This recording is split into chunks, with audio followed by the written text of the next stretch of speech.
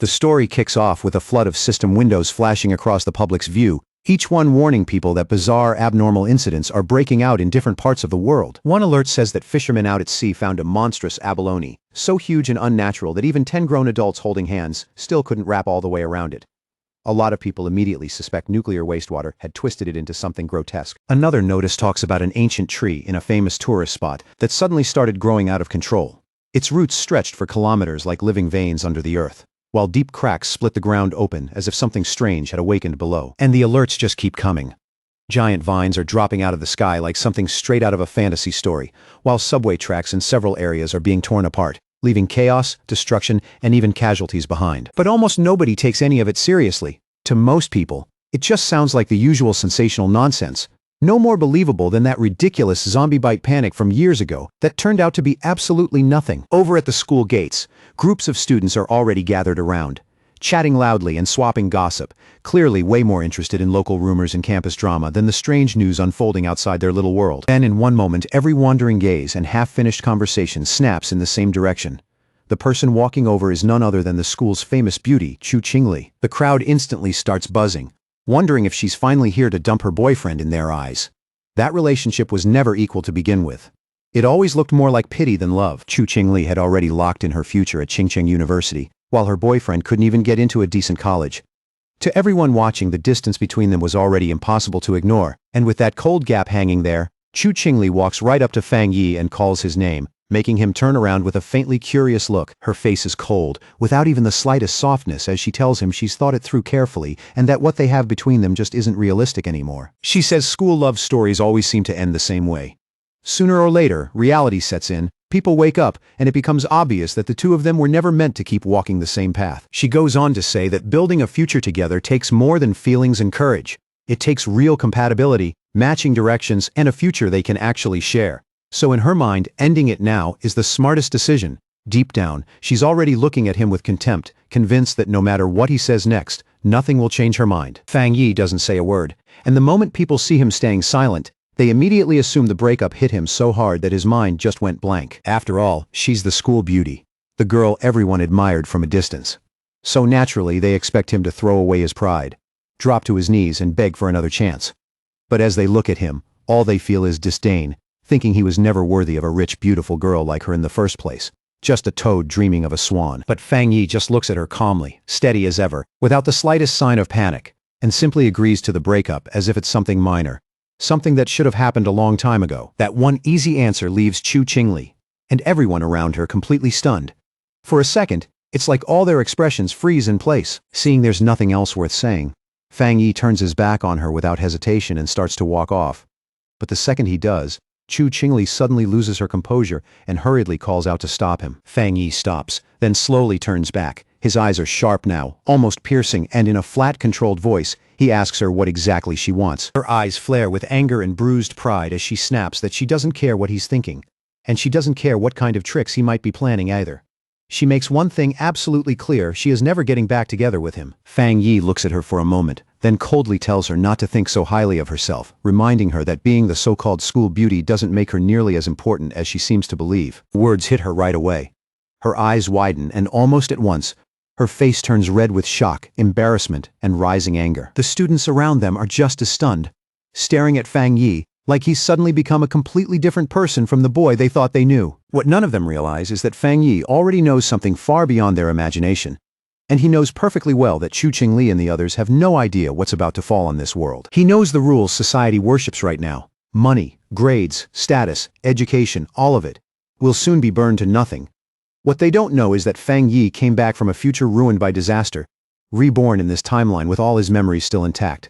And because of that, the Chu Qingli standing in front of him is no longer someone close to his heart, just a stranger from another life. Without looking back again, Fang Yi leaves the school behind and walks away. He has much bigger things to deal with now. School beauties, gossip, pride, reputation. None of that means anything to him anymore, because the entire order of the world is about to be ripped apart and rebuilt from the ground up. The real danger isn't some campus breakup at all. It's the terrifying crisis already hanging over all of humanity on Blue Star. And in truth, it all started the night before. when Fang Yi suddenly woke from sleep, and strange cracks appeared before his eyes, showing him flashes of the future that felt unreal, yet horrifyingly vivid at the same time. And then the system informed him that aura recovery had been detected. Full activation would arrive in exactly 364 days, 11 hours, and 59 minutes. And once that countdown reached 0, the world would transform into something humanity had never seen before. At that moment, Fang Yi is still half dazed, struggling to figure out whether what he's seeing is real, a dream, or something even stranger. Then several figures appear before him, and the system calmly tells him that from this point on, the rules of human society are destined to be rewritten. The age of cultivators is about to descend on the world, and from that day forward, strength, pure, undeniable power will become the standard everything is judged by. Wary but curious, Fang Yi slowly raises his hand and asks who or what is speaking to him out of the darkness. The very next second, a strange eerie light starts gathering in front of him, glowing with an otherworldly shine that suddenly makes the whole room feel cold and unreal. A system window appears and explains that it comes from the outer universe, built from top-tier algorithms fused with cosmic mysteries. Its purpose is to automatically generate cultivation techniques based on any spiritual material the host touches. And almost mockingly, the screen also shows that his current number of techniques is 0. Fang Yi carefully reaches out, and his eyes widen when his fingers pass straight through the system window like it's made of nothing but light. Then, without any warning at all, a terrifying monster bursts into view and lets out a deafening roar. Its presence so violent it seems to shake the air around him. Fang Yi freezes on the spot. His whole body stiffens. Fear flashes into his eyes, and a cold chill runs through him. Inside the monster's gaping jaws hangs a corpse, and the system coldly tells him that this is the fate waiting for him as an ordinary person, the same doomed end that will swallow billions across Blue Star. Fang Yi swallows hard, his throat completely dry, and no matter how he tries to steady himself, he can't push down the fear rising inside him. He presses a hand against his chest, like he's trying to calm his pounding heart, while worry and dread settle heavily in his eyes. As the shock lingers, Fang Yi falls into deep thought, and memories from his previous life begin surfacing one after another with painful clarity. In that past life, he was never anyone special. Just an ordinary man swept along by the chaos, struggling day after day to stay alive while clinging to the faint hope that he might somehow survive what was coming. But he saw his nation collapse with his own eyes. He saw people suffer through misery, and in the end, even he couldn't escape the jaws and claws of the mutated beasts. He remembers dying in absolute despair, his heart filled with rage, helplessness, and a hatred so deep that even in his final moments it still burned like a curse. A sharp light slowly returns to his eyes, now filled with resolve, as he realizes that maybe this is exactly why the system chose him and sent him back 1 full year before aura recovery begins. He slowly lifts his hand again, fully aware that at this moment, most of the world is still living in complete ignorance, with no clue that a massive and terrifying change is already closing in. Fang Yi reaches out to the fragments of the system and makes up his mind.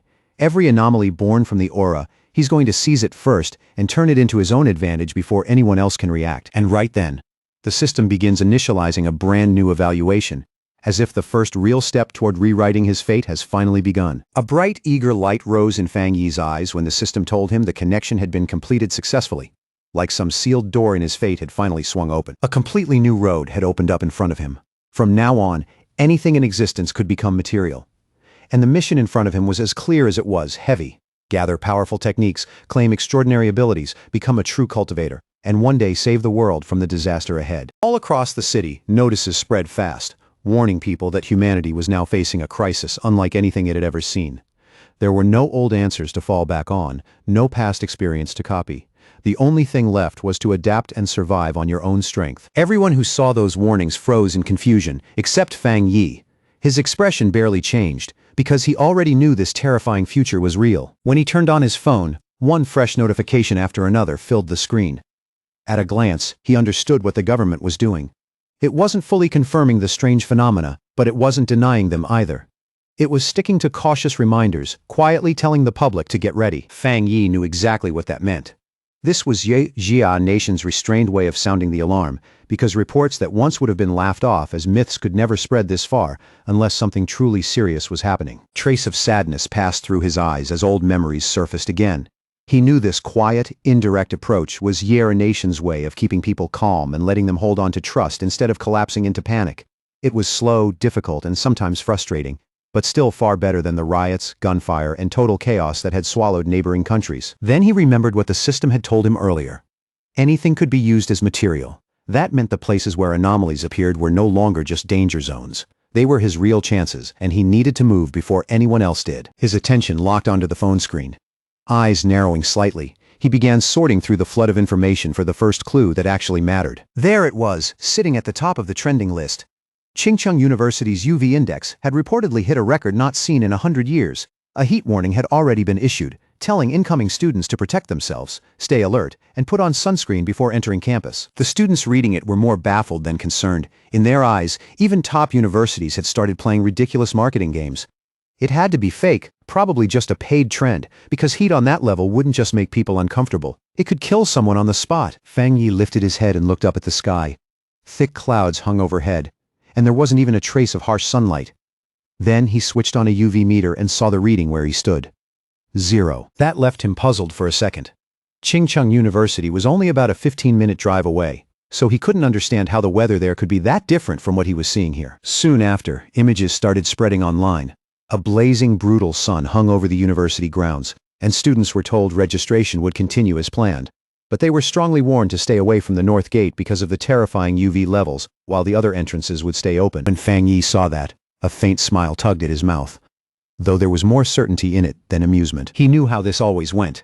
When anomalies first appeared, most people brushed them off as publicity stunts, cheap marketing, or fake news. Only he understood what was really hiding underneath. And as that realization settled in, a glint of excitement rose in his eyes. His first real chance had finally arrived. Fang Yi quickly changed clothes and headed straight for Chingcheng University. Along the way, almost everyone had an umbrella up against the oppressive heat, and the temperature was so unnatural that even the leaves on the roadside trees had already shriveled and dropped. Once he arrived at Chingcheng University, he headed directly for the north gate. The one entrance people had avoided so desperately that it had become the emptiest place on campus. He already knew something was badly wrong there, and the uneasy feeling hanging around the gate only made that certainty stronger. Then glittering ash began drifting down from the sky, each fragment glowing strangely as it fell. The nearby students screamed and ran, terrified they'd be burned alive. But Fang Yi kept staring at those falling sparks without looking away. Instead of backing off, he calmly sat down right there and decided to touch one of them, like he was reaching out to the very start of a new fate. The instant his fingertip touched it, a fierce burst of light exploded from the ash, and the system immediately reported that it had detected an intense yang attribute of fluctuation and successfully unlocked its data template. That scorching energy rushed straight into Fang Yi's body, and the pain that followed was so violent, it felt like his flesh, bones, and blood were all being ripped apart from the inside. Then blazing light started pouring out of Fang Yi's body, wrapping him in a fierce golden glow that made him look less like a student and more like someone being reforged inside a furnace. The people nearby cried out and covered their eyes, afraid the light would blind them. No one understood what they were looking at, and for a moment some of them even wondered if the heat and panic had pushed them into seeing things. The yang energy kept burning through Fang Yi's clothes, and the pain was so intense that he clenched his teeth until his jaw started trembling. He grabbed the top of his head and nearly lost control, his whole body shaking as he had no idea whether the system had finished compiling or not. In that unbearable stretch of time, it truly felt like death was only a breath away. Then at last, the compilation finished, and Fang Yi successfully obtained a yang-attributed cultivation method, the golden sun breathing technique. Not long after that, Chingcheng University's official registration day arrived, and the campus was packed once again with noise, movement, and fresh new faces. Fang Yi's ex-girlfriend showed up at the registration area looking as striking as ever, and almost immediately a young man stepped forward with a flattering smile, offering to carry her suitcase. Before long, several more boys came over one after another, each trying to grab a chance to get close to her.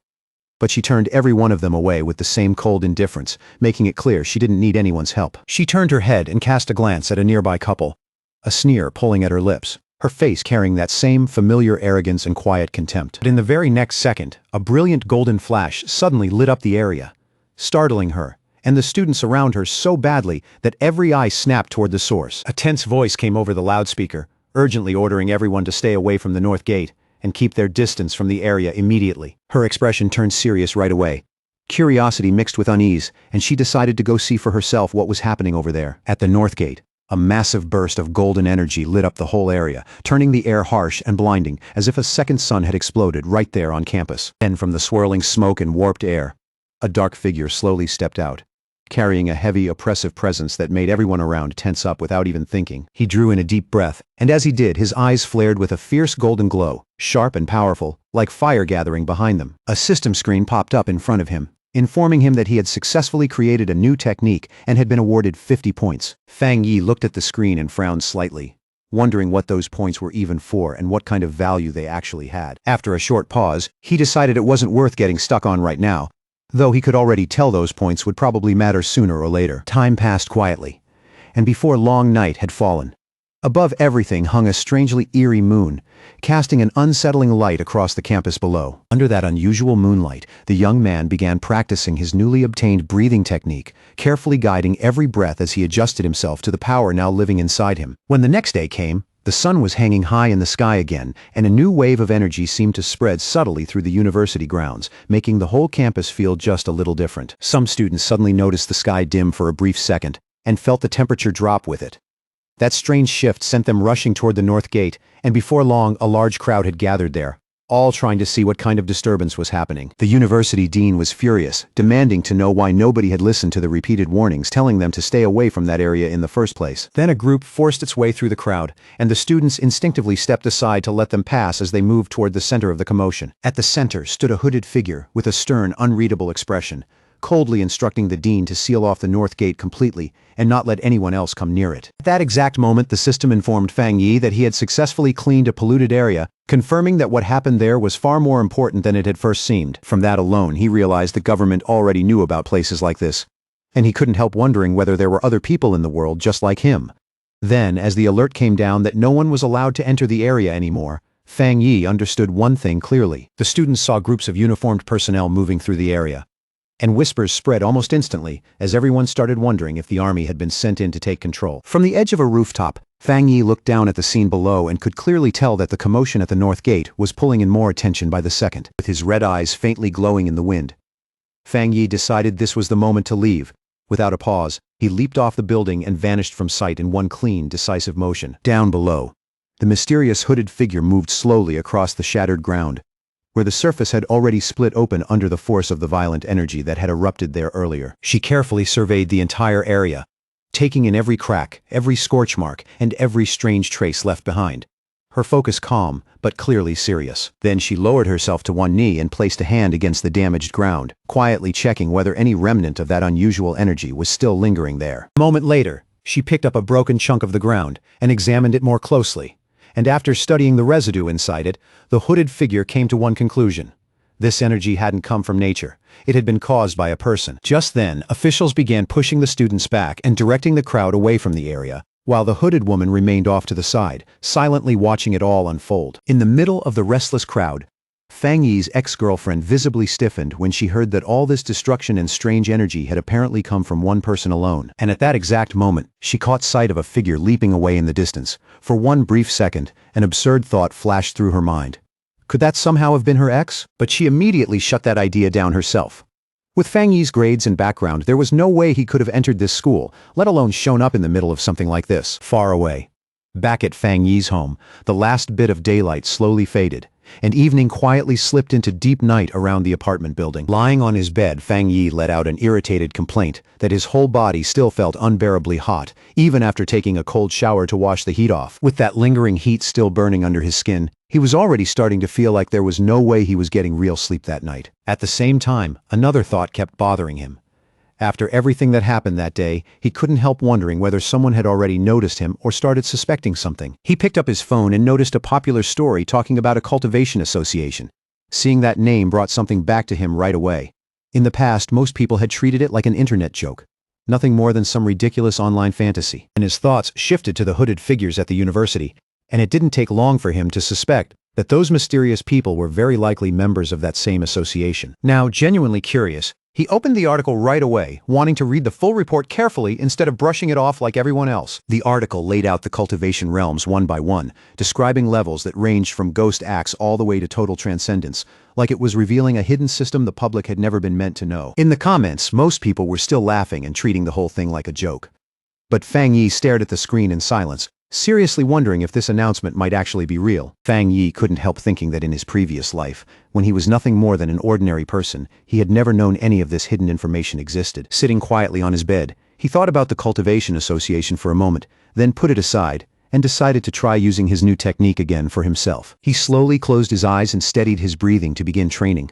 Almost right away, Sweat started forming on his skin as powerful golden energy began circulating around him in waves. Before long, Fang Yi's body began to lift slightly into the air inside his room, suspended within a brilliant golden glow that lit up the space around him. A warm yet intense light fell across him as the principle of the first stage became clear.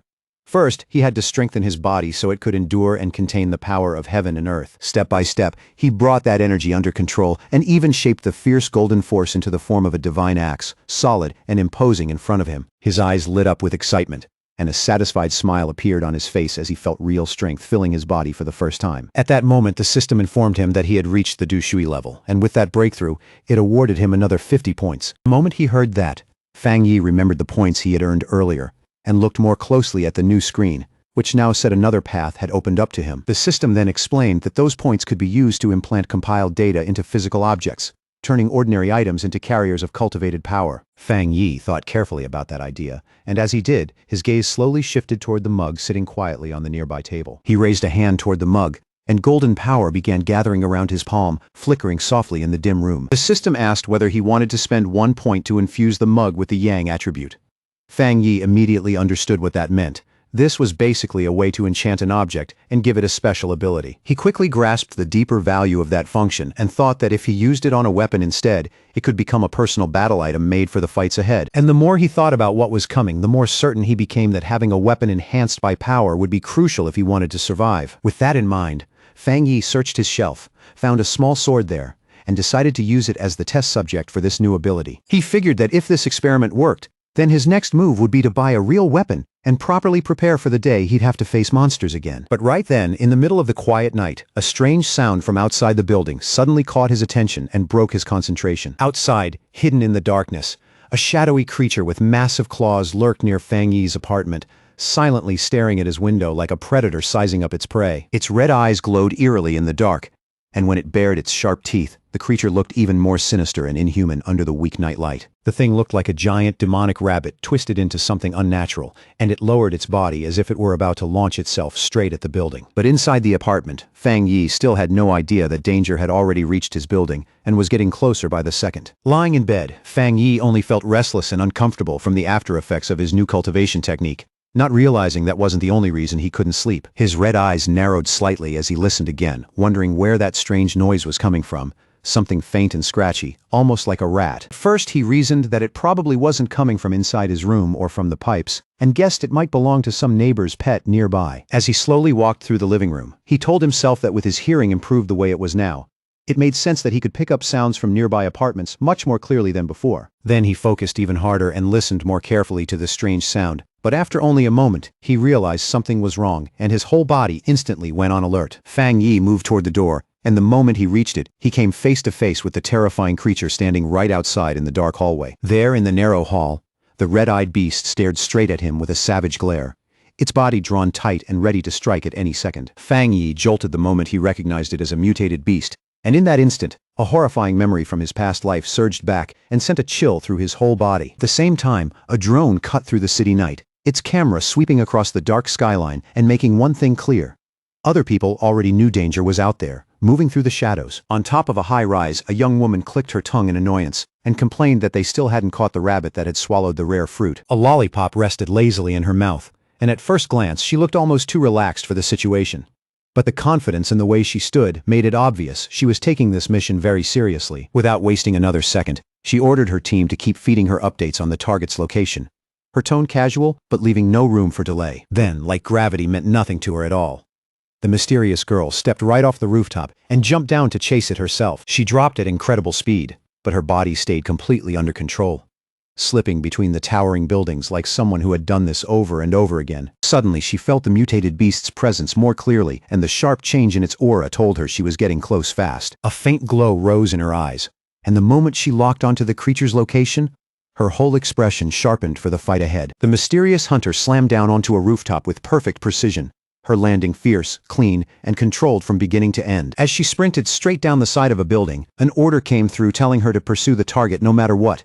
And after hearing that, she only moved faster. With another flawless landing, the young woman pushed forward without the slightest pause. Leaping from rooftop to rooftop, she warned that the creature had eaten a special fruit and could evolve at any moment. At that same instant, a man still working late caught something streak past his window and froze on the spot. He rubbed his eyes and wondered if exhaustion was making him see things. But before he could think any further, his boss yelled at him for standing around doing nothing. Meanwhile, high above the city, the hunter stood like a shadow carved into the moonlight, poised near the 65th floor with a stillness that almost didn't look human. Back inside the apartment building, Fang Yi came face to face with the strange creature as it let out a harsh, vicious scream right in front of him. Golden light burned in Fang Yi's eyes, and he could feel it clearly now. His body wasn't the same as before, and that change gave him the confidence to face this monster head-on. The creature slashed at him with savage claws, but Fang Yi twisted aside with astonishing speed and dodged the attack cleanly. And in that instant, Fang Yi realized just how much his body had changed, because the beast's once deadly strikes now seemed to crawl through the air in slow motion. Golden sun energy gathered in his hand as he stared at the beast, wondering why a mutated creature had appeared this early, far sooner than it should have. Even so, memories from his previous life surged up inside him, and Fang Yi steadied himself instead of backing down. He knew this creature hadn't fully evolved yet, but he also knew the night made it more violent, more unstable, and far more dangerous than it would be during the day. So Fang Yi moved first without hesitation, because he knew that if he failed to stop it here, everyone in this building would die. In the middle of the clash, Fang Yi managed to catch the creature with a hand wrapped in concentrated energy, stopping its movement by force. Then, with shocking ferocity and zero hesitation, Fang Yi bit into the creature and fought it at point-blank range with raw desperation. He locked the monster down in a tight hold, and the golden light in his eyes turned cold and sharp, filled with total focus and killing intent. As he swung the creature through the air, Fang Yi noticed something important and realized the beast's tail seemed to be its weak point. The second he saw the opening, he grabbed the creature's tail with everything he had and refused to let go no matter how violently it thrashed. Then Fang Yi hurled the monster straight into the window, and the glass exploded on impact, sending shards everywhere. Golden light flared around his fist as Fang Yi pulled back and prepared to throw one heavy, decisive strike. In the next moment, he unleashed a beam of energy that ripped through the air and hit the creature head-on while it was still suspended there. The monster was swallowed instantly by the brilliant golden beam, its whole body vanishing inside that fierce light. But the creature suddenly lashed out with its claws and grabbed at the golden energy itself, trying to seize it and devour it. Fang Yi realized at once that the beast was trying to steal his yang power, and he pushed back with everything he had. At that moment, Fang Yi understood that the power of the sun was far too violent for this thing to endure, and that the rabbit was basically destroying itself by trying to absorb it. Not long after, a golden explosion burst across the monster's body, completely engulfing it when it failed to withstand that overwhelming force. In the neighboring building, a couple jolted awake from the noise, and the man frowned sleepily as he asked if that sound had just been thunder. He got out of bed and walked over to the window to check for himself. But when he looked outside, the night seemed completely normal. Back at the scene, Fang Yi dropped to the floor, breathing hard as the last traces of golden energy flickered and drifted around him. Staring at what was left, he thought the creature had acted like a starving ghost, crazily trying to swallow his power no matter the price. After the fight was over, one of the monster's eyes rolled across the floor and came to a stop, releasing a strange strand of black smoke into the air. Fang Yi fixed a serious, unblinking gaze on the remains of the creature he had just killed, staying on guard even now. Without any hesitation, he brought his foot down hard on the eye and crushed it completely, destroying the final remnant of the beast. That was when he understood it. This creature of the night had been frantically drawn to his opposite Yang-type power, almost as if instinct itself had driven it insane. Fang Yi knew very well that if he were still an ordinary person, this monster would have torn through the building and devoured everyone inside without much effort. And with that in mind, he became even more certain that he had to master more techniques as fast as possible if he wanted to survive the much greater dangers still waiting ahead. Meanwhile, under the pale moonlight, the mysterious girl kept leaping through the air like a true hunter tracking prey through the night, moving at incredible speed. She ran straight down the side of another building as if vertical walls meant nothing to her. But the instant she arrived at the scene, the hunter's eyes widened in open shock at what she found. Standing there silently in the middle of the night, she stared at the aftermath and wondered if someone else had really killed her target before she got there. Kneeling beside the remains, she quickly confirmed that the target had indeed been destroyed, then quietly said she would try to recover the night attribute from what was left. But the moment her hand touched the remains, she stiffened. A trace of golden energy was still lingering inside them. In the very next second, a fierce wave of heat and burning force slammed into her senses so sharply that she recoiled at once and pulled her hand back. The young woman instantly remembered the lingering energy she had sensed earlier at the university gate, and in that moment, she knew for certain this wasn't some random overlap. It was definitely no coincidence. Once that connection clicked into place, her expression turned serious. With a steady look in her eyes, she raised her communicator and switched it on without hesitation. She reported back to base that the target had already been taken out by a powerful new forerunner, someone with a rare and clearly unusual ability that couldn't be ignored. A voice came through the communicator at once, asking if this same unknown person was also the one who had cleansed the university gate and killed the mutated rabbit. Then a man's voice confirmed. They had no information on this mysterious individual at all, and because of that, the association needed to recruit him as soon as possible. The silver-haired girl calmly agreed. After that, she carefully gathered the small flame-like trace of energy and sealed it inside a container attached to her clothes. Her superior then gave her a new order, clear and direct. For now, she was to set aside all her other missions and focus entirely on finding this newly emerged forerunner. Hearing that, the mysterious hunter stayed perfectly calm and casually unwrapped the lollipop in her hand. Like this sudden change in orders barely affected her at all. She popped the candy into her mouth and replied in an easy, unhurried voice that she understood the assignment perfectly. But before she properly set out on the mission, the girl added that she needed to grab some milk tea first and relax a little before getting to work. On the other end of the communicator, a voice wondered out loud who this mysterious person could be. Someone capable of wielding such overwhelming and unusual power. The young woman agreed that the president had been right, and said she now wanted to see this powerful expert with her own eyes too. Fang Yi's new day began with the first light of sunrise. He slowly stretched his body, the morning air cool around him, already ready in his heart for another round of training. He knew waking up early was good for cultivation, so he didn't waste any time. He steadied himself and prepared to begin again. Fang Yi started using his breathing method, drawing in the golden energy carried by the morning sun, and as that warm power entered his body, his eyes gradually began glowing with a rich golden light. As the technique kept circulating, he stepped into the Ghost Axe realm and clearly felt the force of that cultivation method taking shape inside him. Then a sudden surge of energy burst through his body without warning, catching even him off guard and making him pause for a second. He quickly realized what was happening. His strength was rising again. Power flooded through every part of his body, and he immediately focused to steady it and bring it under control. Fang Yi slowly tightened his hand into a fist, clearly feeling that condensed energy gathering and stabilizing in his palm. When he summoned his key axe again, he noticed right away that it felt much lighter in his hand than before. He gripped the handle firmly, his posture drawing tight as he prepared to test what this new strength could really do. The young warrior lifted the golden axe high over his head, gathering force through his whole body as he prepared to bring it down in one heavy strike. And in that moment, he broke through into the two-star Ghost Axe realm, and the power bursting out of him was far stronger than before. His eyes looked like they were burning with golden fire now, a fierce sign of the new level he had just reached. After that breakthrough, Fang Yi could clearly feel the change in his body.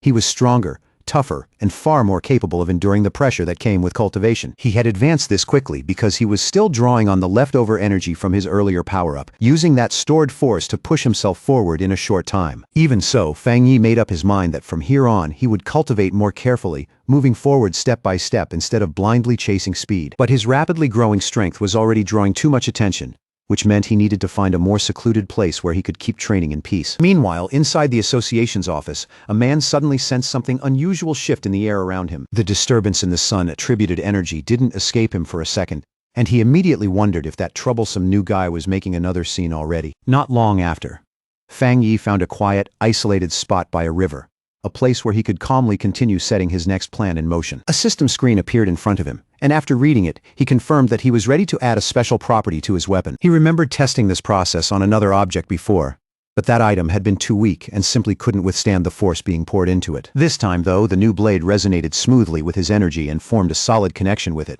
Soon after, a system message confirmed that the item encoding had succeeded. Excited by the success of his newly empowered weapon, Fang Yi immediately got into position to test just how terrifying its power really was. The result stunned even him. The sword released an astonishing amount of force, and a massive golden beam burst from the blade and shot straight into the sky. After the strike, the young warrior landed with his sword still wrapped in blazing energy, his whole body humming as that powerful force continued moving through him. That one swing had nearly started a fire, and seeing the aftermath made Fang Yi realize just how dangerous and destructive his strength had already become. The smoke from the attack was huge and impossible to miss, so he immediately knew someone might have seen it. He needed to leave, fast. Elsewhere, a girl was already racing at high speed toward the thick smoke he had left behind, rapidly closing the distance. As she ran, she complained in frustration that she had only stepped away for a moment, yet somehow still managed to miss everything important. Then all at once the young woman stopped in her tracks, her expression changing the moment she saw what was ahead. The river itself was boiling, hovering over the damaged area, The agent stared in disbelief and wondered what exactly that new guy had done to this place. She could already picture herself getting scolded later, because ever since this mysterious person showed up, nearly everything around her had started going wrong. Just then, a flash of golden light in the distance caught her eye, and her gaze sharpened immediately with fresh curiosity. What she sensed next genuinely shocked her. It shouldn't have been possible. His power had jumped from 1 star to 2 stars that quickly. And on top of that, he had even created a spirit weapon. The association only had 2 weapons like that in total. And even now, the method for creating them still wasn't fully understood or mastered. That made the girl deeply suspicious. And she couldn't stop wondering how someone working completely on his own could have gained this kind of power. Still, after thinking it through, she told herself she might be mistaken and decided to clean up the mess he had left behind first. Far away from all of that, Fang Yi thought about how his weapon now successfully carried the Yang attribute, but even with that achievement, one thought still stayed with him. Since the system could encode nearly anything, he decided not to stop there. He pushed the blade even further and started adding more traits into it. Then his phone suddenly buzzed. A message from a total stranger popped up, and that was when it hit him. He had completely forgotten to stay hidden. Now some unknown person was inviting him into a pioneers group. He was genuinely caught off guard when he learned that official members were supposed to be at least in the Ghost Axe realm. The stranger quickly explained the situation. A brand new pollution zone had just appeared, and they wanted him to join a group hunt there. After asking for the location, Fang Yi received a file in return.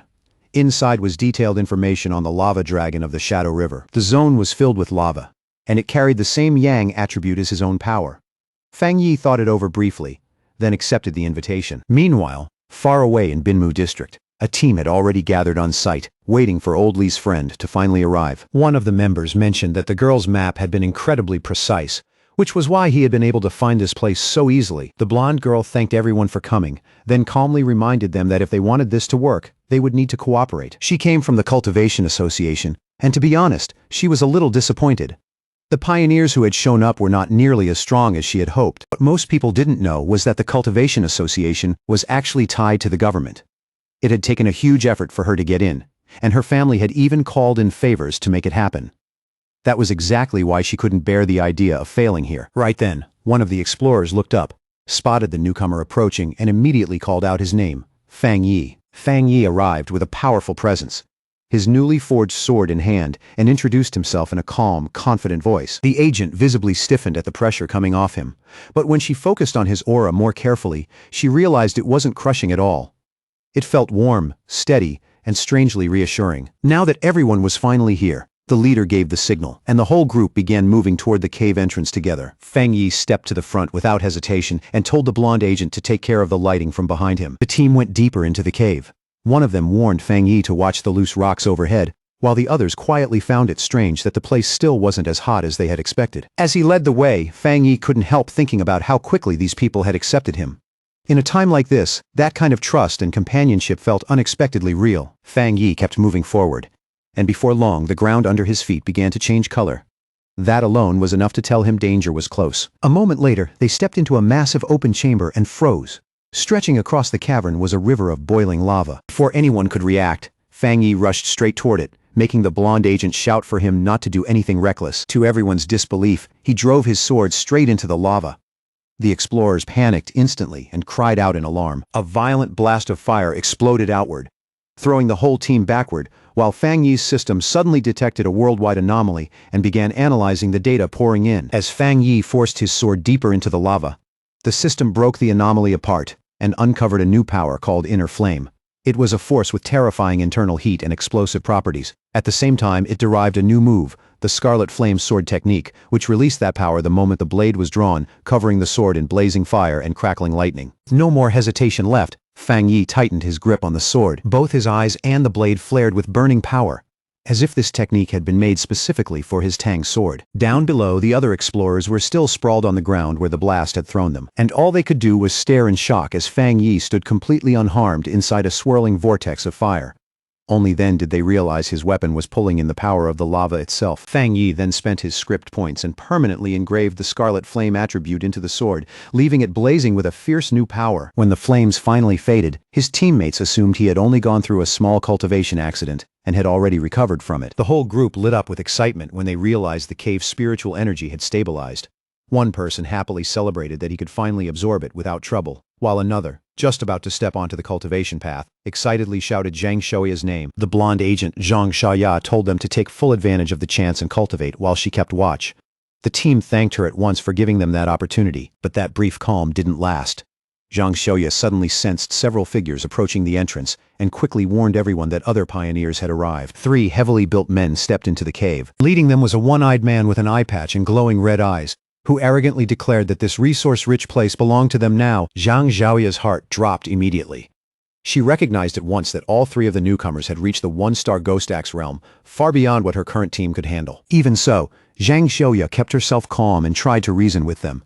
She politely pointed out that her group had arrived first, and even offered to let them join in. Her attempt at diplomacy was met with pure contempt. The eye-patch-wearing leader mocked her weak cultivation and told them to leave if they knew what was good for them. Zhang Xiaoya's expression turned cold. She understood better than anyone the brutal rule of the strong devouring the weak in this new age. But as a member of the Xia Nations Association, she also knew she couldn't just stand there and accept it. Just as the standoff was about to break into violence, Fang Yi stepped forward and placed himself between Zhang Xiaoya and the hostile leader, his sword already burning in his hand. He looked straight at the huge man and coldly asked if he really had nothing better to do than bully a young woman.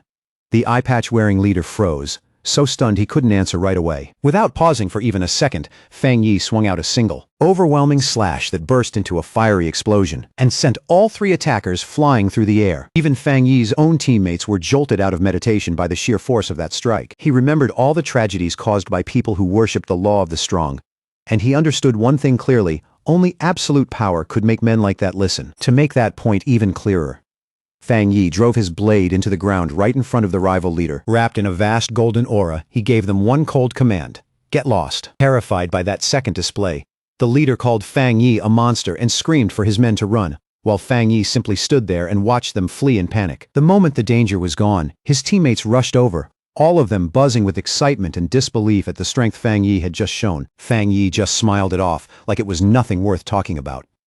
Then he calmly told them they shouldn't stay here any longer and ought to leave before more trouble showed up. As they headed out, Zhang Xiaoya kept replaying everything in her head. The more she thought about the strength Fang Yi had shown, the more certain she became that what they had seen was only a small piece of what he was really capable of. By that point, she was already convinced he was an elite pioneer of the highest value, and that realization hit her hard. This wasn't some ordinary find. She knew she had to report it back to her organization immediately. The scene then cuts away from the mountain and over to the office of the Spiritual Energy Cultivation Association, where the mood is far heavier than the bright daylight outside. There, a woman speaking with Zhang Xiaoya over the phone repeated the news in disbelief. She almost couldn't believe what she was hearing as she asked again if another high-attribute pioneer had really appeared. The office worker immediately got flustered after saying that out loud.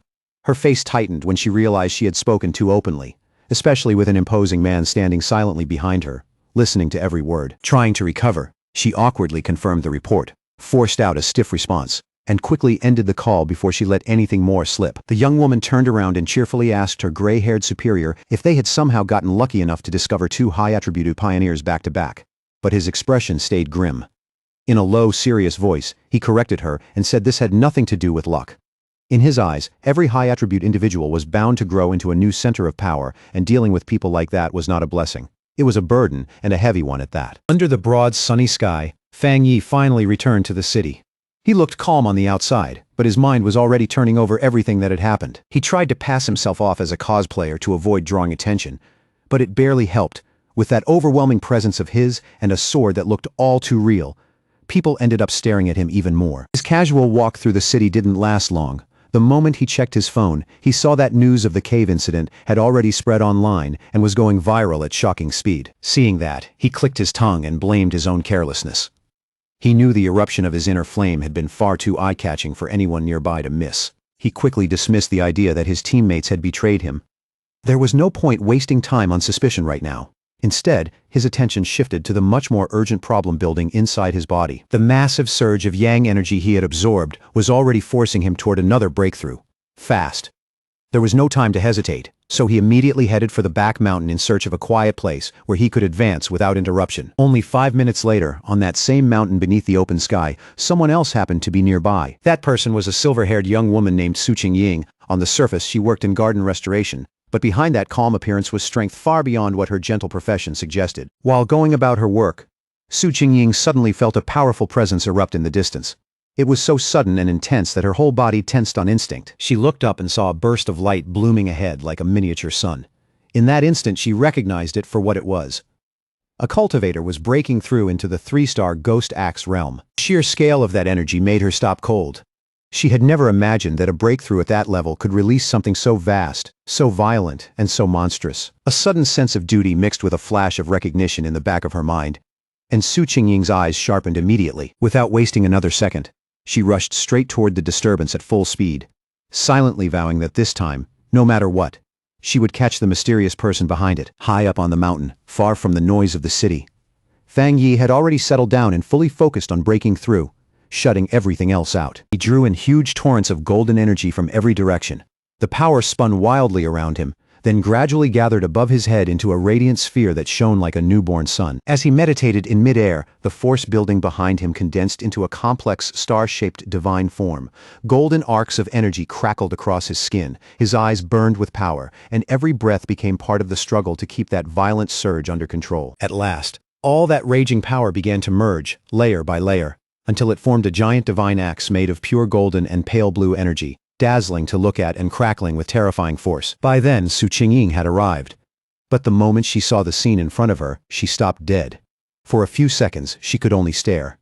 The mysterious figure was already at the final stage, and the divine axe he had formed looked ready to come crashing down at any moment. What shook her most wasn't just the amount of spiritual energy, it was the control. Every movement was steady, precise, almost effortless. She couldn't understand how anyone could command that much power so flawlessly, and one stunned thought rose in her mind. Had this man been secretly cultivating for centuries? The sight struck her so deeply that it pulled up an old, painful memory she had never truly forgotten. Su Qingying suddenly remembered her own attempt to break through into Ghost Axe 2-star. Back then, the pressure from her divine axe had been unbearable. It pushed back against her, shattered her rhythm, and made her cough up blood on the spot. After that, she had spent a full week stuck in bed. She had always been called gifted, stronger than most, and yet she had still failed that badly. So looking at Fang Yi now, she simply couldn't understand how this monster of a man could endure a breakthrough even greater than hers, as if it were nothing. The closer she got, the more unreal the whole scene became. The air on the mountain was packed with spiritual energy, every movement of the axe was controlled with impossible precision, and even the force coming off it felt like it had been refined thousands of times over. There was no impurity, no instability, not a single bit of wasted power. At that point, Su Qingying couldn't even describe him as merely talented or monstrous anymore. In her eyes, he looked more like a god descending from the heavens than a human cultivator. She also noticed how calm he stayed through the entire process. Most pioneers, once they sensed a breakthrough coming, would rush through it in panic or excitement, afraid the chance might slip away. But this man moved with the quiet steadiness of someone who had already weathered countless storms. Every choice carried deep experience, and there was something about him that felt like an ancient master. Her thoughts were cut off in an instant when the giant, blazing divine axe finally began to move. She held her breath and watched as the overwhelming weapon shifted with clear intent, then swung out toward the east. At the very peak of his power, Fang Yi's eyes blazed with pure golden light, while thin cracks of raw energy spread across his face like glowing fractures barely containing what was inside him. He floated at the center of a blinding storm of golden force, his body surrounded by raging brilliance as he successfully brought that enormous mass of energy under control and forced it to evolve. Then a system window appeared before him, crisp and undeniable, confirming the result. He had officially stepped into the Ghost Axe realm, 2-star. Newly formed divine axe then slammed into the earth with unstoppable force, releasing all of its stored power in one massive shockwave that tore violently across the mountain. Su Qingying was hit head-on by that terrifying blast, and had to brace herself with everything she had just to stay on her feet against the sweeping wave of golden energy. The remaining force carved a massive path straight through the forest before gradually fading into silence. And by the time Su Qingying lifted her head again, the mysterious man was already gone without a trace. Breathing hard from the chase and the frustration of it all, Su Qingying could hardly believe she had missed him again, especially when she had reached the area in less than 30 seconds. A troubling thought soon crossed her mind. He must have realized someone was tracking him, and if he stayed this cautious, this elusive, and this hard to pin down, then her mission to recruit him into the association might be doomed from the start. Just as she was about to give up and pull back, she suddenly paused. An idea flashed through her mind. Instead of staring at the torn path left behind by the shockwave, she turned toward a giant old tree nearby, its trunk still faintly glowing with leftover golden light. That tiny detail gave her a new sense of certainty. Looking into the woods that seemed empty, she respectfully called out to him as senior, and asked if he was still somewhere nearby. From the deep shadows of the forest, Fang Yi finally stepped out. His hooded figure carried a quiet, almost chilling confidence. His red eyes were still faintly glowing, and the moment he looked at Su Qingying, he immediately understood that she was the one who had been investigating him these past few days. Now that she had been found out, Su Qingying forced herself to stay composed and introduced herself formally without backing away. She said she was the captain of the Firefly Squad under the Spiritual Practitioners Association of Jaya Nation, and also one of the nation's earliest pioneers. Then, on behalf of the association, she sincerely invited him to join them. She openly admitted that she had been following him for the past 2 days and said she hoped her methods hadn't made him think badly of her intentions. Through all of it, Fang Yi said nothing, and whatever expression lay beneath his hood remained impossible to read. Trying to strengthen her case, Su Qingying added that although the public still knew nothing about it, all of the association's official documents had already been fully prepared. But on the inside, she was extremely tense. Every word had to be chosen carefully, because she had no idea whether she was already offending him or testing the patience of someone far stronger than herself. She knew her tone had to stay soft, respectful, and controlled. But before she could continue with the speech she had prepared, Fang Yi cut straight through it with one simple question. "Why should I join?" The blunt question completely threw Su Qingying off. She froze for a moment, then started to stammer as panic rushed into her head. In that instant, she realized that polite slogans and empty promises would mean absolutely nothing to someone as sharp as him. So she chose the only thing she felt she could still offer him, the truth. Steadying herself, she explained the association's purpose as plainly as possible. Jia Nation wanted to gather the early pioneers, unite them, guide them onto a more organized path, and offer them stronger protection as the world continued to change. She admitted that everything was still chaotic and uncertain, and that to someone like him, an organized group could easily sound like a cage meant to restrain a free spirit. Even so, she asked him to look beyond that. A great return of spiritual energy was coming, and when it fully arrived, they would all need to stand together against the unknown enemies waiting in the future. After quietly listening to her sincere and passionate explanation, Fang Yi simply leaned back against a nearby tree. He looked tired, relaxed, and not especially moved. Then he gave her a plain answer. He was not willing to join. At least for now, he said, he still couldn't fully trust either her or the association behind her. Su Qingying was completely stunned by how directly he refused her. Her eyes widened as if she hadn't even seriously prepared herself for the chance that he would reject her that cleanly. Faced with that refusal, Su Qingying immediately grew anxious. In a hurry, she reached into her jacket and pulled out her identification card, as if that one item might still be enough to turn things around. Holding the card up where he could clearly see it, she quickly introduced herself again as Su Qingying and added that before the return of spiritual energy, she had once been a well-known athlete. There was an unmistakable plea in her voice as she asked him to believe her, hoping her former public identity might give him at least one reason to trust that she was sincere. Fang Yi paused at that, and his expression shifted ever so slightly as he thought over her words. Then he touched his chin and said that he now vaguely remembered who she was. A memory surfaced in Fang Yi's mind with surprising clarity, a framed photo of Su Qingying standing on a podium after taking second place in Jaya Nation's long-distance championship. In that moment, he understood that her natural athletic talent was exactly what had made her such a fast, sharp, and capable pioneer. But that brief softness in his expression faded almost immediately.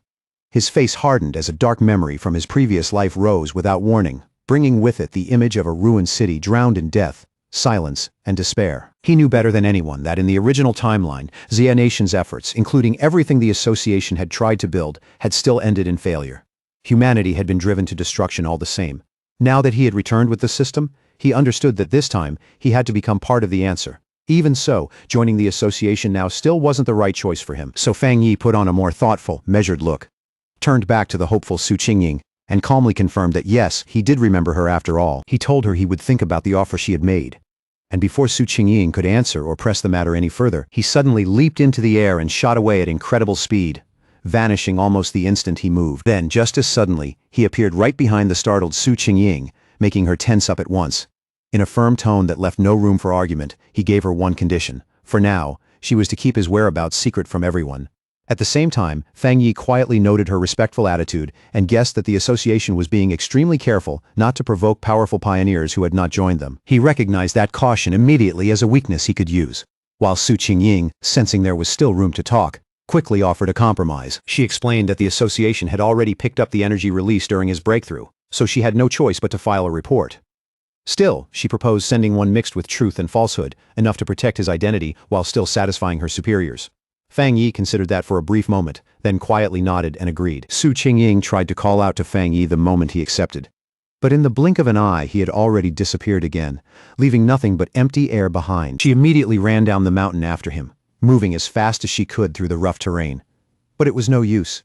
There wasn't a trace of him anywhere. Tired, annoyed, and out of options, Su Qingying walked alone along a damp forest path, muttering under her breath in growing frustration about how many times she had already failed to catch him and how he was obviously avoiding her now. Letting out a weary sigh, she grumbled about the exhausting job of cleaning up and erasing the powerful energy traces he left behind after every incident. Her irritated thoughts were suddenly cut off by a voice in her earpiece, telling her to stop dwelling on that impossible-to-track pioneer and refocus on the mission already in front of her. Then the voice informed her in a serious tone that the strange creatures had appeared again.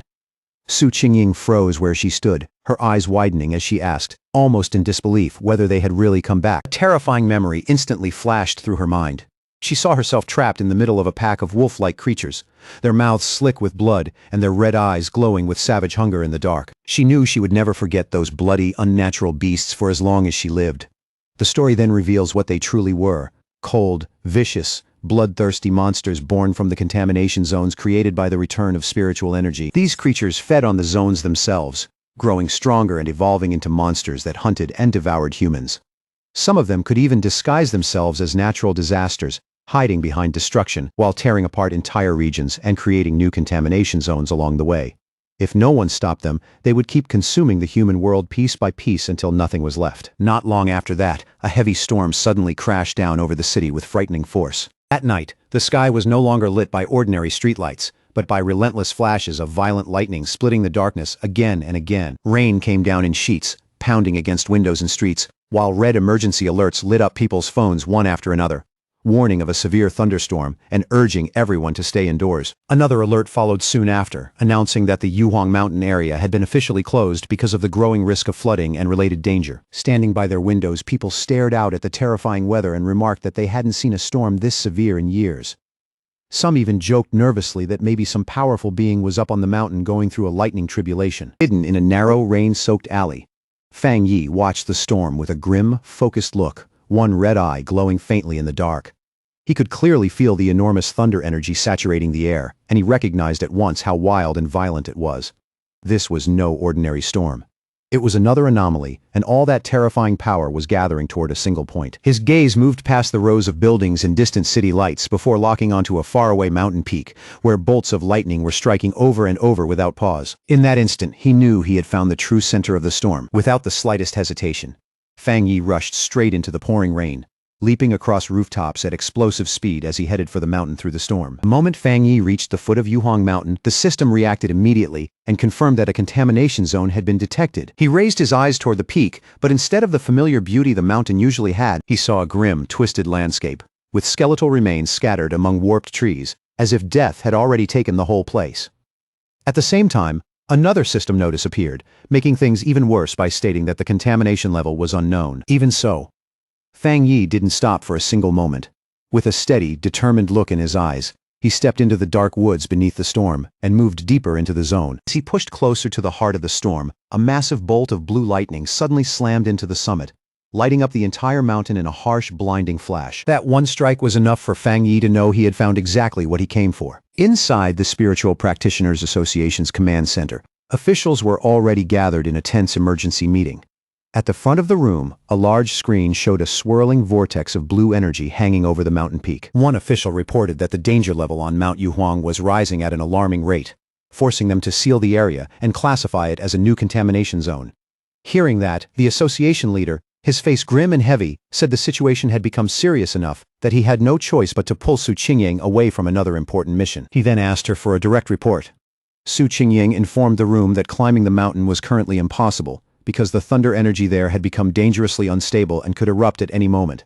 For that reason, the area had already been officially designated as an A-level contamination zone. She followed with even worse news based on the speed at which the energy was growing. The mountain would soon escalate into an S-level threat, forcing them to activate their highest emergency response plan. But even as she said that, she pointed out there was an even bigger problem underneath it all. According to the association's current data, none of the explorers they had available could safely approach the area. Su Qingying admitted it openly, not even she could handle it. A wave of shock spread through the room as the calculations made one thing painfully clear. Even for highly advanced explorers, this mission would amount to certain death. Faced with that impossible reality, a man in a security uniform immediately ordered the entire foot of Mount Yuhuang to be sealed off, with patrol teams sent out around the clock to stop anyone from attempting to climb it. The association leader gave a firm nod and agreed at once. In a hard voice, he declared that their only option for now was to contain the threat by sealing the mountain completely, and that no one was to go near it until the concentration of thunder energy finally dropped. But while the association judged Mount Yuhuang too dangerous for anyone to enter, Fang Yi was already deep inside the contamination zone, moving straight toward its heart. Massive bolts of blue lightning crashed down all around him, each one violent enough to rip through rock, earth, and trees in an instant. Even with the storm raging wildly around him, Fang Yi stood his ground without flinching, protected by the golden aura created by his breathing technique. Still, he knew that simply surviving inside the storm wasn't enough. If he wanted the purest and most concentrated thunder energy, then he had to climb all the way to the very center of it at the mountain's peak. That decision wasn't reckless. It came from the dark memories he carried from the past. He knew better than anyone that the creatures appearing now were only the beginning, and that far more terrifying monsters would emerge later. He understood with absolute clarity that his current fire-based abilities alone were not enough to face the disasters still waiting ahead. He needed to become stronger through his own body and strength, instead of continuing to rely too heavily on the power of his weapon. Standing in the middle of that violent lightning, Fang Yi realized this was a rare and nearly perfect chance to use the thunder energy itself to temper and strengthen his body. He knew very clearly that if he let this chance slip away and failed to grow stronger now, then the disasters ahead would almost certainly lead him to death. With golden light blazing in his eyes, Fang Yi drew his flaming sword, roared in open defiance at the storm above, and drove the blade straight into a massive bolt of blue lightning. The wild thunder energy exploded through his body in an instant, bringing pain so intense it felt like it might tear him apart from the inside, and yet Fang Yi's face never changed. He endured it with grim determination, refusing to bend. His whole body shook violently as the raging electricity ripped through him, every muscle locking up under the brutal force as if his flesh and bones were being pounded apart from the inside. In that moment, Fang Yi realized this thunder power was not some passive force of nature. It felt like divine punishment made real. A violent will that was actively resisting him and trying to crush him where he stood. The storm itself seemed enraged that he had stepped into its territory. Its madness rolled across the sky like something alive, as if it were screaming at him to retreat, give up, and stop this reckless act of defiance. Staring up into the chaos overhead, Fang Yi forced himself to think through the pain. How was he supposed to make a force this wild submit to him? Then an idea flashed through his mind. He steadied his breathing, calmed his heart, and recalled the system's rule. If he wanted to claim a power, he first had to make direct contact with its source. A blazing wave of golden aura burst from his body as he pushed the golden sun breathing technique to its limit. Refusing to let the storm drive him back, Fang Yi roared and surged forward, swinging his flaming sword to carve a burning path through the raging sea of blue lightning. The clash between his radiant golden power and the storm's savage thunder force set off a massive chaotic explosion that shook the whole mountain and sent violent currents tearing through the air. Blood slipped from the corner of Fang Yi's mouth under the crushing strain. But his eyes only burned brighter, filled with a fierce resolve and a stubborn refusal to fall. He knew better than anyone that this was a desperate gamble with no safe ending. If he wanted even a chance to survive what was coming in the future, then he had to push past his limit, stand at death's edge, and risk everything right now. At last, after forcing his way through that merciless torrent of thunder and pain, Fang Yi finally reached the mountain's peak. The moment he stepped into the very heart of the storm, he drove his sword into the ground with brutal force, splitting the rock beneath him. Here, the thunder power was far more terrifying than it had been below, a violent flood of raw energy so dense and oppressive that even breathing felt difficult. Standing there, Fang Yi could clearly feel the storm's full attention settle on him. It was no longer trying to drive him away, now it wanted him dead. As if responding to that challenge, the storm gathered all of its power into one terrifying strike and hurled a massive beam of white-hot lightning straight at him, a final blow so overwhelming it was clearly meant to erase him completely. Just as Fang Yi faced that ultimate strike head-on, the system suddenly activated. It detected an extremely powerful thunder attribute inside the attack and immediately began processing and analyzing it. Far below in the city, people stood by the windows of a tall building and stared at the distant mountain in shock. One man held up his phone to take a picture and muttered that he had never seen lightning that huge in his life. Another looked into the sky and half joked, half believed that maybe some god was undergoing a heavenly trial, even swearing he had seen the outline of a person inside the storm. At the mountain peak, the struggle ended in a blinding explosion of light that lit up the storm itself. Fang Yi had won, a system message appeared to confirm it, announcing that he had obtained refined divine thunder power and could now summon heavenly lightning to temper his body into something godlike. As an extra reward for surviving and succeeding, the system granted him 5 riding points. Now, floating in mid-air, surrounded by crackling blue lightning and the glow of his golden aura, Feng Yi quietly grasped the nature of his new power. Thunder was a top-tier attribute, terrifying in both offense and defense. Unlike his sun power, which leaned more toward protection and endurance, thunder could refine the body itself and turn it into a far more violent, concentrated form of energy. He quickly decided that from this moment on, thunder would become both his spear and his shield. And the more he understood it, the clearer it became that this power was not only about destruction. Hidden inside it was purification, rebirth, and the force of violent renewal. He could feel that new energy moving through him, sinking into his bones, muscles, and veins, strengthening his body piece by piece without bringing the pain he had expected. Then the system presented him with another choice, offering an upgrade called Punish Evil. It promised double critical damage and asked whether he wanted to spend riding points to unlock it now. After descending gently and landing without a sound, Feng Yi lowered his gaze and began thinking carefully about what to do with this newly gained power. His first instinct was to channel the thunder attribute straight into his Tang sword and strengthen the blade even further. But he didn't rush it. He paused and weighed the idea with unusual care. Doing that would definitely make the weapon stronger, but Feng Yi worried it might disrupt the purity of the sun attribute already stored inside it. He also understood that cramming too many different forces into one weapon could make it unstable, or worse, ruin it completely. Then, all at once, a sharper and much bolder idea came to him. Looking down at his own hand, Feng Yi made a different decision. Instead of placing the thunder attribute into the sword, he chose to implant it directly into his right hand. The system immediately responded, asking whether he wished to infuse the selected item with the thunder attribute. A confident, almost amused smirk spread across his face as he gave the command, without the slightest hesitation. In the very next instant, all the wild blue lightning still lingering in the air rushed toward his right hand in a violent stream, as if the entire storm had just been seized and claimed by him alone. By the next day, the immediate danger on the storm-shattered peak of Mount Yuhuang had already passed. Below a cliffside, Su Qingying stood beside an army officer named Han Li, and together they looked down at numerous body bags lined up in grim silence. Su Qingying reported that the contamination zone's energy had dropped in a strangely sudden way, falling from its highest danger level to a mild one in only 3 hours, though traces of electricity still lingered in the air. Han Li listened to her report, and almost immediately formed his conclusion. Someone had definitely been here. In his judgment, it had to be a seeker. Someone who hunted dangerous events like this instead of avoiding them. Su Qingying was visibly taken aback by that idea. She wondered out loud whether another seeker had really been involved, and more importantly, whether anyone could actually survive something like what had happened here. She crouched down and carefully searched the area for any clue that might have been left behind, but she couldn't sense anything useful. In the end, she could only guess that the heavy rain from the night before had washed away whatever traces had once been there. After piecing the timing together, she concluded that the seeker must have safely left the mountain at around 8 o'clock the night before. Han Li agreed with her estimate, noting that the strange event had first begun around 6 p.m. and that the army had sealed the mountain by 7 p.m., which meant the seeker must have climbed it before the lockdown began. He further pointed out that their instruments had predicted the threat would rise to S grade, yet after 8 p.m., the energy had suddenly started collapsing instead. Standing at the point where the lightning had once been strongest, Han Li gave his own theory. He believed the seeker had not only survived the storm, but most likely possessed a thunder-related ability and had turned a deadly disaster into an extraordinary opportunity. From that, he concluded that this mysterious person was the direct cause of the sudden change in the mountain's condition. Then, Han Li voiced his biggest concern. People like this were the most dangerous of all because no one yet knew whose side they would choose. Su Qingying agreed immediately, adding that if someone this powerful ever became a real threat, the disaster they could bring would be almost beyond imagination. That was exactly why they had to find this person as quickly as possible. Miles away from all of that, Feng Yi was sitting comfortably on his couch, completely unaware that a military operation was now starting to focus on him, when he suddenly let out a loud, unexpected sneeze. Back on the mountain, Han Li made his decision without delay. In a firm voice, he gave a direct order to his troops.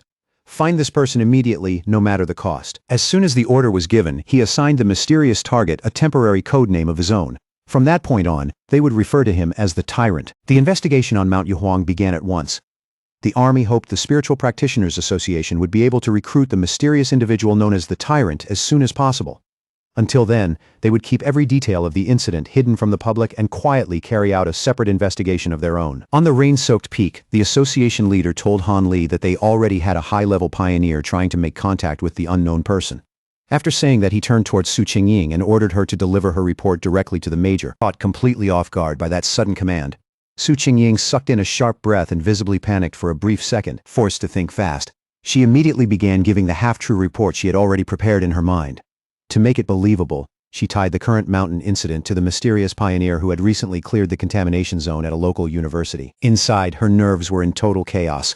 She was terrified that one wrong word might expose her secret arrangement with Fang Yi.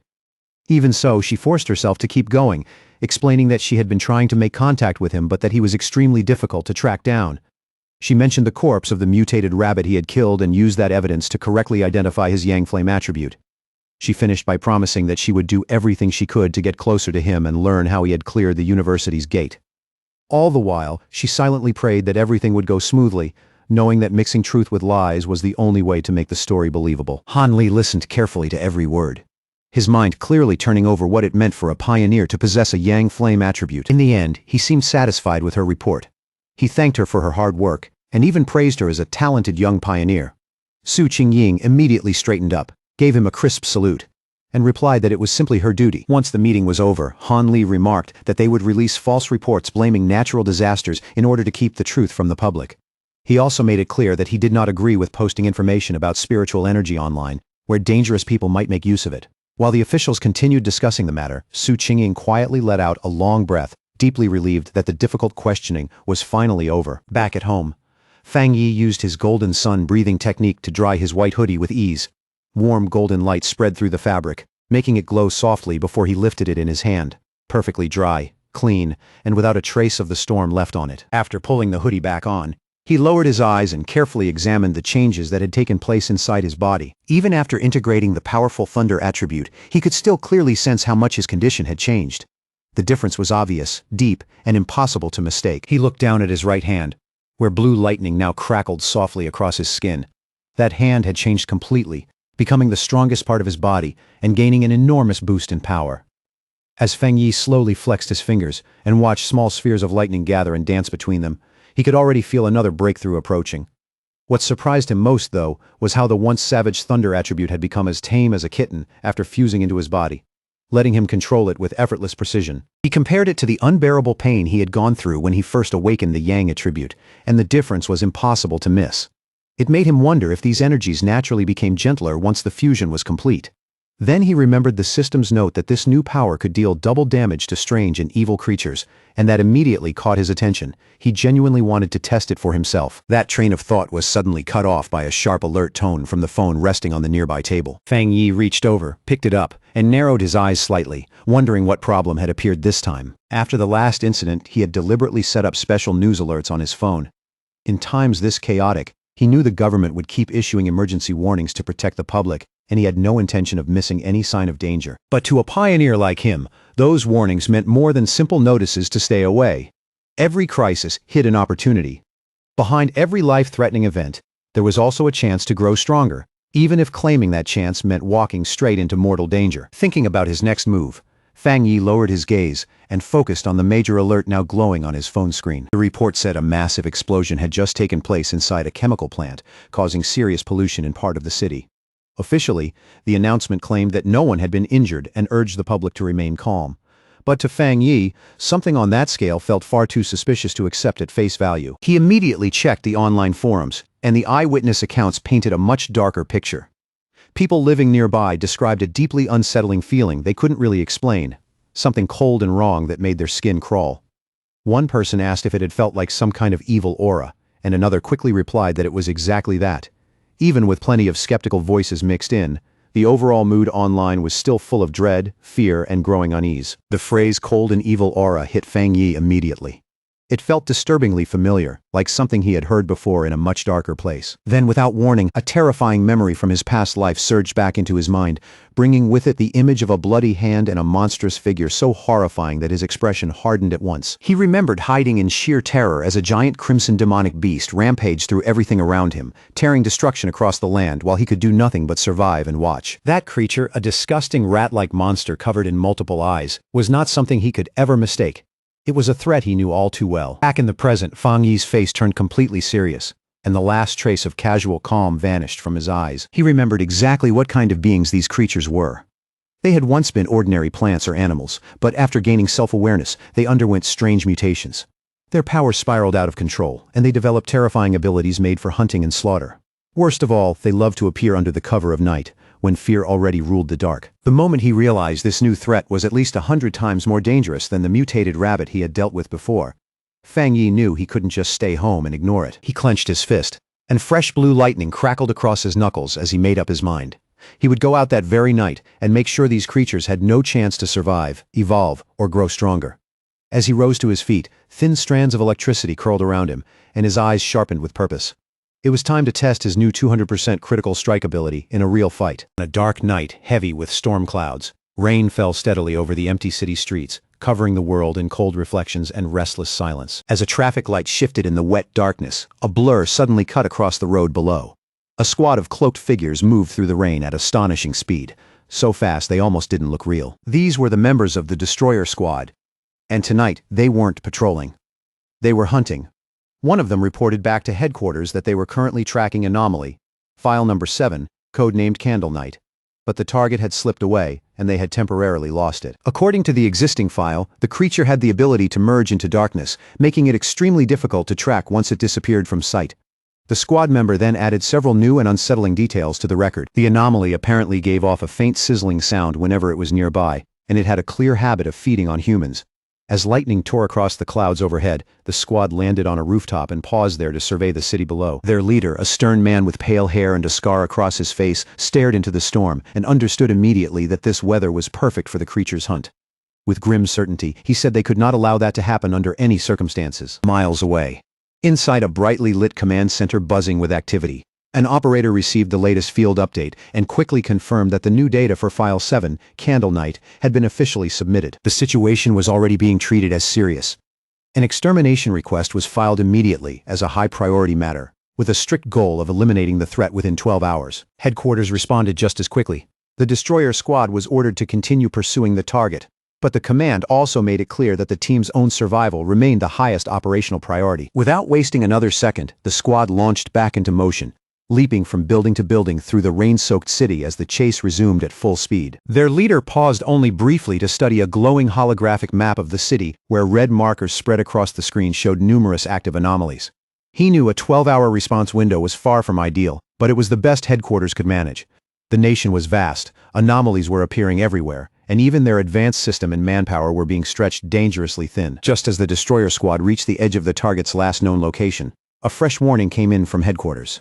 The operator informed them that the zone they were about to enter was currently under observation by agents from the Spiritual Energy Cultivation Association. A photo of Su Chengying appeared on their screen as the operator explained that her team was stationed nearby to monitor pioneer activity in the area and could be contacted for support if needed. The Destroyer Squad leader acknowledged the message right away and asked headquarters to request her assistance, saying he had already heard of Su Chengying's impressive work. Elsewhere, when she received the notice, Su Chengying was caught off guard and mildly surprised to learn that her reputation had spread that far. Out in the rain, the Destroyer Squad stood waiting with grim patience, stormwater dripping from their cloaks as they held position in silence. Not long after, Su Chengying arrived with her own cloaked team and took position on a higher rooftop overlooking them. One hand resting on her hip, she looked down at the squad below with easy confidence and asked if they were the ones dragging her out here for overtime. The Destroyer Squad leader did not like her relaxed tone at all. With a stern look, he told her that the Candle Night anomaly hunted and ate people, and that this was far more serious than some simple overtime complaint. One of Su Chengying's teammates immediately fired back, asking if that was really how someone was supposed to ask for help. Su Chengying turned as if she were about to leave on the spot, lightly saying that the Destroyer Squad seemed so capable they probably didn't need any help after all. She announced that her team, the Ying Squad, would be taking their leave. As they started to move, her teammates muttered among themselves, one whispering nervously about their boss's savage temper, while another defended her, saying their missions were dangerous too, and they were not here to be talked down to. The Destroyer Squad leader panicked almost immediately and hurriedly called for her to wait. Swallowing his pride, he apologized for his harsh tone and sincerely asked for her help. He explained just how dangerous Candle Night really was and admitted that without Su Chengying's well-known tracking ability, his team would be at a serious disadvantage. More than that, he stressed that if they failed here, it would be the people of the city who paid the price, because the monster would keep killing without restraint. Once they finally agreed to cooperate, the two teams stood together on the rain-swept rooftop, silent and ready, their focus locked on the hunt ahead. Su Chengying narrowed her focus, and a glowing blue orb of energy slowly formed above her palm. After a brief pause, she announced that she had found the creature's location. The orb expanded outward in pulsing waves, and its energy spread through the area like a living map until the monster's hiding place was clearly revealed. Hidden in the dark, rain-soaked ruins of a chemical plant, the monstrous rat-like creature known as Candle Knight was crouched over something, feeding in silence. Its file had described its habits clearly. It preferred darkness, damp environments, and human flesh. Seeing it there only made that description feel horrifyingly real. The moment the target was confirmed, Su Qingying's expression sharpened, and she gave the order for the joint operation to begin. The creature's senses were terrifyingly sharp.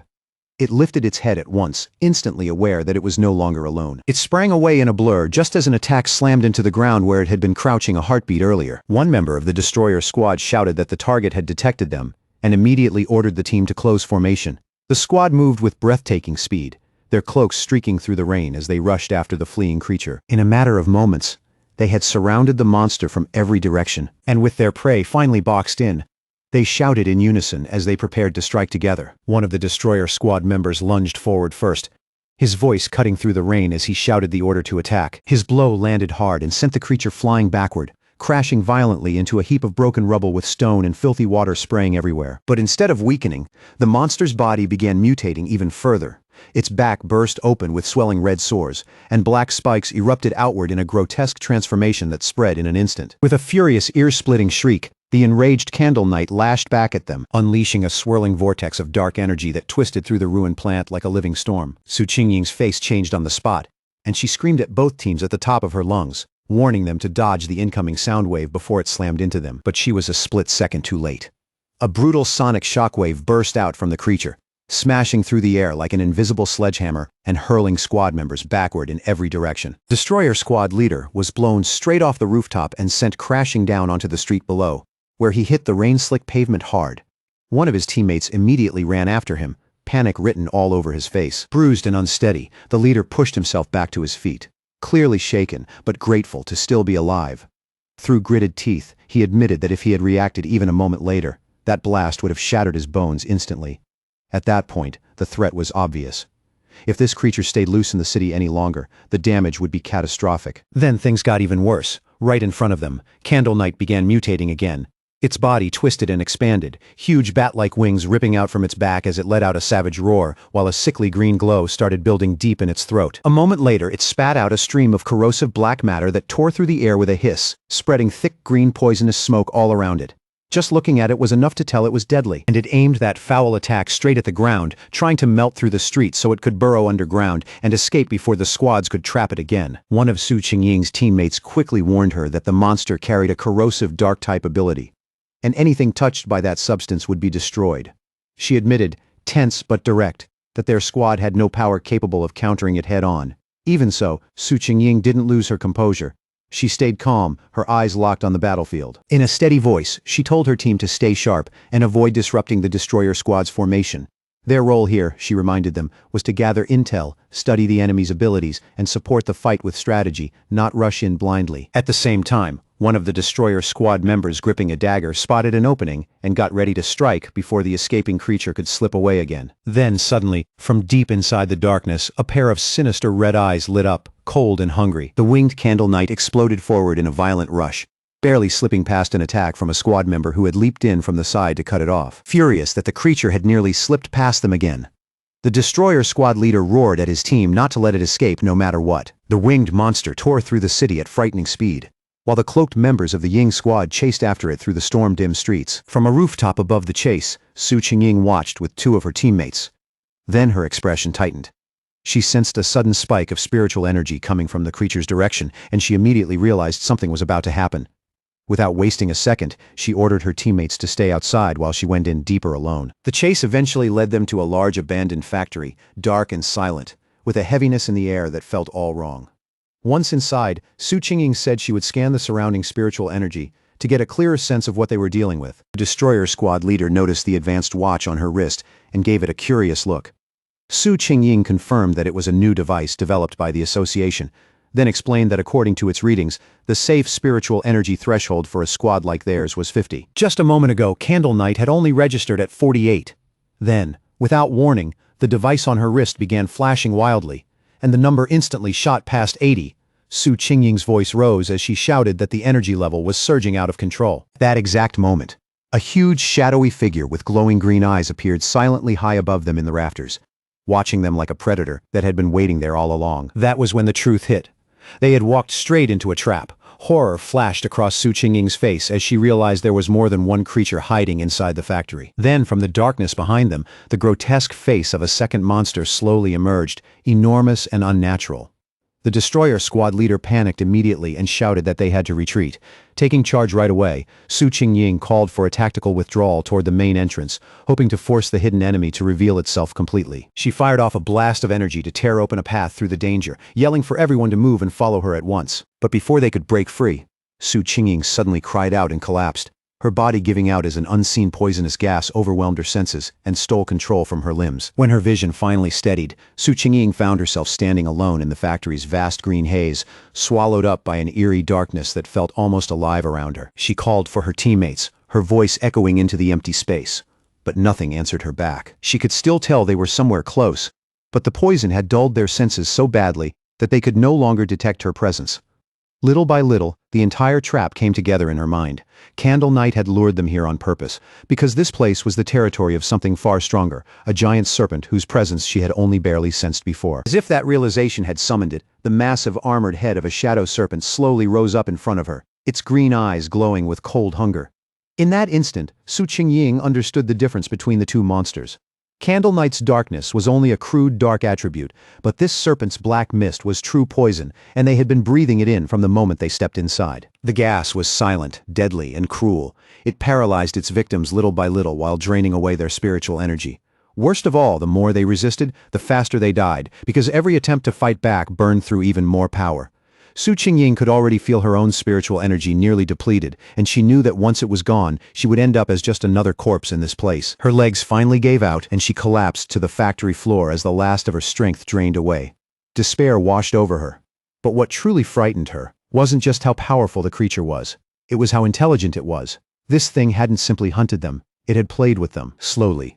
She closed her eyes and asked herself whether this was really the end.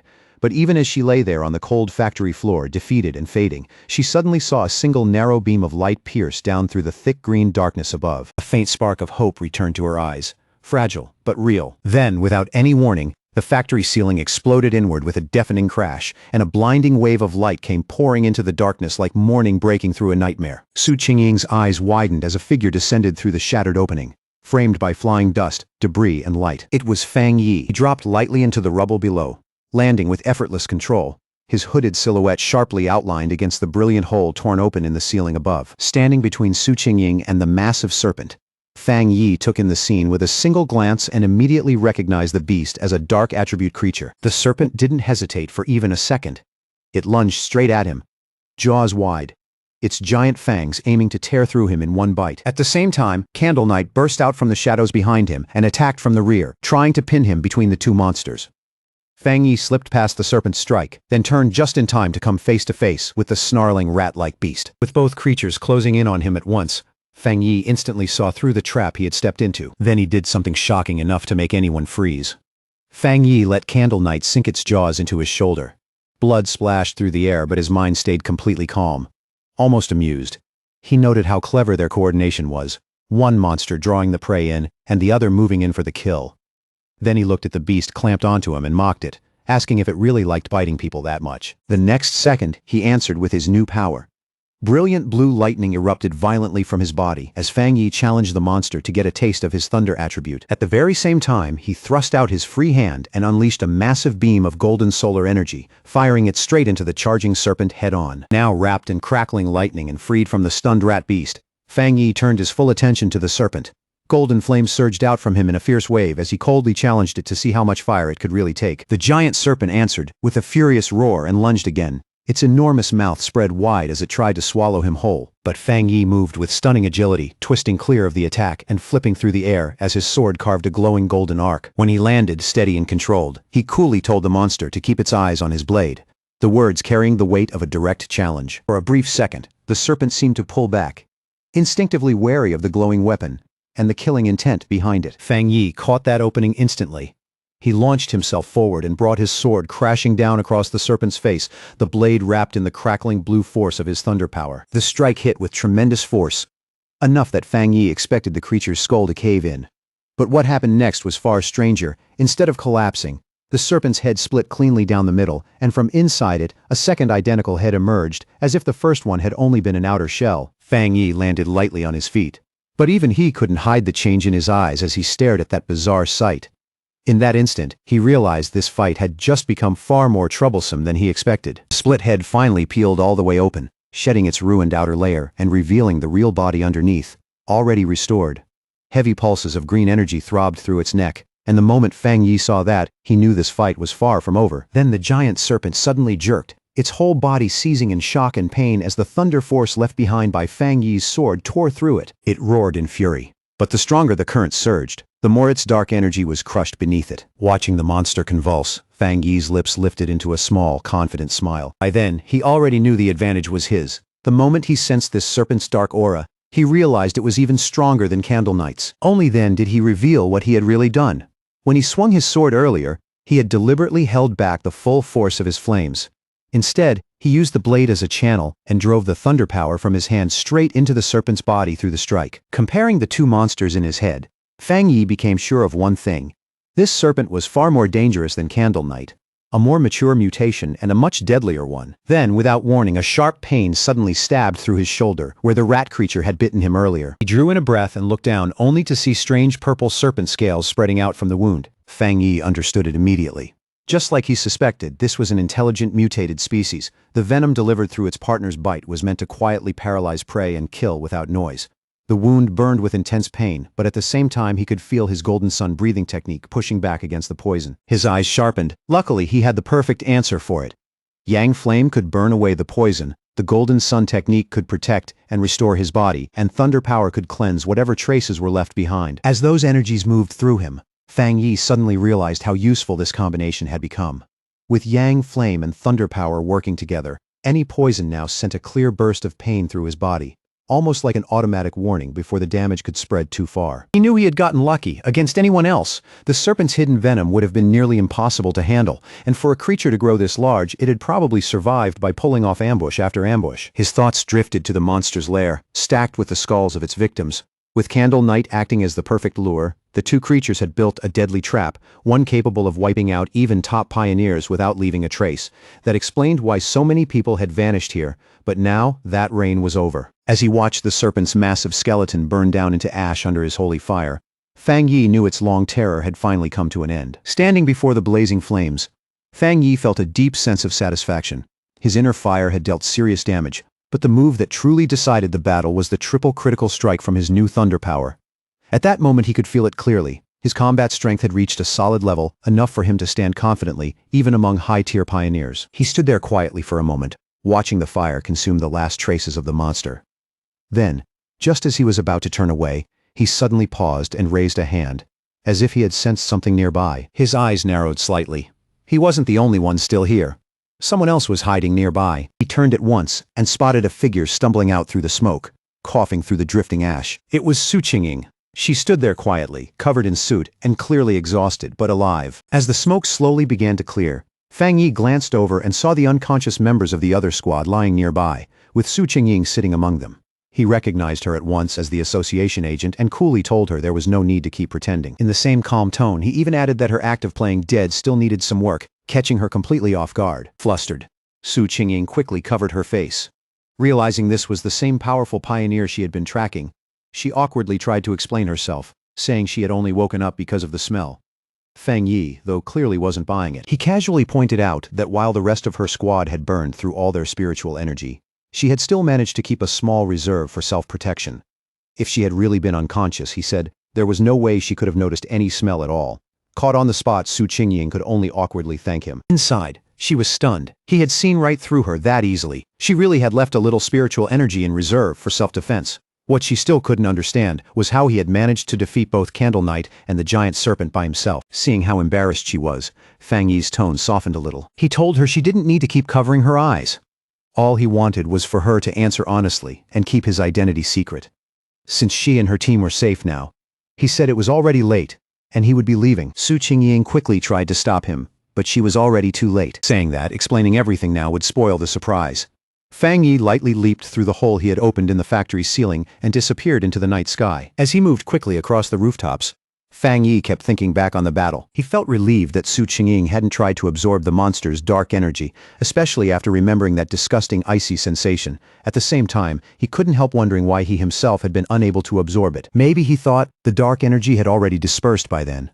Or maybe his body had rejected it on instinct.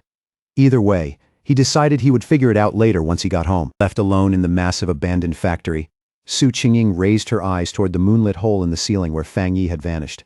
She let out a soft sigh, disappointed that she still hadn't seen his face clearly, and quietly realized that he still didn't trust her, or the association behind her. But that quiet feeling didn't last long.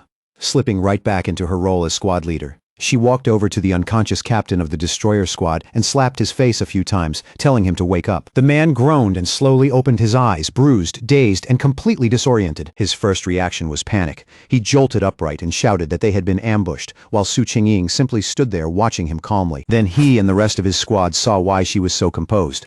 Off in the distance, the giant serpent's massive skeleton was still smoking. They stared at it in total disbelief, unable to process what they were seeing. The leader immediately demanded to know what had happened and where that overwhelming yang energy had come from. Su Qingying calmly gave the report she had already prepared, explaining that a powerful pioneer had shown up and saved them. She went on to say that this person was most likely the target from her original mission, an extremely high-level individual with a yang attribute. Then she let that explanation hang there, quietly leaving them with the impression that his appearance had simply been a stroke of luck. The other squad members were completely stunned. One of them blurted out that it was unbelievable for a single person to defeat both monsters alone. Su Qingying added that she still hadn't managed to recruit him, and that he had even traced her movements back to her, making him seem even more mysterious. Turning back to the grim work in front of them, the destroyer squad leader asked where Candle Knight's body had gone. As he activated a green energy technique to start clearing the battlefield, he remarked that they needed to recover the remains for the association. As both squads began cleaning up the factory, the destroyer squad leader used a green orb of energy to gather the strange dark remains left behind after the battle. The moment he stepped forward, his foot came down on a piece of debris, and it suddenly burst apart in a flash of bright blue lightning. He jerked back with a shout, stung by the violent shock, while Su Qingying watched in surprise. That only made the mystery deeper. The remains, they now realized, belonged to Candle Knight, were still crackling with leftover electricity. The squad leader immediately turned to Su Qingying and questioned her report. She had said the pioneer had a yang attribute, but this terrifying electrical power pointed to something else entirely. The two squad leaders crouched beside the body and examined it more closely. Su Qingying was shaken by how pure and intense the thunder power still clinging to it was enough to prove it was a high-tier ability. That made the destroyer squad leader come to a new conclusion. Maybe two high-level pioneers had appeared that night, one who killed the serpent and another who dealt with Candle Knight, before the two of them left together. Su Qingying knew that guess was wrong, but she had no idea how to explain the truth, because what she remembered so clearly was that lone figure standing there with crackling blue lightning in one hand and blazing golden fire in the other. She knew no one would believe it. One top-level power alone was enough to make someone a genius. Two at once was so rare it was almost unheard of. And yet, the proof was right there in front of them. The giant serpent's burning skeleton carried the unmistakable mark of a Yang Flame Walker, while Candle Knight's electrified remains were the clear signature of a Thunder Tyrant. So the two squads could only stand there in stunned silence, staring at the aftermath and wondering what kind of terrifying monster this mysterious pioneer really was. As reinforcements from the association finally rushed in, Su Qingying felt a cold wave of relief move through her. More than anything, she was thankful she had left people stationed outside. If too much time had passed without any word from her, they would have reported her missing almost immediately, and deep down, she understood the grim reality. The rescue team surrounding the area now had probably been sent here expecting to collect bodies, not save survivors. Her two subordinates who had been knocked out by the serpent's venom slowly came to as well. The second they saw Su Qingying still standing there alive, both of them rushed over in a panic, their eyes red as they nearly burst into tears. For a brief moment, that raw relief loosened the tension hanging over the whole battlefield. Now that the threat was completely gone, the association team moved in without delay. The mood shifted almost at once. What had started as a desperate rescue was no longer about saving anyone. It had turned into a formal investigation, cold, methodical, and focused on figuring out exactly what had happened here. Using advanced scanning equipment, they began sweeping the battlefield with care. Every trace of lingering spiritual energy, every scar left in the ground, every broken pattern from the clash was recorded and analyzed in detail. Piece by piece, They tried to reconstruct the battle and build a full report to send back to headquarters. Before long, one of the specialists walked over to Su Qingying and the leader of the destroyer squad, his face grim and his findings already compiled. After comparing everything they had, from combat habits and energy signatures to the exact methods used to kill both monsters, he gave them the conclusion. There was a 99% chance that both creatures had been killed by the same person. The two squad leaders looked at each other and went silent. Neither of them spoke right away. First came the shock. Then something heavier settled in. Both of them understood exactly how frightening that conclusion really was. Around them, the other squad members broke into low, disbelieving whispers. It was almost too much to take in. The person who had saved them was a pioneer with not one, but two different high-tier powers, something none of them had ever imagined could exist in a single person. They all knew that either one of those monsters could have slaughtered every last one of them with ease. And yet this unknown powerhouse had cut them both down, and judging by the evidence, each one had been finished with a single crushing blow. The gap between their strength and his was so absurd, it barely felt real. The moment Su Qingying realized how serious this discovery was, she immediately contacted her superior. Her tone stayed steady, but the weight behind her words was unmistakable as she reported that the intel on her target had changed drastically. This was no longer a routine tracking mission. Everything was different now. Lifting her eyes toward the hole ripped through the ceiling, she gave her final confirmation. The mysterious pioneer from the university and the terrifying figure codenamed the Tyrant were not two different people at all. They were the same person. Back in his office, the association's superior listened to Su Qingying's report with remarkable calm. He didn't cut her off, and he didn't react impulsively. Only after quietly sorting through every detail did he issue a new order. Su Qingying was to suspend her mission for the time being. He explained it in a level, measured voice. That pioneer had saved her team, killed the monsters, and secured the area. None of that was the behavior of an enemy. Then he added that he and Han Li did not agree on this matter. For Su Qingying's safety, and to avoid leaving a bad impression on someone who might become an extremely powerful ally, she was to stop all contact with the Tyrant for now. Even with the call still ongoing, Su Qingying couldn't stop herself from adding one more important point. Though she accepted the order to pause the mission, she said she still had a theory she needed to report. It came from what she had sensed earlier, when she tracked the Tyrant to the back mountain and found him in the middle of advancing his power. That immediately caught her superior's attention. His tone sharpened as he told her to continue and explain everything clearly. He understood at once that what she said next could change their judgment all over again. Su Qingying then explained that during that earlier encounter, she had sensed an unbelievably powerful aura around the area where he was active.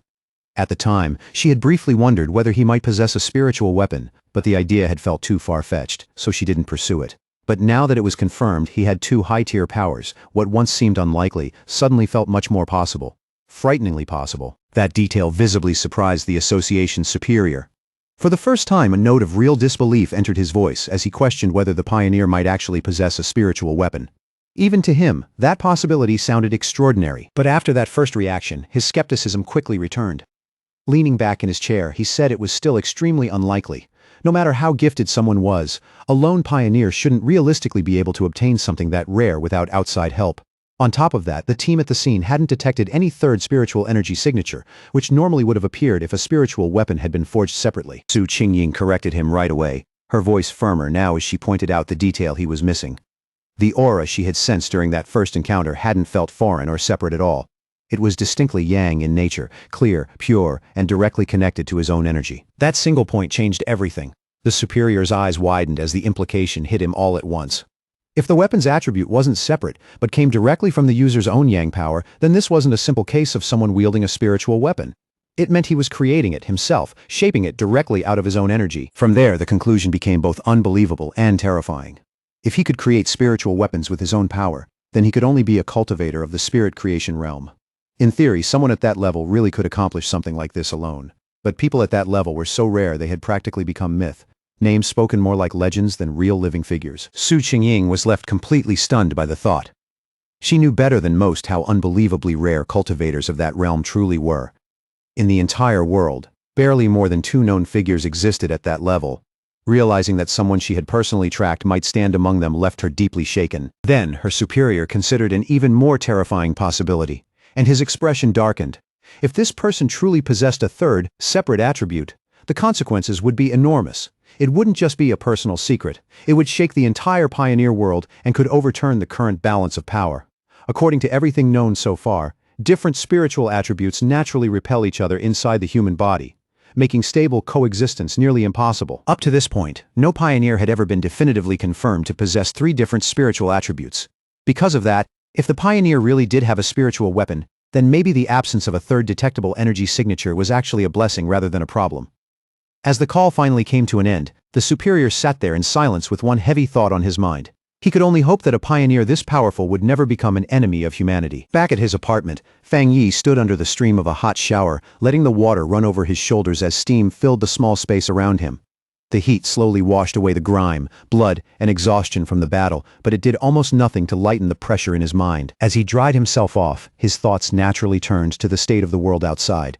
He knew there was less than a year left before the full spiritual energy revival officially arrived, and yet even now, before that moment had truly begun, dangerous monsters and strange incidents were already appearing more and more often. The change was no longer subtle. It was speeding up. He casually used his yang attribute to dry his clothes, warm golden energy gathering over his hand and flowing through the fabric with effortless control. As he did, he found himself wondering how many pioneers like him had already awakened early and quietly started cultivating in the shadows, far from the public eye. His thoughts drifted back to the aggressive men he had run into at the lava river. That encounter had made one thing very clear. Once a person's body formed a connection with the spiritual world, their sensitivity to changes in the world naturally increased. Even without official recognition from the government, many self-trained pioneers had clearly already stepped into the one-star Ghost Axe realm on their own. The fact that the government, through people like Su Qingying, had already started reaching out to wild pioneers like him proved something important. For now, both sides were still in a cautious, relatively peaceful stage, testing each other, observing each other, and trying to figure out what kind of relationship might take shape later on. Standing quietly in his room, Fang Yi thought about Han Li and Su Qingying one after the other. After weighing everything he had seen so far, he arrived at a temporary conclusion. At least for the moment, the monster threat was still barely being contained, and open conflict between the different pioneer factions had not truly begun yet. But even as he finished getting dressed, that fragile sense of balance gave him no comfort at all. He knew too well that this peace was thin, unstable, and could break apart at any moment. The government had already established the Spiritual Energy Cultivation Association, but it still hadn't publicly revealed its existence. Fang Yi understood that strategy perfectly. As people slowly started noticing more local disturbances and stranger incidents, the government was walking a razor-thin line, trying to protect humanity while also releasing subtle warnings early enough to prepare the public, all without causing mass panic. Even after his recent victories, his view of the bigger situation remained grim. He knew the real issue was the government's lack of confidence in openly ushering in a full cultivation era. With a population that massive, once the full truth came out, society could easily spiral into chaos, violence, and widespread death. In the current situation, even official pioneers wouldn't be enough to hold back the disorder that would follow. Internal unrest, fear-driven collapse, and the growing threat of monsters outside would all feed into each other and make everything worse. In the end, he had to admit the government's cautious restraint wasn't wrong. Once human panic was unleashed, it could become even more destructive than any beast. Still, none of that was what worried him most. What truly unsettled him was how fast the monsters were evolving. That development was moving much faster than he had expected, and the gap between his predictions and reality left him deeply uneasy. He mentally went back over the creatures he had just fought. They were a classic result of dark attribute contamination, more specifically connected to the shadow attribute, which itself was a branch of dark energy. According to his system, that power was a natural enemy of pioneers, and at least for now, something he couldn't absorb for his own use. What troubled him even more was their intelligence. These were not mindless beasts charging around on instinct. They had coordinated, laid traps, and deliberately targeted pioneers as prey, clearly recognizing them as a rich and desirable source of food. That level of cunning made them far more dangerous than ordinary monsters. Even so, Fang Yi knew these things were still nowhere near the true dark-type monsters he remembered from his previous life. Those horrors were on a completely different level, beings capable of wiping out entire nations on their own, and leaving destruction behind on a scale ordinary people could hardly imagine. Even with that comparison in mind, this close call was a harsh warning. If he hadn't happened to be there, Su Qingying and her whole squad would almost certainly have been wiped out without a single survivor. And yet, buried inside that grim certainty, a small spark of hope still rose in him as he remembered the wording used by the system. The fact that the dark attribute was only temporarily unabsorbable suggested that once certain conditions were met, he might one day be able to use that power himself, and if that ever became possible, it could turn into a critical advantage later on. He then reviewed his current abilities one by one. Right now, he possessed the golden sun breathing technique of the yang attribute, the divine thunder tempering of the thunder attribute, and the crimson flame blade technique. Any one of them would have been formidable on its own. Together, they formed a terrifying foundation. With such perfectly compatible high-tier techniques, and with his current strength as a 3-star Ghost Axe realm pioneer, Fang Yi knew there were very few people who could truly stand against him. And yet, even standing there with all that power in his hands, he felt no real comfort. Deep down, he knew with total clarity that it still wasn't enough. Just as his thoughts were sinking deeper into that realization, the sharp ring of his phone suddenly cut through the quiet room and snapped him out of it. He reached for it and glanced at the screen, then paused in surprise. It was his aunt calling. On the other end, his aunt first asked how he was doing in the usual warm, familiar way, then finally got to the real reason for the call. She told him his cousin was coming to the city to study, and because she was worried about the girl staying alone, she wanted to ask if the cousin could stay at his place for a few days instead of booking a hotel. The request caught Fang Yi completely off guard. His memory of this cousin was so vague, it almost felt blank, like she existed only as a distant outline from years ago. After thinking for a moment, all he could really remember was that she had been a quiet top student, the kind of person always buried in books and obsessed with studying. Beyond that, he couldn't even clearly recall what her face looked like. Even so, he agreed without much hesitation and told his aunt there was a spare room available. When he asked when his cousin would arrive, his aunt answered casually that she would just give the girl his address and let her head over on her own when the time came. Somewhere else, in a dark room, lit only by the pale glow of a computer monitor, a figure with long fingers typed rapidly across a keyboard. Those fingers were so slender and sharp they almost looked like claws. The blue-white light from the screen cut through the darkness and gave the whole room an eerie stillness. The person wore an oversized hoodie with a pair of bare ears sticking out beneath it, and had just finished a phone call with her mother. That mother was Fang Yi's aunt. During the call, she had been told to arrive at her cousin's place by tomorrow afternoon, and to bring some local specialty snacks along as well. She ended the conversation politely, saying it was no trouble at all, and that she still had other things to handle. On her screen was the chat window of a group called Spiritual Energy Revival, Martial Arts Vanguard Team. Under the username Feng He-ju, she had just posted a message saying she had arrived in the city and would be staying at her cousin's place for the time being. The message was short, but it clearly got the group's attention. After the call ended, she clicked her mouse again with practiced ease, and another window instantly popped open in front of her. It was a rumor alert about an internet-famous town people had started calling Death Town. According to the report, 3 more people had recently disappeared there because of something known as the Pork Beast Challenge. Beside the article was a gruesome, blood-splashed image that made the whole story feel even more disturbing. The light from the screen reflected sharply off her glasses as Feng He-ju narrowed her eyes and immediately recognized the place mentioned in the report. It was Yangwo Town. And right away, a clear spark of interest lit up in her expression, like she had just found something much too interesting to ignore. Her scrolling stopped cold when her mother stepped into the room and asked if she was done packing. Feng He-ju looked up and said everything was already ready, though she admitted she would honestly rather stay in a hotel than trouble her cousin. Her mother immediately shook her head.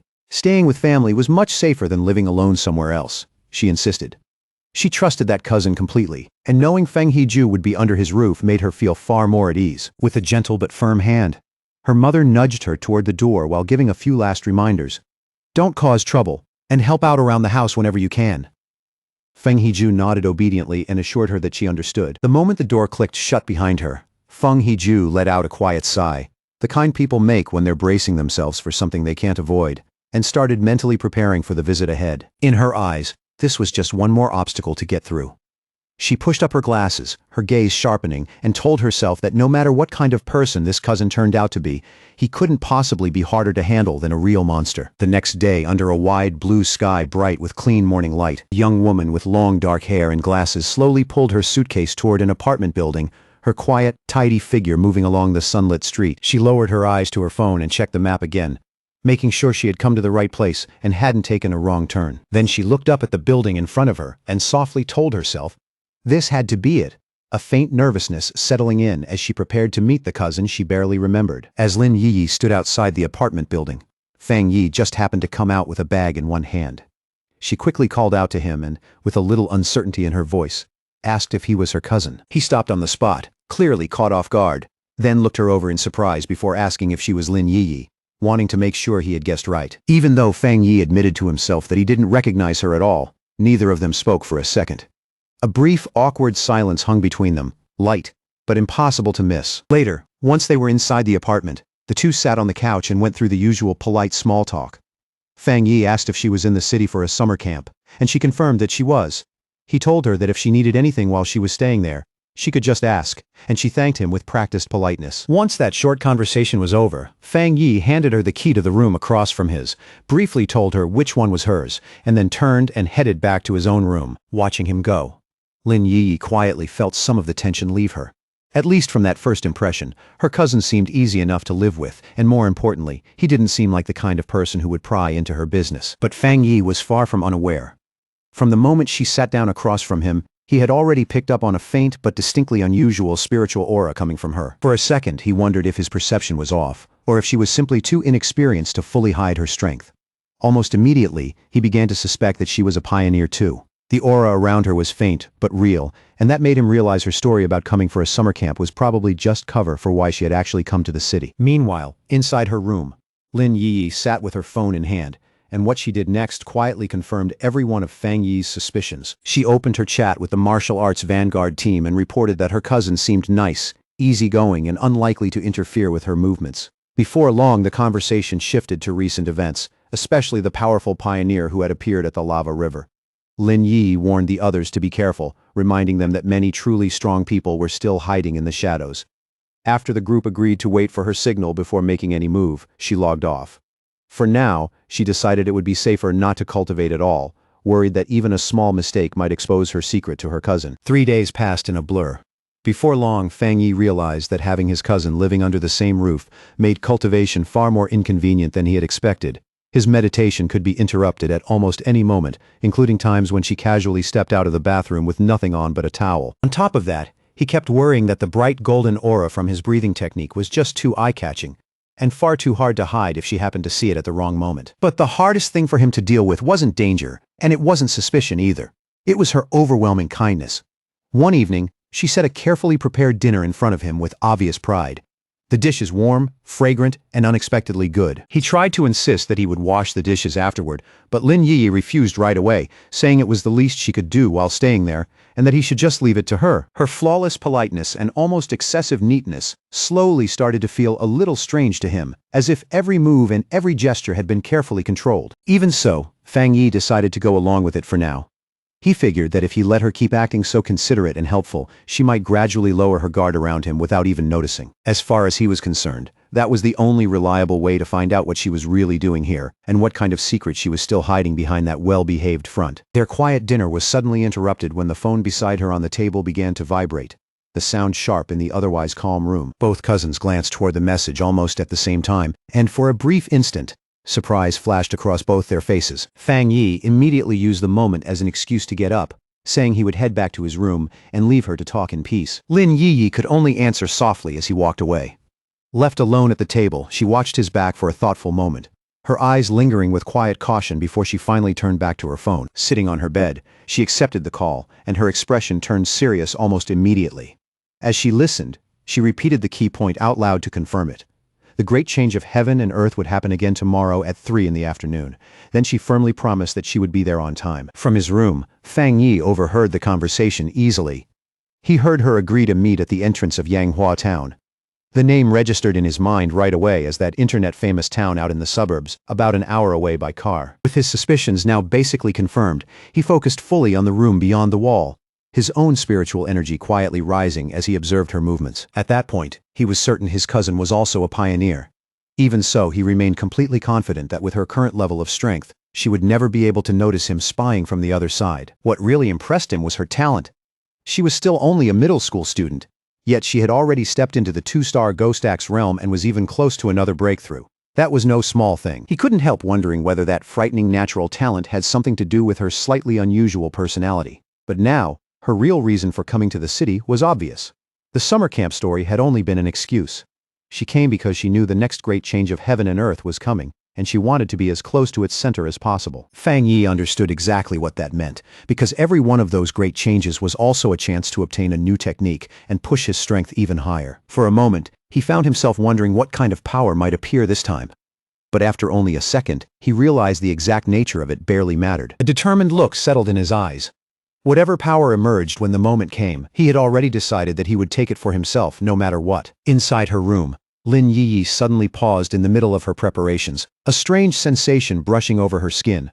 Slowly, she lifted her head and looked around, unsure whether it was just her imagination or if someone had really been watching her. When she found nothing but the moonlit mountains outside the window, still and silent in the night, she gradually let the feeling go and resumed what she was doing, convincing herself she had simply been overthinking it. The next day, Yanghuo town was lively and full of noise, its streets packed with movement, while the layered mountains stood quietly in the distance behind it. At the entrance to town, Lin Yiyi met up with one of her friends from the pioneer group, the two of them falling into step naturally, like this had been arranged long before. That friend immediately started teasing her in a playful voice about her cousin, grinning as she asked whether he was at least handsome. Lin Yiyi answered without much emotion that he seemed like a decent person, but as far as looks went, he was really just an ordinary guy. Hearing that, her friend let out a disappointed sigh, clearly hoping for something a lot more interesting. Just then, another woman from their group arrived.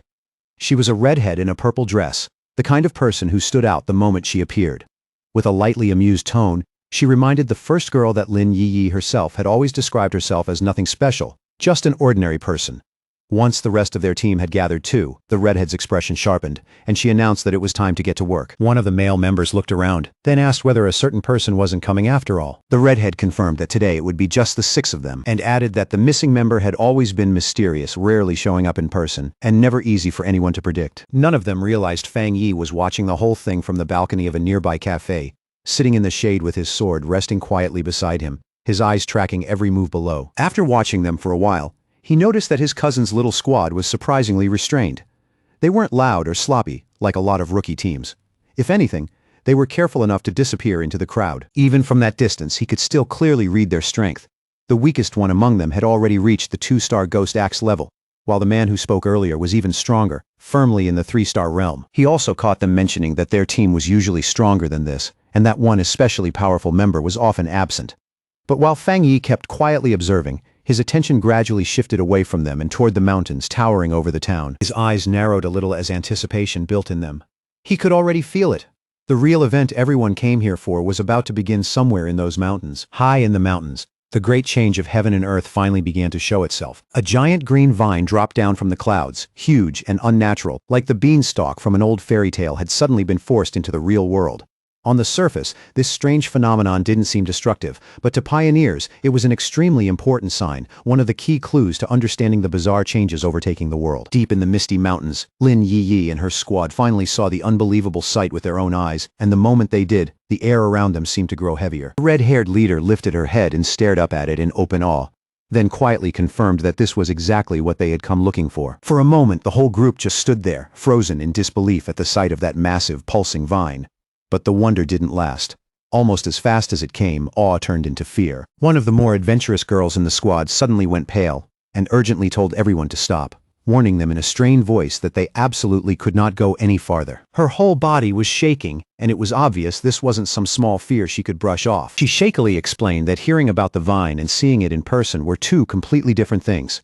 The second she looked at it, a terrible feeling rose in her chest. Hearing that, the leader asked if the others had seen the rumors people had been discussing on their internal pioneer forums. The girl's fear came from a story she had heard before. She said she personally knew some of the pioneers from a team that had tried to touch the vine the last time it appeared. Those people had all been powerful, much stronger than she was.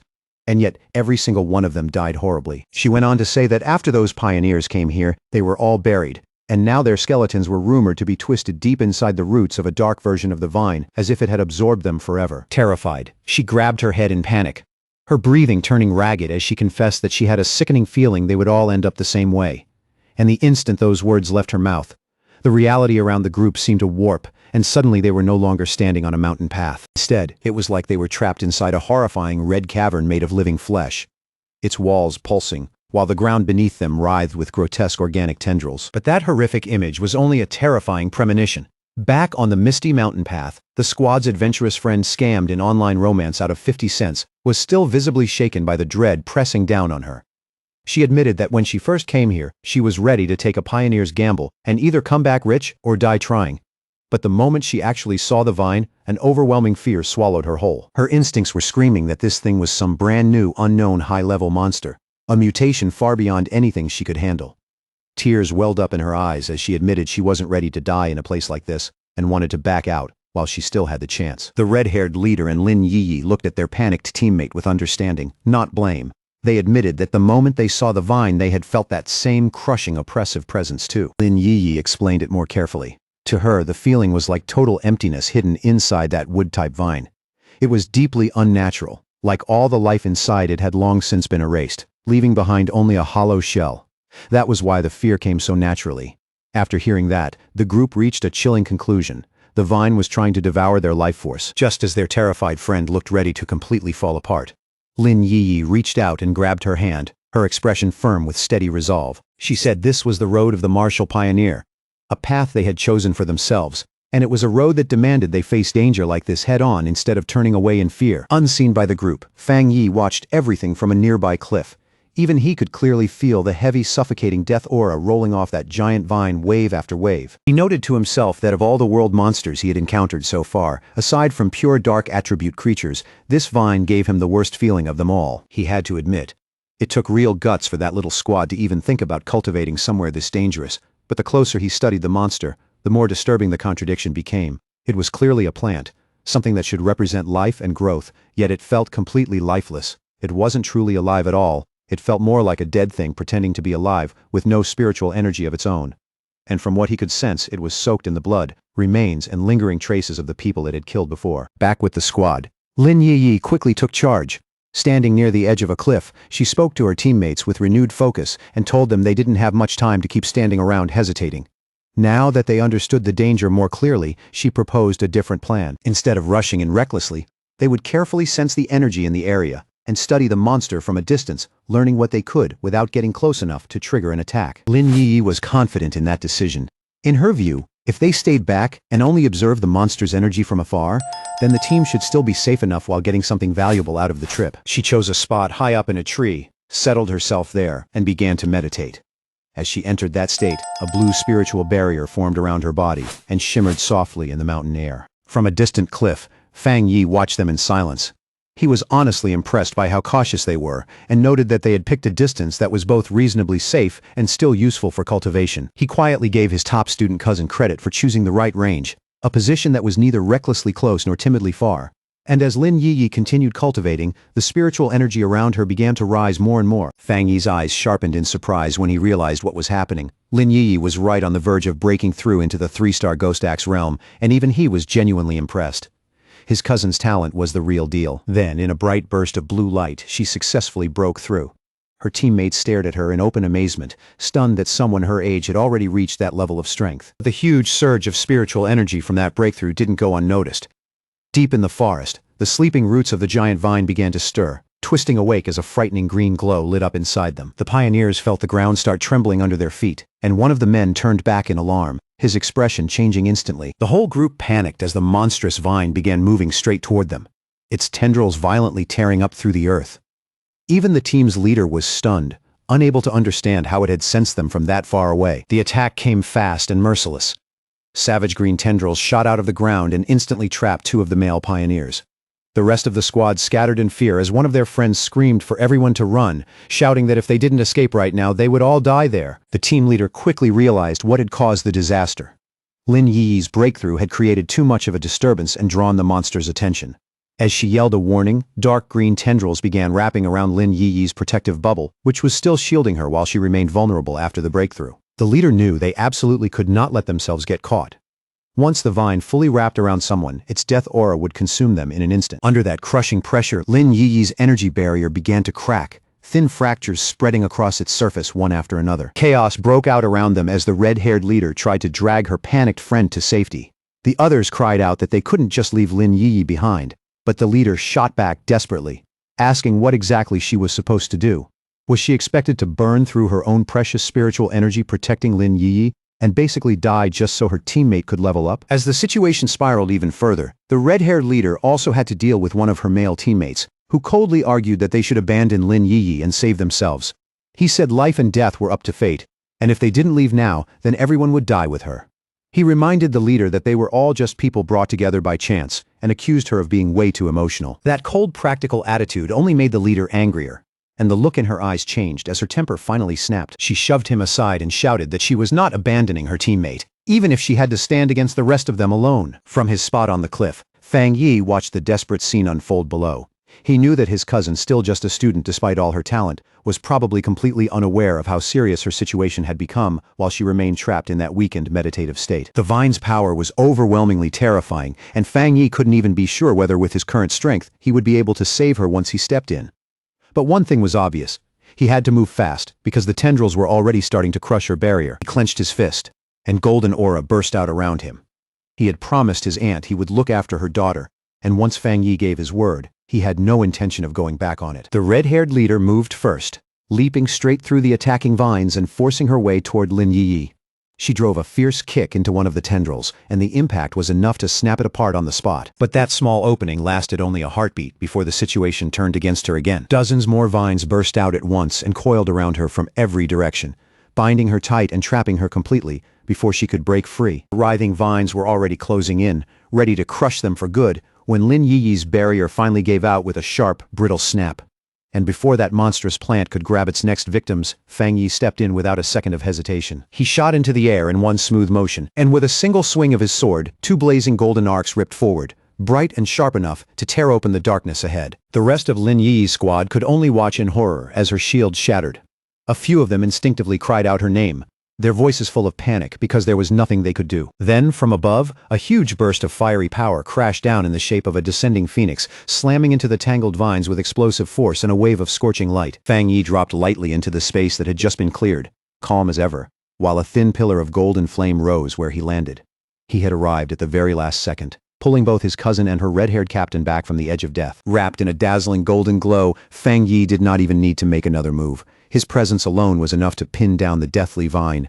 The surviving pioneers stared in stunned silence as the monster that had nearly killed them all suddenly stopped, then began shrinking back under the crushing pressure of that overwhelming yang energy. Tendrils recoiled from that fierce light, with a harsh hiss, pulling back as smoke rose off them.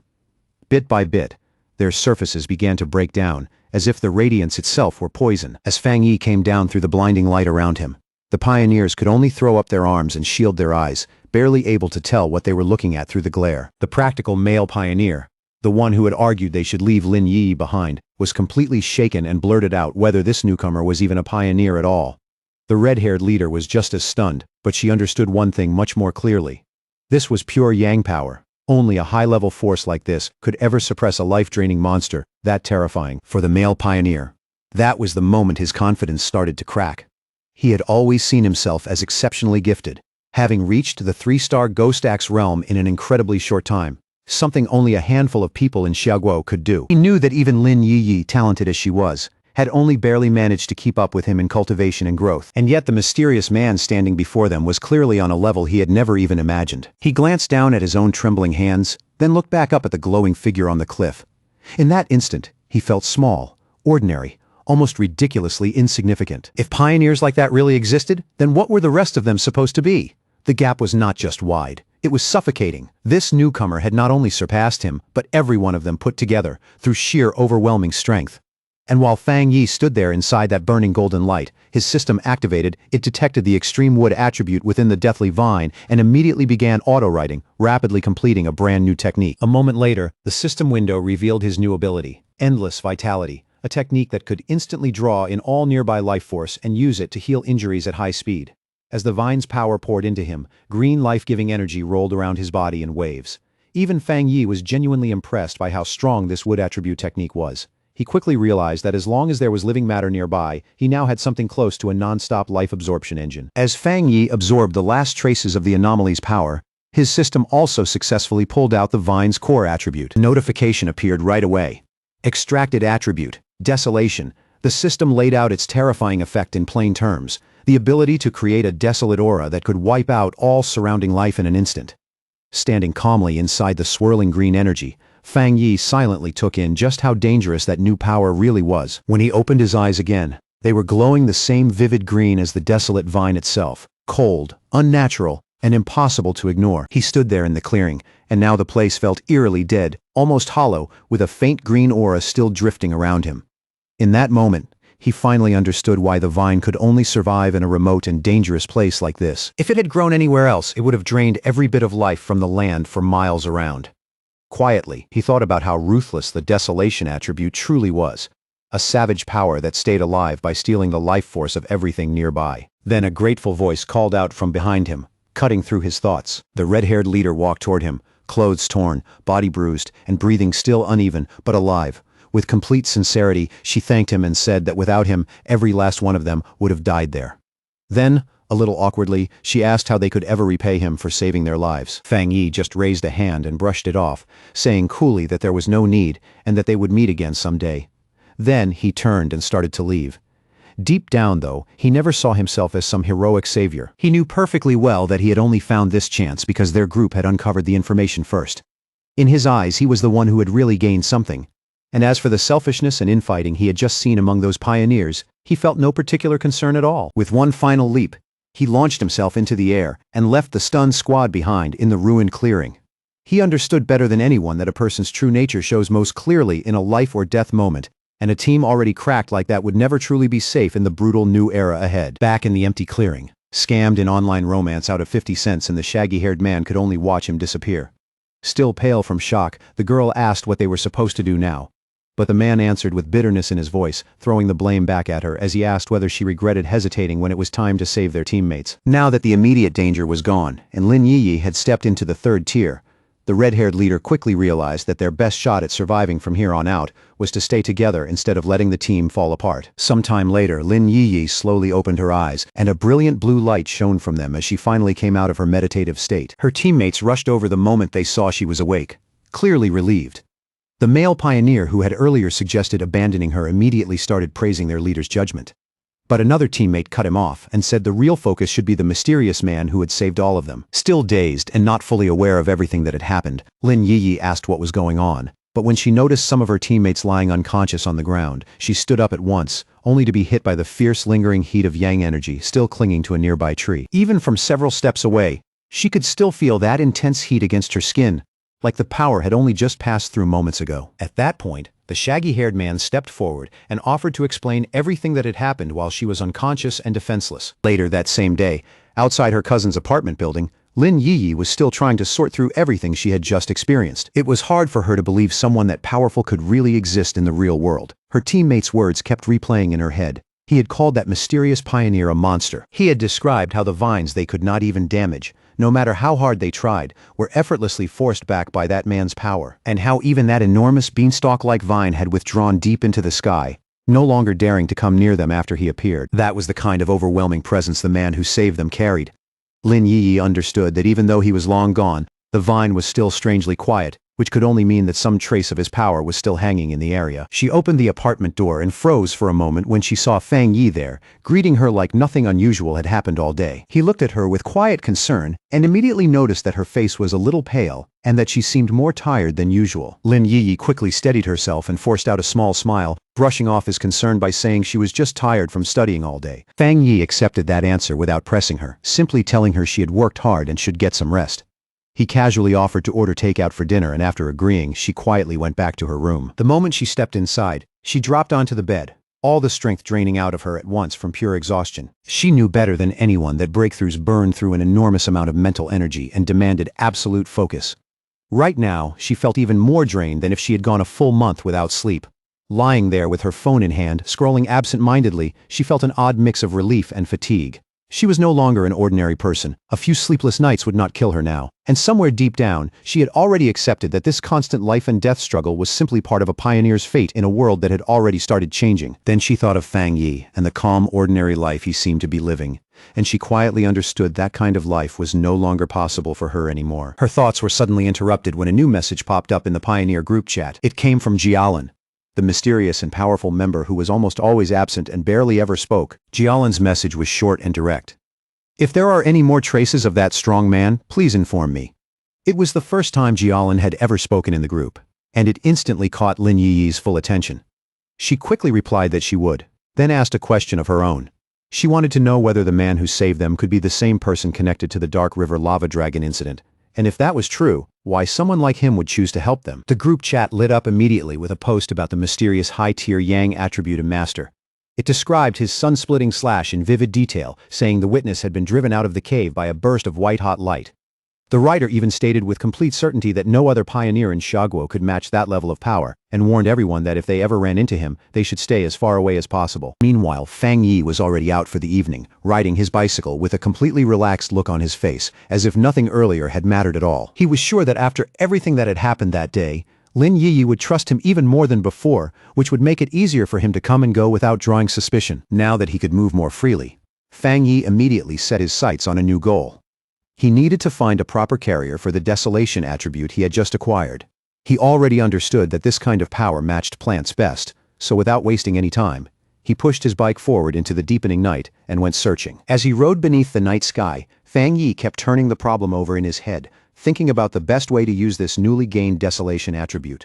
Strong as it was, its core nature was still dangerous, built on decay, destruction, and the stripping away of life itself. That was exactly why he did not want to fuse it straight into his own body. He was worried it might bring harmful side effects, and more than that, he suspected its sinister nature could clash violently with the clean, purifying force of his thunder attribute. After thinking it through, he decided the safest option was to find an external carrier for it, something like the strange vine itself. In his view, that original vine monster had probably started as an ordinary plant, sensed the return of dense spiritual energy, and then evolved, eventually giving birth to the desolation attribute so it could draw in even more power. Once that thought clicked into place, the rest of the plan quickly followed. A faint, confident smile tugged at Fang Yi's lips.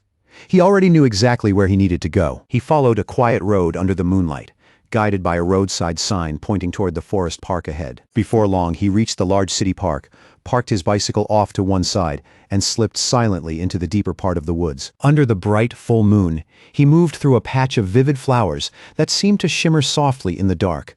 He knew what he was looking for now. He needed the perfect one, a plant that could resonate most strongly with his spiritual energy and show the clearest affinity for him. Fang Yi closed his eyes, steadied his breathing, and focused, slowly sending his own spiritual energy outward into the forest around him. A rich green aura flowed from his body, spreading layer by layer through the trees and grass, until it washed over the plants like a silent tide. Almost at once he felt the forest answer. Faint spiritual energy rose back from the plants in waves, as if the whole place were responding to his call. Even so, Fang Yi quickly realized that while the response was broad and lively, none of it was strong enough for what he truly needed. So he kept releasing more spiritual energy, searching deeper and waiting for a much stronger reply from the plant life around him. Then, all at once, he stopped in place. Something in one corner of the forest had caught his attention. There, tucked away in the tall grass, a single white flower swayed softly in the breeze, its center giving off a faint glow. It looked delicate, quiet, almost like it was calling out to him. Fang Yi narrowed his eyes slightly and wondered if this was the one he had been searching for. He walked over with unusual care, then slowly reached out one finger toward the little flower. The moment his fingertip touched it, the petals folded inward around him, and he could clearly feel the flower drinking in the spiritual energy flowing from his body. A moment later, it bloomed open again, almost cheerfully, like it had just eaten a satisfying meal and was already asking for more. Fang Yi knelt beside it with a small, amused smile. He could tell right away that its spirituality was unusually strong.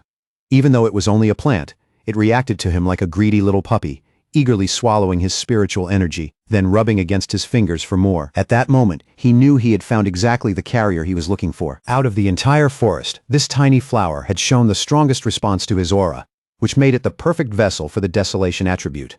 Fang Yi looked at it and quietly told it that it had been chosen, then asked if it was ready. Without waiting for any answer, he released a swirling vortex of green spiritual energy and focused it all onto the small white flower. At once a system window appeared in front of him and asked for final confirmation. Do you want to forcibly implant the desolation attribute into this plant? With vivid green light glowing in his eyes, Fang Yi gave his approval. Brilliant light burst from his hand, and the flower began changing right in front of him, its petals unfolding into a larger, more intricate, and far more powerful shape. Then the implantation finished in a sudden flash of intense green light that briefly lit up the surrounding woods. Even Fang Yi was caught off guard for a second by the strength of that burst and the sheer force that came with it. The small, ordinary white flower had been completely transformed. Its petals had opened into a beautiful lotus-like bloom, while its leaves grew thicker, brighter, and fuller, all of it wrapped in a strong, eerie green aura. And almost immediately, the newly empowered flower began showing what it could do, not giving the surrounding area even a moment to recover. A massive wave of desolation energy burst out from it, and as its roots dug greedily into the soil, it started drawing more and more power from the earth below. The result was instant and terrifying. In just seconds, the once lush forest around Fang Yi lost all life. Trees withered where they stood, and the ground dried out and crumbled into lifeless dust. Fang Yi could not help being impressed by the pure, vicious force of the desolation attribute. In only a few brief moments, that spreading energy had already swallowed the entire stretch of forest around him, and it was still pushing outward at an alarming speed. As the flower's glow slowly dimmed, and its transformed body shrank back down, Fang Yi immediately understood he had to leave. If this went on any longer, the huge disturbance in spiritual energy would definitely draw the Spiritual Energy Association. Without hesitating, he bent down and pulled the glowing flower out of the ground, roots and all. He had already known this park was a risky place for an experiment like this. Being so close to the city center, it was almost certainly under constant surveillance by the association, who were already wary of how spiritual energy revival could turn even ordinary plants into dangerous threats. Fang Yi had noticed the unusually high number of security cameras as soon as he arrived, along with the fact that there were no other visitors anywhere in the park. As he walked away with his new prize in hand, he noticed something remarkable. Even after being uprooted, the flower was still absorbing spiritual energy from the air around it, staying alive and even thriving without its roots touching the ground. He looked at it more closely, and a smile of genuine surprise appeared on his face. What fascinated him was that its spirituality had not weakened at all after being pulled up, especially when just moments ago it had been nothing more than an ordinary wildflower. That realization led him to a deeper conclusion. By implanting the desolation attribute into it, he had awakened its dormant evolutionary potential and pushed it onto a path far beyond what it had ever been meant to become. Just as Fang Yi was about to leave the park completely, a harsh alarm suddenly rang out through the woods, followed by flashing red warning lights. Then a cold robotic voice issued an alert. Abnormal value exceeded. Fang Yi instantly understood that even though he had moved fast, he had still triggered the park's monitoring system. Knowing he had no time to waste, he grabbed the newly obtained desolation flower and quickly withdrew from the area. Miles away, inside a high-tech control room labeled Spiritual Energy Revival Plant Research Department, those same alarms were blaring just as loudly. Technicians rushed from station to station, shouting that the anomaly value was spiking out of control and demanding to know what had happened. The order came down immediately. All staff were to put on their protective bracelets, enter the park, and seal off the entire area at once so no one could get in or out. Not long after that, a team in full protective gear stepped into the now lifeless section of forest, moving carefully through the deadened landscape. One of the team members glanced at the reading on his wrist device and saw the number jump to a dangerous value of 30. Even through his mask, his voice tightened as he said the reading was terrifyingly high. For comparison, the anomaly at Qingqing University had only been between 8 and 10. While even the powerful Dark River Lava Dragon incident had peaked at just 25. Another member nervously added that before this incident, the park's spiritual energy value had never even gone above 10. As one researcher crouched down to collect a soil sample, another reported his findings in confusion. The air humidity, the surface temperature, and even the sunlight levels all looked completely normal. And yet every plant in the area seemed to have had its life drained away in an instant. The team leader decided they needed to move closer to the center to find out what kind of spiritual attribute had caused this phenomenon. But just as one member started forward, another researcher wearing glasses, clearly a senior figure, sharply ordered him to stop and not take another step. In a grave, authoritative voice, he warned them not to touch anything, identifying the lingering energy in the area as the desolation attribute. Then he asked the others if any of them knew about the vine that had recently descended from the sky. The younger researchers froze. After a moment, one of them finally found his voice, realizing with growing horror that the senior researcher was talking about the infamous devil-like vine that had already been classified as an A-level mutation. The senior researcher confirmed it without hesitation, standing before a ghostly projected image of the vine, with the trapped souls of its victims clustered horribly at its base. He explained where its terrifying power came from. The reason it was so deadly, the reason it had killed so many pioneers, was its innate desolation attribute. A parasitic and monstrous force that devoured the life force of everything around it, and turned all it touched into nourishment for itself. The young researcher who had nearly stepped into the dead zone clutched at his chest, sweating heavily and struggling to breathe as the meaning of those words finally hit him. With a shaken voice, he thanked his superior, realizing he had just been pulled back from certain death. The senior researcher then explained that any area around a plant awakened with the desolation attribute became a true dead zone, a place where anyone who entered would have their life force consumed almost immediately. He remembered reading about another plant like this somewhere in Xiaguo. A rotten ancient tree buried deep inside a forbidden zone in Wan City, a monstrous thing that could erase any living creature the moment it got too close. His eyes slowly swept across the dead, silent clearing, and his expression grew heavier with every second.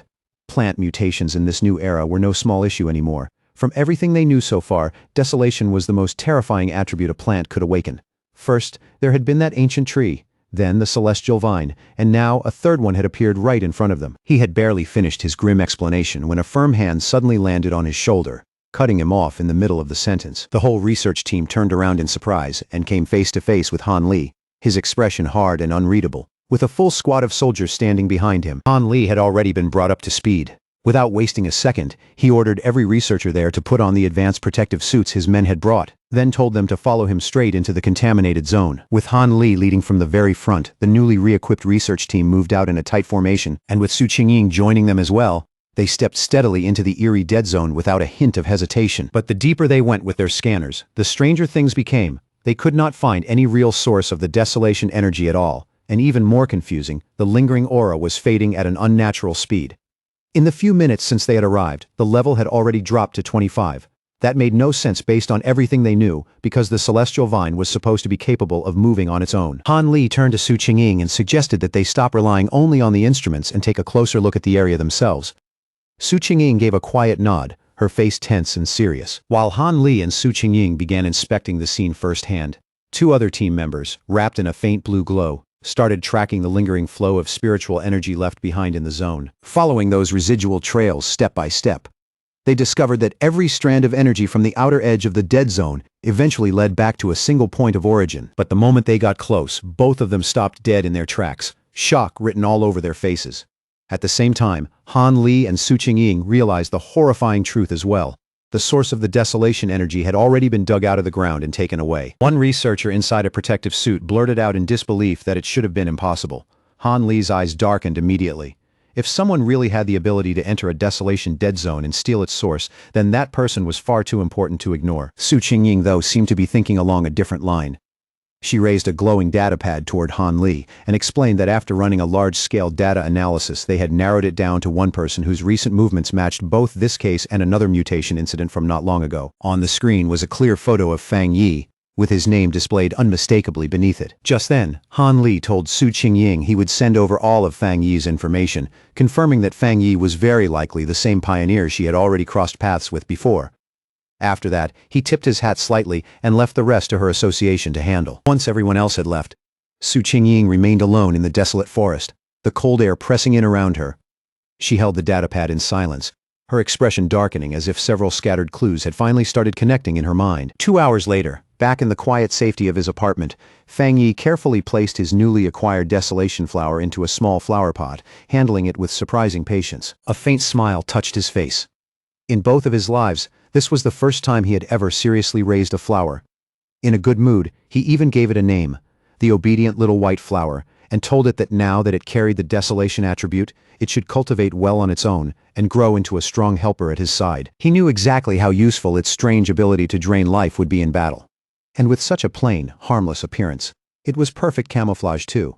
Easy to keep nearby without attracting attention, especially from his cousin. As his fingertips brushed lightly across one soft petal, Fang Yi's thoughts deepened. In this dangerous new world, raw strength alone was never enough.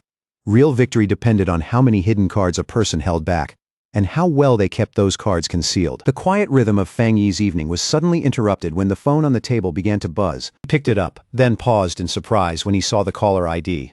Wang Liang. He recognized the name instantly. It was his childhood friend, someone he had not seen a single time in the 3 full years since the other man left to join the army. For a brief moment, an old memory rose to the surface. Back in school, the two of them had been almost inseparable, the kind of friends who shared everything. That bond had only been broken when Wang Liang suddenly announced he was enlisting and left without much warning. Fang Yi accepted the call. On the other end, Wang Liang's voice sounded bright and familiar, carrying that same easy cheer as he asked if Fang Yi was back in town and invited him out for a drink at their old spot. The sudden invitation caught Fang Yi completely off guard. Wang Liang just laughed at his reaction and added that he had a big secret to tell him.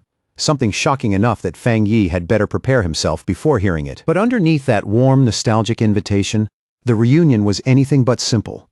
It had been arranged in advance as a trap, and that truth became obvious the moment the call ended and the scene shifted away from Wang Liang. He was sitting in a dim room, speaking to a stern-faced woman in a high-ranking military uniform. Her long red hair and scarred, intimidating features only made her presence feel sharper. Su Qingying was there too. Wang Liang respectfully reported that he had done exactly as ordered. Then, after a brief pause, he made one personal request. If Fang Yi turned out not to be the person they were looking for, They had to guarantee his safety. The red-haired officer tapped one finger against the table again and again, the sharp, steady rhythm making her impatience impossible to miss. When she finally answered, her voice was cold enough to freeze the room. She brushed Wang Liang's concern aside and ordered him to focus on the mission without doing anything extra. Then, with chilling indifference, she added that if Fang Yi turned out to be the wrong person, Wang Liang could simply treat it as his friend's punishment. Later, in a quiet bar filled with low music and dim yellow light, Fang Yi and Wang Liang raised their beer glasses and clinked them together. The two sat across from each other, drinking and talking through the 3 years they had spent apart. As Fang Yi listened to him, he could tell his old friend had changed a lot. Wang Liang seemed much more mature now, and from that alone, Fang Yi could already guess that life in the military had not been easy. Wang Liang spoke first about his own time in the army, casually sharing bits and pieces of what he had gone through before finally turning the question back to Fang Yi and asking how he had been living.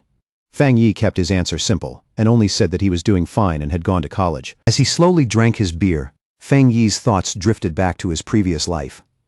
In that chaotic era, things had spiraled out of control so fast that he never got the chance to see Wang Liang again. He remembered thinking that Wang Liang, as a soldier thrown into that merciless world, had most likely died in some nameless battle no one would ever remember. And because of that, Fang Yi could not help wondering whether this second life might let him change his old friend's fate. After a while, Wang Liang shifted the conversation. The easy tone from earlier faded, replaced by something much heavier. Looking at Fang Yi, he asked whether he had seen anything strange lately, things like zombies, monsters, or creatures that seemed like they had stepped right out of a movie. Fang Yi became alert immediately. A military man knowing about the spiritual energy revival was not surprising by itself, but the directness of the question made it feel less like simple curiosity and more like a test. It was as if Wang Liang had come here to measure exactly how much he knew. Keeping his face blank, Fang Yi chose to play dumb and simply asked what Wang Liang was trying to say. Wang Liang let out a quiet sigh and said he was not trying to comfort him, but warn him. In a low voice, he told Fang Yi that before long, all the things people once cared about, education, wealth, status, reputation, would stop mattering. The whole order of the world was about to be overturned. Fang Yi listened without saying a word. His expression did not shift at all. He only looked down at the empty glass in front of him, calm and unreadable, as if silently weighing every word. He knew perfectly well that ordinary soldiers were bound by strict secrecy and were not allowed to leak anything about the spiritual energy revival. That alone confirmed what he had already suspected. The military had marked him as someone worth watching, and Wang Liang, his own childhood friend, had been sent here to sound him out. Seeing Fang Yi stay silent, Wang Liang tried to reassure him in a softer voice. He said there was no need to panic, and that as long as Fang Yi did not expose anything, he would be fine. But Fang Yi understood what was really hidden under those words. Even while pretending ignorance, Wang Liang was still trying to protect him. By risking military discipline, he was using this chance to give Fang Yi a sincere warning about the dangerous changes coming. Their conversation came to an abrupt stop when Wang Liang's phone suddenly began vibrating over and over, the urgency impossible to miss. He answered right away, and a furious voice on the other end barked an order for him to return to his unit immediately and report to the target location within 10 minutes. Wang Liang instinctively straightened like a soldier on parade and accepted the command without hesitation, while Fang Yi watched the whole thing in silence. The second the call ended, Wang Liang shot to his feet. He quickly apologized to Fang Yi, saying he had an urgent mission and could not stay any longer or even walk him home. Just as Wang Liang was about to leave, Fang Yi suddenly dropped the act. In a calm, direct voice, he asked whether the mission had something to do with the spiritual energy revival, then told Wang Liang to take him along. Wang Liang froze in place and slowly turned back, staring at Fang Yi with open shock and confusion all over his face. Fang Yi stood up and grabbed Wang Liang by the collar, his eyes steady and clear. He told Wang Liang to take him to meet his superiors, making it obvious that he had already seen through the real purpose of tonight's meeting. At the same time, he reassured his friend that even if he did not know exactly how much those people had already learned, he was sure of one thing: Wang Liang would never truly try to hurt him. He went on to say that what interested him most was whatever the military was dealing with right now, because it had to be connected to the huge changes sweeping across the world. Since the Spiritual Energy Association was already responsible for handling monsters, he wanted to know what part the military was playing in all of it. More than that, he wanted to see it for himself. Wang Liang agreed without another word, and the two of them headed together toward a huge military base hidden deep inside a mountain valley. The place was sealed off tight, lined with guards and heavy defenses, and above it hung a clear designation: Military Number 19 Spiritual Forbidden Zone. As they got closer, Fang Yi immediately felt the spiritual energy in the area pressing against his skin like something real and physical. It was so dense that he could tell at once it had already gone beyond an ordinary pollution zone. Before he had time to study it further, a squad of soldiers intercepted them. and one of them sharply ordered Wang Liang back to his assigned unit. After a brief but thorough identity check, the soldiers allowed Fang Yi into the base. From there, he was escorted deeper inside, through a brightly lit corridor, its cold walls and sterile glow making the whole place feel even more tense and secretive. Inside the base, Fang Yi and Wang Liang were brought into an enormous training ground that felt less like a normal combat facility and more like a hollowed-out cavern, vast, harsh, and oppressive under the lights. There, a large group of soldiers was already locked in a frantic life-or-death battle. Blue energy crackled across their bodies as they tried to contain a monstrous black creature covered in jagged spikes, its single glowing red eye burning with savage hostility. The beast hit back with terrifying force, unleashing a devastating red beam that tore straight through the soldiers' formation. Painful cries and alarmed shouts rang out immediately as several men were thrown into chaos by the sheer violence of the attack. From a raised platform above the battlefield, the stern red-haired officer watched everything with a sharp, merciless gaze. The moment Fang Yi looked over, he sensed something unusual and realized right away that the creature's strength came from a fusion of two different attributes. The officer confirmed it without hesitation, stating that the monster was a full blend of dark and flame attributes, which made it exceptionally violent, savage, and hard to control. She added that several of her soldiers had already been badly wounded by it. A caption identified her as Ji Ruoyan, a 3-star officer at the Ghost Axe realm. The second she noticed Wang Liang, she barked out his name, and he instantly snapped to attention. Anger flashed in her eyes as she demanded to know why he had brought an unauthorized outsider into a restricted zone. But before he could even begin to explain, she cut him off. Her expression eased only a little as she told him to forget the explanation for now. The situation was too urgent, and she needed him back in formation immediately. There was no room left for discussion. Then she shifted her gaze to Fang Yi and sized him up with a quick, measured look. At first glance, there was nothing especially remarkable about him. His spiritual energy only showed slight activity, nowhere near the overwhelming presence she had expected. For a brief moment she wondered whether he could really be the powerful pioneer they had been searching for. But the thought passed quickly. Right now, the battle in front of her mattered more. In a stern voice, she gave Fang Yi a clear warning. Since he was Wang Liang's friend, she would keep it brief, but he was now inside a restricted military zone, and from this point on, his life was his own responsibility. On top of that, everything he saw here was confidential, and he was forbidden from speaking about it afterward. Fang Yi simply replied that he understood. With that settled, Ji Ruoyan immediately resumed command. She lifted a massive energy cannon with practiced ease and shouted out the names of 2 soldiers, her voice cutting across the battlefield like a blade. The 2 men reacted at once and rushed forward without the slightest hesitation. Blue energy flared over their bodies as they closed in on the monster at close range, trying to pin it down. Ji Ruoyan took aim with the cannon and fired, sending a huge blast of concentrated energy roaring straight toward the creature with overwhelming force. The attack hit the monster head-on and erupted into a violent explosion that shook the training ground. But when the smoke and light cleared, it was obvious the creature had not gone down. Instead, it let out a furious roar, its shadowy body pulsing with an even more dangerous red glow. Its mouth stretched wider, exposing more savage fangs, and its whole presence turned darker and more unstable. It was clear Ji Ruoyan's attack had not weakened it at all. It had only pushed the mutation further and made the beast even more dangerous. The enraged monster swung out with one massive claw, and one soldier immediately shouted a desperate warning to the comrade closest to the strike. The other soldier managed to raise a defense in time and block the hit, but the impact was still so violent that it sent him flying backward through the air. Ji Ruoyan took control of the situation immediately, shouting for her team not to get careless and ordering everyone to widen the distance. She knew perfectly well that they had to kill the creature before it fully completed its evolution. Watching from the side, Fang Yi could not help feeling a trace of admiration. What he saw was not some scattered group of fighters, but a disciplined unit of comrades who trusted each other completely. Their coordination was tight, their movements were clean, and every person clearly knew their role. He understood that each individual mattered, and when they worked together like this, they could unleash a force far greater than any one of them alone. That thought was shattered almost immediately when Fang Yi felt the monster's power spike upward at a frightening speed, much faster than before. His expression changed on the spot, and he shouted for them to run, warning that in its current state, they were no longer a match for the creature. But his warning was swallowed by the chaos of battle. In the very next instant, the monster released a huge blast of dark purple energy that tore through the area and sent soldiers flying in every direction. Even then, Ji Ruoyan refused to pull back. Her eyes hardened as she ordered the squad to raise their alert level immediately and upgrade the mutation classification of the restricted area. With a furious shout, she gave the harsh order that no one was allowed to retreat. But by then, it was already too late. The monster's transformation was complete. It had become a towering demonic beast wrapped in black and crimson flames, its eyes glowing with pure viciousness. One terrified soldier blurted out the truth. The evil dog had fully fused with the dark attribute and completed its mutation. The creature's single eye, now glowing like a burning red orb, slowly shifted and locked onto a new target. Its gaze fixed directly on Wang Liang, who could only stand there staring back, his whole body frozen by sudden fear. The moment the monster prepared to strike, both Ji Ruoyan and Fang Yi reacted at once. In that same instant they both realized the same thing. Wang Liang was standing right at death's edge. Just as the fully evolved monster lunged forward in an explosive burst of power, one soldier was violently hurled backward by the shock of that surge, tossed aside like he weighed nothing. Ji Ruoyan immediately shouted for everyone's attention, announcing that the C-level evil dog had now fully mutated and must be reclassified as a B-level threat.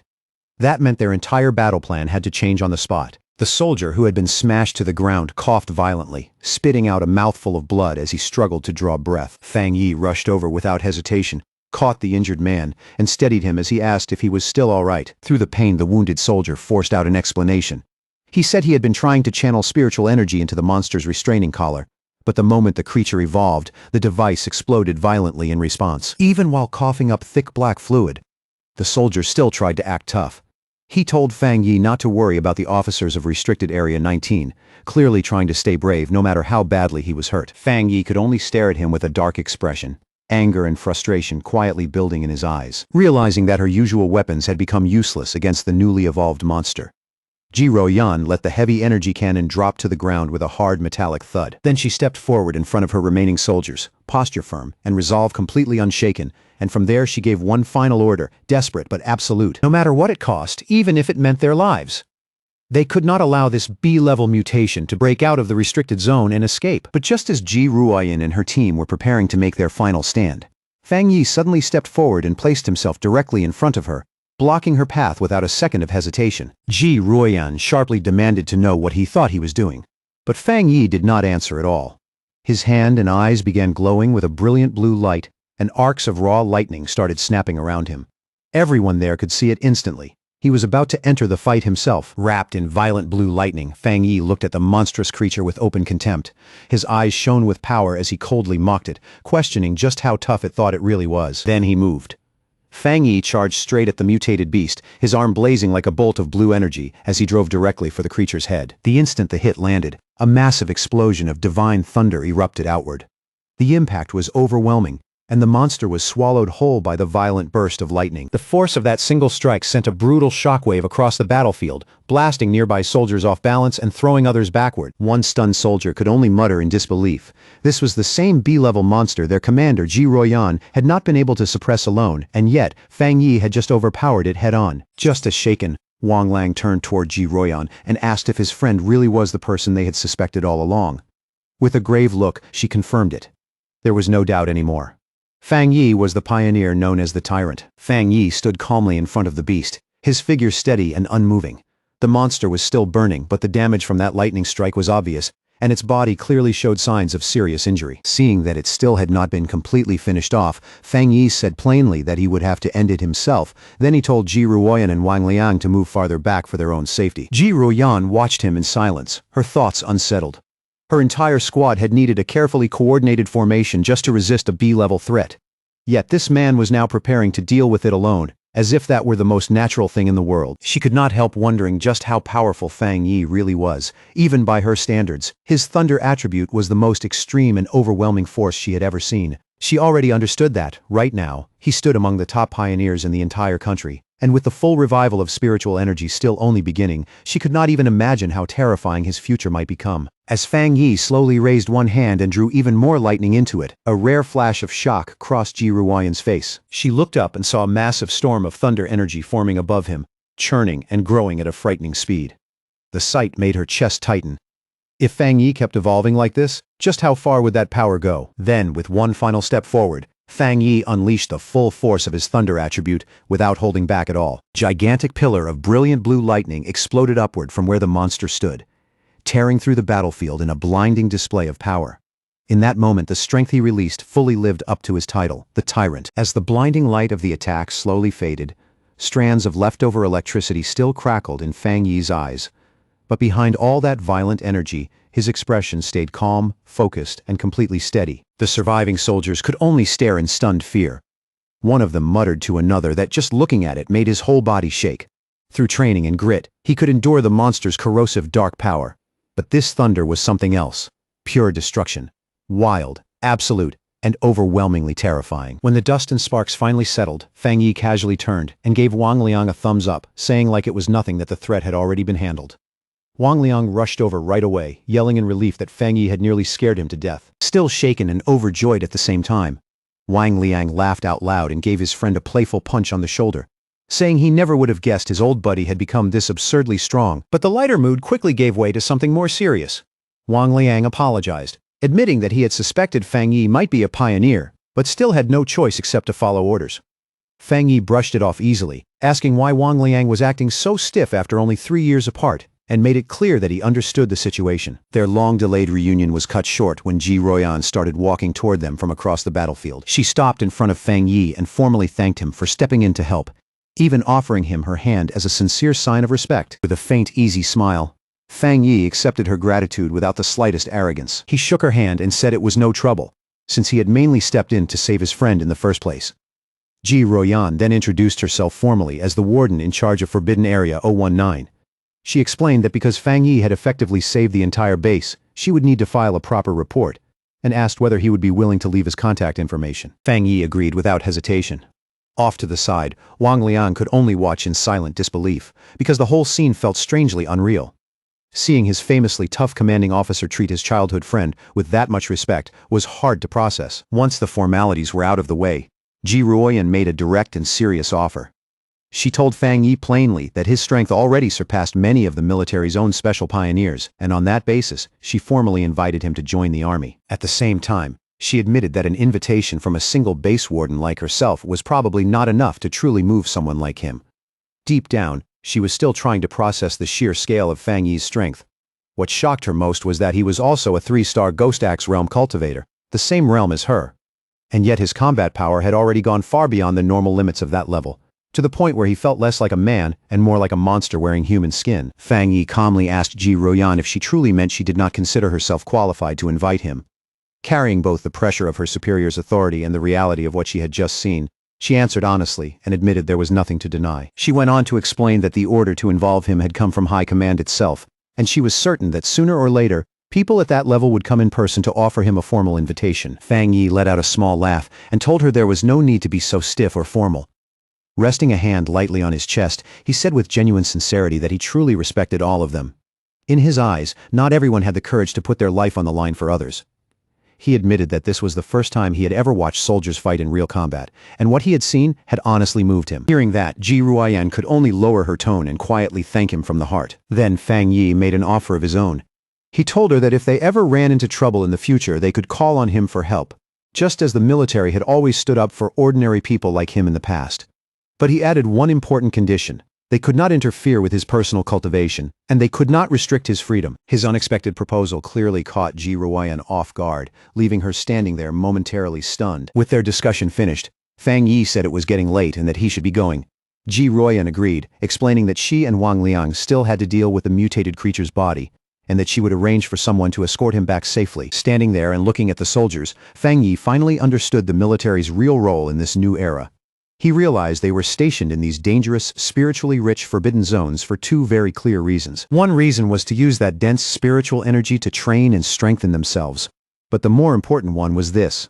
They were a living line of defense between the ordinary human world and the strange monsters now lurking in the shadows. After Fang Yi left, Ji Ruoyan turned to Wang Liang and said that a simple word like impressive was no longer enough to describe his friend. She was certain that what they had seen today was only a tiny glimpse of Fang Yi's real strength. The fact that a pioneer could rise to such a terrifying level that quickly proved Fang Yi possessed astonishing insight. In her eyes, he was a rare mix of luck, courage, judgment, and raw talent, the exact kind of person destined for greatness. Seeing how much his commander respected Fang Yi, Wang Liang immediately lit up and suggested that if Ji Ruoyan did not think she was the right person to recruit him, then maybe she should let him do it instead, since he was Fang Yi's childhood friend. Ji Ruoyan, however, snapped him right back to reality with a sharp knock on the head, telling him to quit daydreaming, stop talking nonsense, and help clean up the mess. Wang Liang could only agree helplessly before getting dragged off to work. Later that same night, back at his apartment building, Fang Yi sat cross-legged on the rooftop in meditation, his body surrounded by a brilliant golden aura that lit up the darkness around him. His thoughts drifted back to the meeting with the military. He knew that even though the trip had exposed his identity to them, he had only revealed his thunder attribute and had successfully kept his other abilities hidden. Judging by the military's attitude and the respect they had shown him, Fang Yi concluded that this was probably a good result. He now understood that his rare thunder attribute was a natural counter to the dark monsters they were fighting, which made him an extremely valuable asset in their eyes. That meant they would most likely try to recruit him rather than threaten him, and that alone could open the fastest paths for him to grow stronger, along with access to the most advanced information available. At the same time, everything that happened today had also made the division of labor between the nation's two major pioneer forces much clearer to him. The military, represented by Ji Royan, were the Night Watchers, the hidden guardians standing against the darkest threats facing the nation. Meanwhile, the Spiritual Energy Cultivation Association, represented by people like Su Qingying, was responsible for dealing with the dangers that slipped into the cities and for protecting civilian life as much as possible. Fang Yi also came to understand the government's broader two-part strategy. They were using the forbidden zones to contain the greatest dangers, while gradually releasing information to the public about the world's coming transformation. It was a careful, deliberate approach designed to buy time and keep society from collapsing into panic and chaos. As his meditation deepened, a bright orb of golden energy pulsed steadily within his core, glowing more and more intensely. At first, Fang Yi noted that even after absorbing the rich energy from the Forbidden Zone, he had not felt any immediate pressure to advance. But that calm did not last. Golden energy suddenly surged through his body, and cracks of power began spreading across his face. Even that short stay in such a spiritually dense place had filled him to the limit. Fang Yi recognized the signs instantly.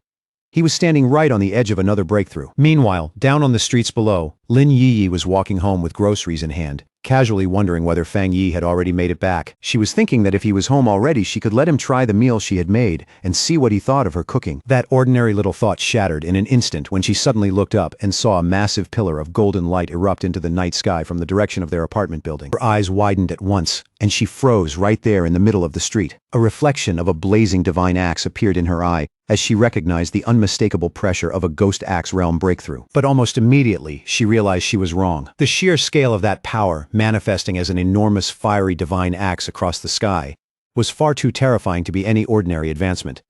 Lin Yi could only stare upward in disbelief, wondering if another absurdly powerful pioneer had made a move somewhere inside the city. Standing there on the street, Lin Yi kept staring at the sky, her face filled with disbelief. She recognized the immense pressure of the ghost axe realm, but this was beyond even that.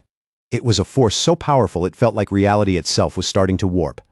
Then, as a giant divine hand made of pure golden energy began taking shape in the clouds above, she finally understood the terrifying truth. This was the power of the legendary spirit creation realm, and the thought that a pioneer with strength like that might be living right next to her sent a violent wave of shock and fear racing through her whole body. That enormous surge of energy did not go unnoticed.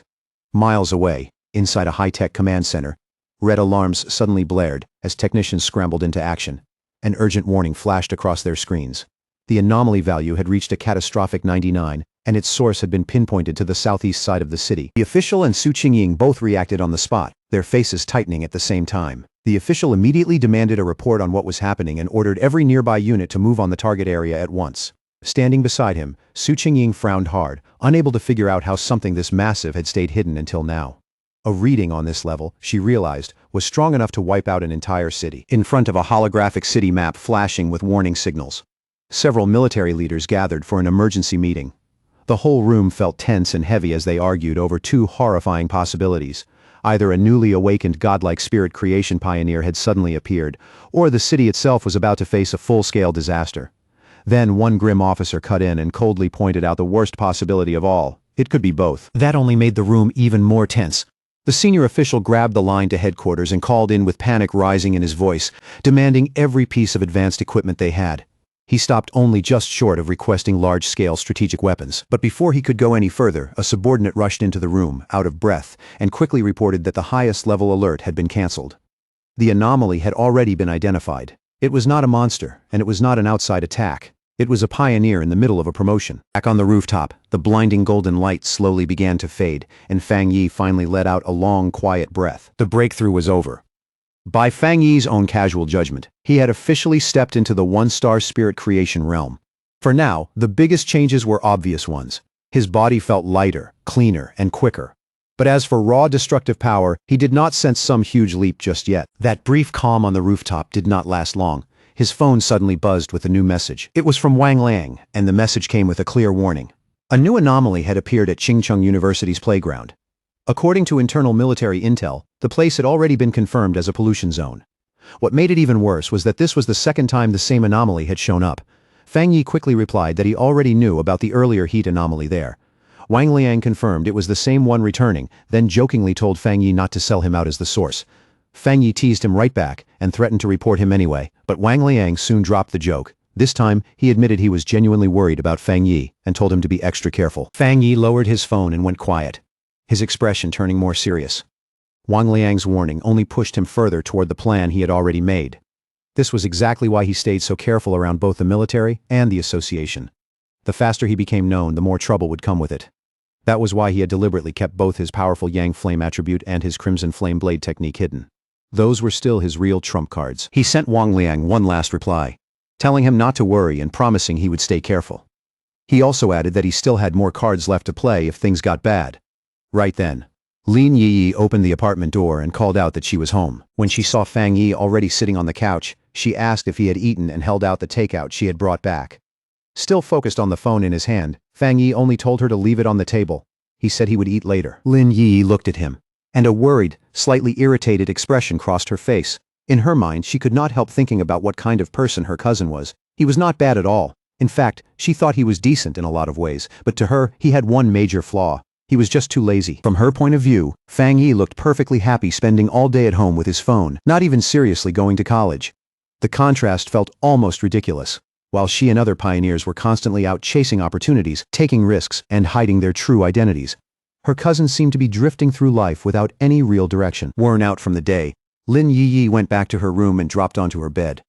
Even then, one thing was already clear in her mind. The news about that shocking spirit creation pioneer who had appeared in their district tonight was going to spread fast. Quietly feeling a sense of responsibility, she made up her mind that when the time came, she would protect her clueless-looking cousin as a way of repaying him. But Fang Yi was not aimlessly scrolling through his phone at all. He was carefully going over the news Wang Liang had sent, which showed a raging fire sweeping across Chingcheng University's playground. Looking closer, he noticed that the first anomaly there had only been extreme heat, while this one had already turned into open flames. That immediately made him wonder if this might be another variation of the Yang attribute. The video showed the fire erupting with shocking speed, and the flames were burning with terrifying force.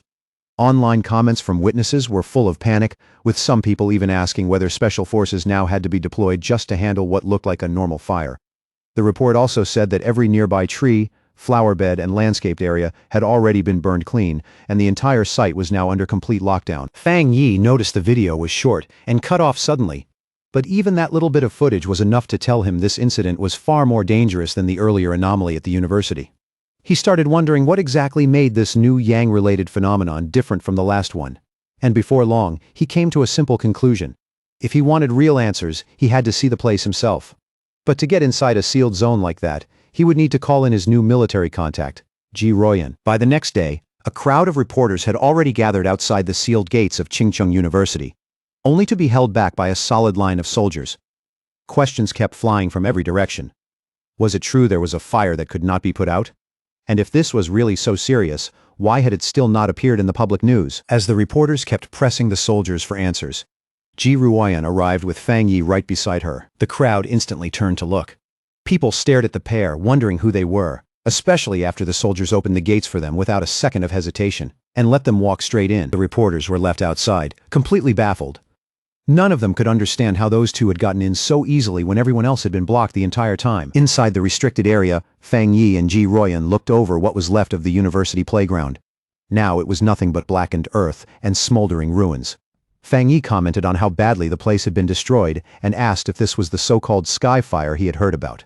Ji Royan confirmed that it was. She then explained just how terrifying sky fire really was. It could appear without any warning. Normal methods could not put it out, and in the end, the only thing anyone could do was let it burn until everything it wanted had turned to ash. To her, Skyfire was exactly the right name. After they finished taking an initial look around, Ji Royan told Fang Yi she needed to head to the principal's office for a moment, and asked if he could wait there on his own. Fang Yi told her to go ahead. He would be fine. Once he was alone, Fang Yi started walking slowly along the outer edge of the destroyed area, where yellow warning tape had already been set up all around it. He crouched down and reached for the scorched ground, carefully examining what the fire had left behind. It did not take long for him to notice that the earth had already gone cold. More importantly, there was no lingering spiritual residue from the sky fire at all. That left him a little disappointed. If there was no attribute residue, then there was nothing he could collect. His original plan, he realized, had been far too simple. Before he could think any further, a familiar voice suddenly called his name. Fang Yi looked up and saw Chu Qingli standing on a nearby set of steps with another girl beside her. Chu Qingli looked surprised to see him there and immediately asked what he was doing. The girl next to her, wearing glasses, reacted the moment she heard his name. She turned to Chu Qingli and asked if this was the ex-boyfriend she had mentioned before, the one who ended up going to a vocational college. Chu Qingli simply said yes. The friend then gave Chu Qingli a smug little pat on the shoulder and looked at Fang Yi with obvious disdain. She told him she understood he was probably here, because he still could not get over his ex. But now that the gap between their lives was so wide, he should stop humiliating himself and move on. Fang Yi just looked at her, genuinely confused. For a second, he could barely process what he was hearing. The idea that he was still hung up on Chu Qingli sounded ridiculous to him. Not far away, other students had already started whispering as they watched everything unfold. They wondered who this guy was standing near the campus beauty Chu Qingli, and quickly assumed he had to be another one of her hopeless admirers. Some pointed out that he did not even look like a student from their university, while others complained that campus security had somehow let an outsider get inside. Chu Qingli's friend with the glasses stepped forward again. This time much more aggressive. She told Fang Yi that Chu Qingli was now one of the school's top beauties, and he needed to think carefully about who he was and what he was doing. There were already countless men better than him chasing after her, she said, and he was nowhere near that level. Then she ordered him to leave immediately, saying this was not a place for someone like him. She even threatened to report him to the disciplinary office if he could not explain how he had gotten in. Meanwhile, Chu Qingli watched the whole thing with a complicated look. She remembered Fang Yi once saying he would not regret their breakup, yet now he had shown up right in front of her. Little by little, she started convincing herself that his old indifference must have been fake, that it had all just been an act to save face. The awkward scene was cut short when Ji Ruoyan came back and casually asked Fang Yi if the girl standing in front of him was his friend. The moment that imposing red-haired woman appeared, Chu Qingli visibly froze. Fang Yi answered in a cool, flat tone and shut the idea down immediately. He made it clear that they were only former high school classmates, nothing more, and could not really be called friends. Ji Ruoyan accepted that at once and simply repeated it. Just classmates. Then Ji Ruoyan slipped on a pair of sunglasses, and somehow her already intimidating presence became even colder and harder to approach. Both Chu Qingli and her friend grew visibly tense under the pressure coming off her. Neither of them could figure out who this woman was, or how someone like Fang Yi could possibly know a person with that kind of presence. Ji Ruoyan then turned back to Fang Yi and gave him an update. She said she had already spoken with the principal, and the Skyfire situation was more complicated than they first thought. The principal was personally on his way to take them to the exact spot where the fire had started, and since Fang Yi was now serving as a special military consultant, his presence would be necessary. Fang Yi accepted it without the slightest objection. Just then, a group of stern officials in suits arrived and immediately started telling people to clear out. They announced that the playground would remain sealed and that anyone unrelated to the matter had to move back at once. Chu Qingli suddenly sucked in a breath when she recognized the man leading the group. It was the university principal. The surrounding students were just as stunned. The principal was known for being extremely busy and notoriously difficult to meet, someone who almost never showed himself openly on campus. So when they realized he had come in person to meet Fang Yi and the mysterious red-haired woman, they were left speechless. But Chu Qingli's friend completely misunderstood the situation. She smirked to herself, convinced the principal had finally arrived to deal with Fang Yi and Ji Ruoyan for entering a place they had no business being. Chu Qingli, on the other hand, said nothing. Her face was full of uncertainty. But to the absolute shock of both Chu Qingli and her friend, the principal and the people with him did not walk toward Fang Yi and Ji Ruoyan like they were trespassers at all. Instead, the elderly principal went straight over to Fang Yi and warmly greeted him with a respectful handshake. He addressed Fang Yi as the consultant Ji Ruoyan had brought in and explained how worried he had been about the recent abnormalities at the school and the danger they posed to the students. He openly admitted how relieved he was that they had come to help solve the problem. Then, in an even more shocking move, the principal gave Fang Yi a slight bow and formally entrusted the entire playground matter to him. From where she stood, Chu Qingli could only stare with her eyes wide, unable to process what she was seeing. In that moment, everything she thought she knew about her ex-boyfriend broke apart. At the same time, the principal's security team moved quickly to lock down the surroundings, forming a human wall and loudly ordering every unrelated student and bystander to step back. As the crowd, including Chu Qingli, was forced farther away, confusion spread through everyone there. No one could understand why their respected principal was treating someone so young with that much courtesy, almost like deference. Lost in the crowd, Chu Qingli listened in silence as the opinions around her started shifting by the second. People were now guessing that Fang Yi must have some extraordinary hidden identity to be treated like this. Someone even brought up how, just moments earlier, he had been brushed off as nothing more than Chu Qingli's ex-boyfriend, or just another one of her pursuers. Then another voice in the crowd chimed in, half shocked and half mocking, pointing out just how completely the situation had turned around. In their eyes, the gap between them had flipped so hard that even if Chu Qingli started chasing Fang Yi now, she still might not earn so much as a glance from him. And then the harshest part of it all quietly sank in. People started realizing that from start to finish, Fang Yi had not looked at the campus beauty even once. He had not acknowledged her at all. She had been standing there the whole time, completely ignored, like she did not matter in the slightest. At Qingcheng University's North District, the principal personally led Fang Yi and Ji Ruoyan farther inside, straight toward the real source of the anomaly. As they walked, he explained how everything had happened, starting with the earlier Golden Sun incident, which he had once hoped would be the end of the school's trouble. But just a few nights ago, another disaster broke out when one of the playgrounds suddenly caught fire. The flames were so fierce and so unnatural that even the fire department could not put them out. Luckily, it happened late at night when no students were around, so the school was able to lock the area down in time. The principal kept talking, his face growing heavier with every word. One fire could have been written off as bad luck or some freak accident. But not long after that, 2 more playgrounds caught fire too. He said he had personally seen a crimson flame fall from the sky and hang there in midair, so strange and impossible that there was no doubt anymore. This was something supernatural. He went on to say that while the other fires had eventually burned out or been brought under control, one of them was still going. And as they got closer to that final spot, Fang Yi could already catch the sharp, suffocating smell of something still burning in the air. Before long, they arrived at a basketball court where a single hoop was still wrapped in raging, undying fire. The principal lowered his voice and confirmed that this was the original point of eruption, the one place where the flames simply would not go out. As the 3 of them stood there looking at it, Ji Ruoyan glanced at the device on her wrist. The reading showed 11. She explained to Fang Yi that it was a basic spiritual anomaly detector, something used in the field for quick judgment. Then she added that for ordinary civilians, any reading over 10 already qualified as a disaster-level threat and was enough to justify a full lockdown of the surrounding area. Then, without warning, the detector started flashing and beeping like crazy. In an instant, the number on the screen shot up, climbing all the way to 60. Ji Ruoyan cried out at the sudden spike, clearly alarmed by how absurd the number was. Real panic entered her voice as she warned the principal that if the energy kept rising at this rate, then the threat would not stay confined to the university much longer. It could spread outward and put the entire city in danger. She immediately said they had to summon an elite pioneer squad right away, if they wanted any chance of containing the anomaly before it got worse. But before anyone could act on that, Fang Yi moved first. Without a word, he suddenly vaulted over the chain-link fence, ignored every warning sign, and went straight toward the center of the fire. The flames swallowed him almost immediately, wrapping around his body in blazing light, while Ji Ruoyan and the principal stared on in complete shock. At that exact same moment, the number on Ji Ruoyan's detector surged again with another violent jump, and this time the display shot up to a staggering 110. She shouted that the anomaly had just been raised to S level, disbelief ringing in her voice. The principal went pale and asked in panic what they were supposed to do now that Fang Yi had already gone inside. Ji Ruoyan could only stare into the flames, stunned by what he had just done. Under her breath, she muttered that he had lost his mind.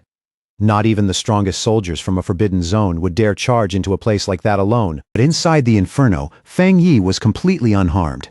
He stood there calmly in the middle of the flames, his figure steady and almost unreal against the fire raging all around him. He already knew the reason. Just like his Yang attribute had protected him from divine thunder before, it could now shield him from the burning force of this sky fire too. But almost right away, he ran into a serious problem. His power was protecting him. Yes, but that same protection was also stopping him from making direct contact with the source flame, and without touching it, he could not trigger the system to generate a new technique. Realizing his defense was helping him and getting in his way at the same time, Fang Yi knew he had to reach the core no matter what. As he watched the fire coil around the basketball hoop like a massive flaming dragon, he understood one thing clearly. If he wanted to claim it, he had to get to its heart. Without hesitating for even a second, Fang Yi steadied himself and got ready to face it head-on, just as the blazing dragon let out a roar and lunged straight at him. Then, in an insanely dangerous move, he deliberately shut off his Golden Sun protective aura, dropping his defense completely and leaving himself fully exposed. The instant that protection disappeared, the sky fire rushed over him like a storm and covered his entire body in raw, violent heat. Fang Yi clenched his teeth against the searing pain as the flames burned into him. But he still forced his arm forward, inch by inch, determined to touch the core no matter what it took. And the gamble worked. The moment his hand finally touched the source, the system activated and confirmed that it had detected an intense fluctuation of the Skyfire attribute. Even through the pain, a fierce grin spread across Fang Yi's face. He could feel just how terrifying the will behind this Skyfire was, and it shocked him to realize it felt even more overwhelming than the desolation attribute he had obtained not long ago. Even so, that only hardened his resolve. No matter the price, he was going to make this power his. The system immediately entered its final calculation stage and successfully began compiling the new data. A satisfied smile pulled across Fang Yi's face. He knew right away that he had succeeded. A brand new system window appeared in front of him and announced the reward.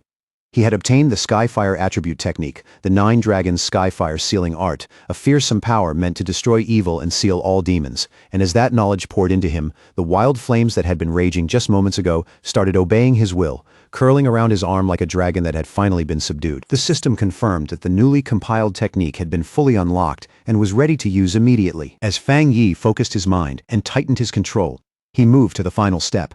He began extracting the Skyfire attribute itself and absorbing its essence directly into his body. His eyes flared with a burning red light, and fiery markings slowly spread across his face, showing the power he had just taken for himself.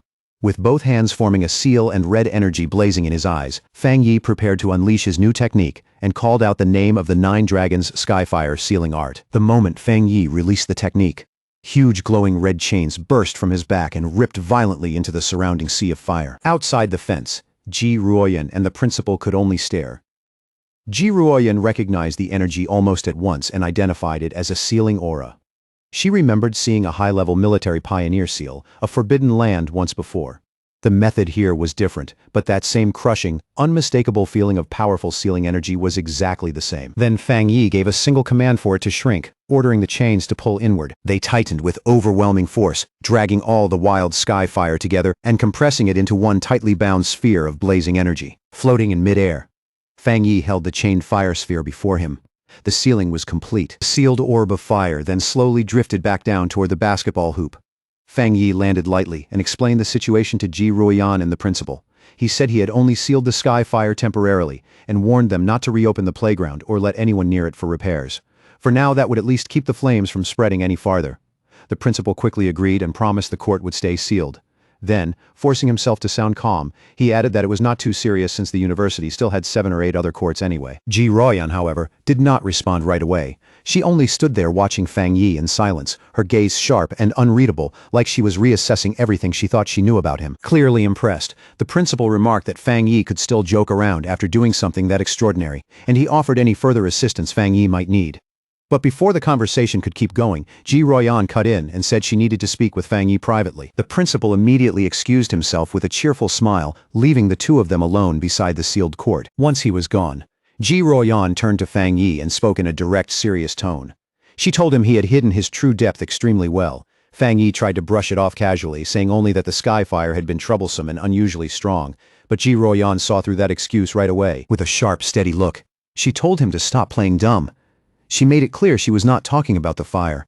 She was talking about him, his terrifying talent, his hidden strength, and just how much power he had been keeping out of sight. In the end, Ji Ruoyan let it go instead of pressing him further. She admitted that it was normal for pioneers to keep secrets, especially someone as powerful as Fang Yi. Hearing that, Fang Yi said nothing.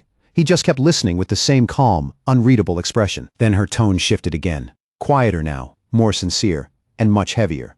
She told him that while she had no right to demand anything from him, she still hoped he would listen carefully. What she described was a bleak future, a world sliding into chaos, an era of violent upheaval, and a Shaguo that would desperately need top-tier talents like him if it wanted to survive what was coming. To make it absolutely clear, she told him that once the spiritual energy revival fully arrived, someone with his level of power would be as strategically important as a modern nuclear weapon. And because of that, she warned, every major force from the military's forbidden zones to the Spiritual Energy Association would eventually rush to recruit him. She told Fang Yi to be ready, because sooner or later, high-ranking figures would come to him in person, with invitations and shockingly generous terms. She also admitted she had selfish reasons for telling him this. If Fang Yi chose to stand on the military side with her, it would be a huge gain for them, and would mean gaining a powerful ally. That was why she wanted him thinking about his decision now, before those real offers started arriving. Fang Yi, however, went quiet for a moment before asking a question of his own. He wanted to know why Ji Ruoyan and even Wang Liang had both seemed so hesitant about recruiting him into their own forbidden zone, almost like they thought he belonged somewhere else. Still carrying herself like she was not truly qualified to speak for a place at that level, Ji Ruoyan explained that the reason was another legendary military region. One so overwhelmingly powerful and absurdly formidable that, in her eyes, Fang Yi fit there far better than in any ordinary forbidden zone under her command. A faint, knowing smile touched Fang Yi's lips as he looked at her and quietly asked if she meant one of those top-level units, the kind of force most ordinary people would never even hear about. She gave a small nod and said yes, that was exactly what she meant. But even as she said it, her voice dropped a little. Truthfully, she had barely ever seen those people herself. All she knew came from what she had heard. And lately, the stories were all the same. They had been moving non-stop, so intensely that even officers from other military regions were starting to feel the pressure their operations left behind. Then, like she had no interest in staying on that heavy subject any longer, she changed the topic and told him to stop standing around chatting. The principal had invited them to eat at the university cafeteria, so they should get going. Fang Yi walked beside her in silence, his face calm as ever, but in his heart he had already reached a conclusion.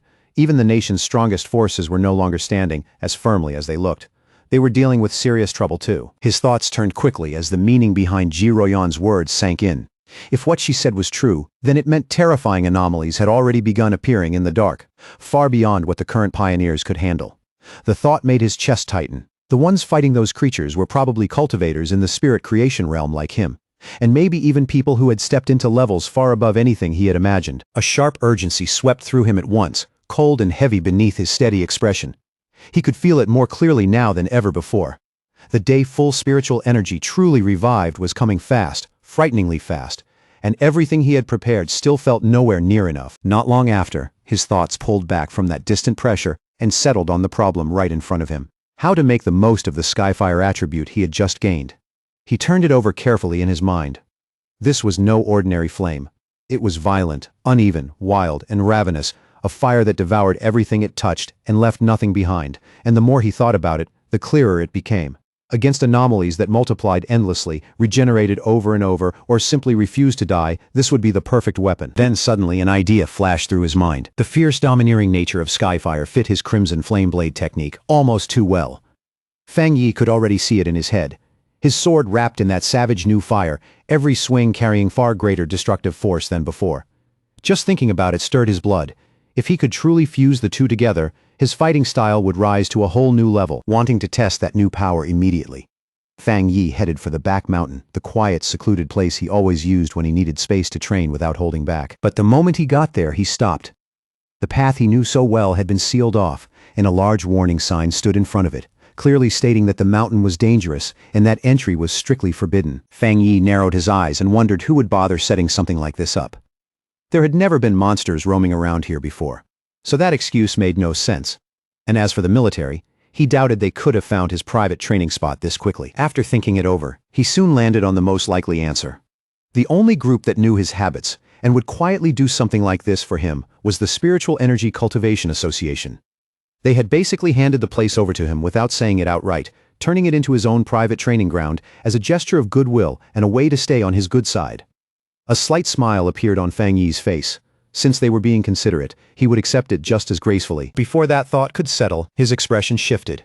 His sharpened senses had already picked up a presence that absolutely should not have been there. In that instant, Fang Yi realized someone or something had slipped onto the mountain and was now hiding somewhere in the stillness of the woods. He focused for a moment and caught a familiar trace in the air.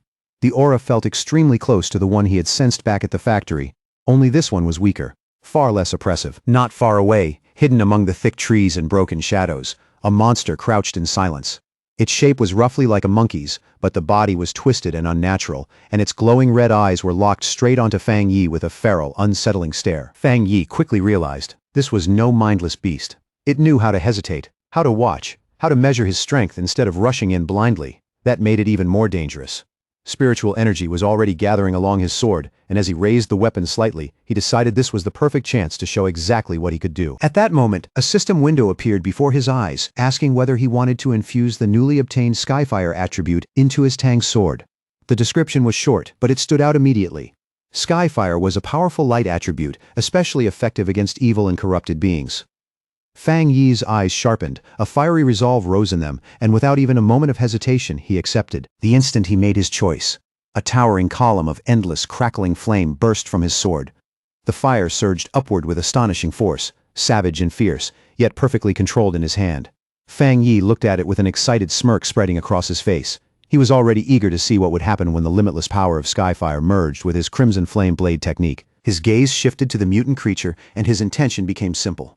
This thing would be the first test subject for his new power. Without wasting another second, Fang Yi swung his blade and unleashed a massive firestorm at the monster. The attack exploding forward with violent momentum and overwhelming heat. The creature was caught completely off guard. Its red eyes widened in terror, and before it could even dodge properly, the storm of fire swallowed it whole. A harsh, desperate screech ripped out of its throat as it twisted in agony under the blazing force, standing calmly at the center of the flames he had released. Fang Yi watched the result closely. It did not take long for him to reach a startling conclusion. The power behind that strike was now at least twice what it had been before, maybe even 3 times as much. And more importantly, even with those violent flames all around him, he was not hurt in the slightest. He even reached out and lightly touched the blade still wrapped in living fire, only to find that it felt unexpectedly cool beneath his fingers. Then his expression changed again. He sensed that the creature had survived somehow and was already trying to escape deeper into the forest.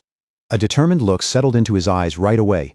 Since it had endured that attack, he would chase it down and find out exactly what this intruder could do. Meanwhile, elsewhere in the same forest, a young woman with curly red hair was cheerfully live-streaming with her phone mounted on a selfie stick, completely unaware that danger was closing in around her. Facing her viewers with easy confidence, she insisted she was not lying at all.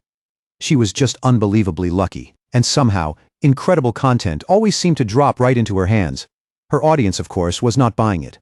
The comment section was full of doubt, and one viewer even challenged her to prove that ridiculous luck by going to Ching Cheng University and filming the mysterious Skyfire everyone had been talking about. Her playful expression vanished almost immediately. Right in the middle of the broadcast, her face stiffened, then shifted into pure shock. A second later, the reason was obvious. The monkey-like monster that had escaped from Fang Yi suddenly burst out of the woods and lunged at her without warning. The force of the impact knocked her phone right out of her hand. It slammed into the ground hard enough to crack the screen, but the live stream did not stop. The broken camera kept recording from where it landed. Through the shattered screen, her viewers could see the monster pinning her to the ground. But instead of understanding what was really happening, many of them assumed it was just another staged act, some cheap fake fight with bad effects and exaggerated acting. But for the streamer herself, the danger was real. Her whole body shook as she cried out in terror, only for the sound to be smothered when the monster forced her down and pressed one of its paws tightly over her mouth. The creature lowered its head and opened its huge, fang-filled mouth wide, ready to bite down and kill her in one brutal motion. But before those fangs could come down, a massive blast of fiery energy shaped like a dragon's head came roaring through the air and slammed into the monster, blasting it backward through the forest. The streamer looked up in stunned disbelief. She had been saved at the very last second. And on the other side of the cracked screen, her viewers were just as shocked, though not for the reason they should have been. Instead of realizing how close she had come to dying, they were busy marveling at what they thought were insanely realistic Fire Dragon special effects. The sudden fear, chaos, and impossible visuals sent the livestream's popularity soaring on the spot, and her viewer count shot past 13,000 in a rush. Still trembling, the streamer turned her head on instinct and looked over her shoulder, her voice shaking as she asked who was there. Panic still in every movement, she hurried across the ground and grabbed her fallen phone. Once she got back to her feet, she pointed the damaged camera toward the source of that fiery attack. The moment she saw it, her voice jumped with disbelief as she shouted to her viewers that she had caught it on camera. There really was someone standing inside the fire. The lens captured Fang Yi's dark silhouette standing motionless in the flames, completely unharmed, imposing enough to look almost unreal. In her terrified, overwhelmed, half-dazed state, the streamer could only reach one conclusion. The man who had saved her was no ordinary person at all. He was a true immortal. The video of Fang Yi saving the live streamer Malala spread across the internet almost instantly.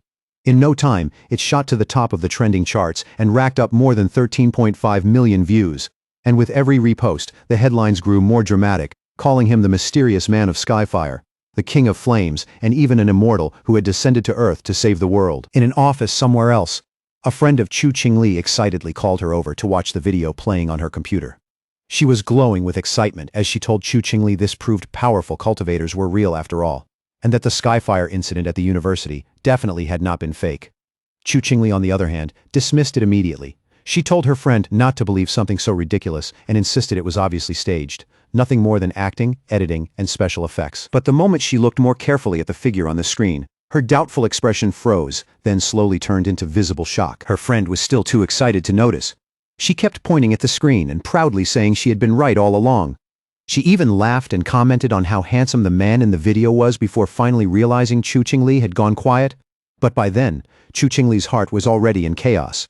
She kept forcing herself to believe the video had to be fake, that it simply could not be real, and that the figure inside the flames only happened to look like Fang Yi. She tried to reason it out, clinging hard to that denial. If that person were really Fang Yi, then flames like those should have reduced him to ashes long ago. But that excuse quickly started falling apart, and denial gave way to fear. What if it really was him? What if he truly had become that powerful? The thought made her stomach tighten. After everything that had happened between them, she could not help worrying that he might use that terrifying strength to get revenge for their breakup. Even so, her stubborn pride rose up just as fast, and she swore to herself that no matter what happened, she would never lower her head to him. Elsewhere, the red-haired leader of Lin Yi's pioneer squad was showing the same video to Lin Yi on her phone. Looking at the figure standing in the flames, the leader asked if the man seemed familiar, suggesting he might be the same person who had saved them from the monstrous vine before. Lin Yi agreed that the resemblance was real, but then she added something even more surprising. She had recently learned that a powerful master who had broken through to the spirit creation realm was living right in her neighborhood.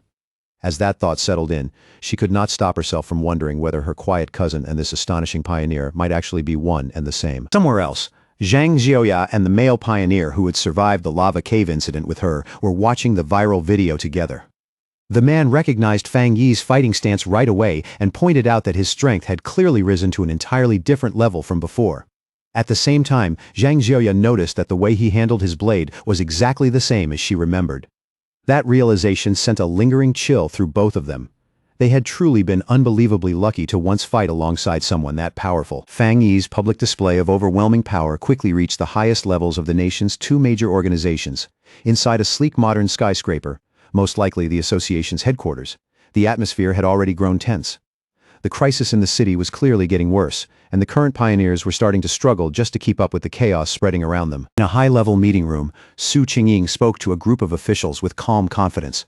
She told them the military had already been in close contact with Fang Yi, and she firmly believed that when the time came, he would agree to help. Meanwhile, in a military command center, Ji Ruoyan, Han Li, and several other officers were discussing the latest intelligence. They were stunned by how quickly Fang Yi had grown. Openly calling him a monster for reaching the spirit creation realm so fast, the discussion soon shifted to how many high-tier attributes he might possess, and one officer concluded the number had to be 3, maybe even more. In the end, they all reached the same uncomfortable conclusion. Trying to intimidate someone like Fang Yi had been a complete mistake, and now their only realistic option was to recruit him. Han Li lowered his voice and seriously asked if High Command had finally decided to meet Fang Yi face to face. Jialin gave a calm yes, but there was a trace of helplessness in her tone. The top brass still did not want to lower themselves. After all, every top-tier pioneer before this had come from the military's own ranks, and that pride was making the decision harder than it needed to be. Han Li then took over the conversation and quickly laid out the next step. He ordered his people to find out what kind of weapons, gear, or rare resources Fang Yi might need right now, and to quietly pass along information about suitable training grounds as a sign of goodwill. Then his face turned even more serious as he gave one last key order. The viral livestream video, along with all the rumors and online noise surrounding it, had to be handled and brought under control before it spread any further. By this point, almost the entire spiritual energy world in Xiaguo had started watching Fang Yi. Both Su Qingying and Jialin found themselves thinking about what was waiting ahead for him. Su Qingying looked troubled, as if she could already feel the enormous pressure gathering around his path, while Jialin wore only a faint, confident smile. Their thoughts were different, but both women, each standing at the head of a powerful force, were quietly waiting to see what this extraordinary young man would do next. Inside a quiet hospital room washed in pale light, the steady beeping of a heart monitor sounded especially clear, breaking the silence one measured note at a time. Seated beside the bed was a mysterious woman with long purple hair, calm and elegant, as she looked at the unseen patient and softly called that person teacher. Her voice was gentle, almost tender, as she said Xiaguo seemed to have finally found a new glimmer of hope. With someone as powerful as Fang Yi appearing at such a critical time, she whispered, the chances of her teacher waking up had become just a little better than before. A day later, back at the apartment, Fang Yi sat at the table eating breakfast. His face looked calm, but his mind was still going over everything that had happened the day before. As he ate, he thought about how the fight on the back mountain had somehow spread all over the internet overnight. All because one reckless live streamer had sneaked into the restricted area chasing views and excitement. Between bites, he casually checked what happened afterward and saw that the video had already been wiped from the internet while the streamer's account had been banned completely. He instantly guessed what had happened. Whether it was the military or the Spiritual Energy Cultivation Association, someone with enough power had clearly stepped in and cleaned everything up fast. His thoughts had barely started to settle when his expression suddenly shifted. A small but unmistakable sense that something was wrong cut straight through his casual mood. He quickly realized what had been bothering him. Lin Yi had not come home the previous night, and she had not sent a single message either. Even if she had gone out on a mission, that kind of silence was unusual enough to make him frown. Quiet unease started spreading through him. He picked up his phone and called her, only to be met right away with an out-of-service message. That cold, mechanical response made the room feel even quieter. Now truly alarmed, Fang Yi stopped treating it like a minor issue. Something was clearly wrong, and without wasting another moment, he decided to go find her himself. At the same time, deep inside a dark forest covered in thick mist, Lin Yi and the red-haired leader of her pioneer squad were still trapped, wandering through the endless gloom with no clear way out. Breathing hard, the red-haired leader asked Lin Yi if she had any idea how long they had been stuck in that cursed place. Lin Yi gave a rough guess of around 10 hours, though even as she answered, she admitted she could barely keep track of time anymore inside that oppressive fog. The red-haired leader looked pale with exhaustion, her body bruised and worn down. She kept apologizing, clearly blaming herself for dragging Lin Yi into this nightmare. When they came here, she said, she thought they were only investigating some strange phenomenon, not walking straight into a death trap. As she spoke, she pressed a hand to her side and winced from the pain. Lin Yi firmly told her to stop apologizing. The real problem, she said, was that she herself was not strong enough. Regret would not help them now. She urged her leader to stay alert, stay calm, and preserve whatever little spiritual energy and stamina they still had left. Even while forcing herself to stay composed, Lin Yi could not help thinking back to that overwhelmingly powerful master she had once seen. In a moment like this, with death closing in from every side, she found herself wishing she had even a tiny fraction of that person's strength to save both of them. Their tense exchange was suddenly cut off when something stirred in the fog behind them. A massive shadowy monster slowly emerged from the gray mist, its red eyes glowing, its spiked outline menacing, and its very presence thick with danger. The creature burst out of the fog and slashed straight at the red-haired leader with its claws. Lin Yi reacted on pure instinct. She shoved her companion out of the attack's path and shouted a warning at the same time. In the next instant, she thrust out her hand and released a burst of bright blue spiritual energy. It condensed into a sharp blade of light that sliced through the air and cleanly took off the creature's head in a single strike. But even as they struggled back up, more of those shadowy, zombie-like figures began stumbling out of the fog one after another. The moment Lin Yi saw them clearly, horror crept into her chest. These were not normal monsters. They had to be the reanimated remains of other people who had been trapped here and died. After cutting down one of the creatures and watching it melt into a puddle of black mist, Lin Yi quickly explained what she had figured out. The real monster was not even trying to kill them outright yet. It was playing with them, turning dead victims into these grotesque puppets and sending them forward one by one. The red-haired leader grimly added that their attacks did almost nothing to the mist itself, while their spiritual energy was draining fast, and the true enemy was still hiding somewhere out of sight. Before long, they realized something even worse. They were trapped inside some kind of illusion or domain made by the monster. A swirling gray world where the enemy seemed nearly impossible to defeat. It was not in a hurry to finish them off.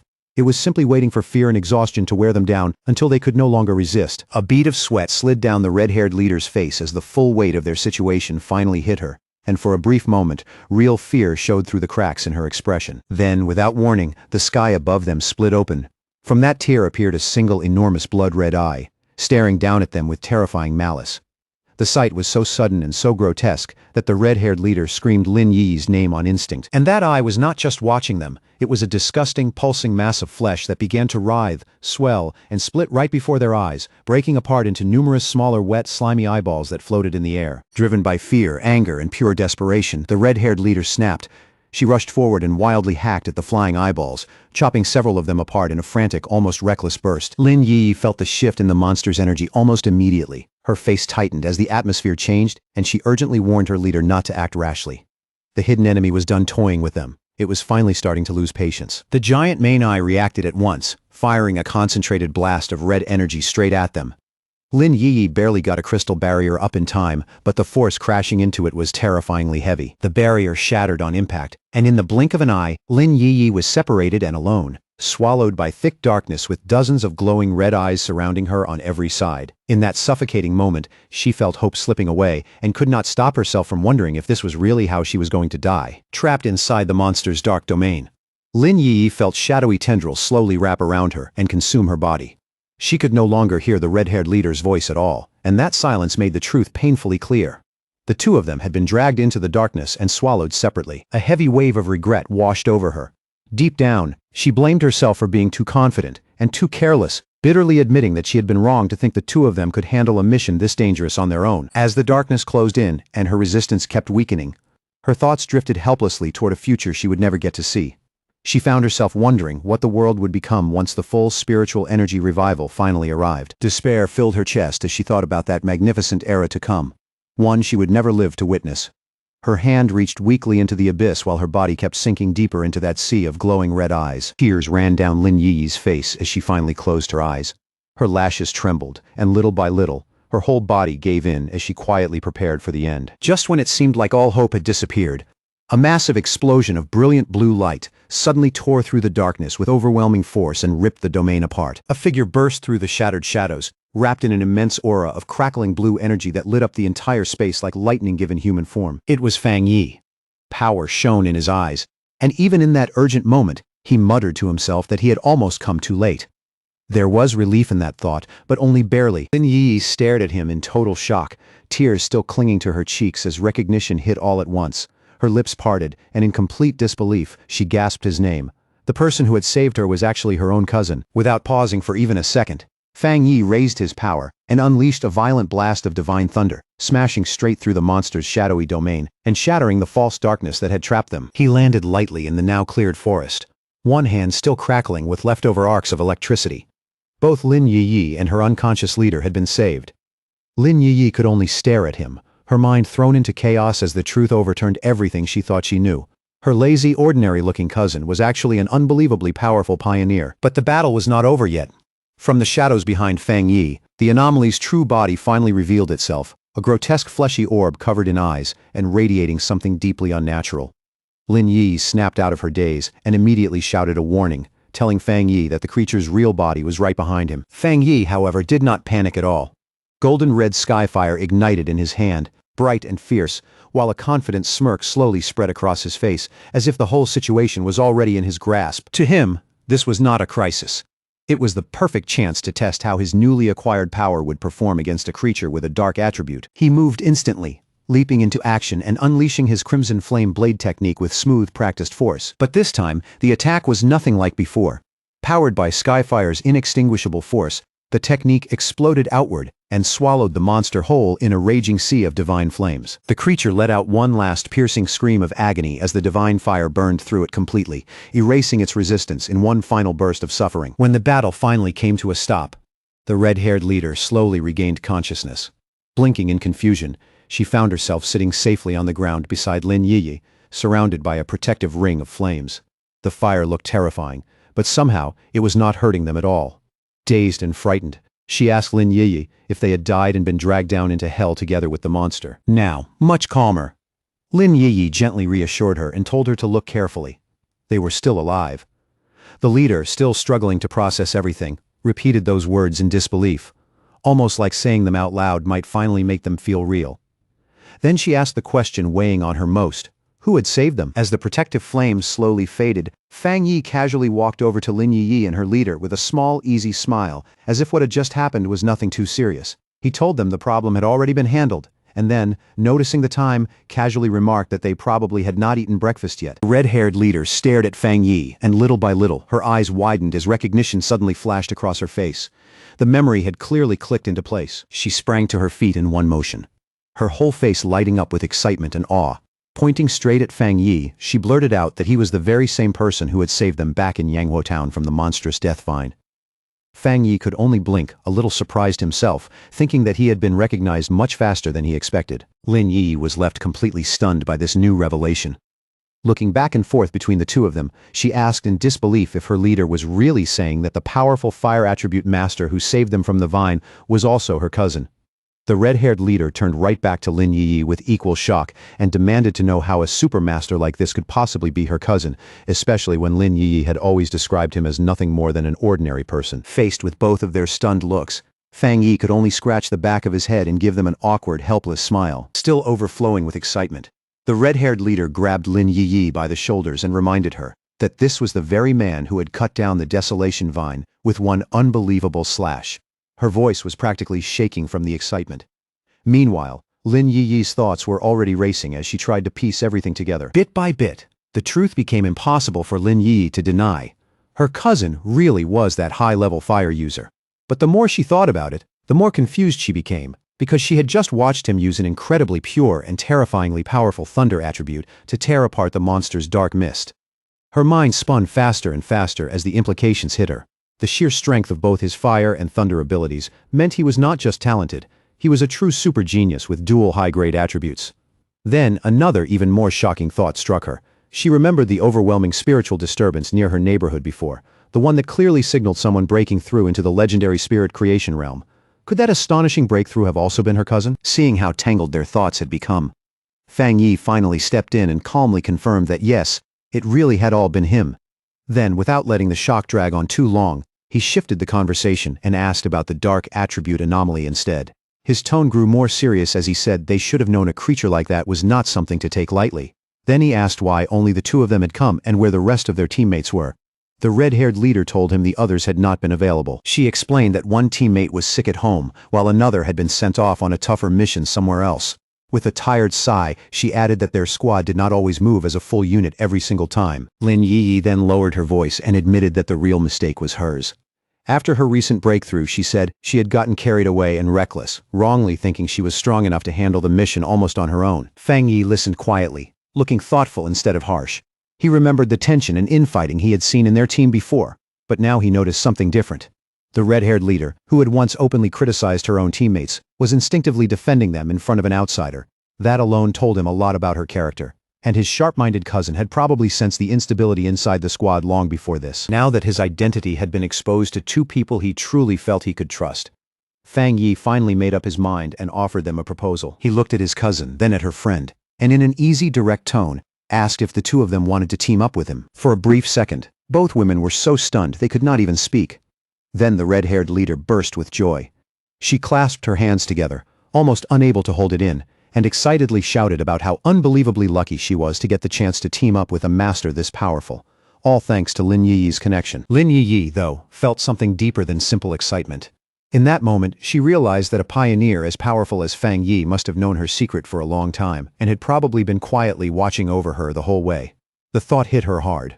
On this dangerous and lonely road of cultivation, where every step came with uncertainty, she had unknowingly had a strong and reliable family member nearby the entire time, protecting her without asking for anything in return. That realization filled her with warmth, relief, and a deep sense of happiness. Before she could stop it, a single tear of gratitude slipped quietly down Lin Yi's cheek. She quickly wiped it away, then looked up and flashed Fang Yi a bright, genuinely happy smile, along with a playful peace sign. Laughing through the emotion, she thanked him sincerely and promised to make him 2 extra eggs for dinner. Just then, Lin Yi's phone buzzed with a new notification. She glanced at the screen and announced that Jialan, the mysterious and powerful member of their pioneer group, had just posted a brand new mission. The message was an alert for a high-risk collection mission in a place called the Boundless Dark Realm, and it clearly stated that the task was tied to the dark attribute. At the end of the post, Jialan added a stern warning, telling everyone to think very carefully before choosing to sign up. Fang Yi immediately asked if they knew anything about the place.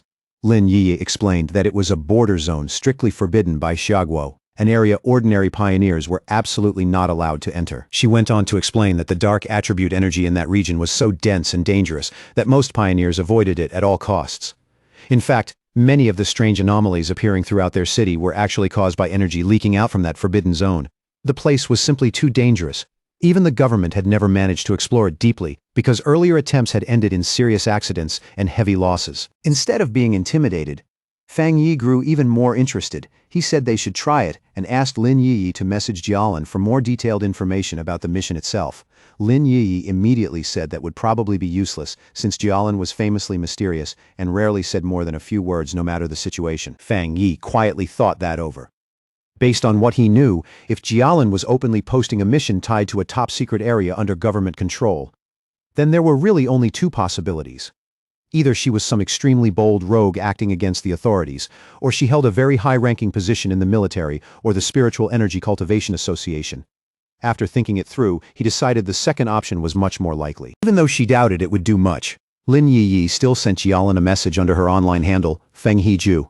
In the message she said she was interested in joining the mission and asked for more specific details. To the surprise of both Lin Yiyi and the red-haired leader, Jialan actually replied with an unusual amount of detail. She explained that the mission was to collect something called a shizai flower.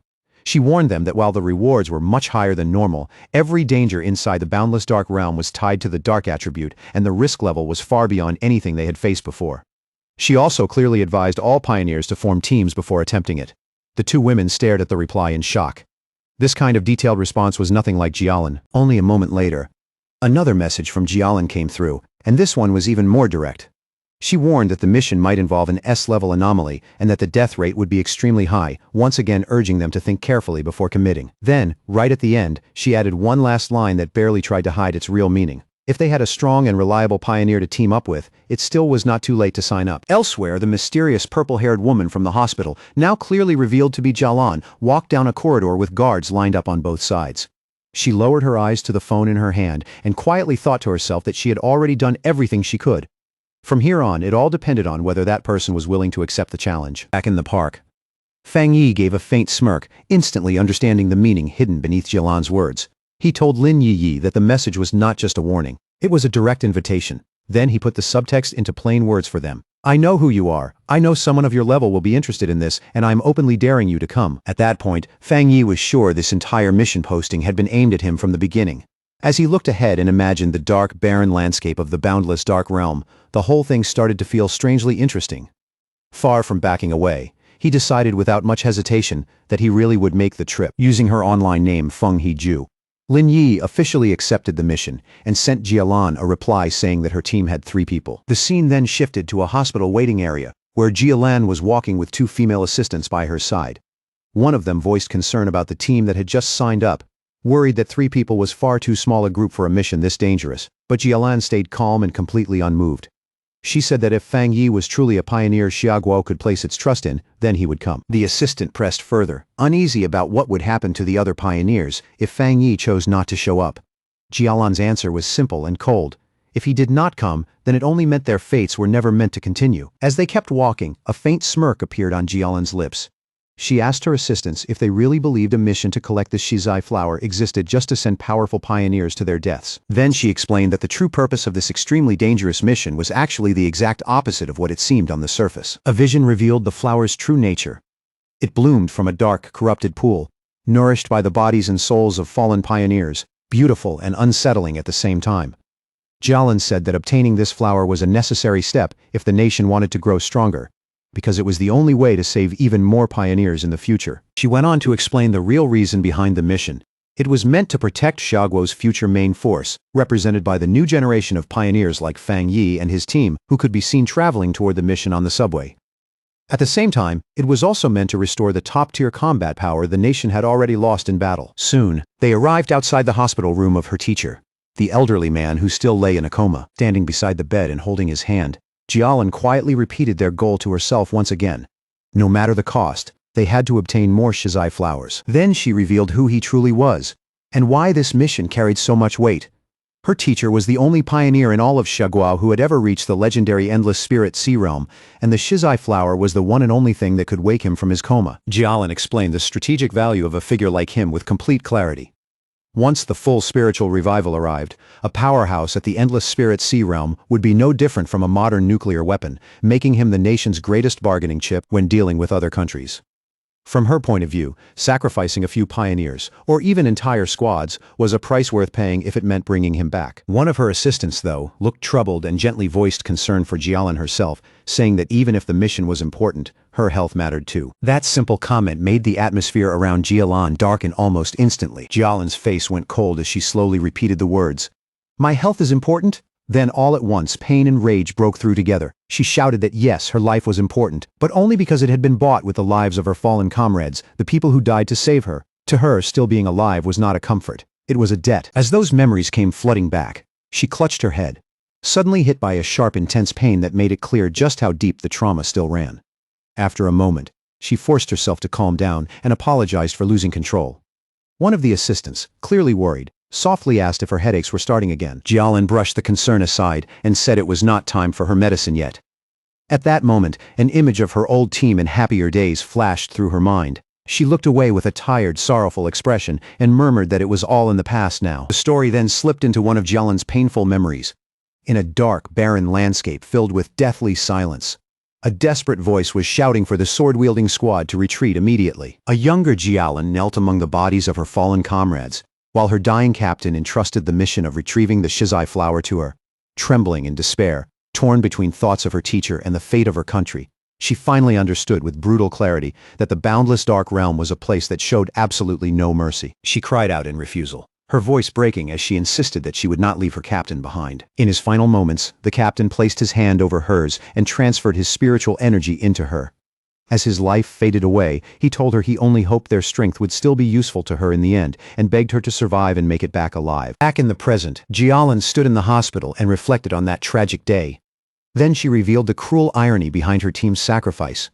They had given her their power so she could survive, but none of them knew that a Shizai flower became useless if it was touched by blood or if it was not harvested perfectly intact. In other words, even though they had succeeded in saving her life, the mission itself had already failed. Later, after a long and exhausting trip, Fang Yi's new team finally arrived at the empty outskirts of the boundless dark realm. Even the air there felt bleak and unnatural. As they came to a stop, the red-haired leader immediately complained out loud about how absurdly long the walk had been. The red-haired leader glanced up at the sky ahead, and still trying to catch her breath after the long trip, asked why they were not just flying there instead. With the level of strength they had now, it seemed like the obvious move to her. Lin Yi patiently explained that even for pioneers, long-distance flight was not something you could maintain so casually. Unless someone had truly massive spiritual energy reserves, trying to fly that far would drain them way too fast. Fang Yi said nothing. He simply kept walking in silence, his glowing red eyes fixed on the destination ahead, calm and focused in a way that made it clear his mind was already fully on whatever was waiting for them there. Before long, they finally reached the massive checkpoint at the entrance to the zone. The place was locked down hard with layers of barricades, tank traps, fencing, and armed personnel everywhere. And beyond all of that, a shimmering blue energy barrier stretched across the area like a sealed wall, cutting the forbidden land off from the outside world. Fang Yi looked ahead and quietly confirmed that this had to be the boundless dark realm. Even from here, and even through all those military defenses and energy restrictions, he could already feel traces of the dark attribute leaking through. The aura was cold, oppressive, and deeply unpleasant on an instinctive level. The moment Lin Yi and the red-haired leader felt it more clearly, both of them visibly tensed. In a strained voice, the red-haired leader said this presence felt 1,000 times more terrifying than the dark monster they had fought before. Fang Yi, however, stayed composed and simply told them to steady themselves. There was no point getting shaken before they had even stepped inside. Then he glanced around and pointed out that they were clearly not the only ones who had answered the call. Near the checkpoint, a large mixed crowd of pioneers had already gathered, standing in tense silence or speaking in low voices while waiting for the mission to start. Lin Yi guessed that those people were not there for the high reward alone. She explained that the dark attribute had long been known as one of the hardest and most dangerous forces for pioneers to deal with. It was ruthless by nature, corrosive, and deeply hostile to human life. But now, with more and more violent dark attribute anomalies showing up in cities, the situation had changed. Pioneers were starting to understand that they could not keep avoiding the source of the problem forever. A lot of the people standing there had probably come not just for profit, but because they knew the threat had to be confronted at the root. The red-haired leader immediately agreed, clearly feeling the same way. Fang Yi watched the two of them with a faint smile, visibly impressed by his cousin's clear-headed and practical judgment. All around them stood pioneers of every kind, each in different gear, each carrying their own distinct style, giving the checkpoint a restless, dangerous energy while everyone waited for the gates to open. As they stood there, Fang Yi explained why he had chosen to come on a mission this dangerous in the first place. He said he had already run into dark attribute creatures twice before. The first was that mutated rabbit, though calling it a rabbit barely felt right, since it looked more like some grotesque rat-like beast than anything natural. The second encounter had been even worse.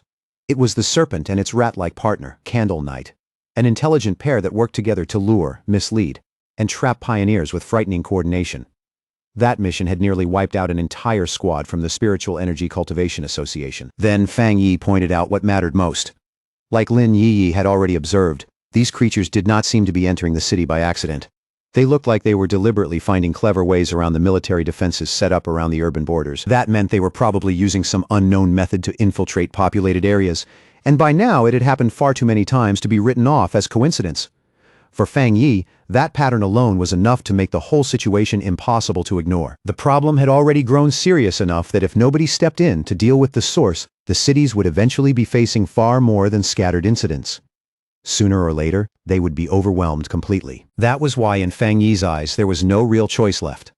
No matter how dangerous it was, they had to come to the boundless dark realm and face whatever was hiding inside. At the checkpoint, a military officer stood watching the gathered pioneers while Su Qingying addressed a group in front of the energy barrier, briefing them on the situation before entry. Her expression was grim and focused, and every part of her posture showed she understood exactly how dangerous the mission ahead would be. But in the middle of that tense atmosphere, her concentration broke the moment she spotted a familiar group approaching from the side. The instant she recognized Fang Yi walking over with Lin Yiyi and the red-haired leader, Su Qingying nearly froze where she stood. Beside her, the green-haired Zhang Xiaoya was just as startled and immediately called out to her. But Su Qingying was already covering her mouth in alarm, too shocked to react naturally. Inwardly, she could only pray that the great master somehow would not notice her in the crowd. But that hope shattered almost at once. Fang Yi looked straight at her with a slightly puzzled expression and calmly called her out by name, identifying her on the spot as Captain Su. With no way around it now, Su Qingying could only walk over with her cloaked squad members. She had already received military information on Fang Yi's team, so there was no room left to pretend otherwise. The red-haired leader, still mischievous even in a place this tense, looked the beautiful silver-haired girl up and down and grinned as she asked Fang Yi if this was Lin Yi's future sister-in-law. That one teasing question instantly threw both Lin Yiyi and Su Qingying into visible panic. Su Qingying blushed hard and hurriedly waved both hands, flustered as she insisted it was a huge misunderstanding and absolutely not what it sounded like. Fang Yi, on the other hand, answered with complete calm and said no, she was not. He explained matter-of-factly that Su Qingying was Captain Su from the Spiritual Energy Cultivation Association and that she helped him deal with miscellaneous matters from time to time. Somehow, that only made Su Qingying even more flustered, because being described that way irritated her even more than the romantic teasing did. Before the awkward exchange could go any further, it was suddenly cut off by a loud, arrogant voice slicing right through the scene. An imposing older man in heavy red armor stepped forward with two other armored pioneers at his side and sneered at them as a bunch of shameless brats. In a booming, condescending voice, he complained that the newer generation of pioneers kept getting younger and more disrespectful, to the point that they did not even know how to greet their elders. He scolded them for chatting so casually in a place this dangerous, then finished with a sarcastic remark that he hoped they would all be able to rely on each other once they were inside the boundless dark realm. The red-haired leader immediately bristled at his tone and looked ready to fire back. But Lin Yi quickly reached out and held her back, trying to stop the situation from getting worse. At the same time, Fang Yi calmly stepped forward and positioned himself between them, quietly signaling for his teammate to cool down. But the red-haired leader was not intimidated in the slightest. She jabbed a finger at the arrogant man and told him to mind his own business, then shot back that once they got inside, who ended up scared to death first was still anyone's guess. Her words made the man's face stiffen at once, his arrogant expression twisting into a cold, angry glare. Just then, the rising tension was broken by the sound of a vehicle approaching. The armored man smirked as soon as he saw it, clearly recognizing it as theirs. A large armored transport with flashing police lights rolled up to the checkpoint, and a moment later the rear doors swung open. Jialin stepped out from inside, and the moment she appeared, every pioneer there turned to look at her. A wave of surprise moved through the crowd as people recognized the infamous Jialin. She walked forward with calm authority. Guards positioned on both sides of her, while whispers spread among the gathered pioneers. A lot of them stared in awe, wondering what kind of status someone had to have to arrive with that kind of presence and that much obvious protection. Fang Yi watched her approach in silence and quickly understood why she was here. She was not just here to observe the mission, she was the one who would personally open the gate. Jialin stopped in front of the massive blue energy barrier, its surface crackling with power. Then she slowly raised one hand and began drawing pure energy into her palm until a glowing blue symbol took shape there, radiant and precise. With a strong push forward, she drove that symbol into the barrier. The enormous wall of energy immediately tore open, revealing a dark passage leading straight into the forbidden zone beyond. And just like that, the ES-class mission officially began. Standing before the dark portal, Jialin remained completely composed as red and black currents of energy whipped and coiled around the opening behind her. She announced that the pioneers could now enter, but before anyone moved, she gave them one final warning. The shizai flowers they had been sent to retrieve had to remain perfectly intact, and under no circumstances could they be touched by human blood. If the flowers failed to meet those conditions, then no reward would be given, no matter what risks people had taken. Once she made that clear, she gave the order for the mission to begin. With that, the crowd of pioneers started moving in groups. One after another, disappearing into the dark and unsettling portal. As they entered, one member of the arrogant armored group muttered bitterly to his leader, complaining that Jialan was basically sending them in to die while she stayed safely outside. Another teammate immediately told him to shut up, reminding him in a harsh whisper that if they died, at least the government would pay their families a large compensation. While Fang Yi's group watched the others go in, Su Qingying quietly started analyzing the strength of the teams gathered there for him. She identified the arrogant armored man as a one-star spirit creation cultivator, putting him at the same realm as Fang Yi. She also pointed out that several other dangerous figures were hiding their auras well enough that even she could not judge them clearly, while the rest were solid pioneers around the one-star or three-star ghost axe realm. In the end, she concluded that at least on the surface, the teams looked roughly balanced in strength. Fang Yi was a little surprised to hear that the arrogant man was also in the spirit creation realm, because earlier he had not sensed especially powerful spiritual energy from him. That only strengthened another conclusion in his mind. If so many elite teams had been drawn here at once, then this mission had to be far more difficult than it looked. Back outside the portal, one of Jialan's assistants gave her a final report from the tablet in her hands. She confirmed that a total of 37-star Ghost Axe Pioneers, 7 one-star Ghost Axe Pioneers, and 3 one-star Spirit Creation Pioneers had entered. The mission itself involved creatures ranging from B-class all the way up to S-class in threat level. Jialan listened calmly, then told her assistant to prepare the monitoring equipment, making it clear she had already expected what was coming. Inside the portal, the pioneers stepped into a deserted, dark, mist-soaked land, filled with dead trees and lifeless ground, as if the entire place had long since rotted from the inside out. The moment Fang Yi's group entered the boundless dark realm, black shadowy tendrils of energy began drifting and curling around them from every direction. Fang Yi immediately told everyone to stay close, explaining that the overwhelming dark attributes saturating the area would distort sight and perception so badly that they could easily get separated and lose track of one another. No sooner had he said that, than the red-haired leader suddenly bent over, hit by a wave of nausea so strong she dropped to her knees. Embarrassed and miserable, she apologized between heaves, admitting she could not stop herself from throwing up. Su Qingying calmly moved to her side and reassured her that the reaction was normal. In a steady voice, she explained that the horrible smell filling the area was a mix of rotting corpses and brain fluid, the kind of stench most people simply could not endure without reacting. Then she gestured toward another team not far away. They were crouched on the ground, retching too, proving that even pioneers of roughly similar strength were being affected the moment they entered this environment. Su Qingying continued, explaining that the dark attribute naturally countered pioneers and acted almost like a kind of contamination or pollution that constantly weakened them. She also warned that the anomalies inside this zone were far more aggressive than normal, which meant the danger here was not just in the environment. It was immediate. Fang Yi listened carefully, as Su Qingying laid out the known threats and the official classification system. She explained that B-class anomalies were already dangerous enough to threaten pioneers at the same level as themselves. A-class anomalies, meanwhile, were strong enough to draw in spirit creation realm cultivators and were the kind of threat associated with places like the boundless dark realm itself. And when it came to S-level monsters, Su Qingying's voice turned even graver. Those were true disaster-class horrors, the kind of existence that could contend even with beings in the legendary Endless Spirit Sea realm. Then she gave them the harshest warning. Yet, inside this zone, the dark attribute did not just surround the monsters, it empowered them. A creature that would only be considered B-level outside would be pushed up to at least A-level the moment it entered the boundless dark realm. The red-haired leader's eyes widened at that, clearly thrown by how bad the situation really was. Lin Yi, now visibly more concerned, turned to Su Qingying and asked if she and her team were somehow less affected by the dark pollution than everyone else. Su Qingying let out a small chuckle and explained that it was not because they were immune. It was because she and her team had dealt with similar monsters for so long that they had already adapted to this kind of filthy environment. The smell just did not hit them the same way it hit ordinary pioneers anymore.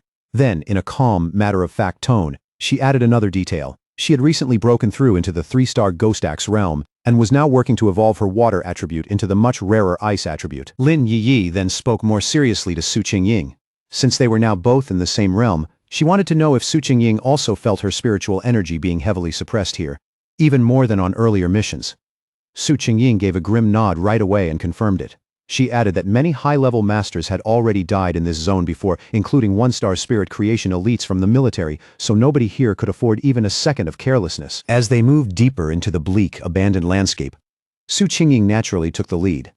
After a while, she noticed they could no longer see the pioneer group that had been ahead of them, and she urged everyone to pick up the pace a little. Then she lowered her voice and gave an important instruction. From here on, they needed to speak less, save their strength, and keep their spiritual energy drawn inward, so the dense dark mist would have fewer chances to exploit any weakness. As he walked in silence, Fang Yi quietly checked his own condition.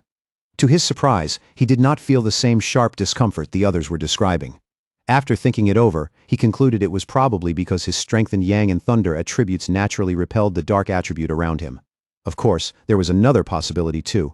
After reaching the spirit creation realm, his overall spiritual power might simply have become strong enough to resist this level of pollution much more easily. Elsewhere in the boundless dark realm, the arrogant pioneer and his team were already locked in battle. With one heavy swing of his glowing green sword, their leader cleanly sliced through a monstrous beast's neck and took its head off with brutal ease. The man threw his head back and laughed arrogantly, openly mocking the so-called danger of the zone.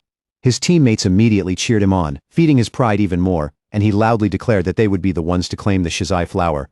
Swagger dripping from every word, he vowed to show the younger generation what real strength looked like. Back with Fang Yi's group, Lin Yi was still struggling with the environment. Small gagging sounds kept slipping from her throat as she tried to steady herself and keep moving through the oppressive dark mist. Fang Yi noticed her discomfort right away. Watching her force herself to endure it, he could not help thinking that even after everything she had been through and all the power she now had, in some ways, she was still just a kid. Without making a big deal out of it, he gently placed a hand against her back and sent a soft, steady wave of spiritual energy into her body to calm and support her. The effect was almost immediate. The nausea twisting Lin Yi's stomach, along with the deep, bone-chilling cold creeping through her body, faded in moments. In their place came a gentle warmth, the kind that felt like winter sunlight after being trapped too long in icy darkness. Lin Yi could not help marveling at how incredible the power of the spirit creation realm really was. In amazement, she commented on the warmth around her, assuming it had to be some especially rare and high-grade fire attribute.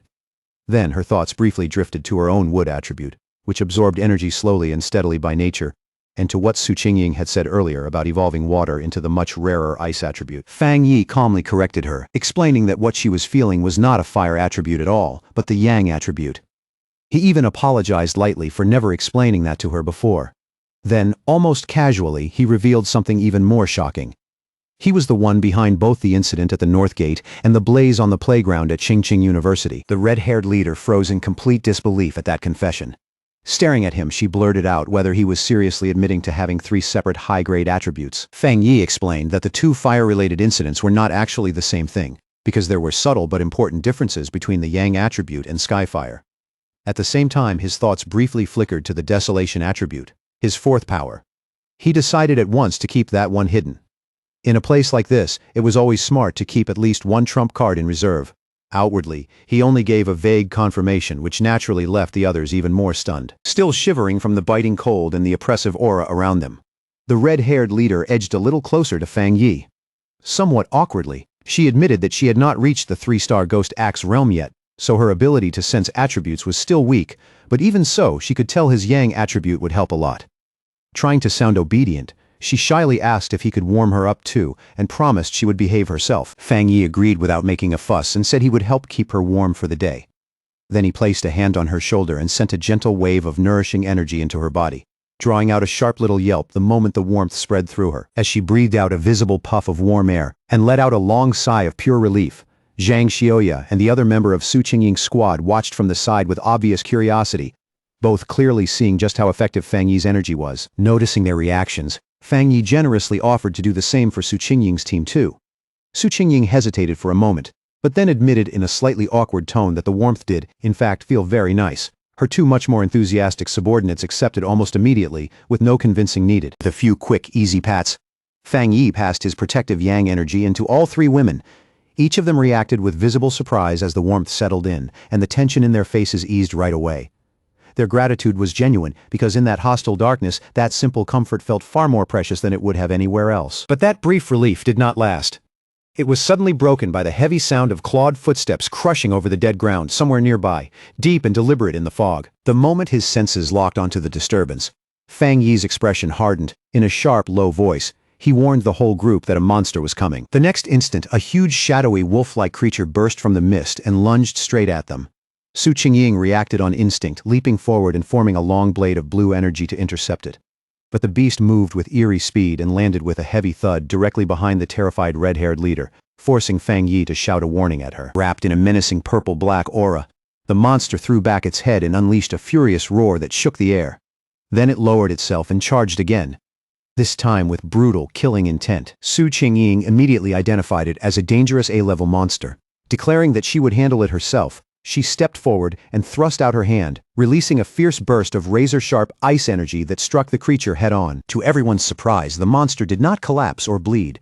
The instant the attack connected, its body simply vanished into nothingness as if it had never been there at all. Su Qingying stayed on guard, an ice crystal already forming in her hand for the next move, while Lin Yiyi stared and wondered out loud if the thing had actually disappeared. But Fang Yi saw through the trick immediately. His eyes, far sharper than the others, cut through the dark mist and exposed the truth. That wolf-like creature had only been a distraction. The real threat was a massive horde of zombie-like figures with glowing red eyes, shambling silently toward them from every direction. He instantly shouted for everyone to watch their feet. But the warning came a heartbeat too late. The ground beneath them suddenly burst open as countless shadowy hands and writhing tendrils shot upward, grabbing at their legs and pinning the entire group in place, just as the red-eyed horde closed in around them. Even with grasping hands all around him and bodies dragging at his legs, Fang Yi stayed completely calm. Drawing his sword in one smooth motion, he told the others to fall back and leave the rest to him. A brilliant fiery light flared in his eyes, and in the next moment, he released a massive explosive wave of pure fire that burst outward from him like a sudden sun igniting in the dark. The entire zombie horde was swallowed at once by the blazing inferno, leaving no room for escape. Their shadowy forms twisted and melted inside the flames as shrill cries rang out one after another, then gradually faded into the burning haze. Standing among the dimming embers, Fang Yi casually spun his sword once and said they were safe for the moment. Then, in the same calm tone, he explained that despite the illusion of a huge crowd surrounding them, there had actually only been two real monsters controlling all those puppet-like figures from the shadows. Su Qingying was visibly shocked by that realization, and said the monsters in this zone had already evolved enough to mimic human language, which made them far more dangerous than normal. Fang Yi grimly suggested that it was probably because they had devoured so many people and learned from their victims over time. The whole group was left stunned by the display of power they had just witnessed.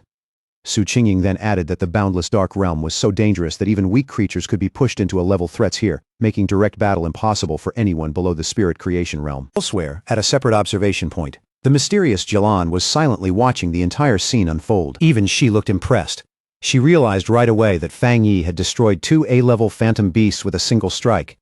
And inwardly, she admitted that even she would have needed to trade several rounds with them before ending the fight that cleanly. Now, fully aware of how dangerous this place really was, Lin Yiyi immediately said that if Su Qingying's explanation was right, then it was more important than ever for all of them to stay close together. She warned that the monsters could disguise themselves, mislead people, and strike the instant anyone let their guard down. Then she turned and urgently told the red-haired leader to stop sitting there and get up. But the red-haired leader was still shaken, and not because of the zombie horde. What had truly rattled her was the overwhelming force of Fang Yi's attack. She muttered that the aura from his flames had felt so terrifyingly heavy that it was even more suffocating than the monsters were.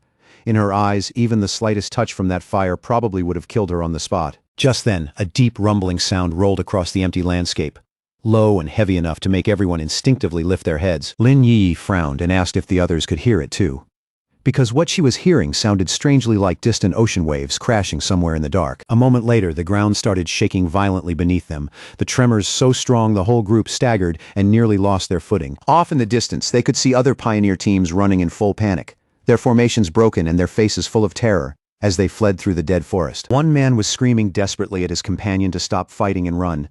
His voice cracked with fear as he shouted that the thing coming toward them was pure evil, that they were seeing ghosts and that staying to fight would only get them killed. Fang Yi, Su Qingying, and Lin Yiyi all watched the chaos with grim, tightening expressions. Then they saw it clearly.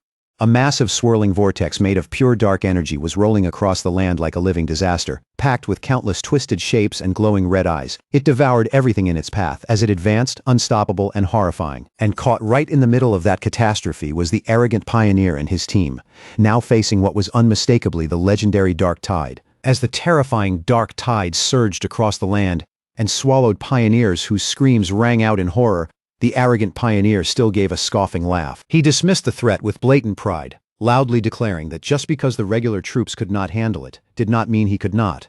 With a defiant roar, he raised his sword and summoned a huge barrier of green energy, arrogantly proclaiming that everything within this zone was his for the taking. And with that reckless confidence still burning across his face, he charged straight into the heart of the swirling red and black storm. The moment he stepped into the tide, all his confidence broke apart.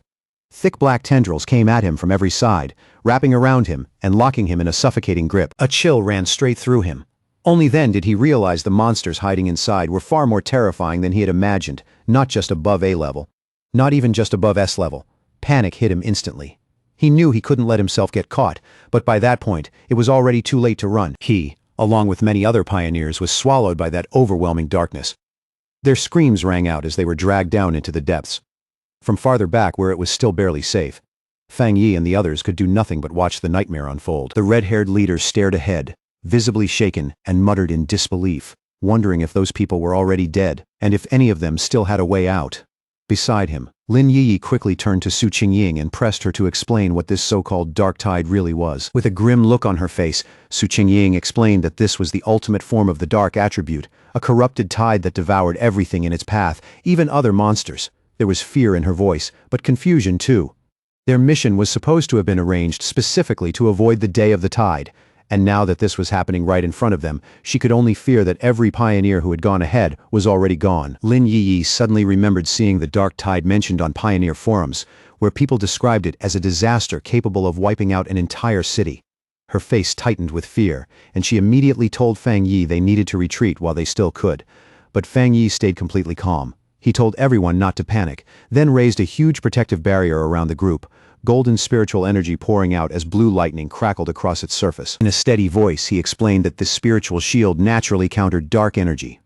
And if things really got desperate, they could all pour their power into the barrier together, hold it in place, and survive the tide head-on. Su Qingying looked at him in shock, and immediately asked what exactly he was planning to do. She warned him that the dark tide was not ordinary dark energy, but a terrifying concentration of the dark attribute itself. Even if all of them combined their strength, they still wouldn't be able to stop it. She reminded him that even that spirit creation realm pioneer had been swallowed without putting up any real resistance. Fang Yi didn't look troubled at all. Golden flames burst across his sword, while blue lightning flared wildly in his other hand. Then, with complete confidence, he said he was going in to destroy it. Before anyone could respond, he kicked off the ground and shot forward like a streak of fire and thunder, heading straight for the towering wall of darkness. His teammates could only stare after him in shock, while Su Qingying wondered if he really meant to destroy the dark tide itself. He drove straight into the center of the storm, his light carving open a path through the violent swirling chaos like a blade cutting through endless night. At the very heart of the tide, Fang Yi floated in complete calm, completely untouched. A golden aura shielded him while monstrous dark energy churned and shrieked all around him. His eyes settled on the tiny red wisps, flickering inside the storm like little flames, and a faint smirk appeared on his lips. One of his suspicions had just been confirmed. Suspended in the center of the dark tide, Fang Yi found himself surrounded by a grotesque horde of monsters, their twisted bodies covered in countless eyes as they writhed through the darkness. And the more closely he looked, the clearer the truth became. These weren't just A-level monsters being controlled by dark energy. They were evolved composites. Upgraded forms created by forcing countless smaller monsters together into something far more horrifying. In that instant, Fang Yi understood what the tide really was. It was like a living incubator, endlessly refining its creatures from B level to A level, and then from A level to S level. By his judgment, this entire event had already reached at least an SSS class threat level. That alone explained how it had swallowed even spirit creation realm pioneers so easily without giving them any real chance to fight back. Then one of the monsters suddenly lunged out of the darkness and rushed straight at Fang Yi. Golden fire flashed in his eyes. With one clean swing of his flaming sword, he unleashed the crimson flame blade and effortlessly cut down the charging A-level composite beast. He couldn't help noticing just how much stronger he had become.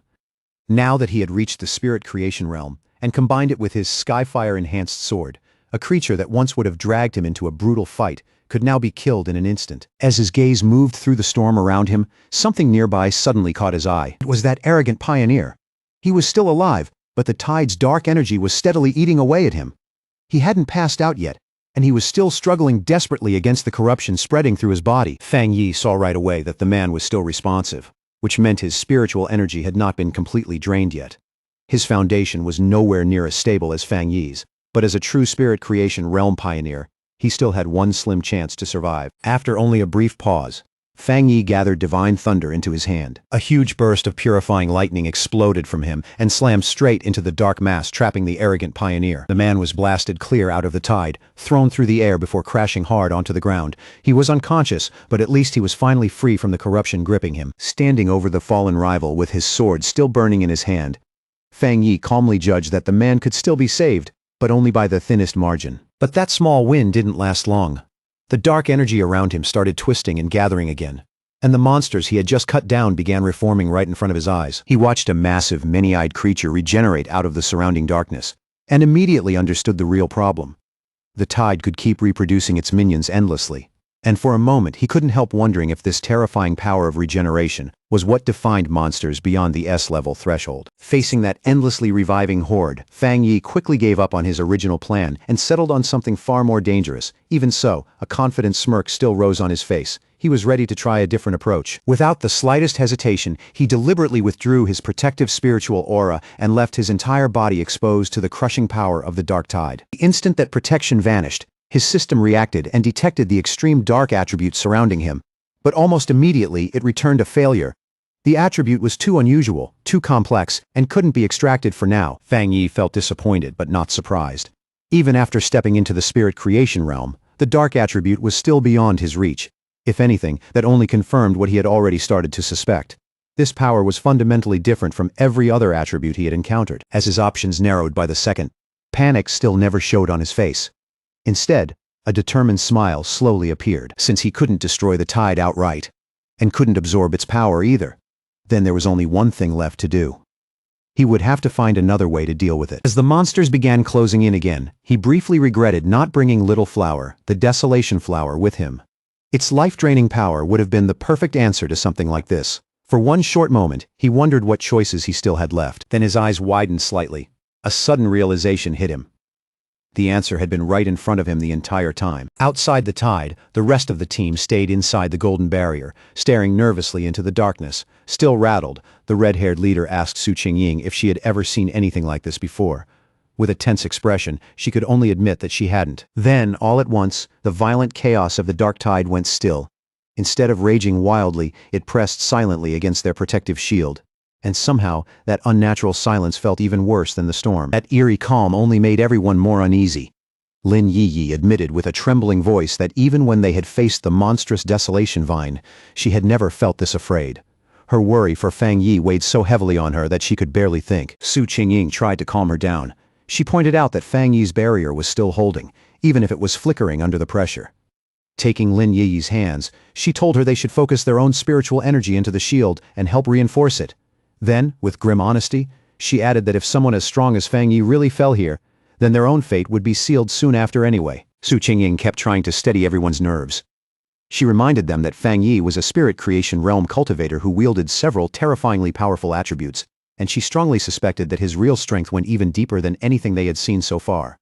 Someone at his level simply wasn't a person pioneers like them could save, no matter how much they worried. Her calm tone, and even that slight touch of humor, slowly eased Lin Yiyi's nerves, and Lin Yiyi softly thanked her. Su Qingying just smiled and admitted that her own teammates often said she was too serious. Then she gently asked Lin Yiyi if she felt a little better now. Their tense waiting was suddenly shattered when a towering pillar of pure fire erupted from deep inside the dark tide, instantly forcing the oppressive darkness back. From the blazing center of that inferno, Fang Yi unleashed his ultimate technique, the Nine Dragons Skyfire sealing art. He rose out of the flames like a god of war, his entire body shining with a fierce mix of blue and golden energy. Outside, his teammates could only stare in awe. The red-haired leader excitedly pointed him out to the stunned Lin Yiyi, while Su Qingying stood there in open disbelief, unable to process the sheer scale of the power unfolding in front of them. The technique took form as 9 colossal fire dragons, twisting and circling through the sky with overwhelming majesty, their combined light swallowing the darkness of the dark tide whole. Elsewhere, Jialan, who had been quietly watching the mission from afar, was nearly thrown off balance by the immense wave of spiritual pressure that suddenly erupted outward. She recognized that power instantly as the legendary Skyfire attribute, and she immediately realized the technique itself was a sealing art of terrifying power. In utter disbelief, she watched the 9 dragons converge and compress the city-destroying dark tide into a single unstable orb of blazing energy. She could hardly believe he might actually have sealed the entire event, but Fang Yi still wasn't done. After sealing the tide, he gathered divine thunder into both hands and released it as a massive vortex of crackling blue energy, spiraling violently around the sealed sphere of fire. With a roar that shook the air itself, Fang Yi called out the name of his fused technique, the 9 Dragons' Edict, and the force in his voice made the whole battlefield tremble. In the next instant, those 2 overwhelming powers, fire and thunder, slammed into each other head-on. The collision exploded outward with terrifying force, blasting through everything around them and shaking the very foundation of the extreme dark zone. Then Fang Yi gave one final command to Seal. Bringing his hands together, he forced that raging chaotic power to collapse inward under his control. The violent vortex of fire and lightning compressed tighter and tighter, shrinking into a smaller, steadier sphere until it finally settled into a glowing orb, bright, stable, and packed with perfectly contained power. After that unbelievable display of strength, the arrogant pioneer lay unconscious on the ground, like a hollow shell of the man he had been before. Fang Yi glanced at him and figured that, for now at least, the danger had passed. In the end, he had even saved someone by accident, which left him quietly wondering what he was supposed to do with the man now. Lin Yi hurried straight to Fang Yi, relief written all over her face now that she could see he was safe with her own eyes. Nearby, Su Qingying stood beside the unconscious pioneer and calmly said her team could take care of the injured man from here. A little later, Su Qingying walked over and asked Fang Yi why he still didn't look the least bit pleased, even after sealing something as terrifying and high-level as that dark attribute phenomenon. But inwardly, she was stunned. He had actually done exactly what he said he would do and crushed the dark tide itself. To her, that made him a truly frightening force. Fang Yi quickly told them this was no time to relax, and that they needed to move immediately. He explained that the seal he placed was only temporary, and the dense dark attribute energy still lingering in the area remained extremely dangerous. They had to find the Shizai flower before the seal weakened and broke. Su Qingying understood at once and nodded, saying her team would carry the unconscious man back to the association for treatment, while several of her teammates lifted him onto their shoulders. Before long, the group stopped at the edge of a cliff and looked out over the silent, empty land ahead. Su Qingying's heart sank as she realized none of the other pioneers who had gone ahead were coming back. There wasn't a single trace left behind. The only conclusion she could make was that they had all been devoured by the dark attribute. The red-haired leader bitterly mourned the fact that people who had been alive just moments earlier had disappeared without leaving anything behind. Fang Yi, on the other hand, quietly thought that maybe he really was cold-blooded, because what he felt most was relief. At least he hadn't been forced to stand there and watch them die one after another. As they approached a sinister dark pool that gave off an oppressive presence, Fang Yi immediately took charge. He told Lin Yi and the others to keep moving with Su Qingying's team, explaining that this pool had now become the most dangerous spot in the area and that it would be safer if he stayed behind to cover them. The others accepted that without argument and carefully moved on. Once he was alone on the rocky ledge, with the air around him tense and strangely quiet, a system window suddenly appeared in front of Fang Yi and informed him that it had detected a new and intense fluctuation of the dark attribute nearby. Almost immediately, a violent vortex of purple-black energy burst up from the ground around him, twisting like a living storm. The system confirmed the detection had succeeded and announced that it was activating its highest level of computing power to write a brand new technique. An unseen force lifted Fang Yi into the air. His arms spread outward as towering pillars of pure dark energy surged up around him from every direction. Then the system declared that the writing process was complete. Fang Yi's eyes snapped open at once, now glowing with a cold purple light that carried the essence of the power he had just gained. A new system window appeared and confirmed what he had obtained. It was a dark attribute technique called the Boundless Dark Realm. The system explained that this ability allowed him to create a sealed domain of dark mist, and inside that enclosed space, spiritual energy would be heavily suppressed. Fang Yi immediately grasped what that meant and realized this dark world was a special domain completely under his control. He saw the value of it at once. The corrosive nature of this new power wouldn't just drain an enemy's spiritual energy, it would also slow their recovery, giving him a huge advantage in battle. In his mind, he could almost see himself standing above a sea of desperate hands reaching up from below. And that image made one thing clear. If he combined this suppressive power with his other attributes, his combat strength would become even more terrifying.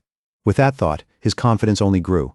Even if something stranger and stronger than the dark tide appeared again, he believed he would still be able to destroy it. As the last traces of purple energy slowly settled, Su Qingying, still struggling to believe what she was sensing, asked Fang Yi whether he could feel the dark mist gathering around them again. Then her eyes widened sharply as the full scale of that spiritual fluctuation finally hit her, leaving her visibly shaken. She stared at Fang Yi while the leftover energy swirled around him, unable to understand how he could be going through another breakthrough without any of the usual dramatic signs, like changes in heaven and earth. Then the truth hit her all at once. Fang Yi had not just sealed the S-class dark tide, he had absorbed its power. To her, the very idea sounded absurd, impossible, and completely beyond common sense. Ever since the earliest days of spiritual revival, all pioneers had known one thing for certain. The dark attribute was the most terrifying of all powers, born from the negative emotions, resentment, and buried evil inside living beings. And because of that, absorbing dark attribute power had long been strictly forbidden by the government. A flashback revealed a failed official experiment where researchers once tried to purify dark attribute energy and paid a devastating price for it. In the end, it was classified as a uniquely dangerous monster-type power. Dark monsters could range anywhere from D-class to S-class, but even the weakest among them had been enough to overwhelm early pioneers. And the Dark Tide, an absolute S-class threat, could devour even spirit creation realm cultivators with frightening ease. Another flashback showed the tragic fate of a 3-star Ghost Axe pioneer who, before the ban was ever established, had tried to absorb the energy of nothing more than a sea-level monster. The backlash drove him completely insane. His skin began to rot, his mind gave way, and in the end, he was locked away in a psychiatric hospital where he remained to this day. Back in the present, the violent dark energy gradually died down and flowed back into Fang Yi's body. He let out a slow, quiet breath as the disturbance finally came to an end. Then he calmly spoke into the mist-covered emptiness, telling whoever had been watching them all this time to come out already. His red eyes swept across the area with a sharp, certain look, as if he had known from the beginning that someone was there. From within the drifting mist, Jialin finally stepped out. Looking straight at Fang Yi, she confirmed that if her judgment was right, he was the one who had sealed the dark tide by himself. Su Qingying froze at Jialin's sudden appearance and gasped out her name in disbelief. Jialin slowly descended and landed in front of Fang Yi, then asked him directly what exactly he had just been doing, questioning whether he had been absorbing the dark attribute. Fang Yi didn't hesitate. He calmly confirmed that he had. That blunt answer sent another shock through Su Qingying. Then, in one swift motion, Jialin pulled out a pistol and aimed it straight at Fang Yi's head. The red-haired leader shouted Jialin's name on the spot and demanded to know what she thought she was doing, while she and the terrified Lin Yi could only stand there, staring at the scene in fear and confusion. Su Qingying reacted instantly and threw herself between Jialin and Fang Yi, raising her arm to block the gun. She confronted Jialin in open anger, reminding her that if she remembered right, Fang Yi was the military's top priority recruitment target. Then she pushed even harder, pointing out that the association had wanted to recruit him too before the military stepped in and demanded to know why Jialin was showing this kind of hostility now, ignoring Su Qingying's attempt to shield him. Fang Yi calmly rested a hand on her shoulder and addressed Jialin himself. He said the whole situation felt strange. Wasn't this mission supposed to be about finding the Shizai flower? But from the way she was acting, it almost seemed like she cared less about completing the mission than she did about the fact that they had survived at all. Jialin didn't say a word. Her expression barely changed as she kept the weapon aimed at him, the cold light along the barrel glinting through the mist. The red-haired leader, though, was done staying quiet. Anger burst out of her as she shouted at Jialin, reminding her that their squad had always trusted her. Then she demanded to know why Jialin had done nothing when they were facing the dark tide. Without Fang Yi, every one of them would have died there. She pointed at Lin Yi in fury, and said the girl was still just a child, accusing Jialin of standing there and watching them face death, only to turn around now and threaten the very person who had saved them. Then, without warning, Jialin lowered the weapon. A faint smirk touched the corner of her lips. She brushed the whole confrontation aside, like it had been nothing more than a joke, and remarked that Fang Yi seemed to be very well liked by his teammates. After that, she calmly congratulated him and announced that he had passed the test. That sudden shift in attitude left both the red-haired leader and Su Qingying completely stunned, unable to make sense of what she had just said. Fang Yi, however, understood almost right away. Looking at her, he asked if this had been her real purpose from the beginning, to test him. Jialin confirmed that he was right. Because his talent and strength were so extraordinary, she hadn't wanted to rely on dry, impersonal data alone. She wanted to see for herself what kind of person Fang Yi really was beneath all that power. Then she responded to the red-haired leader's earlier accusation and explained why she had not stepped in. In this new world, pioneers were forced to live by brutal rules, whether they accepted that or not. She said this was the fate all of them shared. A life where fortune and disaster could switch places in an instant. Even so, she told them they were fortunate to have someone powerful and trustworthy standing in front of them, protecting them. She asked if they had noticed that ever since the dark tide was defeated, not a single other monster had dared come near them. According to her, the creatures in the area had already been frightened off by the power Fang Yi displayed. Fang Yi listened with a grim look and agreed with her. Then he added that the dark tide itself followed the same rule. It preyed on the weak and feared the strong. Now that the test was over, Jialin offered to personally lead them to the Shizai flower, saying she knew this region far better than any of them. As the group followed her, Su Qingying leaned in toward Fang Yi and quietly whispered that she felt there was something mentally wrong with Jialin. Then she revealed an important detail. Jialin's own squad had once encountered the dark tide before, and she had been the only survivor. Fang Yi quietly took that in and began piecing together a much clearer picture of her state of mind. He realized that her rigid obedience to missions and rules was what made her seem so cold and detached. At the same time, losing her teammates had likely left deep scars, pushing her toward a kind of post-traumatic self-destructive tendency. Even so, he could tell that some other powerful belief was still driving her forward, and that seeing him seal the dark tide had only shaken her composure for a moment. With that understanding in mind, Fang Yi showed the faintest smile and told his teammates that they should all try to be considerate toward this wounded person. The red-haired leader immediately asked whether Jialan was actually hurt. Watching her carefully, Fang Yi calmly said that she was. He explained to the others that Jialan's spiritual barrier had been badly damaged. In his judgment, even though she still had the power of a 2-star spirit creation realm cultivator, her protective aura had already dropped by at least 2 levels. The crumbling state of her spiritual energy only confirmed it further and made it clear that she had suffered a serious internal injury. She even stumbled a little as she walked, and that tiny misstep made it impossible to miss just how weakened she really was. Noticing the concern in everyone's eyes, Jialan glanced back over her shoulder and thanked them in a quiet voice. Even then, she brushed it off and insisted her injury was nothing serious, nothing that would slow her down. With Jialan leading the way, the group moved deeper into a barren, mist-covered wasteland scattered with dead trees, broken bones, and the remains of fallen creatures. It was a bleak, silent place known as the chaotic burial mounds. As they walked, Fang Yi suddenly caught something subtle in the stillness around them. Something wrong. His eyes shifted, and before long, he spotted the half-buried skeleton of a fallen pioneer hidden beneath the dirt. At last, Jialan came to a stop and said they had arrived. In a small clearing ahead, a single shizai flower stood glowing softly on its own, its petals giving off an ethereal purple light through the mist. As Jialan started walking toward the flower, Fang Yi kept his eyes on her. His instincts were already telling him that something about this didn't feel right. In the very next instant, that suspicion was confirmed. Vicious, shadowy monsters with glowing red eyes burst up from the earth and surrounded the flower, as if they had been waiting there all along to guard it. But the sudden appearance of those monsters didn't stop Jialan at all. Instead, her face turned strangely fixated, almost obsessively so. She slowly reached out a hand and whispered that she could finally see it again, her expression darkening like she had slipped into some waking trance. Fang Yi's eyes sharpened immediately. The second he understood what was happening, his expression turned serious.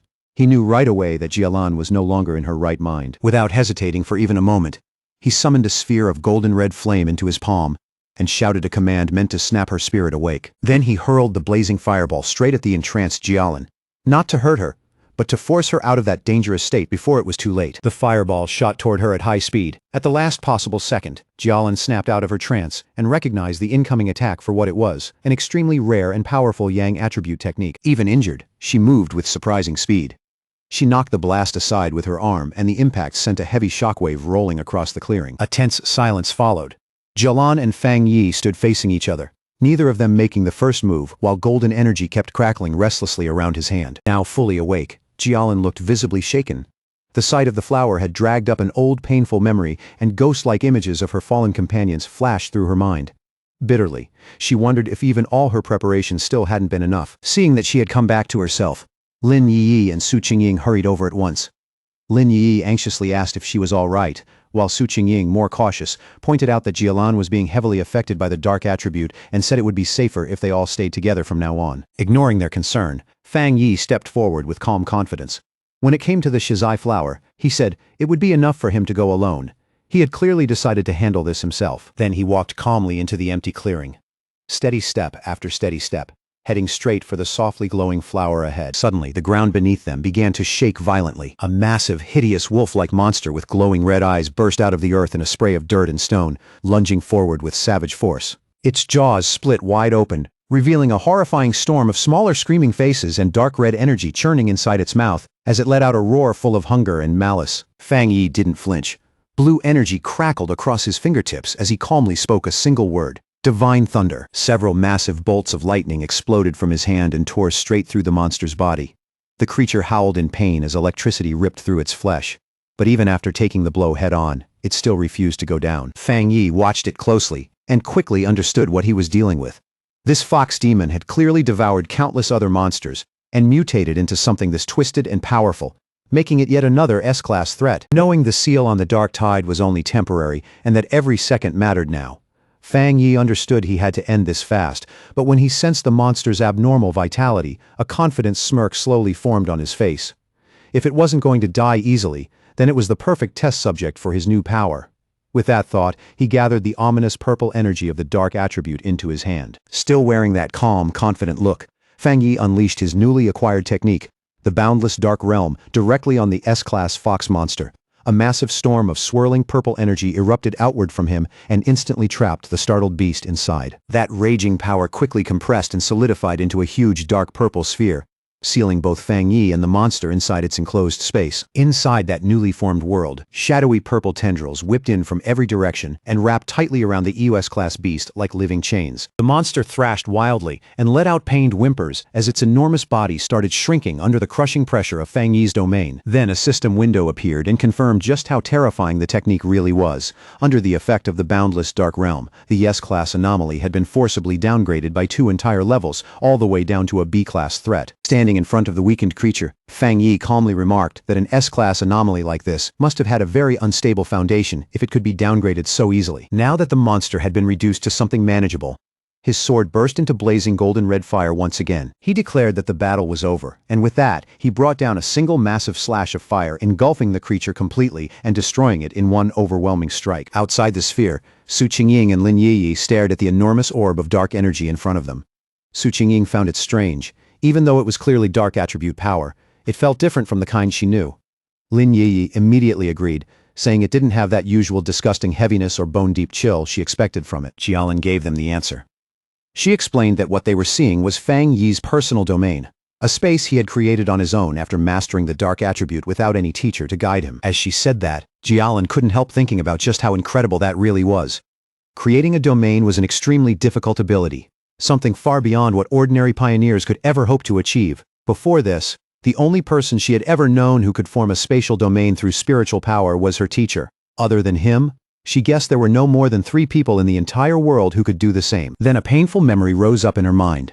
She saw a vision of a massive disaster once spreading across an entire city, and remembered how her teacher had tried to stop it with his own domain, only to fail in the end. Their thoughts were cut short when the purple sphere vanished, revealing Fang Yi standing alone in the clearing, as if the battle had ended in the blink of an eye. Jialan and Su Qingying could only stare, stunned by how quickly he had finished it. With an easy wave of his hand and a reassuring smile, Fang Yi told them that the chaotic burial mounds shouldn't be giving them any more trouble for the time being. With the surrounding area finally secure, Fang Yi calmly turned and walked toward the softly glowing shizai flower. He carefully cupped his hands around the plant and gently pulled it from the ground with its roots intact, making sure not to damage it. Holding the glowing flower in his hands, he gave it a quick look and concluded that this should be enough to complete the mission. Jialan watched him with a tense, nervous expression, as if the mission had only just reached its most important moment. Fang Yi came back to the group and handed the flower to Jialan, who quietly remarked on how small it was. He then confirmed that the mission was complete and urged everyone to leave immediately, explaining that the sealed dark tide was unlike ordinary monsters and could become a major problem again at any moment. He added that they still had to deal with the unconscious arrogant pioneer and the rest of that man's team as well. At that, the tension finally drained from Jialan's face, replaced by genuine gratitude. Holding the glowing flower carefully in her hands, she thanked Fang Yi from the heart and admitted that it was only because of his overwhelming strength that they had succeeded. Then she turned and thanked the others as well, announcing that it was time for all of them to leave. As the group started moving away, Jialan paused for a moment and looked back at Fang Yi to thank him one more time. Then she finally revealed why this mission mattered so much. Elder Wu, the Xia nation's only Jinggang realm pioneer, was on the verge of death, and the shizai flower was the only medicine that could save him. With a small but deeply grateful smile, she told Fang Yi that he had just saved the life of the nation's strongest protector. Fang Yi listened closely, his expression turning thoughtful as he took in that important piece of information, quietly repeating the name of that legendary Jinggang realm to himself. When the group finally stepped out through the dark portal of the extreme dark zone, they were greeted by a sky filled with swirling red clouds overhead. The red-haired leader threw both fists into the air and shouted in overwhelming relief that they could finally see the light again and had made it out alive. Beside her, Lin Yiyi nodded right away, deeply thankful to be standing under daylight once more. The moment they returned, the large crowd of officials, who had been waiting in tense silence, broke into loud cheers. Relief swept through the entire scene as people celebrated the successful retrieval of the shizai flower, with some openly admitting that when Jialan first reported it, they could barely believe it was even possible. As the team moved ahead through the path, the crowd quickly opened for them. The red-haired leader looked around in surprise at just how many people had gathered, and somewhere in that crowd, someone couldn't help asking out loud who it was that had actually brought the flower back. Then, Lin Yiyi suddenly paused, her expression shifting the moment she saw what was waiting directly in front of them. Parked right in their path was a massive armored military vehicle, with elite soldiers standing in rigid formation on both sides. The red-haired leader recognized it instantly, along with the unmistakable emblem of the legendary Star God War Zone, the strongest and most famous military force in all of Zaya. The realization hit her at once, followed immediately by embarrassment. Jialan belonged to that unit, which meant yelling at her earlier suddenly felt like a terrible idea. Star God War Zone was the #1 military district in the entire nation. Ever since the spiritual revival began, its unique advantages had allowed it to claim the most resource-rich forbidden zones, turning those deadly areas into priceless grounds for cultivation and military growth. As the group got closer, one of the officials carefully took the shizai flower, now sealed inside a glowing blue container, and respectfully handed it over to the high-ranking officer waiting nearby. That officer turned out to be Han Li, and the small, satisfied smile on his face made it clear just how important this delivery really was. Then came a stunning sight no one expected. Han Li, along with every soldier behind him, snapped to attention and gave Fang Yi a sharp formal salute. It was such a solemn display of respect that even Fang Yi looked caught off guard. Han Li then turned to Jialan and told her he would personally deliver the shizai flower to the hospital right away, assuring her that she could finally put her mind at ease.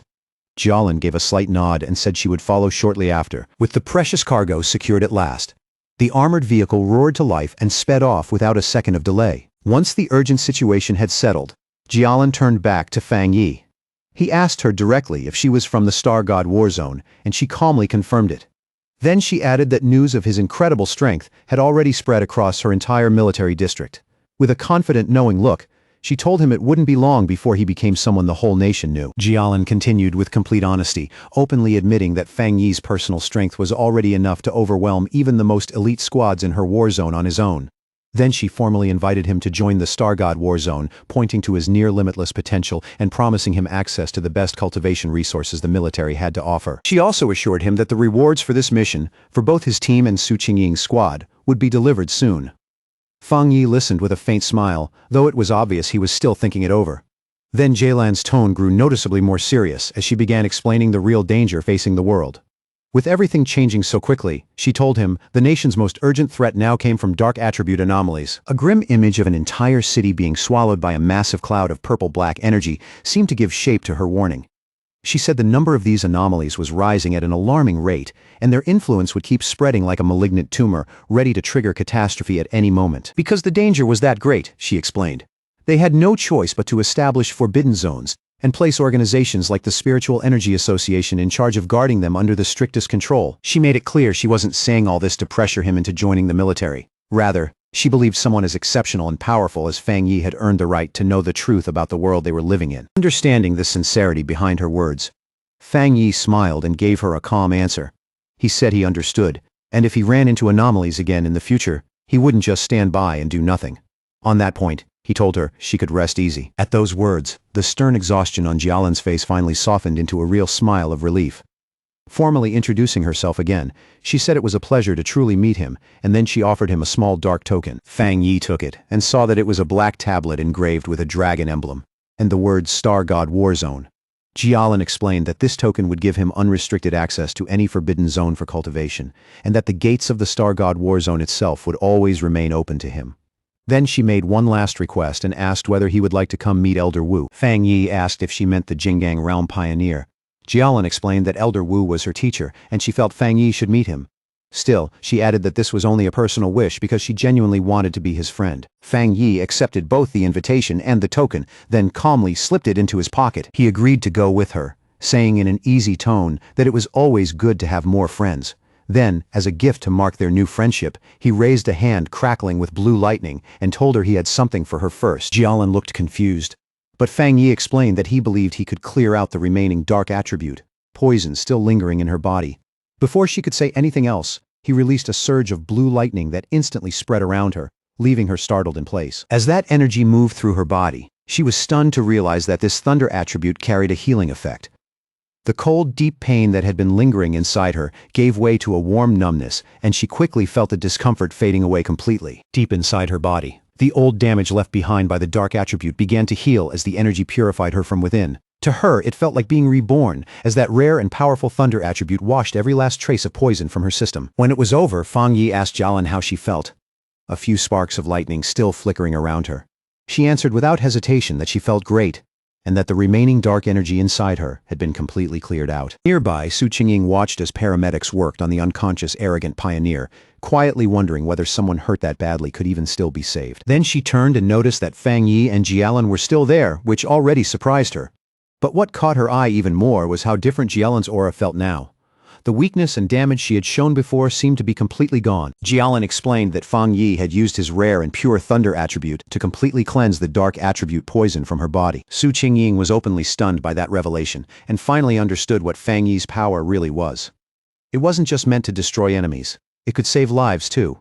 She pointed at him in disbelief, and Fang Yi simply looked back at her and asked what exactly she was staring at. At that moment, a brilliant idea suddenly hit Su Qingying, and she immediately waved the paramedics over. She hurried over to Fang Yi and proposed a partnership. If his spiritual power could be combined with their advanced medical equipment, she explained, then they might be able to save many more pioneers suffering from dark attribute corruption. To show how serious she was, she bowed deeply and earnestly asked him to demonstrate his power one more time. Fang Yi didn't answer right away. He fell quiet for a moment, thinking it over. In the end, Fang Yi agreed. He released a carefully controlled burst of blue lightning from his hand and calmly asked if that was enough of a demonstration for them. After seeing that pure thunder energy up close, one of the paramedics excitedly confirmed that it really could work. A thunder attribute at that level, he said, was indeed capable of resisting and countering dark attribute corruption. Jialan added that when Fang Yi treated her earlier, the power had been sent directly into her body and destroyed the corruption from the inside. Su Qingying immediately suggested that maybe all they had to do was let Fang Yi and the patient hold hands. But the paramedic quickly explained that not every cultivator, not even one in the spirit creation realm, could necessarily withstand such pure and intense energy. Then, while Su Qingying was still holding on to that hopeful smile, he added that even though Jialan's injuries had been serious, they were still minor compared to the condition of the other patient. He estimated that healing the arrogant pioneer would require at least 10 times more spiritual energy. Even then, he said, simply saving the man's life would already be a major success, while a full recovery was probably out of reach. Fang Yi agreed to try the procedure and asked the paramedics how he should transfer his spiritual energy. They quickly guided him toward the waiting ambulance. Inside, one of the paramedics instructed him to place his hand into a special device and steadily release his spiritual energy into it. And Fang Yi agreed without hesitation. From a distance, Lin Yiyi watched everything play out, while thinking to herself that she never would have guessed Jialan was such a high-ranking member of the elite Star God War Zone. What amazed her even more was that her cousin was so powerful that even this legendary military force was trying to recruit him. She thought back to how the usually cold and distant Jialan had personally asked to become Fang Yi's friend, and had even handed over her own personal token. After some time passed, Fang Yi turned toward Lin Yiyi and the red-haired leader and checked on how the two of them were doing. Lin Yiyi replied that she and the red-haired leader were both feeling fine now. Then she explained that the two of them had already decided to head out for more training and start taking missions on their own.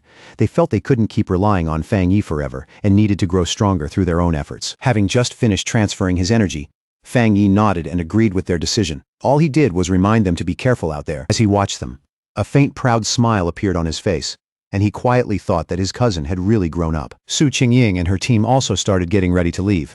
She waved goodbye and told Fang Yi and Jialan that they would see each other again on the next mission. After that, Jialan turned to Fang Yi and said it was time for them to go visit Elder Wu. As the ambulance carrying Su Qingying's team drove off, her voice could still be heard complaining in frustrated protest that the military's Star God War Zone had stolen such a powerful person away from them. Her teammates could only laugh awkwardly and try to calm her down as the vehicle kept rolling off into the distance. One last thought made the deeper problem inside the Spiritual Energy Association impossible to ignore. The whole organization was far too chaotic, and even its strongest elite squads had no real willingness to work together. Fang Yi and Jialan arrived at a large modern hospital that served as the highest security ward inside the Star God War Zone's medical base. Looking over the heavily guarded facility, Fang Yi asked if this was where Elder Wu was being kept. Inside the hospital room, the two of them stood quietly at the bedside where Elder Wu lay unconscious, surrounded by softly humming machines and flickering monitors on every side. Fang Yi looked at the scene and couldn't help saying how strange it felt. The legendary powerhouse of the Jinggang realm, the kind of person people spoke of like a myth, was really just a withered old man lying silent in a hospital bed. He looked more closely at the elder's condition. Red veins spread across the old man's face and neck like cracks under the skin, and every breath he took depended on the respirator beside him. Jialan explained in a low voice that his condition had been much worse before, to the point where he had almost looked like a corpse. She added that even after using the precious shizai flower on him, he still hadn't regained consciousness. Fang Yi's expression grew more serious as he wondered what kind of disaster could have reduced someone as powerful as Elder Wu to a state like this. Jialan then began recounting the battle that had left her teacher in a coma. She described how a massive dark attribute anomaly had appeared above the capital, and how Elder Wu had stepped forward alone to seal it before it could swallow the whole city. In the flashback, the rest of her squad could be seen desperately pouring their own spiritual energy into him, trying to support that final stand. What they had faced, she explained, was far beyond an ordinary S-level threat. Hanging over the ruined city had been a monstrous dragon-like shape made entirely of dark energy. So vast it made the whole sky feel like it was caving in. Jialin kept speaking, her tone growing heavier as she explained just how terrifying that moment had been. If the anomaly had fully descended, it wouldn't have just destroyed the capital. The surrounding cities would have gone with it, and the entire nation would have fallen into chaos. In that desperate final battle, Elder Wu had used his own personal domain to forcibly seal the S-level anomaly. But the disaster turned out to be even worse than any of them had imagined. That overwhelming dark attribute power rebounded into his body and corrupted him from the inside. Jialin grimly concluded that if her teacher hadn't been a master of the Jingang realm, he would have been burned to ash on the spot. Back in the present, Fang Yi lowered his eyes to the comatose hero with a new sense of respect. To stand alone and stop the destruction of an entire city, Elder Wu truly deserved to be called a great pioneer. As Fang Yi looked at the unconscious Elder Wu, his thoughts drifted back to his past life. He remembered how so many pioneers had sacrificed everything so he could become the last surviving human. Then a quiet realization crossed his mind. In his original timeline, Elder Wu had most likely already died by now. A new determination rose in Fang Yi's chest, and without hesitating, he reached a hand toward the elder. Jialin was caught off guard by the sudden move and immediately shouted, demanding to know what he was doing to her teacher. Fang Yi calmly told her not to panic. He explained that although the Shizai flower was already working, he wanted to try removing some of the stubborn dark attribute power still left inside Elder Wu's body. He placed his hand against the elder's chest, and a forceful stream of blue lightning immediately began flowing into the old man's body. Fang Yi explained that it should help him wake up faster. Jialin stared in shock and blurted out that the power he was trying to cleanse had come from an S-level disaster. After hesitating for a brief moment, she finally gave in and told Fang Yi to go ahead. Maybe, just maybe, he really was the miracle they had been waiting for. Before long, the whole room was filled with the sharp crackling of Fang Yi's power as he steadily poured more and more energy into the elder's body. Jialin warned him to be extremely careful, explaining that the dark attribute left inside her teacher was even more terrifying than the dark tide itself. She added that without the Shizai flower, Elder Wu's recovery never would have reached even this point. With a serious look on his face, Fang Yi said he understood perfectly. He could clearly feel how terrifying the darkness inside Elder Wu's body really was. Even though the Shizai flower had already weakened and purified part of it, the remaining dark energy still carried an immense oppressive force. Then, all at once, a violent burst of dark energy exploded out from the hospital bed and blasted both Fang Yi and Jialin backward. Jialin shouted for Fang Yi to be careful and steady his mind immediately, because the dark energy had already begun affecting his consciousness. In response, a brilliant golden aura burst around Fang Yi as he instantly raised his own spiritual protection against the invading force. His eyes lit up with golden light. But then he suddenly realized something. The dark energy had already dragged his consciousness into a vision from the past. He found himself standing alone on an abandoned street in a ruined city, lifting his head toward the massive, terrifying red eye of the anomaly that had once swallowed the entire sky. Inside that mental world, the giant red eye hovered over the wrecked city and asked Fang Yi who he was. Fang Yi quickly understood what had happened. By touching the dark attribute residue left inside Elder Wu's body, his spirit had been pulled into this dangerous illusion. Completely unfazed, Fang Yi answered with calm confidence that his identity didn't matter, because he was simply the one who had come to destroy it. As blue lightning gathered into his glowing hand, he judged that this anomaly wasn't nearly as strong as it looked. In response, the giant eye shot a massive razor-sharp red spike straight at him, moving so fast that even Fang Yi was caught off guard for a split second. Fang Yi reacted at once and activated his golden sun breathing technique, his eyes blazing with golden power as he prepared to defend himself. He moved swiftly through the ruined street, dodging the barrage of red spikes that came raining down from the sky one after another. Then the anomaly released strange red-black lightning tendrils. Fang Yi immediately noticed that this bizarre lightning was every bit as powerful as the divine thunder he had absorbed on Yuhuang Mountain. Then the anomaly revealed its true form. It shifted into an enormous swarm of countless insect-like creatures made entirely of dark attribute energy, circling around a central red eye. Fang Yi immediately realized that every one of those creatures was as strong as the monsters from the dark tide, and there were tens of millions of them. In the next instant, the whole swarm came crashing down on him like a monstrous vortex, blotting out everything around him with sheer weight and terror. Facing that overwhelming threat, Fang Yi calmly summoned his flaming sword into his hand. Looking at the monstrous swarm rushing toward him, he declared that there was only one thing left to do now: wipe out every last one of these pests. With a determined shout, Fang Yi charged forward and unleashed a massive blazing slash that tore a brilliant path straight through the center of the swarm. That overwhelming strike cut the creature's central eye cleanly in half. As he sized up the enemy, Fang Yi identified it as an S-level collective anomaly. Even so, he guessed its current strength had already been greatly reduced, either because this was only an illusion, or because the shizai flower used on Elder Wu had already purified part of its power. The two severed halves of the swarm crashed toward the ruined city below and exploded violently the moment they hit the ground. Fang Yi landed steadily on a rooftop and looked over the aftermath below. He estimated that the anomaly's current strength was only around A-level, and for a brief moment, he felt real awe at the thought that this was the city-destroying disaster Elder Wu had once faced entirely on his own. Fang Yi realized the danger was even greater than he first thought. Dark swirling energy gathered into his palm, and without hesitation, he unleashed his own dark attribute technique, the Boundless Dark Realm. A massive vortex of pure darkness erupted from him and began swallowing up the insect-like anomaly. The creature was visibly shaken, as if it had realized the one standing before it was no ordinary human. With a confident smirk, Fang Yi simply answered, "Guess so." Then he shouted a command to open, and his dark vortex completely absorbed whatever remained of the S-level anomaly. As the last traces of its energy faded away, a final warning echoed through the emptiness like a dying whisper. "We will be back soon," floating inside a sphere of his own dark energy. Fang Yi thought that final message had to be a leftover fragment of the anomaly's consciousness. But one word immediately stuck with him: "we." That was enough to make him wonder if other disasters like this were already out there, just waiting for the right moment to appear. As the illusory world around him let out a deafening roar and began breaking apart piece by piece, he decided it would be smarter to leave now and think through the meaning of that warning later. His mind snaps back to reality in a violent, breath-catching jolt, like he's been ripped out of a nightmare and slammed straight back into his own body. Not wasting a single moment, he drives his hand into Elder Wu's body and starts pulling out the corrupted dark attribute energy that has been buried inside him for far too long. A thick mass of dark purple energy is dragged out from the Elder's chest by force, crackling wildly as Fang Yi's blue lightning coils around it and tears it free little by little. To keep that dangerous power from slipping loose, Fang Yi instantly uses his 9 Dragons Skyfire sealing art, trapping it inside a blazing sphere wrapped tight in red chains that burn like molten fire. Holding the sealed orb in his hand, he explains to the stunned Jialan that this is the dark attribute remnant left inside Elder Wu's body. After a short pause, his tone turns heavy as he says this must be the last fragment of the anomaly that once nearly wiped out the city. He goes on to say that while the sealed dark energy is still terrifying, its influence has already been weakened a great deal by the shizai flower and by Elder Wu's own seal. Looking at the old man with genuine respect, he says Elder Wu truly deserves the title of the nation's #1 pioneer for using his own body to hold back something this horrifying.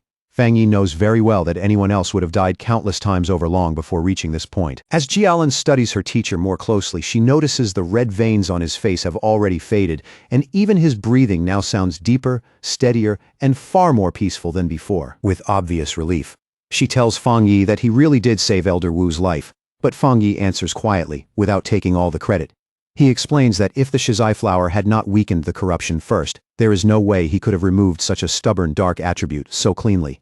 Jialan nods at that, saying the flower may have preserved the elder's life, but it was Fang Yi's strength that finally gave him a real chance to fully recover. Then, with one last burst of force, Fang Yi closes his fist and crushes the sealed orb completely, grinding the dark energy down until nothing is left but drifting dust. He says the remnant is useless now and can no longer threaten anyone.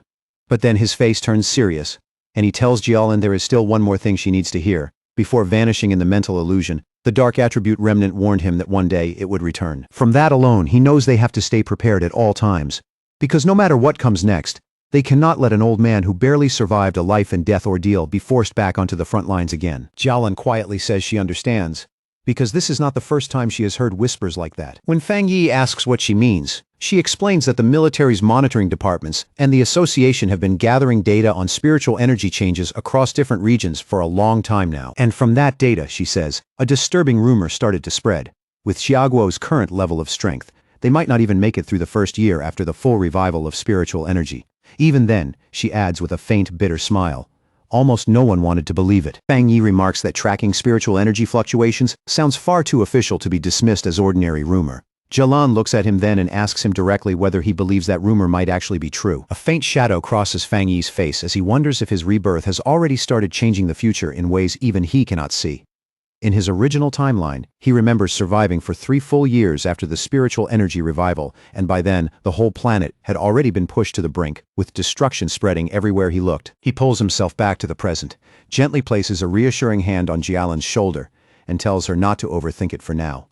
Elder Wu, he says, should wake up soon. Then he looks at her with a firm, serious expression and makes her a solemn promise. If that disaster really returns, he will stand with them and fight at their side.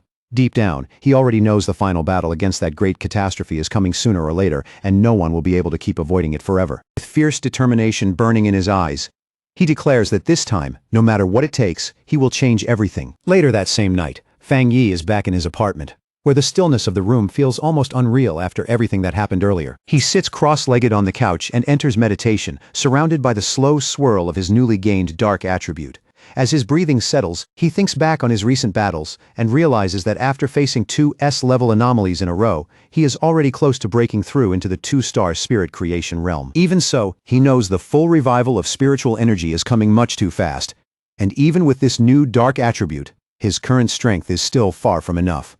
His thoughts drift back to the anomaly he faced inside the mental illusion, and a chill runs through him as he remembers that even in a weakened state, its true power was already terrifying beyond measure. His thoughts are suddenly cut off when his eyes fall on the potted plant he left on the table earlier, the obedient little white flower, quietly sitting there like it has been waiting for him the whole time. He speaks to the faintly glowing flower in a tone that is half gentle and half apologetic, telling it that it really is not easy to carry around everywhere, and admitting that it was his own fault for not bringing it along on the last mission. Smiling to himself, he picks up the pot, and the little flower seems to brighten right away in response.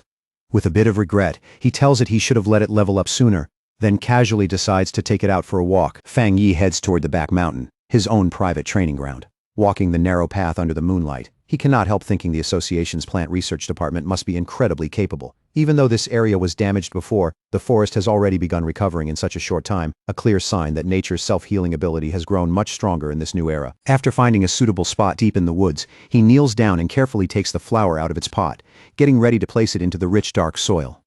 At the same time, he makes a mental note to thank Su Qingying and her team later for helping secure such a convenient training ground for him. As he prepares to plant it, he holds the flower in both hands and gently warns his new companion to take it slow and absorb only a little at a time. In an almost teasing tone, he reminds it that if it gets too greedy, not even every forest on the planet would be enough to fill its appetite. The instant it touches the soil, the obedient little white flower roots itself in place at once, as if it has been eagerly waiting for this exact moment. Then in the very next instant, a massive vortex of green, life-draining energy erupts from the plant and races through the forest at frightening speed, devouring the vitality of every nearby tree within reach. A few moments later, Fang Yi stands there with his arms crossed in a stretch of woodland that has already turned gray, dead and empty, calmly deciding that the flower has had enough for now. With a small, satisfied smile, he bends down and gently pulls the glowing flower back out of the ground, roots and all, then tells his companion it is time to move on and find somewhere else to feed. Holding the plant in his hand, Fang Yi watches it bloom with fresh power and starts wondering where it would rank among all the evolved plant-type spirits now roaming the world. After giving it some thought, he decides that with its terrifying desolation attribute, it has to be at least an A-level threat.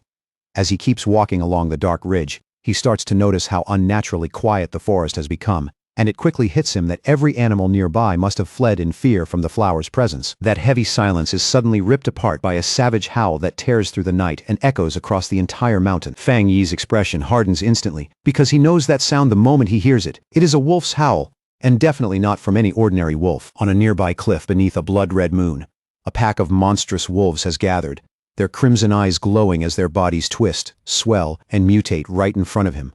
The moment Fang Yi sees it, he realizes with alarm that the whole pack is in the middle of a dangerous evolution. Standing before the gathered wolves, Fang Yi quickly picks out the largest beast on the cliff as the Wolf King, and from the aura pouring off it, he can tell its evolution is already nearly complete. Another thunderous howl shakes the night air, and with it, the Wolf King finishes transforming. Its massive body now shines with a sinister green energy that feels poisonous and deeply unnatural. Holding his potted flower in one hand, Fang Yi is clearly taken aback by the immense spiritual pressure rolling off the creature, and he realizes with a jolt that it is only one step away from reaching the level of an A-rank anomaly. The newly evolved wolf pack moves in fast, surrounding him from every direction and sealing off every obvious path of escape. In that same instant, Fang Yi realizes the Wolf King has awakened a new, powerful poison attribute from its original wood attribute. most likely after absorbing lingering dark attribute energy from the area and mutating under its influence. Even with that danger right in front of him, Fang Yi stays completely calm, dismissing the whole threat in his heart as nothing more than A-level strength, something he can still handle. He calmly removes the obedient little white flower from its pot and speaks to it almost like a partner, telling it that it is time for the two of them to deal with this problem. Then he kneels and plants the flower in the ground, thinking that while the anomaly itself is only A-level, the sheer number of wolves makes this situation troublesome. More importantly, the city is just down the mountain, and if this pack breaks through and charges downhill, the result will be a disaster. Just as the Wolf King lunges in, Fang Yi calmly gives the order for the flower to begin, and brilliant green energy instantly pours out of the plant. At the same time, he decides to use this moment to test its combat ability, curious to see just how much destruction it can unleash on its own. A massive beam of green, life-draining energy suddenly blasts straight into the night sky, so bright and violent that it can be seen even far down the mountain, where another group of pioneers is already watching. This newly arrived squad stares at the scene with growing concern. One of the men says the Wolf King has successfully evolved, and that the aura coming from it is incredibly strong. He immediately asks for the contamination level, and the cloaked figure beside him answers in a low voice that it has already reached 90%. Both of them are visibly shaken by that dangerously high reading, and their expressions turn grim on the spot. The blonde-haired squad leader tenses immediately as he realizes the danger is still rising. In his judgment, the Wolf King's wood attribute has already reached at least the 3-star Ghost Axe realm and may even be closing in on the Spirit Creation realm, while the rest of the wolf pack is clearly strong enough to become a major threat on its own as well. He can already tell his team does not have nearly enough people to contain something on this scale. With a grim look, he admits that even he himself only recently stepped into the 3-star Ghost Axe realm. Then his eyes suddenly catch that enormous green beam in the distance, and in the middle of it he clearly feels the presence of the dark attribute. In that instant, it finally clicks. He shouts to his team that this is why the contamination level has climbed so high. The Wolf King, he realizes, has evolved dual attributes, something so rare that even veteran pioneers might go their whole lives without seeing it. At that exact moment, the reading on the squad leader's watch jumps again, the display flashing wildly as it spikes all the way to 100%. The leader clenches his teeth, knowing they have to stop the wolf pack's evolution before everything below the mountain is lost. Those beasts were already vicious enough before, and with this new power, they will only become even more savage and harder to control. Realizing the situation is beyond what his team can safely handle on their own, he makes the call to contact the Spiritual Energy Association for immediate backup. Just then, the ground under their feet starts shaking violently, the tremor rolling through the mountain without any warning. One of his men blurts out in panic, asking if it is an earthquake, but the leader knows right away the wolf's evolution should not be causing something on this scale. A cold weight settles in his chest as he realizes with growing dread that an entirely different anomaly has appeared. His watch confirms that fear in the worst way possible. The contamination level does not just rise, it explodes, shooting up to an absurd, almost impossible 1,000. Pioneers stare in open fear as a massive eruption of green desolation energy bursts from the mountaintop like a living disaster. The green-haired pioneer recognizes that power immediately, and all he can do is wonder in disbelief why something like that would suddenly appear here of all places. As that life-draining wave sweeps toward them, the entire squad panics. One of the men cries out in fear, asking if this is the giant vine from the sky that disappeared before. His voice is full of disbelief and frustration as he blurts out that there was no warning at all. The squad leader instantly shouts for everyone to fall back, ordering his team to retreat at once and start evacuating all nearby residents without delay. And yet, just as suddenly as it appeared, that huge wave of desolation energy stops in place, as though some invisible force has frozen it in mid-surge. One of the men calls out to the leader, pointing in confusion as he says the energy has stopped moving. The whole squad can only watch as the massive vortex of green power starts pulling back and sinking into the mountain again. For a brief moment, panic gives way to uncertainty. They start wondering if the danger has really passed. One asks whether they should still file a report, while another hesitantly suggests moving up the mountain to investigate. Up on the mountaintop where Fang Yi planted his flower, the ground is now covered in a sprawling web of thick green roots, twisting across the earth like veins. From those roots, dozens upon dozens of glowing white flowers begin to sprout, their pale light flickering in the dark. Then in the next heartbeat, they burst with a massive surge of green energy, blooming together into a huge radiant flower-like structure that takes over the entire area. That surging power shifts again, scattering outward into a vast sea of white petals that spreads over the mountaintop and blankets everything in sight. The Wolf King lets out a furious howl as those soft, harmless-looking petals suddenly reveal what they really are, sharpening into deadly edges that slice through the air at terrifying speed. Fang Yi stands calmly inside that storm of swirling petals, completely at ease in the middle of the chaos, and begins explaining just how frightening his flower's power truly is. This sea of spiritual flowers, he says, will keep regenerating and multiplying without end, absorbing the enemy, wearing it down, and purifying it over and over until there is nothing left. Standing atop the massive root system of his flower, Fang Yi watches the wolf pack start collapsing under its power. Then he looks toward the Wolf King and coolly taunts it, asking how the rest of its pack is supposed to survive without the same kind of spiritual protection it has. The smaller wolves are quickly seized by vines covered in white flowers, pinned down and wrapped so tightly they cannot even struggle free. Their life force is drained away at a terrifying speed until nothing is left but bare skeletons, and before long, even those crumble into dust. After devouring the life force of the entire pack, both the flower and the countless petals surrounding it slowly begin to change color, deepening into an ominous red that feels far more dangerous than before. In one last desperate attempt to fight back, the Wolf King gathers up every bit of energy it has left, and fires a powerful green blast from its mouth, throwing everything into that single attack. But the red flower responds with effortless ease, raising a protective barrier that catches the full force of the blast and absorbs it completely without showing the slightest strain. Hidden among the swirling red petals and twisting vines, Fang Yi tells the beast in a calm, almost indifferent voice that an attack like that is completely useless. He explains that the desolation attribute of his spiritual flower has already rooted itself deep inside the mountain. The sea of flowers draws power from the mountain, he says, and then turns that same power back into the mountain, creating a self-sustaining cycle that feeds itself endlessly and never stops. Now, much more intelligent after completing its evolution, the Wolf King seems to fully understand how hopeless its situation has become.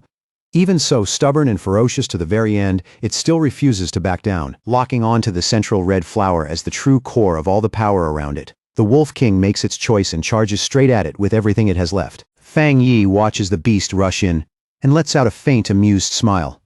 In a mocking tone, he asks his little flower what it plans to do now that its core has been found. As if answering him on the spot, the central red flower suddenly swells to an enormous size, its presence surging upward before it lunges forward to meet the charging Wolf King head-on. In one swift motion, it spreads open its massive petals and traps the beast completely inside, sealing it away like prey swallowed whole. The Wolf King howls in agony as the desolation attribute starts tearing away its life force, the pain so intense that even its furious cries begin to sound desperate. The giant red flower keeps absorbing the Wolf King without pause, devouring its green energy bit by bit as the desolation attribute consumes everything it can. Watching closely, Fang Yi's expression slowly turns serious, because even he did not expect his flower to allow the dark attribute into it, instead of rejecting it outright. Before long, the Wolf King is completely swallowed by the flower's pulsing red petals, its huge body vanishing entirely into that living mass of devouring power. Fang Yi is genuinely stunned by what he is seeing. Deep down, he marvels at how terrifying the desolation attribute has become in the flower's hands. He never expected that after he implanted the attribute, it would go on to develop and shape its own technique without any direct guidance from him. As the giant flower slowly shrinks back down, Fang Yi finally understands just how frightening this new ability really is. Once an enemy is trapped inside that sea of flowers, escape is not even an option anymore. Then the flower spits out the Wolf King's clean white skeleton, stripped so completely that not a trace of flesh remains.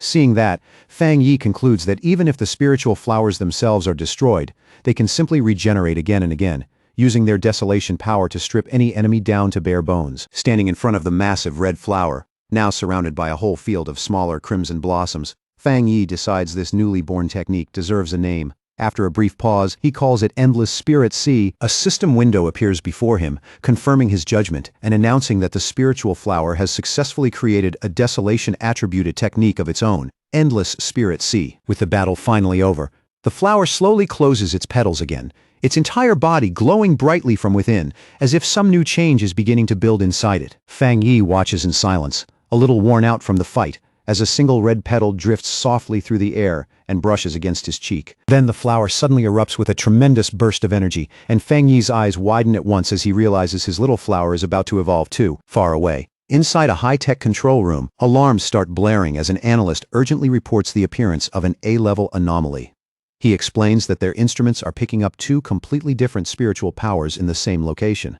Just as the Wolf King was evolving and generating a dark attribute, another separate and highly concentrated desolation attribute appeared there as well. Standing beside Su Qingying, the association's superior immediately demands the exact location, his voice turning sharp as the seriousness of the report sinks in. A technician quickly points to the map and explains that the signal is coming from an area that had previously been under Su Qingying's team's responsibility. The superior frowns at once and questions whether the destroyer squad had not already been sent there to deal with the wolf pack. Before he can even finish that thought, an incoming call from the squad on the ground cuts him off. The squad leader reports that a powerful wave of desolation energy suddenly appeared and wiped out the entire A-level wolf pack. But he also adds that the desolation power then pulled back into the mountain, and since then, a large number of strange flower-type anomalies have appeared there. The pioneers stand facing the mountain, now glowing red beneath a vast sea of flowers, and none of them can move any closer without feeling an overwhelming sense of danger forcing them back. The association superior keeps speaking with the squad leader as the situation grows more serious by the second. The leader warns that if this new and still unidentified anomaly erupts outward, it will be even more terrifying than the celestial vine ever was. He urgently asks for support, admitting that even with all the pioneers already gathered there, they probably still would not be able to handle any sudden change. After a brief pause, the superior agrees and decides to dispatch 2 elite teams immediately. Su Qingying, however, seems to be thinking something else. She turns toward her superior with a knowing look, and calmly says she has a strong feeling that the source of that desolation power is Fang Yi. She cuts into the call and points out that Fang Yi's home is in that exact area. Then, with complete confidence, she says that wherever Fang Yi is, he will protect everyone there. As she says it, an image seems to form in the mind's eye. Fang Yi hanging high above the city in a blazing aura, his whole figure wrapped in fire like a guardian descending from the heavens. Back on the mountain, the entire landscape has already transformed, swallowed up by a vast sea of red flowers spreading across the ground in every direction. Fang Yi stands before his obedient little white flower, which has now grown to an enormous size. Watching it closely, he confirms what he had already guessed. After devouring the Wolf King, the flower is now right on the edge of awakening a second attribute. The giant red flower slowly opens, and from deep within its center, a brilliant golden light begins to shine, bright and intense like a newborn flame. Fang Yi's eyes narrow slightly as he realizes what that new power is. The flower has awakened a fire attribute, something even he had not fully expected. He reaches out and places a hand on the massive plant, marveling that its way of evolving is absurdly simple. It just swallows enemies whole and turns them directly into strength. Once the evolution settles down, the huge flower gradually shrinks again until it returns to its original handheld size, though its petals are now a deep, heavy red. A system window appears in front of him, confirming that the spiritual flower has successfully completed its evolution. It is now classified as an A-level anomaly called the Desolate Fire Spirit Flower, with both desolation and fire attributes. The notification goes on to say that the flower has a powerful hunger for spiritual energy and can be nurtured inside the boundless dark realm.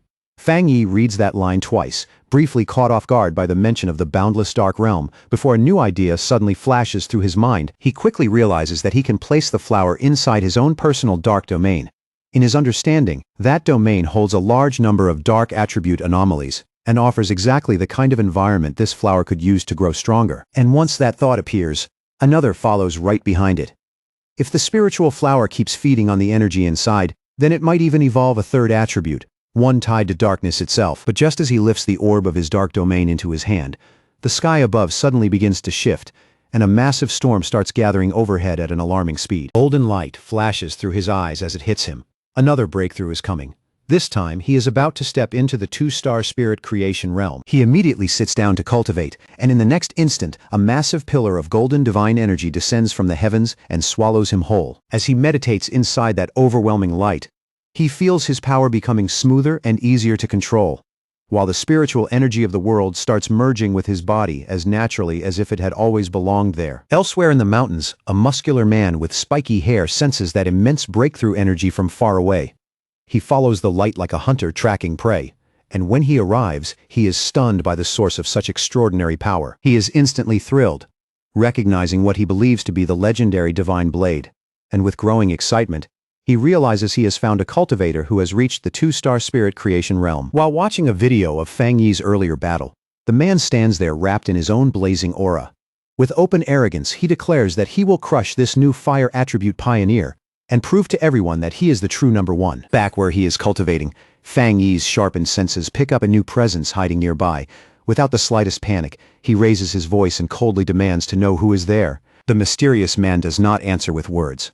Instead, he hurls a massive fireball straight at Fang Yi, shouting as he attacks, and asking if Fang Yi is a fire attribute pioneer. Completely unfazed, Fang Yi gathers dark energy in front of him and casually swallows the attack with his own vortex. A faint smile touches his face, clearly satisfied as he realizes he has finally forced this hidden enemy out into the open. Fang Yi recalls that he had already sensed the man hiding nearby for quite a while, and the idiot had not even bothered to properly conceal his spiritual energy. He quickly judges the newcomer to be a wild pioneer, the kind who belongs to no organization and lives only to challenge others. From the aura coming off him, Fang Yi can tell he has only just broken through into the spirit creation realm. The muscular man finally reveals himself and drops in front of Fang Yi in a burst of heat, his body wrapped in a fierce fire aura. He looks Fang Yi over with open interest and remarks that he is surprisingly interesting, adding that he can feel a strong spiritual pressure from him.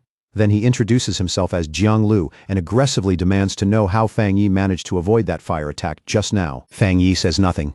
He just stands there, silently looking his new opponent over from head to toe, with a cocky grin. Jiang Lu says he forgot to introduce himself properly.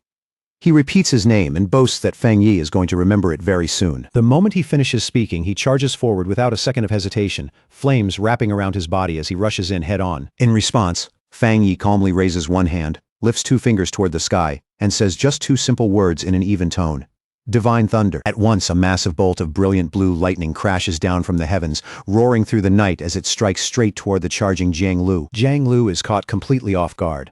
His eyes widen as he stares at it in shock, unable to understand what kind of power this is. The divine thunder slams into him head-on with terrifying force, swallowing his entire body in a violent explosion of blue light. A painful cough tears out of him, and smoke spills from his mouth after taking the full force of that overwhelming strike. He struggles to push himself back up, his body scorched and still crawling with blue electricity. His mind is spinning as he tries to understand what just happened, unable to grasp how his opponent could be using a thunder attribute when he was supposed to be a fire pioneer. He grits his teeth so hard they nearly crack, while his whole body keeps trembling uncontrollably from the lingering shock of the lightning. Fang Yi stands over the fallen Jiang Lu, who has dropped to his hands and knees, and is now so thoroughly overwhelmed that he can barely move. Then Fang Yi grabs him by the hair and brutally slams his head into the ground, shattering the rock beneath him with one heavy, merciless impact. Blue lightning still crackles all around Fang Yi, fierce and unstable in the night air, and with open mockery in his voice, Fang Yi tells him to say his name again, adding that he did not quite catch it the first time. Jiang Lu can do nothing but stare in silent shock, his face pressed against the broken earth. His mind is full of disbelief as he wonders how he could have been beaten so easily and so completely. He had only just reached the one-star spirit creation realm, and he always believed he was the fastest cultivator among everyone he knew. He cannot understand how he lost like this, especially when he never even got the chance to use his ultimate move. His thoughts flash back to the days when people praised and admired him, when his rare and powerful fire attribute made him feel untouchable. He truly believed that sooner or later, everyone would have no choice but to bow before him. A small, dismissive sound slips from Fang Yi's lips as he sends another surge of electricity through Jiang Lu's body, making him scream in pain on the spot. And still, Jiang Lu's mind stays stuck on the same impossible question: how can this man have a thunder attribute when he was supposed to be using fire? Fang Yi looks down at him with one eye glowing blue, disappointment plain on his face, as he says he honestly expected this opponent to be much stronger. With a cold, condescending smile, Fang Yi mocks the arrogance of the younger generation while pinning Jiang Lu helplessly to the ground with raw electrical force. Jiang Lu grits his teeth through the pain and humiliation, his thoughts racing. He realizes that even though Fang Yi is clearly only at the two-star spirit creation realm, the spiritual pressure coming off him feels vastly greater than his own, by at least 2 full realms. Then an even more terrifying realization crashes into him. No, it feels closer to the gap of 3 entire realms. Convinced that death is right in front of him, Jiang Lu falls into despair, thinking that this really is the end, that the great Jiang Lu, at least in his own mind, is actually going to die here. Lying there in terror, Jiang Lu finally breaks and begs Fang Yi not to kill him. Fang Yi stares down at him for a moment with a cold, unreadable expression, then silently loosens his hold and lets him go. In a low voice, he warns him that a pioneer's power is not something to be thrown around carelessly at other people. Then, with quiet disdain, he tells him that if he really has that much free time, he would be better off using it to clear out the newly emerging anomalies. After giving him one last dismissive look, Fang Yi turns and walks off without another word, leaving Jiang Lu sprawled on the ground, humiliated and completely lost. Jiang Lu watches his back fade into the distance, his thoughts in total chaos as he tries to make sense of Fang Yi's overwhelming spiritual pressure. He cannot tell whether that crushing gap exists because Fang Yi is some unbelievable genius, or because he himself is far weaker than he ever wanted to admit. Later, inside a luxury apartment, a worn-out and emotionally drained Jiang Lu pushes open the door and walks into a room where 2 men have already been waiting for him. The moment one of them sees him, he greets him and after a brief pause, awkwardly jokes about his new hairstyle. The other man, with striking red hair and a much sharper temper, starts scolding him the second he steps inside. He reminds Jiang Lu that he already warned him before, over and over, not to go around picking fights so recklessly. The red-haired man keeps laying into him, saying Jianglu's aggressive attitude is way too dangerous, especially now, when the spiritual energy revival has not even officially begun yet. Acting like this, he warns, is only going to bring trouble straight to his door. But to his friend's surprise, Jianglu does not argue back or flare up this time. He just drops onto the sofa like a man whose spirit has been completely crushed. Thrown off by that reaction, one of the men stares at him and asks what happened, wondering if this silent, defeated mess is really the same battle-crazy Jianglu they know. The red-haired man frowns and asks him directly what exactly happened out there. He reminds Jianglu that he went out specifically to challenge the Divine Blade user, and Jianglu, still sunk in misery, quietly admits that it was over in an instant. His other friend immediately grabs him by the shoulders and tells him to stop mumbling and explain what that is supposed to mean. With tears already welling up, Jianglu finally breaks and blurts out that he was the one who got taken down in an instant. Both of his friends freeze in disbelief. Half frantic and half broken, Jianglu says he wishes he had realized sooner that something was wrong and backed off, because then at least he would not be drowning in this kind of shame. The man on the sofa can only ask in confusion how the Divine Blade could possibly be that strong when Jianglu himself is a rare genius who reached the spirit creation realm in just a few short months. Jianglu then relives the fight in painful detail, remembering how his strongest move, Meteor Flame, was crushed in a single instant by the other man's terrifying thunder attack. His friends try to make sense of a defeat that ridiculous. The man on the sofa wonders if Jianglu challenged the wrong person, arguing that with Jianglu's pure firepower and spirit creation realm cultivation, it should be nearly impossible for anyone to beat him that easily. The red-haired man offers another guess, suggesting that maybe this person was not actually a pioneer at all, and that their first judgment of his identity and strength was simply wrong. Jianglu explodes at that and immediately rejects both ideas, shouting that there is no way he got it wrong, and that the place they fought was absolutely his opponent's own territory. He insists they cannot understand, because they were not there to feel it themselves. In a shaken voice, he calls the man a monster, and recalls that terrifying thunder, saying it was so violent and overwhelming it felt like it was going to split his head open. Both of his friends fall silent as Jianglu says his instincts are telling him he found the right person after all. Then he gives them his most terrifying conclusion. His opponent is a top-tier pioneer with both fire and thunder powers, and somehow that thunder is many times stronger than Jianglu's own fire. He believes the man was deliberately hiding his true strength, and from what he felt, he guesses that person must be at least at the 3-star spirit creation realm. His friends are stunned by that judgment. The red-haired man cannot help thinking how absurd it would be for a wild pioneer that young to reach that level, and he slowly realizes that if Jianglu is telling the truth, then this mysterious man is going to become a nightmare for every other pioneer who crosses his path. After sitting in silence for a while, Jianglu slowly lifts his head again, a new determination in his eyes, and asks his friends whether he should try becoming that man's apprentice.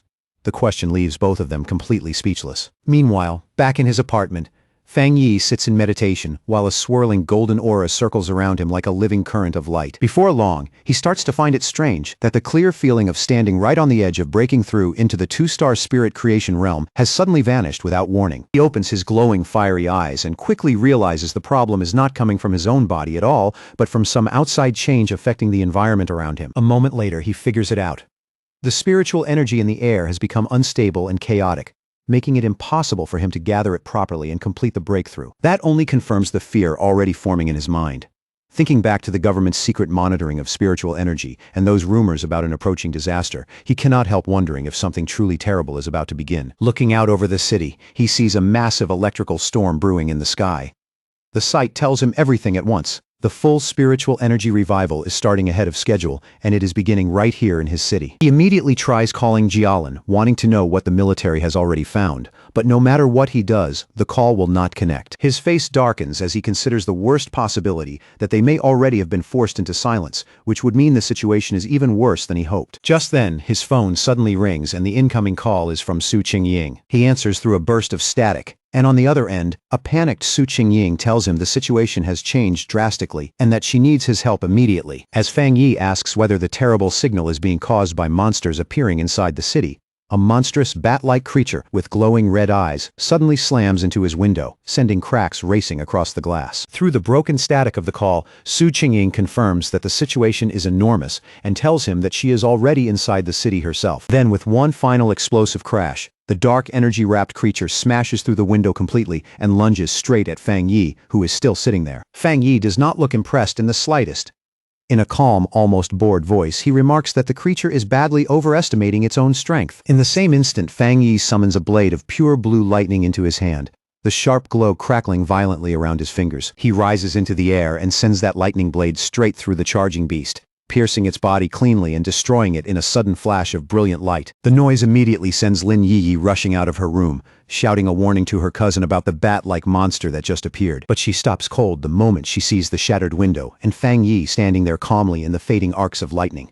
Stunned, she asks him what is going on. Looking out through the broken window, Fang Yi explains that while monsters usually appear at random, it is deeply troubling that they are now spawning directly inside their home, and not just one of them either. He says he believes the situation is still manageable for now. Then the two of them look out at the massive electrical storm spreading across the city, and Fang Yi quietly says this may be the start of a major disaster. What troubles him most is how abnormal all of this feels. A 2-star Ghost Axe Realm monster would normally stay hidden in the dark and wait for a better opportunity, not boldly charge into a pioneer's home in the middle of the city like this. Realizing a hard fight is coming, he tells Lin Yi to contact every pioneer she knows and gather them all at the apartment as fast as possible. She agrees immediately without a second of hesitation. Fang Yi then steps onto the ledge of the broken window and tells his cousin that since she is already close to her own breakthrough, he is trusting her with the safety of their home while he is away. He tells her clearly to guard the window and hold the apartment until he gets back. Elsewhere across the chaotic city, Su Qingying and her squad stand on a rooftop, while the violent storm overhead is already wreaking havoc on all of their communications. One of her teammates, Zhang Xiaya, looks at the failing equipment and wonders out loud whether their devices are just broken, though the tension in her voice makes it clear she already knows that is not the real problem. Su Qingying's face tightens as she says that if a real disaster has truly begun, then they may have no choice but to fight through it with only their own strength. Together, they look up at the enormous swirling vortex overhead, and even as she watches it twist across the sky, she can only hope this is still some kind of false alarm. Without hesitating, she steps fully into the role of captain, raises her communicator, and starts checking the status of every patrol unit. Her voice stays steady as she orders every team in the area to remain at the highest level of alert. But before she can finish giving those commands, Su Qingying, Zhang Xiaya, and the other squad member all lift their heads at the same time, their expressions locking up in pure shock and instinctive fear. A massive swarm of those dark bat-like monsters comes pouring down from the vortex above, and someone instantly shouts a warning that a large anomaly group has appeared. In that moment, it becomes clear the invasion has begun. All across the city, red alerts begin broadcasting emergency warnings about the heaviest rainstorm seen in 50 years, urging every citizen again and again to stay indoors and not go outside. The streets fill almost immediately with fear, confusion, and spreading panic as people stare up at the darkened sky, unable to understand what they are seeing and wondering if the world is ending. At the same time, Jiang Lu and his red-haired friend speed through the rain-soaked streets on their motorcycles, their tires slicing across the wet road. The friend yells over the storm that something about this feels seriously wrong and asks whether they should stay or leave, but Jiang Lu says nothing, his face dark and uneasy. Then, without warning, a monstrous bat-like creature wrapped in dark red energy dives straight down from the sky toward them like a spear. Jiang Lu reacts instantly, shouting in anger that the thing must be looking to die as he throws up a hand and summons a blazing fireball. He fires a fierce blast of flame straight at the monster, while his friend stares in confusion and blurts out that creatures like this should normally avoid pioneers as strong as Jiang Lu. So why would it attack them at all? To their horror, the creature bursts right back out of the flames with a shrill screech, completely unharmed. In that instant, Jiang Lu realizes with panic that it did not fail to burn. It regenerated the damage immediately. Shaken by how powerful the monsters appearing all over the city seemed to be, Jiang Lu makes a fast decision and says they need to head home right away. The scene shifts back several hours earlier to a high-tech control room inside the Spiritual Energy Association. There, Su Qingying and her superior are in the middle of a meeting when one official suggests that if they want results, they need their most capable people to establish contact with Fang Yi. Just as the superior turns towards Su Qingying to speak, a sudden alarm cuts through the room and interrupts the meeting on the spot. A special warning flashes across the main screen, announcing that an A-level anomaly is expected to arrive in the city center within 24 hours, while large numbers of bat-like anomalies have already started gathering in the outer suburbs. The association superior questions whether it is really an A-level anomaly, and Su Qingying, visibly alarmed, immediately says they need to dispatch a team at once and that she will go personally. The scene snaps back to the present, where the leader of the destroyer squad stares upward in terror at a gigantic version of the bat monster descending toward him.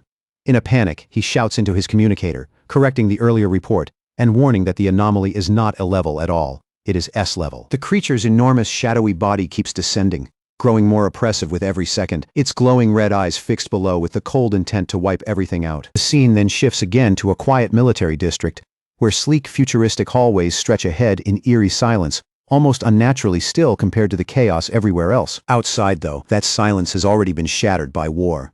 A huge swarm of glowing red bat-like anomalies is swarming a military warship, and the vessel answers with massive blasts of energy in a desperate effort to hold them back. At the center of that raging swarm, Jialan fights fiercely, moving like a storm as powerful energy whips lash out from her hands and tear through wave after wave of the dark creatures. For one brief moment, Jialan pauses in the middle of battle and looks up, watching the endless stream of monsters keep pouring in with no sign of slowing down. She knows her unique ability lets her shape and reinforce her spiritual power however she needs, but no matter how many dark attribute bats she cuts down, more keep coming. It no longer feels like a random attack. It feels like a deliberate effort to keep her and her soldiers away from something important. Just then, a young blonde man wrapped in crackling yellow lightning drops down beside her, his arrival flashing across the battlefield like a strike from the sky. Even in the middle of the chaos, he gives her a quick smile and openly praises her strength, clearly impressed by what he just saw. Then his tone turns serious as he explains how bad things have become. He says the entire military district is being held by only a small number of high-level officers and asks for her orders. Jialan tells him their communications are being jammed so badly that contacting anyone outside the district has become impossible. She assumes the same thing must already be happening in the other military districts as well.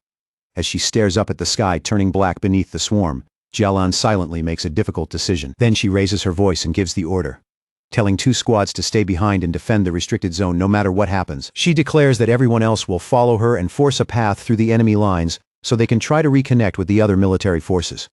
And with that, she, the blonde lightning user, and the soldiers under her command throw themselves back into the fight, ready to cut their way out. But as they push toward the city, Jialan suddenly realizes something horrifying. Looking out over the urban skyline, now buried under a blood-red swarm, she finally sees the truth. The anomaly's real target was never just the military zone. From the start, it was the entire city. Elsewhere, under the pouring rain, frightened civilians scrambled desperately for shelter. At a bus stop, the live streamer scammed in online romance out of 50 cents waits beside a man.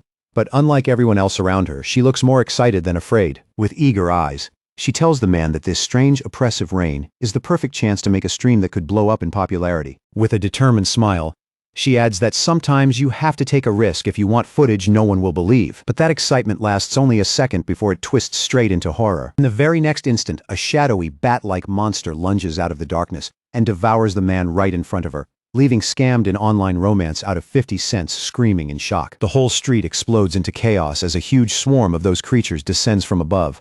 Scammed in online romance out of 50 cents turns and runs for her life, hearing terrified voices all around her shouting that the bats are draining people's blood. One of the creatures quickly catches up to her and attacks, and she lets out a desperate scream, certain this is the moment she is about to die. But just before it can strike, a bright blue blade of energy tears through the air and slices it apart in an instant, killing the creature and saving her life. A figure wrapped in blue lightning lands gracefully behind her, the crackling energy around that person briefly lighting up the rain-dark street. The one who saved her is Su Qingying, standing there with 2 cloaked members of her squad.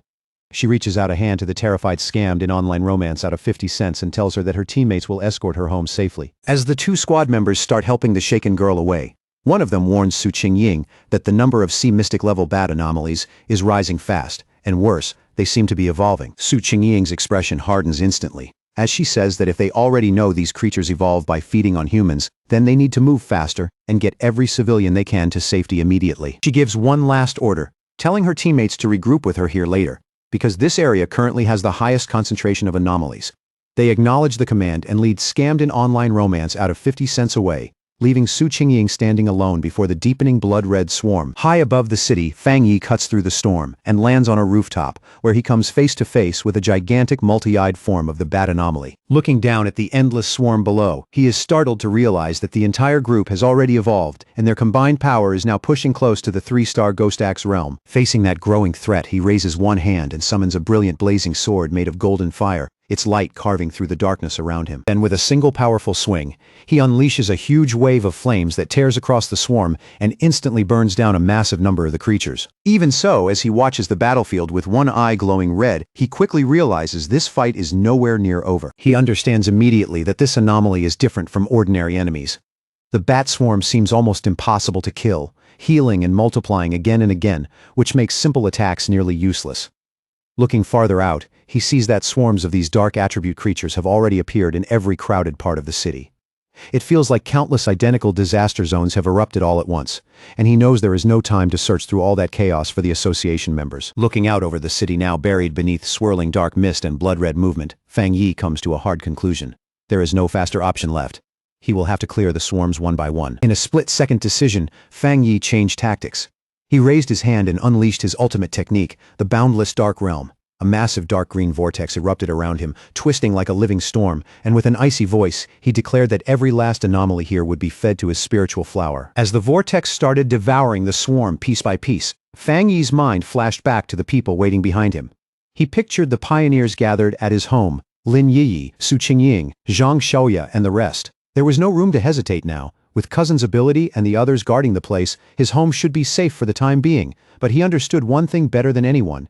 If this disaster kept growing, that nightmare would become real, and once it did, almost no one would make it out alive. 10 minutes later, Su Qingying was still fighting alone on a rooftop, completely surrounded by a never-ending tide of savage anomalies. She gritted her teeth as the swarm kept pressing in. No matter how many she cut down, more rushed in to replace them right away. Her spiritual power was recovering far too slowly, and deep down she knew the truth. If this dragged on much longer, she would be completely drained. Even in the middle of that desperate fight, her thoughts briefly drifted to her two teammates. All she could do was hope they were still safe, while escorting the civilian through the chaos below. Then a terrified scream for help ripped through the storm, sharp enough to make her snap her head up. The moment she looked into the sky, she saw it, a huge mass of red anomalies rushing together at terrifying speed, compressing into one dense, horrifying cluster as a single monstrous shape started to form. The instant she realized things were getting even worse, Su Qingying launched herself off the rooftop and sprinted up the side of a nearby building. She knew exactly what was happening. If the anomalies kept evolving like this, they would soon enter the spirit creation realm. Her team was already stretched to the limit trying to save civilians, and they had no strength left to handle something on that level, especially now that the creatures had started attacking buildings directly. Without wasting a moment, she thrust out her hand and fired several fierce blasts of blue energy into the bat-like swarm, trying to rip open a path before the writhing mass could finish gathering. But there were simply too many of them. The creatures swarmed over her from every side, crushed her momentum, and slammed into her hard enough to send her falling straight out of the sky. As she dropped through the rain and darkness, one terrifying realization hit her all at once. Looking at the enormous vortex of dark energy and crackling lightning twisting above the city, she finally understood what the swarm had been trying to do all along. This was never just random destruction. An anomaly king was about to be born. By now, the entire city was falling apart. Beneath the relentless rain, countless shadowy bat-like creatures flooded through the streets and filled the sky like a living black tide. The scale of the disaster was so overwhelming, it felt like no one, not the military, not even the Spiritual Energy Association could stop the city from being swallowed whole. And in the middle of all that chaos, the pioneers were still fighting with everything they had. Report after report came in, each one worse than the last, saying that pioneer teams were either sacrificing themselves just to hold the line, or being wiped out entirely. Su Qingying kept fighting on her own, her protective barrier trembling as it held back the endless horde closing in from every direction. Then a new alert came through, and the classification alone sent a chill through everyone who heard it. The S-level anomaly had now been confirmed as an anomaly king. Inside the association's command center, the mood had turned completely grim. The officials stood frozen as reports of catastrophic casualties kept pouring in. The monsters' sheer numbers, combined with their terrifying regeneration, were crushing every defensive line they had. And worse than that, there was no longer enough time to call for reinforcements from other regions. One subordinate, pale and visibly shaken, reported that the entire city had already been sealed off by a massive wall of black fog. It wrapped around everything like a prison, cutting off any last chance of rescue from the outside. Only then did the full truth really sink in. They were completely isolated. Facing what might be the city's final hour, the association superior stood beside his men and spoke with grim resolve. As pioneers, he said, they would stay with the city until the end, and if the monsters wanted to take this place, they would have to walk over their corpses first. With his expression set like iron, he gave one final order: send the last code to headquarters immediately. If they failed to stop the disaster here, then headquarters had to launch a destruction strike at once, no matter the cost, to prevent the dark attribute from spreading any farther. Meanwhile, Su Qingying never stopped fighting. But under the swarm's non-stop assault, her protective barrier was starting to crack, and she could feel the last of her spiritual power slipping away. She was almost at her limit. Pulling together every bit of strength she still had, she forced herself to focus, gathered what little energy remained, and hurled one last massive blast at the swirling vortex of monsters overhead. But the attack was deflected with shocking ease. Like all the power she had poured into that strike, meant absolutely nothing. In the storm-dark sky, the evolved creature's form became clearer, and it let out a shriek so sharp it seemed to split the rain itself. As its true aura spread out, Su Qingying's eyes widened. The monster had already reached the terrifying level of a 3-star spirit creation realm. It shot straight at her barrier and with one brutal hit shattered the entire defense in an instant. Forced back and nearly out of strength, Su Qingying bit down hard in despair. Her spiritual energy was almost gone, and for the first time, that crushing sense of helplessness settled deep in her chest. The creature's overwhelming power ripped completely through Su Qingying's barrier, smashing the last of her defense into fragments. Already injured and unable to steady herself, she tumbled through the air in a miserable arc while the massive creature came down after her like a predator moving in for the kill. With painful clarity, she realized this might really be the end.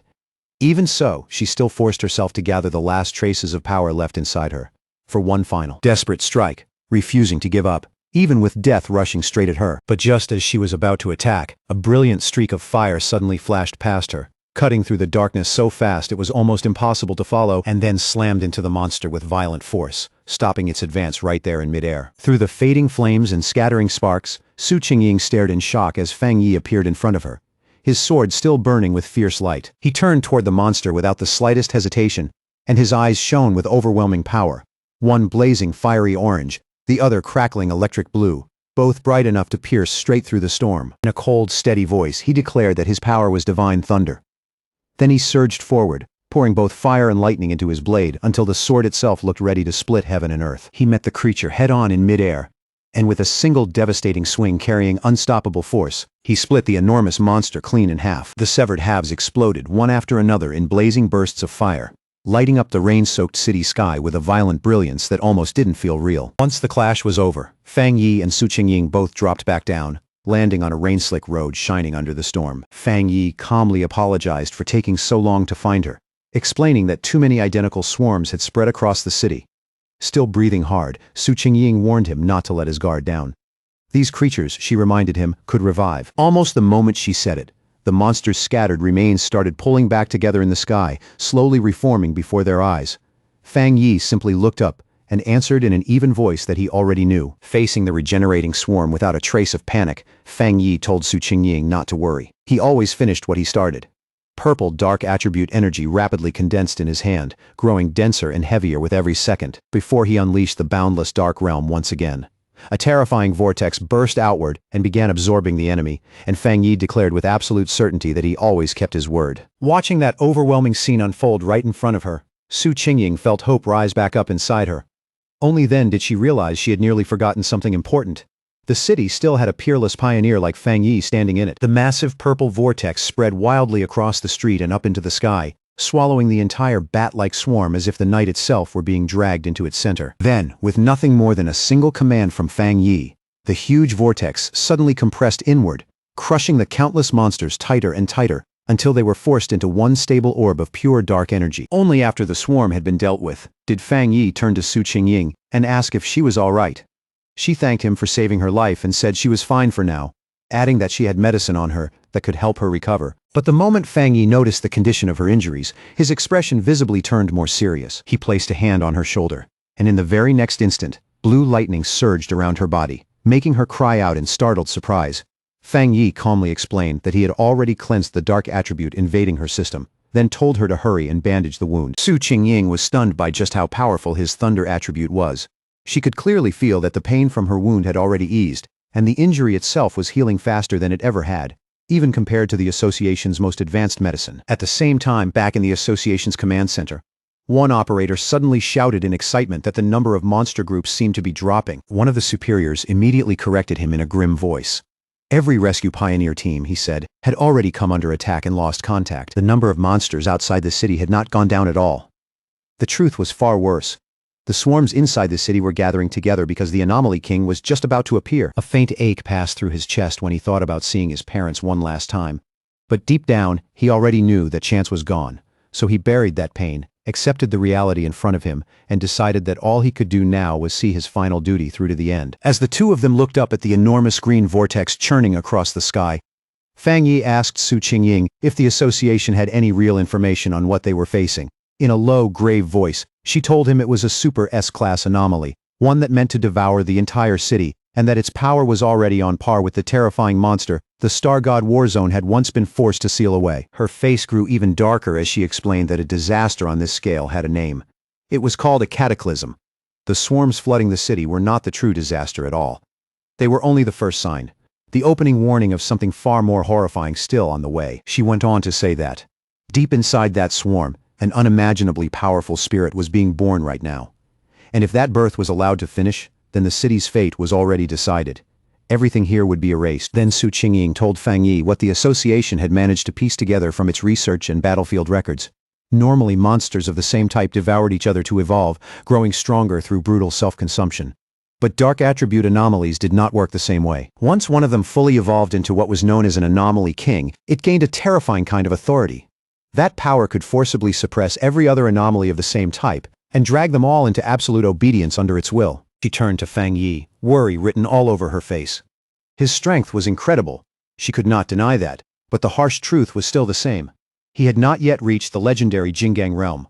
She reminded him that even the nation's strongest pioneer had ended up bedridden after sealing a disaster like this. Her voice tightened, almost pleading, as she told him they could not afford to lose another genius like him.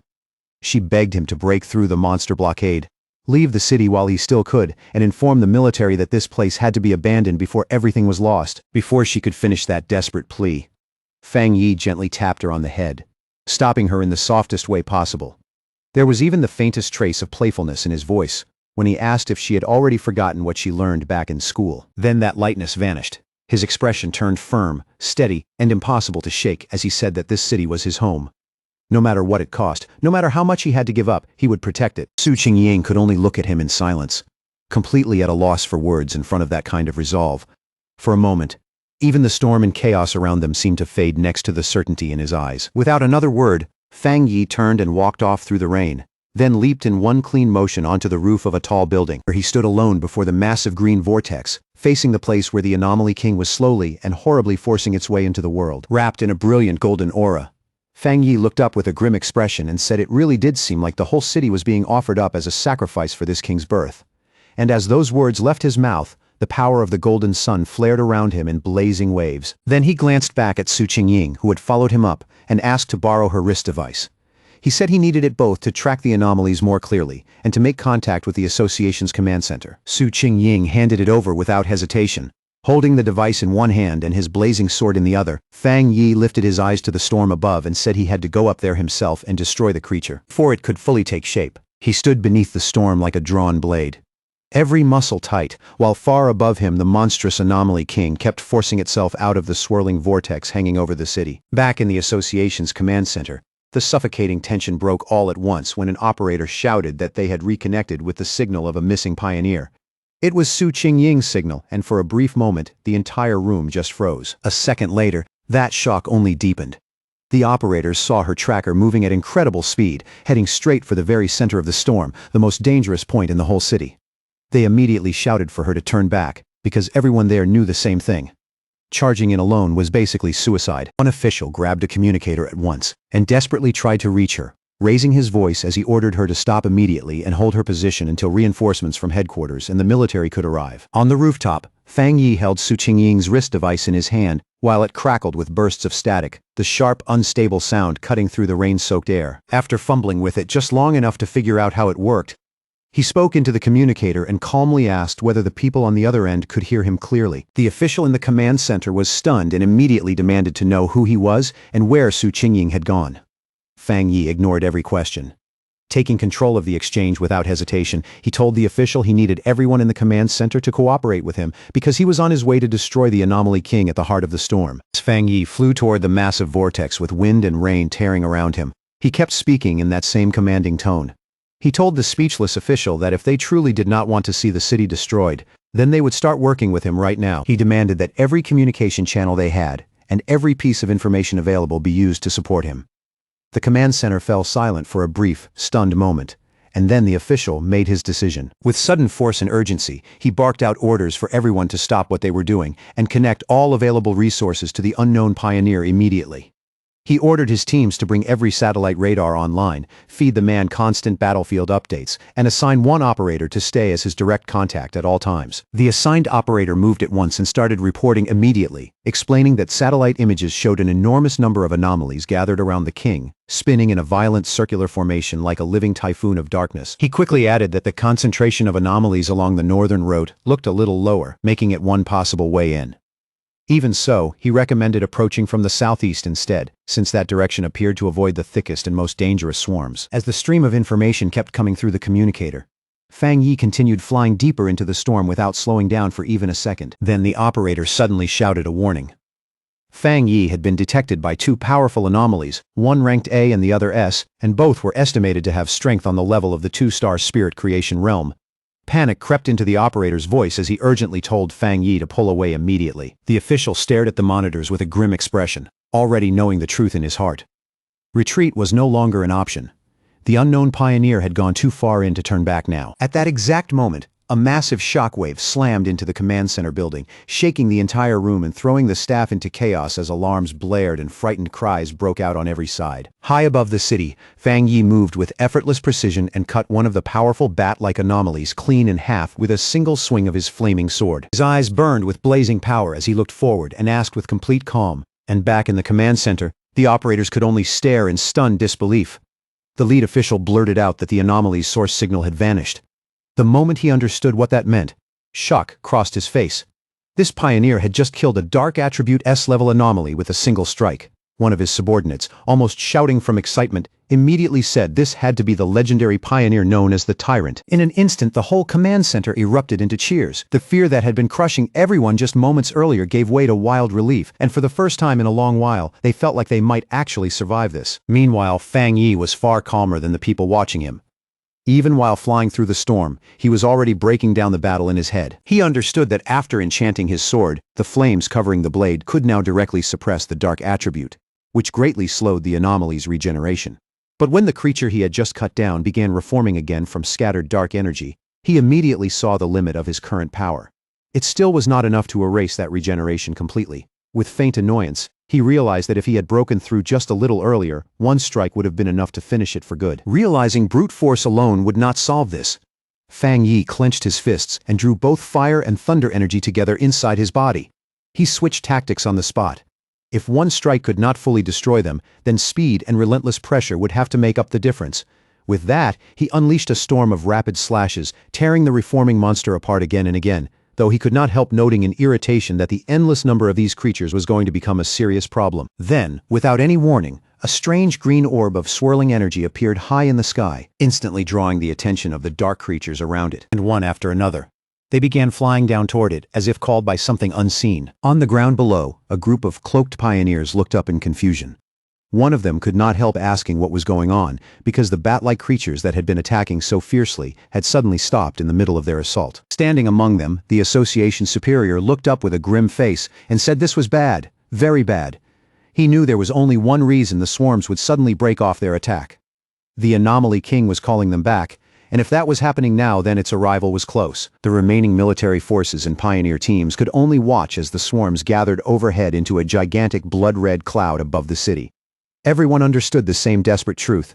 Their only chance left was to stop those swarms before they could be fully recalled and fused into the king's birth. Outside the city, where the encirclement battle was still raging, Jialan stood at a high vantage point and unleashed a powerful blast of energy into the mass of dark creatures below, the attack cutting brightly through the chaos. Her subordinate, the blonde lightning user, hurried over with a grim expression and asked how much longer it would take before they could finally break into the city.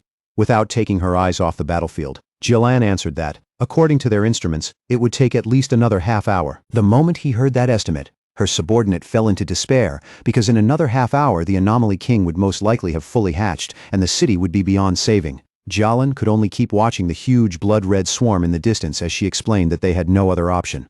The number of creatures was more than 10 times their original estimate, a threat equal to 10 S-class anomalies gathered in one place. Even with the military's heavy firepower and powerful weapons, they still could not fully wipe out those endlessly regenerating creatures. No matter how much force they poured into the battlefield, the dark swarm kept coming back, as if the city had already been sealed inside a living nightmare. Jialan kept her eyes locked on the battlefield, and the worry in them only grew heavier. If they failed here, she knew the disaster would not end with just one city. The spreading dark attribute would swallow the nearby cities too. With tension in her voice, she asked if they still did not have enough people to break through the blockade. Her subordinate answered with frustration and bitterness that they were hopelessly outnumbered. What angered him even more was that some pioneers were still standing back and watching from afar, acting like this catastrophe had nothing to do with them, not even realizing that the darkness would reach them eventually too. Then, all at once, Jialan's expression changed. Her eyes narrowed sharply as she caught something unusual, moving high in the sky. Her subordinate immediately asked what she had seen. The two of them looked up together and watched the bat-like swarms inside the city begin drawing together in long streams, rushing toward the place where the Anomaly King was being born. At that exact moment, a brilliant point of golden light burst from the very center of the massive vortex. It shone so fiercely it cut through the blood-dark sky like a signal fire. The subordinate recognized that energy instantly and asked in disbelief if that blazing light could really be Fang Yi. He turned to her, stunned and unsure, and called her name like he needed her to confirm that his eyes were not playing tricks on him. Jialan answered with a small, newly confident smile and simply said it was nothing. But the calm in her voice only made it more obvious that she already understood exactly what that light meant. Then she immediately took command, raising her voice and ordering all forces to increase firepower and keep pushing ahead without worrying about supplies. No matter the cost, they had to get into the city. The Star God War Zone, she declared, would never abandon a city to die. As her forces surged forward under that order, a lone figure wrapped in fire rose straight into the heart of the storm, glowing like a living beacon in the endless dark, and giving everyone who saw it a reason to keep fighting. Jialan and the still stunned Su Qingying could only stare at the vast sea of fire Fang Yi had created. The sight was so overwhelming that for a moment it barely even looked human, as if a piece of the sun itself had fallen into the storm. From the relative safety of a shattered apartment window, Lin Yi recognized her cousin's blade technique right away and shouted in excitement. Beside her, the red-haired leader could only stare in open amazement, clearly shaken by the scale of what Fang Yi was doing. High above the ruined city, the remaining bat-like swarms changed course and converged on Fang Yi from every direction, as if the entire dark sky had turned against him and was trying to bury him before he could go any farther. Fang Yi looked at the countless creatures rushing his way and did not look impressed in the slightest. In a calm, almost dismissive voice, he remarked that they had all gathered together just to stop him. A determined light flashed across his face. Instead of fearing that response, he said this was exactly what he wanted, and then he swung his enormous blazing sword with everything he had. The strike detonated into a colossal explosion of fire that spread across the sky in every direction, and in one blazing sweep, it tore open a massive path through the endless horde, ripping the black swarm apart. As firelight burned in his eyes, Fang Yi suddenly felt something shift inside him, and a sharp realization flashed through his mind. That familiar feeling had returned. He was back at the edge of a breakthrough. It was the same intense state he had lost earlier, and now it was surging back more clearly than before. He understood what it meant immediately. Even though the spiritual energy in the air was still thin and unstable, he had finally found the right moment to break through again. A confident smile touched his face. Since the chance had come back to him in the middle of battle, he decided he would not wait for it to happen on its own. He would force it forward. He raised one hand, and a swirling vortex of purple energy burst into existence as he unleashed the boundless dark realm. It opened across the sky like a massive dark eye, with Fang Yi himself shining at its center, like a star burning inside the void. Stretching his hand toward that vast darkness, he called for his spiritual flower to appear and answer him. A glowing red orb formed in front of him, bright and ominous, while fine cracks rapidly spread across its surface like something powerful was about to break out from within. From inside that orb, the massive red desolate fire spirit flower emerged, crackling with dark energy and radiating a savage predatory presence. The instant it appeared, it lunged at the swarms and began draining their life force as Fang Yi ordered it to devour them and drive his breakthrough forward. Newly summoned desolate fire spirit flower did not hesitate for even a moment. The second it entered the battle, it moved exactly according to Fang Yi's will. The huge red flower erupted with violent power, sending wave after wave of dark tendrils toward the bat-like creatures filling the sky. Those tendrils pierced through the monsters with terrifying ease, as if their bodies offered no resistance at all, and the flower immediately started consuming them one after another, using the dark energy torn from their bodies to feed Fang Yi's breakthrough and push his power to the next level. Once the swarms in that area had been cleared out, Fang Yi slowly descended and landed in the center of the now enormous red flower, standing there like it was a throne in the middle of battle. From there he looked up at the vast green and red vortex in the sky, where the Anomaly King was still taking shape. His eyes deepened to a darker red as he observed that, although the creature's giant form could already be seen, it still felt strangely unreal, almost like a reflection trembling on water instead of a fully solid body. Even so, a confident smirk slowly formed on his face. In that unstable, half-hidden presence, he had still managed to sense something crucial, the creature's true core. He could even hear it beating, low, heavy, and powerful. It sounded like distant war drums rolling through the storm and shaking the air around him. Fang Yi understood at once that this king carried an especially dangerous power. It could awaken the darkest, most twisted desires buried in people's hearts, turning it into something far worse than simple destruction. A fierce red light flashed in his eyes as he realized something else. The king was still holding part of itself back and deliberately hiding it, most likely because its evolution was not fully complete yet. Standing atop his flower in the middle of the storm, Fang Yi asked it directly whether it had already found the Anomaly King's exact location. The flower seemed to answer immediately, as if confirming that it had. In the next instant, it sent the detected location straight to the device fastened to Fang Yi's wrist. The device lit up with a sharp red glow and projected a beam into the sky, clearly marking the hidden core of the Anomaly King inside the swirling vortex above. Now that the target had been locked in, golden light began to fill Fang Yi's eyes as he pushed his golden sun-breathing technique to its absolute limit. A tremendous explosion of pure golden energy burst out from his body and surged upward like a rising sun tearing into the heavens, carrying enough force to completely destroy the dark creatures if the strike landed cleanly. Far below, among the broken remains of the city, Jiang Lu and his companions could only stare at the sky in disbelief. They wondered what kind of power could create a light like that, and first guessed it had to be some form of fire attribute. But one of them quickly realized ordinary fire could never be this overwhelming, and it definitely could not suppress dark power so completely. That left only one answer: it had to be a high-tier Yang attribute, the natural enemy of darkness itself. Meanwhile, inside the association's command center, the suffocating tension was broken by sudden shouts of joy. An operator reported that the number of monsters was dropping rapidly and that the containment field was shrinking fast. The officials stared at their monitors in stunned disbelief, barely able to process how quickly the whole situation had started turning around. Outside the trapped city, a military convoy was forced to halt. A subordinate hurriedly reported to Jialan that all the swarms blocking their path were turning back toward the city at once, as if they had just received a new order from something above them. From where she stood, Jialan looked toward the massive golden radiance blazing over the city and understood right away what Fang Yi was trying to do. He was attacking the Anomaly King's core directly. Her blonde subordinate stepped up beside her and confirmed that the overwhelming power filling the sky belonged to the tyrant. He recognized it as the purest and most refined Yang attribute he had ever seen. Jialan, however, did not look relieved. She admitted that she was worried about Fang Yi facing an enemy on that level all by himself. Her subordinate, burning with urgency, said they needed to enter the city immediately and support him. But Jialan suddenly stopped him and shouted for him to look at the sky. The expression on her face was pure shock, stripped clean of all calm and certainty. Inside the giant vortex, a strange green spiked sphere had appeared, like some enormous twisted virus pulsing inside the storm. The instant Jialan saw it, horror flashed across her face. The Anomaly King was starting to hatch ahead of time. Down in the streets below, other pioneers saw the terrifying change too. One man stared at the pulsing green mass and recognized it as the source of all this evil. Grief and fury rose in him as he thought about the friends they had already lost, and together with the others, he swore they would kill every last monster. At the same time, inside a damaged building, Lin Yi, the red-haired leader, and another pioneer watched the crisis unfold through broken walls and shattered windows. Lin Yi insisted they could not just sit there and wait to die. They had to do something to help her cousin. She understood it clearly now. The birth of the Anomaly King would demand the entire city as a sacrifice. Elsewhere, in the ruined city, Su Qingying used her power to treat an injured pioneer, showing that the desperate struggle was still raging everywhere at once.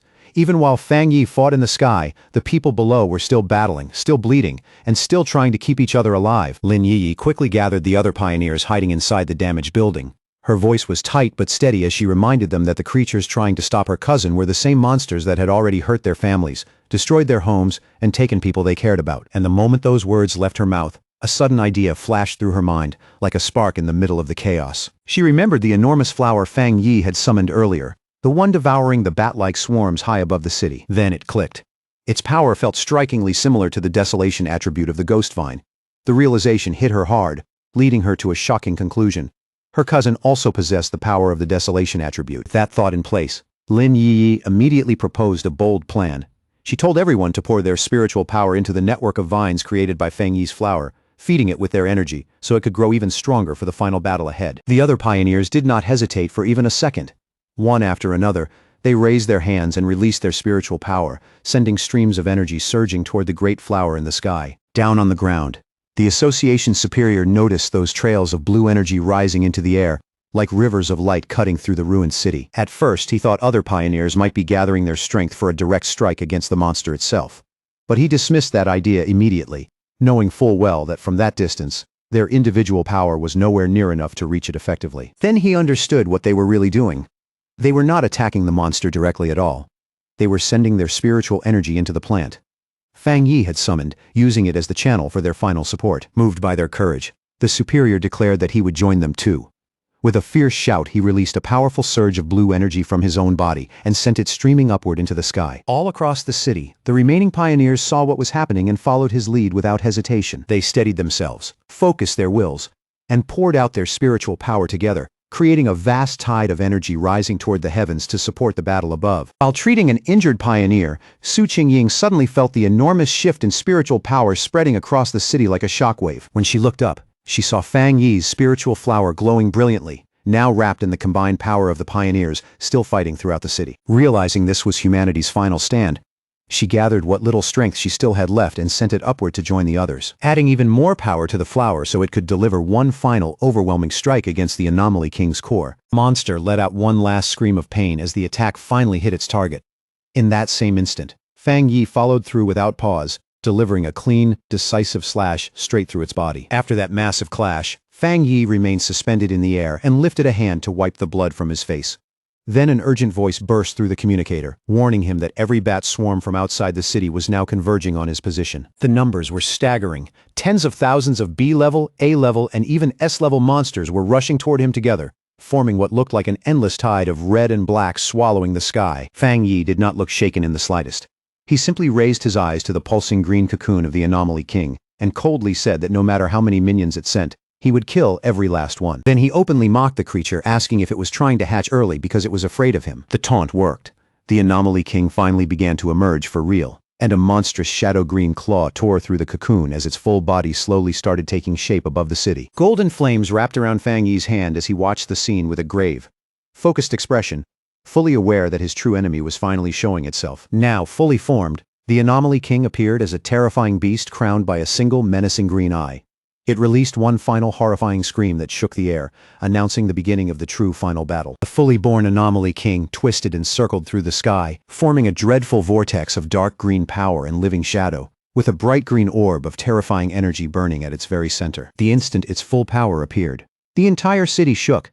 The ground split beneath the streets as a violent earthquake tore through the ruins, sending the surviving pioneers stumbling and scrambling in panic. Despair spread among them as they realized the king was so powerful it could wipe them out simply by existing. Outside the city, Jialin and her subordinate watched the terrifying scene unfold with grim expressions, knowing that whatever hope remained was now resting on Fang Yi alone. Deep in the ruined city, Su Qingying also lifted her eyes toward the sky. Worry and hope sat side by side on her face as she silently prayed that Fang Yi would succeed. Inside the apartment building turned temporary shelter, Lin Yi clenched her fists tight, her face tense and determined as she held onto that same desperate hope, floating high above the city and wrapped in bright golden light. Fang Yi faced the monster head-on.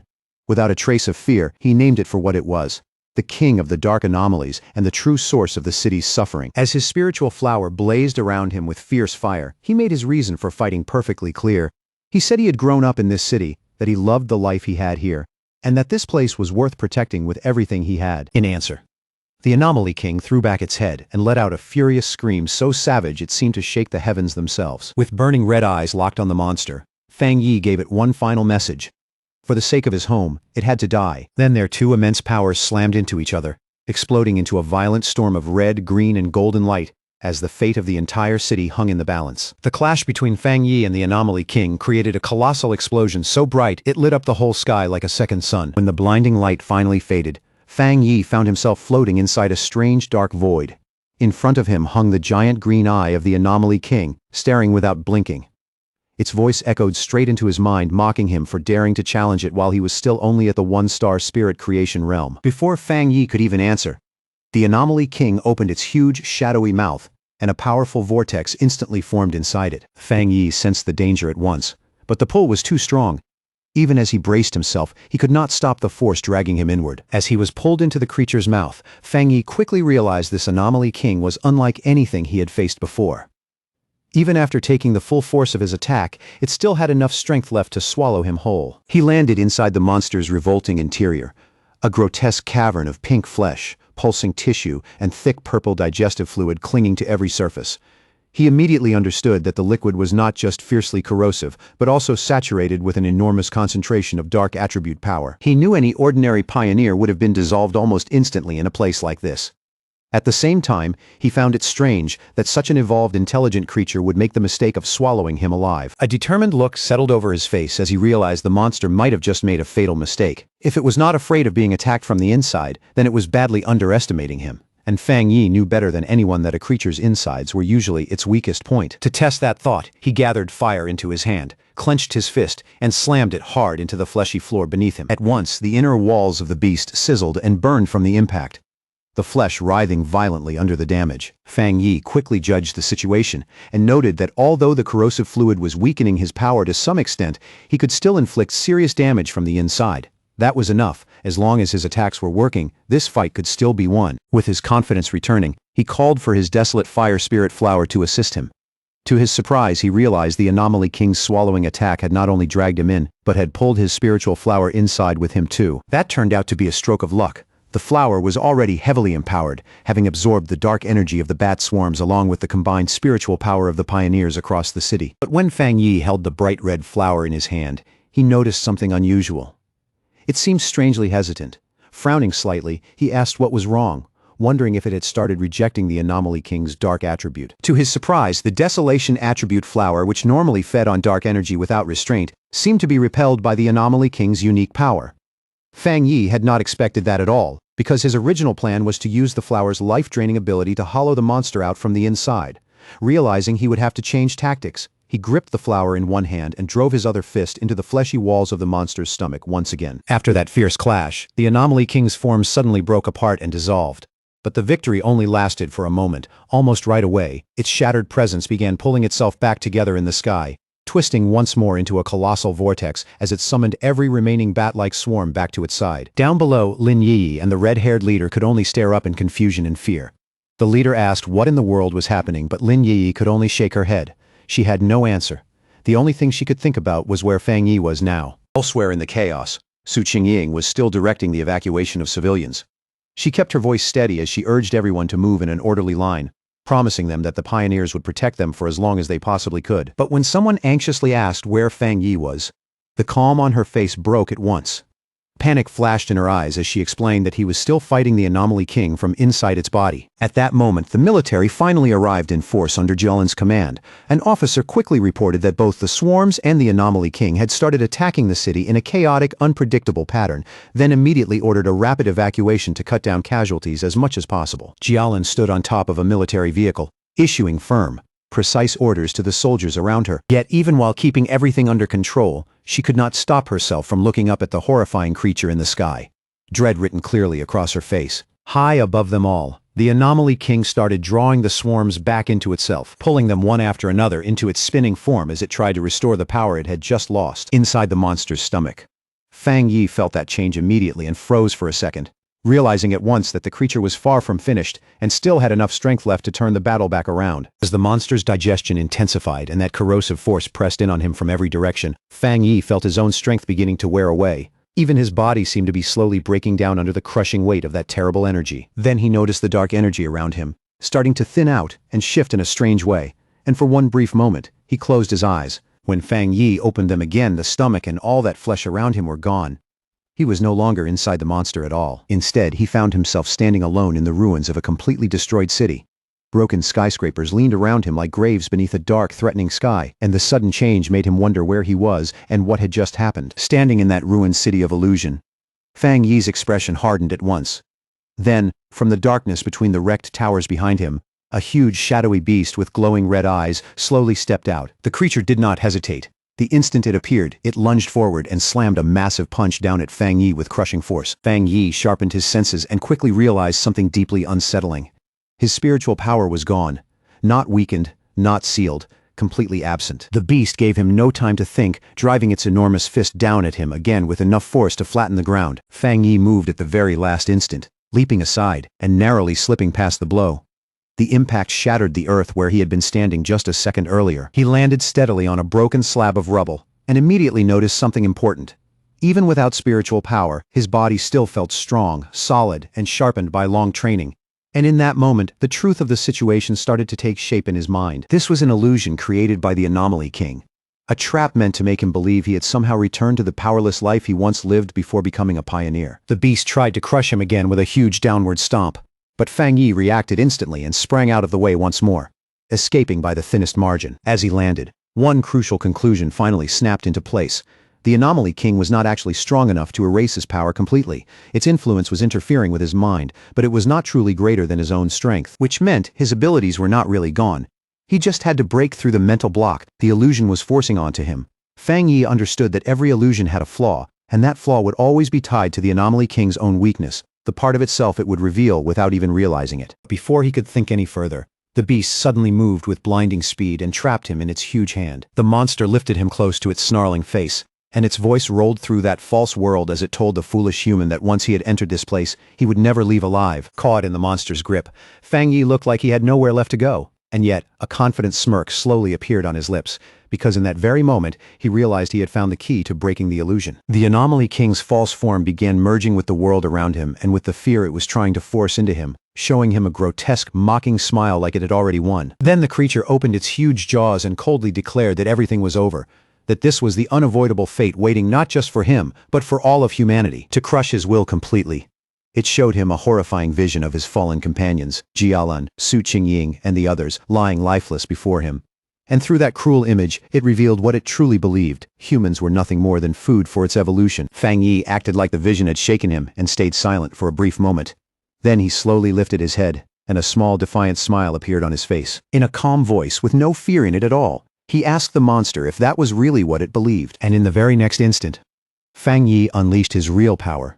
A brilliant golden surge exploded from his body as he declared that the monster was nothing more than a puppet pretending to be terror itself. Then he went even further, saying the creature clearly did not understand the truth of what he was or why he even existed. Golden figures of countless people appeared around him, shining like living memories, as Fang Yi revealed that he had been reborn for one reason only: to protect his home and every person he held dear. That overwhelming golden radiance swallowed the shadowy beast whole, and the force of it erupted into a massive explosion that shattered the illusion from the inside out. A wave of pure fire tore through the collapsing mental space, and its blazing reflection flashed across a single burning eye before everything finally broke apart. Freed from the illusion and back in the real world, Fang Yi emerged changed. His hair burned like living fire, blue lightning crackled around his body, and with absolute focus, he called for the system to begin. Floating in the storm-filled sky, Fang Yi was now surrounded by a massive hand-shaped manifestation of pure golden energy, fully prepared to bring this battle to an end. At that moment, a system window appeared before him, confirming that he had met all the requirements for a breakthrough, and asking whether he wished to advance into the two-star spirit creation realm. With power roaring through him like a flood, Fang Yi accepted the breakthrough into the two-star spirit creation realm. Then he declared himself the king of anomalies and charged forward in an explosion of golden light. In that surge of transformation, Fang Yi realized that because of the Anomaly King, he had gained an entirely new understanding of his own strength and of his own existence. Without hesitating for even a second, he drew on that immense new power and unleashed a devastating slash meant to split apart everything in front of him. In his new form, with golden flame-like hair and blue lightning coiling around him, Fang Yi declared that his rebirth existed to change the fate of the world, and that he was the chosen avenger. Back in the real world, the Anomaly King let out a mocking laugh, sneering at Fang Yi for being nothing more than a two-star cultivator. Fang Yi did not react at all. Without wasting even a heartbeat, he moved immediately and prepared for the monster's next attack. He twisted through the air with sharp, fluid precision and neatly avoided a powerful strike from the towering, shadowy creature. The Anomaly King loomed over him, its dark body swallowing the sky as it told him there was no way out and that he would soon become food for its growth. But even as it spoke, the monster's expression suddenly shifted into confusion, as if it could no longer understand what was happening to the battle. Fang Yi answered that confusion with a confident smirk, already knowing deep down that his plan was unfolding exactly the way he intended. Out of nowhere, blue lightning erupts from deep inside the Anomaly King's body. The massive creature jerks in midair and writhes in pain, letting out a furious howl at the foul-smelling human who somehow managed to injure it, completely unable to understand what this strange, terrifying power inside it even is. Pushing himself to the very edge, Fang Yi forces his body steady and readies one last blow. In a grim, unwavering voice, he declares that this monster will be sealed here and now, then calls forth the full power of 9 dragons' skyfire to burn away every trace of evil. As the flames explode around him, 9 colossal fire dragons burst into being one after another, roaring as they coil across the sky like living suns. Then all 9 surge forward together and slam straight into the Anomaly King's core, making the monster cry out in horror as it realizes this is far beyond the power any one-star cultivator should have. The instant the strike connects, a blinding explosion swallows the sky over the city. Down below, the pioneers can only look up in stunned silence, watching Fang Yi's overwhelming power finally wipe out the anomaly that had nearly driven the entire city into ruin. The Anomaly King lets out one final scream, sharp with pain and fear, as Fang Yi's power tears its very existence apart. That last cry hangs in the air like the dying echo of a nightmare finally coming to an end. At last, the final traces of the Anomaly King disappear from the sky. The darkness breaks away, and above the city, all that remains is a clear blue day, as if the disaster has finally released its grip on the world. High above the battlefield, a huge vortex of purple energy still lingers in the air, the last remnant of that dark attribute. It slowly twists inward and starts to be absorbed, as though the sky itself is being cleansed of the final stain left by the battle. Fang Yi's body has already returned to normal, but he still stands there with his blazing sword in hand, calm and unmoving. In front of him, the swirling purple energy is pulled together little by little, compressed into a dense sphere spinning with an unsettling force. He watches the whole thing with a calm but hardened expression, his face giving away nothing after such a brutal fight.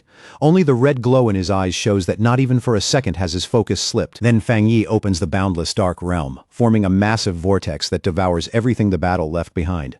All the scattered, chaotic energy in the sky is dragged inward, leaving no chance for the remnants of the disaster to spread any further. Down on the streets, the surviving pioneers and soldiers stare up at the now peaceful sky in disbelief. One of them murmurs, almost afraid to believe it, that maybe the nightmare is finally over, and another lets out a shaky breath and says, yes, the battle has really ended. Standing on top of a military vehicle, Zhao Lan is met by an overwhelming roar of cheers from the survivors around her. The whole crowd erupts with raw, exhausted joy, shouting that the city has been saved and that somehow, against all odds, they made it through alive. As the first light of dawn begins to spread across the horizon, Zhao Lan's blonde subordinate asks if she plans to go look for Fang Yi.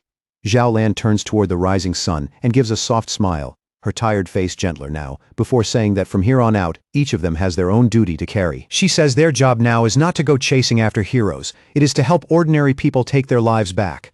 The city has to be rebuilt, order has to return, and the wounds left behind by this disaster have to be healed one step at a time. Below them, the survivors cling to one another in the pale morning light. Some are laughing, some are crying, and some just collapse into relieved embraces.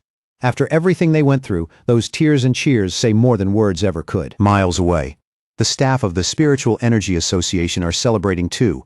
Their faces are full of disbelief and relief, overjoyed that they were able to play a part in stopping the Anomaly King, like people who have only just woken up from one long terrible dream. They gather by a window and look outside in quiet reflection as their emotions slowly begin to settle. More than anything, they feel grateful that Fang Yi showed up when he did and struck down the king, because without him, they know they would have been left to bear the humiliation and guilt of the city's collapse. Elsewhere, Su Qingying stands beside one of her superiors from the association, watching paramedics rush injured pioneers away on stretchers. With worry tightening her voice, she asks if those pioneers are still alive. Her superior gently rests a hand on Su Qingying's shoulder and tells her not to worry. Their medical centers were not destroyed in the disaster, so the wounded can still be treated, and for everyone who made it out alive there is still hope. Su Qingying knows very well that without Fang Yi, none of them would even have had the chance to save the injured. As she watches the aftermath unfold, she cannot help wondering again who he really is, and just how frightening his true strength has become, especially when he keeps doing what everyone else thought was impossible. Her superior gives a grave nod and says that after what they all witnessed, one thing is obvious: Fang Yi has already stepped into the 2-star spirit creation realm. He is certain headquarters will move quickly after this, and that someone else will probably reach Fang Yi before they do, while Su Qingying quietly thinks about just how far he has come. There was once a time when Su Qingying believed she could still stand beside him and compete with him, but after seeing all of this with her own eyes, she has no choice but to admit that Fang Yi has completely surpassed her and has become one of the most extraordinary geniuses in all of Xiaguo. The superior recalls the golden light that lit up the sky, and the 9 fire dragons that sealed the anomaly, a scene witnessed by countless people across the city. He knows something on that scale will trigger endless discussion and shockwaves everywhere, so they cannot afford to move slowly now. Still trying to understand what he means, Su Qingying looks at him in confusion and asks what exactly he is talking about. She can feel the weight behind his words, but she still has not caught up to the conclusion he already has. Superior proposes giving Fang Yi a new title, the Sealer. To him, it fits perfectly. a name born directly from the unbelievable sight of Fang Yi sealing the disaster with his own hands. After the battle, Lin Yi and the red-haired leader race through the shattered streets, their footsteps ringing over broken concrete and scattered debris. Lin Yi anxiously calls for her friend to slow down, then blurts out in panic that she has no idea where Fang Yi could be, while the red-haired leader keeps trying to calm her and tell her not to assume the worst. Then all at once, Lin Yi spots something in the distance through the wreckage. She freezes on the spot, her breath catching for a moment like she cannot trust what she is seeing. In the very next second, relief rushes over her so fast it almost breaks her. Tears fill her eyes, and with her voice trembling from joy and release, she cries out Fang Yi's name. There he is, standing quietly among the ruins, as if all the chaos around him has already faded away. Sword still in hand, Fang Yi stands upright in the rubble, calm and steady, like the last flame still burning after the storm. When they rush over to him, Fang Yi looks at them and, in a low, tired voice, asks why they came looking for him. Even after everything that just happened, his tone still carries that same familiar steadiness. Lin Yi runs straight to him and hurriedly asks if he is all right after the battle. She tells him she knew he would need them, but Fang Yi stays quiet for a moment, clearly worn down to the bone, before finally saying he is fine and softly praising her for doing a good job. A moment later, he reaches out and drapes an arm around both Lin Yi and the red-haired leader, finally letting himself lean on them for support. Deep down, he admits just how brutal that fight really was, knowing he poured every bit of power from his recent breakthrough into that final attack without holding anything back. Even in that condition, Fang Yi feels a faint bit of embarrassment seeing them worry over him so much. He is used to carrying everything by himself, so being cared for this openly leaves him feeling a little awkward. Hearing that, Lin Yi suddenly picks up on something important. Her expression changes at once, like one small detail in his words has finally clicked into place. He blurts out in shock, asking if he really broke through into the two-star spirit creation realm. The speed of his growth and the sheer scale of his talent leave her completely stunned, and the red-haired leader is just as shaken, realizing that this terrifying big shot has broken through again. Meanwhile, news of the battle spreads at an incredible speed. Online forums erupt with talk about the man who saved the city, the pioneer now being called the Sealer, as people ask who this mysterious figure really is, and whether he is basically a god for taking down the Anomaly King with one overwhelming slash when even the association and the military failed. Some start guessing that he must belong to some hidden organization, while others believe he might be a secret weapon personally cultivated by Xiaoguo itself. Somewhere else, Jiang Lu's red-haired friend points excitedly at a computer screen, convinced that the man in the video is the same person who once defeated Jiang Lu. His voice is full of certainty, like he has finally connected the legend on the screen to the fighter they already know. Jiang Lu watches the footage with bright, restless excitement in his eyes. Instead of feeling bitter, he says that losing to someone this powerful is actually an honor, as if that old defeat has suddenly taken on a whole new meaning. He jumps out of his chair in one burst of energy and loudly declares that he is going to find this man no matter what. More than that, he says he wants to ask Fang Yi to accept him as a student. His friend quickly tries to stop him, reminding him that Fang Yi is definitely going to be the center of attention now. With so many people searching for him at once, this is probably the worst possible time to go charging in blindly. The story then pulls away from the recovering city and shifts to the great capital of Xiaoguo. The mood changes immediately, moving from the warmth of survival to something colder, darker, and far more secretive. Inside a hidden, shadowy room, several figures sit gathered around a glowing table. They have come together to discuss the recent events, and the dim light only makes their presence feel even more dangerous and unsettling. One man casually blows out a stream of smoke and says, with open disappointment, that he never got to watch the military and the association tear each other apart in the middle of the disaster. His tone is light, but the malice underneath it is impossible to miss. Another member coldly suggests that they just find a pawn, or maybe an assassin, to deal with this newly emerged powerhouse. To him, getting rid of Fang Yi sounds like nothing more than the obvious next move. But a mysterious woman with long razor-sharp nails dismisses the idea immediately. In her eyes, a crude and simple method like that is nowhere near worthy of the so-called chosen one, the savior of the world people are suddenly talking about. She lifts a photograph of Fang Yi between her fingers and looks at it with open contempt. In a mocking voice, she repeats his new title, the Sealer, like even the name itself amuses her. Then, in one swift and merciless motion, she drives a sharp nail straight through the photo at Fang Yi's neck. The paper tears instantly beneath her fingers, and the gesture carries a threat uglier than any words could. She calmly says there is no need to rush, her voice almost lazy against the violence of what she just did. As she speaks, the photo in her hand suddenly catches fire, burning away inside a strange purple flame. She declares that anyone who dares stand in their way will be destroyed without exception. Around her, the purple flames twist into the shape of sinister eyes, turning her warning into something that feels alive and unmistakably threatening. Later, As Fang Yi and Lin Yi rest in their apartment after the exhausting battle, the fragile quiet they fought so hard to reach is suddenly broken by a knock at the door. Both of them jolt at once, pulled out of that brief calm by the unexpected sound. When Fang Yi opens the door, he finds Su Qingying standing there with one of the association's superiors beside her. Their unexpected arrival instantly gives the quiet apartment a more formal, serious feel. Su Qingying is holding several large gift boxes in both hands, clearly having come prepared.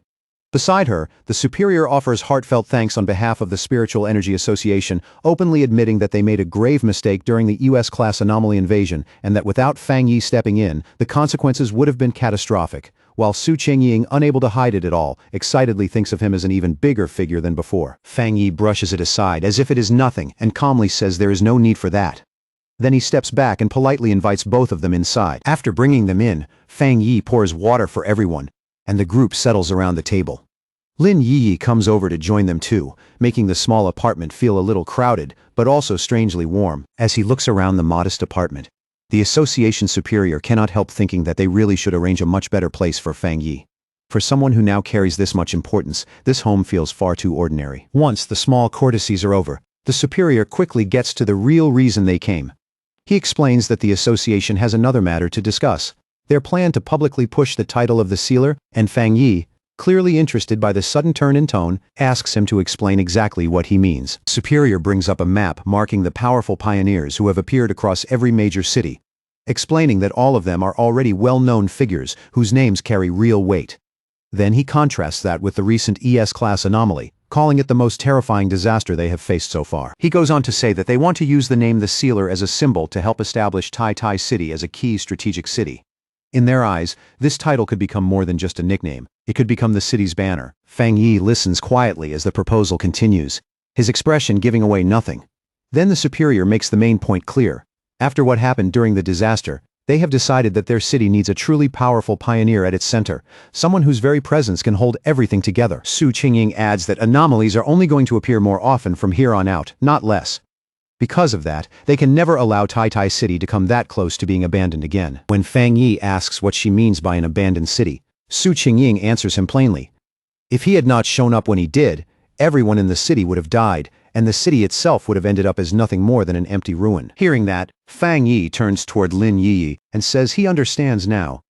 He admits that his understanding of the world is still incomplete, though he gently reassures her and the others that there is no need to be too pessimistic about what lies ahead. At that moment, Fang Yi realizes something he had overlooked for a long time.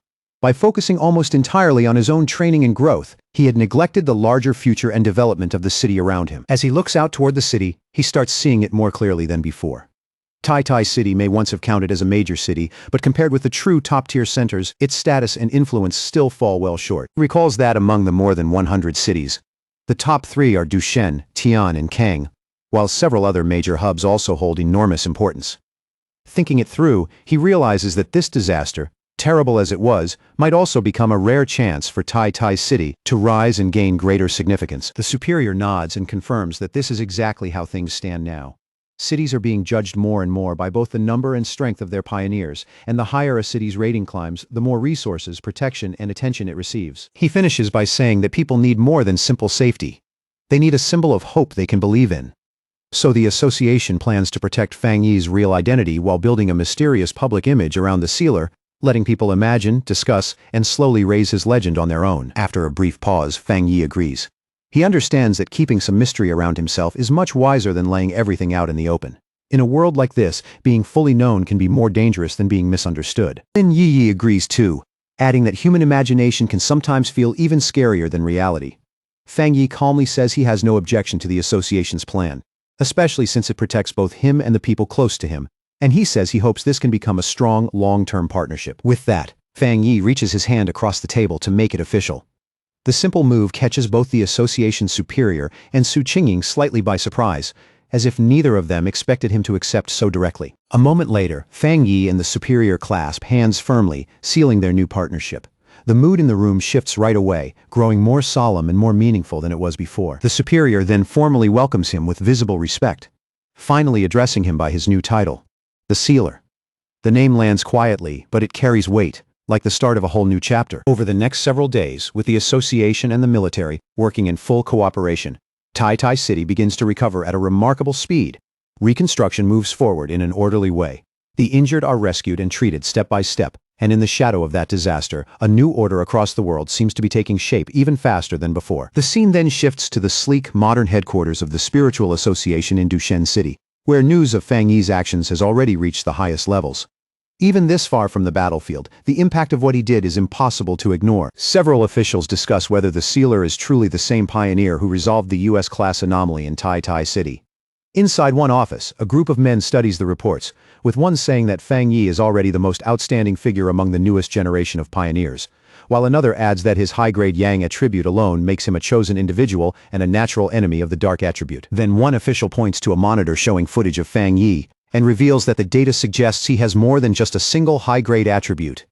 He reminds the others about the viral Skyfire/video, which clearly pointed to a high-grade fire attribute, and about the military codename, the Tyrant, which came from his high-grade thunder attribute. The others visibly stiffen at that conclusion, their faces tightening with disbelief. But the bespectacled man insists that something even harder to believe about Fang Yi still remains to be uncovered. Before he can say more, the discussion is interrupted by a woman with wavy blue hair and glasses who steps into the room and asks if they are talking about the sealer. The moment she enters, the mood in the room changes. She confidently asks to see all the data they have on him.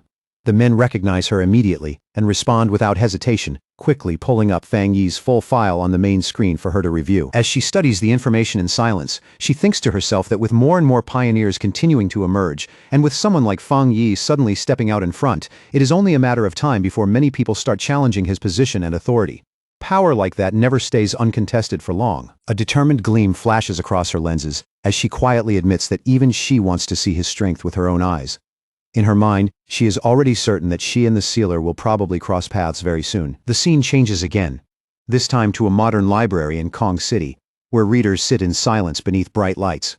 The atmosphere is calm, orderly, and restrained, a sharp contrast to the violence still unfolding elsewhere in the world. At one of the desks, Fang Yi's ex-girlfriend, Chu Qingli, is focused on her laptop when a young man nervously walks up to her.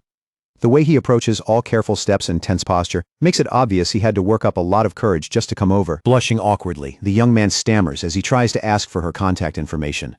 But before he can even finish, Chu Qingli coldly cuts him off and reminds him that this is a library, and that he is bothering everyone around them. Embarrassed and deflated, the young man quickly backs away, while Chu Qingli turns right back to her work without giving him another glance. Inwardly, she dismisses him as dull and insignificant, thinking people like him have no idea how drastically the world around them is changing. Her thoughts drift to her own recent transformation, and she remembers how everything changed after an exam. That was when she unexpectedly awakened spiritual power and became a one-star Ghost Realm pioneer. She knows very well that becoming a pioneer is incredibly rare, something most people will never experience in their lives. In her eyes, that means she now belongs to a select few. A faint smile touches her face, as she convinces herself that this new power is the reason she survived the recent disaster in Tai City. At the same time, she inwardly scoffs at the thought of ordinary people trying to face anomalies with nothing but courage. Her mind then drifts towards certain men she has already decided are beneath her. In this dangerous new era, she wonders with open contempt what people like them could possibly accomplish. Then a sudden memory flashes through her mind, showing Fang Yi telling another girl that he and Chu Qingli were nothing more than classmates. That moment still stings her pride more than she wants to admit. Chu Qingli grimaces and tells herself that the old Fang Yi would have died quickly when the monsters invaded.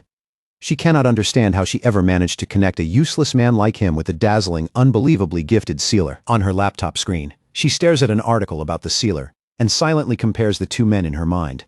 To her, the sealer is 10,000 times better than her ex-boyfriend in every way. With a self-satisfied look, she decides that only a strong and handsome pioneer on that level could ever deserve to stand beside her. In her heart, that conclusion feels completely natural. Meanwhile, in a much lighter mood, Fang Yi flips through a real estate brochure. After everything he has gone through, even a normal task like this feels strangely refreshing. He and his cousin Lin Yi, both dressed in stylish new outfits, stand ready to head out for the day. Fang Yi announces that they are finally taking a proper break from training so they can go look for a new house. Lin Yi playfully asks if they really are not going to train at all today, sounding half joking and half serious. Fang Yi explains that training and rest have to stay balanced, then adds that the association's suggestion to improve their living conditions was actually a pretty sensible one. Lin Yi then remembers that the idea originally came from Su Qingying. Su Qingying had told her pretty directly that their current place needed an upgrade, and she had even said she would go house hunting with them herself. The thought leaves Lin Yi both thrilled and a little stunned, amazed that Su Qingying has access to that kind of money and influence. To her, casually offering them 2 high-end houses sounds almost unreal. As Fang Yi and Lin Yiyi enjoy their rare day off and continue looking at houses, something strange starts drifting through the air nearby.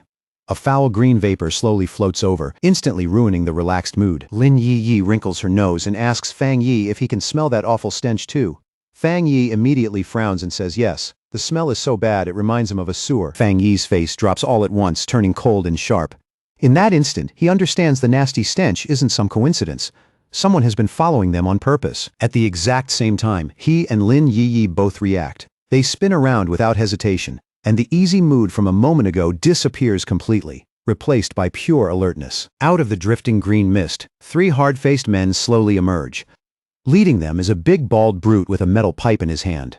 With a sneer, he calls Fang Yi the sealer and mocks him for only figuring it out now, after he and his little group had already been lured straight into a trap. The bald man openly looks down on Fang Yi, treating him like some overhyped pretty boy with no real strength to back up his name.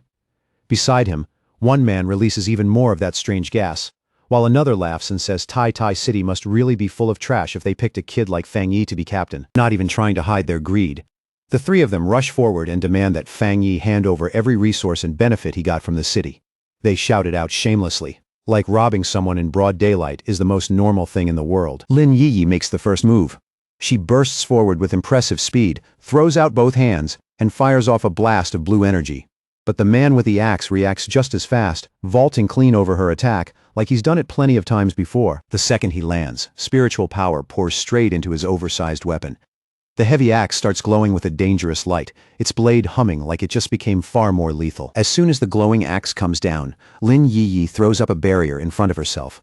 The blow slams into it with brutal force, and she grunts as the pressure crashes through her arms and forces her to brace. At the same time, the bald leader charges Fang Yi and swings the metal pipe straight at him.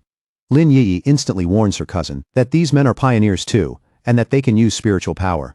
But Fang Yi doesn't even blink. He just catches the weapon with one bare hand and stops it cold, like it weighs absolutely nothing. The bald man can only stare.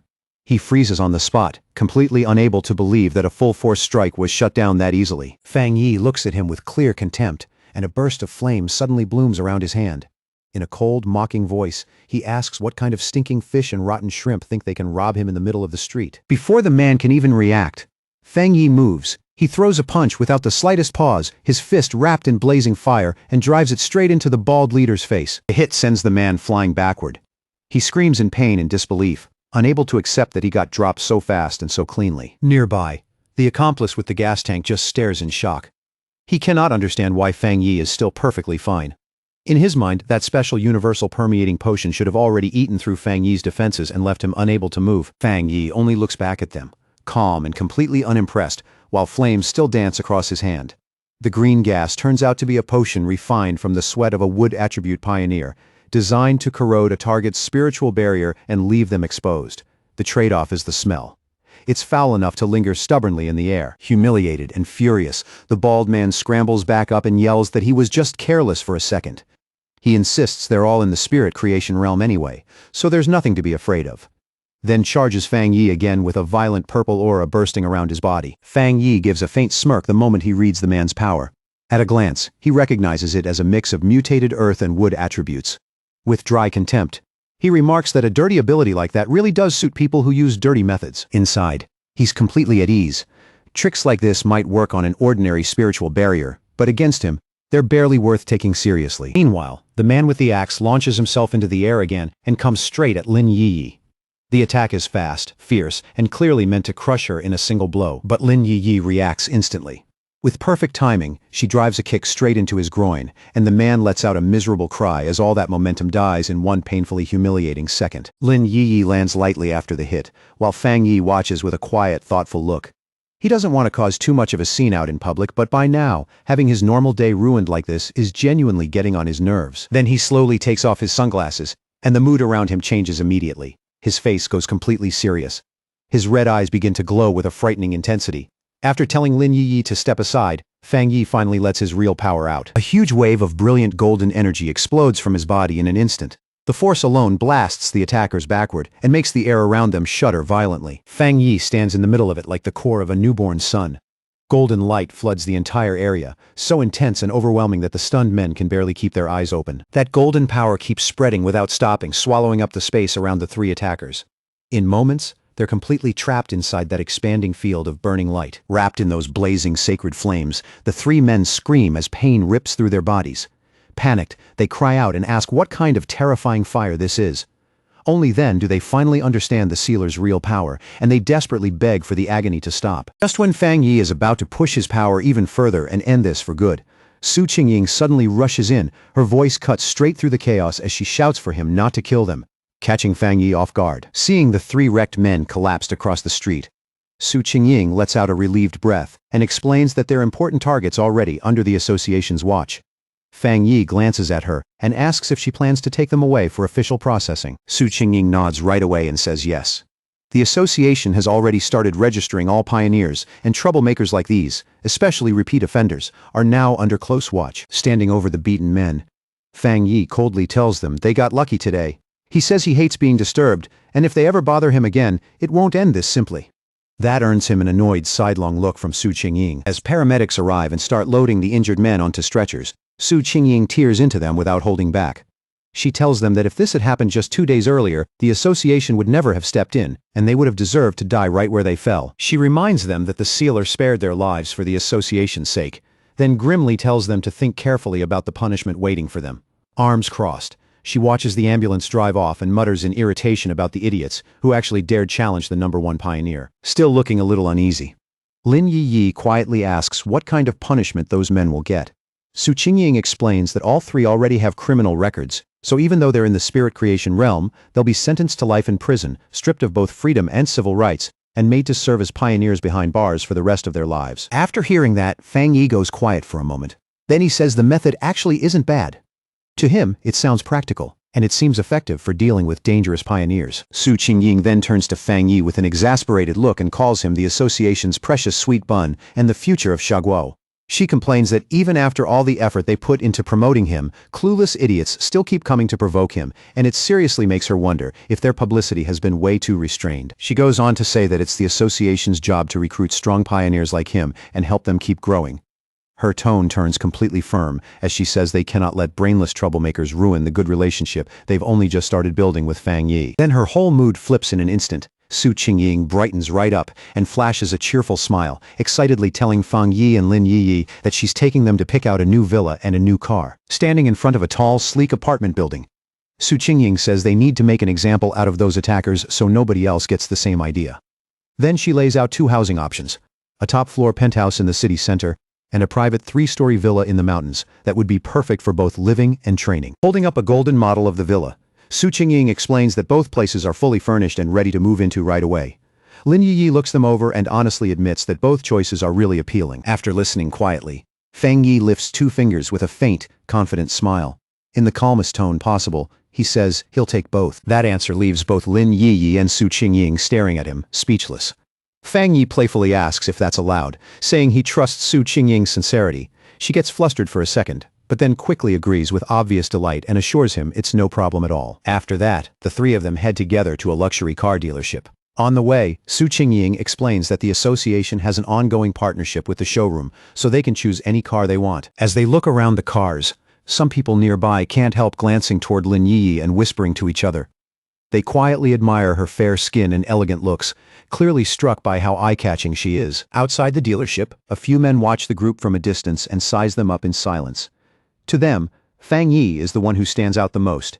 Even dressed plainly, he gives off the feeling that he might be the son of some powerful family. Inside the showroom, one of Chu Qingli's friends happens to be there too. Seeing the scene, the people around her start guessing that Fang Yi must be buying a car for his girlfriend. The moment Chu Qingli's friend gets a proper look at him, her expression changes on the spot. She clearly never expected to run into Fang Yi here of all places. She quickly realizes exactly who he is. Chu Qingli's ex-boyfriend, and the same young man the university principal had personally come out to greet before. That detail makes the whole situation feel even stranger. Her mind jumps back to the argument she had with him earlier, and irritation rises almost immediately. Seeing Fang Yi shopping for a car with another girl only makes that feeling worse. Trying not to draw attention, she quietly pulls out her phone and starts secretly recording Fang Yi, Lin Yi, and Su Qingying while they stand near a sports car. Her eyes stay locked on them, full of restless curiosity. Not long after, Her phone buzzes as she sends the photo she just took to Chu Qingli. The message goes out right away, carrying the beginning of a new round of trouble. Excited by what she just found, she quickly messages her friend that she spotted Chu Qingli's ex-boyfriend at a VIP dealership. And with obvious satisfaction, she adds that he looks like he's buying a car for a beautiful girl. Chu Qingli answers almost right away, but her reply is cold and flat. She just says, "So what?" like none of it means anything to her. But sitting there in the lecture hall, Chu Qingli is clearly more bothered than she wants to show. A hint of irritation settles on her face, as she wonders where Fang Yi suddenly got that kind of money. Then she sneers to herself and assumes he must have survived the disaster by pure luck and ended up under the care of someone rich. A cold, self-satisfied smile slowly forms on her lips. In her eyes, the distance between her and Fang Yi has already grown so wide that there's no way he could ever catch up. She walks through the lecture hall with a calm, proud expression. She tells herself that once she rises to the top of the pioneer world, things like this won't even be worth noticing. To her, Fang Yi is just a vulgar fool, not someone worth a second thought. After picking their new place, Fang Yi and Lin Yiyi arrive at the modern villa together. The second she sees it up close, Lin Yiyi lights up, runs up the stairs, and shouts in disbelief that they really do have a villa of their own now. Inside the elegant living room, she spins in place and stares all around in open amazement, taking in the polished floors and luxurious furniture. Fang Yi walks in behind her carrying their bags and teasingly tells her to wipe her drool, reminding her with a smile that they still have the penthouse in the city too. Too excited to stand still, Lin Yiyi announces that she's going upstairs to check everything out right now. Then she dashes up the grand staircase at full speed, while Fang Yi watches from below with a helpless little smile, clearly amused by how childlike she's being. As he watches her disappear upstairs, Fang Yi's thoughts slowly turn serious. He realizes she's finally acting the way someone her age should, and that small, lively moment pulls up an old memory from his past life, one tied to a fallen pioneer. Before his rebirth, he never saw his cousin again. So the only conclusion he can make is that she became a trusted pioneer and later died in the line of duty. The thought settles heavily in his chest. This time, no matter what happens, he swears he won't let her die again. Just then, his phone starts ringing and cuts straight through his thoughts. Fang Yi glances at the screen and sees the name, Zhao Lun. Fang Yi picks up, and Zhao Lan's voice comes through with easy confidence as she congratulates him on becoming Captain Fang.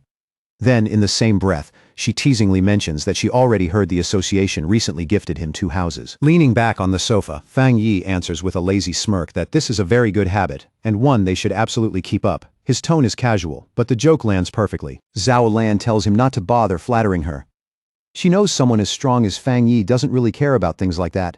Still, she admits that when it comes to improving someone's living conditions, there isn't a more practical reward right now.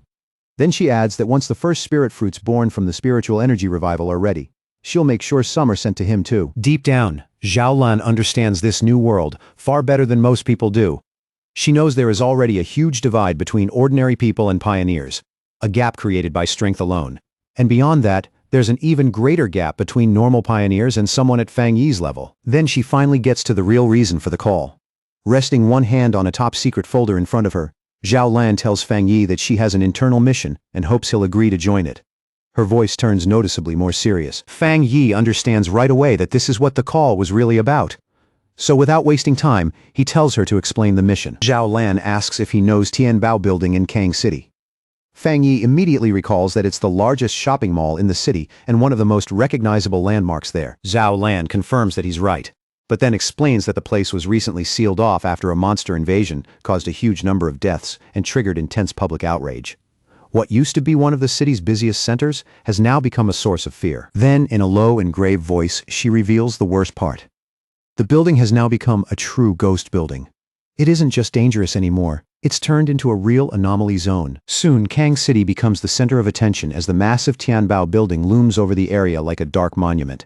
It was once the city's most famous landmark and the busiest place in the entire district. Lately, after repeated strange tremors and other terrifying incidents, the building has become a place everyone fears. Wrapped in a swirling mass of dark red and purple energy, it has grown so dangerous that the Kang City Spiritual Association had no choice but to seal off the entire area. Fang Yi heads to Kang City to take part in the mission. When he arrives at the meeting point, he raises a hand toward the people waiting there and calmly introduces himself as the one who accepted the assignment. 4 other people are already gathered there. Fang Yi remembers Zhao Lan's warning not to reveal his real identity or true level of power yet. So from the beginning, he decides to stay quiet and keep a low profile. Without saying much, Fang Yi quietly looks over his temporary teammates one by one. His gaze moves calmly across the group as he starts sizing them up. It doesn't take him long to notice that this team is made up of very different kinds of people. Their temperaments, their bearing, even their equipment don't match. The whole group feels more like a forced mix than a polished unit. Just from their clothing and posture alone, Fang Yi guesses that two of them are military, even without introductions. The disciplined details give them away. The other two, a stern gray-haired man and a woman with short purple hair, introduce themselves as members of the Kang City Spiritual Association. They explain that Zhao Lan already spoke to them ahead of time, and that all of them will be working together on this mission. Not long after that, the group gets into an armored vehicle and heads toward the sealed building. Outside, heavy rain pounds down the entire way, turning the trip into a grim ride through the storm. Inside the vehicle, the atmosphere is tense and awkward. The brown-haired man drives in silence, while the blonde girl sitting beside him looks visibly nervous, her unease obvious even without her saying a word. Eventually, unable to stand the silence anymore, she speaks up. Since none of them really knows what the others can do yet, she says they should at least agree to support each other once they enter the danger zone. Her tone is careful, but sincere. The back seat feels even more uncomfortable. Fang Yi sits there casually beside the stern man and the short-haired woman, while the two of them keep their arms crossed and stubbornly stay silent. Resting his chin on one hand, Fang Yi quietly judges the team. To him, the lineup feels messy, and the overall quality of Kang City's association members doesn't leave much of an impression. The stern man in the back seat throws Fang Yi a sharp, suspicious look. His eyes stay on the young newcomer, and the doubt in them is obvious. He leans closer and quietly asks the short-haired woman whether this young guy really is the expert Zhao Lan said she was sending. To him, Fang Yi looks way too thin and ordinary, more like a student than some hidden powerhouse. He also notices that Fang Yi isn't wearing any official device, and that his aura is hidden so completely that no one can read his level at all. Instead of reassuring him, that only makes him more suspicious, but the short-haired woman keeps staring at Fang Yi with a stunned look on her face. Unlike the man beside her, she isn't just doubtful. Her shock is clearly starting to build. In her mind, old rumors start surfacing one after another. Stories about a legendary figure wrapped in flames. A godlike being who stopped a natural disaster alone. She wonders if this student-looking young man could actually be the sealer, but when she looks at his age and ordinary appearance, the idea still feels almost impossible. The short-haired woman with purple hair keeps staring at Fang Yi, more intrigued by the second as the pieces begin to fit together in her mind. This young man matches the description of the legendary figure said to possess 3 rare high-level powers and to have sealed the King of Anomalies. By now, she's almost certain the quiet person sitting beside her is the sealer himself. Meanwhile, back at the Star God Warzone office, a phone suddenly starts ringing. The sharp sound cuts straight through the tense atmosphere in the room. Zhao Lan answers, and terrible news hits her immediately. Tianbao building has fully fallen. Contact with everyone inside has been lost. The anomaly level has surged to 12,000. And according to the grim report on the other end, there are already 53 confirmed deaths. Zhao Lan's expression tightens at once. She realizes the situation is getting worse, even faster than they predicted. The speed of the collapse is clearly beyond their earlier estimates. Even so, she firmly says the person she sent, Fang Yi, will be fine. No matter what's happening inside that building, her trust in him doesn't waver for a second. Then she ends the call in a firm, unquestionable tone, saying that since the mission has already been handed over to them, there's no need for any more questions. Her decision is final. Back in Kang City, Tianbao building stands wrapped in a horrifying swirl of red and purple energy. The whole structure looks like it's been swallowed by a living nightmare. The armored vehicle finally pulls in, and the team steps out into a heavy, unnatural rain that falls thick and dark like blood. The second they leave the vehicle, the oppressive atmosphere crashes down on all of them. Fang Yi studies the area with a grave look and quickly judges that the situation is worse than expected.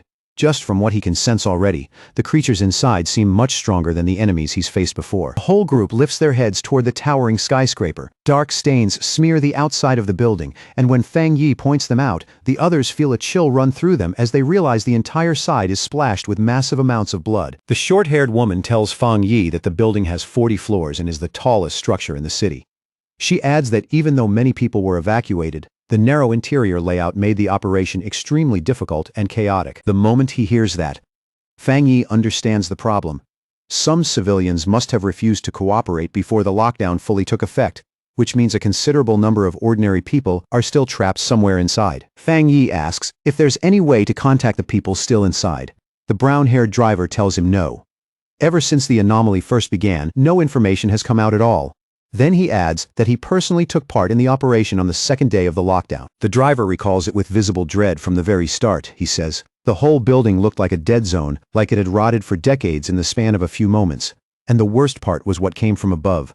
Mangled body parts kept dropping from the windows, some already torn open and half-eaten by monsters before they even hit the ground. He goes on in a strained voice saying that in less than a week, the dark aura around the building has only grown heavier. Day by day it feels thicker and more oppressive, like the entire place is sinking deeper into something monstrous. Hearing that, Fang Yi turns toward the group with a sharp look that instantly chills the air.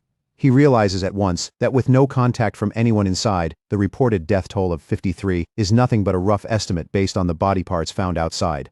Coldly, he rebukes the Kang City Spiritual Association for taking the situation far too lightly, leaving the driver sweating as he nervously stammers that they really had no other choice. Fang Yi quietly turns that over and quickly sees the grim truth. The association's numbers are almost certainly far below the real count. For ordinary people, an anomaly on this scale is basically a living apocalypse. And once they're trapped inside a sealed place like this, they're nothing more than helpless sheep with nowhere left to run. Not wanting to waste another second, Fang Yi orders the team to enter the building immediately. In a firm voice, he explains that some anomalies grow stronger by feeding on humans, so the higher the death toll climbs, the more dangerous the monsters inside will become. But the second Fang Yi takes charge, the gray-haired man pushes back without hesitation and reaches out to stop him with a hand on his shoulder.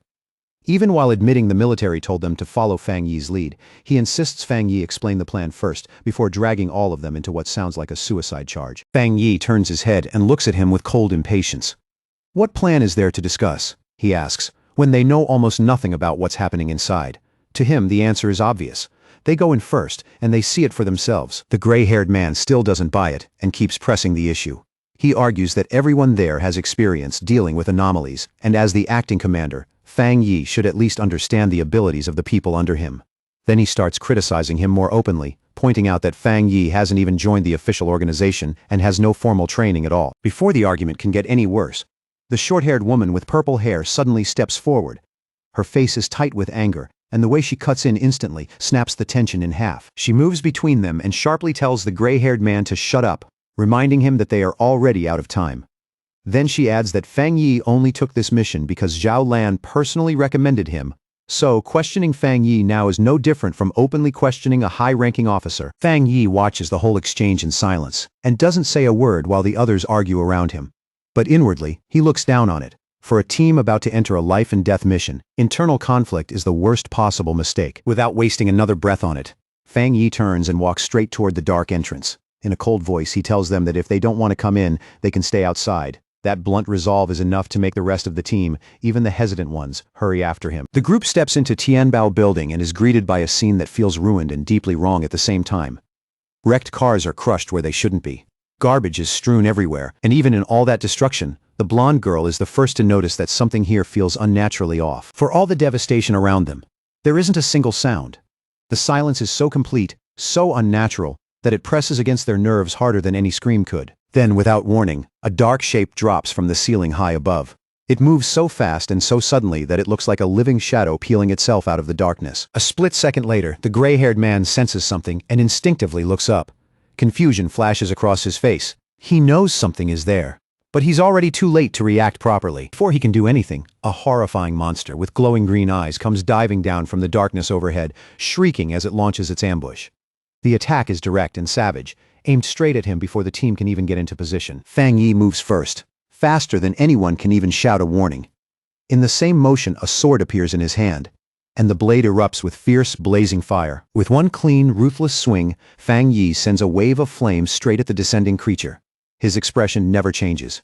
Calm, cold, and completely focused. The monster doesn't even get the chance to resist. In less than a heartbeat, it's split apart by a flash of light and slashing sword energy, its attack ending before it ever really starts. Fang Yi lands smoothly, steady as ever, with the flaming sword still burning bright in his hand. Behind him, the monster's body is already breaking apart, completely destroyed before the others have even fully processed what they just saw. The gray-haired man and the short-haired woman with purple hair can only stare. They can barely believe the fight is already over. To them, the whole clash lasted no longer than a blink. The woman keeps staring at the massive blade of fire in Fang Yi's hand, her eyes wide. She can't stop wondering where he got a weapon that terrifying, or if the weapon itself is only a small part of what makes him so frightening. Ignoring the stunned looks around him, Fang Yi crouches beside the remains of the creature. His focus shifts immediately from combat to analysis, calm and efficient. He picks up a piece of the corpse, studies it closely, then rises to his feet again. From its twisted shape he judges that the monster looks like some grotesque mix of a bird and a gecko, and from how badly its body has mutated, he grimly concludes that it has already devoured a large number of humans. The short-haired woman with purple hair steps closer to get a better look, and the moment she does, something flashes across her face. A terrible realization hits her. What they're looking at is even worse than she thought. She identifies the dead creature as an A+ grade anomaly, and that alone sends a wave of fear through the team. But what truly shakes them is not just the monster's rank. It's the fact that Fang Yi killed it instantly, when a creature like that would normally require a full squad of elite pioneers to bring down. As the smoke and scorched residue around the dead anomaly slowly clear, the purple-haired woman and the gray-haired man remain rooted where they stand. The shock on their faces only deepens as the reality of Fang Yi's strength starts to sink in. The woman immediately realizes Fang Yi's power is far beyond the one-star spirit creation realm. And beside her, the gray-haired man breaks into a cold sweat as an even harsher truth hits him. If Fang Yi had wanted to, killing him earlier would have been effortless. The brown-haired man finally admits, looking embarrassed, that he was wrong about Fang Yi. He says he never imagined this young man could really be the legendary sealer, because in his mind, the sealer had always been some old master who never let go of his sword. With his back still to them, and the blade in his hand still wrapped in fire, Fang Yi explains that after advancing, he fused his spiritual power with his sword and turned it into a spirit weapon he can summon and shape whenever he wants. Even then, he says it modestly, as if it's not some impossible technique unique to him alone. Now that the team's earlier suspicion has turned into a mix of trust, awe, and fear, Fang Yi tells them to move faster. And as they follow him deeper into the darkness, the purple-haired woman quietly admits with real relief that she's glad Fang Yi is on their side. To light the way ahead, Fang Yi raises one hand and summons a sphere of fire that burns steadily above his palm. Its glow washes over the walls as he leads the team into a long, narrow hallway swallowed by darkness. He carries that flame like a torch, using it to cut through the gloom while the others follow carefully behind him. And with every step they take, the oppressive silence only seems to grow heavier. Before long, they reach a staircase soaked in blood that the sight alone makes the air turn cold. Looking at the sheer amount of gore covering the steps and walls, Fang Yi grimly realizes the truth is far worse than the official report. In his judgment, the dead number at least 500, not just 53. At that moment, Fang Yi's expression sharpens again. His glowing red eyes narrow as he senses something deeply wrong ahead, and his whole body goes alert in an instant. The group moves into what looks like a supermarket area, where the brown-haired association member and the purple-haired woman nervously scan their surroundings. The floor is smeared with blood and littered with trash, but there are no bodies anywhere. That absence forces the woman to wonder out loud if the monsters consumed the victims so completely that nothing was left behind. Hidden from their sight, a sinister shadow creature with glowing green eyes crouches in the darkness and gets ready to strike. It waits there in silence, like a trap just about to spring. Fang Yi senses the danger first and immediately warns everyone to watch their backs. The purple-haired woman spins around in terror, screaming the moment she sees the monster leaping out of the darkness at them. Fang Yi reacts without even pausing and hurls his flaming sword past his teammates with astonishing speed. The blade rips through the air like a streak of fire. The sword catches the shadow monster in midair and cleanly takes off its head in a single devastating strike. Black blood bursts outward along with sparks and flame as the creature is cut down instantly. As the burning corpse slams to the floor, the brown-haired association member stammers in fear. Only now does he realize another monster had been hiding right beside them the whole time. Fang Yi stands calmly in the middle of the dying flames and turns toward his teammates with a serious, almost severe expression. He asks if they really didn't notice anything strange, making the gap between his awareness and theirs painfully clear. Glancing at the fire still flickering in his hand, Fang Yi keeps analyzing the situation out loud. He tells the gray-haired man that while the two monsters they've killed so far were both powerful, there simply weren't enough of them to trap and wipe out the earlier rescue team by themselves. Then a possibility hits him, sudden and deeply unsettling. Fang Yi suggests that the place they're standing in might not actually be the real Tianbao building at all. The team freezes in the dark, blood-smeared hallway and stares at him in confusion. For a second, the silence around them feels even colder than before. Gray-haired man and the blonde girl both ask what he means, still unable to follow his conclusion. Their voices are filled with the same mix of confusion and unease. Fang Yi explains that even though the hallway is drenched in blood, the smell is all wrong.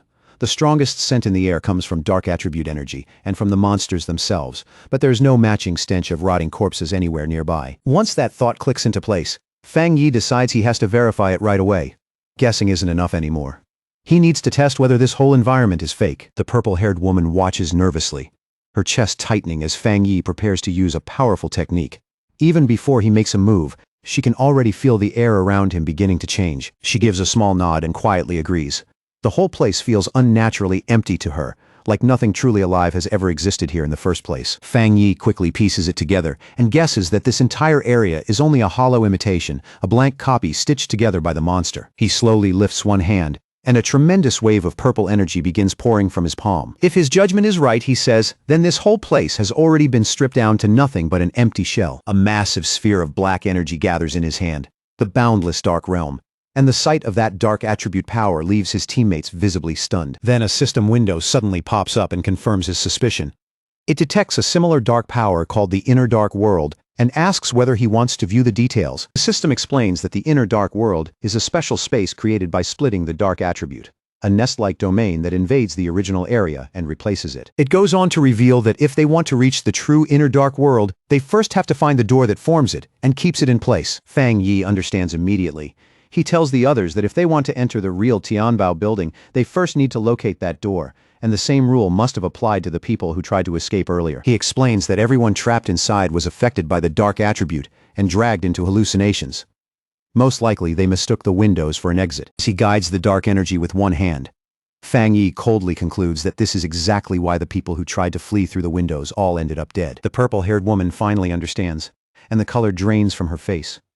Realizing the victims were deceived by the dark attribute right up until the end, she hurriedly asks Fang Yi if their next step is to search for that door. But before they can act, the situation gets worse in an instant. Fang Yi's system suddenly warns him that the hostile Inner Dark World has sensed his presence and has now fully manifested. The appearance is so abrupt that even Fang Yi is caught off guard. And in that same moment, an enormous blast of purple energy comes crashing down from above, pressing the whole team under its weight. The brown-haired association member and the blonde girl collapse immediately under the crushing pressure.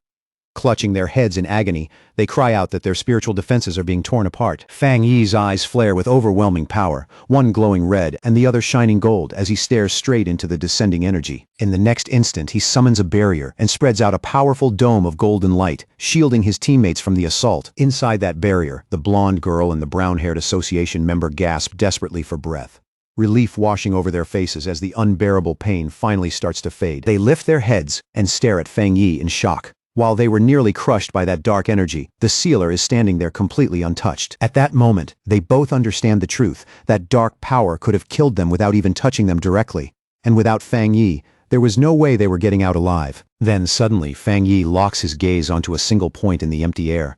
His sword erupts in fierce flames as he says he's found it. Without a second's hesitation, he unleashes Fire Dragon, drawing his blade and slashing violently at the unseen point, while shouting that the entrance is right there. The impact is so violent that the surrounding space cracks apart like shattered glass. The gray-haired man and the purple-haired woman can only stand there and watch in shock as the hallway splits apart and collapses right in front of them. Fang Yi steps onto the newly revealed ground ahead, his face cold and his focus heavy. As the fake scene peels away, it reveals a massive, horrifying gateway wrapped in dark green mist and twisting shadows, the real entrance to the Inner Dark World. Fang Yi takes the lead, his flaming sword casting light through the dark, and orders everyone to stay close behind him. As they push deeper into the real building, Fang Yi keeps a golden barrier around the team, protecting them from the disgusting red flesh-like veins spread all across the walls. Blonde girl suddenly turns sick and covers her mouth, saying the smell in the air is horrible. Fang Yi stares ahead with a grim expression and says the stench is unmistakable. It's the smell of blood and corpses, their own people. Not long after that, the group comes across a horrifying sight. The floor is covered with the bodies of the missing pioneers, proof that they were trapped here and slaughtered inside this dark space. Before anyone can fully process it, the group is suddenly ambushed as a swarm of shadowy, bat-like creatures pours down from the ceiling and surrounds them. Looking up, the team sees a terrifying mass of monsters swirling overhead, closing in from every side and sealing them in. Then, from the center of that swarm, a gigantic A+ grade demon-like monster with glowing red eyes dives straight down at them. The gray-haired man and the brown-haired association member freeze in shock, shouting that it's insane to run into another high-level dark monster this fast. Fang Yi doesn't hesitate for even a second. He summons his blazing sword at once, then he hurls it forward, and the blade tears straight through the descending monster's chest in an eruption of fire. The monster lets out a pained roar, but Fang Yi is already moving, charging in to finish it. He drives his sword into the ground and clamps his hand tightly around the hilt. Then, in a blur of unbelievably fast motion, Fang Yi unleashes a storm of flaming slashes across both the swarm and the giant monster. He lands with effortless control,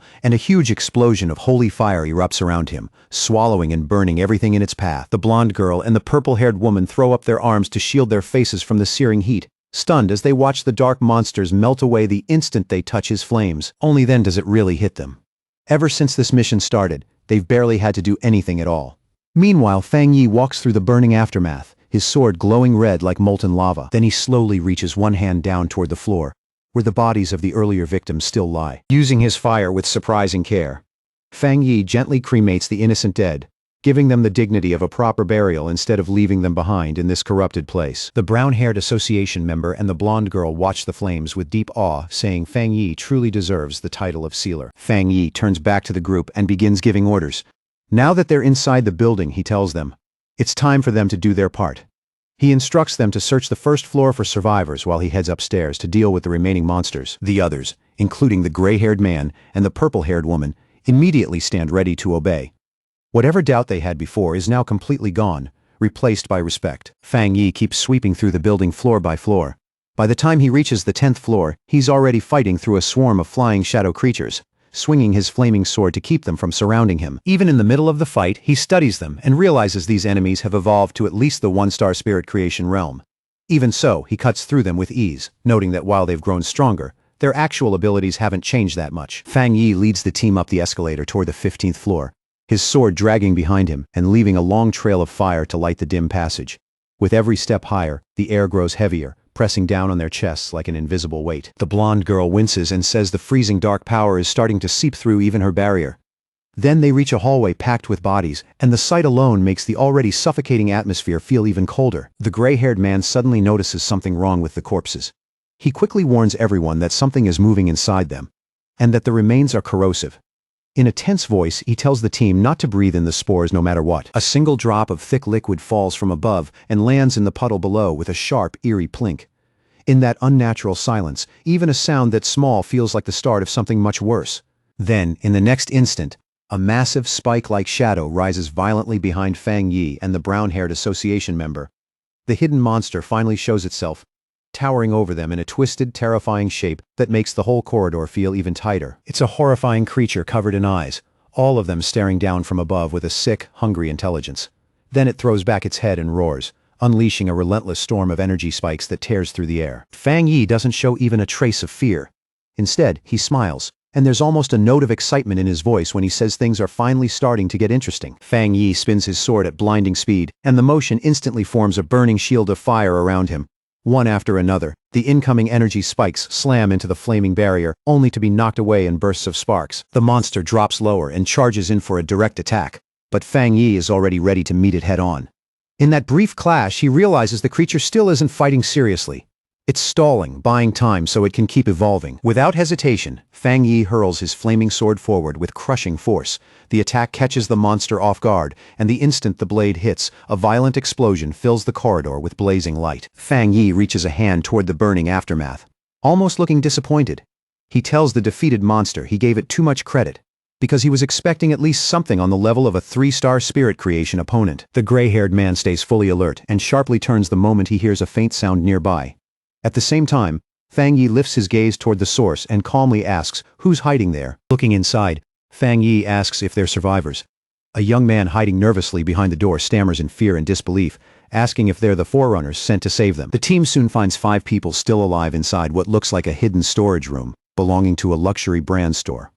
The survivors are packed tightly together in the dark, pale and trembling, with terror written all over their faces. Fang Yi quickly understands they must have hidden in this room to avoid the attack outside, and judging by the way they look, they've likely been trapped here for a long time, barely daring to make a sound. Seeing how terrified they are, Fang Yi softens his expression and gives them a gentle smile meant to calm them down.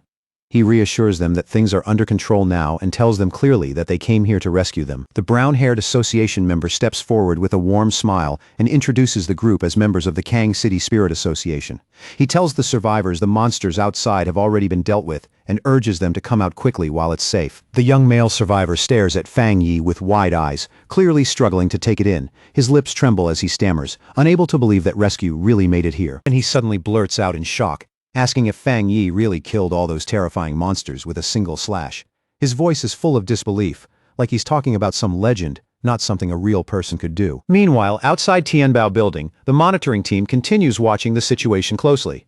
The whole structure is still wrapped in ominous red energy, But even through the tension, everyone at the monitors can tell something is different this time. They track Fang Yi's spiritual energy floor by floor, picking up the fire from his spirit weapon everywhere he goes. Then an analyst suddenly shouts that the latest reading has already reached the 40th floor, and the whole room freezes. In stunned disbelief, they report that the sealer cleared Tianbao building from bottom to top in just 9 minutes and 56 seconds. Right away, they realize this news is going to shake the entire pioneer world in Kang City. But before the room can fully celebrate, a red alarm suddenly blares through the station.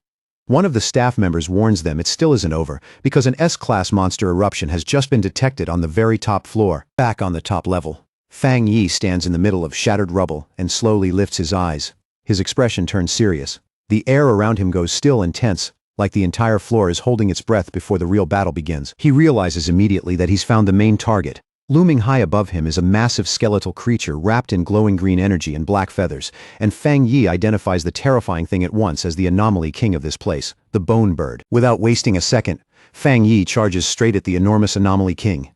He leaps into the air with sword in hand, closing the distance in a flash with a direct, fearless attack. As he rushes in, he analyzes the creature in an instant and notices something strange. The worms crawling across its body aren't parasites at all. They're actually part of its main body, fused into that grotesque form. With one powerful swing, Fang Yi unleashes a golden slash that tears across the air with terrifying force. But the Bone Bird raises its thick cage-like bones and blocks the attack head-on, stopping the blow before it can break through. For the briefest second, a flicker of surprise crosses Fang Yi's face when his strike is stopped. It lasts only an instant, but it's enough to show that this monster is at least worth noticing. The monster fixes him with its glowing green eyes and glares down at him with cold hostility. The look in those eyes is vicious and predatory, full of the confidence of something that still thinks it can win. Down below, his teammates can only watch in despair as the fight unfolds. Seeing even the powerful sealer meet resistance from the Anomaly King leaves them painfully aware of how small and helpless they are, with no real way to support him. Fang Yi lets out a quiet sound of annoyance. It's small, but the irritation in it is unmistakable. Having tested the creature enough, he decides the fight has already dragged on long enough. He stops holding back, and his presence alone makes it clear that he's about to end this for real. He calls down divine thunder, and crackling blue lightning instantly coils around his sword. The blade hums with violent energy as snapping electricity fills the air around him. Then he swings again with thunder surging through the blade.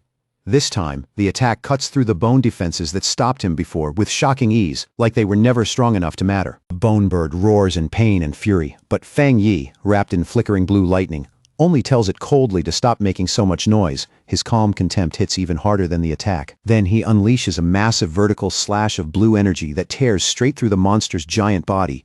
The strike is clean, brutal, and overwhelming, splitting through it with unstoppable force. Staring coldly at the creature, Fang Yi remarks that even though this monster turned the building into a feeding ground, it's still much weaker than the Bat Anomaly King he fought before. To him, the whole battle is already starting to feel disappointingly one-sided. Fang Yi moves again at incredible speed, vanishing and reappearing around the monster as he unleashes a rapid flurry of slashes. Only after the barrage is finished does he land lightly back on the ground, steady and fully in control. The gray-haired man and the blonde girl stare in complete shock as they watch the fight. They realize Fang Yi isn't just resisting the monster or even matching it. He's completely overwhelming the Anomaly King by himself. The purple-haired woman watches even more carefully, and soon something chilling clicks into place. Every single cut Fang Yi makes is perfectly measured and deliberate, like he's dissecting the monster piece by piece with terrifying precision. Fang Yi quickly realizes he hasn't even needed to strike the Bone Bird's skull directly. As he effortlessly evades its attacks, he understands the creature can barely fight back at all, because the gap between them has already become overwhelming. Right then, he concludes that he has grown even stronger than the Anomaly King itself. The monstrous bird lets out a desperate broken roar as it struggles to recover. The sound is ragged now, carrying more panic than menace. Fang Yi looks at it coldly, one glowing red eye burning with ruthless intent, and asks if it really thinks it can still heal. Then he mocks it again, asking if it honestly believes he's just been playing around this whole time. A huge amount of spiritual energy begins gathering around him at once. Bright blue lightning crackles wildly through the air, making the entire top floor tremble under the pressure of the power he's drawing in. Once the energy is fully charged, Fang Yi bends his knees and launches himself high into the air. He rises through the storm of lightning like a spear aimed straight into the sky. Then he drives that power directly into Tianbao building, releasing a massive pillar of lightning that blasts through the structure from top to bottom. The blinding strike rips into the dark red sky above and lights the whole area in a violent burst of blue-white radiance. The unleashed energy begins swirling into a giant vortex overhead, sweeping outward as it purges the darkness around it. Layer by layer, the corrupt atmosphere is stripped away by the force of his attack. At last, the attack comes to an end, and the dark clouds above split apart. Golden light from the setting sun pours through the broken sky, warm and clear, showing that the suffocating darkness has finally been wiped away. Outside the building, the association's monitors can only stare in stunned disbelief as the Anomaly King's energy signature disappears completely. In that moment, they realize Fang Yi is operating on a level far beyond anything they know, and they can't help wondering if this is the true gap between ordinary talent and a top-tier genius. They reveal that this S-class invasion has officially been classified as the King's Sacrifice Hell, and every detail of how it was resolved has been sealed away in top-secret files. But even among the stunned observers, one thing is already clear. What Fang Yi did here is something nobody else could possibly replicate. Fang Yi drops onto the shattered rubble without a stumble, while the last of the dust slowly drifts down around him. The brutal collision is finally over, and there he stands in the thinning haze, calm and completely untouched by the wreckage around him. He turns to the purple-haired woman and the gray-haired man, then tells them in a steady voice that the bone bird is dead. With the Anomaly King gone, he says, they can finally reconnect with the outside world. Purple-haired woman immediately raises her communicator and identifies herself as Song Yu, her tone turning sharp and professional. She reports that the incident has been resolved and confirms that with the sealer's help, the mission was completed smoothly and much faster than anyone expected. While she continues her report, Fang Yi quietly starts heading for the exit. Like a victory of this scale means almost nothing to him. Song Yue adds that she expects the Kang City Spirit Association to show proper cooperation and gratitude for the help he gave them today. Then Song Yue's face suddenly shifts. Shock flashes through her eyes at whatever comes through the communicator.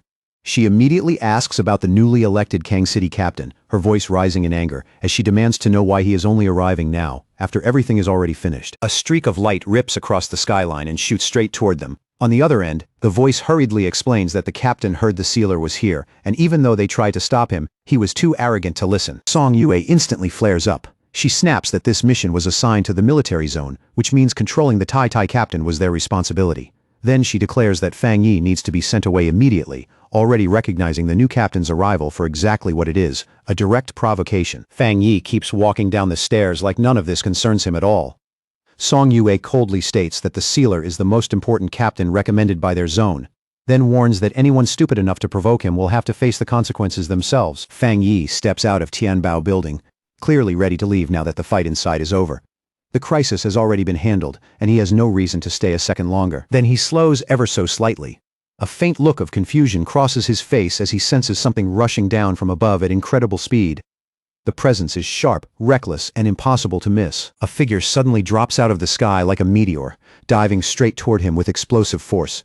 The pressure alone tears through the air and sends debris flying before the impact even reaches the ground. The man crashes down hard, gripping an energy weapon that hums with open hostility. He introduces himself as Yue Fengjiang, the new captain of Kang City, and immediately demands to know if Fang Yi is the sealer from Tai City. Fang Yi does not give ground by even a single step. He just stares back coldly. Yue Fengjiang moves closer and sizes him up at close range, wrongly deciding that Fang Yi must be a wind attribute pioneer. Still, he can tell Fang Yi is hiding his true strength, and guesses he is at least in the spirit creation realm. Without wasting another word, Yue Fengjiang shifts his energy weapon and turns it into a sharp claw-like form. The instant it changes, he lunges in and attacks. Fang Yi draws his flaming sword in one clean motion, and the clash begins on the spot. Fire and raw force slam into each other as the two launch into a fast, violent exchange across the ruined street. The captain suddenly leaps high into the air and brings down a crushing blow, trying to finish Fang Yi in a single strike. Fang Yi is forced to dodge aside as Yue Fengjiang slams into the street below, cracking the ground on impact. From the very beginning, Yue Fengjiang looks down on Fang Yi, convinced he is dealing with nothing more than some arrogant brat. In his eyes, this fight is the perfect chance to build his own reputation and tighten his family's grip over Kang City even further. On the surface, he laughs like he's being generous. He even thanks Fang Yi for resolving the crisis, but in the very next breath, he accuses him of crossing the line, smugly lecturing him about rules, rank, and seniority. Fang Yi is completely unmoved by the speech. In a cold, flat voice, he says he only came because the military asked for support, and when he arrived, there wasn't a captain anywhere in sight. Then he directly asks what this newly appointed captain actually wants. Yue Fengjiang gives him a smug little smile and claims he's a man of taste with no bad intentions. But the greed beneath the act shows itself almost immediately when he reveals why he stopped Fang Yi in the first place. He wants to borrow Fang Yi's sword. As the words leave his mouth, dark energy starts gathering in his hands. The aura around him thickens with hostility, making it obvious this was never a polite request. Wrapped in a purple and white aura, Yue Fengjiang openly threatens him. If Fang Yi refuses, he says, then he will never leave Kang City alive. Fang Yi stays calm the entire time.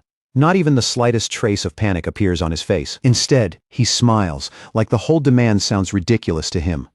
Across from him, Yue Fengjiang stares back with a twisted excitement in his eyes, clearly enjoying the thought of pushing this even further. Fang Yi decides the talking has gone on long enough. He releases his full presence, draws his sword all the way out, and flames erupt around him in a violent burst that instantly changes the air between them. Yue Fengjiang visibly stiffens at the sudden surge in Fang Yi's power. The pressure alone is enough to wipe that smug expression off his face for a moment. With his eyes glowing and his aura blazing around him, Fang Yi mocks Yue Fengjiang's shameless talk about borrowing his weapon. In a cold, cutting voice, he says he'll borrow Yue Fengjiang's whole family instead, making it painfully clear he's about to beat him without mercy. Fang Yi makes the first move with a heavy slash of fire. The blazing arc rips through the air and crosses the space between them in an instant. Yue Fengjiang narrowly slips past it with astonishing speed, barely avoiding the flames. But instead of fear, a grin spreads across his face, and he says with growing excitement that now the fight is finally getting interesting. Nearby, Song Yue quickly realizes the clash has cut off their signal again. She urgently tells her team they need to leave at once, report everything to the military and their superiors, and get the survivors to safety before this gets even worse. Surrounded by roaring flames, Fang Yi warns them sternly without even turning around. He tells them they have 10 minutes to get away, darkly hinting that if they stay any longer, they may end up watching a captain die. The brown-haired association member instinctively tries to say something, but Song Yue immediately clamps a hand over his mouth. She shouts that she understands, then drags him away without hesitation, determined to get everyone out before the battle turns even deadlier. As the group runs off, Song Yue curses Yue Fengjiang under her breath. Furious that he is stirring up trouble right after being elected, her teammates grimly agree that it might actually be good for their arrogant captain to get taught a painful lesson by the sealer. Once the others are gone, Fang Yi fixes Yue Fengjiang with a cold stare and raises one hand. In the next instant, he fires a powerful thunderbolt straight at him. Yue Fengjiang blocks the lightning with his weapon, but the force behind it still drives him backward. Even so, he shouts back at Fang Yi that if he really intends to kill him, then he should stop holding back and fight with his full strength. Fang Yi answers without saying a word. Instead, he brings down a crushing attack loaded with terrifying weight, and violent shockwaves burst through everything around them. A massive explosion erupts behind Yue Fengjiang, blowing apart the nearby buildings in an instant. Fire and debris surge upward, turning the ruined street into a chaotic field of destruction. Yue Fengjiang is forced to slide backward just to steady himself, his boots scraping hard against the ground. When he finally regains his balance, he can't help but think that the feeling behind that strike was genuinely terrifying. Sweat starts running down his face as he looks at Fang Yi again. A growing sense of alarm settles in as he realizes Fang Yi's yang power is not just overwhelming, but violently explosive in a way that's incredibly hard to defend against. For the first time since the fight began, the arrogant captain has to admit it to himself. He's afraid. Across from him, Fang Yi stands inside the raging flames like a dark silhouette with glowing red eyes, then gives a faint smirk at Yue Fengjiang's earlier challenge about using his full power. He coolly replies that if he really fought with 100% of his strength, Yue Fengjiang probably would not even last 10 minutes. His voice stays calm, but the contempt in it cuts harder than a direct insult. Yue Fengjiang only smiles back, forcing his confidence to hold. Even now, his pride refuses to crack all the way. Then he bursts into manic laughter, convincing himself that the real power must be in the sword, not Fang Yi. In his mind, it has to be some newly developed secret weapon from the Spirit Association, and Fang Yi is just lucky enough to be the one carrying it. Fang Yi does not bother answering. He only looks at Yue Fengjiang with a cold, unimpressed stare, as if the man's delusion is too foolish to even deserve a response. In Yue Fengjiang's imagination, he pictures the weapon sealed inside a containment tube, like some terrifying classified prototype. The thought only makes him more jealous that something so valuable ended up in the hands of a kid like Fang Yi. He presses a hand to his chest and decides that coming to this city was worth it after all. Because in his eyes, he has just found a priceless treasure waiting to be taken, completely swallowed by greed. Yue Fengjiang tears off his shirt as purple energy surges across his body. He arrogantly calls Feng Yi nothing more than a two-star cultivator, demands the blade, and openly threatens to kill him for it, shouting that Feng Yi still hasn't shown enough strength to truly impress him. Meanwhile, back at Tai Spirit Association headquarters, the mood is tense and heavy. A superior slams both hands onto the table in fury after hearing that the Kang City captain has started a fight with their own captain, Fang Yi. Su Qingying looks deeply worried as the superior breaks into a sweat, finally realizing how serious this has become.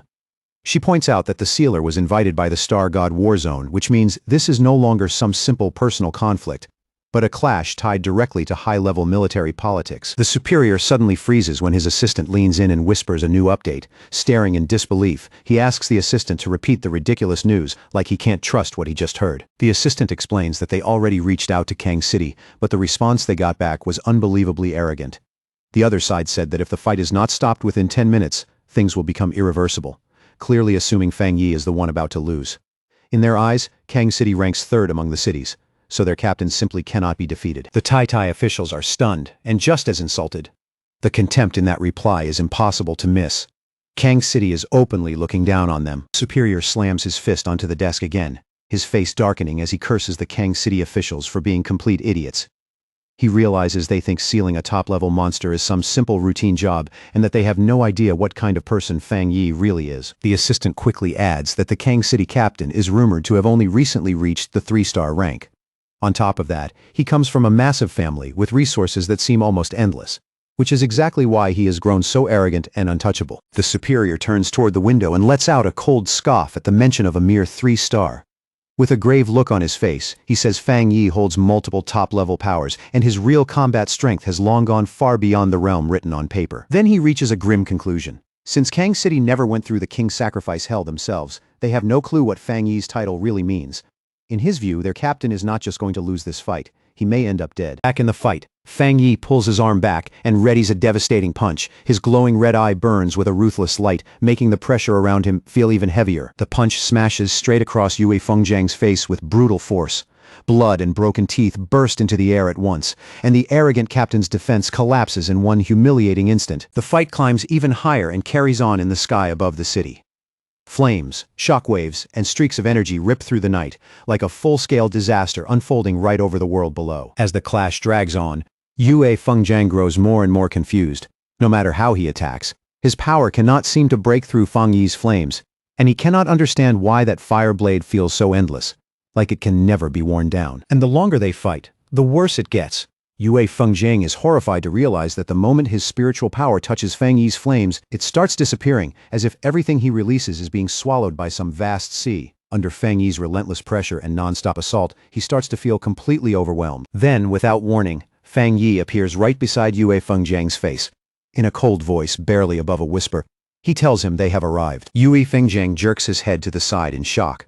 And right there beside them, he sees the Kang City Spirit Association building. The realization hits immediately. Fang Yi has dragged the battle all the way back to his own territory. Fang Yi hovers over him, his presence so heavy it feels terrifying. Then he tells Yue Fengjiang that out of respect for Kang City and the military, he is willing to give him one last chance. But before Yue Fengjiang can even respond, Fang Yi drives a brutal kick into him and sends him hurtling downward. And he is not stopping there. Right after that, Fang Yi unleashes a huge barrage of fire slashes toward the building below. He shouts that he is worried some people might still be hiding inside, so he decided to make sure his arrival cannot be ignored. The words sound mocking, but the warning behind them is deadly real. Yue Fengjiang is caught in the middle of the blast, and his face twists with shock and pain. The arrogance he wore so easily before starts burning away, replaced by raw fear. The explosion that follows is massive, bright enough to light up the whole skyline. Down on the streets, people stop where they are and look up in confusion, wondering if some giant fire just broke out in the middle of Kang City. Panic starts spreading through the crowd as the temperature suddenly spikes. A man in glasses points frantically at the sky and shouts that there are actually 2 people fighting above the city. High overhead, Fang Yi stands wrapped in blazing golden fire, ready to clash again with Yue Fengjiang, whose body is covered in dark purple energy. On the ground, one civilian suddenly recognizes those flames from the news and excitedly tells the people around him that the rumors about the spiritual energy revival must have been real the whole time. Fang Yi looks down at his opponent with an icy, emotionless stare. He checks the time and calmly tells Yue Fengjiang that he only has 5 minutes left. Then he throws the man's own words back at him and asks if he did not want to see 100% of his power. Beaten down, furious, and too shaken to answer properly, Yue Fengjiang can only let out a low growl. It comes out thick with humiliation and helpless rage. Fang Yi drops from the sky like a falling meteor, swinging his flaming sword on the way down. As a massive slash of fire explodes out from the blade, he mocks Yue Fengjiang and asks how he can already look this pathetic when Fang Yi is only using 30% of his strength. Yue Fengjiang's face turns to pure shock. He cannot understand how this is still not Fang Yi's full power, because in his mind, there is no way a mere 2-star cultivator should be this monstrously strong. That is when real fear finally takes hold. As he watches the attack rushing straight toward him, Yue Fengjiang feels his instincts scream louder than his pride for the very first time. The massive beam of fire slams into him head-on and blasts him across the sky. Wrapped in scorching flames, he is sent flying like a shattered projectile. Meanwhile, far away at Spirit Association headquarters in Shen City, the Situation Room has already fallen into chaos. Staff rush back and forth in alarm as fresh reports keep pouring in. An operator reports a huge energy spike somewhere in the country. The map is immediately enlarged and locked onto Kang City, where the readings show energy levels rising rapidly right around the Spirit Association building. The superior with glasses stares at the screen in confusion and points out that the energy signature is not dark attribute, meaning this is not a monster invasion. He immediately demands to know what is happening over there. Then a subordinate rushes in with a shocking report. The new Kang City captain, Divine Blade, is fighting the Tai City captain, the Sealer. And it gets even worse when the report explains that Divine Blade tried to steal the Sealer's weapon after Fang Yi helped save the city, and attacked with clear intent to kill when Fang Yi refused. The superior explodes in rage, shouting that Kang City must have a death wish. He orders his staff to warn Kang City immediately and force them to stop the fight at once, threatening to remove every senior official in the Kang City Spirit Association if they fail to act. Then he declares that someone needs to be sent there right now to take control of this incident. At that moment, the doors to the conference room swing open. A lone figure appears in the entrance and instantly draws every eye in the room. The blue-haired woman steps inside and volunteers for the mission without a second of hesitation. She is Gu Yuro, a headquarters forerunner of the Spirit Association, known by the codename Sea Mystic. Somewhere else in the city, a young girl standing by a window excitedly calls out to her mother that she can see a shooting star. The bright light from the battle shines clearly in her wide, innocent eyes. Her mother reacts immediately, yanking her daughter back to protect her. She stares out in horror as a huge burst of light flashes across the glass walls of the nearby skyscrapers, then urgently tells the family to run. Inside the apartment, the family starts hurriedly packing bags with shaking hands. The father makes the call right away and says Kang City is no longer safe, and they need to leave for Shen City immediately. As they take one last look out the window at the smoke rising over the city, the mother breaks down in tears. The father does his best to steady the family, promising they will find a way out as they leave behind their home and everything familiar. Back in the sky a minute earlier, Yue Fengjiang screams in agony as a massive wave of fire swallows him whole. Trapped inside the burning blaze, he struggles desperately against the unbearable heat. He finally bursts out of the flames battered, shirtless, and badly wounded, then roars a furious threat at Fang Yi. He warns that his powerful Yue family will never let this go, and that they will come after him for what happened here. Fang Yi stays calm in the sky, not paying those threats any attention at all, while Yue Fengjiang keeps screaming that the Kang City Spirit Association will never let him escape. Down below, inside the glass-walled headquarters, a group of officials watches the battle in growing panic. Looking at the brightness and force of the attacks, they realize their captain cannot hold on much longer and start shouting for someone to save him. They desperately yell for the Tai City captain to stop his attack immediately. But Fang Yi gives them nothing except a silent, icy look. The annoyance on his face makes it clear their words mean absolutely nothing to him. Looking down at the officials gathered inside the building, Fang Yi listens as they loudly declare that Yue Fengjiang is their captain, and that attacking him is the same as provoking their entire association. The more they shout, the more obvious their cowardice becomes. One of the officials slams his fist against the glass wall and angrily shouts that they will never accept this. The words sound bold, but the panic behind them is impossible to hide. Fang Yi looks at them with glowing red eyes, completely unimpressed, even standing in front of someone far stronger than they are. The Kang City Spirit Association still chooses arrogance over common sense, and to him, that only makes them look more ridiculous. A huge spiral of fire rises around Fang Yi as he coldly mocks them. He suggests that they ignored the other captains because they assumed their own captain was stronger than everyone else, or maybe because they simply did not want to get involved until the danger reached their own doorstep. Having decided they need to be taught a lesson, Fang Yi swings and sends a massive fire slash straight at the Spirit Association building. The attack tears downward with merciless speed. Inside, the officials duck and scramble for cover in terror as the holy flames smash through the windows and sweep into the office. Fire tears across the room, burning through everything in its path and proving beyond doubt that their threats carry no weight in front of him. Fang Yi turns away from the destruction with open disgust in his eyes. Floating above the battered Yue Fengjiang, he coldly mocks him and asks if he really thought he could take that sword from Fang Yi's hand with strength that pitiful. The battle reaches its cruelest point as Yue Fengjiang, who was so arrogant just moments ago, is left bleeding, exhausted, and gasping for air. His whole body trembles under the strain, and it is obvious he is nearly at his limit. High in the sky, Fang Yi coldly asks Yue Fengjiang if he can endure what comes next. Then, like a meteor falling from the heavens, he hurls his flaming sword straight down at him with unstoppable force. Instead of dodging, Yue Fengjiang actually grins, his eyes shining with pure greed as he charges straight at the falling blade.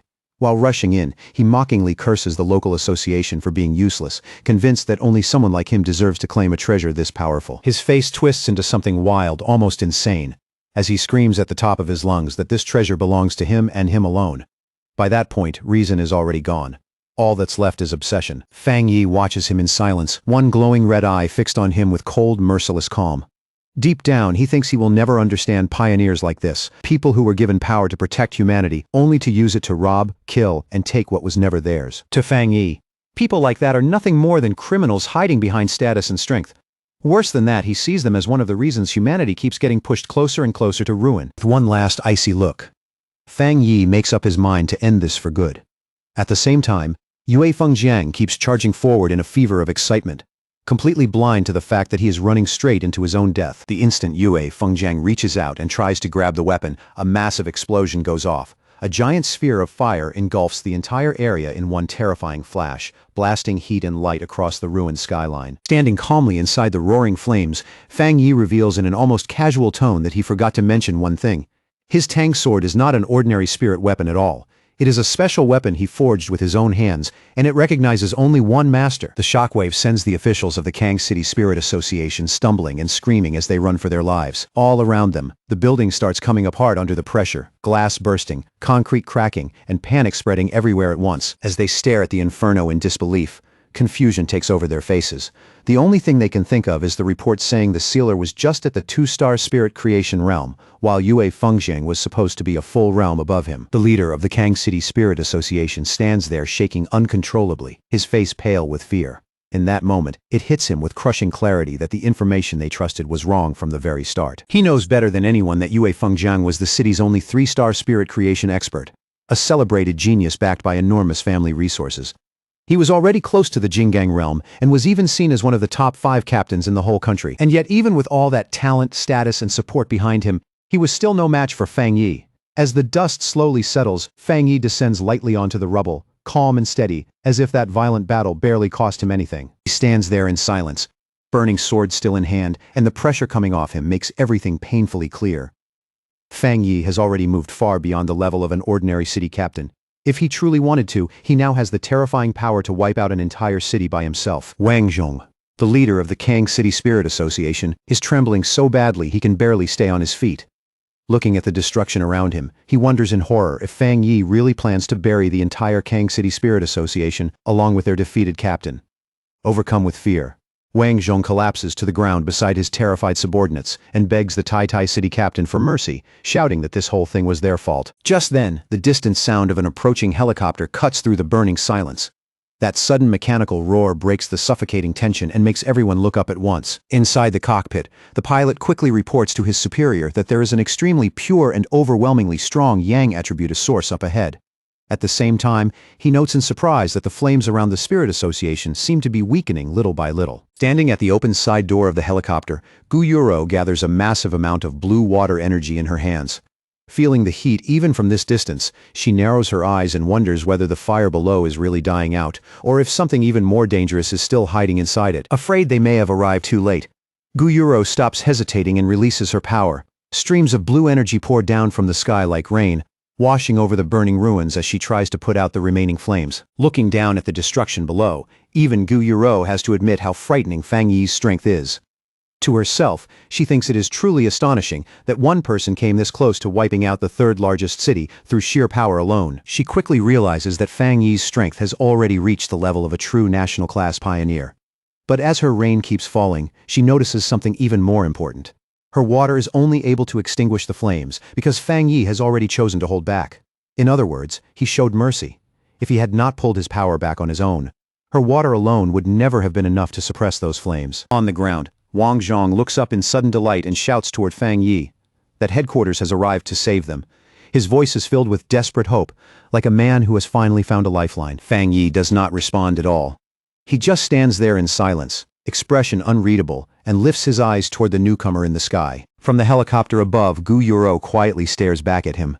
As a water attribute pioneer herself, she can immediately sense just how astonishingly pure and dense the power around Fang Yi really is. The more carefully she feels it, the more certain she becomes that Fang Yi's pure energy far surpasses anything Yue Fengjiang ever had. The gap between them is not small. It's overwhelming. In her judgment, that alone puts Fang Yi among the strongest pioneers she has ever personally encountered.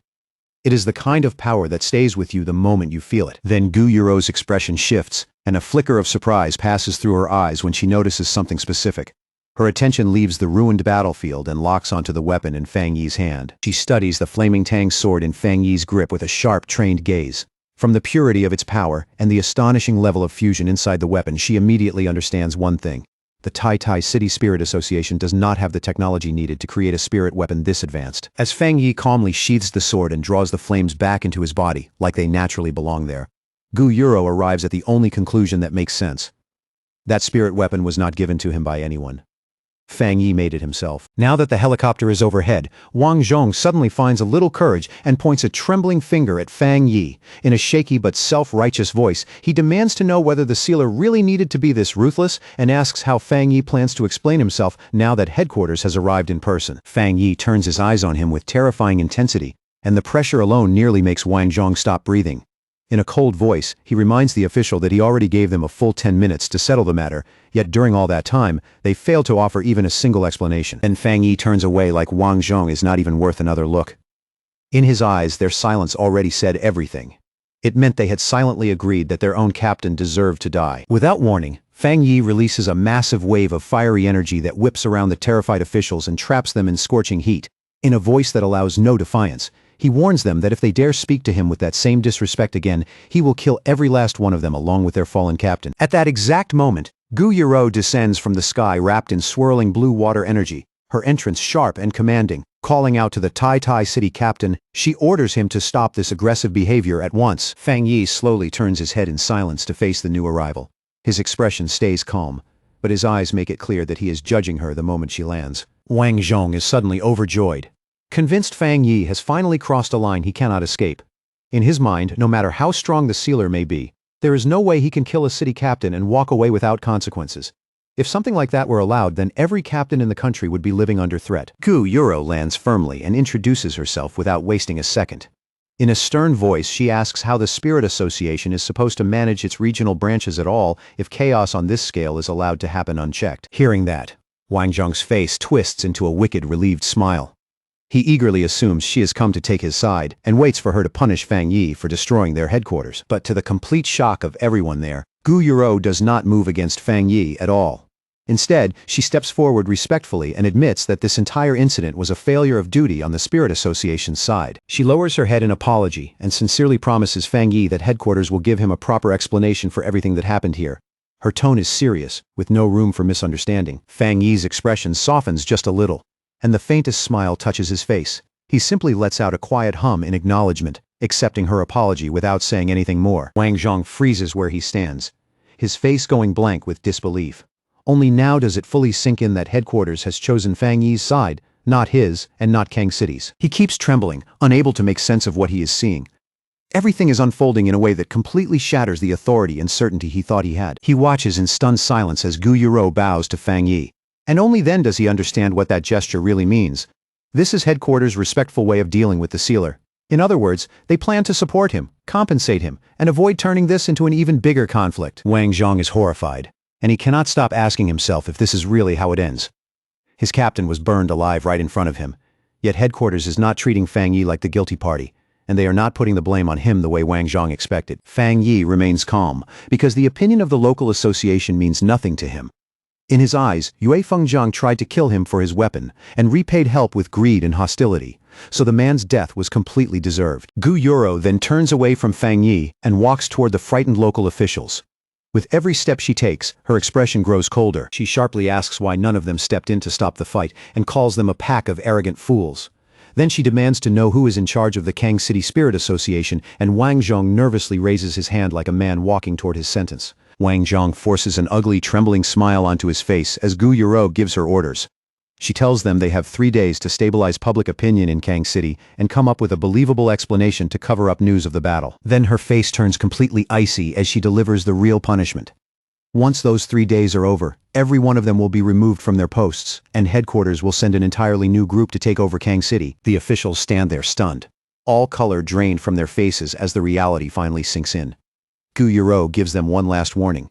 If they fail to carry out those orders properly, they will face the consequences in full, and there will be no mercy. Watching from a short distance away, Fang Yi shows a rare hint of surprise. Even he did not expect Spirit Association headquarters to go so far as to remove the entire Kang City staff just to make their position toward him absolutely clear. After dealing with the officials, Gu Yuro walks back over to Fang Yi. In a calm but serious voice, she explains that this time, headquarters needed to make its stance unmistakable, with no room left for anyone to misunderstand it. She says it plainly. Anyone who dares provoke the sealer again will end up just like Yue Fengjiang in the Kang City Spirit Association. Then she asks whether Fang Yi is satisfied with how headquarters handled everything, and promises that something like this will never happen again. Fang Yi answers in a relaxed tone, saying that anyone who challenges him is basically challenging headquarters as well. He adds that he does not really care what happens to those officials, but there is something else he wants to know. With supernatural events getting harder and harder to hide, how does she plan to deal with public opinion? Gu Yuro immediately understands what he is really asking. She starts talking about the growing doubt over whether news of spiritual energy revival can still be contained in the major cities, explaining that supernatural incidents are happening more and more often now, and anomaly-related disasters are breaking out almost everywhere. She admits that plenty of ordinary people have already started suspecting the truth. Even so, the government still cannot reveal everything yet, because the timing is not right. If the truth came out now, she warns, the whole world would change overnight. Society would fall into chaos, and the fragile order they have been fighting to preserve would start collapsing from the inside. She makes it clear just how delicate the situation is, and quietly hints that if Fang Yi had not saved Tai City, the consequences might not have stopped with one city. They could have spread much farther than that. Hearing that, Fang Yi thinks back over everything that happened in his recent battles. He begins to realize that the era of spiritual energy recovery may have truly started the moment the Anomaly King was destroyed, and he cannot help thinking that without sacrifices from powerful people like Elder Wu, this new age might have arrived even earlier, when humanity would have been even less prepared to face it. At that point, Fang Yi finally understands the government's reasoning. In the end, limited chaos among a small group of pioneers is still far better than letting panic swallow society all at once. In his mind, he sees the powerful figures standing at the front of this changing world, people like Jialan and Su Qingying. He understands that if the country wants ordinary people to keep living under the appearance of peace, then it needs top-tier pioneers like them, standing in front of every crisis, holding the line. Fang Yi lowers his eyes to the ruined city around him, and finally understands why Xiaoguo is so strict about controlling public opinion. Looking at the wreckage, the logic behind that caution is impossible to ignore. By controlling information tightly, they can stop weaker pioneers from recklessly stirring up trouble, and keep mass panic from spreading through the general public. That buys ordinary people more time to slowly adjust to the new era. Even so, Fang Yi can already see the weakness in that plan. It only works as long as enough powerful pioneers are willing to cooperate. A faint smirk touches Fang Yi's face as that thought settles in. He can already feel how urgent things are becoming, and the pressure of what is coming is no longer something anyone can pretend to ignore. As Fang Yi gets ready to leave, he quietly admits to himself that while his current strength was enough to deal with the disaster in Tai City, it still is not enough for what lies ahead. Compared to the future he can already feel approaching, this victory feels less like an ending and more like a warning. Before he can follow that thought any further, Gu Yuro speaks up and cuts in. With clear respect in her voice, she tells him that a special plane has already been arranged to take him back to Tai City, but asks him to give her a moment first because she has a personal request. Adjusting her glasses with a soft smile, Gu Yuro openly shares her sincere admiration. She tells Fang Yi that she truly envies Tai City for having someone so young who not only has the terrifying power to destroy a city, but also has the restraint and character to keep that power under control. Fang Yi looks at her with mild interest, a hint of amusement in his eyes. Then he tells her there is no need to be so formal with him. Gu Yuro then reaches out her hand in a warm, straightforward gesture. Speaking not as sea mystic, but simply as Gu Yuro. She asks if she can be friends with him. The sincerity in that request genuinely catches Fang Yi off guard. For a brief moment, even he does not know how to respond. At the Star God Warzone headquarters, Jialin listens in silence as her blonde subordinate reports everything that happened in Kang City, and the more she hears, the darker her expression becomes. Jialin suddenly slams her hand down on the desk, her voice sharp with anger as she calls the whole situation absurd. She does not hold back at all, cursing the Kang City Spirit Association as a bunch of idiots who created trouble after being saved. Her eyes shift to a chart showing the strategic rankings of the cities. Looking at it, she notes that Kang City, currently ranked 3rd, is already starting to slip. She predicts that if this keeps going, Kang City will soon fall out of the rankings completely, and concludes that Spirit Association headquarters needs to take control there immediately. Jialin's blonde subordinate comments that headquarters handled this matter pretty well, especially Gu Yuro. He notes that Sea Mystic may already be trying to pull Fang Yi over to their side. Jialin gives a cold little nod and says that whatever reward they offer the sealer, it has to be better than anything the association can provide. Without any hesitation, she decides to double the original reward promised for Fang Yi's help in Kang City. The subordinate then openly praises Fang Yi's strength, saying that the balance he shows between ruthlessness and control is exactly what makes him fit to stand as a city leader.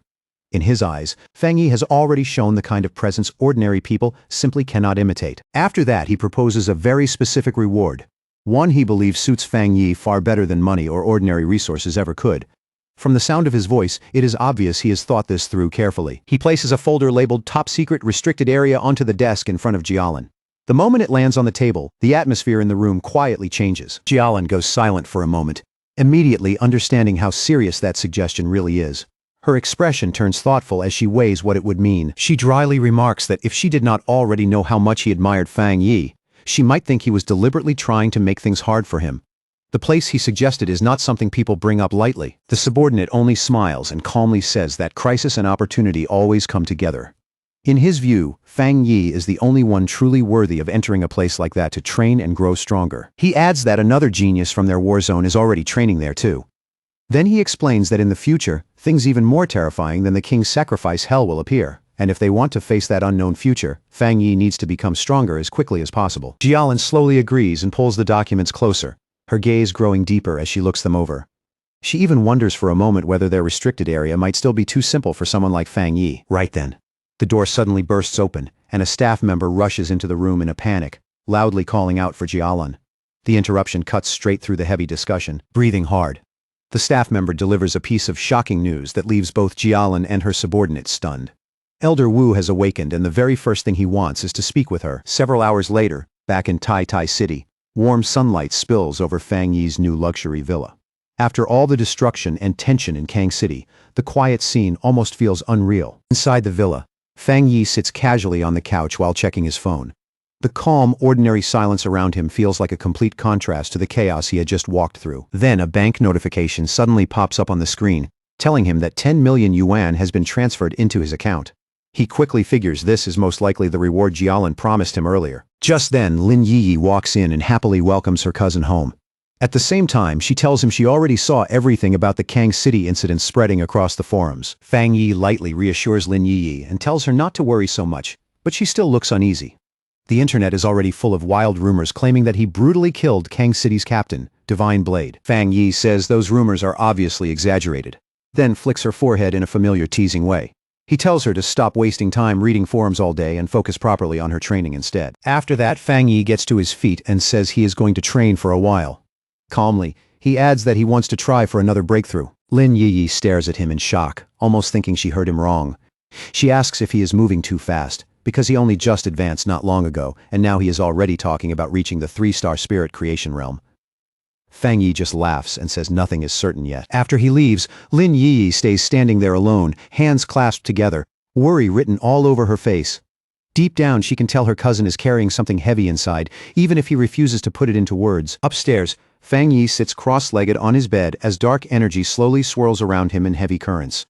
The room grows quiet and oppressive as his power starts drawing inward. In his hand, he holds a sphere of golden energy containing the purest dark attribute taken from the Bone Bird, the anomaly king he defeated.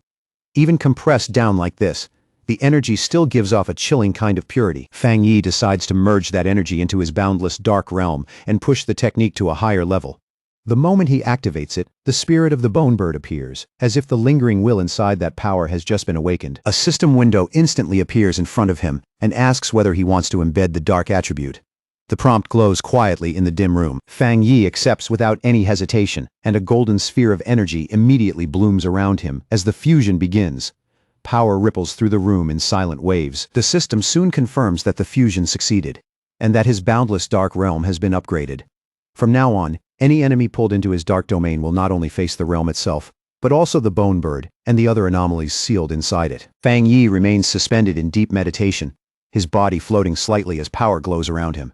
The energy moving through him feels denser now, and far more dangerous than before. Inside his mind, he starts seeing the shapes of the countless monsters he has absorbed. Their silhouettes gather in the darkness like a silent army, all of them now existing as part of the power growing inside him. He starts wondering if that means these beings can now fight for him directly. And in that instant, it hits him, just like the Anomaly King once did. He now has the power to command these anomalies himself. The moment that realization settles in, Fang Yi releases all of his strength. A gigantic golden avatar wrapped in fire rises into the sky. Many arms spread wide, towering over the sea of dark energy below. At once, a golden system notification appears. It tells him he has met the conditions for another breakthrough, and asks whether he wants to advance into the 3-star spirit creation realm. The force of Fang Yi's cultivation spills out over the city and takes visible form, creating a massive golden image of a fire god in the sky. People all across the city stop and stare upward in shock. One photographer excitedly points at it and says that figure is the immortal who saved them from the bat monsters, convinced their savior has appeared once again. Inside the villa, the power gathering around him can no longer be contained. A blinding burst of golden light erupts from Fang Yi's bed and floods the entire room. At the same time, inside Fang Yi's spiritual world, everything shifts into a dark purple void. Out of that darkness rise the spirits of the powerful monsters he once defeated and absorbed, including the enormous bone bird and the giant serpent, each one towering over him. Fang Yi looks at these reborn monsters with quiet confidence. To him they now resemble servants kneeling before their king, and their existence only makes his boundless dark realm even more terrifying. He sits upon a throne forged from dark energy, looking down as that monstrous army lowers itself before him and accepts him as its ruler. A system window appears and confirms his progress, announcing that the boundless dark realm has evolved and that he has gained a new ability. The system explains the new skill: anomaly warfare. Once Fang Yi drags an enemy into his dark world, he can summon these monsters out to fight for him, but there is a limit. The stronger the target, the more spiritual energy he will need to maintain those summons. Fang Yi holds a swirling sphere of dark energy containing the bone bird's essence. A faint smirk touches his face as he welcomes the newcomer into his boundless dark realm, praising the purity of the bird's spirit and saying it will greatly strengthen his own power. He tells the spirits to serve him well, and promises that as long as they do, he will not treat them badly. As he looks over this new army, Fang Yi realizes something else. If he wants to use this power the right way, then he will need to raise his spiritual energy even further. Back in the real world, the surge of power reaches its peak. A huge beam of golden light blasts up from the city, pierces the clouds, and lights up the sky, announcing his successful breakthrough to everyone below. Fang Yi floats above his bed, wrapped in a golden aura.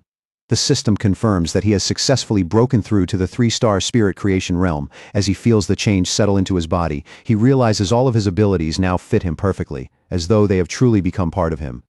His power feels cleaner, purer, and when he opens his eyes, they shine with a sharp red glow. He quickly notices one major change. The discomfort he always felt when using the dark attribute is now completely gone. Fang Yi steps down from the bed. Faint traces of golden energy, still glowing under his feet. Standing quietly in his room, he gathers flames into his palm and studies them with a confident look. He decides the only way to truly understand these new powers is to test them in real combat. Later, at the headquarters of the Star God War Zone, Elder Wu, now fully recovered, stands beside a huge window with Jialan as the two of them look out over the city. They talk about Fang Yi's shocking growth, noting that he has risen in rank yet again in an unbelievably short time. Elder Wu asks how long it has been since Fang Yi got the Shizai flower to save his life, and Jialan tells him it has only been half a month. Jialan cannot help thinking to herself that in a little over 10 days, Fang Yi has already done things most pioneers could never accomplish in an entire lifetime. Elder Wu admits that Fang Yi not only saved his life, but also helped preserve the future of Xiaoguo's pioneers. Then, with surprising humility, he confesses that even he, a Jinggang realm pioneer, cannot control the dark attribute as completely as Fang Yi can. Staring at their reflection in the glass, Elder Wu counts Fang Yi's achievements one by one, eliminating the anomaly kings of 2 cities, resolving major disasters, and breaking through twice in only a few days. With open admiration, he says he truly wants to meet this heaven-favored genius for himself. Meanwhile, at the Tai City Spirit Association, Su Qingying and the others are alerted to a massive wave of energy coming from Fang Yi's new home. Su Qingying is stunned when she realizes he has advanced again. The surge released by the sealer Fang Yi is even greater than the one that appeared when the Anomaly King descended. The staff at the association immediately launch an emergency response plan to make sure Fang Yi's breakthrough is not disturbed. Later on, Su Qingying looks down at her phone and thinks about how much Fang Yi has changed everything. Ever since the disaster, he has earned overwhelming respect. And now even ordinary people feel safer just knowing his spiritual power is there guarding them. She scrolls through the online discussions and quietly joins in from an anonymous account, telling people just how powerful the sealer really is. She even mocks the pioneers from Kang City for looking down on him before, and brings up how their captain ended up completely humiliated. The thought satisfies her. The stronger Fang Yi's reputation becomes, the less trouble he should have to deal with later. At the same time, in an office in Kong City, Chu Qingli sits in front of a computer with an irritated look on her face. She bitterly complains that cultivation is way too difficult, and that she has been stuck forever trying to break into the 2-star Ghost Axe realm. She searches for information about the sealer on the Pioneer Network, only to find that no one answers her messages. That only makes her more annoyed, and she curses the other pioneers as a bunch of mediocre fools. Deep down, she resentfully thinks the real problem is that she just does not know the sealer well enough. She even starts wishing she could meet him face to face, completely confident in her own beauty. But even then, a thought still nags at her. In this new era, her current status and position may no longer be enough to catch his attention. Looking out over the damaged city, she reads online that Kang City has completely offended the sealer, and is no longer a place worth staying in. The moment she sees that, she decides she needs to return to Tai City as soon as possible. With determination in her eyes, Chu Qingli turns and walks out, resolved to grab whatever future and opportunity she still can. Sunlight falls across the modern house as Lin Yi asks her cousin if he has finally finished breaking through. Inside, the two of them sit across from each other at a large dining table. Lin Yi asks whether he feels any different now, and Fang Yi casually replies that it is nothing too special. Other than his spiritual energy moving more smoothly, and his overall efficiency doubling, he says there are no dramatic changes for now. But in his heart, Fang Yi suspects the real transformation will only come once he reaches the legendary Jinggang realm. Lin Yi then holds up her phone and shows him a message. She explains that Jialan asked whether she wanted to go to Tianhai Forest, because New World anomalies seem to have appeared there. Fang Yi says he received the same invitation. He guesses the Star God Warzone is trying to make up for what happened in Kang City. Since both of them were invited, he decides they should go together, and Lin Yi immediately cheers with delight. Not long after that, they arrive at Tianhai Forest. It sits on the border of the Star God Warzone's territory, with warning signs posted everywhere forbidding entry. The forest used to be ordinary, but over the last 5 years it has grown wildly out of control. The spiritual energy inside is incredibly dense, causing plants and animals to mutate at a very high rate. It is both an ideal training ground and a place full of unknown danger, which is why it remains under military control. Under the bright sunlight filtering through the forest, Fang Yi and Lin Yi are greeted by a familiar face. The purple-haired woman from the Kang City mission waves at them and warmly welcomes the captain from Tai City. She asks whether he still remembers her, then explains that she is stationed here right now. She adds that Jialan specifically told her to receive them and brief them on the current situation. She tells them that not long before they arrived, a strange new change appeared in the forest. A mutated flame emerged, but unlike the dark attribute, this fire feels deeply gloomy and cannot be extinguished. Fang Yi guesses that it may be some new and unknown type of fire attribute. The purple-haired woman agrees that it is possible and offers to go with them for safety. Fang Yi, however, turns to Lin Yi for her opinion, clearly implying that they may not need a guide at all. Lin Yi agrees without hesitation. The purple-haired woman accepts their choice and says she will stay behind and wait for them, though she still warns them to be extra careful. As she watches the two of them, she realizes all of her attention had been on the sealer, and she had barely even noticed the girl beside him. Then she suddenly feels just how strong Lin Yi's spiritual energy really is, and it shocks her. It may even be stronger than her own. As Fang Yi and Lin Yi head deeper into the forest, she watches them go with a faint smile, wondering what kind of luck or destiny could make them both this absurdly gifted. The two of them step onto the scorched ground, hearing the dry earth crack under their feet as they enter the affected zone. Then they stop in front of a horrifying sight, an entire forest burning beneath a strange, violent blaze that stretches up toward the sky. Fang Yi looks ahead and asks if this is the place. Fang Yi slowly reaches out and carefully probes the energy in front of him. The second it brushes against his senses, his face changes. The death aura raging inside it is unbelievably violent, and the cold, murky energy hidden within feels just as overwhelming as the dark tide itself. He instantly remembers the warning. This strange fire cannot be put out, and once it catches, it only keeps spreading. Fang Yi doesn't waste a moment. He activates the golden sun breathing technique, and a fierce burst of golden power erupts from his body as he urgently tells Lin Yi to get back. Almost as soon as his power rises, the surroundings react like a living thing. From deep inside the burning forest, dark tendrils suddenly lash out, cutting through the flames with murderous speed as they rush straight toward them. As Fang Yi blocks the attack, he quickly realizes these flames are far more dangerous than normal fire. They are not just burning whatever they touch. They seem to crave human spiritual power, as if they want to consume cultivators from the inside. The dark energy slams directly into his own power, and the resistance is harsh and violent. Fang Yi narrows his eyes when he notices that even his supreme yang attribute is not suppressing it as easily as he expected. That only makes this strange fire even more troublesome. Fang Yi immediately raises a golden barrier around Lin Yi, enclosing her in a warm, protective glow. He tells her the source of the black fire is somewhere up ahead. Since her spiritual power is wood attributed, she is naturally at a disadvantage against fire, so she has to stay inside his protection, no matter what. Lin Yi nods at once and says she understands. With danger closing in from every direction, Fang Yi calls out his spirit sword. The blade appears in his hand with a sharp hum, shining brightly as he lowers his stance and prepares to cut away through the burning forest. Then he swings with one heavy slash. He cuts straight through the blackened trees ahead. The trunk split apart in an instant, sliced clean through even with those violent dark flames still wrapped around them. Fang Yi and Lin Yi move through the path he just opened. Flames roar on both sides like living walls, but under his protection, they pass down the burning corridor without being touched. The farther they go, the thicker the death energy becomes. The air turns colder and heavier, pressing down on them like an invisible weight until even breathing starts to feel grim. At last, they reach the edge of a cliff and look down. Beneath them is a huge black pit, deep and unsettling, with glowing red veins running through it like blood pulsing beneath cracked flesh. Then Fang Yi notices something dripping from the rocks above. His eyes begin to glow red and he fixes his gaze on it, studying the substance closely. It only takes him a moment to recognize it. It is magma, thick, scorching, and packed with unstable heat, slowly seeping from the stone like the earth itself is breathing. Only then do they fully understand where they are. They have reached the very heart of the anomaly, standing above a lava-filled pit where heat, darkness, and death energy have all fused into one terrifying source. A system window suddenly appears in front of Fang Yi. It tells him that a major change in heaven and earth has been detected. The system identifies the power as the Twilight Fire attribute and announces that it will automatically begin gathering data to create a brand new technique. Fang Yi does not pull back. He reaches his hand straight into the flowing magma, and the moment he touches that strange source of power, another system window appears, informing him that he has obtained the Twilight God domain. The system immediately explains what this new power does.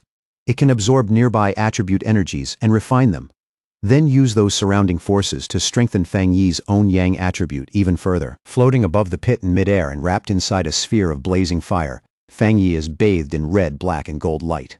Against the boiling heat below, he almost doesn't look real. As he senses the nature of this power, Fang Yi wonders if it is related to the fire attribute tied to his desolation flower. The feeling is familiar, but at the same time deeper and far more specialized than he expected. The system quickly adds another explanation. This power was specifically formed to amplify his main Yang power. In other words, it is not just another element. It exists to push his core strength even higher. All of a sudden, a horrifying red aura bursts out around him and twists into the shape of a demonic face. At the same time, the system alerts him that he has gained a new ability called Death Brand, while warning him that it is a special and extremely dangerous power. Fang Yi's expression shifts in confusion when the system states that this ability grants infinite death. Then the system explains further in chilling detail. If Fang Yi is killed, the brand will be placed on the killer, trapping that person in an endless cycle of death. Yellow spring flames will burn them forever. Death collapse will tear their body apart piece by piece, and a vision of hell will rise around them as evil spirits welcome them into the grave. Hearing that, Fang Yi does not get excited. Instead, his expression turns serious. He can tell right away that this ability is terrifyingly powerful, but something about it feels too extreme, too sinister, and not suited for him to use right now. After a brief pause, he gives the system a clear command. The Death Brand ability will be stored for later, but he will not learn it or activate it now. With that dangerous ability set aside, Fang Yi turns his attention back to the Twilight Fire itself. As he absorbs it, red and black energy begins spiraling together, condensing into a swirling orb that slowly settles once the process is complete. Watching from a safe distance, Lin Yi is completely stunned.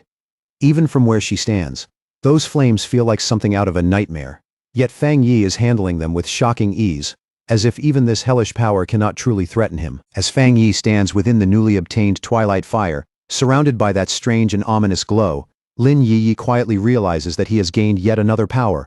Right before her eyes, the gap between him and everyone else seems to widen again. Then Fang Yi's expression suddenly changes, and a sharp smile appears on his face. One of his eyes glows red as he warns Lin Yi to stay focused, telling her that something else is already nearby and closing in fast. A massive shadowy creature with glowing red eyes suddenly emerges from the smoke behind Lin Yi. She freezes on the spot, and the first thing she can force out is a trembling question, asking if that thing is a dragon. Fang Yi moves instantly, dropping down between his cousin and the monster without the slightest hesitation. Power gathers in his glowing hand as he calmly corrects her. That is not a dragon, it is a mutated lizard. The creature finally reveals itself completely. A gigantic demonic lizard with wings, a twisted body, and a savage presence thick with mutation and death. Fang Yi looks at it with clear disgust, and coldly mocks it as nothing more than a slightly larger four-legged bug. But instead of backing away, Fang Yi's interest only grows right there on the spot. He decides this creature is the perfect test subject for his newly acquired Twilight Fire domain in real combat. The huge demonic lizard does not wait for him to make the first move. It throws open its jaws and blasts a violent stream of lava straight at Fang Yi, the attack roaring forward with brutal heat and destructive force. Fang Yi reacts the instant it moves. His eyes flash red as he leaps into the air to avoid the attack, and at the same time, a blade of fire extends from his hand, sharp and blazing like a weapon forged from living flame. The fierce swing, he sends out a golden slash that crashes head-on into the monster's dark energy. The impact is so violent that it produces a massive shockwave, blasting heat, dust, and scattered fire in every direction. The collision is so overwhelming that the ground beneath them splits apart. Cracks race across the earth, and red energy bursts from those openings as if the volcanic pit itself is being forced awake. In the very next instant, a blinding burst of light erupts. The already unstable power inside the volcanic pit loses balance completely, and the compressed energy detonates with terrifying force. The explosion tears through the forest like a full volcanic eruption. Fire, ash, and shattered earth burst outward in a horrifying wave, making the whole area look like the mountain itself has exploded. At the forest's edge, the purple-haired woman Song Yue and Wang Liang are all thrown backward by the shockwave. Wang Liang panics and shouts that they need backup immediately, his voice cracking as he realizes just how bad the situation has become. At the same time, a monitoring station lights up with a flashing red warning screen. The staff are alerted that a new mutated lifeform has appeared inside Tianhai Forest. The readings show a 1000% spike in spiritual energy, and the threat is immediately classified as S-level. Back at Stargod Warzone headquarters, Jialin and Elder Wu receive the report right away. Jialin finds it strange that the forest's energy had remained stable until now, only to spiral out of control the moment the sealer entered to train. Elder Wu, already suited up in combat armor, says that while he trusts Fang Yi's strength, they should still go confirm the situation for safety. Neither of them wastes another second.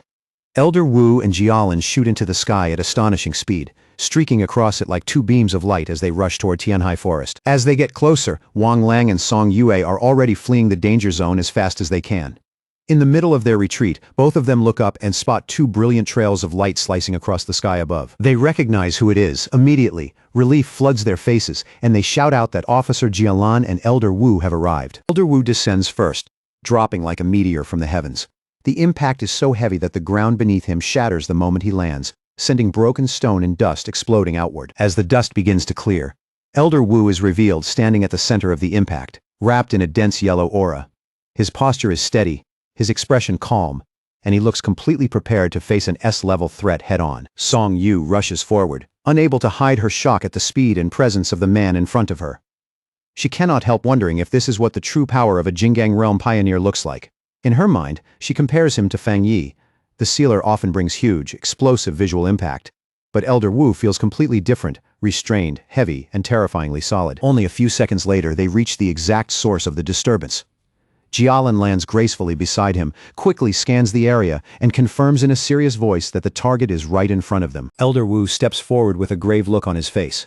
He raises his armored hand toward the solid rock barrier blocking the path ahead, as if weighing it first and deciding exactly how much force it deserves. Then, with what looks like a simple swing of his arm, he unleashes a terrifying burst of force. The rock wall cannot hold for even a moment. It shatters on the spot, exploding into fragments as the path ahead is blown wide open. With the path now broken open, Elder Wu gives a firm order to move in. He goes first without a second thought, Jialan right behind him, while Song Yue and the other soldiers follow as the team pushes deeper into the danger zone. Deep inside the pit, Lin Yi throws up her arms to shield herself from the violent waves of energy still tearing through the air.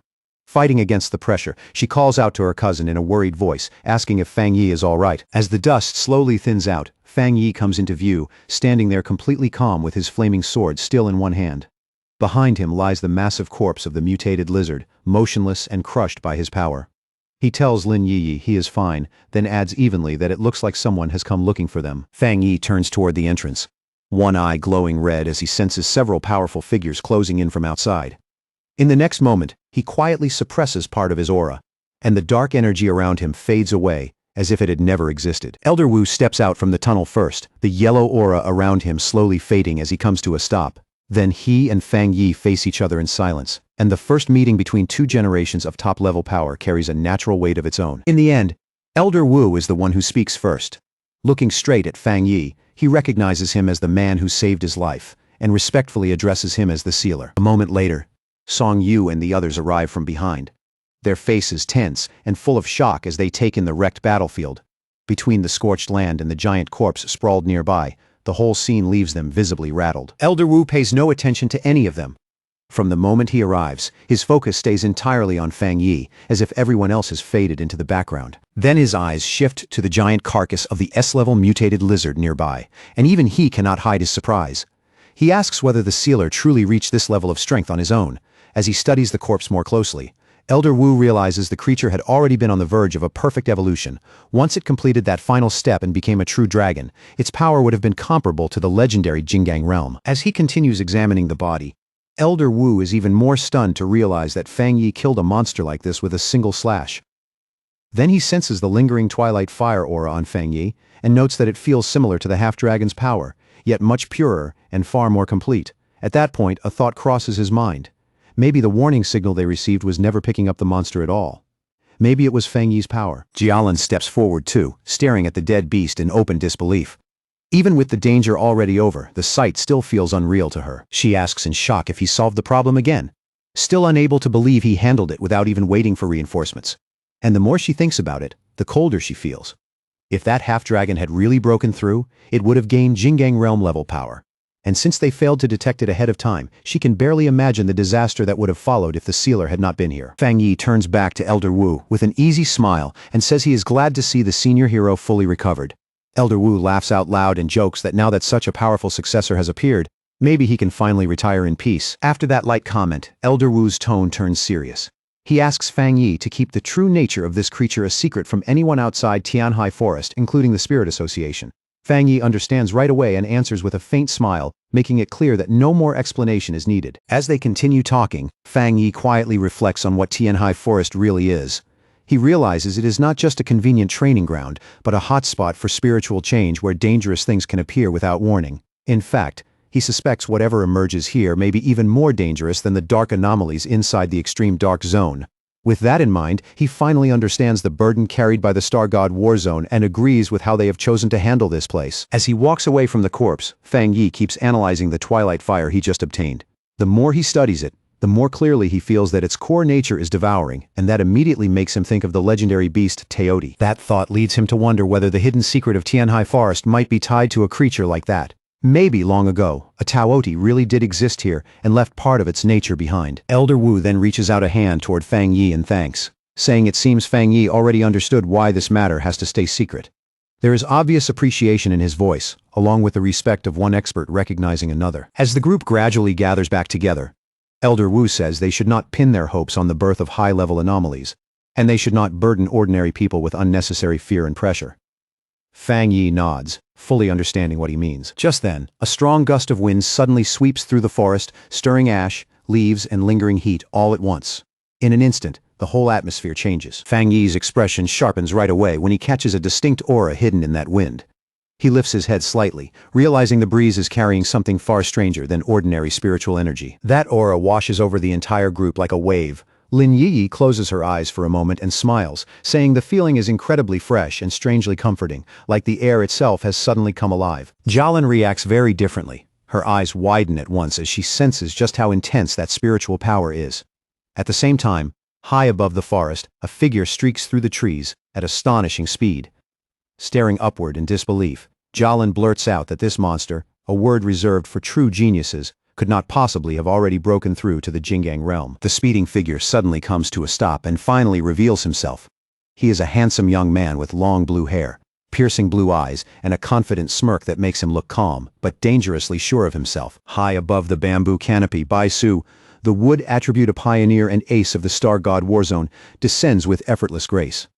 In a movement so light it almost looks unreal, he steps onto a single falling leaf in midair before drifting lower. The pioneers on the ground immediately look up in excitement, and their spirits rise at once.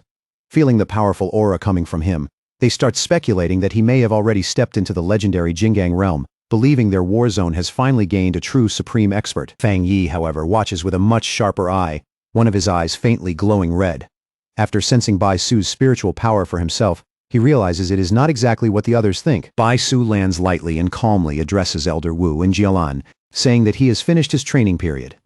There is no arrogance in his voice, but the confidence in it is impossible to miss. Then he sweeps those glowing blue eyes across the group, taking in everyone present.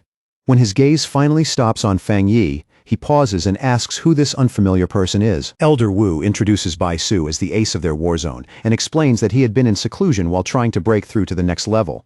Bai Su greets them simply, but makes it clear that he has only reached the half-step Jingang stage and has not completed the true breakthrough. Fang Yi smiles with easy confidence and introduces himself in return as the captain of Tai Tai City and the Sealer. His tone stays calm, but his presence alone gives those words weight. As Fang Yi studies the green energy around Bai Su, he notices it feels different from what he usually senses in other people.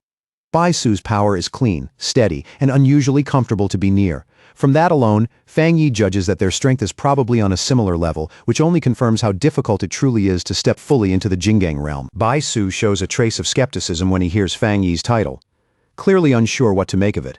But Elder Wu immediately corrects him, explaining that Fang Yi not only saved his life, but also resolved the Tai Tai City disaster and has already become a vital partner. His voice turns stern as he tells Bai Su to show proper respect. Bai Su is visibly surprised to hear that so much has happened while he was cut off from the outside world. Elder Wu then explains to Fang Yi that Bai Su is a rare prodigy who awakened early and was raised with the nation's best resources, allowing his growth speed to rival Fang Yi's own. That is also why he spent so long in isolation, and knows very little about recent events. Elder Wu goes on to explain the harsh truth of this new world. Human cultivation, he says, goes against the natural order itself, which is why mankind evolves more slowly than the monsters and creatures they are forced to fight. He reveals that even though pioneers may seem numerous on the surface, truly top-level power is still incredibly rare. Right now, only 5 people in the entire world have reached the peak 3-star spirit creation level known as the Jingang realm. Fang Yi listens quietly as Elder Wu admits that hidden talents may still exist somewhere, just as Fang Yi once did. Even so, the gap between this stage and the next is unimaginably vast. Elder Wu describes the Jingang realm as a sheer cliff that most pioneers will never be able to climb in their lifetime.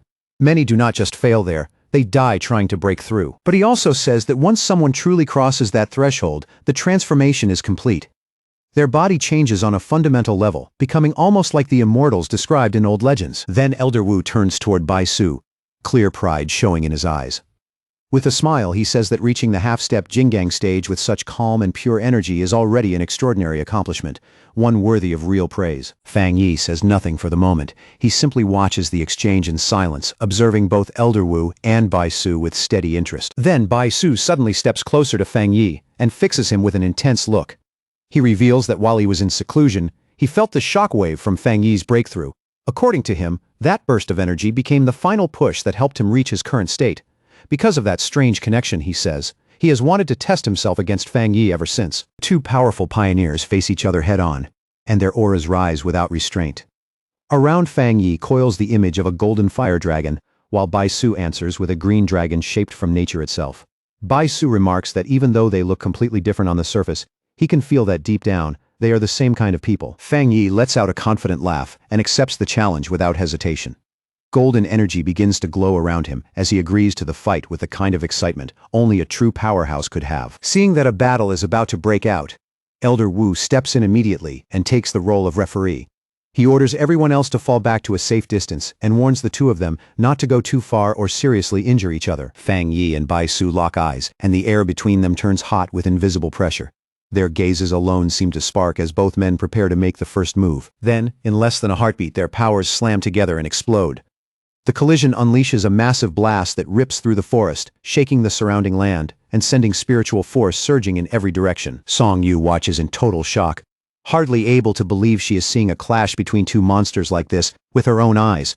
Beside her, Jialan says nothing, but the look on her face shows she is taking in every detail. Elder Wu watches just as closely, his eyes fixed on the duel as he wonders who will come out on top, the rapidly rising star of Tai Tai City, or the longtime ace of the Star God Warzone. With the duel now fully underway, Baisu brings his hands together and starts gathering his spiritual energy. His expression sharpens as he prepares to unleash his signature technique. As a wood attribute pioneer, Baisu controls the power of nature with frightening ease. The ground trembles under that pressure, and in the very next moment, huge green vines burst out like a living tide, rushing in from every direction to swallow Fang Yi. Fang Yi reacts instantly. Blue spiritual energy gathers into his hands in a dense, focused surge, and his body shifts at once, ready to meet Bai Su's opening attack head-on. Moving at blinding speed, Fang Yi slips through the wildly twisting vines as if he is dancing through chaos. Sharp bursts of energy flash out one after another, cutting them apart, while he quickly realizes that Bai Su is not just using a technique, he is turning the entire forest into a weapon. But the assault does not stop there. More vines crawl out from the shadows and lunge at Fang Yi, trying to pin him in place. Seeing that, he only grins and says that with this much wood around, Bai Su has practically handed him the perfect fuel for a fire. With that, Fang Yi summons his sword. Flames ignite around his hand first, then race along the blade, throwing hot light across the battlefield. Then he swings hard, releasing a huge slash of fire that rips straight through the massive roots in front of him. Fang Yi fully expects the flames to catch and spread, turning Bai Su's own attack back against him. But instead, the severed vines suddenly glow green. The damage seals up almost immediately, healing before the flames can really take hold or spread any farther. Fang Yi's expression tightens right away. The moment his fire fails to produce the result he expected, he knows this fight is going to be far more troublesome than it first looked. Standing in front of that thick wall of writhing vines, he looks at Bai Su and asks directly if his plants are actually immune to fire. After all, by nature, wood should be weak against flame. Bai Su places a hand on the massive trunk beside him and calmly explains that, under normal circumstances, that would be true. But his plant army is different. These plants have already evolved beyond ordinary fire suppression. Across from him, Fang Yi stares back coldly, one red eye glowing even brighter. Before Fang Yi can say anything else, the ground beneath him suddenly explodes again. Fresh vines erupt upward without warning, their timing so viciously fast that they leave him almost no room to react. In an instant, the enormous roots swarm over him, wrapping around his body and sealing him inside a giant sphere of wood. Trapped in total darkness, Fang Yi hears Bai Su calmly ask from outside how he likes the move, adding that if they were real enemies, escaping this cage would have been impossible. Inside the sealed wooden prison, Fang Yi does not panic for even a second. He stays perfectly calm, his red eye glowing through the darkness as he quietly studies the structure around him and judges the situation. He reaches out and presses a hand against the inner wall of the cage, his fingertips faintly glowing with energy. Right away, he senses that the wood energy inside it is exceptionally pure, but the longer he stays in contact, the more clearly he feels a corrosive toxin biting into his skin. Outside, Bai Su watches with complete confidence and warns Fang Yi not to keep touching the wood for too long. He explains that the giant tree naturally carries toxins, and now that it has been infused with his spiritual power, the poison has become far more deadly than before. Instead of backing off, Fang Yi smiles. Golden light begins burning in his eyes as he questions Bai Su's confidence and decides that rather than avoid the poison, he wants to test just how strong it really is. Then, without warning, a blinding light starts pouring through the cracks in the giant wooden sphere. It grows sharper and brighter with every second, like something inside is about to tear its way out. Bai Su's calm expression breaks instantly. The confidence disappears from his face, replaced by raw shock as he feels an overwhelming surge of power rising from inside the prison. In the next instant, a gigantic pillar of golden fire explodes into the sky. It blasts the wooden sphere apart from the inside, completely shattering the prison and lighting up the night with blazing gold. Bai Su stares at the scene in open horror, sweat running down his face as that terrifying heat crashes over him. Even from a distance, the fire feels hot enough to scorch the air in his lungs. He can barely believe what he is seeing. By all logic, this should have been impossible. His spiritually strengthened plants were supposed to be completely resistant to burning, but as the flames devour his creation anyway, Bai Su's shock starts turning into something closer to dread. He realizes this is no ordinary fire and cannot help wondering what kind of terrifying power Fang Yi is actually using. Fang Yi does not let that opening go to waste. Taking advantage of Bai Su's distraction, he drops from above in a sudden attack and coolly tells him that losing focus in battle is a mistake. Bai Su reacts at the last possible moment. His eyes widen as he throws himself aside in a blur of green energy, barely dodging Fang Yi's flaming sword as it crashes down where he was just standing. When he lands, Bai Su is visibly shaken. He cannot understand how Fang Yi, who is still only at the 3-star spirit creation realm, can display combat power that is not inferior to his at all. Fang Yi lands heavily on the scorched ground, fierce waves of fire rolling around him. The battlefield glows red and gold, making him look even more dangerous standing in the middle of the flames. Looking over the burning surroundings, Bai Su suddenly understands what Fang Yi had planned from the start. He realizes Fang Yi anticipated that he would keep drawing on the forest's energy, and deliberately force the battle into a state where that advantage would disappear. Standing amid the spreading destruction, Bai Su accuses Fang Yi of setting the forest on fire on purpose, just to strip away his home field advantage. His voice carries both anger and a grudging trace of admiration. Fang Yi answers with an easy, dangerous smile, and openly admits that he did exactly that.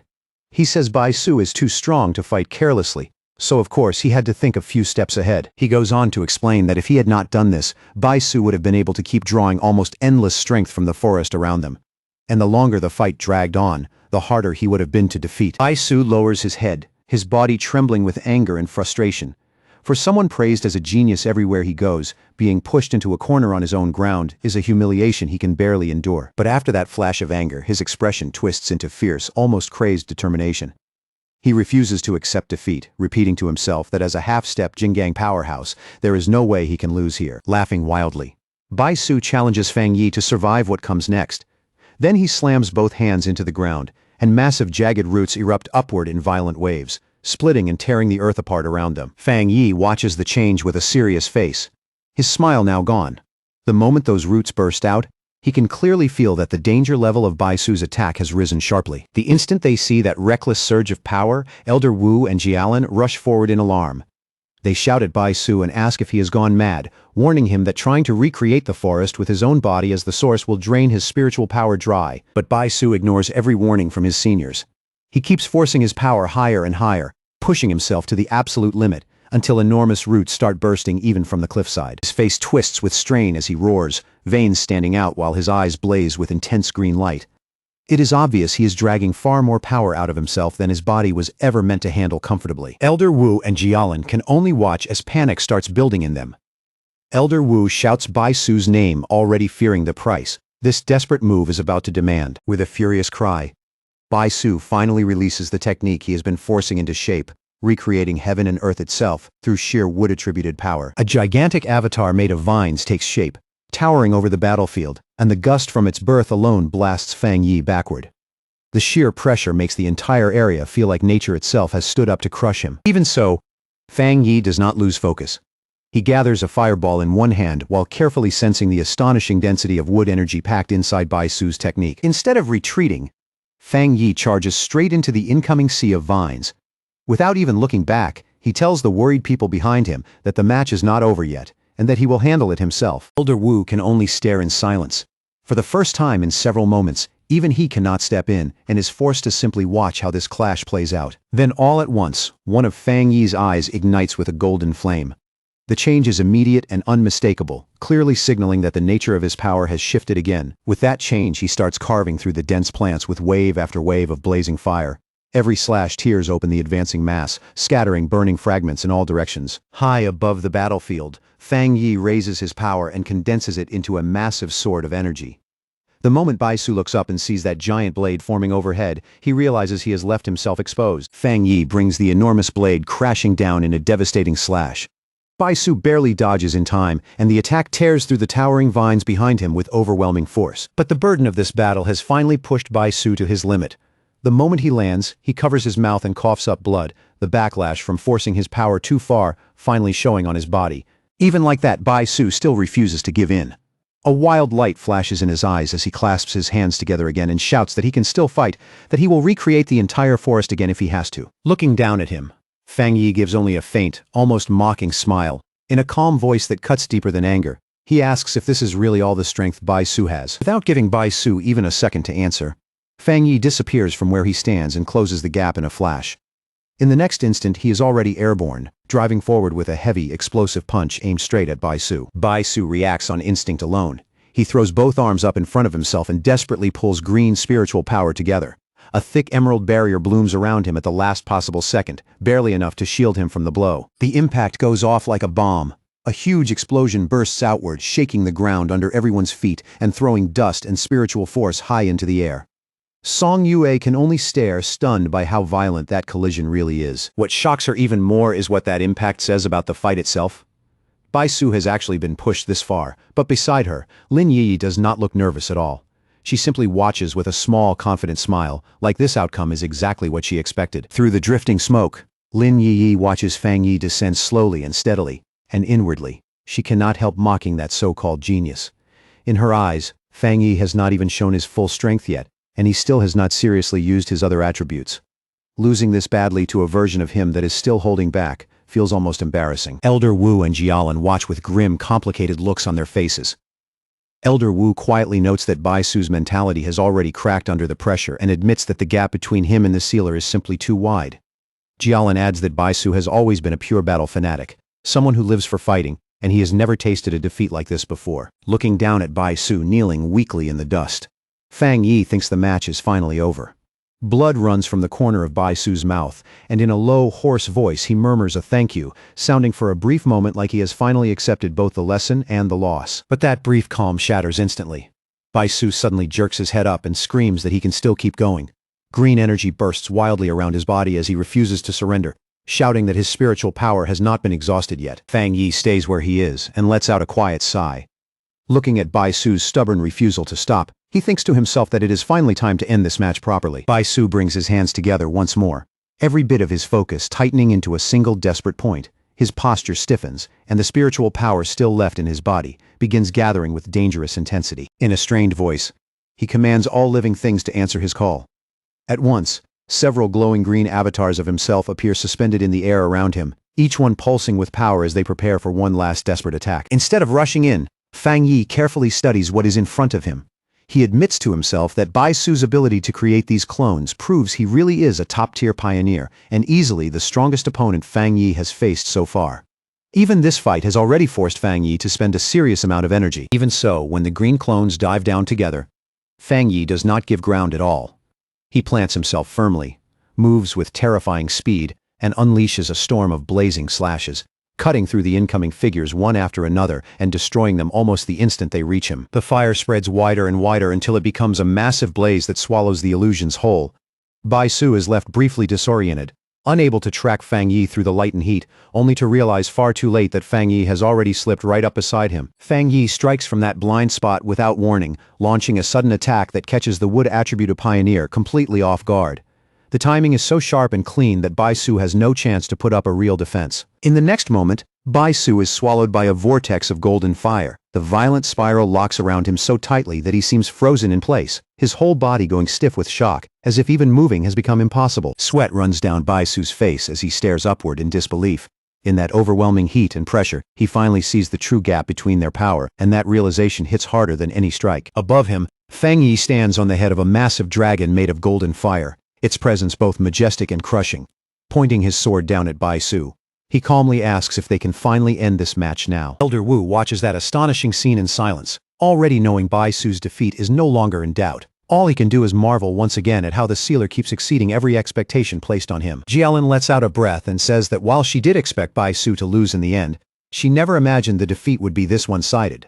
Behind her, Lin Yi only smiles and lightly says that she already knew this was exactly how it would turn out. Song Yue and Wang Liang both agree that, honestly, the result is not all that surprising. After all, Fang Yi is the man who resolved two anomaly disasters by himself, so even defeating Bai Su fits the pattern of what he has already shown. The duel finally comes to a close as Fang Yi lands back on the ground with calm, controlled movements. Across from him, Bai Su is still standing but only barely, breathing hard as the weight of defeat settles over him. Bai Su stares at the man who beat him and mutters under his breath in disbelief.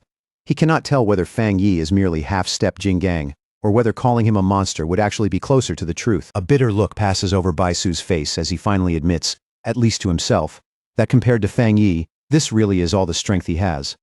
The thought clearly cuts his pride deeper than his injuries ever could. After a long breath, Bai Su clasps his hands and bows respectfully to Fang Yi, genuinely humbled by the result. He thanks the sealer for the lesson, but then abruptly apologizes too, saying he has urgent business to deal with and must leave at once. Before anyone can stop him or even ask another question, Bai Su turns into a streak of green light and shoots off into the distance. Jialan calls after him, but his voice drifts back through the air, saying that he is returning to seclusion to continue training. Jialan turns to Elder Wu in obvious frustration and says the war zone still needs Bai Su right now. Elder Wu, however, watches that disappearing streak of light with calm understanding and says that this is the first time that proud genius has ever felt frustration this deeply, so they should let him go. Only then does Elder Wu turn his eyes back to Fang Yi, who is casually putting out the flames still lingering around his hand. Even after a battle that fierce, Fang Yi still looks remarkably composed. Elder Wu walks over and makes a serious proposal. He asks Fang Yi whether he would consider staying with the Star God War Zone, suggesting that he could hold an official position there, while still continuing to serve as the captain of Tai Tai City. Then Elder Wu reveals what he truly means, his expression turning even more solemn. What he wants is not just Fang Yi's help for a while.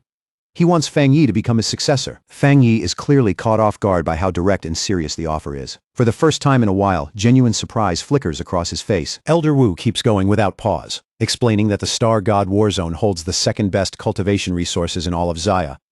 This is not just an empty invitation. It is an offer backed by enormous real value. He goes on to describe Shen City, the true center of power and the largest city in the nation. According to him, the people standing at the top in Shen City are the absolute peak among pioneers, the ones who truly shape the future of the country. Elder Wu promises that if Fang Yi accepts this path, he will eventually be brought into that highest circle. In other words, this is not just an invitation to join a faction. It is an invitation to step into the very core of national power. Even so, Fang Yi politely refuses. His red eyes glow faintly as he thanks Elder Wu for the respect behind the offer, but clearly says he has no intention of making plans like that. He explains that he is not even truly part of the Spirit Association and only accepted the title of captain to protect his hometown. More than anything, he says firmly that he does not want to belong to any single group. Song Yue and Wang Liang are both stunned when they hear that answer. They can barely believe anyone could reject an offer like this so calmly, as if turning it down were nothing unusual at all. Elder Wu, however, takes Fang Yi's refusal without any anger or disappointment. He understands very well that the strongest pioneers are often the least willing to be tied down by rules, obligations, or the structure of any organization. Instead of pressing the matter any further, Elder Wu offers something simpler and wiser: friendship. He tells Fang Yi that even if he does not join them, he is still free to ask for anything he needs, choosing a bond of mutual support over formal allegiance. Fang Yi then says that he and Jialan will stay in the forest a while longer to continue training on their own. His tone makes it clear he has already decided exactly how he wants to use the rest of this opportunity. Just then, the sky begins darkening rapidly, as heavy storm clouds gather overhead. Elder Wu lifts his head and notes that the forest is rich in elemental energy, and that a thunderstorm is about to break over the area. He quickly realizes that the violent battle they just witnessed must have stirred up the natural energy of the forest, causing the thunder attribute to grow especially intense. And that thought reminds him of something else. Fang Yi did not even use his thunder power during the match. Laughing out loud, Elder Wu once again praises Fang Yi's terrifying potential. Then he immediately orders everyone else to withdraw from the forest and leave the area to Fang Yi, making sure no one interferes with his next stage of training. As he watches Fang Yi, Elder Wu thinks to himself that as long as Fang Yi remains a pioneer of Xia, that alone is already one of the greatest blessings the nation could hope for. Fang Yi smiles faintly, understanding right away that Elder Wu has already seen through his intentions. There is no need for any more explanation between them. As he leaps into the air, Fang Yi reflects that the Star God War Zone will not try to force him because his strength has already become too great. In that moment, he understands very clearly that true power is what gives him the greatest freedom of all. Blue lightning begins to flicker in Fang Yi's eyes as he senses the storm building above him. Almost immediately, the thunder in the sky seems to answer that awareness. Floating high in the air, Fang Yi opens himself to the lightning without fear. He activates his divine thunder technique, and a huge web of electricity spreads around his body as he begins a new round of training in the heart of the storm. In Tianhai Forest, beneath a sky growing darker by the second, Fang Yi flies straight into the raging storm of lightning. His figure rises into the chaos as if he is entering a battlefield made entirely of thunder. On the ground below, Bai Su, still trying to recover from the humiliation of that fight, raises a protective barrier and looks up in disbelief. To him it seems insane that someone with such a powerful fire attribute would dare reach for an equally pure thunder power. Bai Su knows exactly how dangerous that is. Two extreme powers at that level should collide violently and end in self-destruction. Even pioneers with dual attributes usually have one dominant force and one supporting one. Never two pure opposing extremes this terrifying. As Bai Su watches Fang Yi get completely swallowed by violent lightning, disbelief floods his mind. He cannot help wondering if the sealer really does not understand something as basic as the clash between conflicting elemental powers. Then, without any warning, a massive bolt of lightning rips down from the sky and strikes Fang Yi head-on. The flash is so fierce it looks like it tears the storm itself apart, and yet Fang Yi is not hurt at all.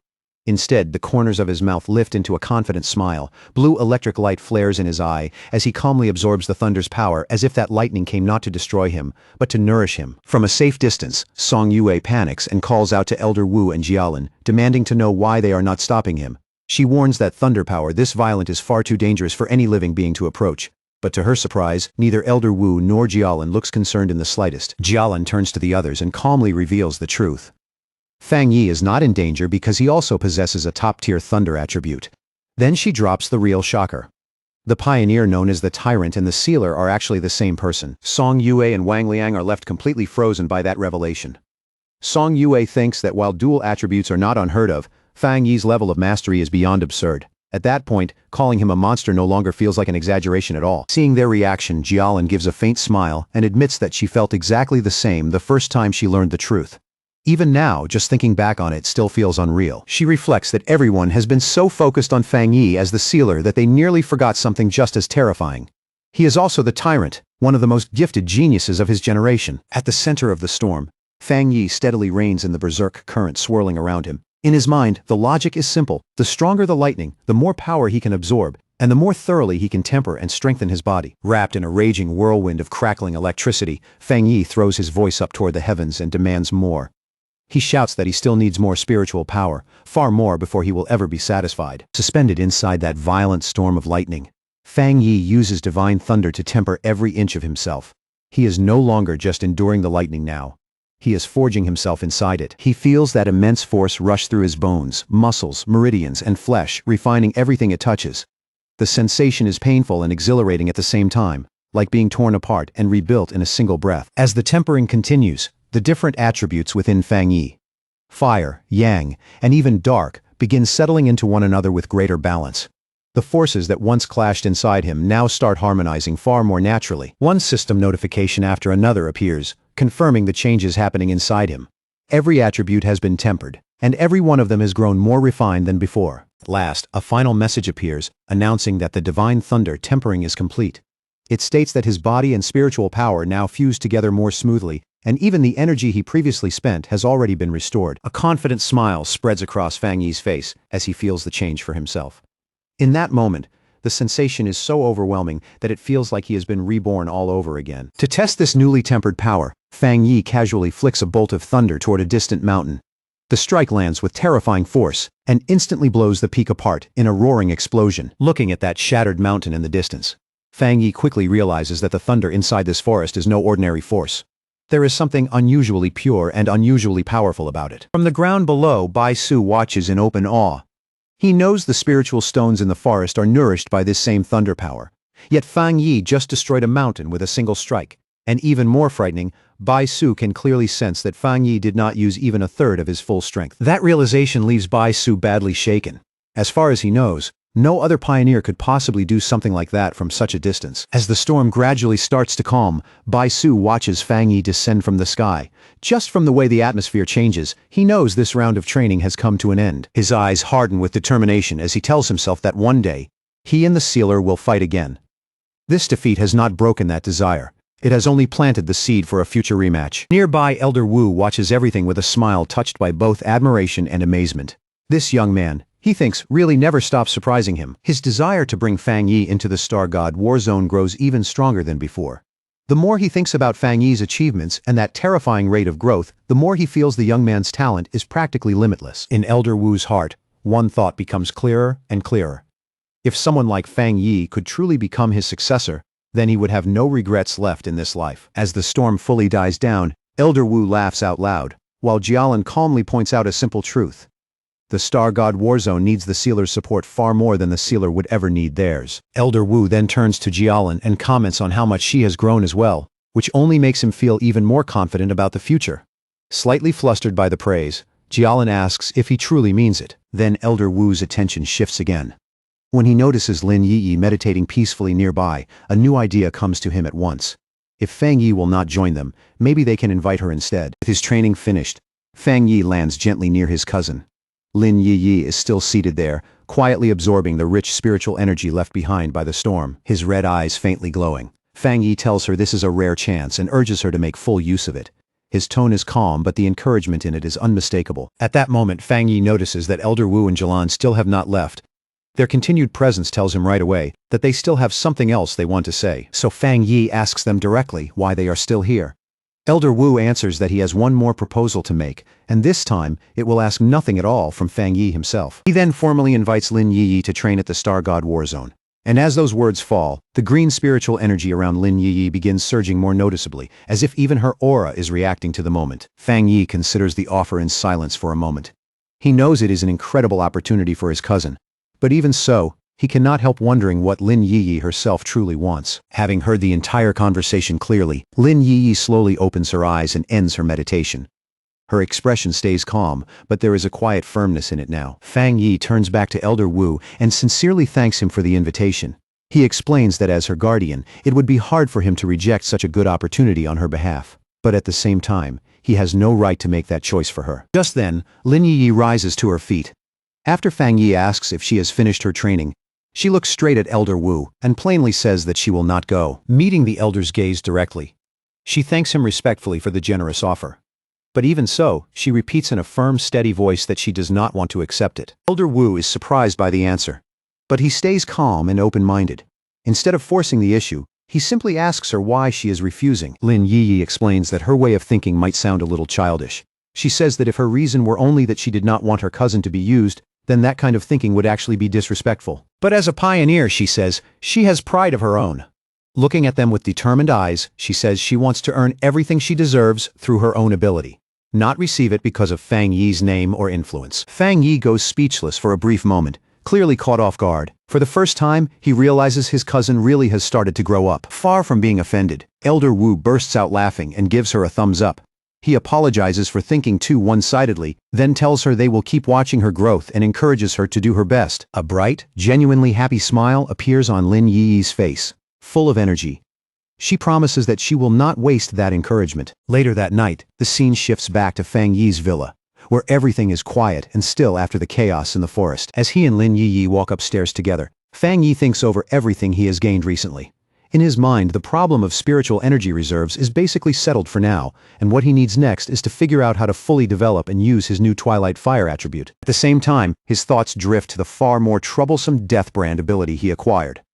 That power feels less like a reward and more like a problem he will eventually have to understand and resolve. When they reach the upper floor, Lin Yi suddenly stops and points ahead in confusion. She asks her cousin why someone is squatting right in front of their door. At those words, the person lifts her head, revealing that it is Su Qingying. Looking tired and a little stiff, she stretches her body and tells them they have finally come back. Caught off guard by the sight of her, Fang Yi looks genuinely surprised and asks Su Qingying why she is here this late at night. Su Qingying speaks in a low, steady voice and says a major disaster has erupted along the border.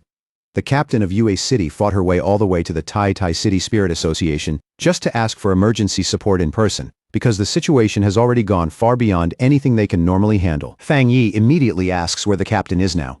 His voice stays calm and direct, but it is obvious he wants to hear the rest from her firsthand without losing even a moment. Su Qingying tells him the captain was already badly injured by the time she arrived, and she is now being treated at their medical facility.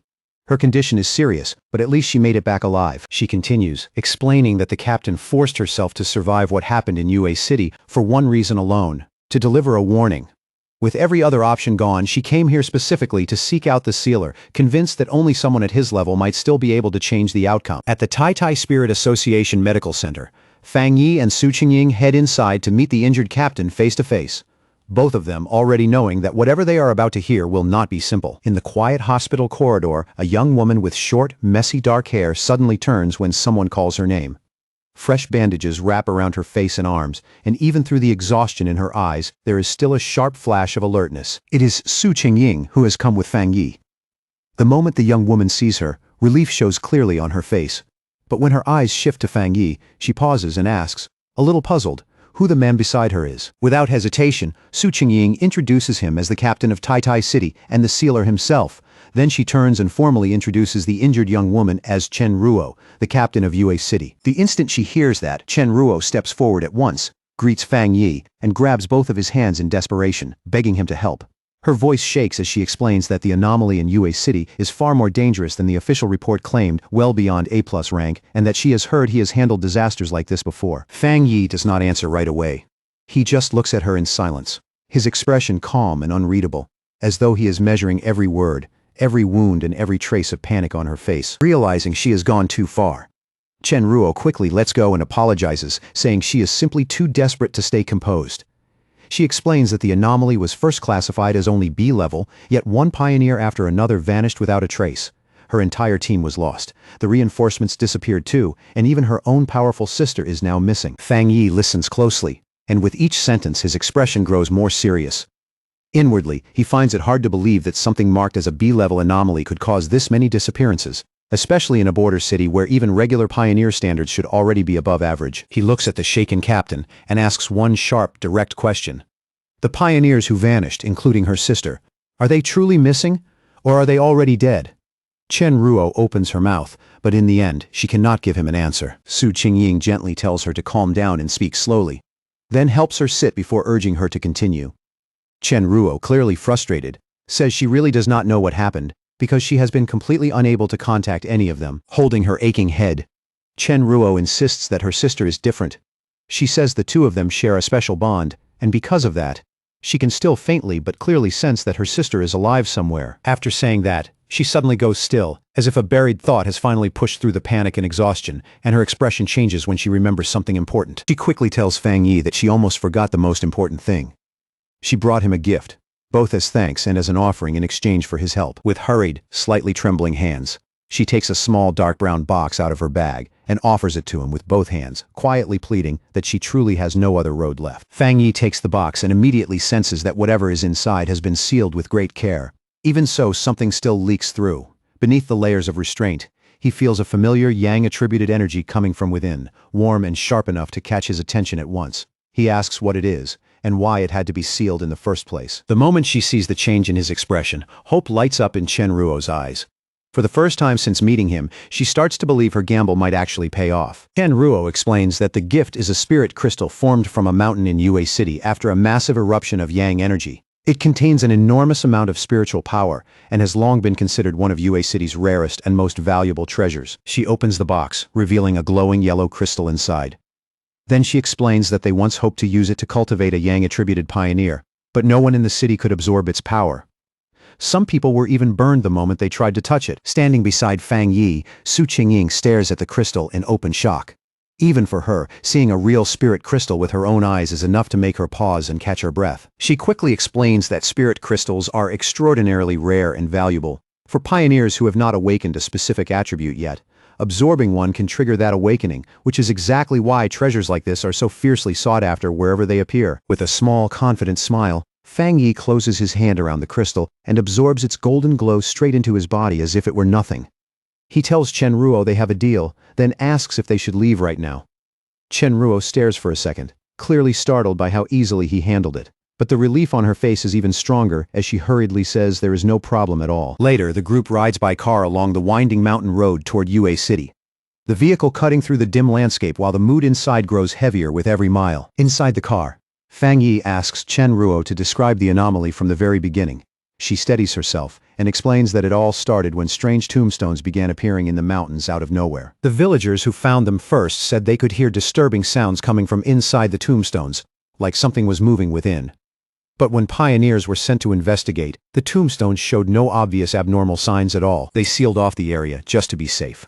But that same night, a skeletal arm suddenly burst out from one of the tombstones and dragged a villager straight inside before anyone could even react. Just as Chen Ruo finishes that part of the story, the car comes to a stop beneath pounding rain, the sound hammering against the roof and making the whole moment feel even heavier. They arrive at a village now surrounded on all sides by a vast field of gray tombstones stretching through the rain and mist. In a low voice, Chen Ruo tells Fang Yi, "This is the place," then asks what he thinks. Fang Yi quietly looks over the eerie scene in front of him. But the thing that stands out most is how wrong it feels. In spite of the terrifying sight, he cannot sense any obvious abnormal aura at all, and that only makes it more disturbing. As they move deeper into the tombstone field, the graves giving off a faint purple glow in the wet darkness, Chenruo explains that more and more of them have been appearing all across Yue City with no pattern anyone can predict. At completely random moments, skeletal arms reach out from the graves and drag living people inside. Chenruo glances around, then suddenly goes pale. In less than a day, the number of tombstones has risen dramatically again. Forcing herself to stay focused, she tells Fang Yi and Su Qingying to keep following her to where the others are gathered. As they keep walking, Fang Yi thinks about how strange this whole situation is. The anomaly's energy is unbelievably faint, so faint that it almost feels like it is being hidden on purpose. He wonders whether that weakness is meant to lower people's guard, or if there is some deeper reason behind it. The more he considers it, the more it feels like these disappearances are not random attacks at all, but part of a ritual. Resting one hand on a tombstone, Fang Yi suddenly comes to a conclusion. He explains that anomalies are not always mindless monsters. Some of them can carry out sacrifices to awaken or revive something far larger and far more terrifying. He recalls what happened in Tai Tai, where bat-like anomalies slaughtered local residents to bring forth their anomaly king, using death and fear as part of the summoning itself. Hearing that, Chenruo stops in her tracks. Horror spreads across her face as she asks in a strained voice whether the disaster in Yue City could also be some kind of sacrifice. Now visibly panicking, Chenruo explains that the people in the nearby mountain villages are extremely traditional and refused every evacuation order. Even worse, they are planning to hold a ceremony of their own the very next day. Before anyone can answer, she suddenly cries out that it is happening again, her voice sharp with alarm as she points straight ahead. A skeletal purple hand explodes out of the ground, right in front of Fang Yi, dirt and broken stone flying into the air as it lunges at him without warning. Fang Yi shifts aside with effortless ease, avoiding the attack in one clean motion. As he watches it, he calmly notes that the creature's strength is nothing impressive, and really is only around the reported B level. Without a second of hesitation, he summons his flaming sword. Its heat flares, bright even in the rain, and with one swift strike, he cuts the skeletal arm clean in half. But before the severed limb even finishes falling, another skeletal hand bursts violently from the ground and clamps around his glowing blade, stopping it with eerie precision. Fang Yi does not flinch. He simply watches with a sharp, focused gaze, studying the reaction as if this is exactly what he had been waiting to confirm. That skeletal hand is connected to something much worse. A far larger monstrous skeleton with multiple limbs, tearing its way up from underground in a violent eruption of dirt and grave dust. All around them, more skeletal creatures start bursting out of the ground, one after another, quickly closing in on Su Qingying and Chenruo from every side. Chenruo cries out in stunned disbelief, unable to understand why these things show no fear at all toward Fang Yi's overwhelming yang attribute. In just a few breaths, the entire area is overrun by a massive horde of glowing purple skeletons, their numbers rising so fast that the whole grave field seems to awaken around them. Instead of looking troubled, Fang Yi's lips curl into the faintest smile. He thinks his theory is starting to prove true, though he still needs one last confirmation, and quietly remarks that this mission has suddenly become much more interesting than he expected. Right in the middle of the chaos, Chenruo lifts her flute and plays straight through the storm of bones around her. With every sharp note, bursts of green spiritual energy tear outward, slicing through the skeletons and blowing them apart one after another. Through clenched teeth, Chenruo says these skeletons are not especially high level. But what makes them terrifying is how relentless they are. They feel no pain, they do not hesitate, and they just keep rushing forward like a tide that never stops. Then her heart sinks. There are far more of them than before, so many that wiping them all out feels impossible. The hope in her eyes starts to fade as she cannot help wondering whether even the sealer might be helpless against something like this. Seeing her struggle and the fear rising on her face, Su Qingying sweeps several skeletons away with one clean kick and tells her not to give up. Her voice is firm and steady, cutting through the panic at once. Then, all of a sudden, a huge burst of hellish red flames erupts around Su Qingying and reduces the skeletons crowding her to ash. She stares at the blazing fire in shock, wondering what kind of terrifying power this is. At the very center of the battlefield, Fang Yi releases his twilight fire domain. He rises into the air above a massive red sphere of energy, hanging there like the calm center of a storm, while blazing power pours out around him. Below him, the ground vanishes beneath a rolling sea of fire spreading in every direction. The skeletal horde is swallowed almost instantly, their bodies collapsing and disappearing as if they were never there to begin with. As this new power fully unfolds, a system notification appears, saying a special death attribute has been detected. It then explains that his domain is continuously absorbing that unusual attribute and converting it into nourishment for his own yang attribute, steadily strengthening it. A second later, one final notification flashes before him, confirming that the enhancement is complete. The message is brief, but the change in power is immediate. Su Qingying and Chen Ruo can only stand there and watch as a huge burst of fire sweeps across the battlefield and erases the last of the skeletons. When the final wave disappears, all that remains is heat, smoke, and stunned silence. Chen Ruo is clearly shaken, but just as clearly impressed. She admits that Fang Yi's reputation as the sealer is completely deserved. Relief finally washes over her, and for the first time, she truly feels that Yue City might still be saved. After apologizing for how she acted earlier, she says she will take them to meet the rest of her team. Chen Ruo leads them back to a camp, now serving as the temporary base of the Yue City Spirit Association. As soon as she arrives, a group of tired, battered pioneers looks up and calls out to their captain, relief plain on every face. Chen Ruo quickly introduces Fang Yi and Su Qingying, telling them she managed to bring back reinforcements. Then she makes it clear exactly who came with her, the famous sealer himself, along with the captain of the Tai Tai Association. Her three teammates, Chen Feng, Chen Xing and Chen Shi, all stare at Fang Yi in disbelief. It is hard for them to accept that someone this young could really be the legendary pioneer who once resolved a disaster all by himself. One of them says in a low, uneasy voice that his age may not be the issue, but what is happening in Yue City is completely different. Whatever they are facing now is not something ordinary strength can solve so easily. The mood turns sharp when Chen Feng angrily scolds Chen Ruo for coming back, and even bringing outsiders here just to die with them. He shouts that almost no one is left. The city is about to be swallowed whole, and they were tricked from the very beginning, lured here only to become sacrifices. As Chen Ruo tries to explain that her team has already suffered enough, and that she had no other choice, Fang Yi says nothing. He just watches them quietly, taking in every trace of fear, anger, and exhaustion on their faces. Then Fang Yi finally speaks. His expression does not waver as he says that he accepted this request, so he will do what he came here to do. His voice is steady and absolute when he declares that he will solve the problem in this place himself. Meanwhile, Chen Shi explains to the furious Chen Feng that their city is remote and isolated, and because of that, many local customs have remained deeply traditional. When the people run into troubles they cannot solve, they do what they have always done for generations. They pray to the gods for help. From a clifftop, Fang Yi looks down toward a village wrapped in strange purple mist drifting up from the tombstones below.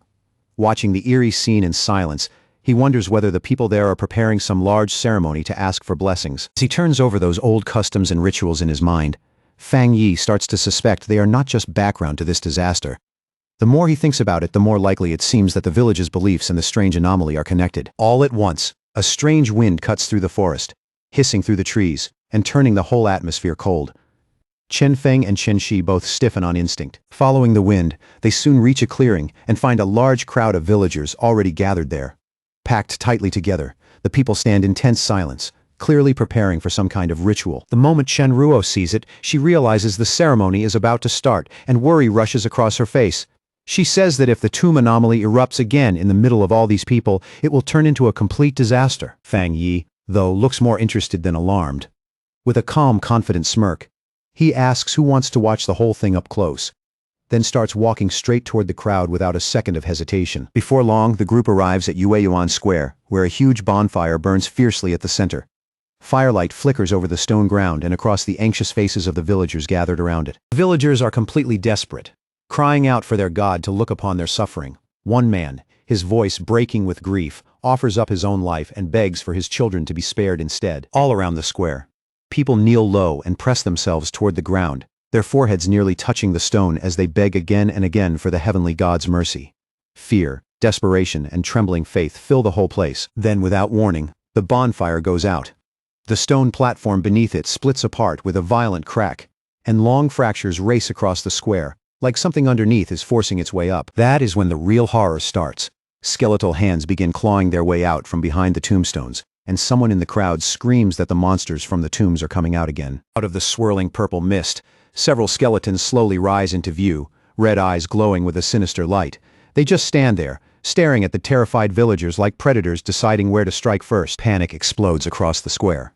An old man shakes so badly he can barely get the words out, insisting this must be some kind of test from their god, while the rest of the villagers break and run in every direction. A mother pulls her crying child tightly against her chest, her face drained of color. Through tears, the child looks up and asks in a trembling voice whether their god is still going to save them. Then the chaos gets even worse as the skeletons suddenly charge into the crowd. The villagers scatter in total fear, stumbling over one another and screaming for help as the whole square collapses into madness. In the middle of that panic, one skeleton slams into the mother and throws her away, separating her from her child in an instant.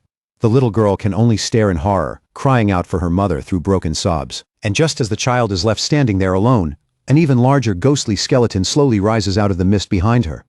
Its towering shape feels far more terrifying than the others, like death itself stepping through the fog. The creature stretches out its bony hand toward the crying little girl. The motion is slow, but there is no escaping it, and the shadow of that hand falls over her as she freezes in terror. But before those fingers can even brush her, the creature is blown apart in a flash of golden light. The strike comes so fast and so hard that it is over, before anyone fully understands what happened. Right after that, a huge wave of holy fire tears across the square, sweeping through the attacking skeletons and burning them down where they stand. In a heartbeat, the entire place turns into a blazing sea of sacred-looking flames. The surviving villagers gradually stop running, too stunned to go any farther. One by one, they turn back toward the burning square, struggling to believe what they are seeing. The fear drains from their faces and is replaced by pure awe when they recognize the flames. Some start shouting that it is heavenly fire, and in an instant their despair flips into wild joy as they throw up their arms and cry out in worship. As the flames keep raging across the shattered square, Fang Yi descends and lands on the broken stone platform at the center. Framed by fire and smoke, his arrival makes the entire scene go even quieter. Standing against the firelight, Fang Yi looks over the stunned crowd and tells them they do not need to keep praying anymore. His voice is calm, but it carries across the square with unmistakable force. Then, with a cold and serious expression, he gives them the truth without softening a single word. There are no gods in this world, and no god is coming to save them. For a brief moment, the villagers fall completely silent. Still kneeling on the ground, they can only stare at him, trying to process what he just said, but they misunderstand him completely. Tears of joy spill down their faces as they start shouting that a god has descended and defeated the disaster for them.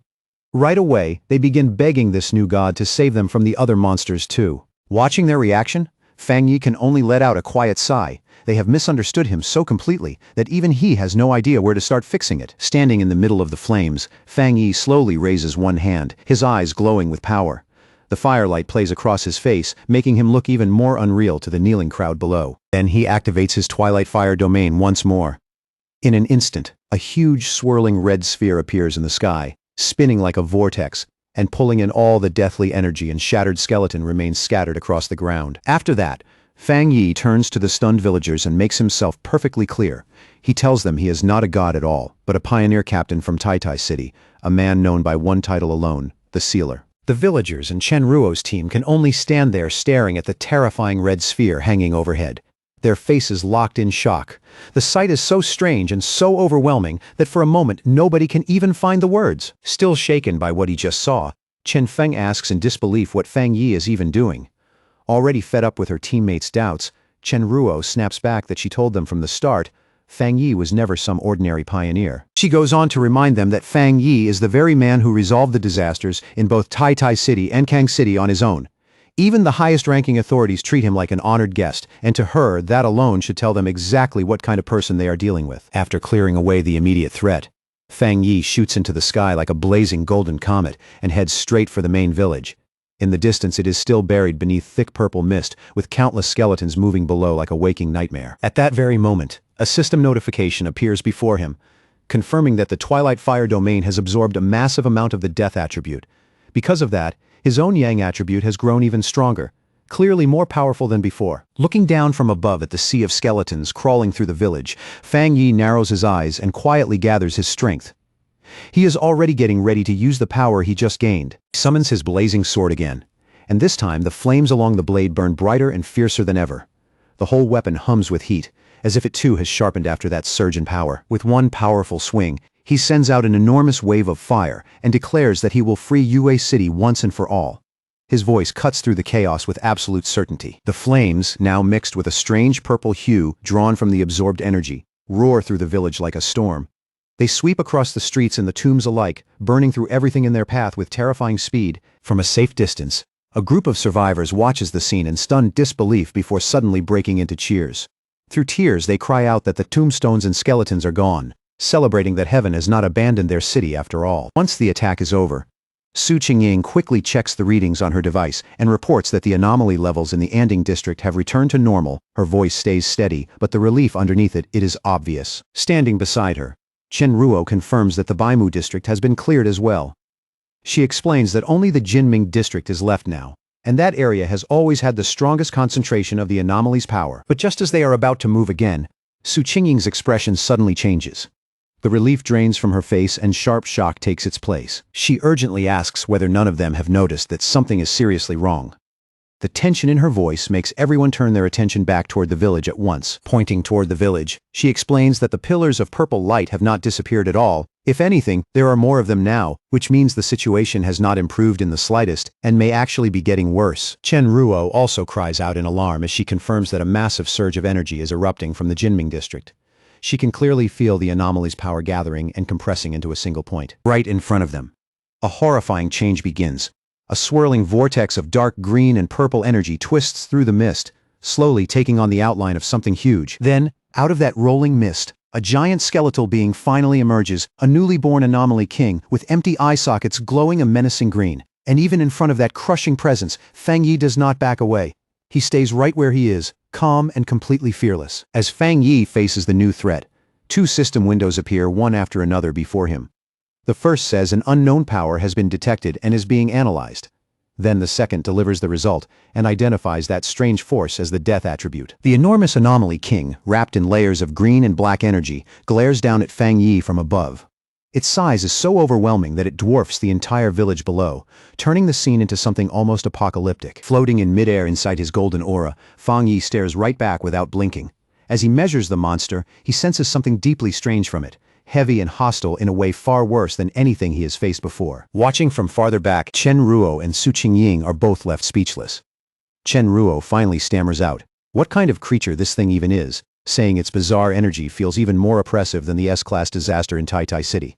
In that moment, the whole group realizes this new anomaly king must be the true source behind those pillars of light. Su Qingying suddenly shouts for everyone to be careful, warning them that the creature is about to attack. Her voice cuts sharply through the stunned silence. The anomaly king releases its power at once, sending out a swarm of shadowy black tendrils rushing forward like a living flood. They twist through the air in violent waves, fast and vicious. That strange energy crashes over Fang Yi in an instant, and even he is visibly shaken by what it does. The impact comes so suddenly that his expression changes for the first time. He feels a sickening force invade his body, something foul and oppressive, that seems to reach straight into his thoughts, like his brain itself is being poisoned just by the creature's presence. In that instant, Fang Yi realizes with real alarm that this is a fully evolved anomaly king. The death aura pouring off it is far more complete and far more terrifying than anything he has encountered before. Then the black tendrils come crashing down toward Fang Yi from every direction, trying to bury him under their sheer numbers. They close around him like a net meant to swallow him whole. His expression hardens at once, and his red eye burns with sharp focus as he prepares to strike back. The momentary shock is gone, replaced by cold concentration. He moves with astonishing speed, swinging his flaming sword through the air and cutting apart the shadowy arms one after another. Every strike is clean, forceful, and bright against the darkness. Even while fighting, Fang Yi is already working through the battle in his head. Yang power should naturally suppress dark and deathly forces, which means his flames ought to be highly effective here. But what troubles him is that, even with that advantage, his powerful Yang energy still is not completely shutting down the enemy's attacks. Just as Fang Yi cuts through one wave of tendrils, the anomaly king's power surges again with even greater force. At the same time, the surviving villagers in the distance begin chanting and praying once more, desperately calling for their god to descend and save them. Then the anomaly king releases its full power. The pressure in the air spikes so violently that the entire battlefield seems to shake under it. From outside that storm of power, Su Qingying can only watch with wide, disbelieving eyes. The shock on her face only grows as the situation turns more dangerous by the second. Inside the violent storm of energy, strange green tendrils suddenly erupt and wrap tightly around Fang Yi's body, locking him in place. The moment she sees him bound like that, Su Qingying screams his name, no longer able to hide her panic. A moment later, Fang Yi's sword slips from his hand, drops to the ground below, and shatters apart. The sound is brief, but to everyone watching, it feels devastating. Far away in Tai City, Lin Yiyi is suddenly hit by a wave of dread so intense that she instinctively cries out for her cousin. It is as if, even from that distance, she can somehow feel his pain reaching her. Pacing anxiously through a forest, Lin Yiyi tries to steady her breathing and tell herself she is only overthinking it. She cannot understand why she feels this afraid when, on the surface, this should have been just another mission for Fang Yi. She keeps reminding herself how strong Fang Yi is, how many impossible situations he has already survived. And yet that heavy feeling of worry refuses to leave. Regret starts creeping in, and she finds herself wishing she had ignored his advice and gone with him anyway. As she keeps staring at her phone, That unease only gets worse. Then suddenly, her phone rings. The screen lights up with an incoming call, and the name that appears is Jialan. When Lin Yi answers, Jialan's voice is serious, heavier than usual, as she delivers the bad news. They have received word that Yue City is now completely surrounded by a massive sea of tombs, and an official lockdown order has already been issued. Then she bluntly tells Lin Yi that Fang Yi is in danger. As those words hang in the air, a large convoy of military vehicles races through the mountain roads, clearly moving fast for a major emergency operation. The report that Fang Yi may have died sends a shockwave through the Tai Spirit Association. Officials who had only recently started to feel hopeful are suddenly crushed by despair again. Gathered around a table, they ask in disbelief whether their greatest hero, the sealer himself, has really fallen. Some even start wondering whether humanity's fight means anything at all, if someone as powerful as Fang Yi can still be brought down. At the Spirit Association headquarters, a high-level meeting is already in progress. One senior official speaks with visible regret about what happened in Yue City and says that the appearance of an anomaly king from what began as a B-level threat confirms an important theory. Those kings must be destroyed before they are allowed to fully evolve. Before he can go any further, Gu Yuro cuts him off without warning. Rising from her seat, she coldly asks whether this is really the time to be calmly discussing theories. Without a moment of hesitation, she states that she will go to Yue City herself. Another official immediately tries to stop her, reminding her how important she is to Shen City and insisting that the military has already taken control of the situation. Gu Yuro turns her gaze away, her thoughts darkening as she considers the price of their current strategy. First, they had nearly lost Elder Wu, and now it feels like they are prepared to sacrifice Fang Yi too. Her frustration finally spills over, and blue energy begins to glow around her body. She angrily confronts the official, accusing them of being willing to abandon an entire city, just because the battle has become too difficult. Shocked by the force of her outburst, the man demands to know what exactly she means. He shoots back that Fang Yi went to Yue City by his own choice. In this brutal new era, he says, one wrong move is enough to get someone killed. And it should not surprise anyone that even a hero like Fang Yi might die. That is when Gu Yuro's anger fully erupts. Her blue aura surges outward as she glares at the officials and demands to know what the point of fighting even is, if all they are going to do is sit back and wait to die. She throws Shen City back in his face and asks, anger plain in her voice, why Elder Wu would have risked his life back then if their real answer now is to abandon any city that cannot be saved easily. To her, that is not strategy, it is cowardice pretending to be reason. Ignoring the voices calling after her, she brushes past the officials, trying to stop her and talk her down. Their words do nothing, and she does not slow for even a second. With open disgust, she calls them a pack of fools in her heart. She is sure of one thing. She has seen the sealer's real strength with her own eyes, and she refuses to believe someone like Fang Yi could go down that easily. Out on the outskirts of Yue City, a massive military convoy has already formed a blockade. Vehicles line the roads in layers, lights flashing through the gloom, while the whole area feels tight with the pressure of an approaching catastrophe. Inside one of the command vehicles, Elder Wu watches the battlefield feed on a monitor, his expression grave. He explains that this new anomaly king carries a mutated form of the dark attribute, a strange power they are now identifying as the death attribute. Seated inside the vehicle with Jialan and Lin Yi, Elder Wu gives his judgment in a low voice. He believes Fang Yi was most likely defeated because he ran into some unavoidable rule, some fatal law imposed by the monster that raw strength alone could not escape. Elder Wu and Jialan step out of the vehicle and are immediately met by waiting soldiers. One of them quickly reports that none of their military units have been able to break through the outer zone at all. Jialan tells the soldier to explain everything clearly from the start. Her tone stays sharp and controlled, but the urgency underneath it is impossible to miss. The soldier reports that even after deploying all available forces, every push forward has failed. Yue City, he says, is now buried under an overwhelming number of tombstones, so dense that the entire place has turned into one enormous grave field. Whenever they send troops in, an equal number of tombstones rise up in response and attack them directly. Then he delivers the worst part with grim finality. Every frontline soldier they sent forward has already been dragged into the graves. The soldier adds that the anomaly king's influence is still spreading outward from the city even now. Hearing that, Lin Yi starts trembling uncontrollably, fear tightening across her face. With a dark expression, the soldier says the odds of restoring Yue City to normal are effectively zero. Then he asks Elder Wu whether they should issue a retreat order before the spread reaches any farther. He goes on to say that the Anomaly King appears immune to every power they have used against it. Worse still, it has already captured all the pioneers stationed at the front, including Fang Yi himself. The moment she hears that, Lin Yi lets out a sharp cry and refuses to accept it. The words hit her like a blade, and disbelief flashes across her face almost at the same instant as panic. She turns to Elder Wu and Jialan, thanks them for everything they have done, and then firmly says she will go back to Yue City alone. She makes it clear she will not drag anyone else into what she believes may be a suicide mission. Deep inside UA City's anomaly zone, the land has already changed beyond recognition into a silent, terrifying graveyard. The whole place is soaked in eerie green light, making everything feel cold, dead, and cut off from the living world. Then the ground starts to shake, and massive tombstones burst violently out of the earth, one after another. Carved into those newly risen stones are two names that land like a curse: Su Qinying and Chen Ruo. Above that ghostly graveyard, the Anomaly King manipulates the thick death energy like a weaver working threads. The power twists and braids through the air with sinister precision. As the energy keeps gathering, it condenses into the shape of a stone coffin, standing upright in the middle of the graveyard.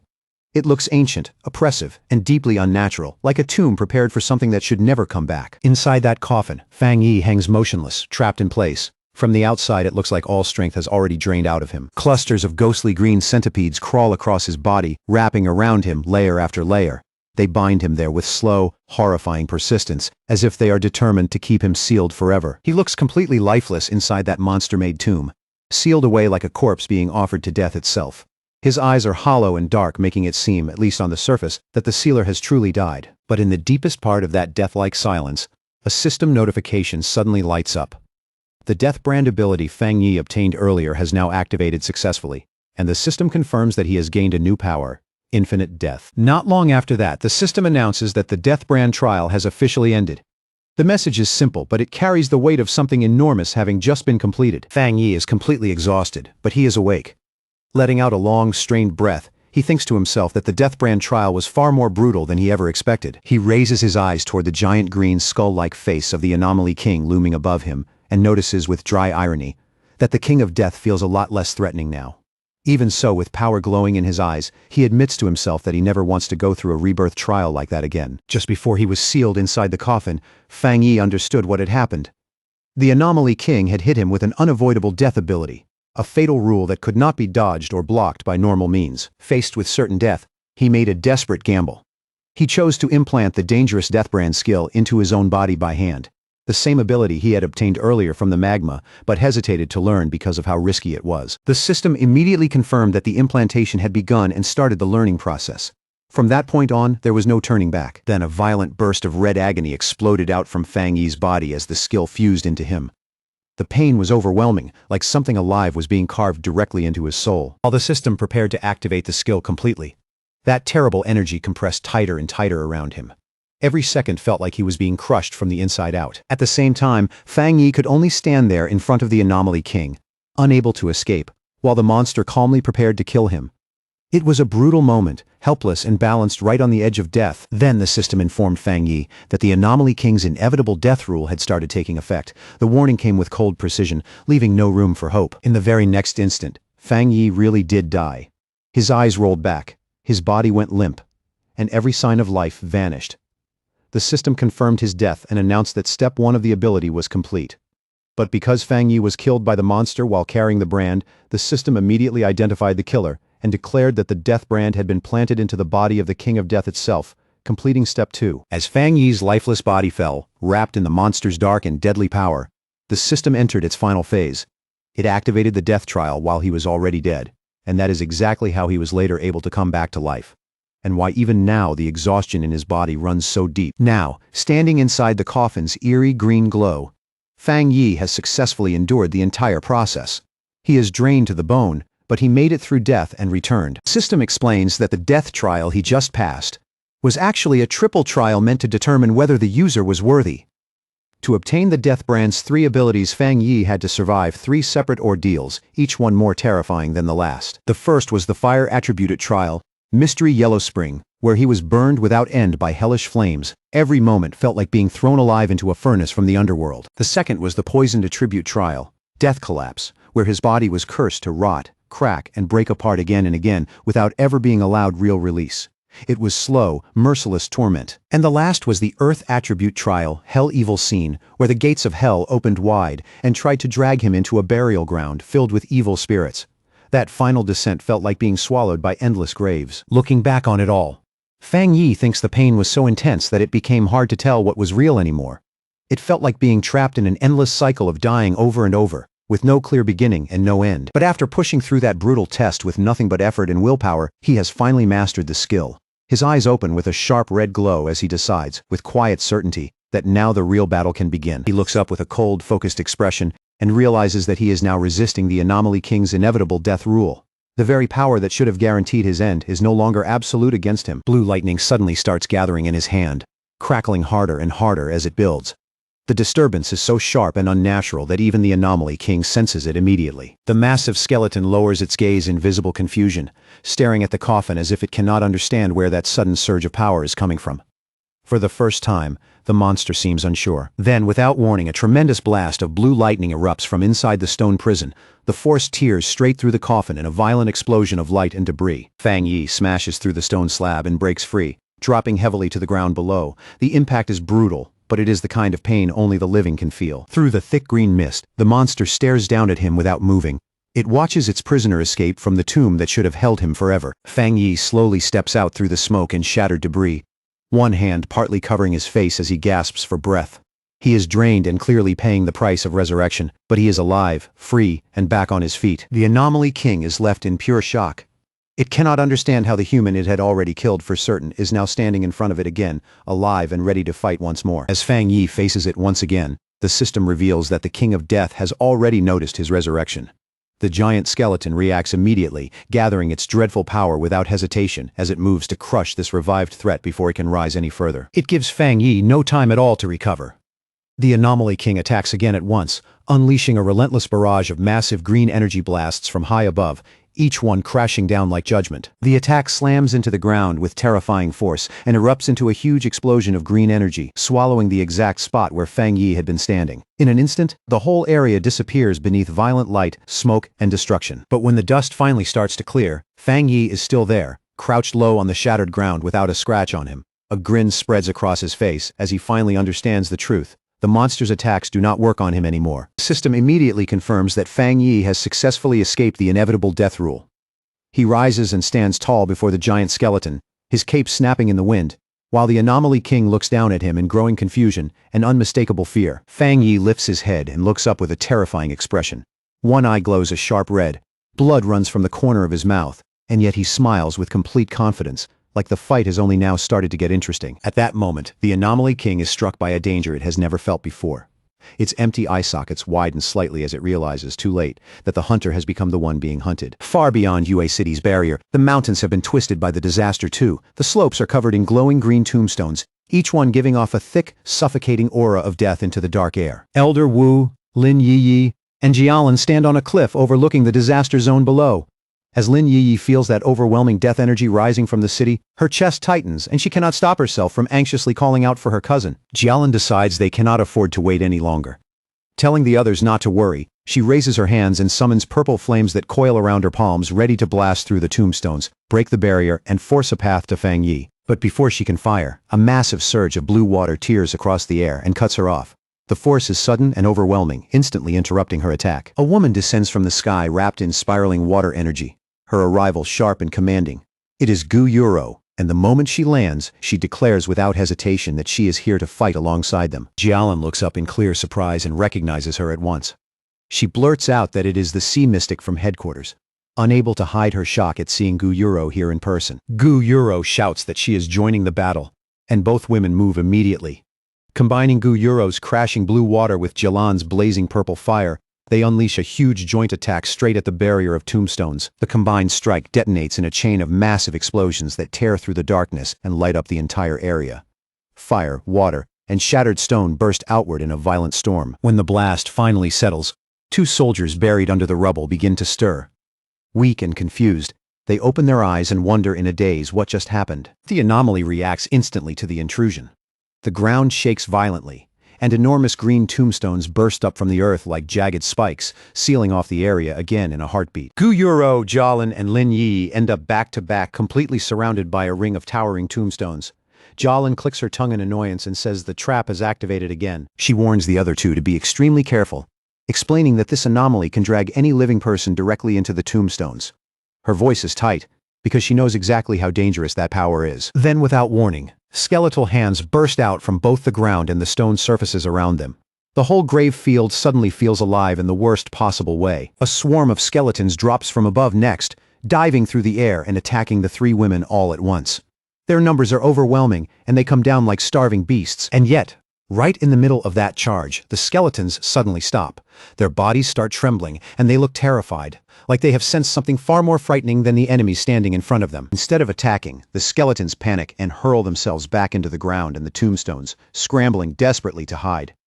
It is not a retreat so much as blind fear taking over. Gu Yuro and Lin Yiyi stare at the scene in total confusion, unable to understand why the monsters would suddenly run like that.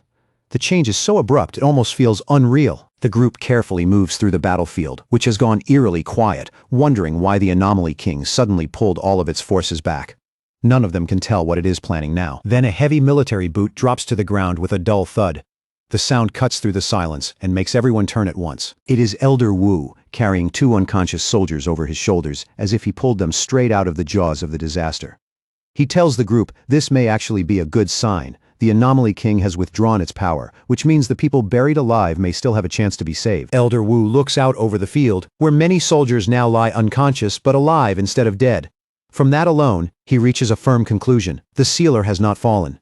In fact, Fang Yi must be causing such serious trouble inside the anomaly that the king had no choice but to pull back its power just to defend itself. Back inside the battlefield, the smoke slowly parts, and Fang Yi's sharp red eyes appear through the haze with chilling calm. His gaze is steady, clear, and very much alive. He stands completely unharmed at the center of the ruined battlefield, as if the last attack meant nothing at all. At that moment, the system updates his status and displays a new number, Death Count 2. The system explains that because the King of Death used its own power to kill Fang Yi, it has now been dragged into a cycle of death itself. As punishment, the monster's strength has already been reduced by 10%. Fang Yi quietly thinks over what that means, noting that being targeted by the King of Death would normally guarantee certain death.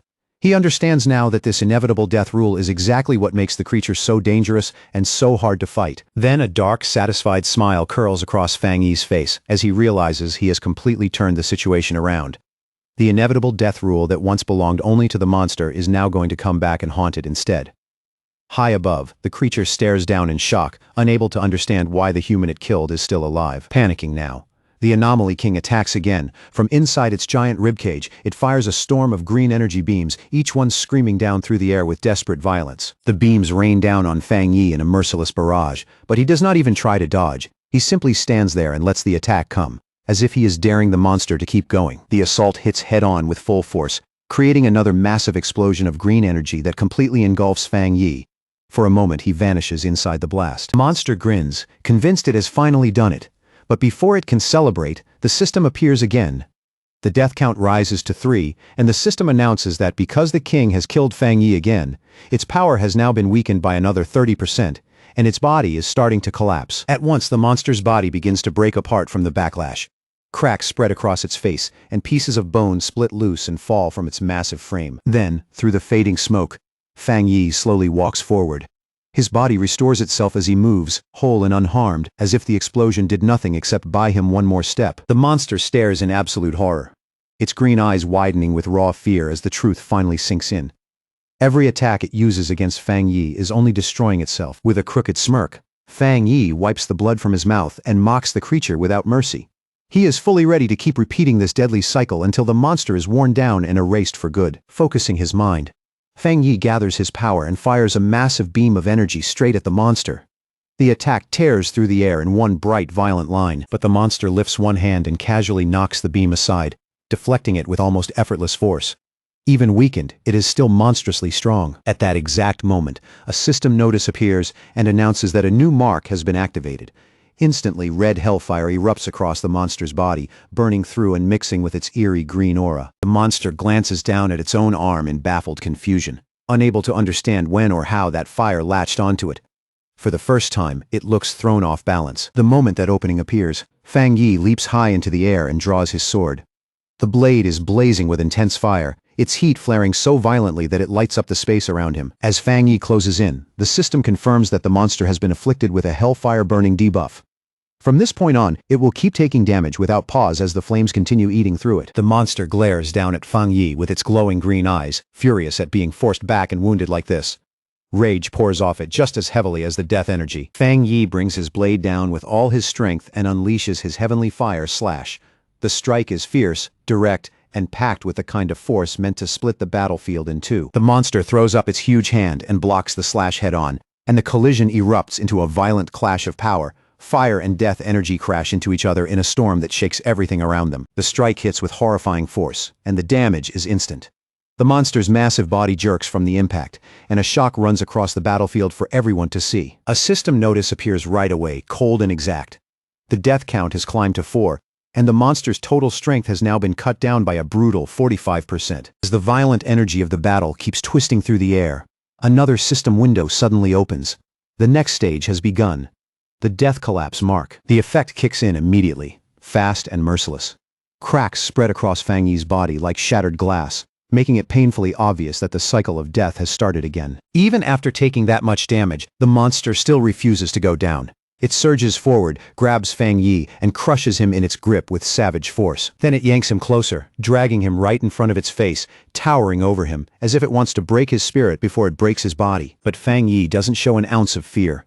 He meets that stare with a calm, taunting smile, and even with blood running down his face, he looks completely at ease as he coolly tells the monster to look at itself. The monster pauses. For just a second, it looks visibly shaken, unable to understand how someone already standing on the edge of death can still smile like that. Then suddenly, flames explode around Fang Yi in a violent burst of heat and light, and yet all he gives is a faint smirk, standing in the middle of the blaze without a single trace of harm. The fire races straight onto the monster's hand, and it can only stare as its bones begin to blacken, split apart, and crumble into ash right in front of it. The system confirms another terrifying update. The death count has now reached 5, and the monster's power has been crushed even further, dropping by a total of 60%. Another notice flashes across the air, announcing that the Hell Evil Scene mark has activated, speeding up the destruction of the monster's body with ruthless force. Monster throws back its head and roars, furious and disbelieving. But no matter how violently it thrashes, it still can't stop its own body from falling apart. Outside the barrier, the giant tombstones around the city start splitting, tilting, and collapsing one after another. Like the unnatural structure behind the whole disaster is finally giving out. Wang Lan stares in disbelief as it hits him all at once.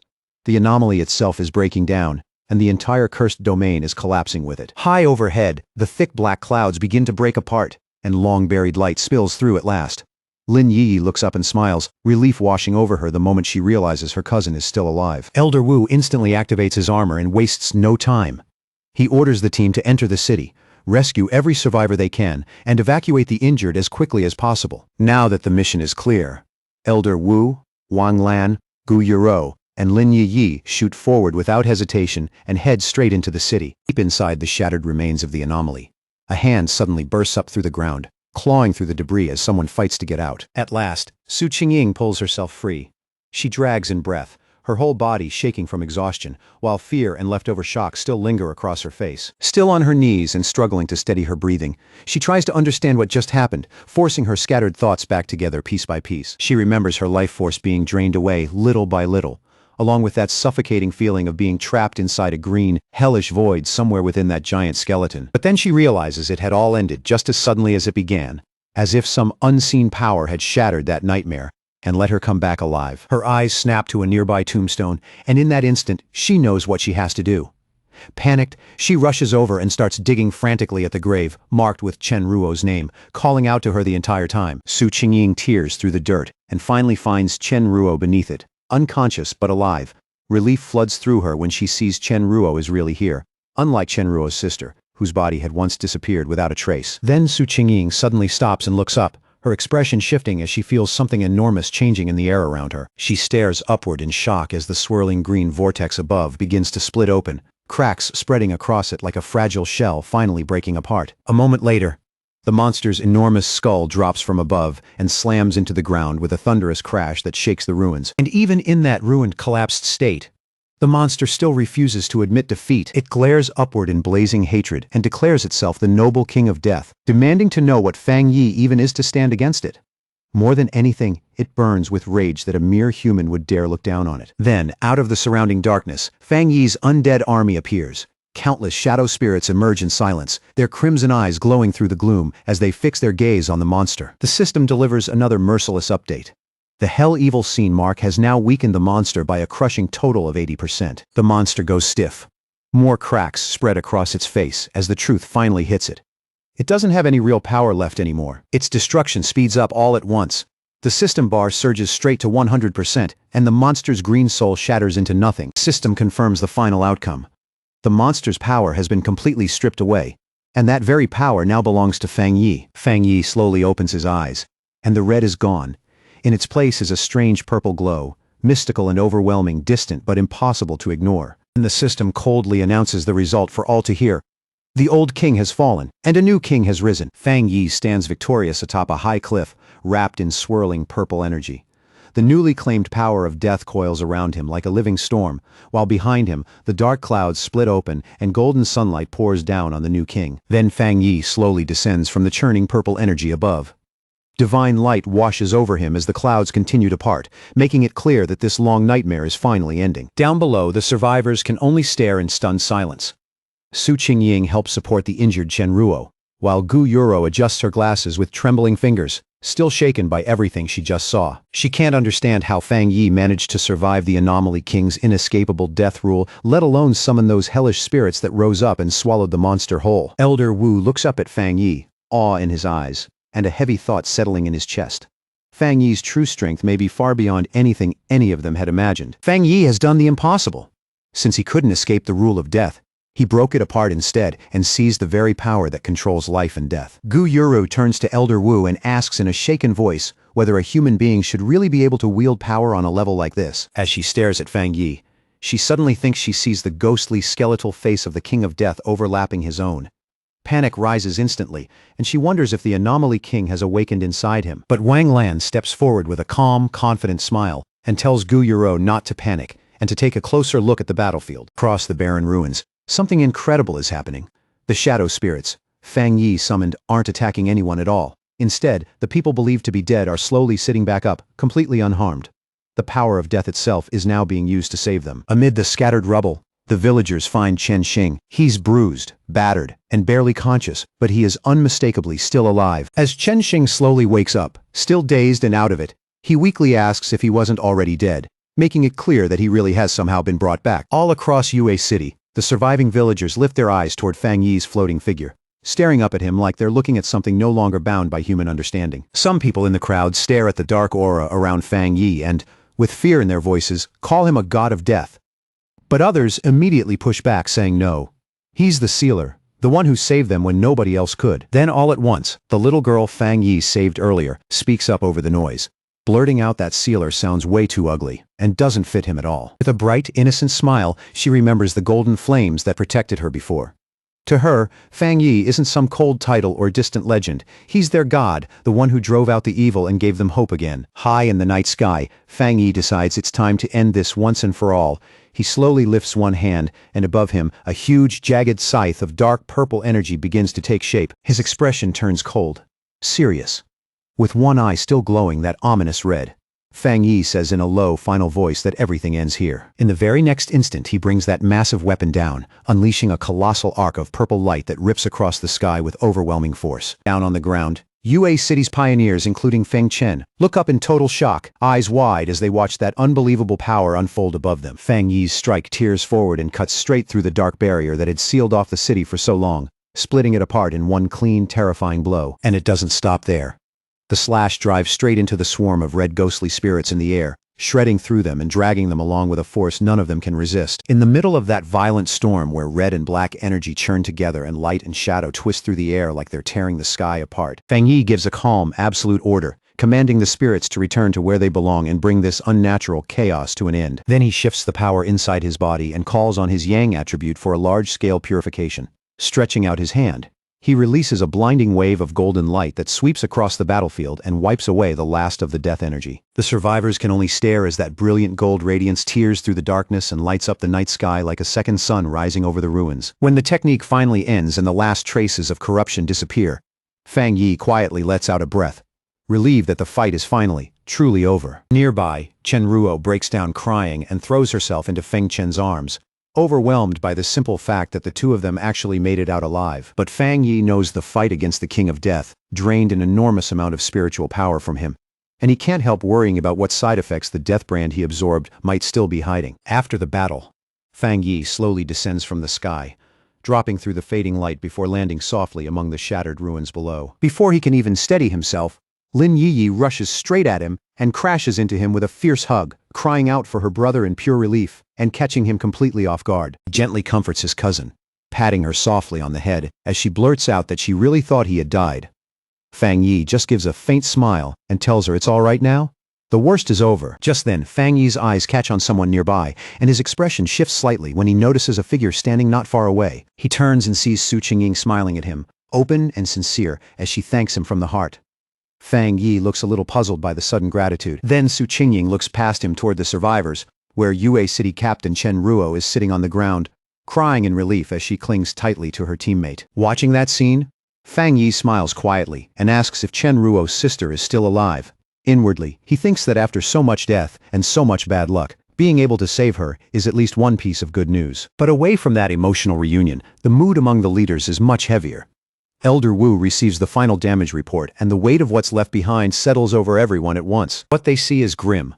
Body bags and coffins line up in painful silence. According to the report, nearly half of Yue City's population is gone, most of them ordinary civilians. Out of the 1,500 pioneers who came to help, 50 are confirmed dead, 30 are missing, and more than 1,000 are injured. Elder Wu lowers his eyes, his expression grave, and speaks about the urgent need to rebuild the city and properly compensate the victims' families. Behind him, Gu Yuro adds that Shen City will also send support to help Yue City recover. Wang Lan looks down, guilt and frustration written all over her face. She asks her teacher whether they can finally make the truth about spiritual energy recovery public, saying it feels unbearable to keep so many secrets when they still couldn't save everyone. Elder Wu looks at her, kind but firm, and explains that a decision that big is far beyond the authority of any of them. He tells her ordinary people aren't nearly as fragile as she thinks. In fact, many of them have already begun figuring out the truth for themselves and are quietly preparing for what's coming. Then he places a steady hand on her shoulder and gently reminds her that she doesn't have to carry the weight of the whole world alone. Gu Yuru gives a small smile and says she originally came here just to meet the sealer. But looking at things now, it seems her help isn't needed after all. The leaders watch as Fang Yi is surrounded by cheering pioneers, and in that moment, they all understand the same thing. This battle has turned him into a central figure for the entire nation. The crowd starts chanting Fang Yi's name again and again, calling him their god and thanking him with raw emotion for saving them when all hope seemed gone. And already, the impact of this battle is spreading far beyond Yue City.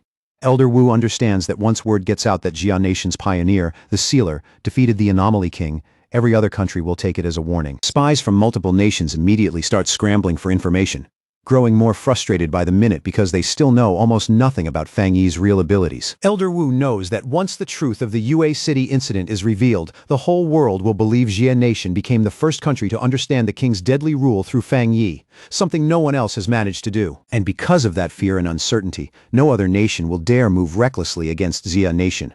Fang Yi's victory has earned his country a massive strategic advantage. Elder Wu turns to his team and orders them to return at once and study every bit of data gathered from the scene. Then he reminds them firmly that the road ahead is still long, and they can't rely on the sealer to solve every crisis for them. Wang Lan and Gu Yuro smile and agree with their teacher. Gu Yuro says with confidence that people like them don't get to retire, and that whatever comes next, the Shen City team will handle it. Later, back at his villa in Tai Tai City, Fang Yi finally gets a chance to relax a little, lying in a large bathtub and casually scrolling through his phone in the quiet aftermath. His thoughts drift back to the battle. After the area was cleared, the officials found a dark attribute spirit crystal left behind by the King of Death and handed it to him as a gift of thanks. With his phone in one hand, Fang Yi quietly goes over everything he gained from the fight. He also remembers the Yang attribute spirit crystal Chen Ruo gave him earlier. Soon, two glowing crystals appear before him, the purple dark crystal and the golden Yang crystal. Looking at them, he realizes he now holds two top-tier attribute crystals at the same time. Fang Yi rises from the water and makes up his mind right away. Light and dark attributes normally clash, but since the system recognized him as the new King of Death, he figures absorbing the dark energy shouldn't be a problem. Without another second of hesitation, he presses the purple crystal to his chest and lets the dark energy inside pour out and swirl around his body. A system window appears instantly, confirming that a dark attribute has been detected and identifying the spirit crystal.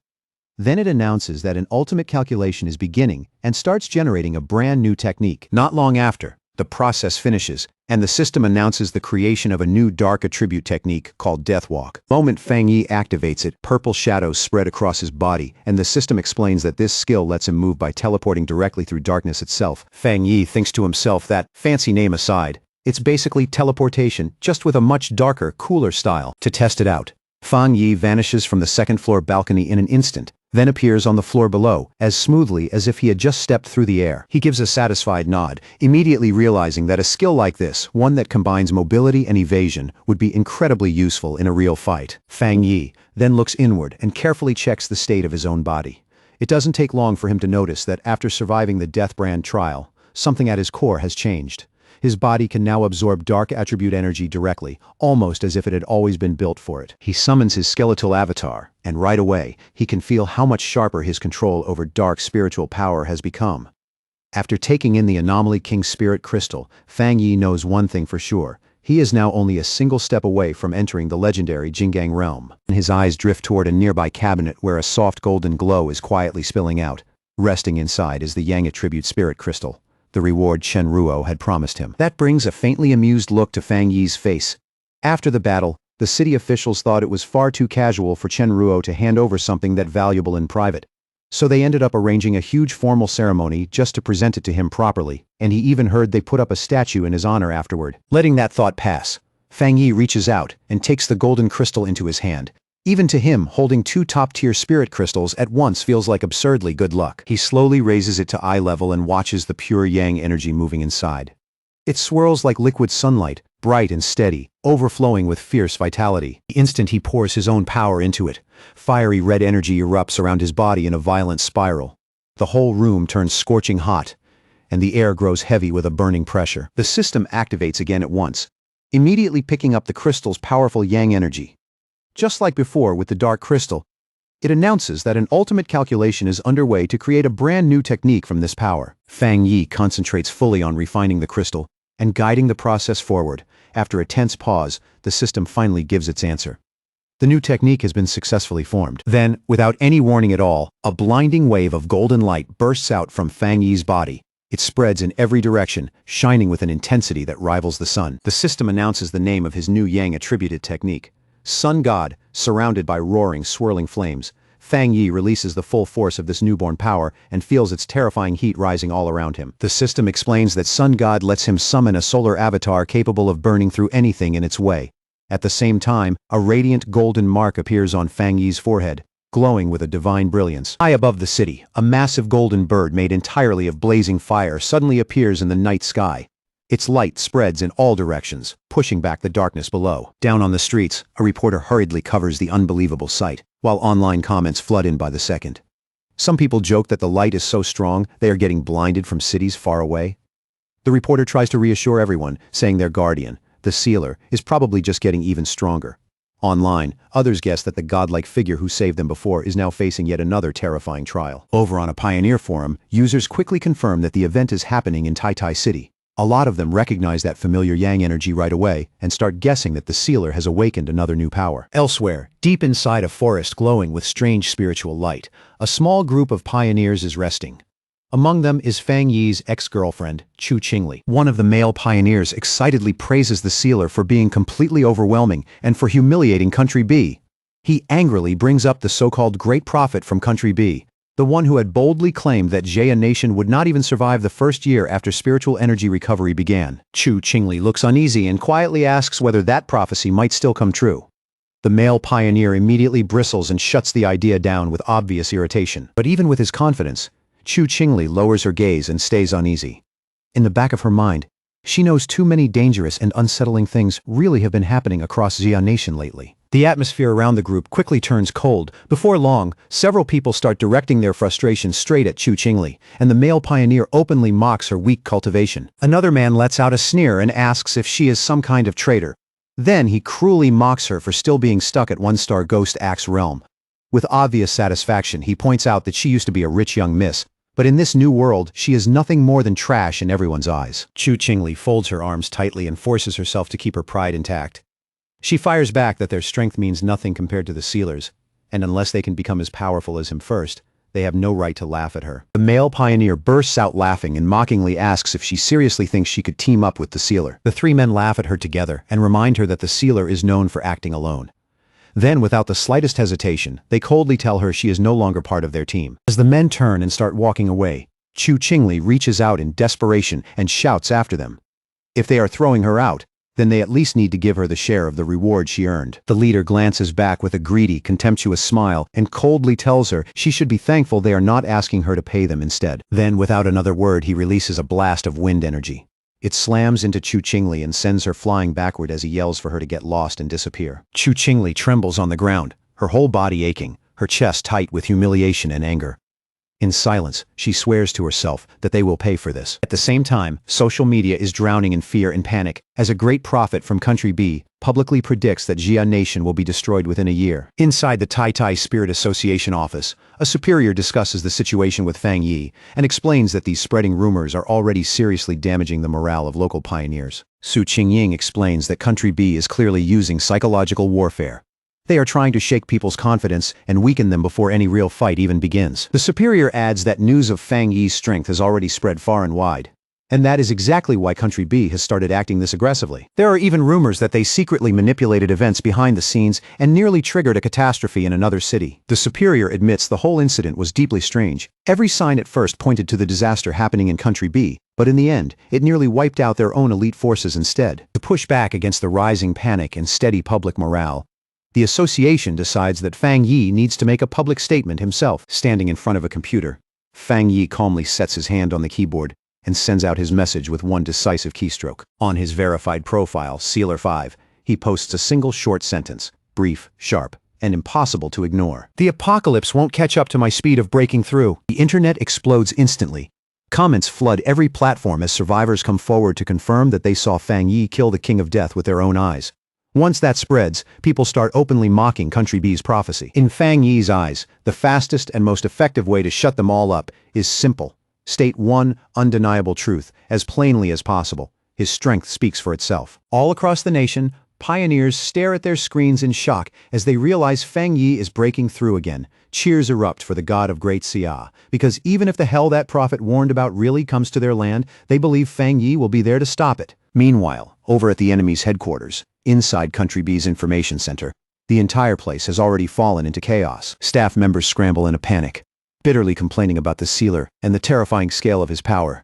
Even now, they still have not been able to uncover any real personal information about him. Country B's pioneer network data expert finally loses his temper completely. He screams at his team for failing to trace even one person and threatens to fire every last one of them. Back at the Tai Tai Spirit Association, things have mostly calmed down. Fang Yi tells the superior that his statement should be enough to settle things for now, and the superior lets out a relieved laugh and thanks him. But then an assistant suddenly rushes in holding a tablet, panic written all over his face. He reports that a new restricted zone has appeared in Western Jia Nation after two extremely powerful attributes collided, and the military has already sealed the area. Fang Yi immediately asks what attributes are involved in this newly formed restricted area. The assistant explains that it was caused by a clash between Yang attribute and Dark attribute. Since those two opposing forces are colliding so violently, the area is unbelievably dangerous, but it could also be hiding enormous opportunities. He adds that Sea Mystic and Gu Yuro from headquarters specifically sent this notice to Fang Yi, inviting him to head there the next morning. Fang Yi agrees without a second thought, tightening his fist. He thinks to himself that this is the perfect chance to test the limits of his two new abilities in a real battlefield. Not long after that, in the barren and desolate lands of Western Jia Nation, a convoy of military vehicles steadily advances toward a swirling vortex known as the Black Sun Pool. One of the armored vehicles slowly rolls to a stop. Then Fang Yi and Jialin step out into the rough, unstable air, and the moment they appear, every eye turns their way. Fang Yi quickly realizes why so many people were stationed here to monitor the area. Up ahead, the black wind and rain curtain forms a natural barrier, and until that thing is broken through, no one can enter the zone safely. He stands calmly in front of the storm, his face unreadable as he studies the magnificent but chaotic clash of Yang and Dark attributes raging inside it. Beside him, someone from the team speaks up in a serious voice and asks if he is ready. Staring straight at that towering tornado of dark energy, Fang Yi quietly steadies himself, then he prepares to face this new and dangerous test head-on. Outside the black wind and rain curtain, with the restricted zone hidden behind that massive dark tornado, Wang Lan steps forward and introduces a newly arrived group to everyone else. She explains that these newcomers are elite pioneers sent from headquarters in Shen City and Haishi City, all of them specially chosen for a mission like this. She goes on to say that these arrivals are top-tier geniuses on the same level as Fang Yi. Every one of them has already reached the 3-star spirit creation realm, and all are expected to break into the Jinggang realm before long. Behind her, the new team members step forward one by one, each carrying intense spiritual pressure. A blue-haired man introduces himself as Wang Zhong, the new captain of Haishi City and a 3-star water attribute pioneer. Next to him stands Song Yiming, a spiky-haired elite from Shen City with powerful dual wind and fire abilities. Wang Zhong then politely apologizes for their late arrival. Wang Lan then addresses the entire group and reminds them of the rules inside the restricted zone. She tells them to rely on their own strength to break through the dark curtain and make their way inside. Fang Yi says nothing. His red eyes give off a faint glow as he notices the 2 new captains openly watching him and sizing him up. Song Yiming lets out a dismissive snort, clearly unimpressed with Fang Yi at first sight and not even trying to hide it. Wanting to prove himself, he steps forward right away and declares that he will go first. With one sharp motion, he pulls the large blade from his back, ready to show everyone exactly what he can do. As he gathers his energy, he admits to himself that Fang Yi is half the reason he came on this mission in the first place. He had heard about the sealer's rare yang attribute, and he wanted to see for himself how his own strength measured up against that legend. Flames erupt from Song Yiming's body as he leaps into the air and activates both attributes at once.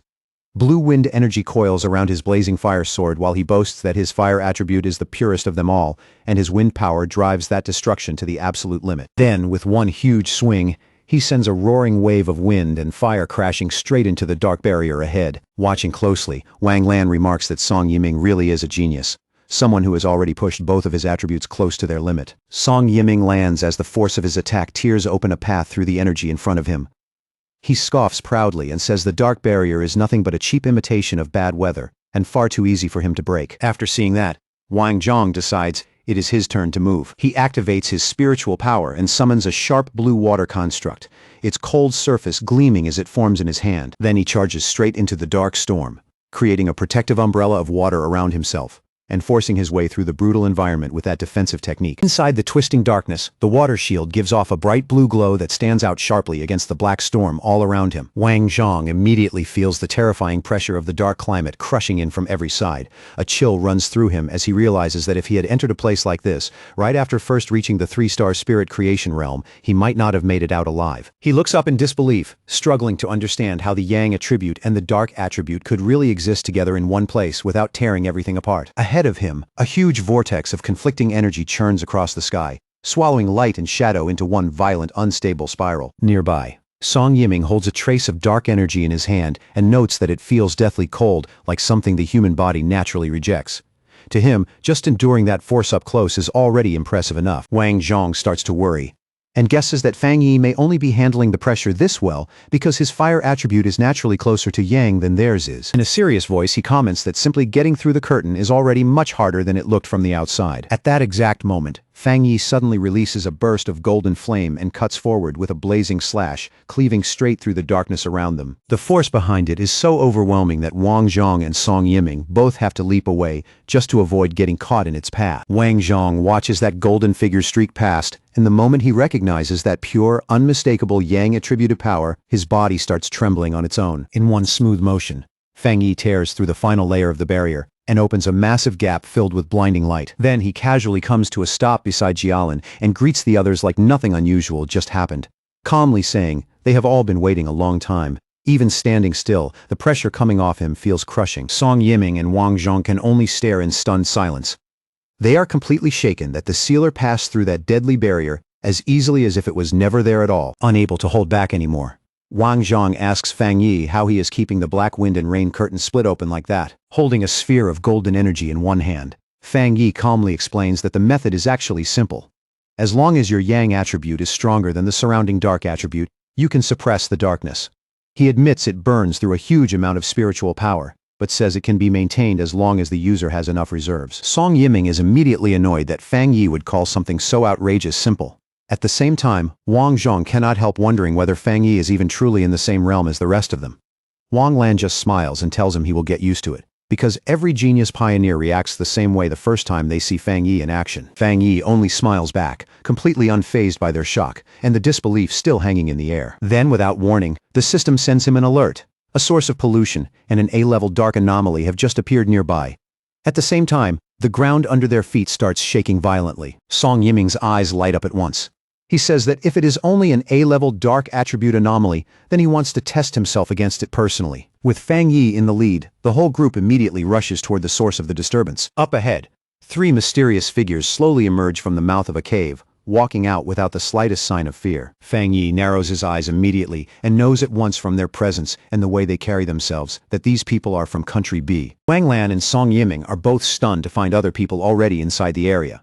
While Jilan quickly realizes these strangers are the ones who killed the anomaly first, she immediately shouts that no other pioneers were cleared to enter today, which means these people have to be stowaways. Then Jialan demands to know exactly who they are. The three intruders stand there boldly, not showing a hint of unease. One is a blond man in a purple shirt, another is a muscular man with long black hair, and the third hides beneath a hood.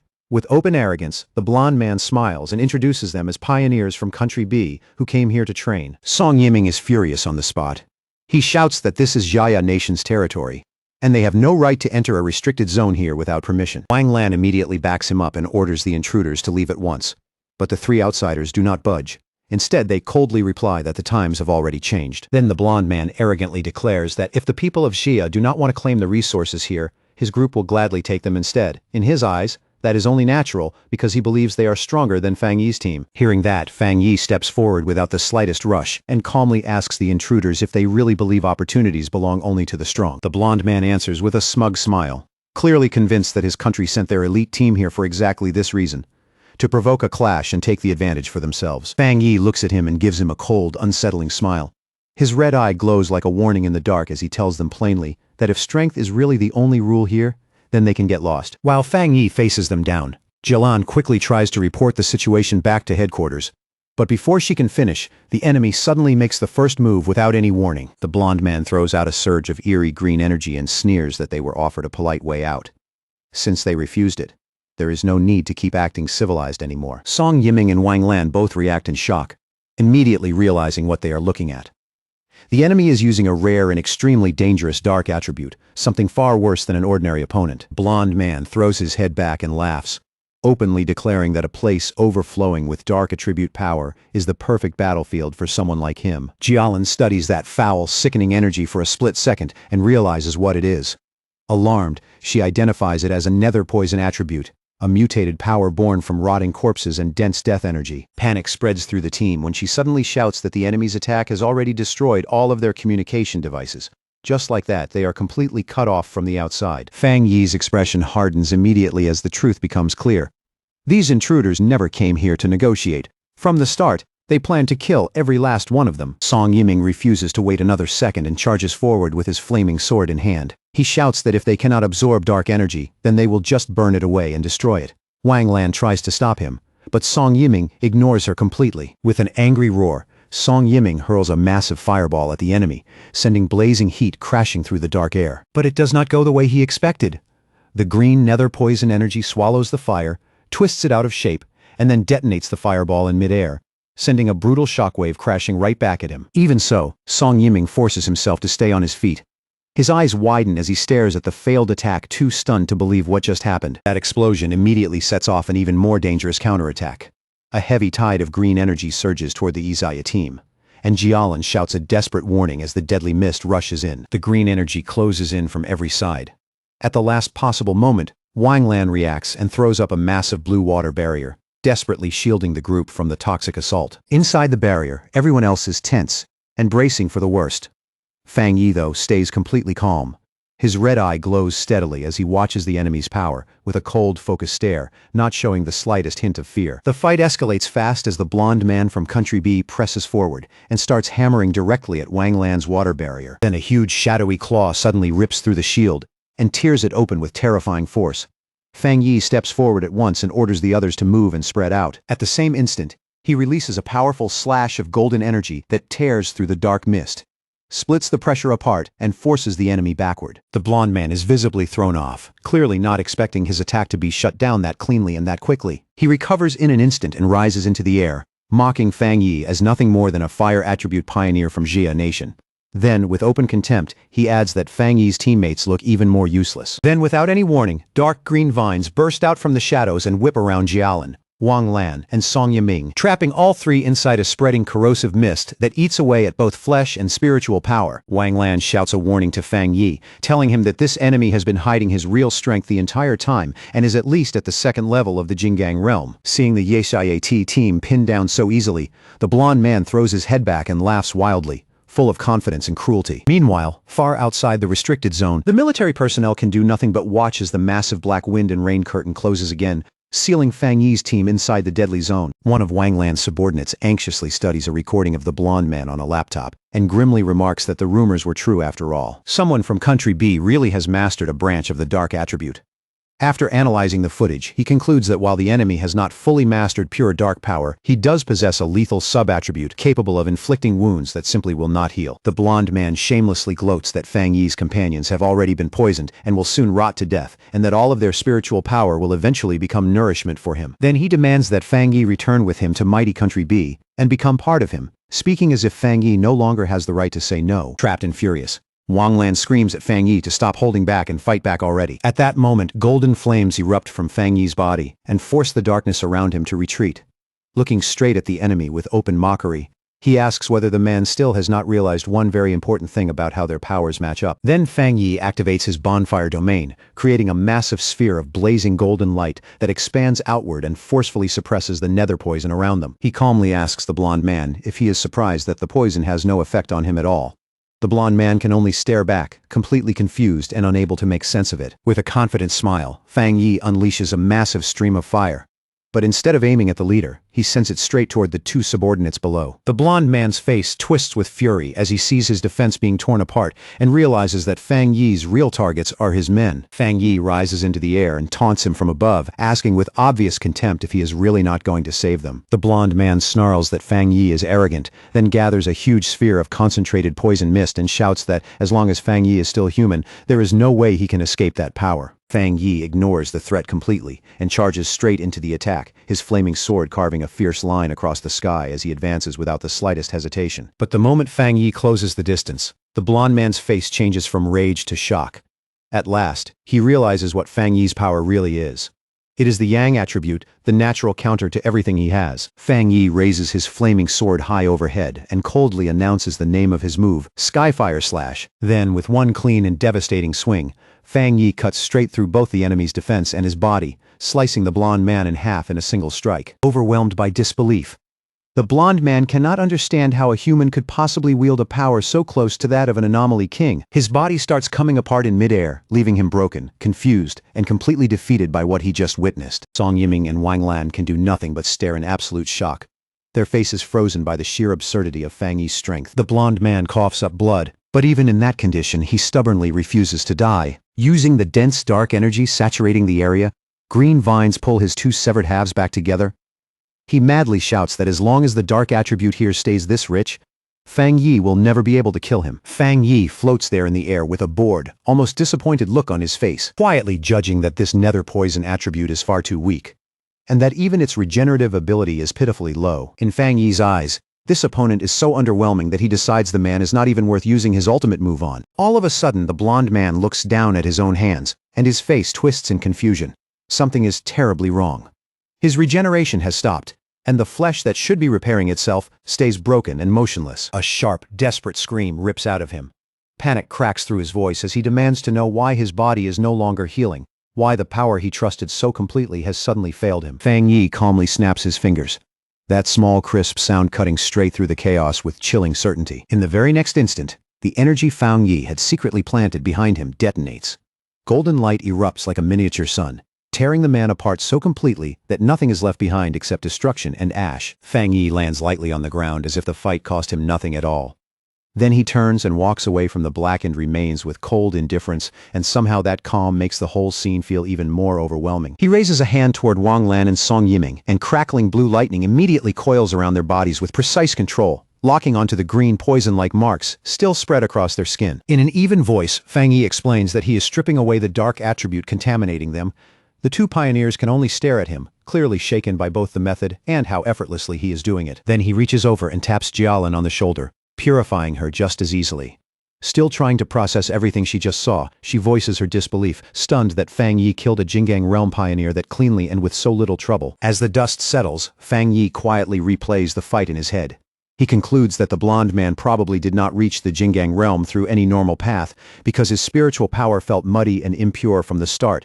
At the same time, Fang Yi finds it even stranger that the enemy side seemed to know almost nothing about someone like him. Jialan admits she is confused too. But then she recalls an old internal rumor. Years ago, Elder Wu supposedly used his own body to block a bizarre disaster that had been meant for Country B, stopping it at a terrible personal cost. The more they think about it, the more it seems possible that the long rivalry between the two nations never really eased, and that Elder Wu, because of what he once did and what he stood for, likely became a marked target in Country B's eyes a long time ago. The heavy mood finally loosens a little when Song Yiming suddenly blurts out in excitement that from now on, he is going to hang a portrait of the sealer right next to his bed so he can look at it every day and push himself harder.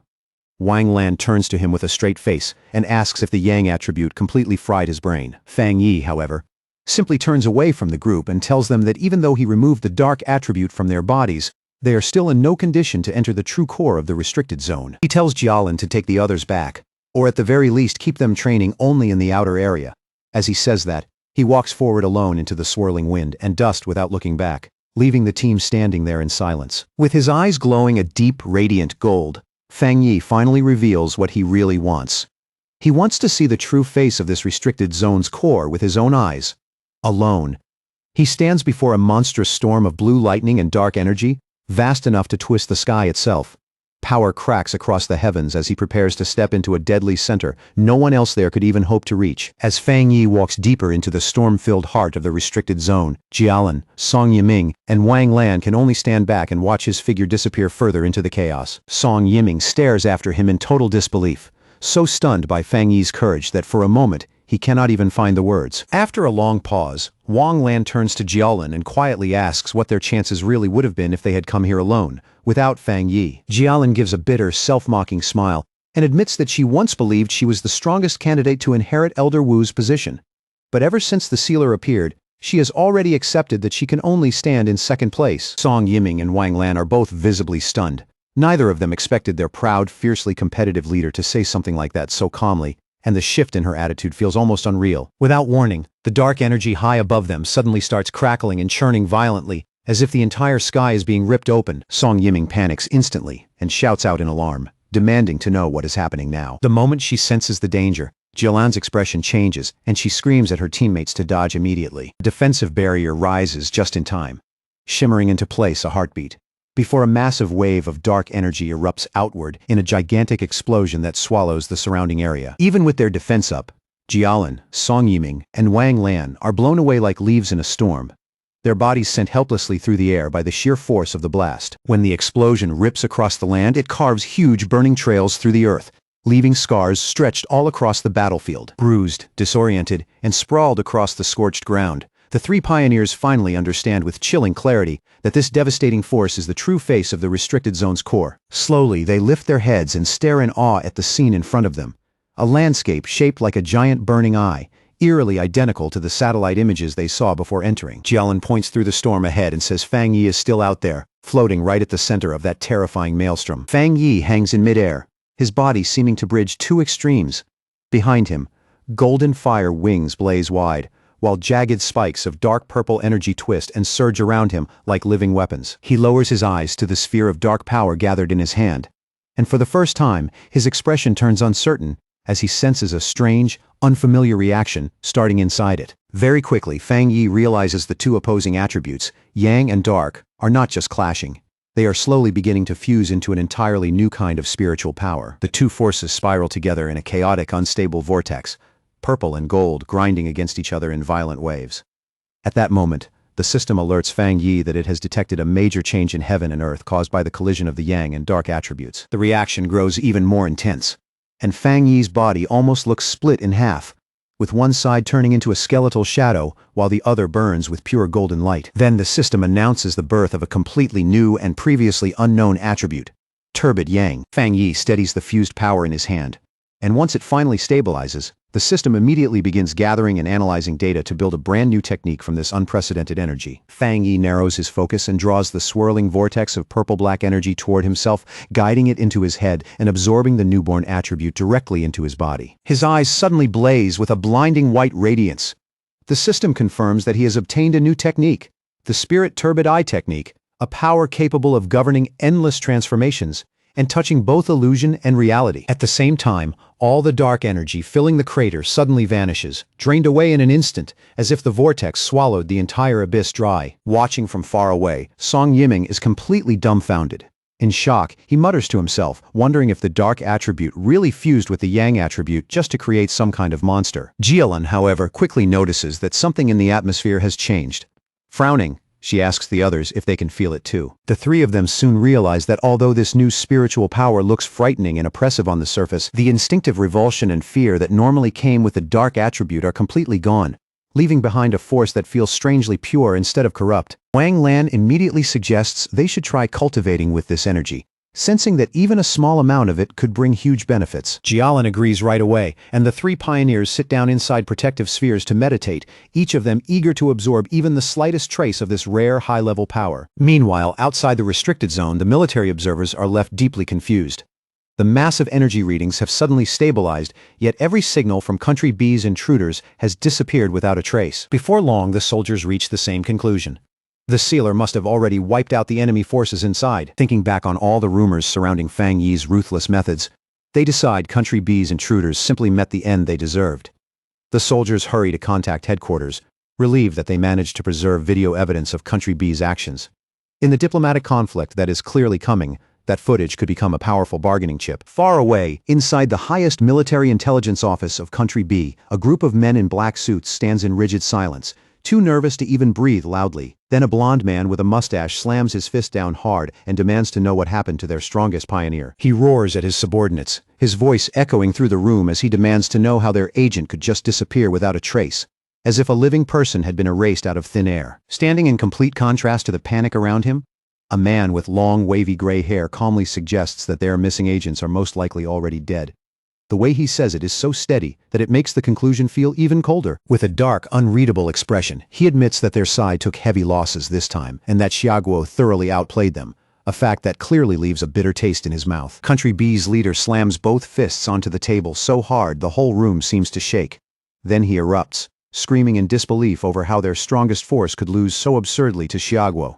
Furious, he threatens the gray-haired man on the spot, demanding that he recover every benefit they meant to take from Xiaoguo, and warning that if they fail again, he will cut off all funding to their organization. The gray-haired man slowly lifts his eyes and stares back with a frighteningly sharp, icy gaze. Without bowing his head even slightly, he tells the leader that they will repay this grudge in full and make Xiaoguo return that debt with interest. Then a burst of green spiritual energy explodes out of his body, flooding the room with such crushing pressure that the nearby guards instinctively recoil. Rising to his feet, he coldly says that while he is indeed a proud citizen of Country B, he is not some dog to be ordered around like the bodyguards standing nearby. He states plainly that he despises threats, and he hopes the leader remembers that. The leader and his guards can only stand there, frozen between anger and fear, as the powerful pioneer turns his back on them and walks away without the slightest hesitation. As the gray-haired man leaves, the leader shouts after him in humiliation and fury, yelling that he will contact Xiaoguo's leaders immediately and demanding that the pioneers teach them a lesson they will never forget. Walking through a dim, silent hallway, the gray-haired man asks for the latest investigation results. Three cloaked figures follow close behind him like shadows, and one of them reports that they were unable to enter Xiaoguo's restricted zone and completely failed to locate the second young master. The subordinate goes on to explain that the tracking instrument implanted in the target's body was most likely destroyed, though they still cannot completely rule out the possibility that the massive energy fluctuations in the area interfered with the signal. The moment he hears that, the gray-haired man's face twists with naked hatred. In that instant, he finally accepts that the loss is real, and silently swears that Xiaoguo will pay for it. Meanwhile, deep inside the core of the restricted zone, Fang Yi floats alone in the violent center of the storm, surrounded by unstable power and an eerie silence. The system starts feeding him detailed information about his new ability, the Spirit Turbid Eye technique. It describes it as a terrifying illusion art, capable of dragging any living creature into a realm of despair, so deep they may never escape. And according to the system, the most frightening part is that Fang Yi does not even need to move once the technique is triggered. His enemies can be trapped in endless hallucinations until they die without ever understanding what happened. Fang Yi descends and lands, quietly thinking to himself that a power this convenient almost feels too perfect, like it has to come with some hidden price. The moment his feet touch the ground, a sharp pain rips through his body without warning, locking him in place as the spiritual energy inside him starts fluctuating violently. He drops to one knee immediately and coughs hard. his whole body straining to contain the newly formed power as every breath turns rough under the crushing pressure. Wiping the blood from the corner of his mouth, Fang Yi lets out a low remark about just how tyrannical and overbearing this dark power really is. Dark purple energy surges around him in unstable waves, and Fang Yi quickly realizes that even though he successfully created a brand new attribute, that power is still resisting him from within and causing a severe backlash. And yet, even with that pain tearing through him, a twisted smile slowly spreads across Fang Yi's face. Instead of being intimidated, he finds the whole thing genuinely exciting, admitting to himself that it has been a long time since he faced a challenge this difficult and this interesting. Inside a meeting room belonging to the Country B Pioneer League, the members are in the middle of a tense discussion about their recent failure. One says he still finds it hard to believe their so-called ultimate weapon was crushed by Xiaoguo, while another wonders whether the defeat may have come from hidden side effects in the experiment itself. Before the discussion can go any further, the gray-haired pioneer leader suddenly strides into the room, bringing with him a terrifying pressure that instantly silences everyone there. Without any hesitation, he releases his power.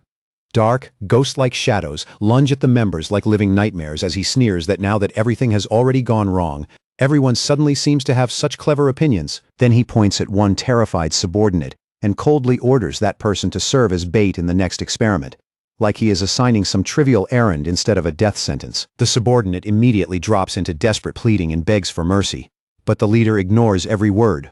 With total contempt, he declares that the previous leader was nothing more than a useless straw bag who deserved no respect. His voice turns even colder as he vows that he will personally give Xiaoguo a proper display of power and make them understand exactly what they have provoked. Inside the Blue Star United Supreme Council Hall, the atmosphere is heavy and tense, with anger and suspicion hanging over the chamber like a storm ready to break. A representative rises and angrily declares that Xiaoguo has gone too far this time, his accusation ringing sharply through the hall. The envoy from the E-Federation follows with a formal condemnation, accusing Xiaoguo of killing important pioneers from another nation. He argues that with a global disaster threatening all humanity, countries should not be wiping out each other's elite forces like this. Then, without warning, loud laughter suddenly echoes through the chamber, and a voice openly shouts, "Killed well," leaving the representative stunned on the spot. Elder Wu, commander of Xiaoguo, walks into the hall in full combat armor, and his presence instantly takes over the entire room. He sweeps a mocking glance across the representatives and casually tells his men to replace their drinks with chrysanthemum tea, saying they clearly need something to cool down and calm that fire inside them. The gray-haired pioneer leader is briefly startled to see Elder Wu show up in person, but he quickly buries that reaction and skips straight past any formalities, demanding an explanation for why his country's powerful pioneer died inside Xiaoguo's borders. As he stares at Elder Wu, suspicion flashes through his eyes, and he cannot help wondering how Elder Wu managed to recover so completely. Elder Wu lets his golden aura flare outward and gives a scornful scoff, asking whether the gray-haired leader really thinks he has the right, or even the worth, to stand there and demand an explanation from him. Then he accuses Country B's pioneers of striking first and says they are shamelessly pretending to be victims while acting as the real aggressors from start to finish. The gray-haired leader asks for proof. But beneath that outward calm, fear is already starting to gnaw at him.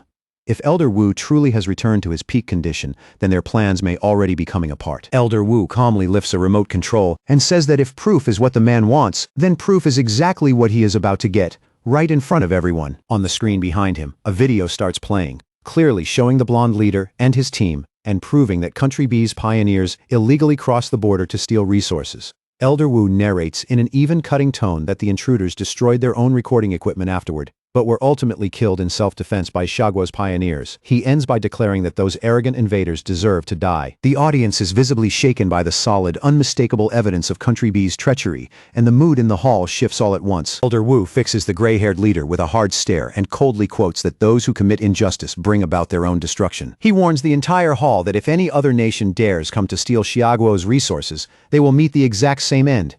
Humiliated and enraged, the gray-haired leader secretly gathers green energy in his hand beneath everyone's gaze, preparing a sneak attack. In the next instant, he violently hurls 3 blades of green spiritual energy straight at Elder Wu, each one sharp and fast enough to kill. But Elder Wu responds with effortless ease, summoning a golden barrier that instantly reflects the attack and sends the green energy flying right back to its source. Reflected force slams into the gray-haired leader head-on and blasts him backward through the air with brutal force. Elder Wu bursts into hearty laughter, openly mocking the sneak attack as nothing more than a petty trick, not even worth taking seriously. The gray-haired leader crashes onto the stairs and his subordinates rush to him in a panic.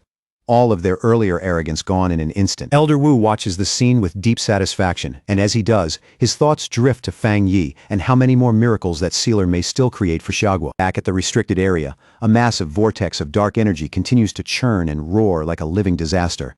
Jialin, Wang Lan, and Song Yiming stand right at the edge of it, staring into the chaos with tense, fixed expressions. Jialin looks deeply troubled, her eyes full of worry as she fears that even someone like the sealer may have run into real danger inside that terrifying storm. Deep within the eye of the storm, where the pressure is at its absolute worst, Fang Yi stands there alone, surrounded by unstable power on every side. Then, all at once, his eyes erupt with blazing golden light as the energy inside him surges to its limit and reaches a critical breaking point. He throws his head back and lets out a raw scream as a huge wave of golden power explodes out of him, blasting in every direction and making the entire space tremble under the force. As the violent surge finally starts to calm, it compresses into a dark purple aura that wraps tightly around his body. The system confirms that the spirit turbidite technique has been fully absorbed, and from now on, his body will no longer reject the dark attribute. Fang Yi lifts a hand to his eye, a faint confident smile forming on his face as he decides to try out this new technique for himself. The instant he activates it, reality cracks apart into countless purple fragments, and a chaotic, otherworldly dimension opens up around him. Fang Yi slowly looks around, and for a brief second, his expression tightens as a flash of caution passes through his eyes at the strange world taking shape before him. It does not take him long to notice that the floating shards contain scenes of monsters he fought before. Right away, he realizes these illusions are being pulled straight from his own memories, and that only makes this power feel even more dangerous and intriguing. He quietly reflects that those life-or-death battles, the ones that forced him to grow stronger, one step at a time, would have been a living hell for almost anyone else. As he walks forward along a path split between freezing ice and burning lava, a new idea suddenly comes to him. If he combined this technique with the 3 hellish trials of the Death Brand, the result would be even more terrifying than either one on its own. To test that thought, Fang Yi raises his hand and summons spirits of blue energy and fiery orange energy, bringing both forces into existence right in front of him. The two opposing energies immediately start twisting around each other, spinning faster and faster until they turn into a violent, unstable vortex crackling with pressure. Then, without warning, the system reports a huge overflow of spiritual power and announces that Fang Yi is on the verge of breaking into the legendary Jinggang realm. Fang Yi stomps down hard, and the ground under him bursts apart at once, splitting open beneath the pressure of his rising power. A confident smile spreads across his face as he accepts the sudden breakthrough without the slightest hesitation, almost like he had been waiting for this moment the whole time. Then a massive bolt of blue lightning suddenly tears down from above, ripping through the dimension with blinding force. Out of that overwhelming light, a gigantic, golden-armored avatar slowly takes shape, towering over everything like a divine executioner born from the tribulation itself. Fang Yi does not back off for even a moment. He shoots into the air and charges straight at the enormous figure head-on. His strike crashes directly into the golden avatar, and the collision erupts into a blinding explosion that shakes the entire dimension from one end to the other. Outside, Jialin and Song Yiming both sense the terrifying surge of energy. Jialin's eyes widen at once, and she blurts out in shock that Fang Yi is about to break through to the Jinggang realm. The clash inside the core explodes outward in a storm of golden light and blue lightning, turning the entire storm zone into a dazzling and violent sea of power. When the blast finally fades, Fang Yi is still suspended in the air with crackling energy wrapped around him. He looks calm, almost casual, but there is a trace of confusion on his face as he wonders if that was really all the trial had. A predatory smile slowly forms across his face, and his red eye begins to glow with an eerie light. Realizing the trial may not be enough to stop him, he decides that now it is his turn to strike back. The golden avatar smashes down with crushing force, but Fang Yi refuses to give way. He plants his feet, raises a barrier in front of himself, and unleashes his limitless dark world at full power. With a determined shout echoing through the shattered dimension, he activates his divine thunder tempering technique and drives his power even higher, channeling that enormous force through his body. Fang Yi fires back with a fierce counterattack, unleashing a massive blast of blue lightning straight at the golden avatar. The lightning lands dead on target, setting off a gigantic explosion that rips through the dimension and sends violent cracks spreading across the surrounding space. The system confirms that the breakthrough is fully in motion as Fang Yi absorbs a torrent of golden and purple lightning into his body. In that instant, he successfully steps into the first level of the Jinggang realm, wrapped in a golden aura. Fang Yi slowly descends from the sky, clearly a little surprised that he managed to break through to the Jinggang realm right here of all places. He gathers an enormous amount of power into one hand, his eyes glowing red, and with one simple swing, he releases a devastating force that instantly blows the surrounding rocks into fragments. The pressure is so overwhelming that Jialin and Song Yiming can barely keep their footing, with the sheer weight of Feng Yi's spiritual power bearing down on them even from a distance. Storm born from his breakthrough tears through the area, hurling dust, stones and shattered debris wildly in every direction, and even flinging an armored vehicle into the water like it was nothing more than a toy caught in a flood. An observer watching the situation stares at the readings in disbelief as the energy data instantly blasts past the maximum measurable limit, making him realize that a major breakthrough must have just happened. As they watch the golden glow burning on the horizon, the team finally understands that the sealer has truly advanced into the Jingang realm. Standing at the edge of the massive crater, Jialan says in shock that the spiritual energy inside the restricted area has been almost completely drained. Feng Yi absorbed nearly all of it, leaving only the tiniest bit behind. Wang Lan, still visibly stunned, says Feng Yi is like a bottomless pit when it comes to absorbing energy.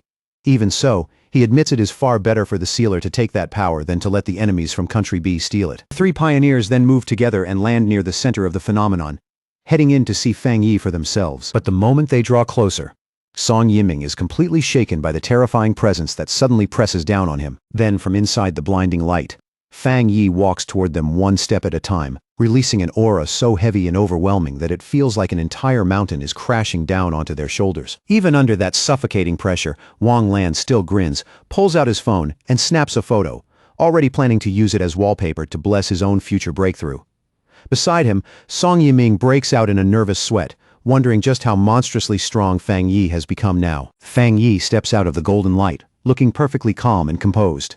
He casually greets the group like he did not just trigger a massive energy storm and turn the whole area upside down. Jialan looks at him with deep admiration and quietly thinks that if he once felt like a sharp sword, then now he has become something even greater, a divine sword radiating both terrifying power and majesty. The group can only stare in amazement, thinking about how hard it is for any pioneer to cross that half-step gap into the Jingang realm. Yet Feng Yi managed to reach this level in such a short time. Jialan smiles faintly to herself, thinking that Feng Yi has given her an enormous surprise, and that his very existence is a true blessing for Xiaguo.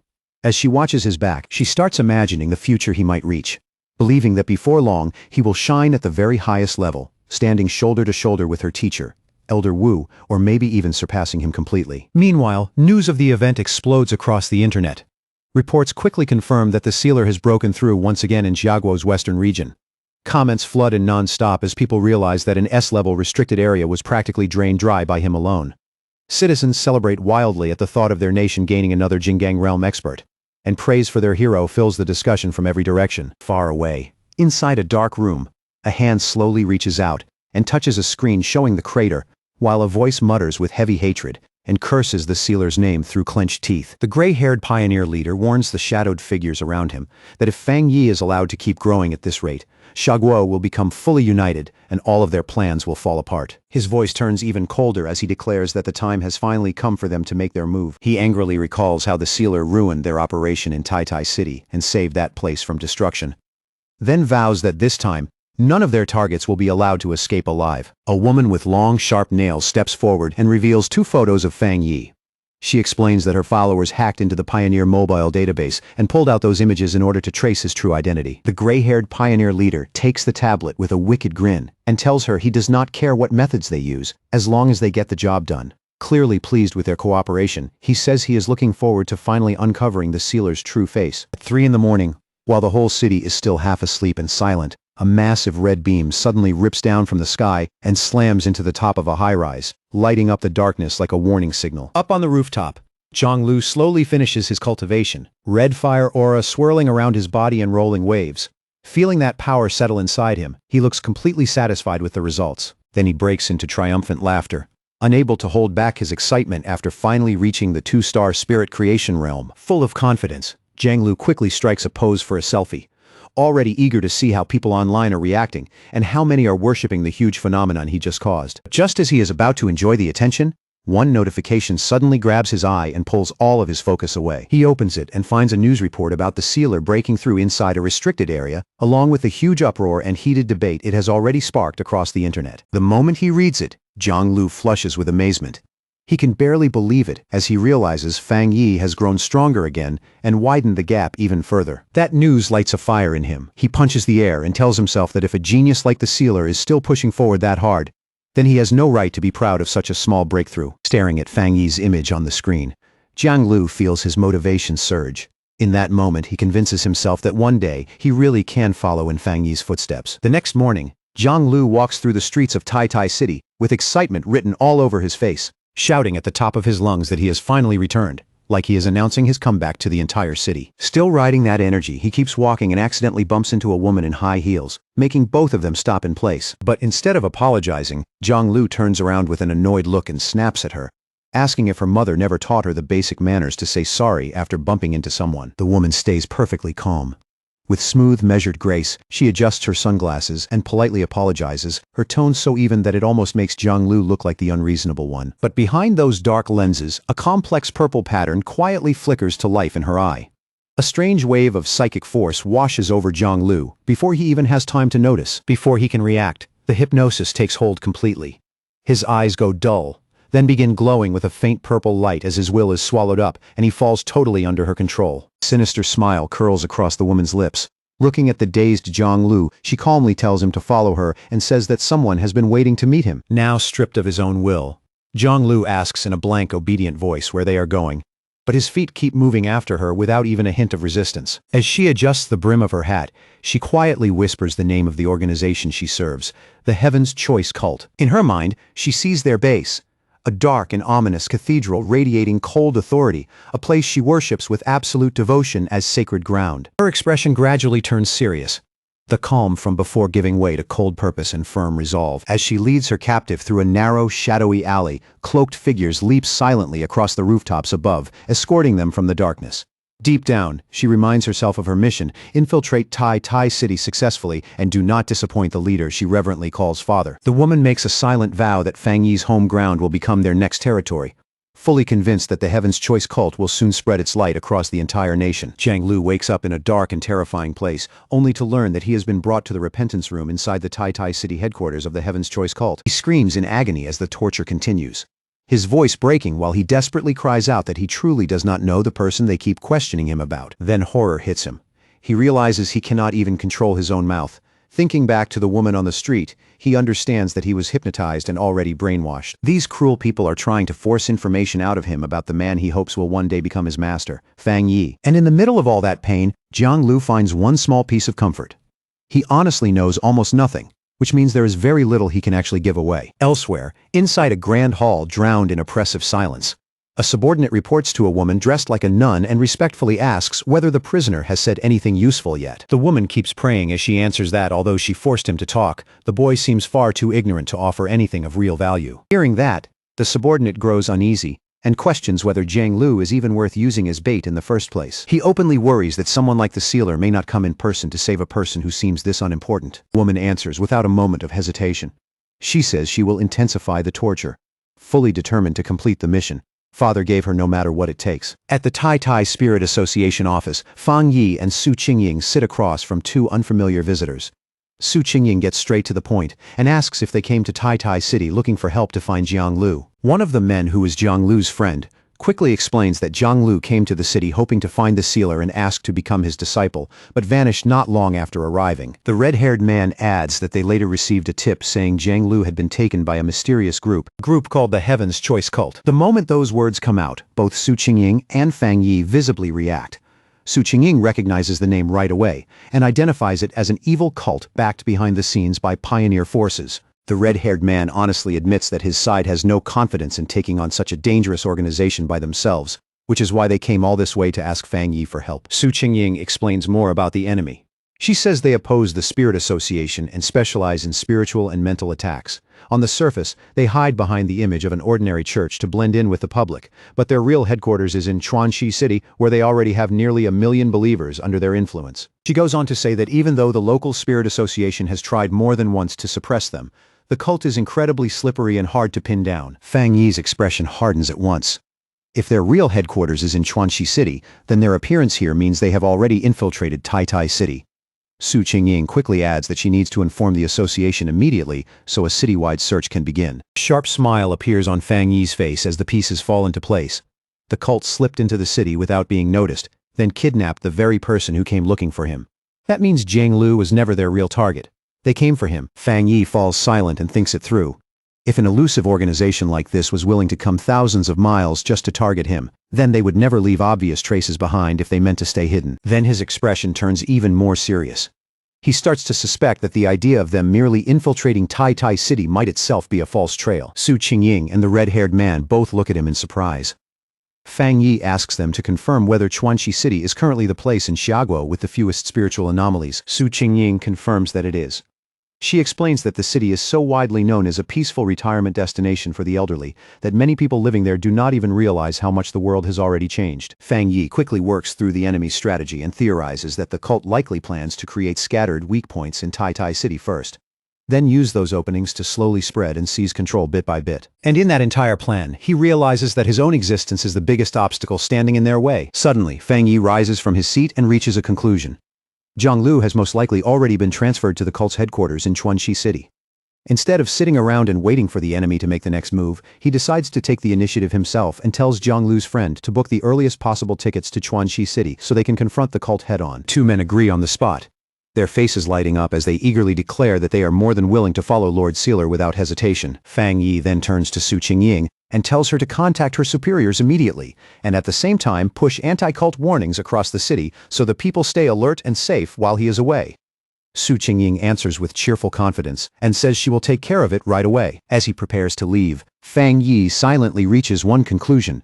This cult cannot be allowed to keep existing. It has to be wiped out as soon as possible. He admits to himself that he is genuinely surprised such a powerful organization stayed out of his notice for this long, and then he suddenly remembers that his aunt is currently living out her retirement in that very city. Meanwhile, back at the Heaven's Choice cult headquarters in Chuanxi City, a subordinate steps forward and approaches the leader with careful respect, reporting that the sealer and his companions are already on their way and are flying toward the city at this very moment. The leader, dressed in spotless white religious robes, reveals a sinister smile. She sounds almost amused that such useless bait actually worked, and even more pleased that Fang Yi is walking straight into her territory on his own. She slowly tightens her fist, crushing the energy gathered inside it, and decides that since such an important guest is coming, they need to prepare a proper welcome. Summoning a glowing white clock into her hand, she studies it with a wicked grin and wonders whether even a powerful heretic like Fang Yi can be broken down and turned into a useful tool for her church. She coldly remarks that heretics are always stubborn by nature. Standing nearby, the subordinate reassures the leader that she has no reason to worry. The woman answers with a sinister smile.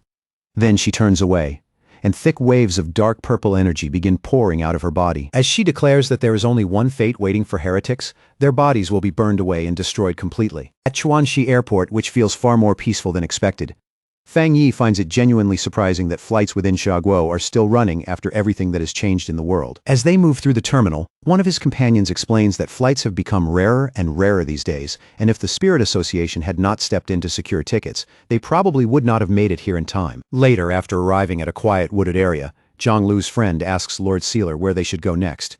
Fang Yi calmly tells them, there is no need to go anywhere. All they have to do is wait. The two companions glance at each other in confusion, clearly thrown off by that answer when they had been ready to keep moving. Fang Yi raises one finger and signals for silence. His eyes sharpen as he tells them to listen carefully, because he has already sensed the enemy nearby. He calmly says their hosts have arrived. The moment those words leave his mouth, cloaked figures begin emerging from the seemingly empty air around them. The enemies hover in the air under dark hoods, their faces wrapped in bandages, with only exposed eyes glowing in eerie purple spirals that seem to pull people in just by looking at them. Fang Yi immediately warns his companions to stay sharp. He reminds them that the Heaven's Choice cult specializes in mental attacks and orders them not to look directly into the enemy's eyes no matter what happens. The red-haired man and Zhang Lu's friend answer at once and instinctively shift into fighting stances, doing everything they can to stay focused. But while Fang Yi keeps his attention on the cloaked minions ahead, a figure silently slips out of the purple mist behind him.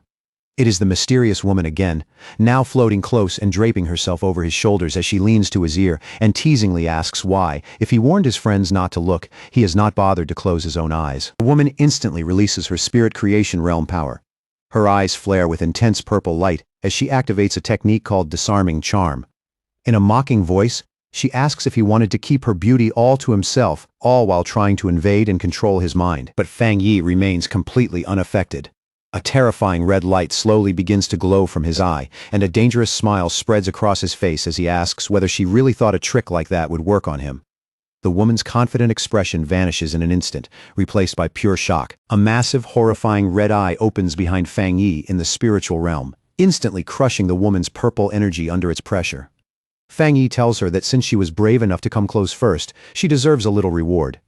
Then he adds that illusion-type pioneers like her are actually pretty interesting to him. Inside the spiritual realm formed by their clash, Fang Yi unleashes his mental power completely and activates the spirit turbideye technique without holding back. The woman from the Heaven's Choice cult recoils in terror, stunned beyond belief that the sealer can actually use illusion arts, something none of their reports ever mentioned. Even so, she quickly forces herself to settle down and lets out a disdainful scoff, declaring that illusion techniques are the greatest strength of her cult. She reaches into her clothing and pulls out a pocket watch glowing with a strange purple light, then sneers that Fang Yi is beneath her and boasts about the power her father personally granted her. Inside her own illusion, she sees herself slicing Fang Yi cleanly in half, and for a brief second she believes she has already won. But when the vision clears, Fang Yi is still standing there completely unharmed, wearing nothing but a smug, knowing smile. He calmly tells her to keep going if she wants. That casual challenge leaves the woman visibly shaken and deeply unsettled. Now it is Fang Yi's turn, saying that such a lively opponent makes the perfect test subject. He causes a massive sphere of red energy packed with dark spirits to materialize right in front of her. She is swallowed whole by Fang Yi's power and starts screaming as the illusion turns terrifyingly real, while her own mental techniques begin failing one after another under the pressure. Chains burst out of the surrounding darkness and lock her in place, crucifying her above a roaring inferno as the heat and terror keep closing in together. Panicked and desperate, she screams that she is a chosen child of her god, completely unable to accept being crushed in such a humiliating way. She remains trapped in that nightmare world, surrounded by darkness on all sides and by countless hostile red eyes staring at her without mercy. Little by little, her confidence collapses completely, and under that crushing pressure, even her mind begins to splinter apart. The illusion devours her sense of reality until she falls into total panic, forgetting even who she is as monstrous shadows close in on her from every direction. Fang Yi descends before her like a judge delivering the final sentence, his presence so overwhelming that it crushes the little resistance she had left. In that moment, the woman realizes her own skills are far too weak, and that if she keeps resisting, she will absolutely die. With his red eye glowing ominously, Fang Yi coldly demands that she tell him everything she knows about the Heaven's Choice cult's ultimate objective. And trembling uncontrollably, the woman reveals that father said the sealer had to be removed before their grand plan could be completed. Fang Yi presses her harder, demanding details about the plan itself, along with father's whereabouts and Jiang Lu's location. Barely able to get the words out, she stammers that they are at the altar, but before she can say anything more, terror suddenly twists across her face. At that exact moment, a restriction buried deep inside her mind is triggered. Before she can say another word, a lethal force erupts from within her and kills her on the spot, cutting off everything she was about to reveal. Her body goes limp and drops lifelessly in front of Fang Yi, all signs of struggle ending in an instant. Back in reality, the illusion quickly breaks apart and fades away. Fang Yi looks down at the corpse and immediately realizes that she triggered a forbidden restriction left by father. From that alone, he deduces that any follower who tries to reveal truly sensitive information is executed from within. The forest grows quiet again. Fang Yi walks forward through the aftermath of the battle, where his companions lie defeated on the ground around him. Sensing a hidden gaze fixed on him, Fang Yi calmly calls out into the darkness and asks the unseen observer if they were the one who just silenced their own subordinate. Cult's minions burst out of the shadows one after another, moving fast and hard as eerie purple energy coils around the strange clock-like devices in their hands, filling the air with a sinister glow. They shout that they will capture Fang Yi and use him to make their cult's name shake the entire land. Then, in the very next moment, they close in from every direction and threaten to kill his companions on the spot if he dares resist or refuses to surrender. Fang Yi lets out a cold, dismissive scoff, then raises his hand and summons a blade made of pure fire, its burning edge roaring to life with heat fierce enough to warp the air around it. Just as he is about to strike, the strange glow in his eyes sharpens, calmly sweeping across every enemy in front of him as he sizes them up with frightening precision. On the surface, their power looks impressive enough, but Fang Yi sees through it almost instantly. Their foundations are unstable, their aura is scattered, and all that apparent strength is nothing but hollow force with no real substance behind it. The result clearly disappoints him. Tightening his grip on the flaming sword, Fang Yi's expression turns even colder, like these opponents are not even worth the trouble. Then, with one huge slash blazing down like heavenly judgment, Fang Yi tears straight through their defenses in a flood of fire. As the attack rips through them, he coldly remarks that their actual combat ability is laughably pathetic. The cultists are blown away by the overwhelming flames, their screams echoing through the area as they tumble helplessly through the air, completely crushed and defeated in a single exchange. Fang Yi steps over one of the fallen cultists and looks down at him, his terrifying red eye still glowing, pressing down on the man with a weight that feels even heavier than the flames. Under that gaze, the cultist starts trembling uncontrollably, finally understanding just how monstrous the gap between them really is. Every trace of his earlier arrogance disappears, replaced by raw instinctive fear. At that moment, another terrified subordinate slowly walks forward, his hands shaking as he presents a strange oval mirror wrapped in flickering purple energy, as if even he is afraid of the thing he is carrying. Fang Yi turns his eyes toward it with a hint of curiosity. The moment he focuses, he senses a presence hidden inside, and soon a dark silhouette begins to emerge from the mirror's murky glow. Then a voice drifts out from within the mirror and addresses the sealer directly, speaking in a calm, composed tone as it claims this whole matter is just a misunderstanding. The voice goes on to insist that the heavenly chosen cult exists for one noble purpose alone: saving humanity. It even proudly boasts that they have already resolved 3 spiritual anomalies in Chuanxi City, as if that alone proves their righteousness. Growing more arrogant by the second, the leader declares that compared to the cult's so-called sacred mission, the Spirit Association is useless, incompetent, and far beneath them in both vision and action. Fang Yi lets out a mocking laugh, clearly unimpressed by the whole act. He bluntly tells her not to get drunk on her own propaganda or start believing the lies she feeds other people. In a calm, almost casual tone, Fang Yi tears her argument apart piece by piece. He points out that Chuanxi City has long been classified as a secure zone with no record of beast-related disasters, which means the so-called anomalies they claim to solve were never real in the first place. From there, Fang Yi lays their scheme bare without hesitation. In his eyes, the cult creates fake crises, plays savior to frighten civilians, and uses that fear to gather followers and wealth for their own cultivation. To him, the entire operation is filthy, shameless, and utterly despicable. Hearing that, the woman inside the mirror lets out a low, condescending laugh, the kind dripping with disdain instead of amusement. Then she reveals a glimpse of her real power, taking what looked like an ordinary pocket watch and turning it into a vessel overflowing with thick, sinister dark energy. Her voice sharpens with fury as she declares that Fang Yi completely misunderstands their noble cause. In her eyes, pioneers like him, who keep risking their lives for the Spirit Association, are nothing but hopeless fools who have been brainwashed beyond saving. She sneers at the very idea of protecting ordinary weak people, questioning what sense there is in preserving burdens who contribute nothing.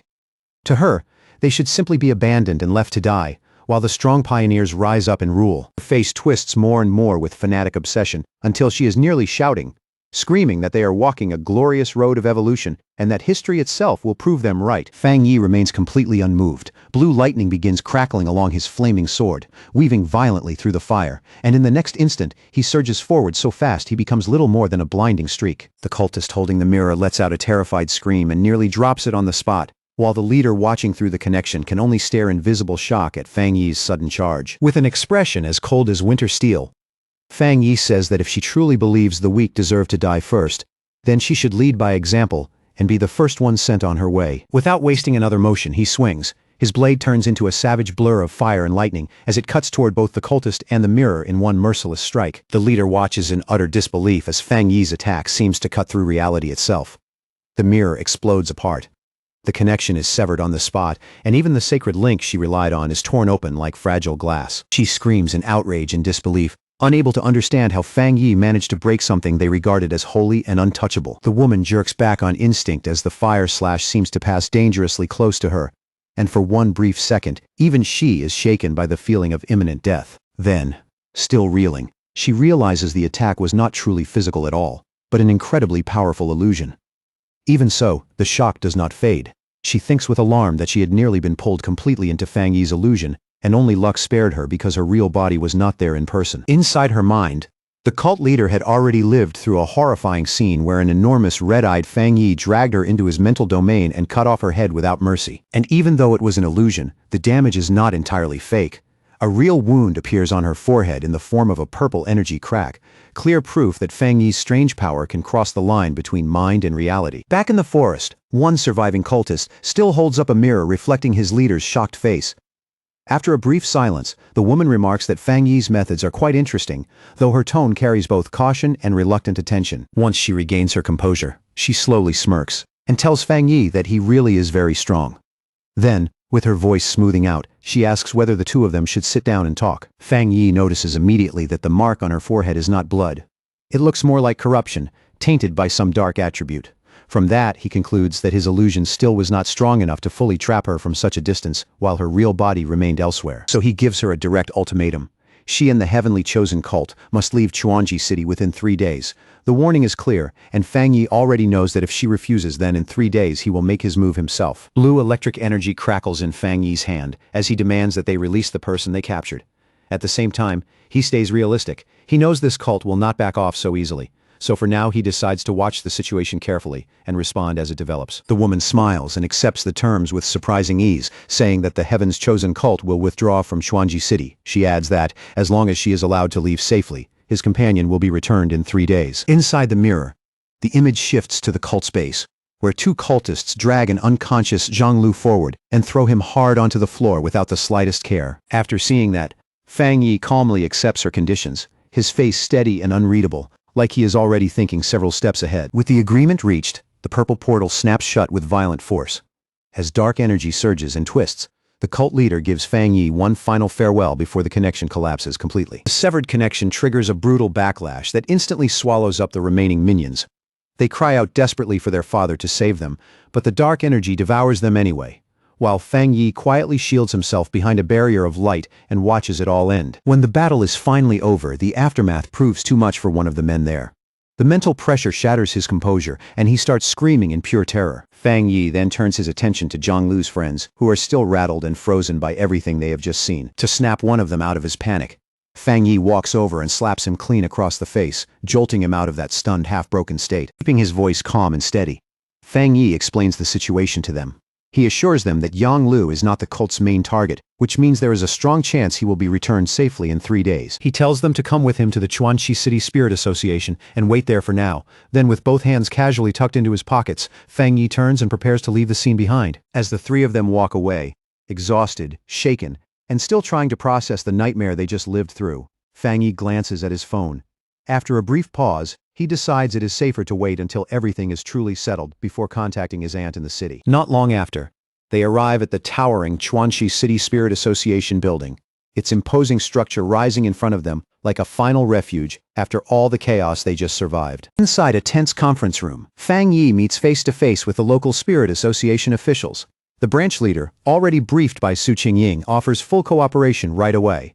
But Fang Yi calmly refuses any direct combat support, saying with firm confidence that he alone is enough to handle this so-called father. Even so, he raises a hand toward Yang Lu's friends and makes one practical request. Since they are independent pioneers who got dragged into this mess, he asks the association to keep them safe and look after them for the time being. The branch leader agrees almost instantly, relieved to be useful in some way.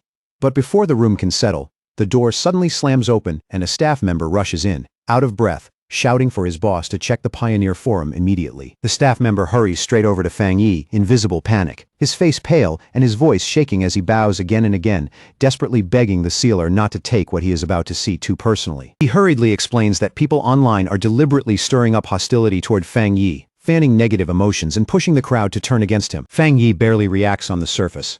He simply extends his hand and asks to see the phone himself. On the screen, post after post flashes past in an ugly flood of hate. They say the sealer is unfit to lead the pioneers, accuse him of killing innocent people, and paint him as arrogant and cruel.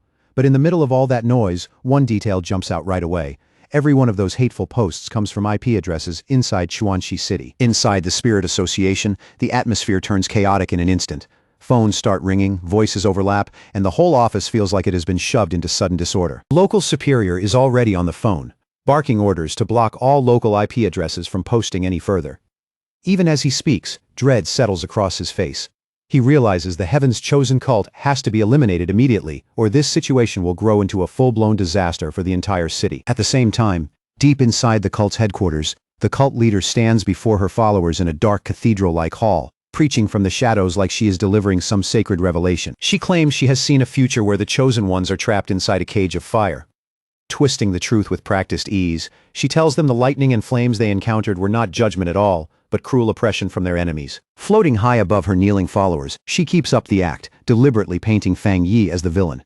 She accuses the sealer of murdering their people in cold blood and declares that this evil obstacle must be removed no matter the cost. Then the cult's propaganda machine fully kicks into motion. A giant hologram appears on the side of a skyscraper, showing a manipulated video of Fang Yi attacking someone, carefully edited to make him look like a monster. Down below, the crowd erupts in cheers, welcoming the cult's so-called justice. The propaganda takes hold fast. Before long, the streets are packed with a massive protest, citizens waving banners that praise the cult as the savior of the world, while accusing the Spirit Association of throwing the city to demons. The furious crowd surges all the way to the front of the Spirit Association building, shouting that harming the cult is the same as harming Chuanxi City itself, their anger growing louder with every chant. High above the chaos, Fang Yi stands beside a window and looks down at the brainwashed citizens below. His expression is cold and unreadable, but the silence around him feels heavier than open anger ever could. Inside the office, the mood is grim to the point of suffocation. The branch leader sits there with his head buried in his hands, bitterly admitting that the association has now lost nearly all public support. After letting out a long breath, he walks over to Fang Yi and helplessly explains that as pioneers, they are not allowed to use force against ordinary civilians, no matter how badly the situation gets. Fang Yi cuts him off before he can go any further, bluntly telling the official not to worry. His tone is flat, almost dismissive, as he adds that he never expected much from them in the first place. By this point, Fang Yi already sees the cult's plan clearly. They are using the people of Chuanxi City as both weapons and hostages, trying to tie his hands with public outrage. Even so, in his eyes, these are still nothing more than cheap, petty tricks. Elsewhere, the leader of the Heavenly Chosen Church grins beneath her hood, her face hidden but her mockery impossible to miss as she taunts the sealer and asks whether he likes the gift she prepared for him. She smugly declares that every citizen has already become one of her puppets. If Fang Yi wants to destroy the cult, then he would have to destroy the whole city first.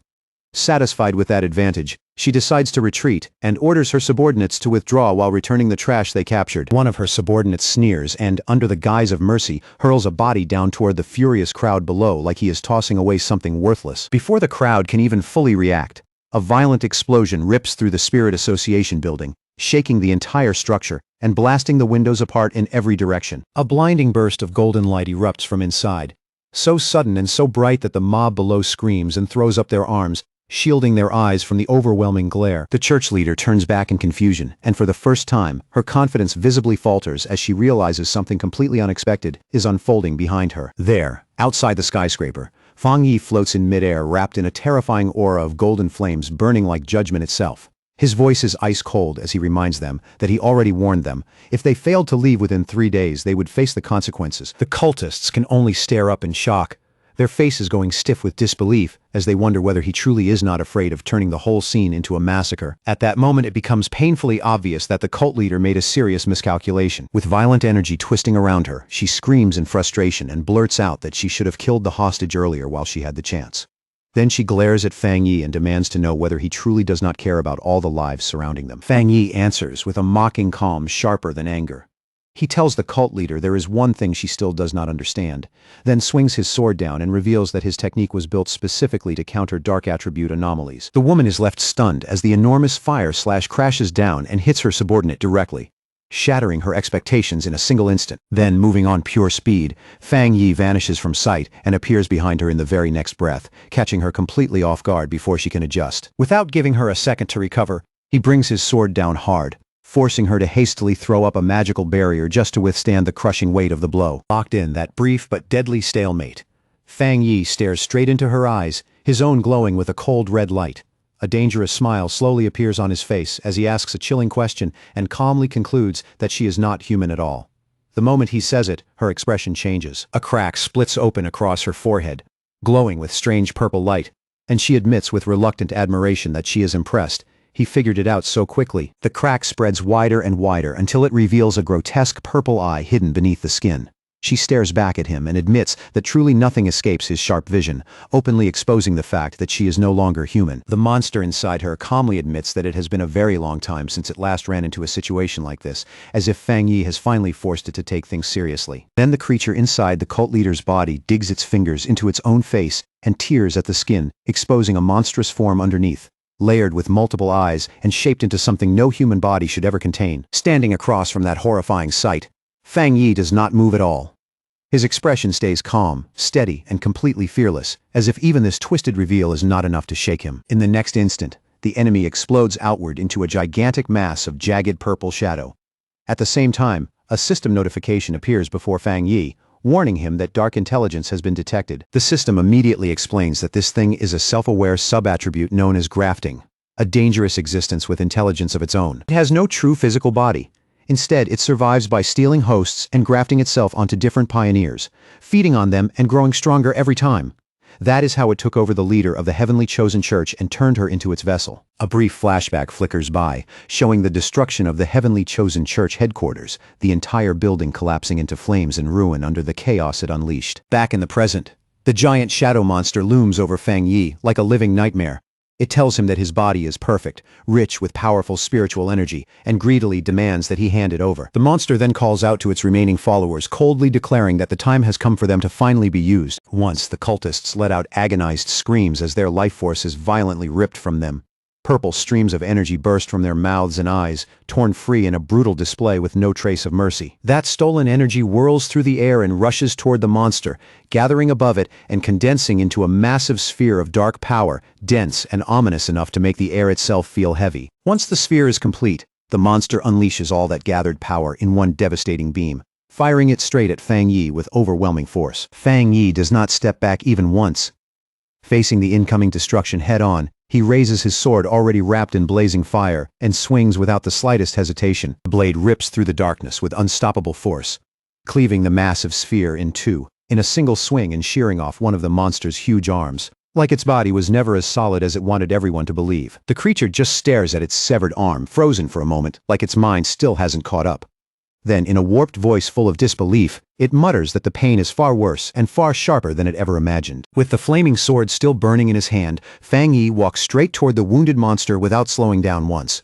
His voice stays calm, but absolute, as he says this much damage still isn't enough, and he plans to wipe the creature out completely. As he moves in, Fang Yi quickly figures out what this dark intelligence has really been doing. It was hiding its true nature the whole time, wearing a human identity and using that stolen face to slowly build an entire faction for itself. Fang Yi lifts a hand slightly, his eyes sharpening as he measures the threat again.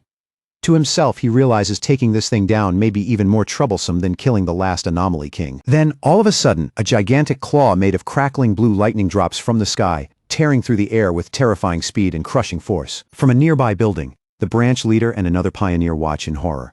In that instant, they understand the truth. This dark attribute hasn't just grown intelligent. It can even graft itself onto pioneers.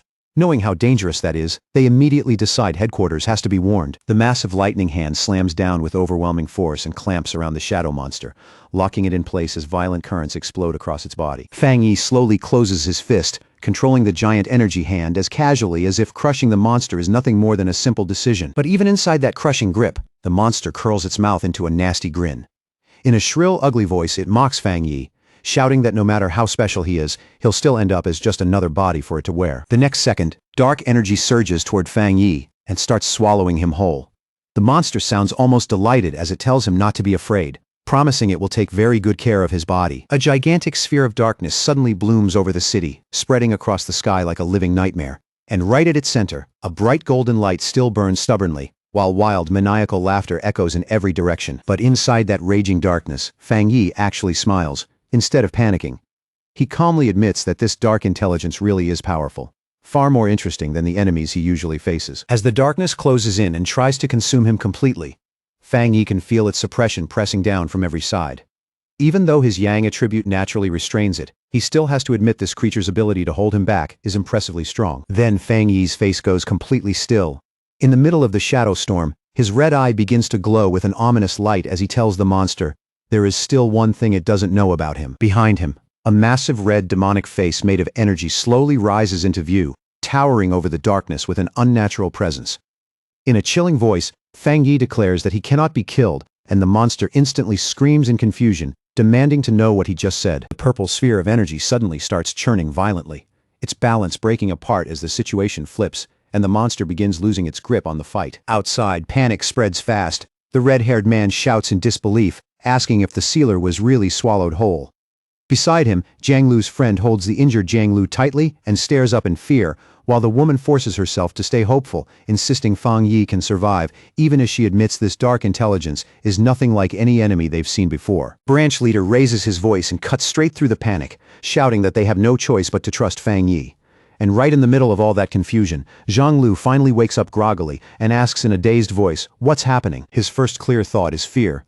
Looking around in alarm, he blurts out the question he's most afraid to ask, wanting to know if his master has already been defeated. But inside that chaotic purple space, Fang Yi is neither dead nor cornered. He's still alive, perfectly calm, walking through the violent storm like it can't truly lay a hand on him. He looks around at the warped space and quickly realizes what this place really is. He wasn't just swallowed by darkness, he's inside the dark intelligence's body itself. A system window appears in front of him, confirming that everything went exactly according to plan.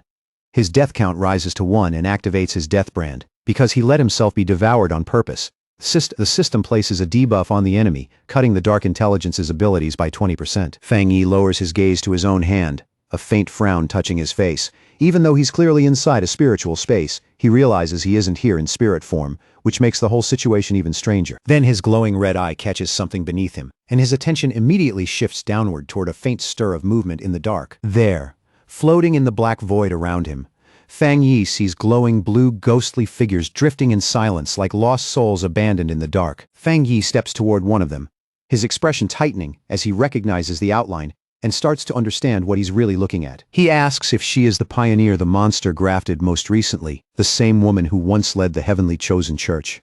The blue spirit says nothing. She only hovers there in silence, her face heavy with sorrow and exhaustion. Then, all at once, the female spirit and the other blue ghosts around her slowly drop to their knees, bowing before Fang Yi in a silent plea that says more than words ever could. Fang Yi looks down at them, his red eyes narrowing as the meaning becomes clear. Without anyone speaking, he already understands what they want from him. In a low voice, he asks if they're begging him to set them free, to finally release them from the monster that has kept them trapped for so long. After taking in the scene, Fang Yi comes to a grim realization. These pioneers died long ago.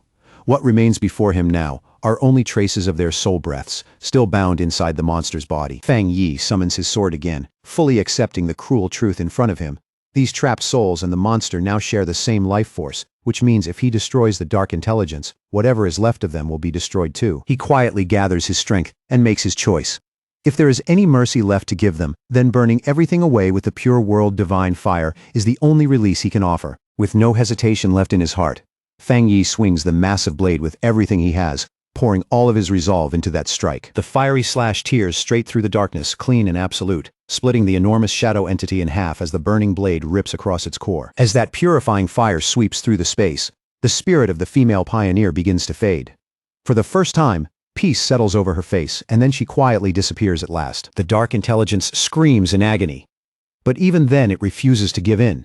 Its body twists and mutates into a jagged, spiked mass of shadow as it roars that Fang Yi's resistance means nothing and threatens to tear his limbs off one by one. Another system window appears, calmly confirming that contact with such an enormous dark attribute has successfully triggered the Hell Evil scene mark. The system announces that the monster's power is being drained at a horrifying rate. First, its strength falls by 50%, and then, almost immediately, the weakening surges to 80% as the Hell Evil scene spreads over the enemy. No longer able to hold its old shape together, the monster collapses into a chaotic sphere covered in writhing red eyes, its once threatening form breaking down into something unstable and desperate. The system declares that the weakening has now reached a critical 99%, reduced to almost nothing. The creature can do little more than tremble helplessly under Fang Yi's cold, glowing stare. Fang Yi stretches out a hand toward the ruined creature and coldly orders it to hand over its power. The dark intelligence can only stare back in shock and fear, finally understanding that this fight is over and that it has been completely crushed. With one final command to break,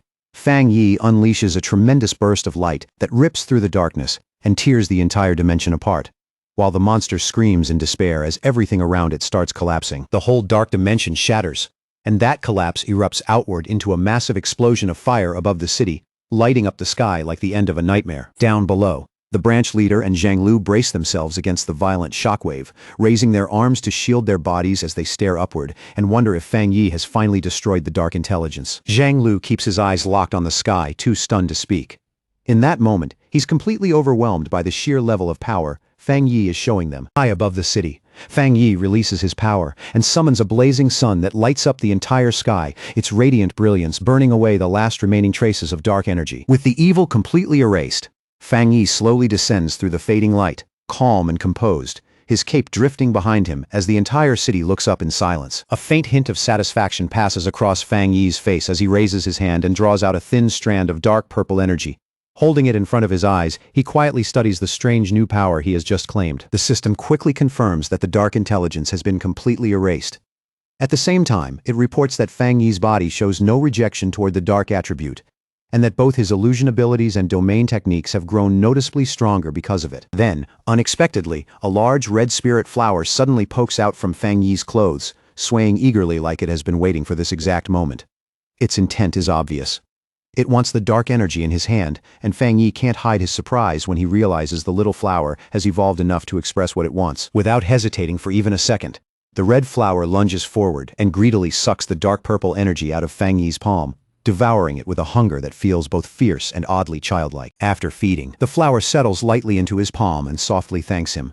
Fang Yi lowers his eyes, listens for a moment, and then notes with some surprise that the spirit flower's voice is unmistakably female. Wrapped in a warm, gentle glow, Fang Yi looks at the spirit flower with clear affection in his eyes. He realizes it has been quietly growing stronger ever since he entered the Jingang realm, especially after absorbing so much dark spiritual energy over time. A moment later, the flower suddenly shrinks back down and slips into Fang Yi's clothes, falling asleep like it exhausted itself all at once. Fang Yi lets out a small smirk, remarks that it seems even sleepier now, and decides he can study it more carefully later. By now, the whole city is washed in the bright light of morning. The darkness of the night is finally gone, and the streets glow beneath a calm, open sky. Branch leader, Jiang Lu, the red-haired man, and Jiang Lu's friend all gather together with relieved smiles. The tension finally leaves their bodies as they celebrate the city being saved, speaking with open amazement about how Fang Yi actually destroyed a sentient dark attribute. Smiling brightly, Jiang Lu openly says how satisfied he feels after seeing Fang Yi save the whole city with his own eyes. For him, that alone is enough. In that moment, he feels like he has no regrets at all. But without any warning, a sinister purple aura begins to coil and twist behind Jiang Lu. Quiet and deadly, like something that had been hiding there just waiting for the right moment to strike. Then, from high in the sky, a deadly beam of dark purple energy shoots straight down at him with terrifying speed, aiming to kill him before anyone can react. Just before the attack can hit, a powerful blast of golden energy cuts across and intercepts it head-on, triggering a massive explosion that shakes the ground and leaves Jiang Lu frozen where he stands. Confused, shaken, and still struggling to process how close he just came to dying. Jiang Lu stares blankly and asks in a trembling voice what just happened. At that moment, Fang Yi lands calmly on the street, his hands still wrapped in blazing golden flames. He barely needs to say anything. It's already obvious that he was the one who caught the ambush and blocked it in time. The branch leader quickly rushes over to Fang Yi with a huge, grateful smile on his face. The relief in him is so obvious he almost looks ready to collapse as he thanks Fang Yi for saving them. He keeps thanking Fang Yi over and over while Jiang Lu stands safely behind him, still too stunned to speak. Around them, the concrete is split and cracked from the intercepted strike, making it painfully clear how terrifying Fang Yi's counterattack really was. Jiang Lu stares at Fang Yi with wide, shining eyes, then blurts out with complete sincerity that Fang Yi is the greatest idol he has ever had. With the crisis seemingly behind them, the branch leader warmly shakes Fang Yi's hand to say goodbye, while Jiang Lu and his friends stand nearby, deeply grateful that the evil cult has finally been wiped out. Fang Yi, however, doesn't match their relaxed mood. His face stays serious as he warns them that destroying the cult is not enough, and that from this point on, they still need to stay alert. He explains that even if the city looks peaceful on the surface, its location is rich in natural resources and spiritual conditions. Because of that, a large-scale spiritual mutation isn't just possible, it's inevitable. The moment those words leave his mouth, the branch leader freezes in place, and the relief on his face drains away almost instantly. Cold sweat starts forming on the branch leader's face as he hurriedly assures Fang Yi that they are always prepared, insisting that the restricted zones are patrolled every single day without fail. But before any of them can steady themselves, the branch leader, Jiang Lu, and Jiang Lu's friend are all left stunned when Fang Yi reveals that a trace of the dark attribute had nearly grafted itself onto Jiang Lu's body without anyone noticing. And before they can fully absorb that shock, Fang Yi simply turns around, already moving on to the next issue. He walks off calmly and tells the branch leader to take him to the city's restricted mountain area immediately, because he believes the coming spiritual mutation is already close. As he walks, Fang Yi checks his phone with a serious look and quietly decides to postpone visiting his aunt, choosing instead to deal with the danger in front of him first. Not long after, an official SUV tears up a dirt road winding through the mountain forest, its tires kicking up dust as it pushes deeper into the highlands. Inside the vehicle, the branch leader drives while trying to lighten the mood, cheerfully asking Fang Yi if he wants to see pandas or eat hot pot after they finish the mission. Sitting in the passenger seat with his eyes closed, Fang Yi politely turns him down and reminds him that their focus needs to stay on official business for now. Even so, Fang Yi can't help reflecting on how relaxed the locals seem. At the same time, he quietly wonders whether all this dense spiritual energy might someday cause even pandas to mutate into terrifying beasts. Then suddenly, a sharp flash of energy cuts across Fang Yi's forehead as his senses kick in. His eye glows red at once, signaling that he's picked up something unusual. He turns to the window and looks toward a dark mountain peak in the distance. A confident smile slowly spreads across his face as he confirms he has found the exact location of the anomaly. Without hesitating, Fang Yi throws open the door of the moving SUV and jumps out, startling the branch leader as he orders him to lock down the mountain highway immediately. Fang Yi dives down the steep cliffside with his red eyes fixed ahead, and as he descends, he firmly orders the branch leader not to follow him no matter what. Left behind on his own, the branch leader parks the car and walks to the cliff's edge, scratching his head in confusion as he wonders what Fang Yi sensed, because he himself felt absolutely nothing. Meanwhile, Fang Yi shoots straight into the shadowy forest below, dropping fast through the trees with clean, controlled movements. As he descends, his eye glows red and blue electricity starts crackling around his hand. He can feel an immense power nearby, and he notes that the resonance from that lightning aura is getting stronger and stronger the closer he gets to the peak. With practiced control and effortless agility, Fang Yi lands lightly on a huge tree branch, settling onto it as naturally as if he had stepped onto solid ground. The moment he straightens up, intense blue lightning surges up his arm and wraps around his entire body, making him look like a figure forged from stormlight. That raw power crackles loudly as it races down the giant tree trunk, spreading a deep blue glow through the surrounding woods and making the whole forest tremble under its light. Fang Yi lifts his eyes and finally sees it, a massive, terrifying vortex of purple and pink lightning swirling overhead like a violent wound torn open in the sky. The system immediately confirms what he's looking at, identifying it as a massive thunder attribute boundary. Narrowing his eyes, Fang Yi slowly raises his glowing hand toward the violently churning sky, calmly measuring the force gathering above him. Then he unleashes his divine thunder tempering technique, firing a colossal blast of blue lightning upward with explosive force and perfect precision. His blue energy slams hard into the descending purple storm clouds, and the collision sets off a spectacular explosion that lights up the heavens and shakes the entire mountain. But in the very next instant, Fang Yi's expression sharpens. He immediately notices a dangerous, unnatural change taking shape in the atmosphere. The purple storm clouds begin spinning together even more violently, tightening and compressing with an intensity that feels ominous even to him. Then the system issues a critical warning as a gigantic spear-like bolt of purple energy plunges down from the sky. It identifies the attack as the legendary divine punishment thunder, an unstoppable force of destruction. Fang Yi reacts instantly, slamming his hand onto the tree branch beneath him and channeling blue lightning into the wood to ground his body. Crouching low with fierce resolve, Fang Yi grits his teeth and shouts his command. Instead of dodging the devastating heavenly thunder, he chooses to pull that terrifying power straight into his own body. The apocalyptic purple lightning comes crashing down from the heavens like divine judgment itself, slamming straight into the huge surge of blue lightning erupting from the forest below, where Fang Yi holds his ground and refuses to give even a single step. The instant Fang Yi's blue energy collides with the descending purple thunder, the impact erupts into a blinding flash so fierce it seems to swallow the entire mountain in raw, violent light. That brutal clash surges upward into a towering pillar of light, shaking the whole forest as it rises. And right in the middle of it, Fang Yi stays rooted in place, meeting that crushing force head-on. Inside the storm of chaotic energy, Fang Yi's system detects an enormous concentration of thunder power and immediately starts processing it at high speed. A moment later, it confirms the absorption is working. The system announces that Fang Yi has gained a powerful new skill, one that lets him call down thunder to strike his enemies and absorb that same force to push beyond the normal limits of his own body. Fang Yi quietly repeats those words to himself, breaking his limits. Then he looks up at the raging storm with calm eyes, because better than anyone, he knows every skill usually comes with a ceiling. And breaking through that ceiling normally takes extremely specific conditions and a massive amount of spiritual power. Even then, most attempts end in failure long before success. Even so, a confident smile slowly appears on Fang Yi's face as he reaches out and grabs a crackling cluster of purple lightning with his bare hand. Quickly realizes what makes this new skill so extraordinary. It ignores the usual rules completely. Standing there unharmed in the middle of that violent purple lightning, Fang Yi understands that heavenly thunder itself can now become fuel for his own growth. He also knows thunder is no ordinary force.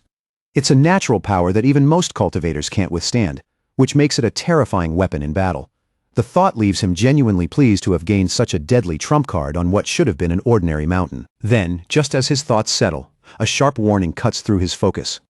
He suddenly senses an intense and unusual wave of energy coming from the mountain peak above. Now that the thunder energy no longer rejects him, Fang Yi wraps himself in crackling purple lightning and shoots toward the source at once, moving through the air like a thunderbolt himself. He lands in a clearing where pink and purple energy keeps slamming into the earth in violent pulses. The moment he arrives, the system detects a descending entity and identifies it with one strange word: throne. As Fang Yi steps closer to the eerie glow, the system continues explaining, "This is a thunder throne."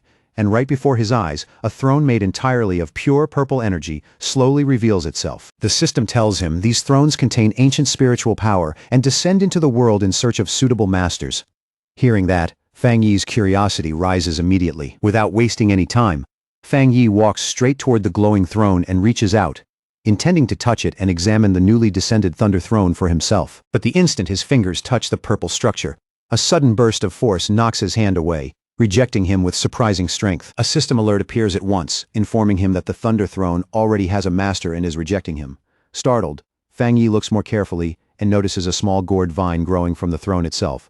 He can't hide his amazement that such an ancient entity chose something as simple as a plant for its master. A small smile touches Fang Yi's face as he thinks about what that means. In this new age of spiritual awakening, all living things, even something as ordinary as a flower or a blade of grass, can receive incredible opportunities and rise far beyond what they once were. Just then, the red spirit flower pokes out from Fang Yi's coat and asks in confusion who is calling for it, like it suddenly heard a voice meant only for its kind. Fang Yi lifts the red flower toward the floating gourd vine and quickly pieces it together.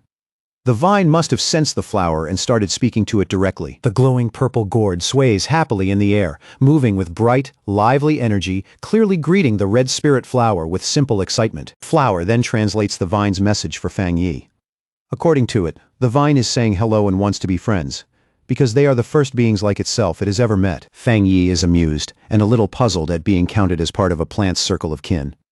Still, he quickly understands why the gourd vine feels drawn to him. It probably likes him because he just absorbed the same thunder energy that empowers the throne. The red flower explains that the vine can't leave yet.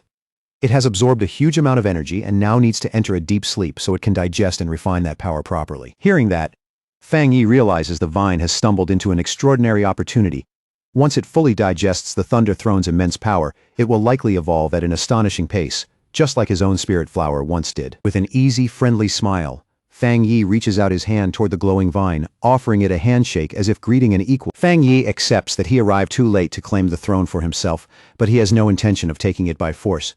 In his eyes, building a friendship with its chosen master is the better choice, especially since fighting over it would cost far too much for too little reward. As he watches the vine gently brush against his flower in a playful, harmless way, Fang Yi notes that despite controlling such powerful thunder energy, its nature is mild and friendly. That puts him at ease, because if it's willing to communicate, then it's far less likely to become a danger to humanity. Even so, Fang Yi's expression slowly turns serious.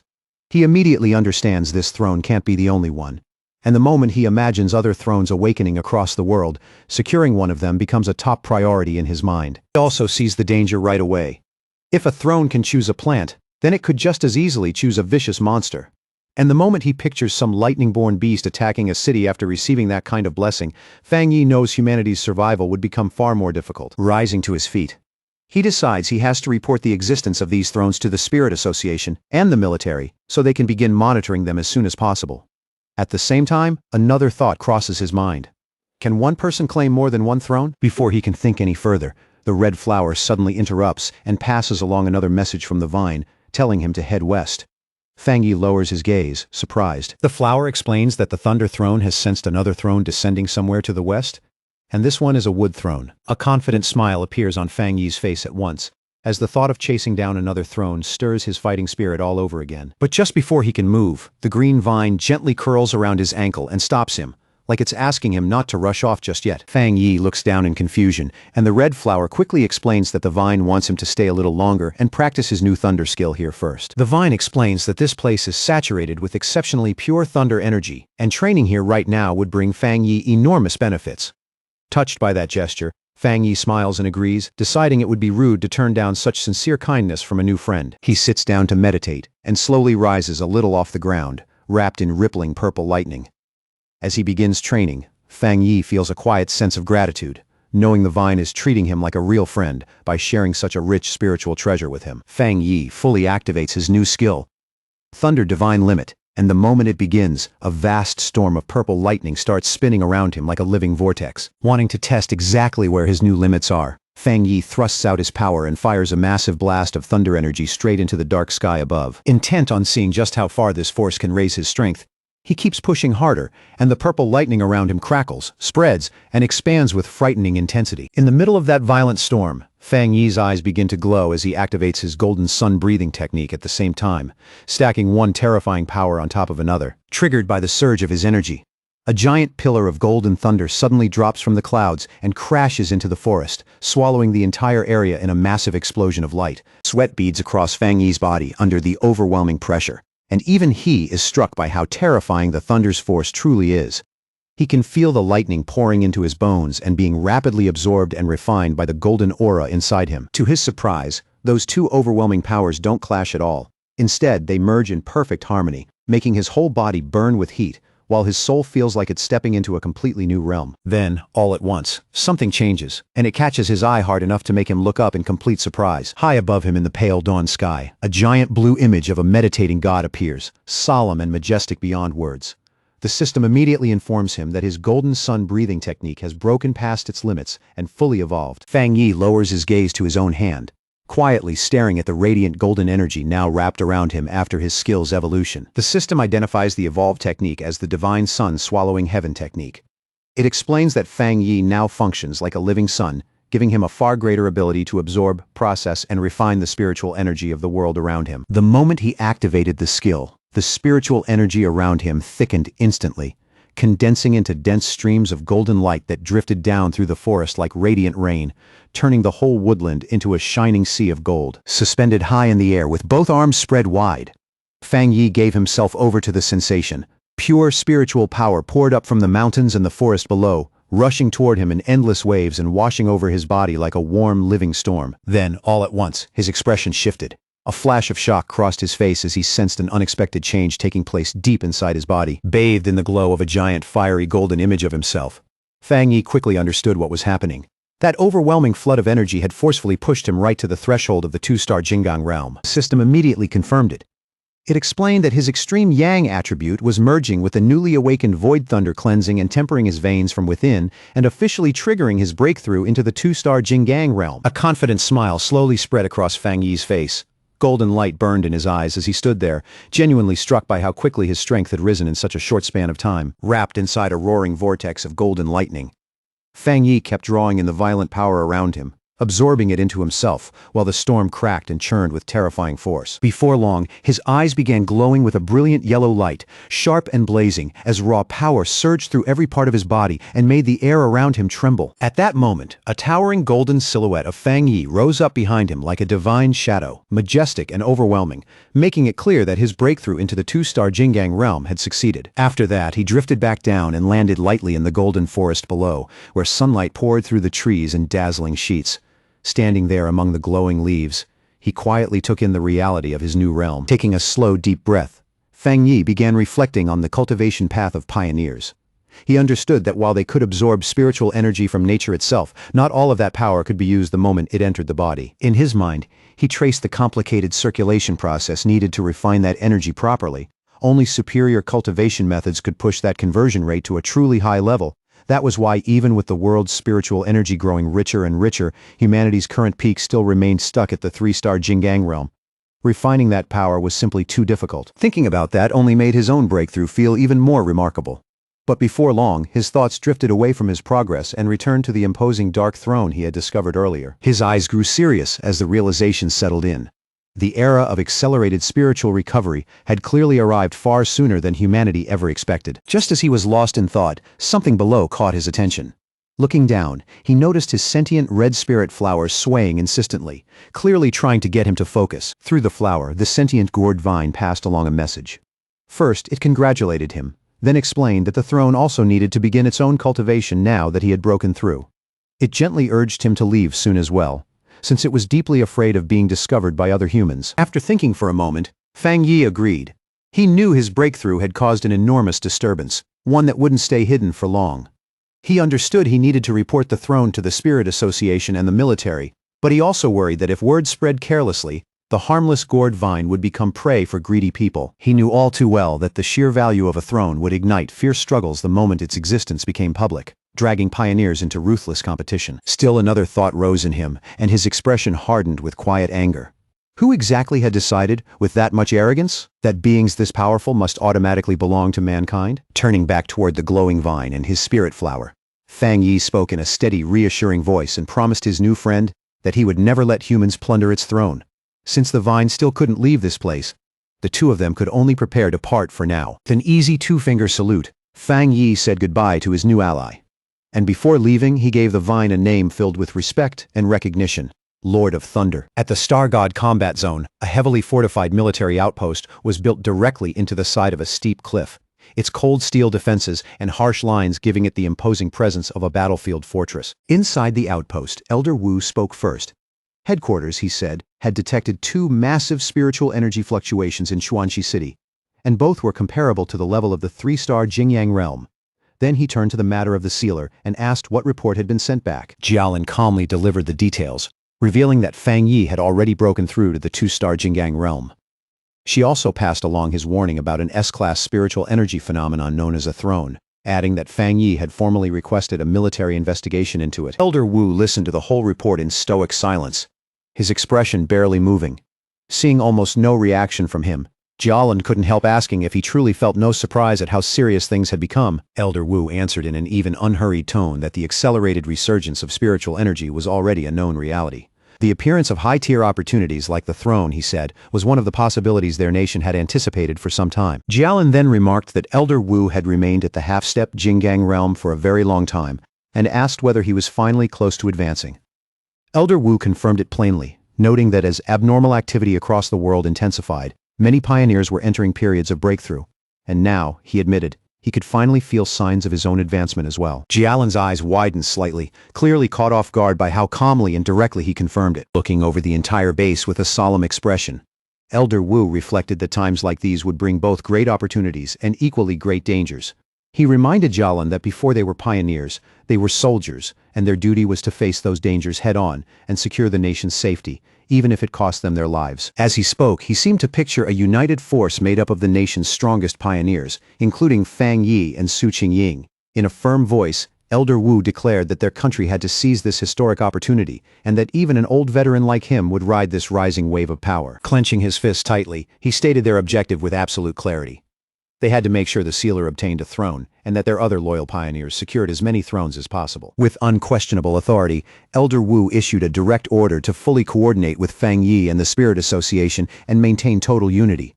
Any independent pioneers or rogue factions driven by selfish ambition, he said, would be forced to stand down under the combined pressure of both the military and the association. At Spirit Association headquarters, Gu Yuro stood before a monitor displaying the purple throne.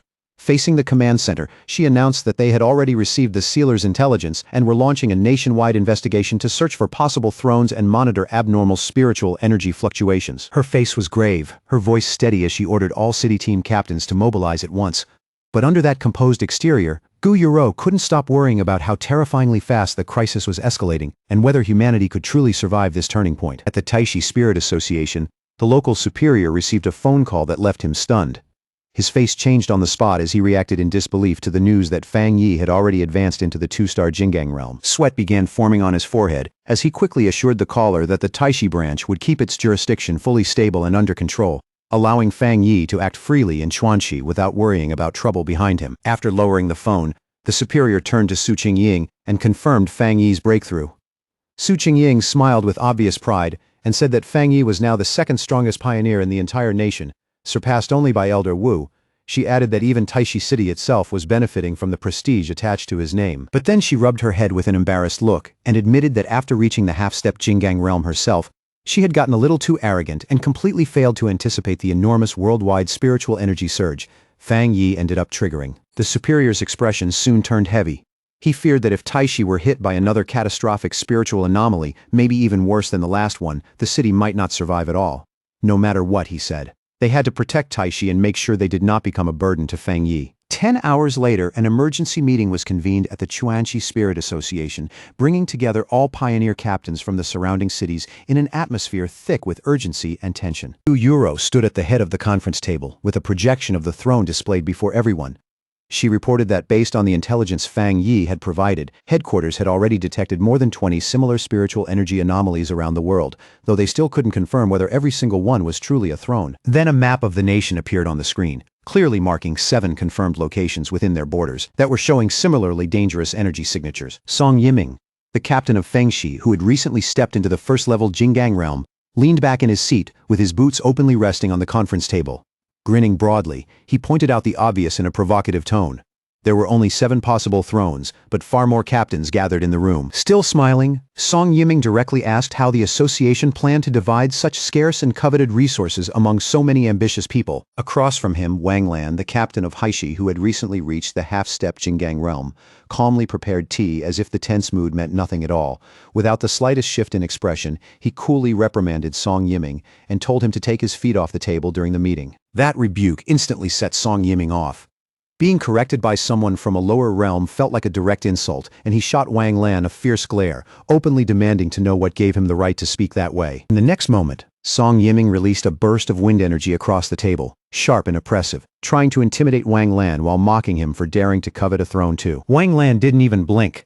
He quietly sent a spark of lightning energy into his teacup, stabilizing it against the violent gale, then calmly replied that everyone in the room wanted a throne, which made Song Yiming's little display completely pointless. Around the table, the other captains watched the confrontation in silence, saying nothing as the pressure in the room grew heavier and heavier. As the tension kept rising, Chen Ruo, the captain of UXI, remained seated in complete silence, watching the conflict with a cold, unreadable gaze, as if he were weighing every single person in the room. Leaning forward with a nasty grin, Song Yiming kept pressing Wang Lan, his voice dripping with contempt.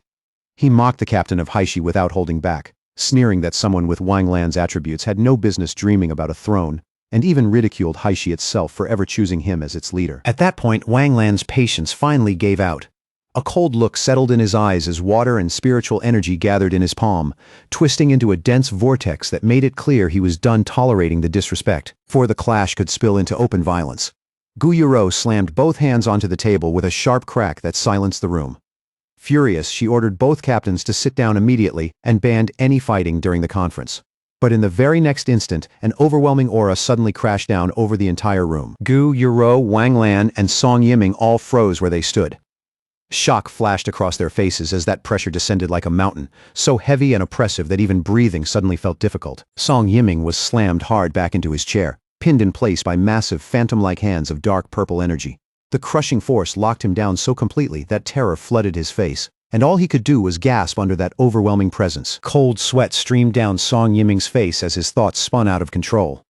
In frantic disbelief, he wondered if Elder Wu from the Star God Combat Zone had personally shown up to suppress the conflict. Then Fang Yi stepped through the doorway, golden energy crackling around his body like living fire.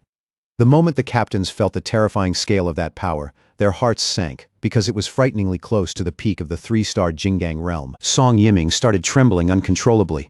As he felt that suffocating pressure more clearly, fear mixed with confusion when he realized this monstrous presence didn't belong to Elder Wu at all. Fang Yi walked calmly into the room with a polite smile on his face, like he had stepped into an ordinary gathering, instead of a conference hall on the verge of chaos. He casually greeted the captains, his tone mild, but impossible to ignore. As he made his way toward the table, Fang Yi apologized in an easy voice for being late. Gu Yuro straightened at once and formally acknowledged him, announcing to everyone present that the sealer had arrived. Song Yiming shrank deeper into his seat, stealing nervous glances at Fang Yi from the corner of his eye. Every instinct in his body was screaming for him to back down, and only now did he finally understand that this calm, ordinary-looking young man was the legendary pioneer everyone had been talking about. Then in the next instant, Fang Yi's polite expression vanished completely, as if all the warmth had been wiped from his face at once. His gaze locked onto Song Yiming with chilling force, and he coldly asked what exactly had been going on in the room before he walked in, terrified by Fang Yi's presence. Song Yiming instantly lost all the arrogance he had shown just moments earlier. He stammered that nothing was wrong, insisting they had only been having a normal discussion. Fang Yi said nothing. He just stared at Song Yiming in silence, those piercing red eyes fixed on him like blades, making the pressure in the room even harder to bear. Still pinned under the purple energy claw, Song Yiming was overwhelmed with disbelief. He couldn't understand how his first-level Jinggang realm power had been completely paralyzed, like it meant absolutely nothing in front of Fang Yi. Only after letting the pressure ease did Fang Yi pull out a chair and sit at the table. His tone turned calm again as he greeted Wang Lan and Chen Ruo. casually remarking that it had been quite a while since they last met. Wang Lan immediately responded with respect, welcoming Lord Sealer in a steady voice.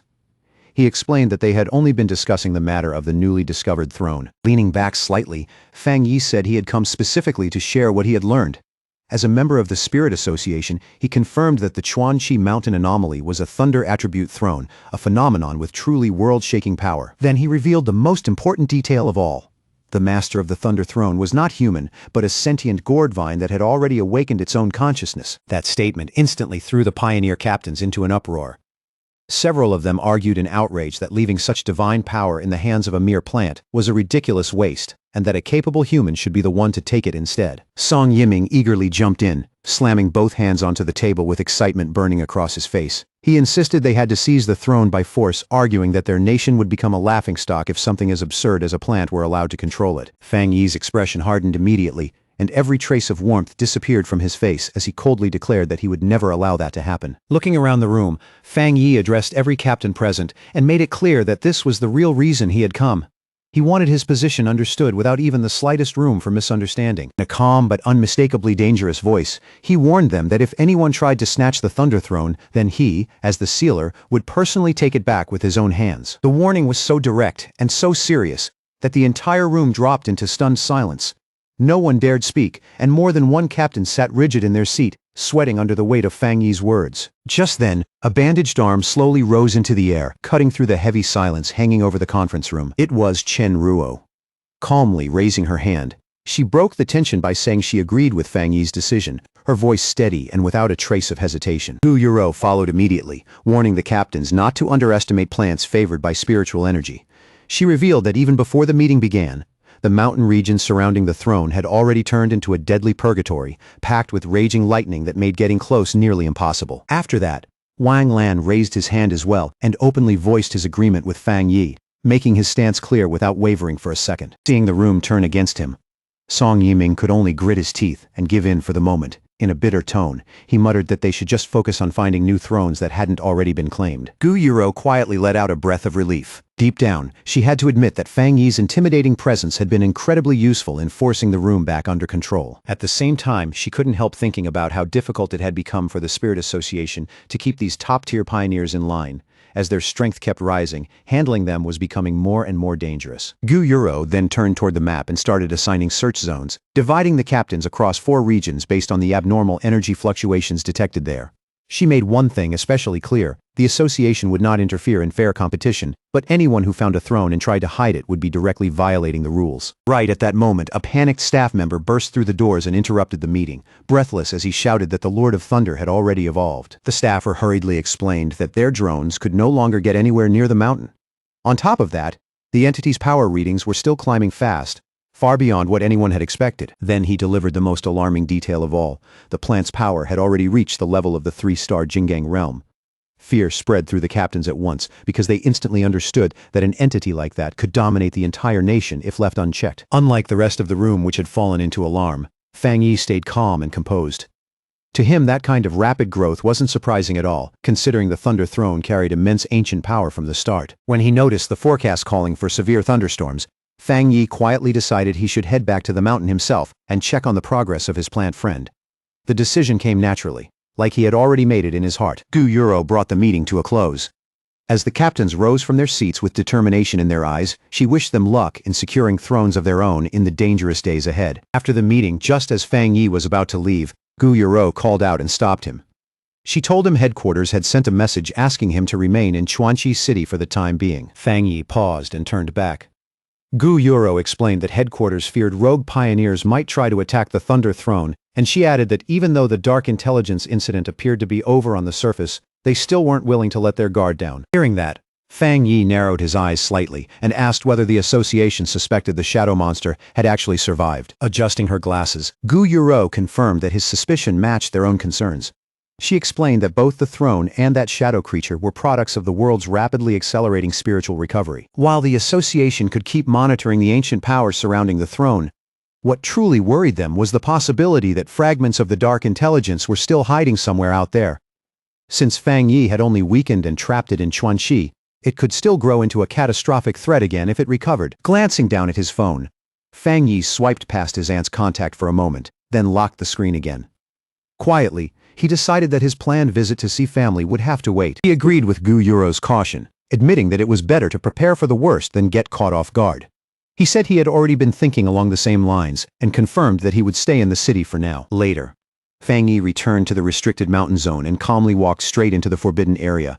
Violent purple lightning crashed all around him in wild streaks, yet he remained completely unfazed, as if the storm itself couldn't threaten him at all. Feeling that fierce power rolling through the area, he smiled instead of backing away, taking the raging storm almost like a form of welcome.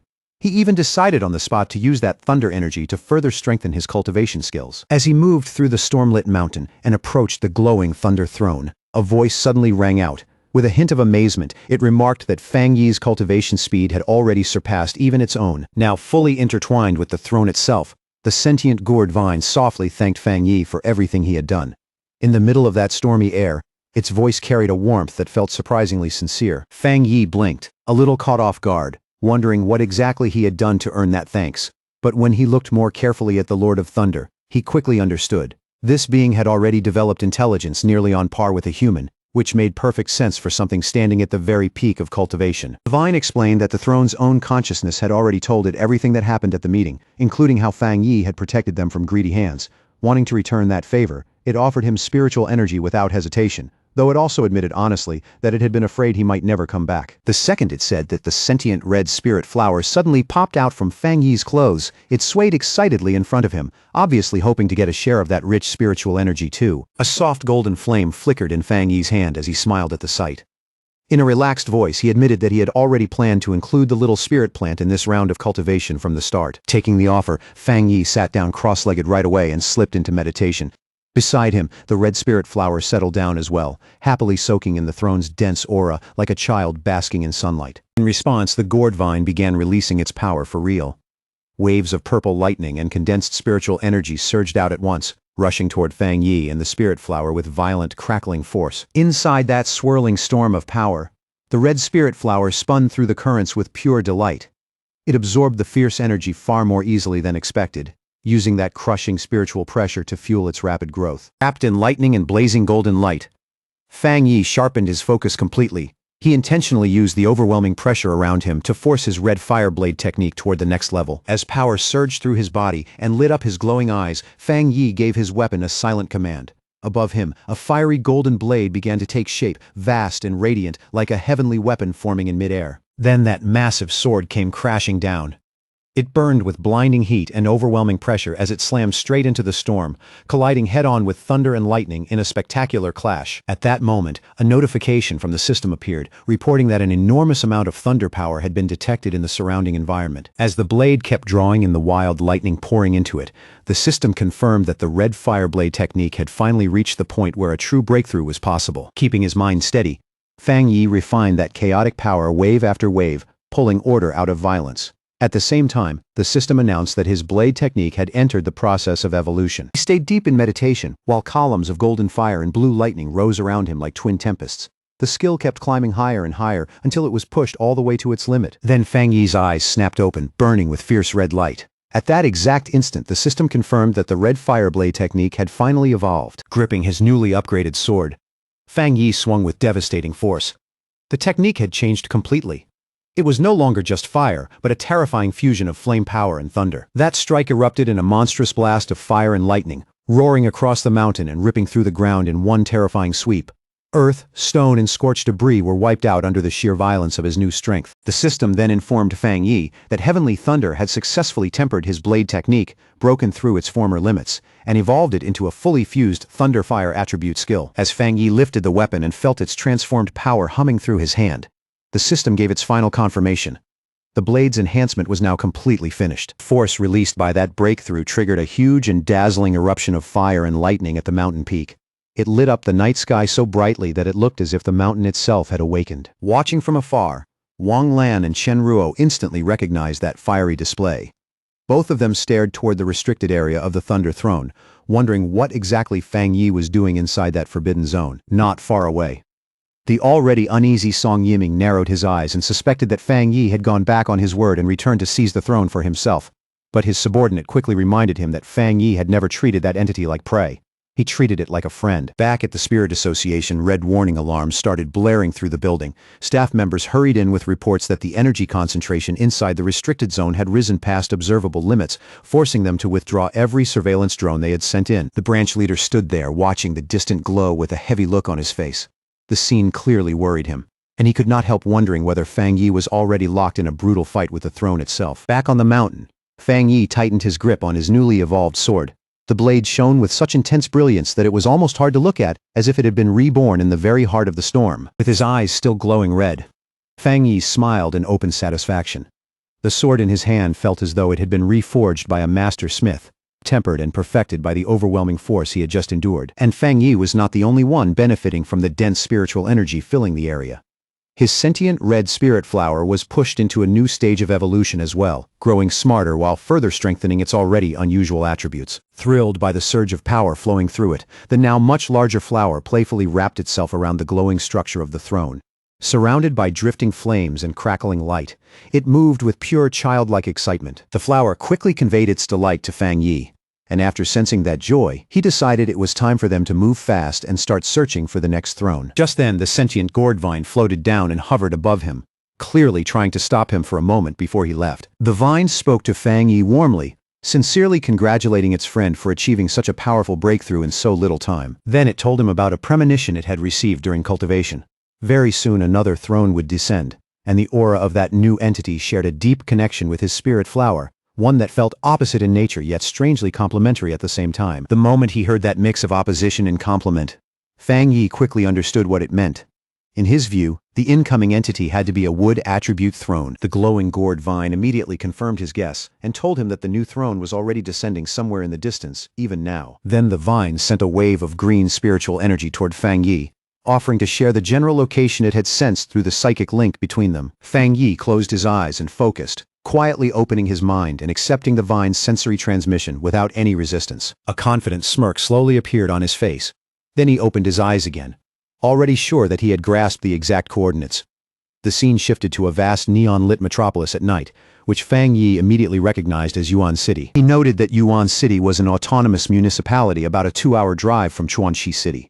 Across the country, it was famous for its extreme luxury, extravagant lifestyle, and dazzling reputation. But beneath all that glamour, the city had another face, one far uglier and far more dangerous.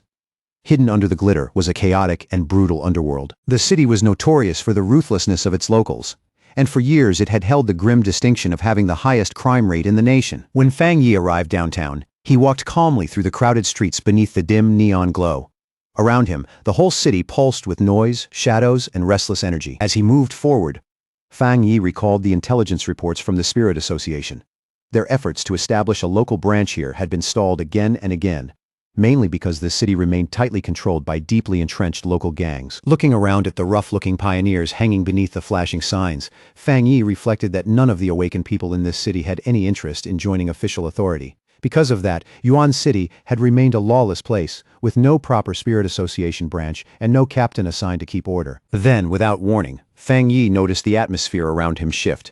It was subtle, but unmistakable, like something powerful had just stirred in the darkness. His sentient red spirit flower immediately slipped out from his coat and tugged urgently at his sleeve, trying to point him in the right direction. Fang Yi quickly confirmed the reaction, realizing that both of them could clearly sense the new energy source rising from the west. To the west, at the foot of a dark-looming mountain, stood a massive private mansion blazing with extravagant lights. Even from a distance, its scale and luxury were impossible to miss. Inside the estate walls, a lavish pool party was in full swing beneath the night sky. Music, laughter, and money filled the air as the local elite indulged themselves in shameless luxury. A bodyguard in sunglasses stepped over to the host and leaned in to quietly report some news. The host immediately raised an eyebrow, clearly intrigued by the word that other pioneers had appeared nearby. That host was Zhang Gensheng, the notorious kingpin of Yuan City. He let out an arrogant laugh and threw open his jacket as he boasted that in his territory, no one had the right to stir up trouble without his permission. His arrogant laugh barely lasted another second before a blinding burst of green light exploded from the mountain right behind his estate. The flash tore through the night like a second sunrise, and everyone at the party instinctively turned in shock. A colossal sphere of pure green energy, the descending wood throne, slammed into the mountaintop with overwhelming force. The impact sent a devastating shockwave ripping across the area and made the entire mountainside tremble. That collision hit the mansion almost immediately. Glass shattered, Debris flew everywhere, and Zhang Gensheng stood there frozen for a beat, while terrified screams broke out and the luxury party collapsed into chaos. Then Zhang Gensheng snapped out of it, his face twisting with rage. With his bodyguard right beside him, he stormed toward the mountain, cursing whoever had dared stir up trouble on what he viewed as his property. 2 minutes later, Zhang Gensheng and his bodyguard were already climbing the forested mountain. Thick green spiritual energy still swirled across the slope, turning the dark woods into something eerie and unnatural. Before they could get much farther, Fang Yi appeared and calmly stepped into their path. Standing there in that strange green glow, like he had been waiting for them all along, he told them evenly that the real source of the disturbance was just ahead. The bodyguard instantly flew into a rage at the sight of an outsider blocking the way. He lunged through the air at Fang Yi and shouted furiously, demanding to know who dared trespass on young Master Zhang's so-called private property. As the heavy punch came straight for his face, Fang Yi let out a dismissive scoff. To him, hearing someone talk about private territory in a place like this was not just ridiculous, it was laughable. Without even pulling his other hand out of his pocket, Fang Yi casually raised one arm and caught the bodyguard's fist in midair. The man's full momentum died right there, and the effortless stop left him completely stunned, his eyes glowing red in the dark. Fang Yi looked at them coldly and spoke as if correcting a pair of children. He told them this mountain was national land, property of all the people of Yuan City, and declared that from this moment on, the area was under the strict jurisdiction of the Yuan City Spirit Association. The next second, Fang Yi released a burst of fiery power from his palm and blasted the bodyguard away with ease. As the man went flying, Fang Yi coldly mocked the absurd idea that they could treat public land as their own private property. Meanwhile, deeper in the forest, Zhang Gensheng was already facing the newly descended wood throne. He fought violently against the dark green vines, the sentient entity used to drive him back, struggling in open frustration as they wrapped around him and lashed through the air, refusing to accept being rejected. The arrogant kingpin shouted that the throne had no right to resist him. In his mind, the moment it landed in his territory, it should have submitted to him automatically, forcing his way through the thick vines with brute aura alone.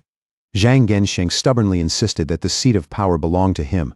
He even threatened to destroy the ancient relic outright if it kept refusing to acknowledge him. Watching that pathetic struggle from the side, Fang Yi let out a faint, amused scoff.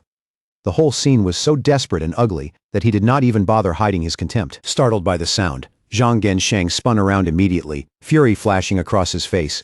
He shouted into the darkness and demanded to know who was standing there laughing at him. Fang Yi walked right past the local boss as casually as if the man were not even there. In a calm voice, he explained that high-tier treasures had minds of their own and chose their own masters, then bluntly told Zhang Gensheng that he simply lacked the qualifications to command the wood attribute. Those words hit Zhang Gensheng right at the core. He stood there fuming in disbelief while Fang Yi calmly moved toward the throne, stepping into that chaotic mass of swirling green energy without the slightest hesitation. Zhang Gensheng could not swallow that humiliation. Pride wounded and murder in his eyes, he finally snapped, lunging at Fang Yi's exposed back while screaming that he would kill him. But in the very next instant, the kingpin stopped dead.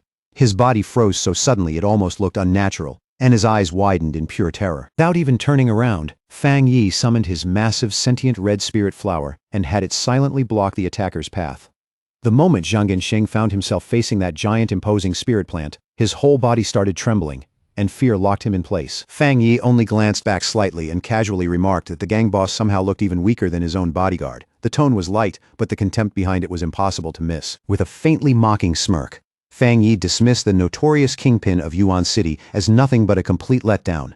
For someone with such a fearsome name, Zhang Gensheng turned out to be pitifully unimpressive. Leaving the terrified boss behind without another glance, Fang Yi stepped forward alone and stopped in front of the colossal wood throne. Wrapped in crackling green energy, he quietly prepared to make contact, standing face to face with that churning green power. Fang Yi watched in silence as the system issued a notification. It announced that the ancient relic was now in the process of matching with a master. A moment later, the system confirmed the result without hesitation.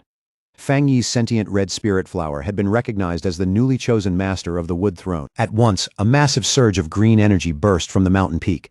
The power exploded outward with such force that the whole summit seemed to light up like a living beacon. That energy quickly gathered into a towering pillar of brilliant green light and shot straight into the night sky. It was so bright and so enormous that even distant Chuanxi City could see it clearly. At the Spirit Association headquarters, Gu Yuro and Wang Lan both saw the sudden spike in energy. Gu Yuro immediately realized the wood throne had already chosen a new master, and her heart tightened at the thought that if some lawless pioneer from Yuan City had gotten it first, the consequences could be extremely hard to control. Anxiety rising fast, Gu Yuro did not waste a second. She immediately called Fang Yi, hoping to confirm what had happened before the situation spiraled any further. Fang Yi answered in a calm voice, sounding far more relaxed than anyone on the other end of the line. He noted that the pioneers in Chuanxi City must have already seen the massive energy wave, then told Gu Yuro that the wood throne had indeed finished choosing its master. Caught off guard by how calmly he said it, Gu Yuro asked in obvious shock whether Fang Yi himself had taken the throne, standing before his giant sentient red spirit flower. Fang Yi explained that the new master was not a human at all, but his spirit plant.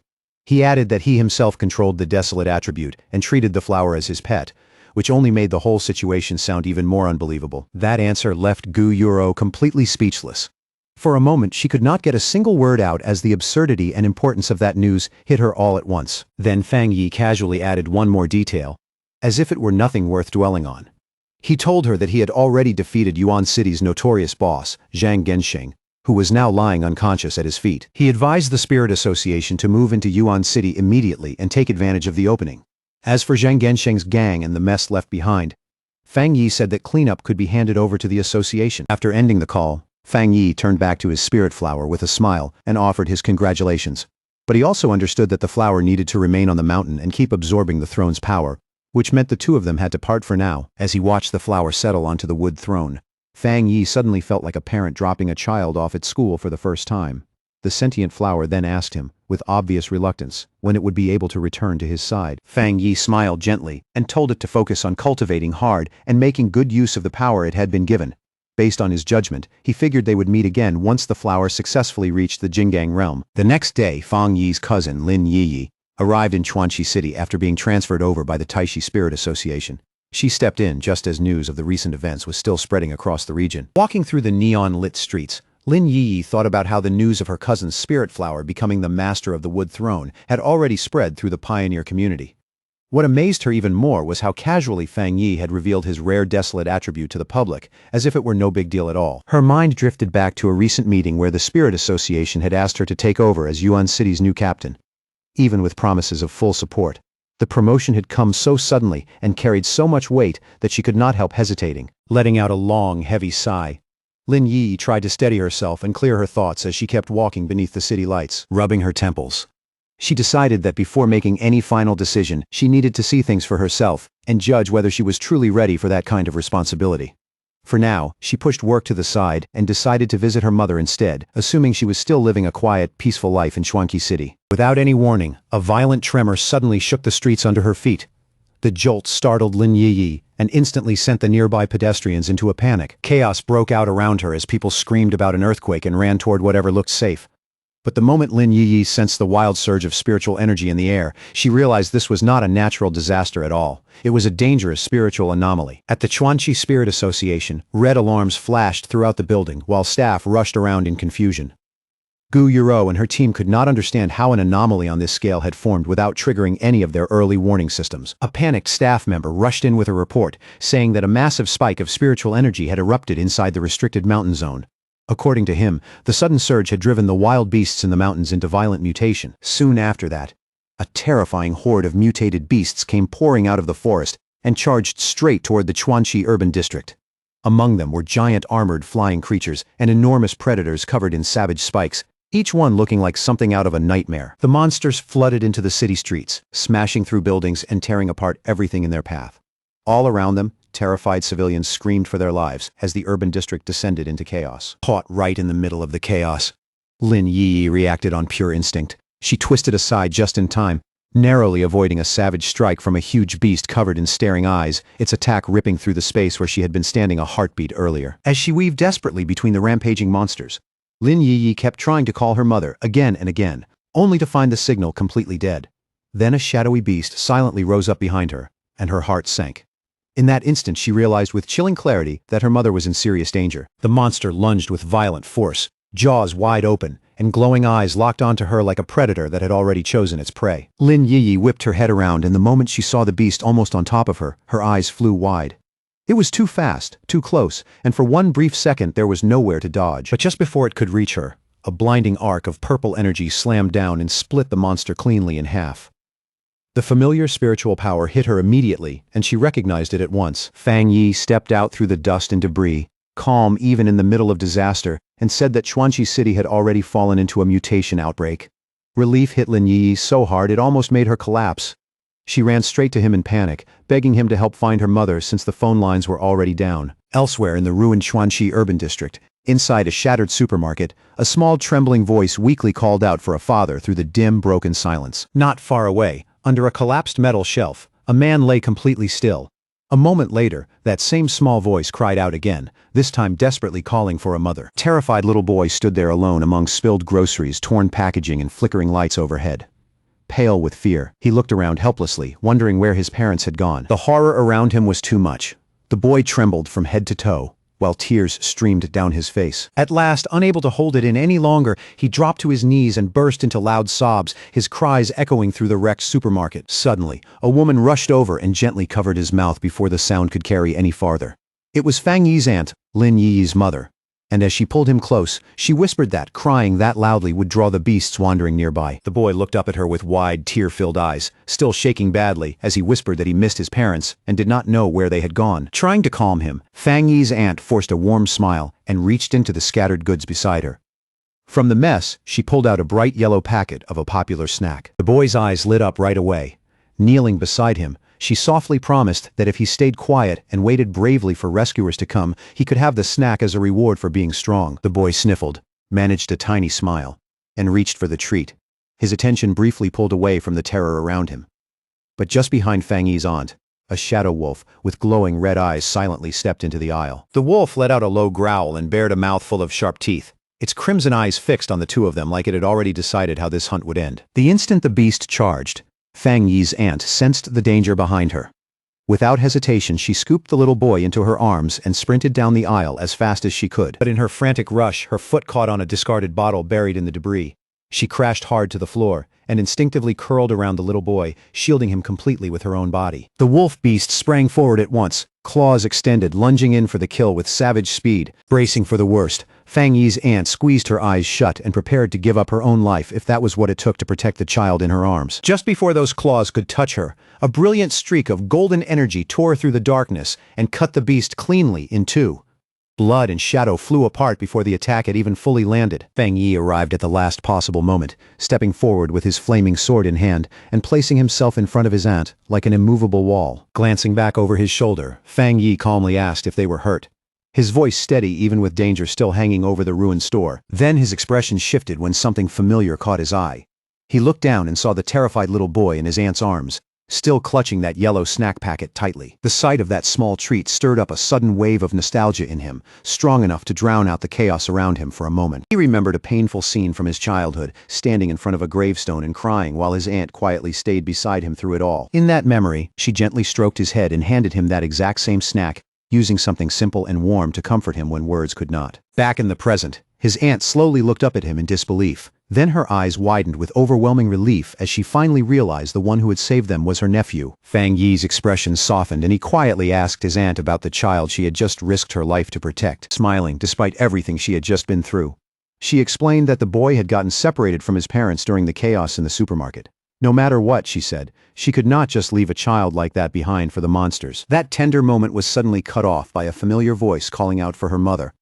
Fang Yi's aunt turned in surprise just as Lin Yi rushed into the ruined supermarket. With tears already spilling down her face, Lin Yi threw herself straight into her mother's arms and choked out that she had been terrified something happened to her. Smiling gently, her mother stroked Lin Yi's hair again and again, soothing her in a soft voice, and assuring her that she was safe now. Fang Yi stood quietly off to the side and watched the reunion between his aunt and his cousin, a faint warm smile appearing on his face, even in the middle of this disaster. Then his attention shifted. When he felt a small hand lightly tug at his sleeve, Fang Yi lowered his gaze, a little surprised, wondering what the child wanted from him. The little boy looked up at him with bright, hopeful eyes and called him a superhero.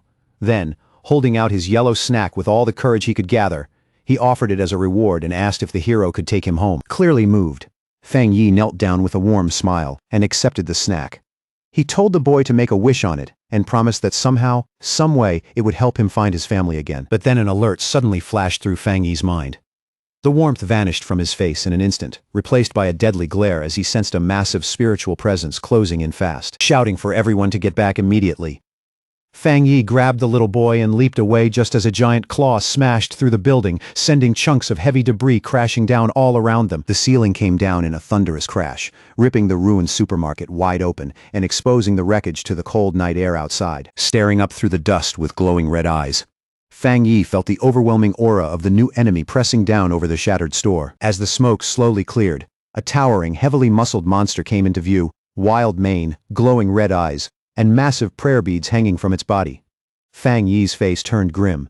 This was no ordinary monster. It was the Beast King leading the mutated horde. At once, Fang Yi released a powerful surge of golden energy and formed a barrier around his aunt, Lin Yi, and the little boy, shielding them from the danger closing in. Because his own spiritual energy was by far the strongest one there, Fang Yi understood that he would become the anomaly's main target. That gave the others a much better chance to escape and greatly lowered the risk to them. He told Lin Yi to take the other two and run immediately because he could not fight at full strength while protecting them at the same time. Lin Yi understood right away and quickly agreed. As they got ready to flee, the colossal Beast King towered above Fang Yi and unleashed a deafening roar that shook the ruined building and the streets beyond. Locking his eyes on the monster, Fang Yi sensed that it carried both thunder and wood attributes. The match felt far too exact, since those were the same attributes as the two thrones that had only recently descended. The Beast King moved first, slamming its enormous fists into the ground with brutal force.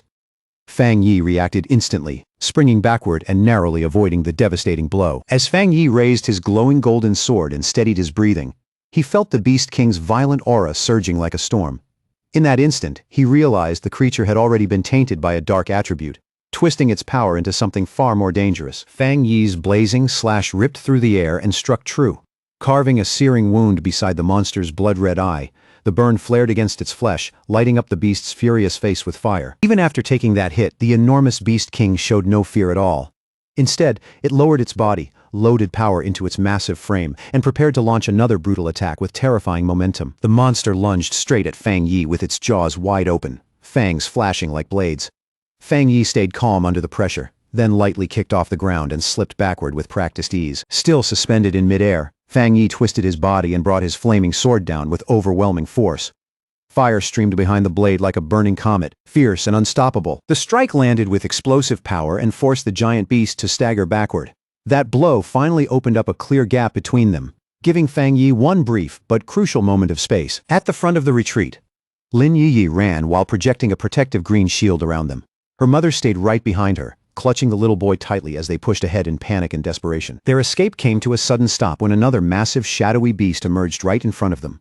Its glowing blue eyes shone through the darkness, blocking the path like a living wall. Lin Yi froze for a second, horror spreading across her face. Only then did the full nightmare hit her. They were not facing one Beast King, but two. The second Beast King towered over them, its glowing blue eyes cold and menacing, its aura so heavy it was hard to breathe. Lin Yi immediately raised her green shield higher and planted herself in front of her mother and the terrified boy. Knowing there was no time to hesitate, Lin Yi forced herself to stay steady and reassured her mother in a low, urgent voice. At the same time, she began gathering her power, her expression tightening with resolve. To keep her family safe, Lin Yi suddenly broke away from the civilians and rushed straight toward the towering monster instead. By throwing herself into danger, she deliberately pulled the Beast King's deadly attention away from them. The Beast King reacted at once, opening its massive jaws until they looked wide enough to swallow her whole. Deep in its mouth, a dense, swirling sphere of greenwood attribute energy began to gather and compress. A devastating beam erupted from the monster's jaws with violent force. Lin Yi met it head-on, her own green aura blazing as it slammed into the beast's overwhelming breath attack in a brutal clash of power. Driven to the edge of her limits, Lin Yi strained against the crushing force of that beam. Every second felt heavier than the last as the pressure threatened to break through her defense. Fear gripped her chest, and the strain burned through her body, but Lin Yi still refused to give ground.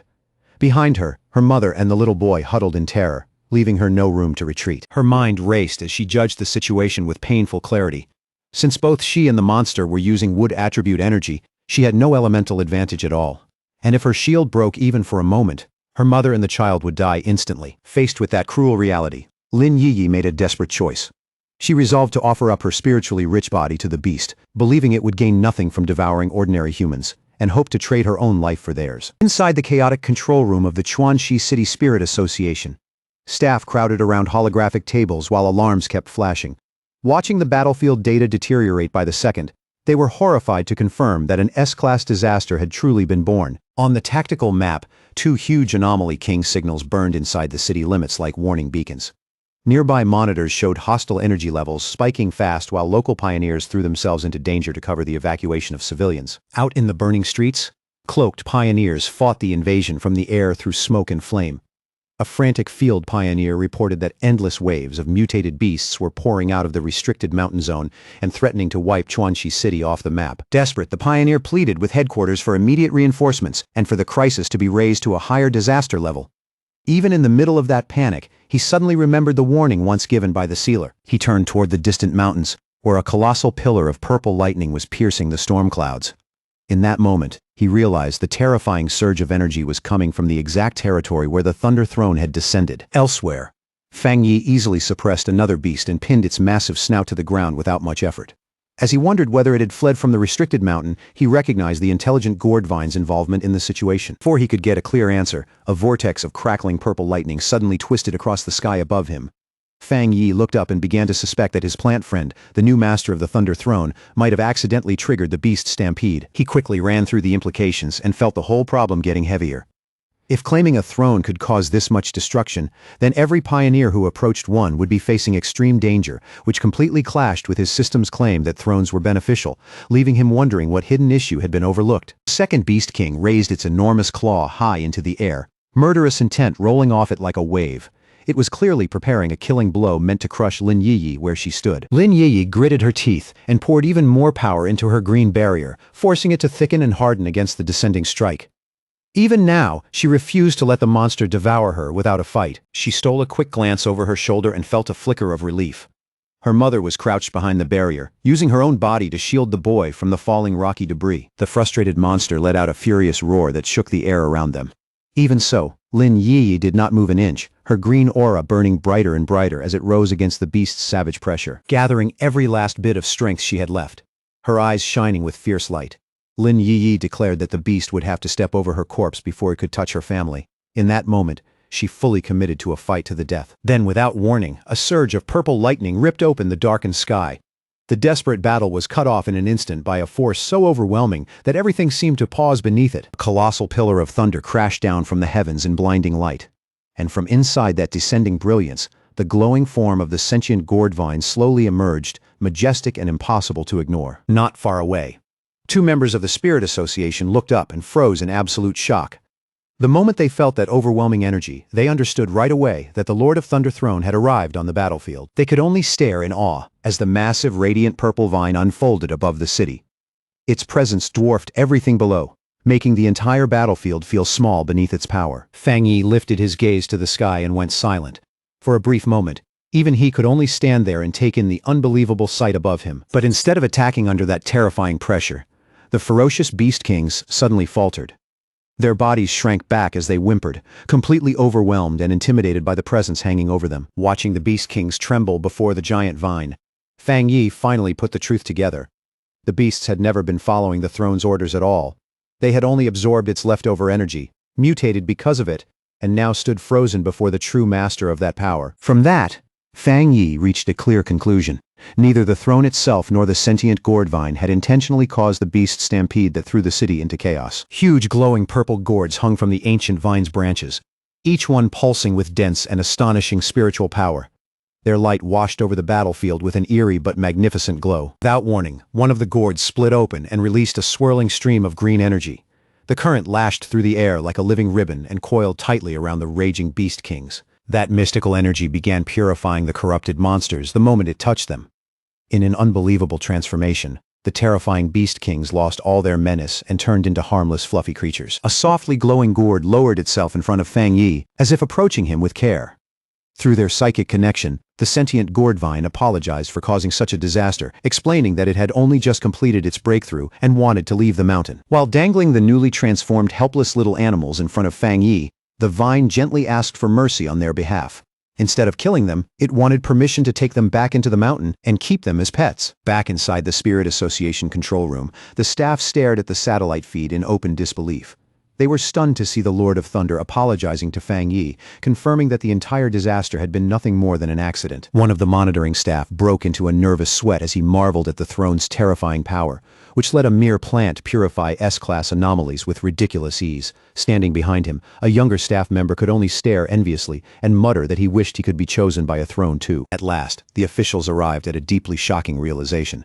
Seeing an existence as powerful as the Lord of Thunder act so respectfully toward Fang Yi, they understood that the Spirit Association had to completely reassess the sealer's true strength and status. At the Chuanqi Spirit Association headquarters, the conversation quickly turned to just how fast the world was changing. Inside, the branch leader told Fang Yi, Lin Yi, and Fang Yi's aunt that the peaceful days they once knew were over. Even so, he promised that the combat zones and the Spirit Association would do everything they could to protect the people. Hearing that, Fang Yi's aunt could not hide her worry and asked whether humanity was really heading toward extinction. Branch leader gently reassures her and says things have not reached that point yet. He brings up Fang Yi's incredible record as the sealer, explaining that even S-class anomaly kings are afraid of him. Then he turns to Lin Yi and praises her as one of the core pioneers, even mentioning that Yuan City wants to bring her in as a captain. Sitting close beside her daughter, the aunt quietly says that in a world this dangerous praise like that does not really make her feel any better. She says the only thing she truly cares about is whether these two young people are hurt, exhausted, or pushing themselves too far. More than anything, she fears the day they might throw their lives away. Branch leader softly tells her not to think that far ahead. Fang Yi then shifts the conversation and asks about Jiang Lu and the others, pointing out that they were nowhere to be seen during the recent beast mutation crisis. Looking a little fed up, the branch leader explains that he had them sent to the hospital, but they slipped out overnight. He says Jiang Lu in particular had been restless, desperate to keep training because he could not accept how powerless he had felt. All of a sudden, a panicked man and woman rush into the room, frantically calling out for Zhao Hao. The little boy lights up the instant he sees them and happily cries out that they are his parents. His mother immediately pulls him into her arms, tears streaming down her face. Then, after recognizing Fang Yi's aunt and the others, she thanks them again and again for saving her son. The father bows deeply to Fang Yi and his aunt, saying that even though they are just ordinary people, they will come running the moment they are ever needed. Fang Yi's aunt quickly shakes her head and humbly says they only did what anyone should have done. Not long after, the family leaves the building in high spirits, with the boy happily riding on his father's shoulders. As he watches them go, Fang Yi turns to his aunt and suggests that she move back to Taishi City with him and Lin Yi. Soon after that, a plane cuts across the sky, carrying Fang Yi, Lin Yi, and his aunt back to Taishi City. When they arrive, a crowd is already gathered outside a large modern villa, holding up a red banner to welcome the sealer home. Among the people waiting there is Su Jingying, who warmly greets Fang Yi as he returns with his family. Once inside, Fang Yi's aunt looks around the enormous living room in disbelief, stunned by how spacious and luxurious it is. With a playful smile, Lin Yi covers her mother's eyes, clearly setting up some kind of surprise. Fang Yi grins and asks his aunt to guess what they prepared for her. Still smiling, Fang Yi pulls out a property deed and reveals the truth. He tells her they bought this villa for her, so she can live safely near his home, and the family can see each other whenever they want. His aunt is left speechless by the gift, but Fang Yi keeps going. He explains that they also bought her a replacement home in Chuanqi City, so she will still be comfortable even if Lin Yi accepts the transfer to Yuan City. Deeply moved, the aunt says she could not be prouder of them. But as the moment settles, she notices the troubled look on her daughter's face and points out that Yi is clearly carrying something heavy in her heart. Fang Yi says his cousin is still struggling over whether to relocate to Yuan City. Yi admits that she still has not made up her mind about the Spirit Association's promotion offer. Yi explains why she is hesitating. She suspects the officials in Yuan City are less interested in her ability and more interested in using her connection to Fang Yi. On top of that, she knows cleaning up a corrupt city will be an enormous burden, and she cannot keep depending on Fang Yi forever. Her mother encourages her to go for it, reminding Yi that she has never been the type to hold back. Then, with a teasing smile, she brings up the time Yi used a fake cram school excuse just to go find Fang Yi. Yi freezes on the spot, realizing her mother had seen through that lie all along. With her mother's support behind her, Yi finally smiles and steadies herself. She admits that it is time for her to grow up and take on the challenge waiting for her in Yuan City. That warm family moment is suddenly broken by the ringing of a smartphone. Fang Yi picks up the call and hears Zhao Lan on the other end. He asks if the combat zone has found anything new, and she tells him Elder Wu has discovered a mysterious new territory and wants Fang Yi to join the expedition. Elsewhere, deep inside an underground black market, a hopeless group huddles in the shadows of a dark alley. A purple-haired woman looks toward a man with a cigarette and asks if there is really no way for them to return to Yuan City. The man snaps back without hesitation and says their exile is real. Thinking back to the fall of their boss, Zhang Gensheng, He realizes the Zhang family gang has completely lost both its territory and its influence. Then a strange, ominous laugh suddenly echoes through the alley. Everyone turns at once and sees a cloaked figure slowly walking toward them out of the darkness. The masked stranger gives a faint smirk and tells the Zhang family members not to be nervous. He says their goals happen to line up, then offers them a deal that feels anything but harmless. At the Star God combat zone, Fang Yi walks up to the towering metal gates of the military facility. But just then, his instincts flare. Sensing danger in an instant, he turns sharply toward the incoming ambush. Elder Wu comes charging straight at him and throws a heavy punch. Fang Yi stays perfectly calm and catches it with one hand, blocking the blow so cleanly that a massive shockwave erupts around them. Without even blinking, Fang Yi asks what that was supposed to mean. Elder Wu bursts out laughing, then apologizes and says his old comrades simply refused to believe the rumors about a young man this talented. Elder Wu then looks back at the group of men in advanced combat armor behind him, and proudly says that little demonstration should be enough to prove just how absurd Fang Yi's strength really is. One of the veterans laughs and points out that Elder Wu had actually been forced a step backward by Fang Yi's block. Another jokingly says the younger generation has already surpassed them, and that Elder Wu might as well retire now. As Fang Yi looks over the relaxed, laughing veterans, he suddenly realizes something shocking.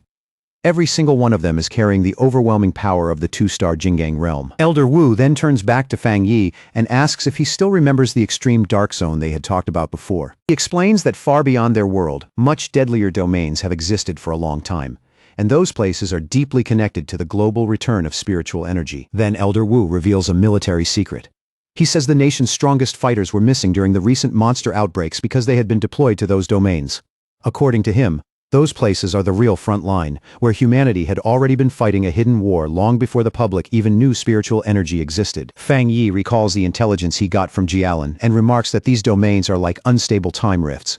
They are packed with chaotic forces, along with a dark attribute that constantly gives rise to horrifying monsters. Elder Wu confirms it and warns him that these classified domains have become especially active lately, with new rifts continuing to open across space. But with that danger comes an enormous opportunity. Elder Wu explains that entering these domains is the only way to build higher-level cultivation paths, allowing pioneers to advance into the ghost acts and creation stages. As he listens, Fang Yi begins to understand how far ahead the government had been thinking. He realizes this is why the nation had been restricting polluted zones long before spiritual energy fully awakened. Looking at the veterans in front of him, Fang Yi is struck by the weight they have been carrying all this time. To quietly step into those hellish places and protect the nation from the shadows takes a level of resolve most people could never imagine. And judging by how solid their two-star Jingang cultivation is, he realizes the true military strength of the Star God combat zone is far greater than it appears on the surface. Elder Wu's face turns serious as he brings everyone back to the mission at hand. Then he reveals their destination. They are heading into the most dangerous zone of all, a monster-ridden cavern known as the Tomb Cluster. As Fang Yi stands there with Elder Wu and the veteran fighters, then another figure slowly steps out from the shadows inside the base. Elder Wu turns to Fang Yi and introduces the man beside them. It's Zhang Tian, an elder from the Star God combat zone. Zhang Tian gives a cold, dismissive snort, then turns his back and starts walking away without saying a thing. Elder Wu lowers his voice and quietly tells Fang Yi that old Zhang has always been stubborn and never easy to deal with. Even so, Elder Wu says that when it comes to pure combat strength, Zhang Tian ranks in the top 3 out of their entire group. He goes on to explain that they brought Zhang Tian along as extra protection because his loyalty is beyond question. Fang Yi stays composed and says he has nothing but respect for veterans who fight for their country. As for a difficult personality, that just comes with the man. Trying to smooth things over, Elder Wu calls out to Zhang Tian again. This time, he introduces Fang Yi properly as the captain of the Tai Chi Spirit Association, codenamed the Sealer. He also mentions that Fang Yi recently dealt with an S-class disaster entirely on his own. The second Zhang Tian hears that, he stops mid-step and looks back. His interest finally stirred. Now that everyone has gathered, Elder Wu announces that it's time to open the path into the mysterious domain. The team heads toward a massive blue vortex suspended in the sky. This is the door of the void, the gateway leading into that unknown realm. Fang Yi studies it in silence for a moment and notes that, on the surface, it looks surprisingly ordinary for something hiding such terrifying power inside. As Elder Wu leads them closer, Fang Yi notices a spiritual seal placed on the gateway. Right away, he understands what that means. Someone repaired this rift in the past. The moment his hand touches the swirling blue current, Fang Yi feels just how unstable the area really is, and quietly reminds himself not to let his guard down. But what surprises him even more is the sheer density of the power pouring out of the vortex. The energy is far stronger than he expected. A powerful force suddenly pulls the entire group upward and into the giant blue tunnel. As they drift through it, Fang Yi watches the strange images flickering around them and wonders if they're only a side effect of the overwhelming energy. But almost immediately, he senses something much deeper. Out in the void, he catches flashes of twisted space and ghostly shapes that look like giant whales. Their aura feels completely alien, like beings that were never meant to exist in this universe. As they pass by clusters of green energy vines, Elder Wu warns everyone not to get close and not to stare too long. The power inside those things is so violent, it could erase them in an instant. Fang Yi can feel the chaotic mix of elemental force and void energy pressing in from every direction. He knows even the slightest contact would be enough to destroy both body and soul. And because these dangers are made from pure elemental power instead of living beings, his death seal is useless against them. Looking out at the shattered reflections of countless worlds hanging in the void, Fang Yi finally understands just how massive this threat really is. If a rift on this scale ever broke loose, their world would be facing a disaster big enough to wipe out the planet. At last, the tunnel opens into a dark, empty stretch of space. Elder Wu's face hardens as he says they've arrived. The group comes to a stop in front of a massive black tear floating inside the blue energy. Elder Wu tells everyone to get ready. Wrapped in bright blue light, Elder Wu tells the team to release their power and keep themselves suspended before crossing into the dangerous domain ahead. The moment they come out of the portal, the team finds itself floating inside a dark, eerie cavern known as the Tomb Cluster. Right away, they feel a heavy aura of death hanging all around them. Below them, a thick pool of green energy begins to bubble, as if something underneath is about to rise. The instant he sees it, Elder Wu orders everyone into battle formation and says they need to finish this fast. Then without any warning, a massive pillar of dark green energy erupts from deep within the cave. That violent energy quickly starts taking form, turning into a terrifying shadow monster with glowing green eyes. Its sudden appearance leaves the whole team frozen in shock. Elder Wu and Zhang Tian don't hesitate for even a moment. The two of them charge straight at the giant creature. The shadow monster reacts instantly, raising its hand and firing a deadly beam of dark green energy. Elder Wu and Zhang Tian answer with golden power of their own, combining their strength to create a Jinggang realm barrier and block the blast together. But the monster's attack is far too overwhelming. The beam smashes through their defense on contact and sends both men flying backward, blood spilling from their mouths. The other veterans can only stare in disbelief, horrified that their two strongest fighters were crushed so easily. Realizing how serious this is, Fang Yi says they're in critical danger, and that everyone needs to strike the creature together. As the veterans rush forward to catch Elder Wu and Zhang Tian, they quickly notice something else. The monster's dark energy is suppressing a pioneer's spiritual power. One of the veterans points out that the suppression is so intense, Elder Wu and Zhang Tian couldn't even bring out a tenth of their true strength. Fang Yi, however, stays calm. Golden light bursts around him as he summons his sword and says he'll test the creature himself. Fang Yi shoots into the air and coats his blade in golden flames, readying a powerful dragon slash. His burning sword slams into the giant shadow monster, and the impact triggers a massive explosion where the two forces collide. When the smoke finally clears, Fang Yi is still hovering in the air, though it's obvious some of his energy has been drained away. He calmly remarks that the cave's dark energy weakened him badly. Otherwise, that single strike would have been enough to kill the creature. Watching from below, the veterans are completely stunned. One of them says Fang Yi nearly destroyed the giant monster by himself, proving his reputation is no exaggeration. Zhang Tian watches in silence, then repeats Fang Yi's codename, the Sealer. But this time, there's real respect in his voice. Elder Wu then adds that if the veterans knew what that title truly meant, they'd be even more shaken. Ignoring the pressure that's weakening everyone else, Fang Yi sharpens his focus. Dark energy surges out of him, forming massive shadow claws around his body as he activates his Twilight Fire domain. With a single swift motion, Fang Yi sends those giant shadow claws hurtling straight toward the green monster. His system confirms that the domain has opened successfully, and the dark claws immediately start ripping into the creature's raging energy. The system detects the dense dark energy, but it also tells Fang Yi that his special technique allows him to resist the weakening effect. As the monster lets out a howl of pain, the system locks onto it as a target, siphoning away its strength and cutting its dark power in half. Hovering above the weakened beast, Fang Yi's sword flares to life again. It spins in the air, wrapped in a deadly fusion of golden fire and dark twilight energy. With his eyes cold and steady, Fang Yi lines up the final strike and gives a single calm command, "Kill it!" Then he swings, sending a blazing arc of fire straight at the monster. The moment the strike connects, a blinding surge of power explodes outward. Fang Yi doesn't flinch. His eyes burn with a chilling red glow. Then a huge wave of golden energy bursts from his body and sweeps out in every direction. That brilliant light tears through the battlefield and burns away the last traces of the monster's dark presence. Off to the side, Zhang Tian can only stare, completely thrown by the sheer power unfolding in front of him. Beside him, Elder Wu watches closely and realizes what Fang Yi is doing.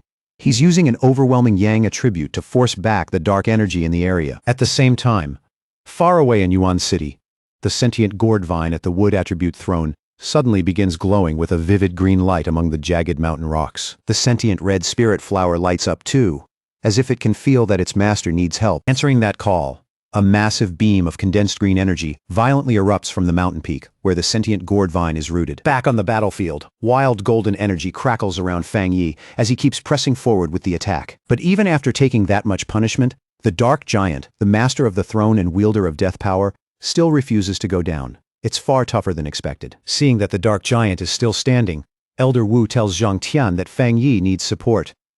Zhang Tian grunts in agreement, and the elders of the combat zone rush in together. Zhang Tian, Elder Wu, and the other two armored elders immediately gather their strength, each one raising a hand glowing with a different elemental force. Then all four elders fire at once, launching powerful multicolored beams down into the battlefield. Those streams of power slam into Fang Yi's back, feeding straight into him as he pushes his own golden energy to the limit. The combined attack detonates in a massive flash of golden light that swallows the entire area whole. The blast kicks out a violent shockwave, forcing Elder Wu, Zhang Tian, and the others to shield themselves as they're driven backward. When the smoke and raging energy finally begin to thin out, the entire landscape has changed.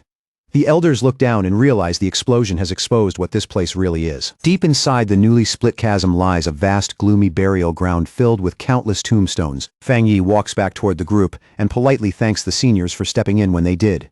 He admits that without their help, bringing down the dark giant would not have gone nearly as smoothly. He also admits that he underestimated the enemy earlier, then asks if anyone was injured in the blast that came after. Caught off guard by Fang Yi's humility, Zhang Tian awkwardly apologizes for how hostile he was before and sincerely thanks Fang Yi for saving his life. Elder Wu smirks at the sight and jokes that Zhang Tian must be possessed because the old stubborn mule actually managed to say thank you for once. But that brief moment of relief vanishes instantly when the ground suddenly splits apart and skeletal hands glowing with eerie green light burst out of the earth. A horrifying swarm of glowing green skeletons crawls up from the newly exposed graves and starts closing in on Fang Yi and the stunned elders. Still calm, Fang Yi asks Elder Wu if he remembers the mutated natural disaster in Moon City. Elder Wu grimly says yes, then suddenly realizes with horror that they're staring at that same nightmare all over again. The moment Zhang Tian sees the undead, disgust flashes across his face. He steps forward without hesitation, yellow energy gathering in his hands as he declares that he'll make the first move. A second later, he unleashes a barrage of explosive energy blasts into the advancing skeleton army. Not about to stand there and watch, Elder Wu and another elder from the combat zone charge in right beside him. Zhang Tian shoots high into the air and forms an energy sphere crackling with fierce yellow lightning, then boldly claims a section of the battlefield as his. Then he drives that destructive power straight down into the skeletons below. The combat zone elders meet the undead head-on, carving through the horde with heavy energy, slashes and sharp piercing beams. In the middle of all that chaos, Fang Yi's glowing red eye narrows. Something has already pulled his attention away from the battle in front of him. Then the system suddenly warns him that a strong dark attribute fluctuation has appeared nearby and tells him to touch the source so it can compile a new technique. After warning the elders about the dark energy, Fang Yi immediately heads straight for it. As the others follow his movement, Elder Wu notices a huge shape looming through the murky distance and asks what it is, while another elder wonders if they're just looking at an illusion. Elder Wu quickly shuts that down, pointing out that the giant stone tablet is actively releasing dark energy, though he has no idea why it suddenly appeared. Fang Yi concludes that it must be a physical manifestation of the area's dark power and decides to get closer. Ignoring Zhang Tian's warning shout, Fang Yi launches himself straight toward the towering monolith. Wrapped in his golden protective aura, he cuts through the dark mist and heads right for the target. He soon reaches the enormous, weathered face of the stone tablet, its surface wrapped in swirling shadows that feel deeply ominous. The moment Fang Yi places his hand against the cold stone, dark red energy reacts immediately and coils around his fingers. The system confirms that a dark attribute technique is now being compiled automatically. The process finishes, and Fang Yi obtains the Great Hell Saber method.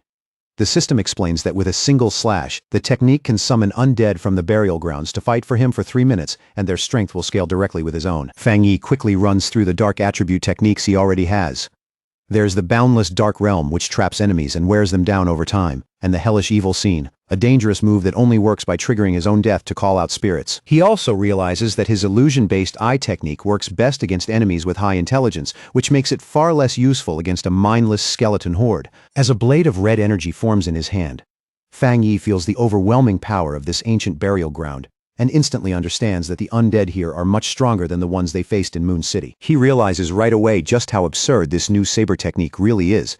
it can not only command those terrifying entities, but their strength can keep rising along with his own, with no clear limit in sight. While Feng Yi is still turning over this new power in his mind, the elders from the combat zone gather around the enormous stone tablet. The moment they realize it's made of condensed dark energy, they immediately decide to take a piece back for the research institute. Zhang Tian, in particular, is fired up. He's convinced that if they can study this thing, it could change the future.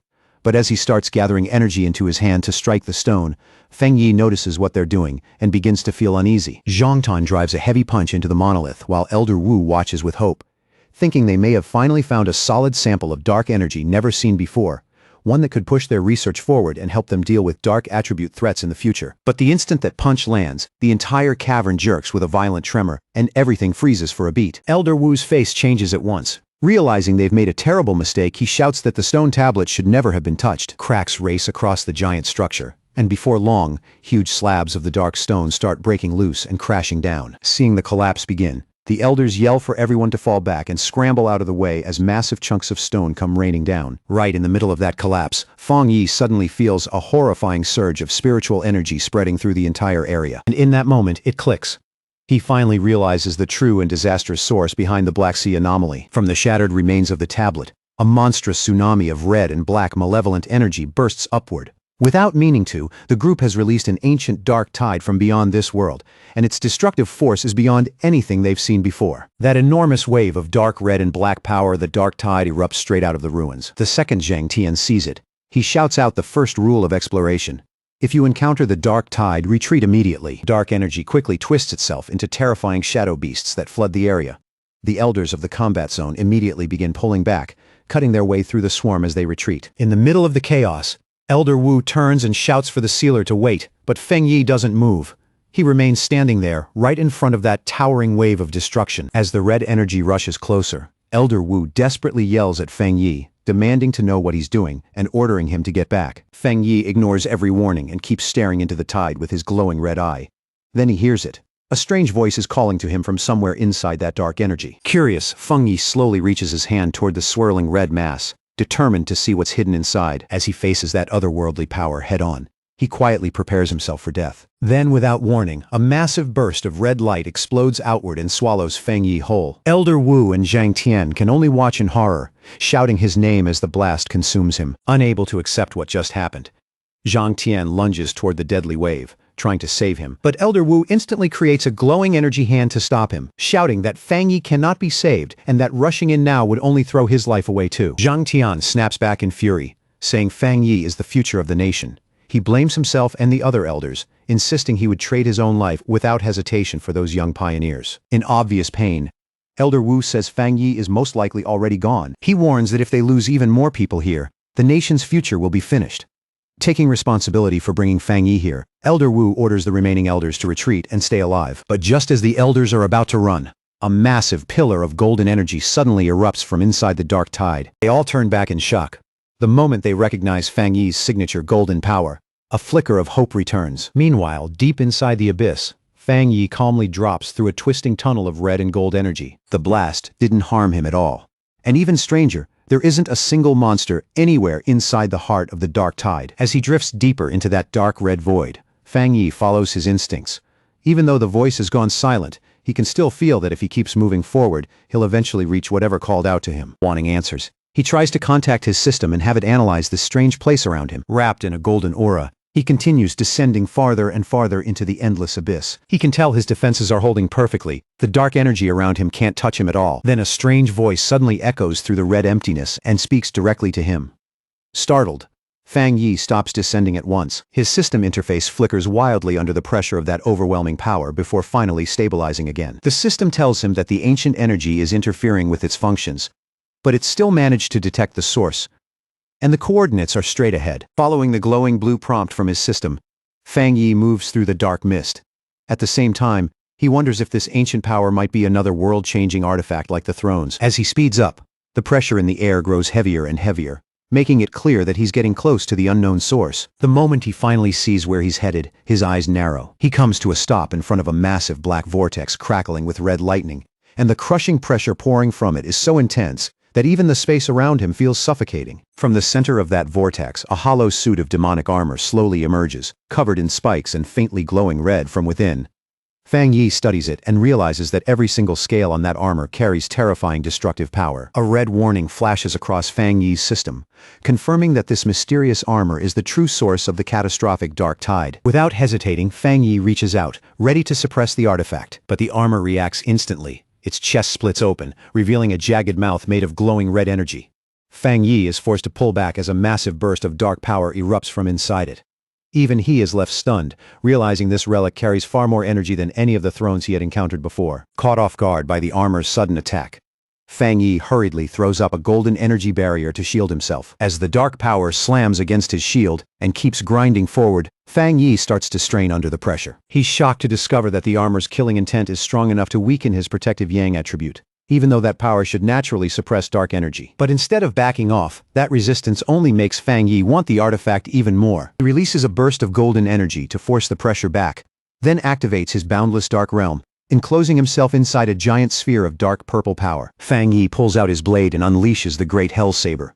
In an instant, the attack tears open the abyss and summons an entire legion of glowing red undead, each one radiating a vicious, ghostly presence. With a single command from Fang Yi, that shadowy army dives from above and rushes the floating demonic armor in a perfectly timed assault. Fang Yi keeps his eyes fixed on the clash, but the confidence on his face quickly starts to crack when the armor strikes back. A violent burst of razor-sharp red tendrils erupts from the armor and tears through the spectral army like it's nothing, wiping them out in seconds. Watching his strongest move get crushed that easily, Fang Yi finally admits how terrifying this thing really is. Its dark aura is on a completely different level from his own, so overwhelming that it can shut his techniques down by force. The demonic armor follows up at once, unleashing a lightning-fast storm of red energy slashes that blasts Fang Yi backward. Even after seeing that kind of power, Fang Yi still refuses to give in. He fixes his eyes on it and declares that this battle will decide which one of them ends up subduing the other. The entity speaks again, trying to lure Fang Yi into giving in and becoming the same as it. At the same time, dark energy creeps across his face and forms a jagged mask, making him realize it's trying to corrupt his mind and take over his body. Fighting to stay in control, Fang Yi activates his Divine Sun Swallowing Heaven technique, using it to clear his mind and keep himself from slipping under. Fang Yi grits his teeth and roars that the entity has underestimated him. In the very next second, a huge surge of blue energy explodes out from his body. Pushed all the way to the brink, he orders his system to release every power and technique he has at the same time. The system immediately sounds a critical alert. It reports that although Fang Yi is only at the 2-star Jingang realm, his true combat potential can't even be measured. But the system also warns him about the cost. If he forces all that power out at once, his body will almost certainly collapse, with a 99% chance of total destruction. Even so, Fang Yi stares into the darkness without flinching, ready to risk everything. Forced all the way to the brink, Fang Yi has no room left to retreat.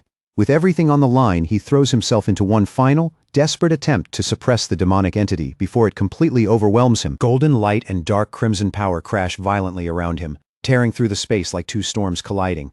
In the middle of that chaos, Fang Yi grits his teeth and orders the system to draw out every power he has, staking his life on a single vow. Either he wins here, or he dies here. The system answers Fang Yi's command without hesitation. In the very next instant, every cultivation method he has mastered begins activating at once, surging through his body in a terrifying flood of power. But forcing so many opposing energies to run through him at the same time comes with a crushing price.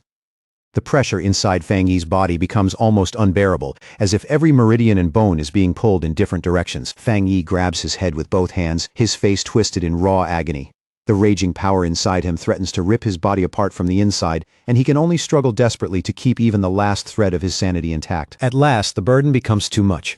Fang Yi's eyes lose focus, turning completely blank, and in the next moment, a catastrophic burst of red energy erupts from his body like a violent explosion tearing through the abyss. The system instantly detects the fatal overload consuming Fang Yi's body. With his life hanging by a thread, it triggers its emergency failsafe and activates the Death Seal technique. One after another, elemental forces surge around his lifeless body. Lightning flashes, a protective aura wraps over him, and dark chains coil into place, dragging him back from the edge of death and confirming that Fang Yi has somehow survived. Deep within the abyss, Fang Yi drifts silently through the darkness until his eyes suddenly snap open, glowing a fierce red. At that moment, the system declares that the ancient artifact has been defeated by the combined force of his cultivation methods. The system then confirms the impossible. The ancient entity has yielded. It no longer resists Fang Yi, and from this moment forward, It acknowledges him as its new master. The thick, dark energy swirling around Fang Yi begins to gather and compress, layer by layer. It wraps around his body, shaping itself into a sinister suit of armor covered in sharp, menacing spikes. Only then does the system reveal the artifact's true identity. This terrifying power is none other than the ancient god-demon armor, suspended in the abyss with the armor now covering him. Fang Yi gives off an oppressive dark aura. As the energy settles around him, the system grants him a brand new ability born from this ancient power. The ability is a secret technique known as Dark Torrent. It shares the same origin as the ancient god-demon armor, and the moment it enters Fang Yi's mind, he masters it instantly, as if it had always belonged to him. To test the strength now coursing through him, Fang Yi slowly clenches his armored fist. The simple motion unleashes a massive shockwave of dark energy, rippling outward through the abyss with terrifying force. As Fang Yi watches the power gather and move around his hand, something about it feels strangely familiar. Dark veins pulse across his face, and with a sudden jolt of realization, he understands that he may now be able to command the dark tide itself. With this new mastery, Fang Yi no longer sinks into the chaotic dark tide. He walks across it. Even more shocking, the destructive energy obeys his will, retreating the moment he commands it to pull back. Fang Yi thinks back to the way his old dark attribute used to feel. Back then, every time he used dark energy, it drained his stamina and spiritual power constantly, making it as much a burden as a weapon. Now the dark attribute responds to him, almost like a loyal pet waiting for orders. As the energy coils and swirls in his palm, Fang Yi looks at it with confidence and declares that it will never hold him back again. After lingering in the abyss long enough, Fang Yi decides it is finally time to return. With a calm, almost effortless snap of his fingers, he prepares to leave that dark place behind. As he departs, one thought crosses Fang Yi's mind. He has no idea how much time has passed outside, and he suspects that his sudden disappearance may have already thrown the world beyond the abyss into complete chaos. At the Jie Kingdom Spirit Association headquarters, Ye Xiao slams both fists down onto his desk in a fury. Beside him, Gu Yuru remains quiet, watching the president's anger build without saying a word. President Ye Xiao angrily scolds the elders from the combat zone, his voice sharp with blame. They took Fang Yi, the entomber, with them on the expedition, yet they failed to bring him back alive. Ye Xiao condemns them for being unable to protect even one junior pioneer, despite their many years of cultivation and all the nation's finest resources supporting them. Under that accusation, Elder Wu lowers his head in silent shame. The president questions whether they are even worthy of their positions. After relying on Fang Yi to escape with their lives, how could they possibly face the Xia Kingdom now that he was the one left behind? Outside the office, Galen hears every word clearly. After standing there and listening for long enough, she finally decides she can no longer remain silent. Galen strides directly into the office, cutting into President Ye Xiao's furious reprimand with her own perspective. Nearby, Elder Wu and Elder Zheng sit with heavy expressions, looking as if the weight of failure has drained them completely. In Galan's eyes, Fang Yi was powerful enough to escape if he truly wanted to. She believes he chose to stay behind because he must have discovered something extremely important within the abyss. President Ye Xiao does not respond right away. He simply listens in silence, his expression tense as Galan's words hang heavily in the room. Galen then fiercely defends the veterans before him. She reminds Ye Xiao that these people have been fighting on the front lines to protect the Jie Kingdom since even before the spiritual energy awakening. She speaks of the countless battles they survived and the comrades they buried along the way. Fang Yi may be a genius rarely seen in a generation, but Galen reminds Ye Xiao of the despair Elder Wu and the others felt when Fang Yi vanished into the void. Galen insists that if there had been even the slightest chance, Elder Wu and the others would have gladly traded their own lives to bring that young pioneer back safely. But President Ye Xiao remains unconvinced. He snaps back that Fang Yi is the core of the crucial captain plan, then asks whether Galen can truly guarantee his survival when even their predecessors could never escape the dark tide. Overcome with frustration, Ye Xiao shouts that Fang Yi's value to the Jia Kingdom is greater than theirs. Gu Yuru quickly tries to calm him down, but Galen refuses to back away and challenges the idea that falling into the dark tide automatically means death. Galen fixes him with a fierce glare, pressing him on his own logic.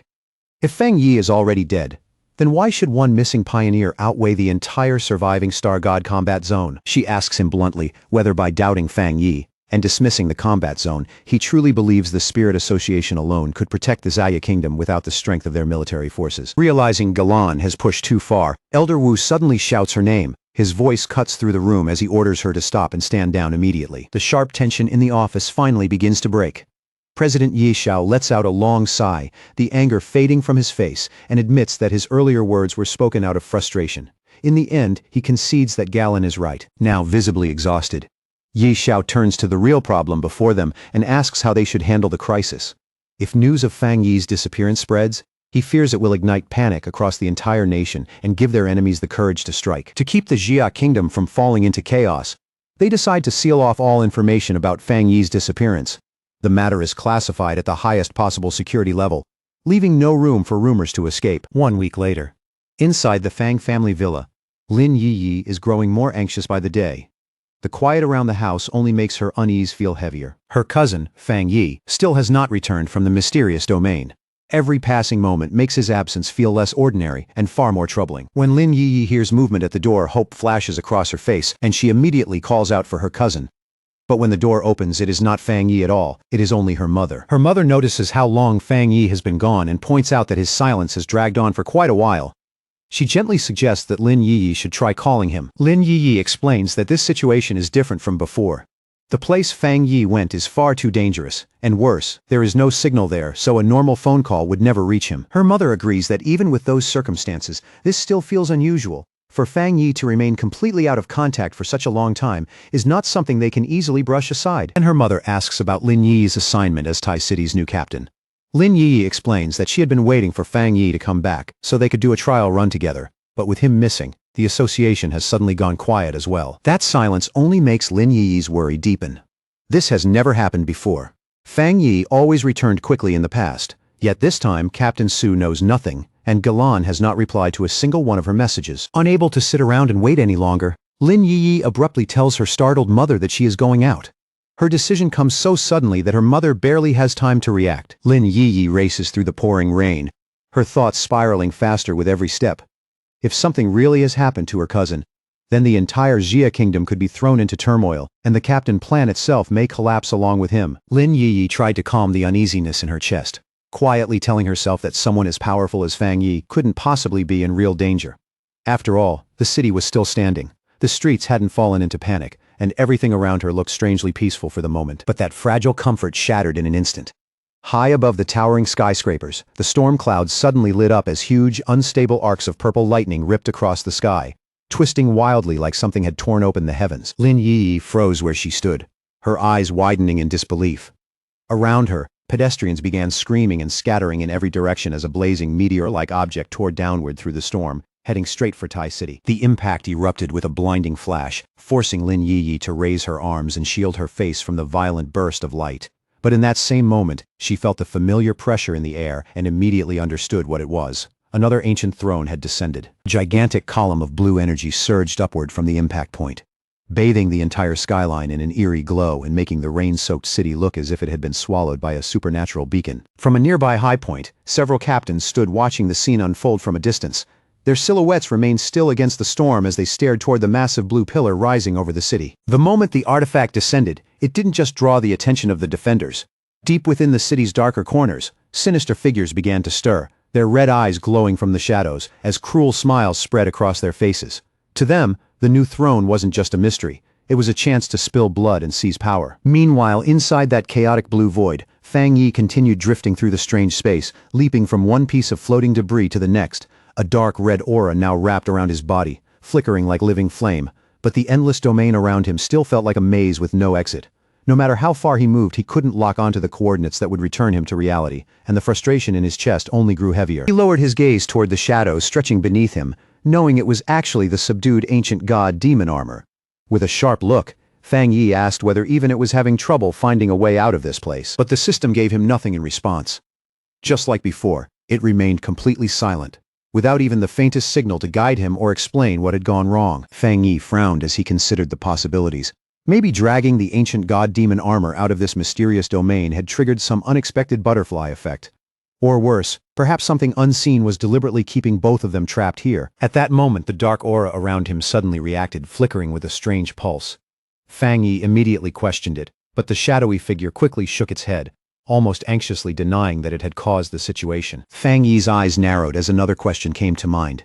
He asked why the entity had suddenly lost the ability to speak, especially when it had clearly used a human voice before to lure him into the dark tide. The shadow only trembled in place, its form wavering nervously as if it understood the question but had no way to answer. No words came from it, only that uneasy silence. Fang Yi let out a low sigh and chose not to press the matter any further. Whatever had happened to the armor's voice could wait. Their only real priority now was finding a path back out. Just then, the red glow in Fang Yi's eyes sharpened. His expression changed as he finally sensed something faint beyond the surrounding chaos. A thin connection leading back toward the outside world. Back in reality, the storm over Tai City split apart as a massive beam of blue energy tore down from the sky. It slammed into the city with overwhelming force, marking the arrival of a mysterious new throne. As the heavy rain poured down and terrified pedestrians ran through the streets, Lin Yi pushed forward against the chaos, sprinting straight toward the place where the energy had fallen. She understood exactly how dangerous this timing was. With Fang Yi missing, the sudden appearance of a throne could throw the entire city into disorder. So even knowing the risks, Lin Yi decided she had to investigate the situation herself. Her shoes splashed across the wet pavement as she raced through the rain. But before she could get much farther, her instincts suddenly flared, warning her that someone was waiting to strike. A sinister man carrying a knife stepped into the road ahead of her, blocking her path with a smug grin. He called her Miss Lin with unsettling confidence, and Lin Yi immediately stopped, shifting into a defensive stance as she demanded to know who he was. More armed thugs emerged from the curtain of rain, one after another, cutting off the routes around her. Lin Yi glanced across them and mocked their recklessness, calling them fools for daring to wander into Tai City during such a chaotic moment. Her eyes hardened as she demanded to know what they wanted, but before they could answer, she struck first, releasing a fierce shockwave of green spiritual energy that blasted outward and violently forced back the attackers closing in on her. Without wasting a single movement, Lin Yi guided that energy into thick, twisting vines. The vines shot forward and coiled tightly around one of the older thugs, pinning him before he could react. She followed instantly with a powerful kick to his chest, driving the air out of him as she demanded answers from the stunned man trapped in her vines. The man was sent crashing down hard onto the rain-slick pavement, his body skidding against the wet ground from the force of the blow. After seeing their first attempt fall apart so quickly, another thug reacted at once. He raised a whistle to his mouth and blew a sharp signal, calling for reinforcements without hesitation. Almost immediately, the surrounding area erupted with movement. More enemies appeared from the shadows, from narrow side streets, and even from the rooftops above, all carrying different weapons as they closed in and completely surrounded Lin Yi. At the center of the ambush, the leader stepped forward, wearing a red bandana. With an arrogant tilt of his head, he raised his massive sword and pointed it directly at her. He sneered at Lin Yi, dismissing her as nothing more than a little girl borrowing fame from the Entombre's reputation. Then, without any hesitation, he ordered all of his men to rush her together. Green light began to burn in Lin Yi's eyes as she glared back at them. Instead of backing down, she asked if they were seriously looking down on her, then declared that this was the perfect chance to test the multi-target combat training she had been working on lately. The next second, she pushed her spiritual energy outward, sending a storm of sharp, whip-like green vines whipping through the rain in every direction. Those vines struck fast, catching several attackers in midair and yanking them off balance. At the same time, Lin Yi kept moving in close combat, landing quick kicks on anyone who managed to break through and get near her. With a sharp motion, she commanded the vines to tighten. The captured enemies were squeezed harder in their bindings, leaving them trapped and struggling helplessly in the air. The older thug twisted against the vines, cursing through gritted teeth as panic finally entered his face. Only then did he realize that Lin Yi's unique wood attribute wasn't just restraining their bodies, it was actively suppressing their spiritual energy. Now fully controlling the pace of the fight, Lin Yi drew the bound thugs together, gathering them into one tangled cluster with her vines. Then with one powerful sweep, she hurled the entire group through the rain-soaked air. As they went flying, she fiercely told them to get lost, her voice cutting through the storm. But before she could relax, a sharp projectile made of dark purple energy suddenly tore through the rain, slicing straight toward her with deadly speed. Lin Yi's expression changed the moment she sensed it. This wasn't ordinary fire. It was a flame ability mixed with a corrosive dark attribute. Normal fire would have trouble burning through her strengthened vines, but this dark flame was on a completely different level of danger. She tried to move out of the way, twisting her body to dodge the incoming strike. But the dark energy still grazed past her, cutting sharply into her arm. Lin Yi gasped from the sudden pain, her eyes widening as fresh blood spilled from the wound and mixed with the rain running down her skin. The moment they saw her injured, the bandana-wearing leader and the remaining thugs seized the opportunity. They lunged in from every direction at once, raising their weapons to finish her off. Just before their blades could reach her, Lin Yi released a surge of green light and summoned a glowing barrier around her body. The barrier exploded outward with intense force, violently repelling every attacker and sending them flying back across the wet street. Standing inside the glow, Lin Yi mocked them coldly, saying that even 9 grown men still couldn't take down a single student. The leader landed and steadied himself against the slippery pavement, Instead of looking furious, a calculating gleam appeared in his eyes as he carefully studied the situation. He realized that even after Lin Yiyi had been pushed into a deadly position, Fang Yi still hadn't appeared to save her. That was enough for him to confidently conclude that Fang Yi truly was no longer in the city. Now that his real objective had been achieved, the leader immediately ordered his men to retreat. One by one, the thugs leaped away into the storm and vanished through the rain. Left alone in the street, Lin Yiyi caught her breath and suddenly understood that she had walked straight into their trap. Frustration surged through her, and she slammed her fist hard against a nearby wall. By defending herself so desperately, she had accidentally confirmed the very thing their hidden enemies wanted to know. Fang Yi was absent. Lin Yiyi cursed herself for being careless. Now that the enemy knew the truth, they would definitely come back even more prepared next time. And she realized she urgently needed a plan before the situation spiraled out of control. Before she could sort through her racing thoughts, the stormy sky lit up again. In the distance, a massive pillar of golden light pierced down through the clouds and struck somewhere within the city. The moment Lin Yiyi understood what that strange light was trying to tell her, her expression changed completely. Her eyes widened, not with fear this time, but with a firm, unshakable resolve, as if she had already decided what she had to do next. Without wasting even a second, Lin Yiyi quickly took out her phone, her fingers moving with urgent precision through the rain and tension. She immediately placed a call, asking to be connected to Captain Su as fast as possible. At that same moment, Captain Su was standing watch beneath the pouring rain, guarding the barricaded area around the newly descended throne. With the restricted zone tense and heavily sealed off around her, she answered Lin Yi's call and quickly asked whether Yi had been ambushed. Lin Yi answered that she had managed to drive the attackers away for now, but her tone remained grave, because she knew the danger had only been pushed back temporarily. In truth, every enemy moving in the shadows had the same target, the throne. Lin Yi then explained in a low, serious voice that their enemies had already reached a terrifying conclusion.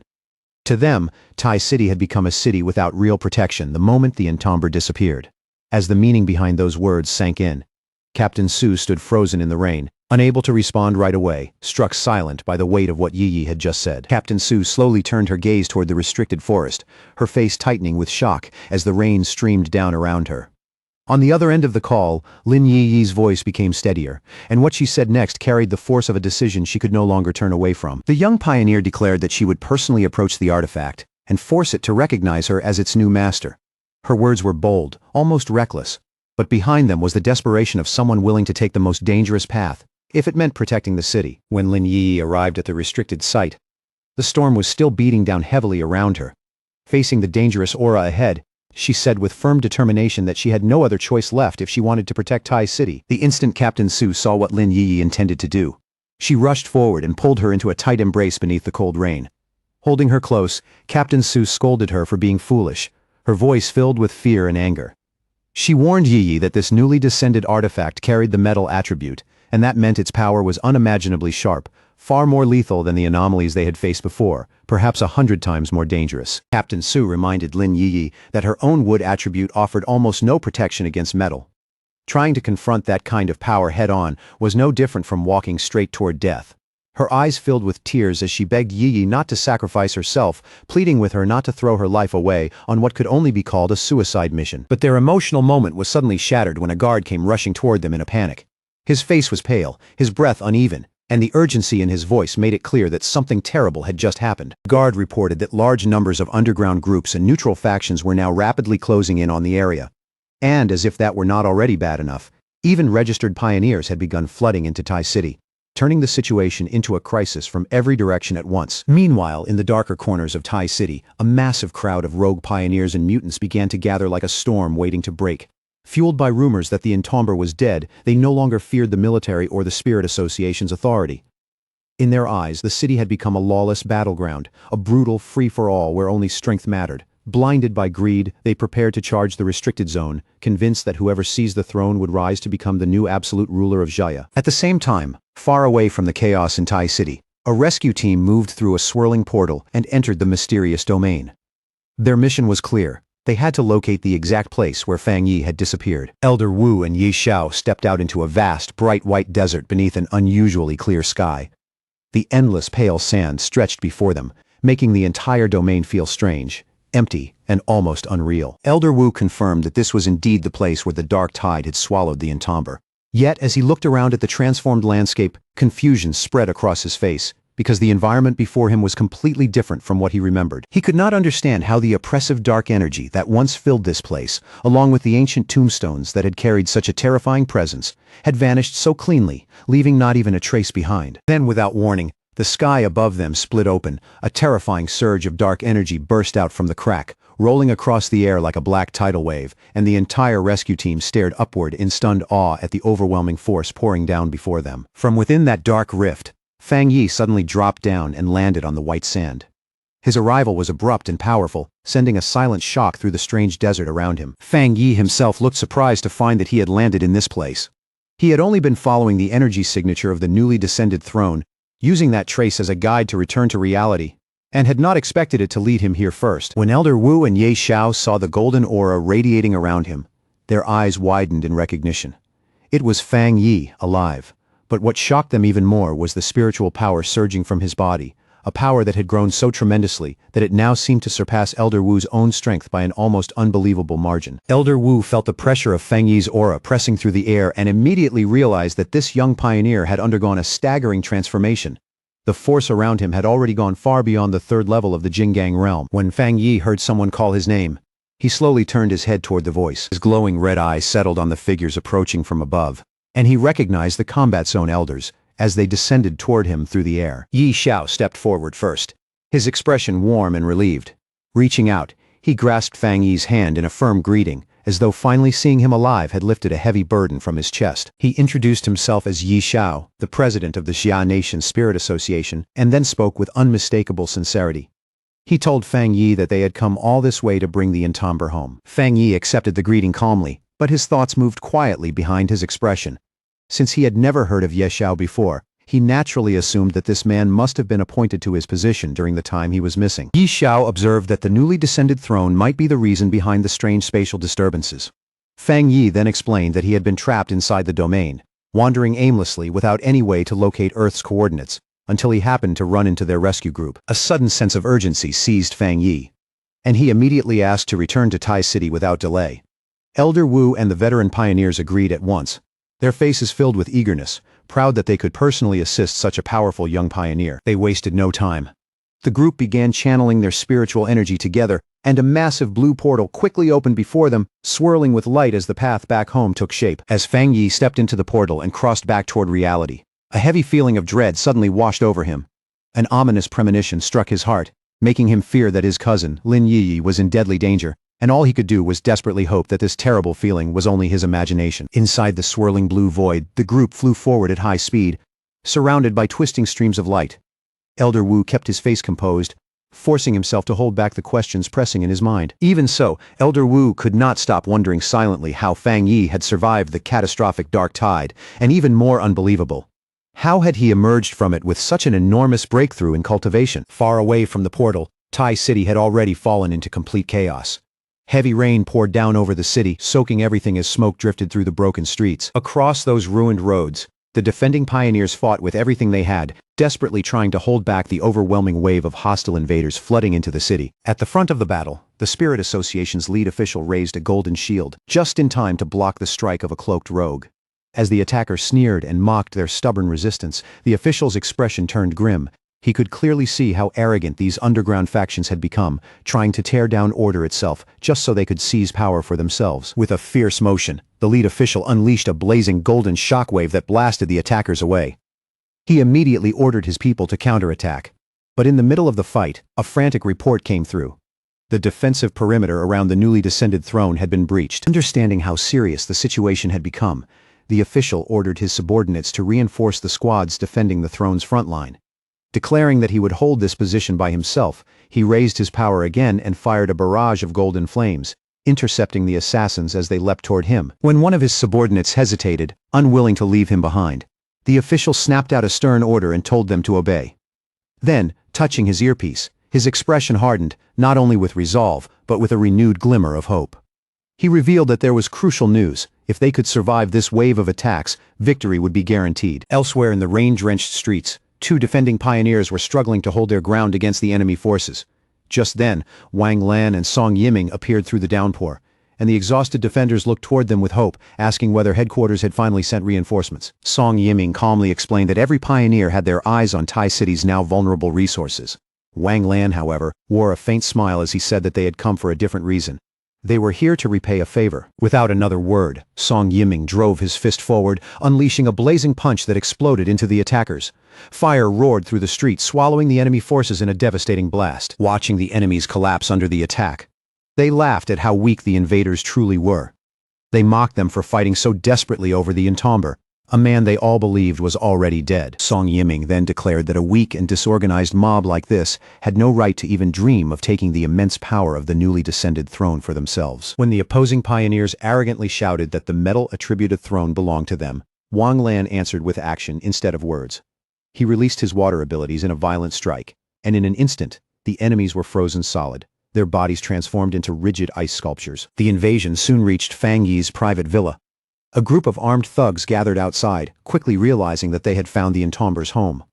One scarred thug laughed with greedy excitement, already imagining Fang Yi's possessions as his own, and then his expression turned even more unsettling as he mentioned the two defenseless women inside. But before the thugs could break through the doors, a haunting melody suddenly drifted through the rain. Nearby, a pioneer lifted a glowing green flute and began to play, sending out waves of magical sound. The power struck the invaders at once, forcing them to scream and dance uncontrollably, their faces twisted with shock at such terrifying mind control. The one who had intervened was Moon City pioneer Captain Chen Ruo. Standing calmly on a nearby rock, she looked down at the struggling thugs with cold, unreadable eyes. As she watched them writhe helplessly under the melody's control, Chen Ruo thought back to her mother's teaching.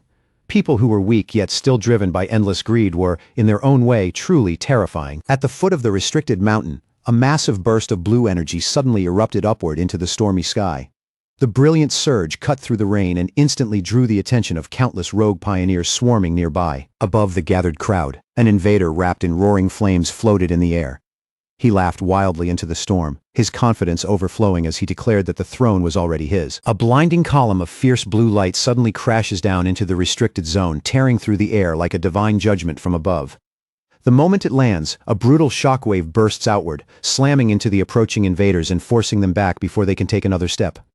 The rogues stare in stunned horror, instantly recognizing the suffocating pressure pressing down on them. It is the raw, overwhelming might of the metal attribute throne. The invaders quickly realize that this artifact is not merely resisting them. It is powerful enough to push back even their strongest fighters. That can only mean one thing. Someone from Tai City has already made contact with the throne. Rage spreads through the bloodthirsty crowd, and with murderous eyes fixed on the city below, they decide to wipe out the Spirit Association and slaughter anyone connected to the entomber, believing that only then can they fully seize Tai City for themselves. Then, cutting clean through the chaos and the roar of battle, Fang Yi's calm voice suddenly rings out, asking who has been calling his name before the mob can even react. He appears behind them without warning, his figure wrapped in a terrifying aura of dark red energy that coils around him like a living storm. The entire group of invaders goes rigid on the spot, their faces draining of color as fear overtakes them completely. Their voices tremble, barely able to form the words as they stammer out the title of the man they were certain had already died. The entomber. Fang Yi raises his hand, and from a swirling dark red portal, his massive sword slowly emerges into his grasp. As he activates the Great Hell Saber technique he has only just obtained, the air around him turns heavy and murderous. The terrified invaders can do nothing but watch, frozen in place, as an overwhelming killing intent gathers around his body like a storm about to break. With no hesitation at all, Fang Yi grips the massive blade and swings it once across the battlefield. In that single motion, a colossal slash of blazing fire tears forward, carving through everything in its path with terrifying force. The moment the strike lands, the battlefield erupts into a towering explosion of flames and dark energy, swallowing the rogue pioneers before they can even scream. In an instant, the entire horde is obliterated, leaving behind nothing but scorched ground, rolling heat, and fierce flames crackling in the aftermath. As the raging fire slowly begins to settle, Fang Yi turns his gaze toward the restricted mountain peak in the distance. Feeling the familiar spiritual fluctuations coming from that direction, his expression sharpens. His earlier premonition was right. His cousin, Lin Yiyi, is on that peak, and she is trying to claim the dangerous new throne. High above, at the summit of the mountain, Lin Yiyi is suspended within a glowing green sphere of energy. In front of her stands the intimidating metal attribute throne, radiating a pressure so powerful that the entire peak seems to tremble beneath it. Even so, Lin Yiyi has already stepped into the throne's domain with no sign of backing down. Her resolve is absolute. and she is prepared to risk her life. Shencher sacrifice everything, if that is what it takes to protect Tai City. Down below, Captain Su is struggling with everything she has to maintain the protective barrier surrounding Lin Yi.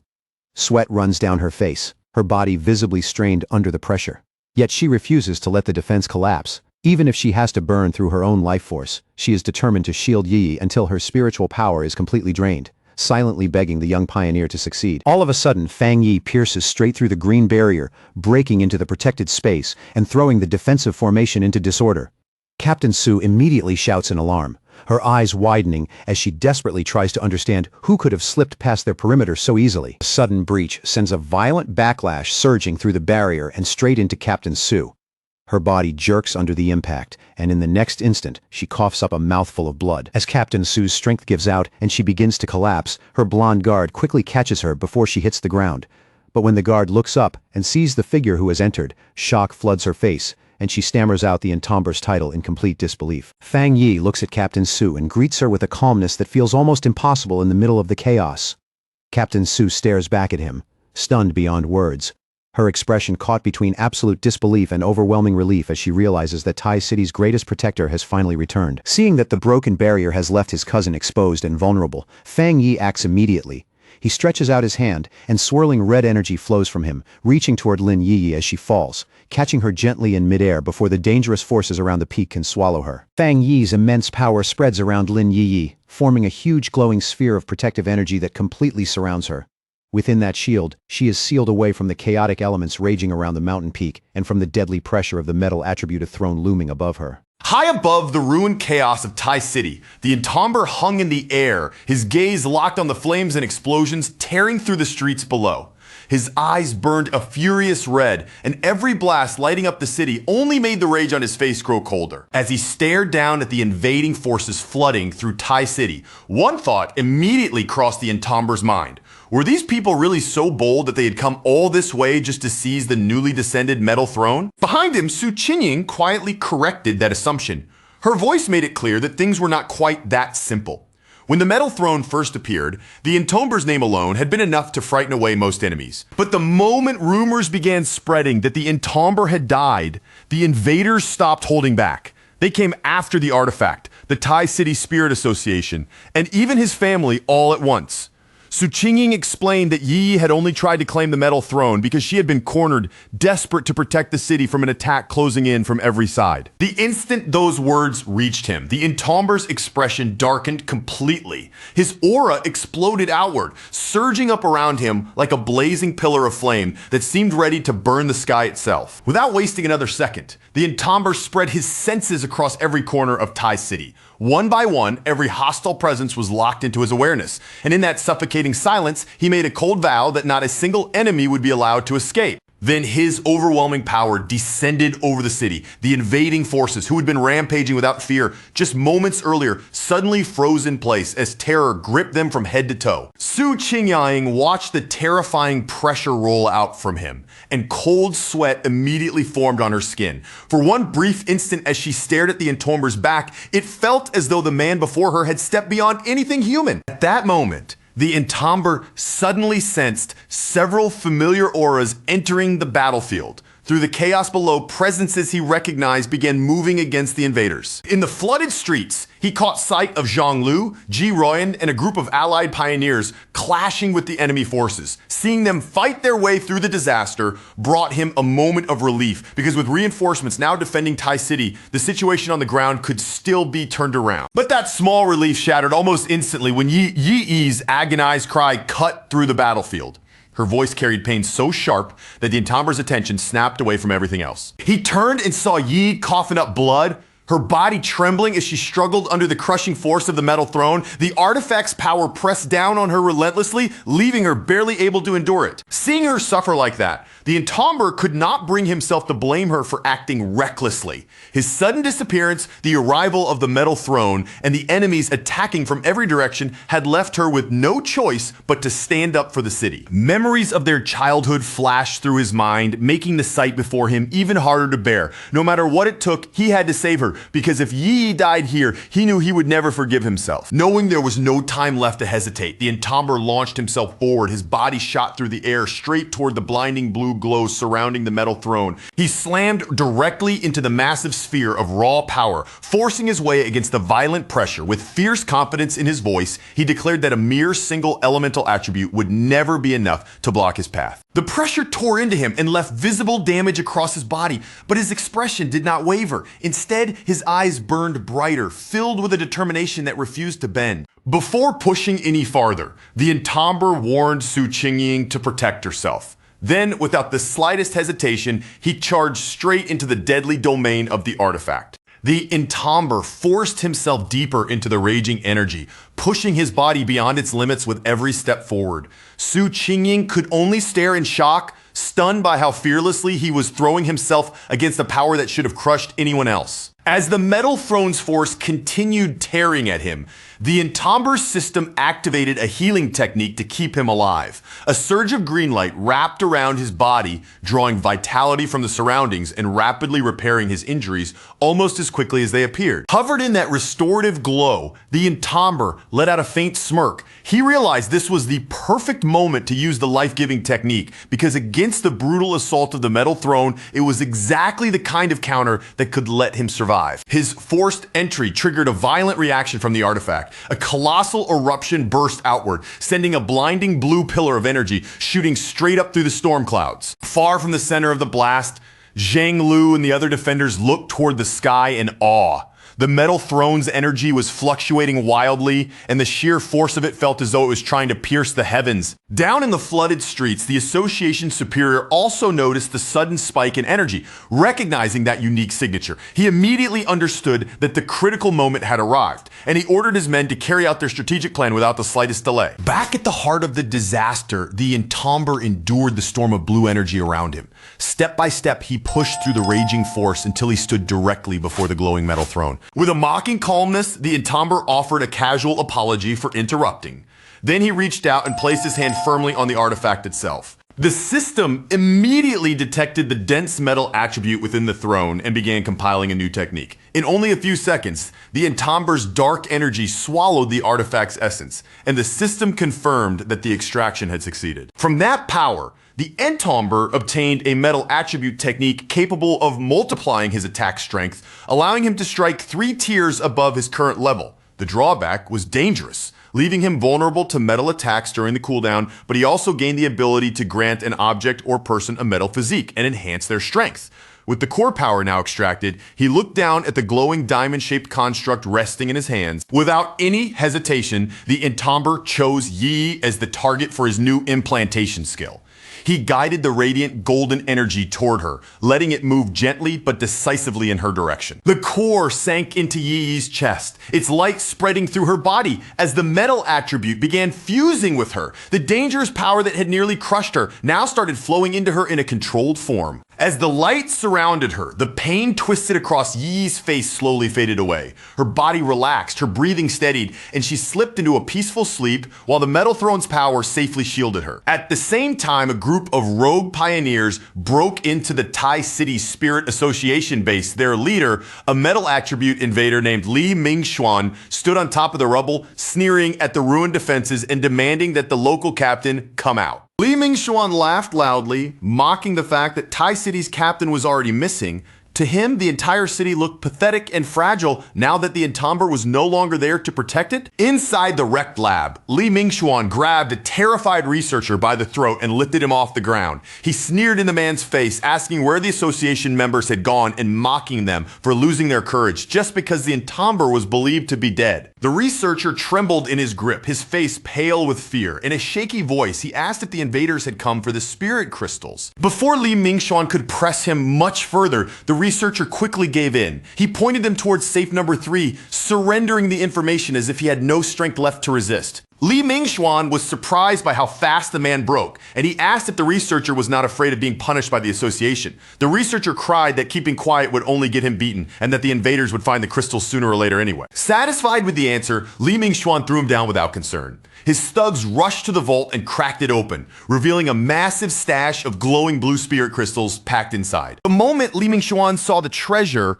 Greed flashed across his face. Still, he looked back at the cowering researcher and warned him not to try anything clever. Then Li Mingxuan ordered his men to take every last crystal from the vault. He made it clear that not even a single piece of that treasure was to be left behind for Tai City. But behind Li Mingxuan's back, the researcher's frightened expression quietly disappeared. His eyes turned cold as he silently looked at the greedy thieves, seeing them as nothing more than ignorant fools walking straight into a trap. Li Mingxuan casually settled onto a couch, already acting as though the ruined lab belonged to him.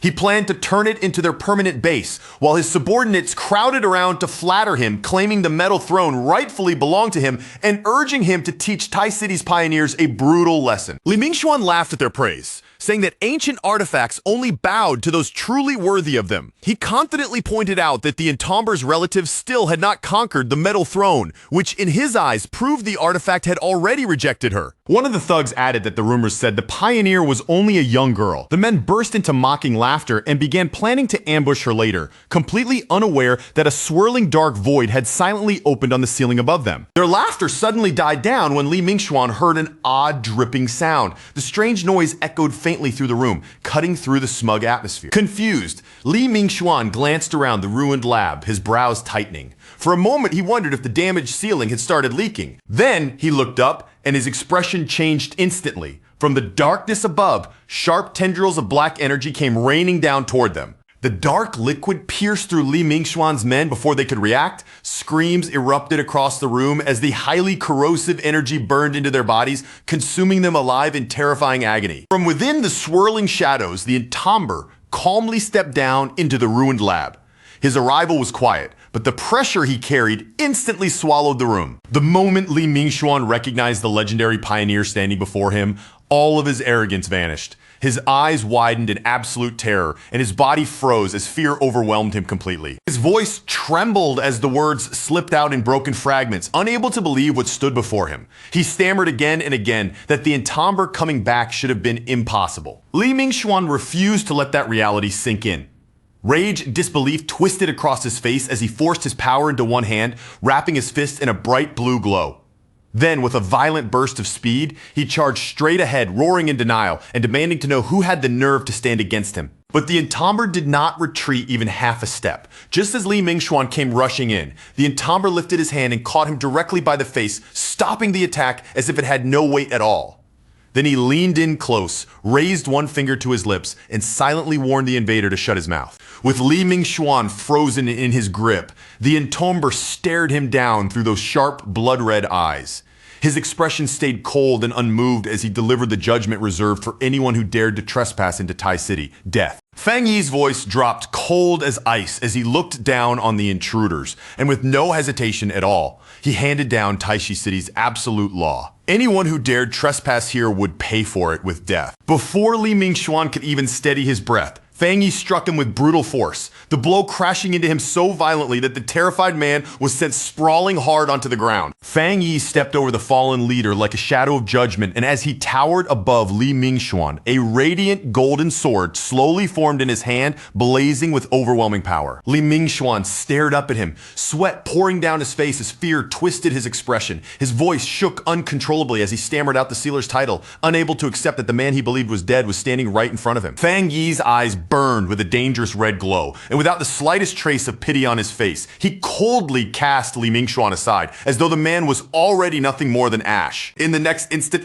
a roaring eruption of golden fire swallowed Li Mingxuan whole, drowning out his screams as the invading leader was burned alive beneath Fang Yi's merciless flames. As the last embers drifted through the air around him, Fang Yi turned his calm gaze toward the remaining thugs and said that he could understand people fighting over a newly appeared throne. But the moment his eyes sharpened, the air around him turned suffocating. What truly enraged him was that these fools had actually dared to carve up Taishi City as if it belonged to them. Fang Yi began walking toward them step by step, and each footfall seemed to crush their courage. Then his voice grew even colder as he reminded them that they had even stretched their hands toward his family. His glare carried killing intent so heavy it made the room feel frozen in place, and Fang Yi delivered the final verdict without emotion. Not one of them would leave this place alive. With a violent surge of power, Fang Yi released a blazing fire dragon that tore through the room, its flames sweeping over the invaders in an instant and erasing them before they could even scream. Outside, the streets of Taishi City were still flooded beneath the storm, and Jiang Lu stood with his allied pioneers surrounded on every side by hostile forces.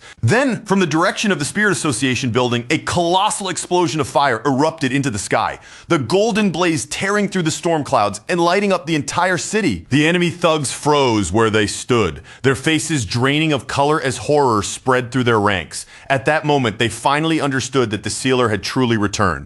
Panic surged through the invaders when Li Mingxuan's aura vanished completely. Realizing they had been fooled by false rumors, they cursed themselves for ever believing the sealer was dead and for daring to step into Taishi City. The second Jiang Lu saw their morale collapse, he burst into a triumphant laugh. He mocked them for being brave enough to attack Taishi City, but too cowardly to face the consequences, then charged straight into the fight just as the thugs shouted for a desperate retreat. The invaders broke formation at once, scattering in every direction like frightened animals, because every one of them knew that crossing paths with the sealer meant there was no road left except death. Seeing the perfect chance to crush them, the Spirit Association's lead official raised his voice and ordered his forces to pursue. He made it clear that not a single invader could be allowed to escape, regroup, and threaten the city again. Before the fleeing rogues could get far, a vast wave of fire swept across the streets, crashing through their escape route and burning through them with terrifying speed. Captain Chen Ruo watched the flames descend from above, and the moment he felt that overwhelming pressure, recognition flashed across his face. This devastating power was far too familiar. Wang Lan and Song Yiming stood stunned as they watched the destruction unfold. When they saw even powerful Jingang realm pioneers being wiped out in a heartbeat, they both knew that only the sealer could release an attack this horrifying. Su Qingyin gazed across the battered city with renewed confidence and calmly declared that no enemy would dare come near them now. With the tide of power completely reversed, she immediately ordered her subordinates to gather every metal attribute, spirit crystal available from the association. The remaining thugs fled in a frenzy through the nearby forest, branches whipping past them as fear drove them forward. But their terror only deepened when they realized heavily armed military reinforcements had already begun hunting them down. President Ye Xiao arrived with Elder Wu, Gu Yuru, and the military forces at his side. Without wasting a moment, Ye Xiao ordered his troops to capture every last invader, so the sealer could personally decide what fate awaited them. Cornered, exhausted, and completely broken, the surviving rogue pioneers dropped to their knees and begged for mercy. They swore that if their lives were spared, they would join the Spirit Association and devote themselves to protecting the SCA nation. Gyuru looked down at the kneeling men with cold disgust written across her face. To her, they were nothing but pathetic opportunists, not truly repentant at all, only trembling because death had finally reached their door. Just then, Gyuru's attention snapped upward when one of the allied pioneers shouted out in alarm and excitement that the sealer had arrived. A towering pillar of fire suddenly crashed into the street in front of them, roaring upward as heat and golden light spread across the battlefield. From within those raging flames, Fang Yi stepped out with his fiery sword in hand, his expression cold and unreadable as he asked whether these were the remaining invaders. The moment they faced Fang Yi's overwhelming presence, the trapped rogues nearly lost the last of their courage. With death pressing down on them, they desperately wondered if fighting to the bitter end might still give them even the smallest chance to escape. But fear had already locked their bodies in place, and none of them could move. In complete desperation, one of the thugs screamed that this was unfair, cursing Taishi City and blaming their coming deaths on the false rumors about the sealer. Fang Yi did not bother answering their pitiful excuses. He simply raised one hand and a terrifying mass of fiery energy began gathering above him. Gyu Yuru watched in shock as that power swelled larger and larger. The raw spiritual energy pouring from Fang Yi felt strong enough to flatten the entire city. And what stunned her most was that he possessed this level of strength even without claiming the new throne. Then Fang Yi brought his hand down with ruthless calm, and a colossal wave of fire crashed forward, instantly engulfing the remaining invaders and reducing them to ash. As the flames faded, Gu Yuru stared at the aftermath and realized that Fang Yi's strength had already surpassed even Elder Wu's. Elder Wu had become a legend for saving a city alone. Yet, if Fang Yi had not carefully restrained his attack, these flames would have destroyed everything in their path. Yi Xiao could only marvel at what he had just witnessed. The invaders who had nearly overwhelmed their entire force had been wiped out by Fang Yi with effortless precision, and despite the scale of the attack, not a single ally had been harmed. A smile appeared on Ye Xiao's face as he said that every pioneer in the Xi'an nation watching this scene was probably just as shocked as they were. As Fang Yi walked out from the last flickers of flame, Ye Xiao understood that everyone had finally seen the truth clearly. The distance between ordinary pioneers and the sealer was impossibly vast. Fang Yi's ruthless display had saved Taishi City and crushed the possibility of future rebellions in one stroke.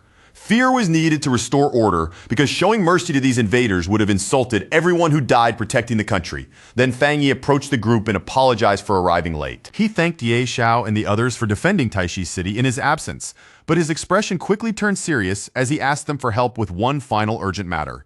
Fang Yi explained that his cousin Lin Yi had tried to subdue the metal attribute throne alone in order to protect the city. He had already infused her with protective spiritual energy when he arrived, but he could still sense that her condition was worsening at a frightening speed. Inside the metal attribute throne's spatial domain, Lin Yi pushed her energy to the absolute limit, desperately trying to force the glowing artifact to submit. But the sentient throne only mocked her, calling her a foolish human and refusing to accept someone it considered weak trash as its master. The throne demanded a stronger master, its voice filled with arrogance and fury.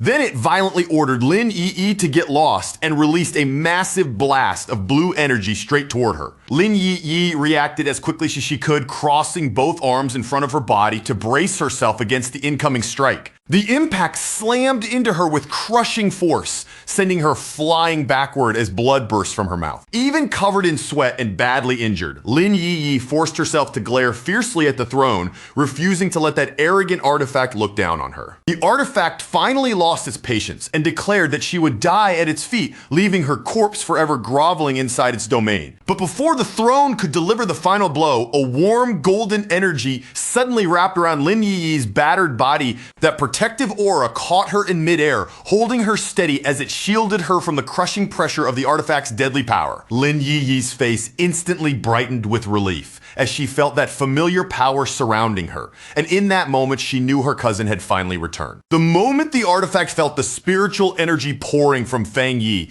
everything about its attitude changed in an instant. That power was far too pure, far too overwhelming, and far beyond anything it had expected. The awe in its reaction was impossible to hide, and without hesitation, it completely abandoned its earlier stance, openly declaring that this newly arrived Fang Yi was the one truly worthy to become its king. The sentient metal throne burst into a triumphant, echoing laugh, its voice rolling through the space like clashing steel. In front of it, Lin Yi hovered silently inside the golden sphere protecting her, while the ancient artifact declared that, at long last, it had found someone worthy enough to inherit its terrifying power. Unable to contain its excitement, the ancient artifact fixed its attention on Lin Yi and announced that it wanted to see her true limits for itself. If she really had the potential it sensed in her, then it would personally put that strength to the test. The moment the throne descended, an enormous shockwave exploded outward, slamming through Taishi City with crushing force.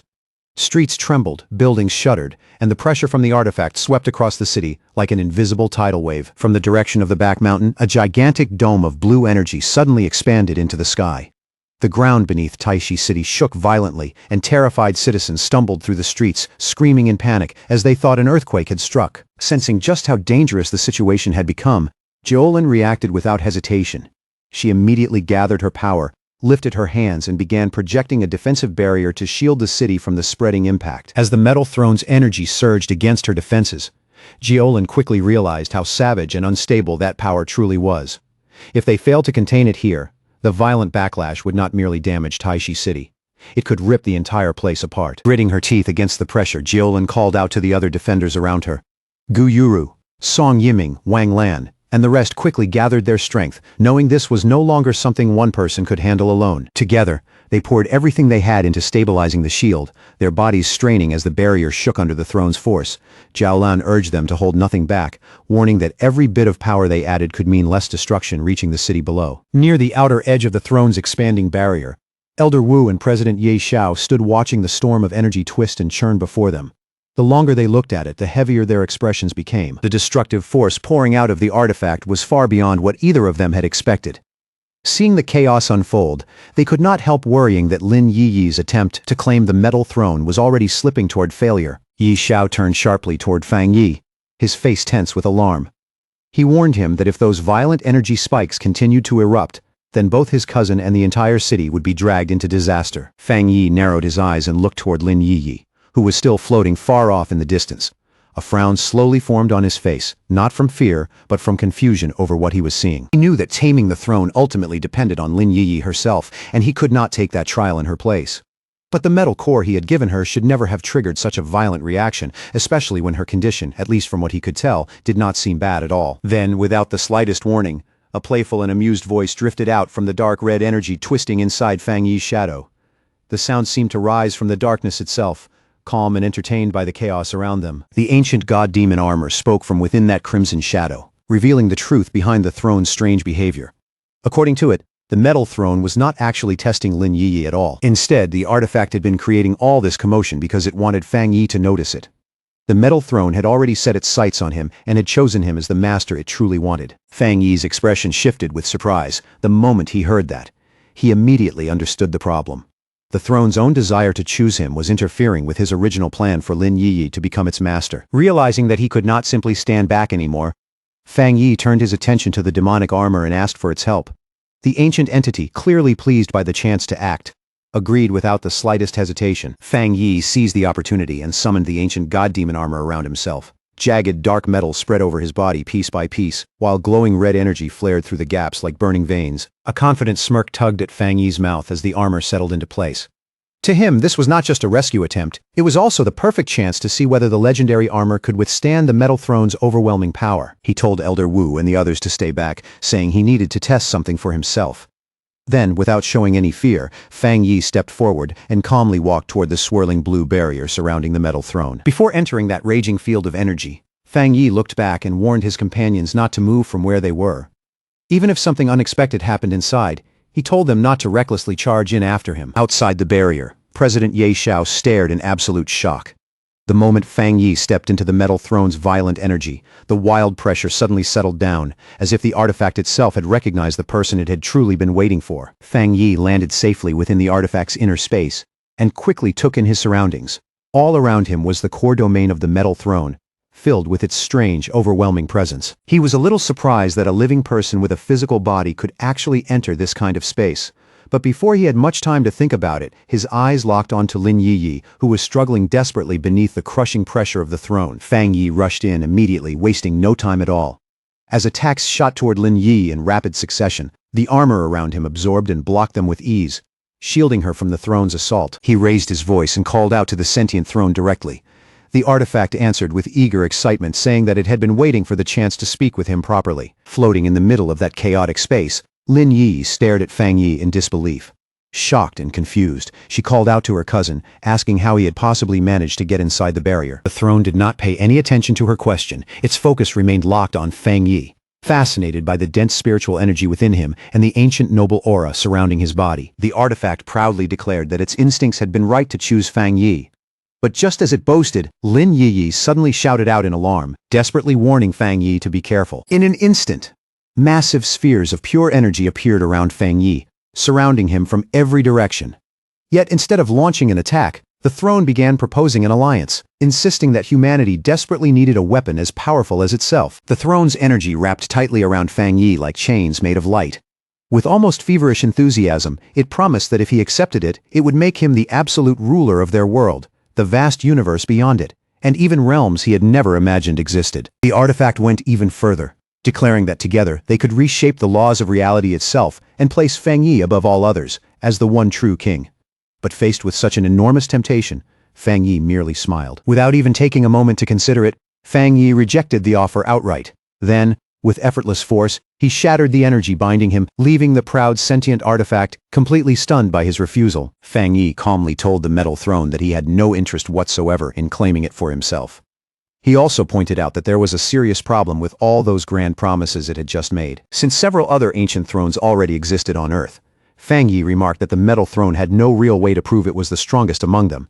Its confidence alone was not enough to make that claim convincing. Then, as casually as if he were asking about something ordinary, Fang Yi wondered whether the ancient artifacts had some kind of ranking system. The question struck the throne like an insult, making it stammer in anger as it demanded to know whether Fang Yi truly dared to doubt its power. Fang Yi did not rise to its anger. Instead, he simply pointed toward Lin Yiyi and laid out a deal for the metal throne to consider. If the throne wanted to prove its strength and cooperate with him, then it would first have to accept his cousin as its master. Only by acknowledging Lin Yiyi could it even begin to earn a place beside him. Fang Yi explained that the Wood Throne and Thunder Throne had already shown far more wisdom. Unlike the Metal Throne, they had chosen to form useful partnerships with him and the people around him. With a faint smirk, Fang Yi reminded the throne that it could not force him into a pact no matter how powerful it was. If it truly wanted to fulfill its purpose, then it needed to stop clinging to impossible standards and seriously think over the offer in front of it. When the Metal Throne suddenly went quiet, Fang Yi felt a flicker of disappointment. The artifact's silence was not exactly the reaction he had been expecting. After all, the Metal Throne was famous for being violent and aggressive. Fang Yi had almost hoped it would lose its temper and attack, giving him the perfect chance to test his new armor in a real fight. Leaving the silent artifact behind, Fang Yi turned and walked over to Lin Yiyi. He told her that Taishi City no longer needed her to sacrifice herself, and if she wanted to leave, he would personally escort her out of this dangerous place. The crushing weight of duty finally lifted from her shoulders. Fang Yi looked at her seriously and asked the question that truly mattered. Did she still want the Metal Throne? And did she have the willpower to tame it with her own strength? Lin Yiyi met Fang Yi's gaze without looking away. Her eyes were steady, her expression firm, and there was no hesitation in her voice as she declared that she was ready to face the challenge. She thanked Fang Yi for always standing behind her and supporting her when it mattered most, but she also made it clear that her decision had already been made before he arrived to help her. Hearing that answer, Fang Yi's expression softened into a proud smile. In that moment, he could see that Lin Yiyi was no longer simply being pushed forward by duty. She had chosen this path for herself. He reminded her that in a world as dangerous as theirs, true strength was not just about ambition or pride. It was the only way to survive, protect the people closest to them, and keep their family safe from the threats waiting ahead. Filled with renewed confidence, Lin Yiyi promised that once she conquered the Metal Throne, she would finally step forward properly. From then on, she would take up her official role as the captain of Yuan City. After leaving his cousin behind to complete the rest of her trial, Feng Yi stepped back through the portal. The moment he returned to the real world, he found Elder Wu Zhaolan and President Ye Xiao waiting there, all of them clearly tense after everything that had happened. Seeing the worry on their faces, Feng Yi remained perfectly calm. He told them that the sentient Metal Throne had not rejected Lin Yiyi outright, and had instead agreed to seriously consider whether it would accept her as its master. He then reassured them that the artifact would no longer pose any danger to the city. For the time being, there was no need to panic or take drastic action. They simply had to seal off the mountain and keep it under quarantine. Feng Yi went on to explain that Yi had chosen to stay behind inside the trial space so she could finish the process properly. Because of that, he directly asked the leaders present to give her whatever support they could. President Ye Xiao accepted without the slightest hesitation. He immediately promised that every metal attribute spirit crystal held by the Spirit Association would be sent straight to Taishi City. All for the sake of helping Yi succeed. Elder Wu broke into a pleased smile and joined in just as eagerly. He guaranteed that the Star God Combat Zone would clear out its own vaults for her, and would even gather additional resources from other military bases to strengthen her training as much as possible. All around them, the pioneers and officials who had been standing nearby could no longer hold back their whispers. Their eyes kept drifting toward Feng Yi, filled with shock, admiration, and almost disbelief. To them, everything Feng Yi had done sounded almost impossible. He had survived the terrifying Dark Tide, destroyed entire waves of monsters, and even negotiated with a godlike throne as if it were nothing, only to turn around and refuse the throne for himself. Now that the city was finally out of danger, Feng Yi's expression slowly grew serious again. He looked toward Elder Wu and told him that there was still one final matter left. An extremely important task that he needed to entrust to both him and Zhang Tian. Now that the sea has finally escaped disaster, the relaxed look on Feng Yi's face slowly fades away. His eyes move toward Elder Wu, and his voice drops into a much heavier tone as he tells him that there's still one last thing left to settle, an extremely important matter that he needs both Elder Wu and Zhang Tian to help him handle. Feng Yi turns his attention to the two battle-hardened veterans, Elder Wu and Zhang Tian, and asks for their assistance in testing something new. It is an item he managed to bring back from the Dark Tide, but even Feng Yi still needs to measure just how powerful this mysterious object truly is. Not far away, Zhao Lan overhears the conversation. Her gaze quietly shifts toward Feng Yi, and as she studies the serious look on his face, she cannot help wondering what kind of request could make him speak with such rare gravity. After thinking it over for a moment, Zhao Lan begins to understand what Feng Yi is really trying to do. The elders still carry guilt over how close he came to death, and if they're allowed to exchange blows with him face to face, even in a controlled sparring match, it may finally loosen the weight that has been pressing on their hearts. At the same time, Zhao Lan remembers just how terrifying the dark attribute truly is, a power capable of devouring life force itself. That memory only deepens her curiosity, making her wonder what kind of divine artifact Fang Yi could possibly have taken from such a deadly place. Her thoughts then drift toward the rumors about mysterious domains. Those places are said to be nightmarish, beyond imagination, and any artifact that comes out of them is not even supposed to belong to their universe, often carrying strange powers far beyond ordinary understanding. Elder Wu accepts the request without even a moment of hesitation. His eyes light up and he suddenly bursts into hearty laughter, saying that he has wanted a proper spar with Fang Yi for a long time, and is actually grateful that Fang Yi is giving him this opportunity. In that same moment, Fang Yi's mind turns to his cousin Lin Ye, who is still at the restricted mountain. A faint trace of worry passes through his heart, but he chooses to believe that her connection with the Metal Throne will guide her toward the destiny that belongs to her. With confidence that Lin Ye will succeed, Fang Yi looks back at everyone around him and calmly says that it is time for them to move. Without delaying any longer, the group heads directly to the Elite Training Center in the Star God Combat Zone, a special facility designed to withstand terrifying levels of destructive force. Once they enter the facility, Elder Wu takes a careful look around the reinforced training space. Seeing the solid construction and the heavy defensive layout, he gives a satisfied nod, clearly feeling that this is the perfect place to test Fang Yi's new artifact. Fang Yi's eyes sweep across the surrounding walls, and he asks in a calm but direct voice whether this room is truly strong enough to contain a massive explosion without letting even the slightest impact leak out into the outside world. Standing inside the training room, Elder Wu answers with complete confidence. He assures Fang Yi that the facility is absolutely secure, telling him not to worry about damaging anything and not to hold back in the slightest. When Elder Wu asks how they should begin the test, Fang Yi gives the rule immediately. He will stay exactly where he is without moving even a single step, while the elders launch their attacks directly at him. The moment Fang Yi finishes speaking, a deep, dark surge of energy begins to rise around his body. Standing at the center of that ominous aura, he challenges the veterans to attack together and use every bit of strength they possess. Zhang Tian feels the pressure pouring from Fang Yi like some ancient force beginning to awaken. His expression stiffens slightly, and with a trace of unease in his voice, he asks whether Fang Yi has already activated some kind of defensive artifact. Another veteran breaks into a grin as his own energy starts gathering around him. Fang Yi's fearless attitude clearly stirs his fighting spirit, and after praising the young man's courage, he prepares himself to strike. Declaring that they will not show him any mercy, the elders launch forward at the same time. Their powers converge in midair, fusing into a single overwhelming beam of energy that tears straight toward Fang Yi. Fang Yi does not retreat, not even by half a step. A dark shield of energy suddenly erupts around him, and in the very next instant, the elders' combined attack crashes violently against the barrier. The collision detonates into a huge shockwave that bursts outward through the training room.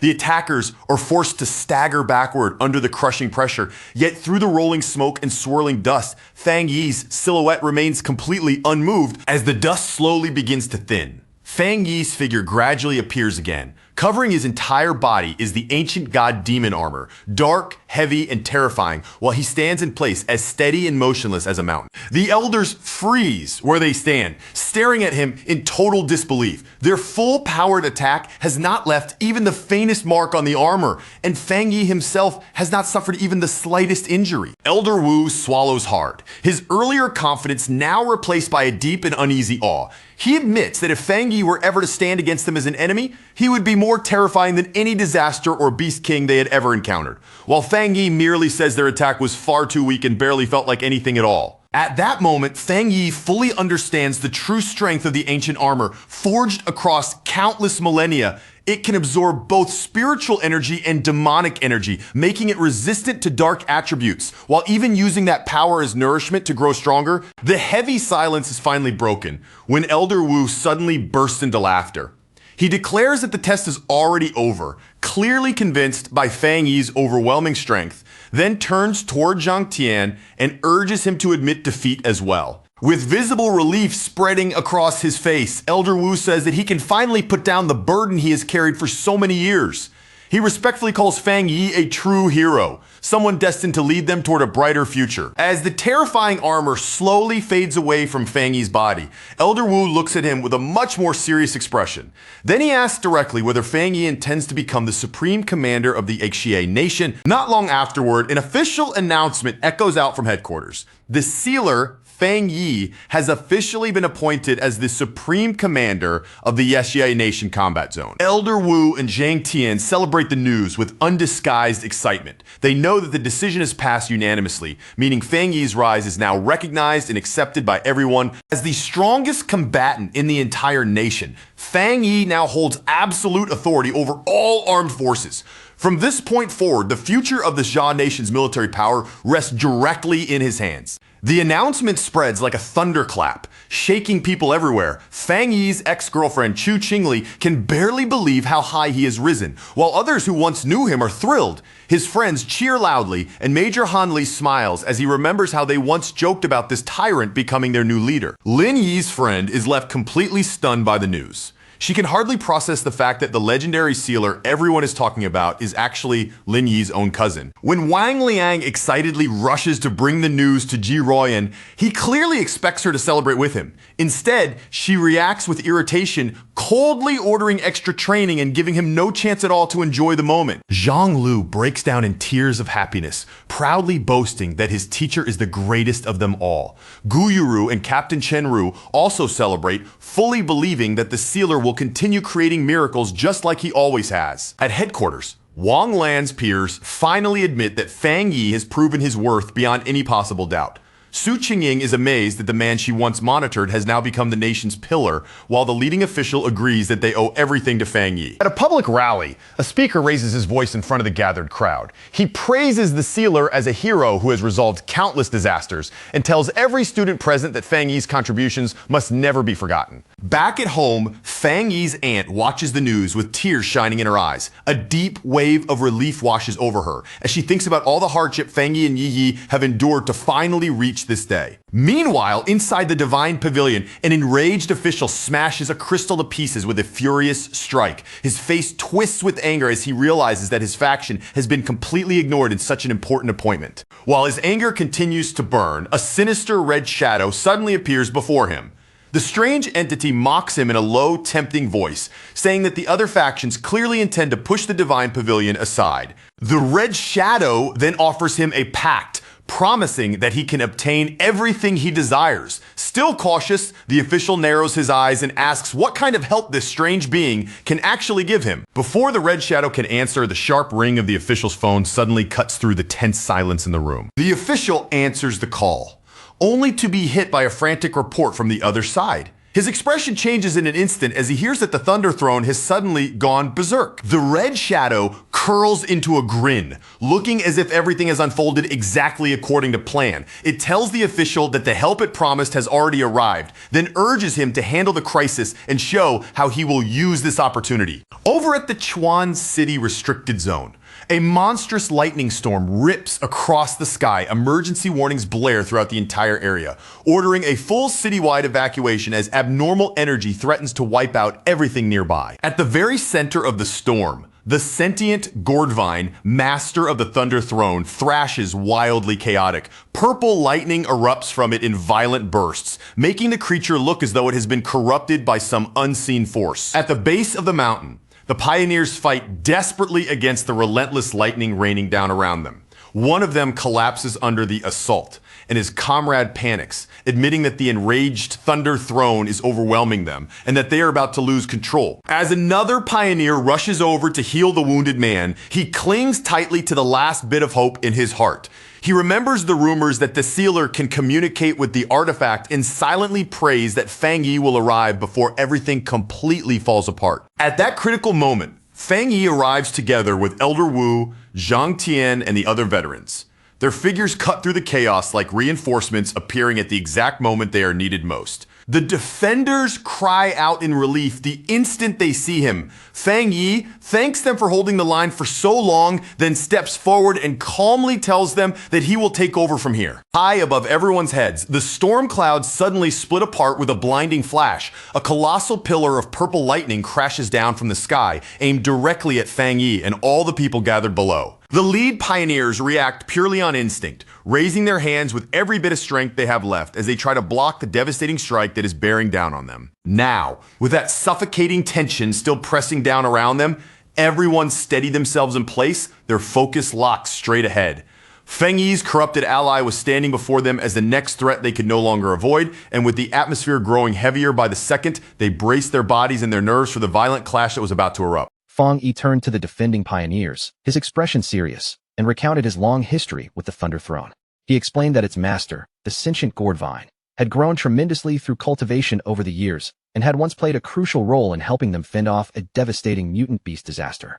He continued, explaining that a sudden surge of spiritual energy had triggered a secondary evolution within the throne, causing it to lose control over the immense power it had newly acquired.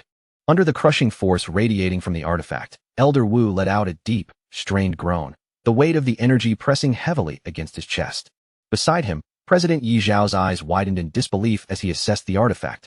He declared that the Thunder Throne's raw power had now surpassed the third level of the Jinggang realm and had broken into the legendary Shenyue realm. The veteran defenders gaped, their faces frozen in shock as they watched the storm of uncontrollable energy rage before them. Yi Zhao explained the gravity of the situation. Anyone who reached the Shenyue realm would see their spiritual power shatter the limits of the mortal world. Such a being could ascend to godhood, wielding authority equal to a mysterious domain, or even a throne. He added that, with the rapid acceleration of spiritual energy recovery, reaching the Shenyue realm was now within reach. And inevitably, even higher tiers, like the star-altering Juri realm, would emerge in the future. Panic rippled through the pioneers as they realized the Xia nation had not produced a single Shenyue realm pioneer. Fear and despair clouded their thoughts as they questioned whether the rampaging Thunder Throne could even be contained. Fang Yi raised his hand calmly, urging the defenders not to succumb to panic. He sensed a flicker of the artifact's original consciousness and announced that hope was not lost. Determined, he resolved to communicate directly with the Thunder Throne. Channeling his energy, Fang Yi activated the Thunder Domain Divine Limit. A glowing spiral materialized on his forehead as he focused intensely, drawing the chaotic currents toward him. The swirling lightning abruptly froze around him, forming a massive, radiant silhouette of the gourd vine itself. The pioneers gasped as they realized Fang Yi had successfully halted the throne's assault and established contact with its sentient master. They held their breath, silently praying that the Thunder Throne's master had not entirely lost its mind, and watched, tense, to see how Fang Yi would navigate the crisis. Yi Zhao noticed the immense surge of energy radiating from Fang Yi and shouted for the others to assist, but Elder Wu grabbed his arm and stopped him just in time. He realized that Fang Yi had already forged a direct connection with the Thunder Throne, and no further intervention was needed. Fang Yi's consciousness slipped seamlessly into the throne's inner domain, entering the chaotic heart of its being. Amid the roiling currents of power, Fang Yi found the sentient gourd vine thrashing helplessly. He asked quietly but firmly whether it had lost control of its own strength. Seeing no response and witnessing its inability to even speak, Fang Yi confirmed that the artifact was completely overwhelmed. He instructed the struggling entity to follow his lead. Calmly, he urged it to sense its own spiritual energy and envision it as a serene lake, the ripples under its control. A wild burst of energy shot from the Thunder Throne, scattering lightning like a storm, but Fang Yi effortlessly dodged the attack, keeping his focus steady. He knew that if the gourd vine didn't regain control soon, it risked slipping entirely into madness. Emitting a soothing aura, Fang Yi guided the throne, encouraging the entity to calm the turbulent lake within its spiritual core.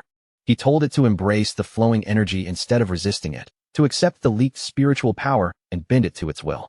Gradually, the frenzied currents subsided, slowly being absorbed back into the sentient gourd vine under Fang Yi's careful guidance. Fang Yi praised the artifact as its control was restored. The sentient gourd vine expressed relief, thanking him and asking if it had caused too much trouble. Fang Yi smiled warmly. He noted that the gourd vine had developed consciousness rather late, and despite its childlike behavior, it possessed a surprisingly human understanding. The artifact asked if it had been close to becoming a demon. Fang Yi patiently explained that it had only experienced a temporary surge of power that caused a loss of control, and that resisting violently would have only deepened the chaos. He warned the Gourdvine that leaning entirely on the throne's power without a grounded mind could lead to losing control. Fang Yi advised that in moments of crisis, it should never depend solely on raw strength. Outside the domain, the storm clouds began to dissipate, revealing calm skies above. Elder Wu and President Yi Xiao exchanged astonished glances. The Thunder Throne had responded to Fang Yi's guidance. Yi Xiao marveled silently at the young pioneer's ability to communicate with such chaotic energy. Zhang Tian's eyes followed Fang Yi as he floated safely downward, disbelief written across his face. He wondered aloud if this young man could even be considered fully human, marveling at the control he wielded over a throne. He reflected that Fang Yi protected the Xian nation more fiercely than all the veteran elders combined. Yet he still pondered why the young pioneer had not advanced to the next realm despite his overwhelming power. Fang Yi exhaled, a mix of relief and fatigue washing over him. Guiding the artifact had been exhausting, and he muttered to himself that teaching others was far more troublesome than cultivation itself, gaining a newfound respect for mentors. With the crisis finally behind him, Fang Yi descended gently from the sky, landing before Elder Wu, Zhang Tian, and President Yi Xiao with steady grace. A helicopter landed nearby, its blades cutting through the air and interrupting the momentary reunion. 3 cloaked figures stepped out, their presence commanding attention. The lead figure stepped forward, confirming Fang Yi's identity as the legendary sealer and introducing himself as Zheng Huiren of the Divine Pavilion. Confused, Fang Yi turned to Zhang Tian and asked who these people were. Zhang Tian dismissed them with a sneer, labeling them corrupt bureaucrats who had hoarded wealth before the spiritual awakening.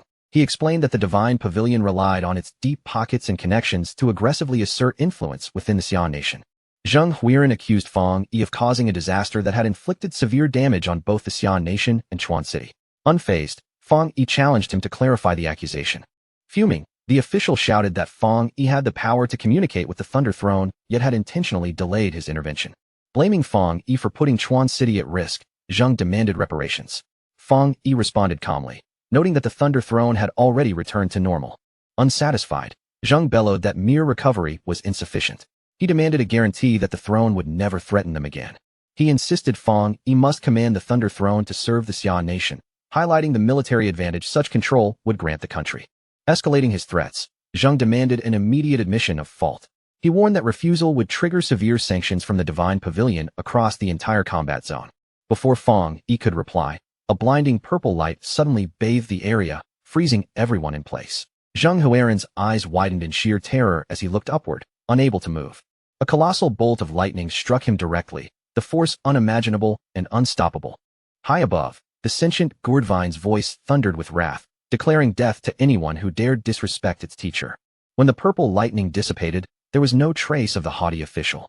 Yi Xiao, still trembling, asked in disbelief if the man had truly been erased. He turned slowly toward Fang Yi, his eyes wide with disbelief. Did the Thunder Throne really just accept you as its master? He asked, his voice trembling with awe. Fang Yi met his gaze calmly, nodding once, firm and unshaken. With a graceful wave of his hand, Fang Yi dispelled the lingering crackling energy, bowing his head slightly in acknowledgement. That devastating strike had been more than just a display. It was payment for his teachings, a quiet sign of respect from the mighty artifact. Turning to face the stunned onlookers, Fang Yi's expression softened into a serene smile. The Thunder Throne isn't as fearsome as it seems, he said casually, his voice carrying both warmth and authority. It's kind, obedient, and bears no ill will toward most people. He paused, glancing at the group, then added lightly, and it learns faster than anyone could imagine. The sheer contradiction in his words, describing such a world-shattering force as gentle, left everyone speechless. Yi Xiao chuckled softly, though his eyes betrayed the truth he knew well. The Thunder Throne's power could obliterate continents, yet this gentle, protective behavior was reserved solely for Fang Yi. The calm exterior hid an unimaginable destructive force, one that only Fang Yi could wield safely. Zhang Tan let out a scoffing laugh, satisfied to see the scheming official finally humbled. Elder Wu stepped forward, his tone serious, informing Fang Yi that they intended to make the incident public. He emphasized that the Thunder Throne had chosen Fang Yi and obliterated his enemies to protect him, a statement that would shake the nation's perception. Fang Yi smiled, a calm glint in his eyes. In this new era, keeping secrets is impossible, he said, nodding in agreement. His words carried a quiet confidence, as if he welcomed the attention rather than fearing it. Since he was already in the spotlight, Fang Yi welcomed the publicity. Every glance and every whisper would serve as a warning. The Thunder Throne's colossal might was more than a tool. It was a statement, a signal to all who might dare oppose him. His expression darkened as he turned to Elder Wu, a shadow passing over his features. The nation's peace will not last long, he warned, the weight of his words sinking into the room like a chilling wind. A new age was dawning, the era of the thrones. Every leader, every faction, knew that possessing one of these artifacts was the only path to true power in a world rapidly reshaping itself. Elder Wu nodded grimly, his face etched with concern. Our authority can only restrain the greedy factions for so long, he admitted, voice low. No one knows when this fragile order will finally crumble. Fang Yi's curiosity sparked. Has anyone else managed to claim a throne? He asked, his gaze sharp and probing. Elder Wu confirmed that only one person had publicly announced themselves as a throne master, a rare and notable achievement. And where is this person now? Fang Yi inquired further, his tone calm, yet filled with interest. Elder Wu's reply was concise. They are in Country B. Meanwhile, along the sun-drenched coast of Country B, a massive crowd roared in ecstatic celebration. Cheers and flags waved as people hailed their alliance leader's remarkable feat, claiming the Earth throne. Overcome with pride, the leader of Country B raised both arms high, his voice booming across the sea of people. This is the ultimate sign of fortune and power for our nation, he declared, his eyes gleaming with triumph. The newly crowned master hovered effortlessly into the sky, his robe fluttering like a banner of victory. He proclaimed himself the Lord of the Earth, a title heavy with both authority and promise. I will wield this divine power to elevate our nation above all others, he shouted, his voice echoing across the waves. This rise is the will of heaven itself. Clasping his hands together, he unleashed the throne's energy with a resounding roar. Massive rocks surged violently from the ocean, spinning and crashing into the sky as if the sea itself had been torn apart. The crowd watched in awe, mouths agape, as towering stone structures erupted from the waters. The sheer magnitude of the throne's power left them trembling, a terrifying yet exhilarating spectacle. The Country B leader turned to his followers, shouting orders to record every moment. The event would broadcast their nation's strength to the world. He praised the unparalleled power that only a throne master could command, eager to imprint their dominance on every screen. Facing the camera, the pioneer leader issued a public challenge, his grin edged with arrogance. He taunted the Shia nation, daring to ask whether their strongest pioneer, the sealer, had ever laid claim to a throne. With a smug, self-satisfied smirk, the Country B leader answered his own question. He hasn't, he said, every syllable dripping with condescension. Pointing directly at the camera, he continued with venomous confidence. Without a throne, Fang Yi cannot comprehend true power. Should we ever meet, the sealer will face annihilation. The broadcast went viral in an instant. Comments flooded in from around the world, mocking Xia Nation for failing to secure a single throne. They ridiculed Fang Yi as a fraud, declaring Country B the new global superpower and dismissing Xia Nation as irrelevant. Back at the office, Su Qingying's eyes narrowed as she scrolled through the uproar. Have they already forgotten how easily Fang Yi eliminated one of their elite teams? She muttered, frustration lacing her words. The lead official frowned, scrolling through the backlash. The public announcement isn't even the worst part, he explained. They're using public opinion to make Xia Nation appear weak, simply because we lack an official throne master. Su Qingying's gaze hardened. Fang Yi's combat strength alone has always been enough to handle any internal threat, she said firmly, even without an artifact. The lead official scoffed, shaking his head. The foolish people of Country B would never believe the truth, he remarked, a bitter smile tugging at his lips. The two throne masters in the nation are, in reality, nothing more than Fang Yi's spiritual pet and his student. Meanwhile, from the Fang family villa, a blinding pillar of golden light shot straight into the sky, cutting through the clouds with brilliant intensity. Inside, Fang Yi sat in deep meditation, his body still but his energy rippling outward. Every muscle, every breath, tuned to the rhythm of his powerful cultivation technique. A familiar sensation washed over him, a stirring in his soul that signaled the approach of a monumental breakthrough. His energy resonated with an ancient, almost primal force, a dark tide guiding and shaping his strength with precision. The sheer concentration of his spiritual energy erupted into a brilliant beam of golden light, piercing through the clouds and forming a swirling vortex high above the city. Alarms blared at the monitoring center, sending staff into a state of panic. One employee gasped, reporting that the city's spiritual energy had shattered all measurable limits. As they pinpointed the source, shock spread through the room. The anomaly originated directly from Fang Yi's home, warping the sky itself with the overwhelming force of his energy. Su Qingying's voice trembled as she announced the revelation. Fang Yi is attempting to break through to the next realm. The officials froze, utterly stunned by the magnitude of the news. In the depths of his trance, Fang Yi's form floated serenely before a massive glowing moon, his breathing steady and controlled as his spiritual essence radiated with calm focus. The system confirmed it. A breakthrough to the Shunyue realm was imminent, a shift that would elevate Feng Yi's power beyond his current limits. Storm clouds spiraled menacingly around the moon as the system issued a warning. The Shunyue realm governed cold and illusion, and Feng Yi would have to endure a heavenly tribulation to succeed in his breakthrough. The once peaceful mental landscape erupted into chaos. Dark red currents swirled violently around his form, lashing out with sharp, relentless attacks.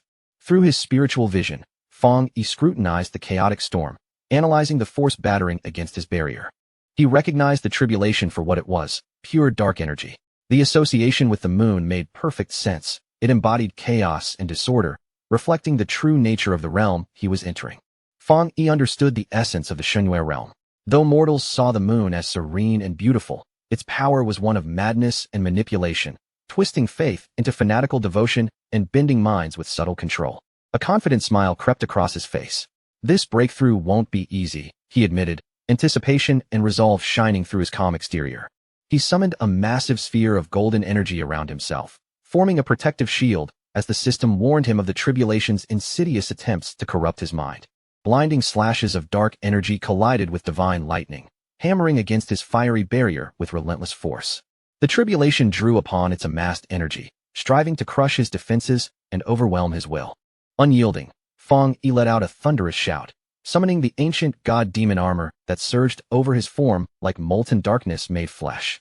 A colossal wave of dark red power erupted around him, fused with the throne's energy, pushing back the storm with terrifying intensity. Feng Yi unleashed a devastating fire slash, cutting through the celestial tribulation with raw, unrelenting force. Pouring every ounce of his strength into the attack, he employed a secret technique to summon a massive flood of dark energy, engulfing the storm and asserting his dominance over the heavenly trial. The swirling black energy slowly twists and coils, greedily devouring the chaotic fury of the storm as if it were nothing more than a candle flame. With the tempest subdued, Feng Yi rises effortlessly, drifting upward toward the luminous glow of the full moon that hangs like a guardian in the night sky. A confident smile spreads across his face as he snaps his fingers, summoning the scattered remnants of the dark energy back into his body, pulling it in like a tide returning to the shore. Moments later, the system confirms his breakthrough. Feng Yi has ascended to the first level of the Shunyue realm. As the last tendrils of dark energy are absorbed into him, he savors the exhilarating surge of newfound power coursing through every fiber of his being. His senses sharpen, stretching beyond mortal limits, and a radiant clarity washes over him, as if he has become one with the divine moon itself. Now in complete harmony with the universe, Feng Yi effortlessly manipulates the boundless flow of spiritual energy, each movement seamless, each thought instantaneously translated into power. Suddenly, his expression hardens. Feng Yi pivots sharply, his eyes widening as the universe itself seems to unfold before him, revealing a sprawling galaxy shimmering in unimaginable scale. A fractured system alert abruptly interrupts his awe, warning that his newly achieved Shunyue realm remains unstable, still fragile against the vastness beyond. The system issues an urgent order. Feng Yi must immediately enter deep training to prepare himself for absorbing cosmic storms and confronting hidden threats that loom in the distant future. Confusion flashes across his face at the mention of these unknown storms. As he drifts downward from the heavens, worry etches deep lines across his features. He knows there is no time to hide. The Shi nation cannot be left vulnerable, especially with global threats swelling in the shadows, ready to strike. The system halts him with an unyielding warning. Refusal to train will freeze his growth forever, leaving him with a 99% chance of death and ensuring the complete destruction of the Shi nation. Hovering over the dense forest below, Feng Yi contemplates the grim statistics, the weight of cosmic danger pressing down on him. Slowly, he acknowledges the harsh truth. There is no alternative. He must obey.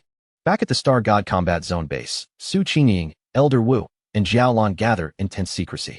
The sealer has officially entered deep training, and the gravity of the situation hangs heavily in the air. Elder Wu's voice cuts through the tension with unwavering authority. Their duty is to maintain the nation's defenses, to manage the Shi nation without disturbing their commander during this crucial breakthrough. Suddenly, a soldier bursts into the meeting, panic written across his face. He shouts that Country B's Lord of the Earth has launched an invasion across the Xian nation's southern border. Elder Wu's eyes narrow. The enemy's advance is swifter than anticipated. He orders Jiaolon to mobilize the Spirit Association's forces immediately, activating their contingency plan. Jiaolon nods with firm resolve, launching into action without hesitation. On the southern frontier, Xian nation fighters conjure a colossal blue energy barrier, rising like a wall of water to repel the invaders. They shout warnings, marking the boundary and challenging the Lord of the Earth to halt his advance. One of the defenders calls out, incredulous, questioning if the foreign throne master intends to ignite a full-scale war. Hovering above them, the gray-haired invader laughs, pride radiating from his every movement. The Lord of the Earth justifies his assault, accusing the sealer of killing 3 country B fighters, including his own brother, claiming he seeks vengeance. Furious, the Xia defenders retort, pointing out that the country B fighters were criminals who trespassed into a restricted zone. They mock him, ridiculing the throne master for treating thieves as martyrs. Angered by their audacity, the Lord of the Earth lashes out, insulting the Xia nation's defenses. How dare ordinary guards speak to him so boldly? Swearing vengeance, he channels his power into the ground below. Massive stone spikes erupt violently, lashing upward toward the Xia fighters, jagged and unrelenting. The towering rocks tear through the coastline, forming a terrifying barrier of earth. In response, a specialized team of Xia fighters clad in green surges forward, determined to confront the threat. Their squad leader rallies his team, praising their courage and declaring it is their turn to defend the nation. Above them, the Lord of the Earth glares down, confusion flickering across his face at the unexpected resistance. The plant research team takes their positions with precise coordination, preparing to ensnare the invading throne master using experimental techniques that manipulate mutated vegetation. The squad leader channels a surge of emerald energy into the soil. From it, a massive plant bursts forth, sprouting at an alarming speed, twisting upward with raw, primal power. The towering plant transforms into monstrous, writhing vines with gaping, serrated teeth. The defenders proudly announce that their secret wood weapon is perfectly suited to counter the invaders' earth-based assault, and the vines lunge aggressively. Determined to uphold the Xia nation's honor, the defenders command the vines to coil around the stone spikes, crushing and breaking them apart. The wild, verdant tendrils snake through the air, ensnaring the Lord of the Earth, binding his arms and body with a suffocating grip. The leader of the plant research team clenches his fist in triumph, cheering as the invader struggles against the relentless greenery.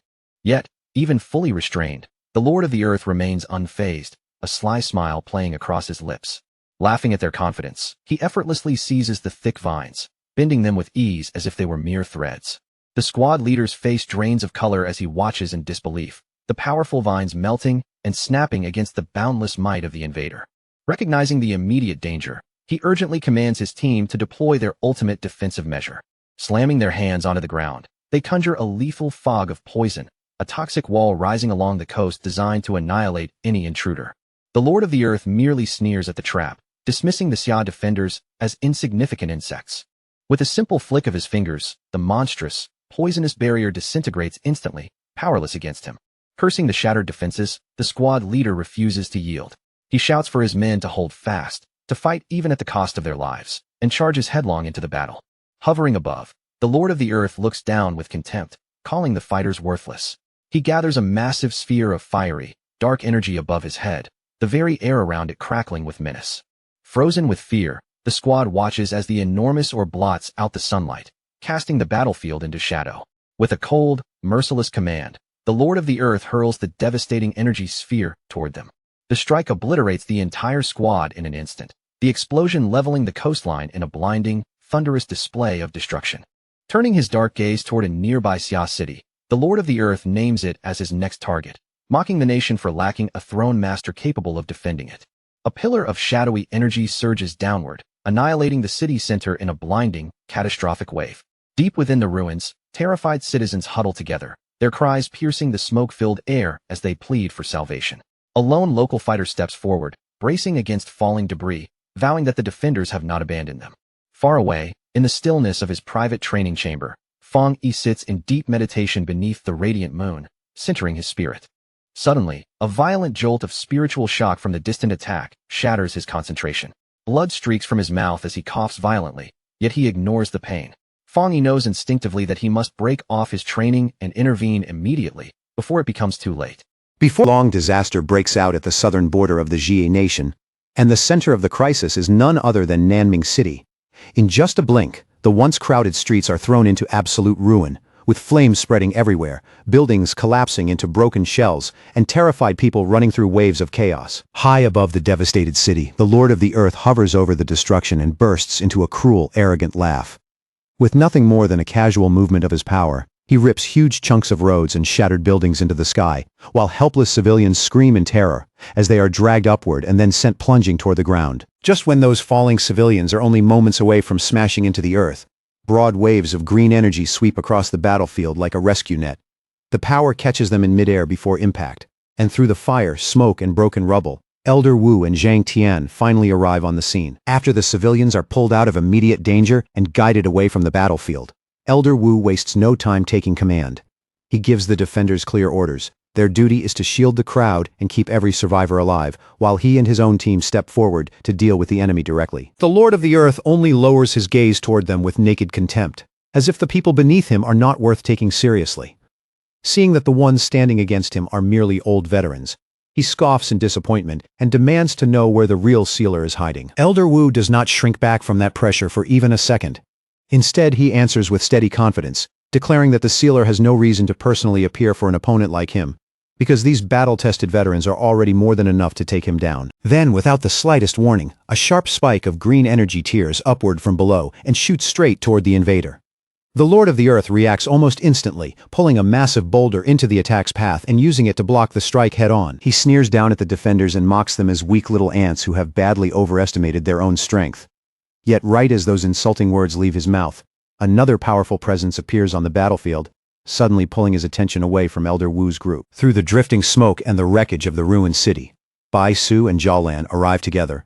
Taking their positions beside the others, Bai Su stands ready and makes it clear through his posture that he has come fully prepared to join this fight. Elder Wu calls out to Bai Su, and the relief in his voice is impossible to miss. He is clearly glad that Bai Su's training has finally come to an end, though he still cannot resist teasing him, saying he had almost started to think the young pioneer would stay locked away in seclusion until he turned into a fossil. When Elder Wu sees the enemy being held in place, even he cannot hide how impressed he is by the strength of the restraint. He turns toward Bai Su and asks what kind of technique he used to trap the Lord of the Earth so completely that he can barely move. Zhao Lan steps forward beside Bai Su and calmly explains how the restraint works. She says she layered her own mutation abilities on top of Bai Su's bamboo forming technique, which doubled their control over the target, but she immediately warns everyone not to drop their guard against an enemy at this level. With the Lord of the Earth bound inside a cage of sharp green growths, Zhao Lan sees a rare chance to reverse the situation. Looking at his trapped body, she suggests that they could use him as leverage and negotiate with Country B from a stronger position. But then from deep within that green casing, a low and unsettling chuckle begins to echo outward. Lord of the Earth mocks them from inside his prison, his voice dripping with contempt, even though he appears to be trapped. He asks whether this fragile little restraint is truly the full limit of their so-called Jingang realm power. Elder Wu immediately senses that the situation has shifted in a dangerous direction. His expression tightens sharply, and without waiting another moment, he shouts for the entire team to retreat at once. The green prison bursts apart as the Lord of the Earth rips through it with his bare hands. When he emerges from the shattered growths, his body has twisted into something rotten and monstrous, with decayed flesh across his frame and eerie green eyes glowing from within the wreckage. Bai Su stands rooted to the spot, unable to move as he stares at the terrifying transformation before him. The sight is so horrifying that disbelief freezes across his face. Zhao Lan quickly understands what they are looking at. The invader's body is no longer something normal or natural. He has clearly gone through some kind of forbidden body modification. Elder Wu pieces the truth together almost immediately. Country B never truly gave up its illegal biological experiments, and the Lord of the Earth standing before them is the living proof that those secret researches were continued behind the scenes. Mutated Lord of the Earth throws his head back and laughs wildly, showing no shame at all toward his twisted body.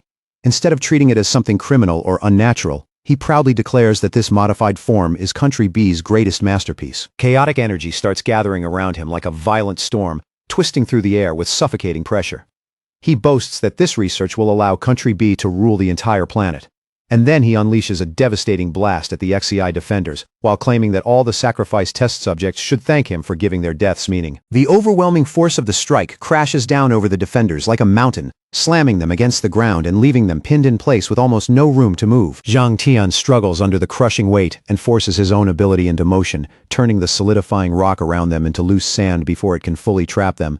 Even while resisting, he is deeply shaken by the terrifying pressure behind the power of a throne. As the earth closes in around the veterans, almost as if the battlefield itself is trying to bury them alive, Zhao Lan throws herself into the fight without hesitation. She releases burst after burst of purple energy, blasting apart the rocks that are forming over Elder Wu and Zhang Tian.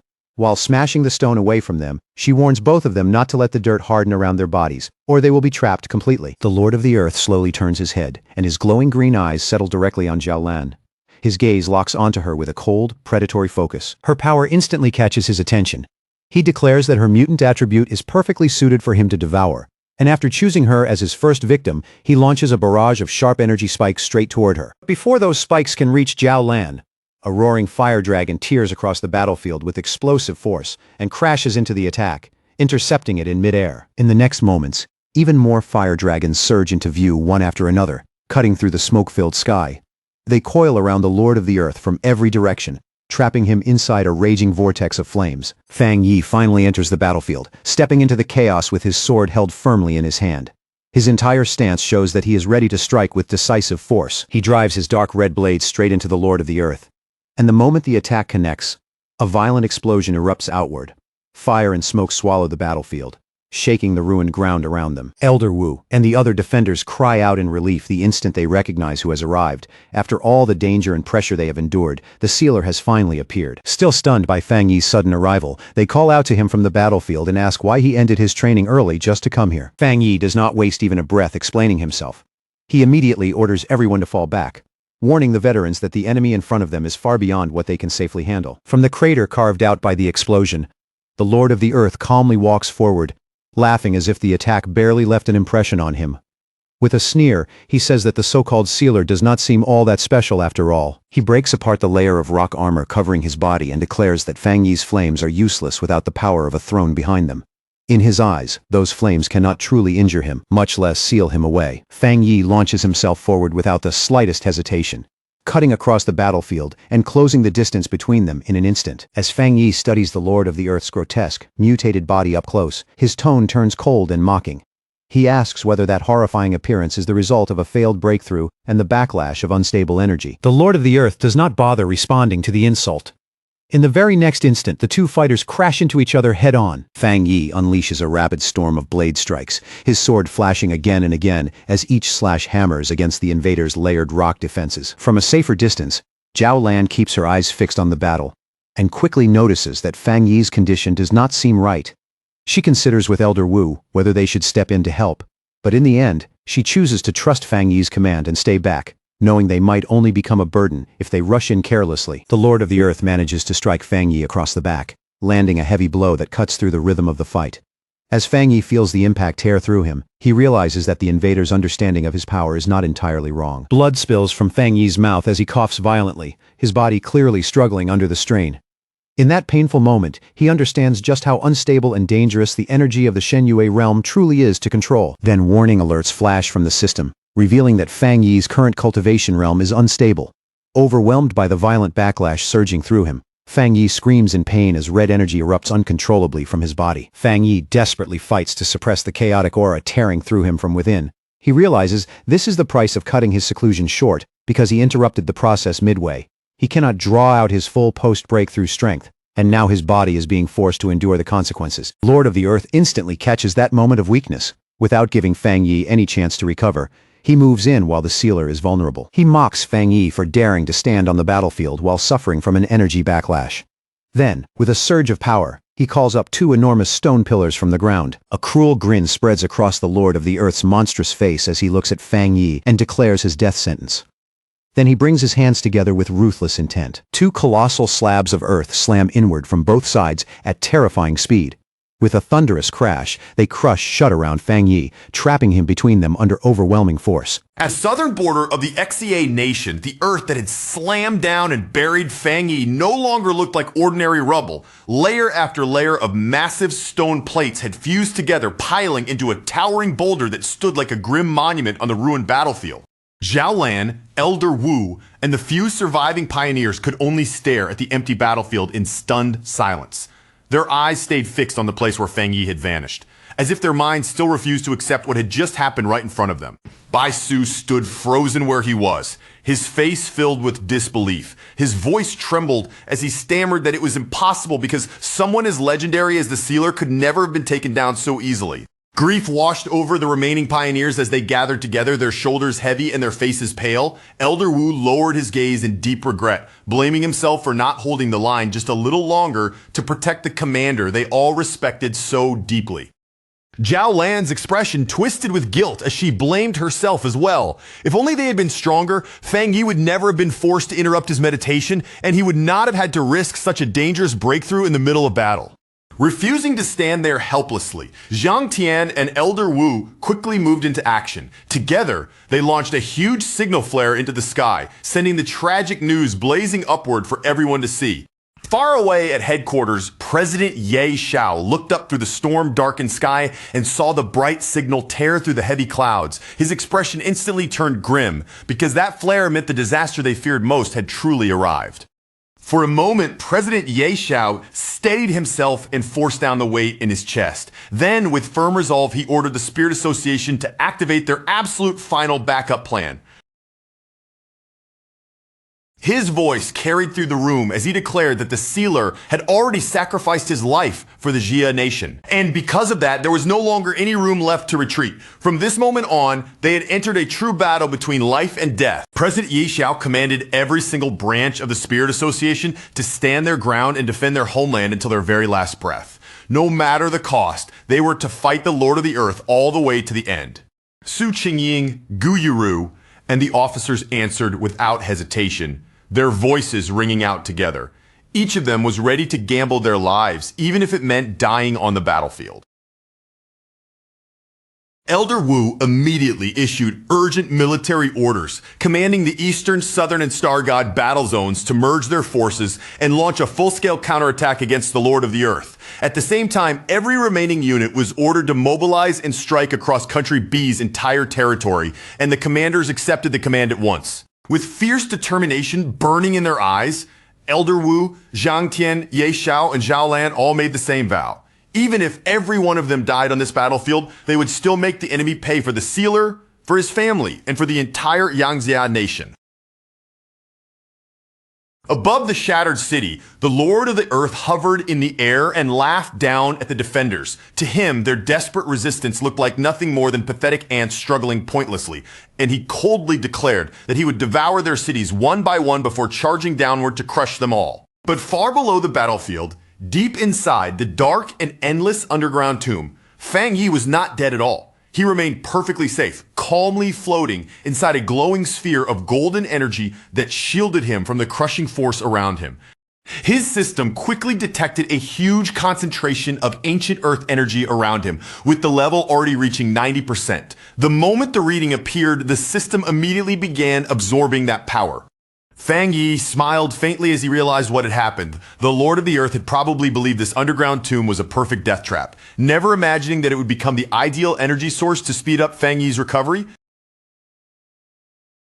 As the system continued monitoring his body, it confirmed that his unstable cultivation realm was rapidly settling down. His overall recovery rose quickly, and before long, it had already reached 50%. While meditating within that heavy power, Fang Yi began to understand something deeper.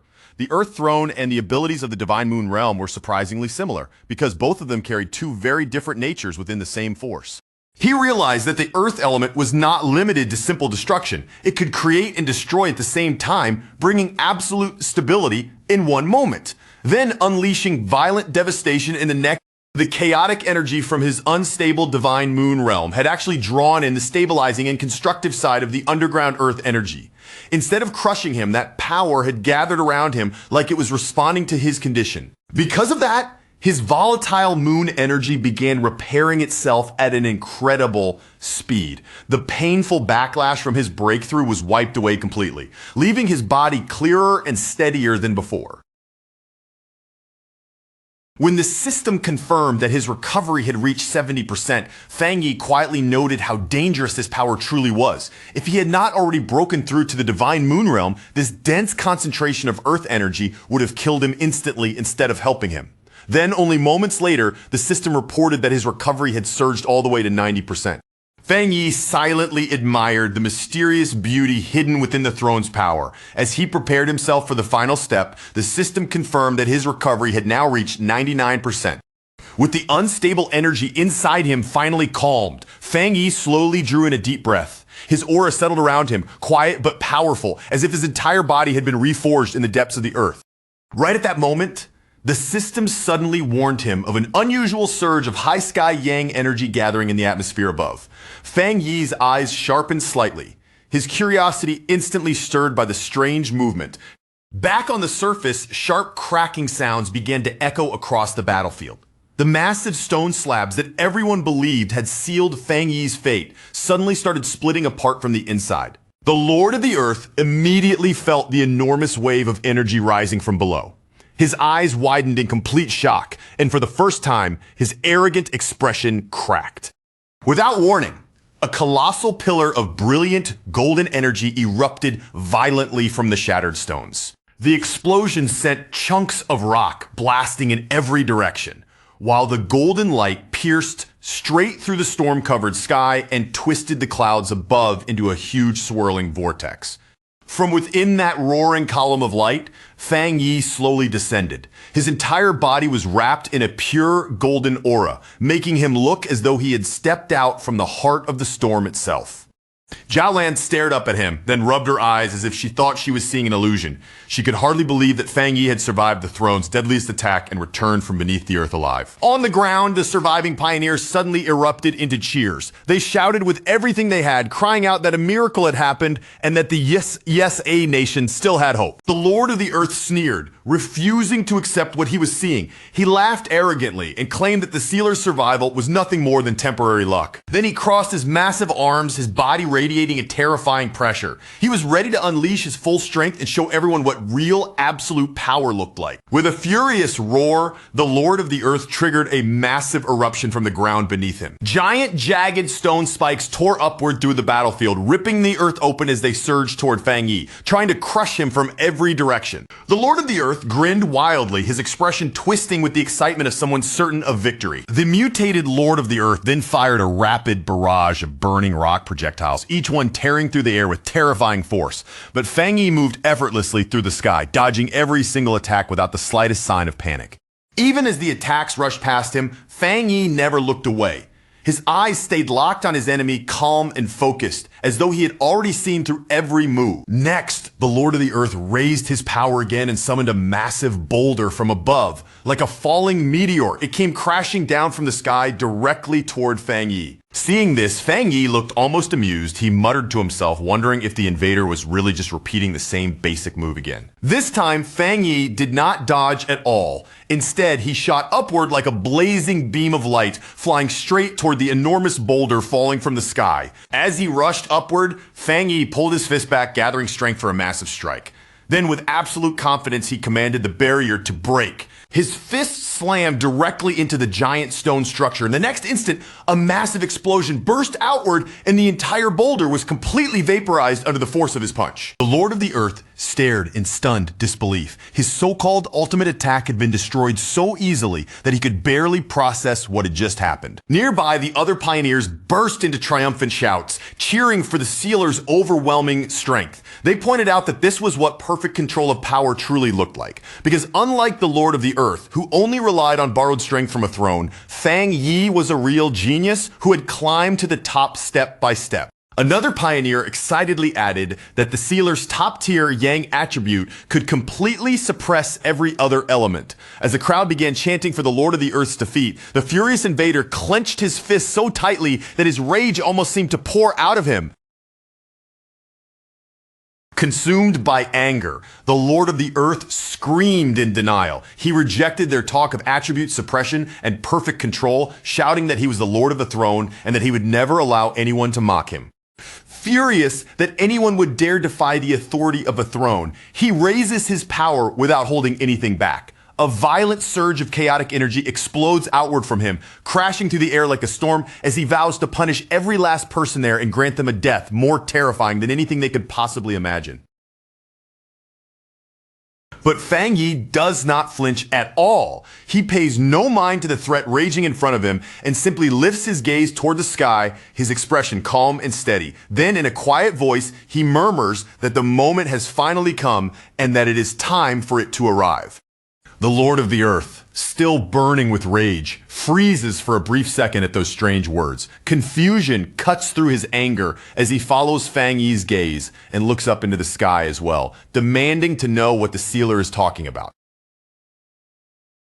Fang Yi lowers his eyes back onto him, meeting his furious stare without the slightest fear. Then, with absolute clarity, he declares that the time has come for his own throne to descend. The very next instant, the heavens split open with an overwhelming brilliance. A blinding pillar of golden light crashes down from above, pouring over Fang Yi's entire body and wrapping him completely in its radiant glow.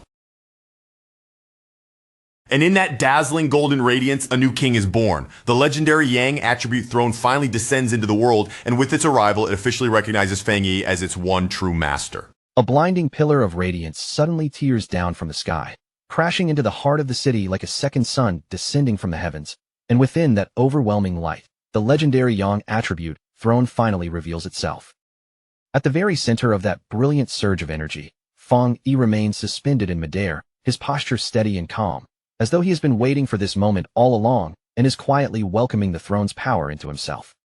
The Lord of the Earth stares upward in disbelief, his eyes widening as he realizes that a completely new supreme throne has appeared right in front of him, breaking everything he thought he understood. Elder Wu's expression turns solemn as he wonders whether this world-shaking artifact has truly chosen to stand on the sealer's side, while nearby, Jialan senses the scale of its energy and feels it stretching far beyond anything he can properly measure. The mutated Lord of the Earth lets out a furious roar, his monstrous body trembling with rage as he demands to know what kind of impossible situation is unfolding before his eyes. He screams with veins bulging across his face, refusing to accept it, shouting that there is no way any throne in existence could possess power greater than his own. Driven deeper into madness, he rages that he was the one human in a billion chosen by a throne, a being who should have already stepped beyond ordinary humanity and stood just one step away from becoming a god. Clinging to that twisted confidence, he convinces himself that this new throne is no different from the one he already mastered, and that he can force it under his control the same way. With a savage cry, he releases a violent shockwave of earth magic, the ground trembling beneath him as he insists that such a mighty power would never lower itself to choose someone like the sealer. At the same time, inside monitoring centers across the world, warning alarms begin screaming one after another as frantic researchers report that the energy readings along the Xian nation's border have shattered every previous record. The researchers quickly realize that another supreme throne is emerging, and the terrifying power radiating from it is even greater than the energy of a real star. A panicked official loses control and shouts across the room, demanding an immediate answer from the sequence department about what this impossible reading is supposed to mean. Inside the Global Throne Sequence Department, the staff are drenched in cold sweat, because they can all see it now. Their old estimates of throne strength were completely wrong, and the ranking system they trusted has been thrown into total chaos. The terrified official shouts that the appearance of this new sun god throne means the entire world ranking must be rebuilt from the ground up. The Earth and Thunder thrones, once believed to stand at the very top, will now be pushed down to at least the third sequence. Until now, every throne had been ranked by the strength and rarity of its element on Earth, which was why powerful attributes like Earth and Thunder had always been placed among the highest positions. But the arrival of the Sun God throne exposes a truth no one can ignore anymore. Only this overwhelming throne has the right to stand alone in the first sequence. Meanwhile, inside the Xian Nation Spirit Association Research Center, the director can barely hide his pride as he declares that the foreign standards were wrong from the very beginning. The energy of this new throne has surpassed the old first sequence by more than 200%, proving that every previous statistic should be discarded. A research analyst speaks with firm confidence, saying that a true first sequence power should only belong to terrifying forces on the level of pure yang or absolute darkness. A female analyst beams with excitement, realizing that the balance of power across the entire world has completely shifted, because the sealer is now the only person who controls the ultimate yang attribute. But the moment her eyes return to the live data on the screen, the joy on her face slowly freezes, and her smile fades away. Her voice begins to tremble as she stammers that the Sun God throne did not simply appear by coincidence, and it did not merely choose the sealer on its own. Elder Wu soon understands the truth as well. The sealer had not been passively waiting for a throne to accept him. Instead, he had used an active and powerful summoning to force the solar artifact into the world, and that kind of method meant complete mastery from the very start. Even the Lord of the Earth is visibly stunned, his expression twisting as he realizes what has actually happened. Still refusing to believe it, the mutated invader suddenly bursts into wild laughter, screaming that no throne could ever be purer, stronger, or more deserving of dominance than his own. A storm of earth energy gathers around his fist, thick and violent like a collapsing mountain, as he insists that the earth attribute is the most desired power of all, and that he is still the rightful king of the first sequence. Pouring every bit of his remaining strength into his body, the Lord of the Earth lunges straight toward Feng Yi, roaring that he will never allow the sealer to truly claim control over the Sun God throne. But before he can even close the distance, a blinding ray of pure solar energy cuts through the air and shoots directly toward him. The attack catches him completely off guard, and the crazed confidence on the invader's face instantly collapses into raw panic. He throws up his massive, stone-hardened arms to block the incoming strike, bracing himself against the light before trying to launch a counterattack of his own. But another beam follows immediately, burning straight through him and cleanly tearing away one of his mutated stone arms, while the rocky armor around his body cracks and bursts apart. The solar blast punches through his strongest defenses without slowing down, then erupts into a massive explosion that sweeps across the coastline like a wave of scorching light. When the smoke and dust finally begin to clear, the Lord of the Earth is no longer standing in that terrifying monstrous form. He lets out a shocked gasp, his body swaying helplessly, before he collapses backward under the weight of his defeat. Blood spills from his mouth as he coughs violently, one hand clutching his chest, while his entire body trembles in pain. Then he slowly lifts his head, only to see Elder Wu, Bai Su, and President Yi Shao standing above him, their gazes cold as they look down at his fallen figure. Zhang Ten steps forward at once and orders his forces to capture the Lord of the Earth immediately. He warns them not to kill the invader, because keeping him alive will turn him into a valuable hostage and undeniable proof of Country B's illegal experiments. News of the battle spreads through Country B at incredible speed, and crowds gather in front of public screens, staring in shock as their once-celebrated Lord of the Earth kneels in defeat. Furious citizens begin protesting, demanding an explanation from their own government. They rage that they were promised the land of the Xia nation, but instead they have been humiliated before the entire world. Now they can only question how their supposedly invincible throne master was beaten so easily. Panic quickly infects the high-ranking officials of Country B who had supported the invasion. One of them stammers in fear, realizing that since they openly challenged the Xia nation, they will be the first ones targeted for revenge now that the sealer has claimed the ultimate sun god throne. Back inside Country B's executive office, the nation's leader slams his fist hard against the desk, his face twisted with rage. He curses the sealer at the top of his lungs, screaming at his advisors for repeatedly assuring him that the young commander would become useless in this new era of thrones, then furiously demands to know how they plan to clean up this disaster. His top advisors stand frozen in place, sweat running down their faces, yet not one of them dares to speak or offer a solution. Overcome with terror, the leader of Country B suddenly begins packing in a panic, yelling that the invasion plan was their idea and that he is resigning immediately so he can escape before the Xia nation arrives. But just as he is about to flee, a hand lands firmly on his shoulder, gripping him in place and making his entire body go stiff. A scarred executive tells him to wait, his eyes cold and chilling, reminding him that as their leader, he cannot simply abandon them now. Besides, they still have one final hidden card left to play. Across the Xia nation, citizens burst into celebration in front of public screens, laughing at the defeated invader from Country B. Excited voices fill the streets as people proudly boast that the world's top pioneer has now claimed the highest-tier throne, securing their nation's absolute dominance. Wang Lan thinks back to all the critics who once claimed that the older pioneers, including the sealer himself, would be left behind by the new era. Song Yiming nods along, admitting that even he had briefly worried their legendary commander might eventually be forgotten.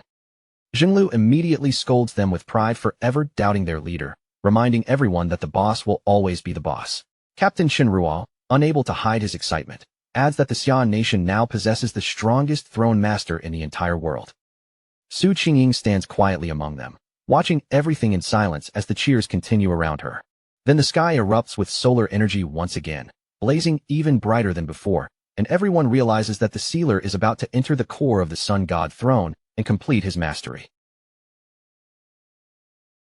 Everyone watching can't help but wonder what kind of final trial and artifact this overwhelmingly powerful will choose for Feng Yi once he steps into its domain. The moment Feng Yi steps into the swirling golden void within the throne, his body seems to sink into another world, and his glowing red eyes slowly open in the middle of that radiant storm. He looks around at the fiery darkness surrounding him and quickly realizes that the interior of the sun god throne is nothing like its dazzling outer appearance. Inside, everything feels strange, silent, and completely unique.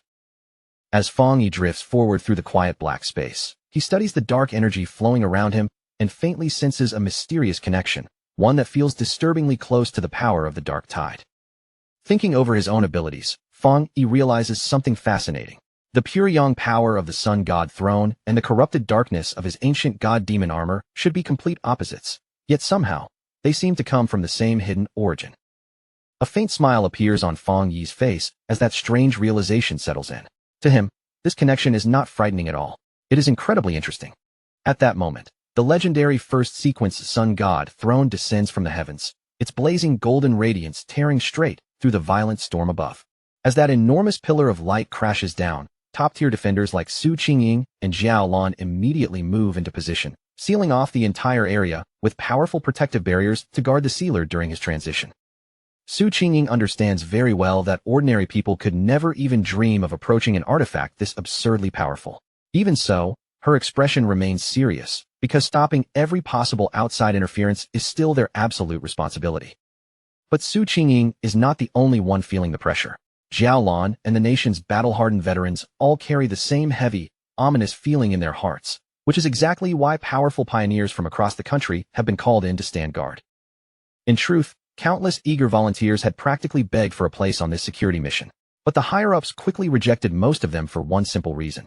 At a time like this, enthusiasm meant nothing if their loyalty could not be trusted. After all, a mission of this level demands absolute trust. With old traitors and hidden spies still lurking in the shadows, no one can risk another disaster like the chaos that once destroyed Taisher's city. And almost as if answering their worst fears, a sinister purple flash suddenly erupts in the distance, instantly sharpening the senses of both Su Qingying and Zhao Lan. The moment that hostile energy shoots straight toward the golden beam, Zhao Lan immediately understands what is happening. This is not a random attack. It is a targeted secret technique meant to disrupt the sealer's breakthrough. Zhao Lan leaps into action and quickly warns the others that these drum-like sound waves may be harmless to normal people, but for someone standing at the most critical stage of a breakthrough, they are no different from a death sentence. If those vibrations shake the sealer's focus even for a moment, the energy inside him could instantly backlash, spiral out of control, and tear him apart from the inside on the spot. Worse yet, ordinary defensive barriers are completely useless against this kind of attack. The acoustic frequency can pass straight through spiritual arrays as if the walls protecting them do not even exist. Looking out over the rain-soaked city, Zhao Lan forces herself to remain calm. With the barriers unable to block the sound waves, her only option is to locate the hidden spellcasters as fast as possible and eliminate them directly. But before Zhao Lan can even begin searching, a sudden blinding surge of light erupts nearby, catching her completely off guard. The sun god throne itself lets out a thunderous roar, and its golden energy flares wildly, as if the divine artifact has become furious over this hidden attempt to harm its newly chosen master. Meanwhile, far away inside a dark mountain cave, the true culprits finally appear. A group of cloaked traders stand around a cursed drum, beating it in a steady rhythm to send those mind-shattering waves across the distance. One operative marvels at the drum's bizarre power, even laughing in disbelief that native Xia traders would willingly work with country B just to sabotage their own homeland. But their leader immediately snaps at him to shut his mouth and keep drumming.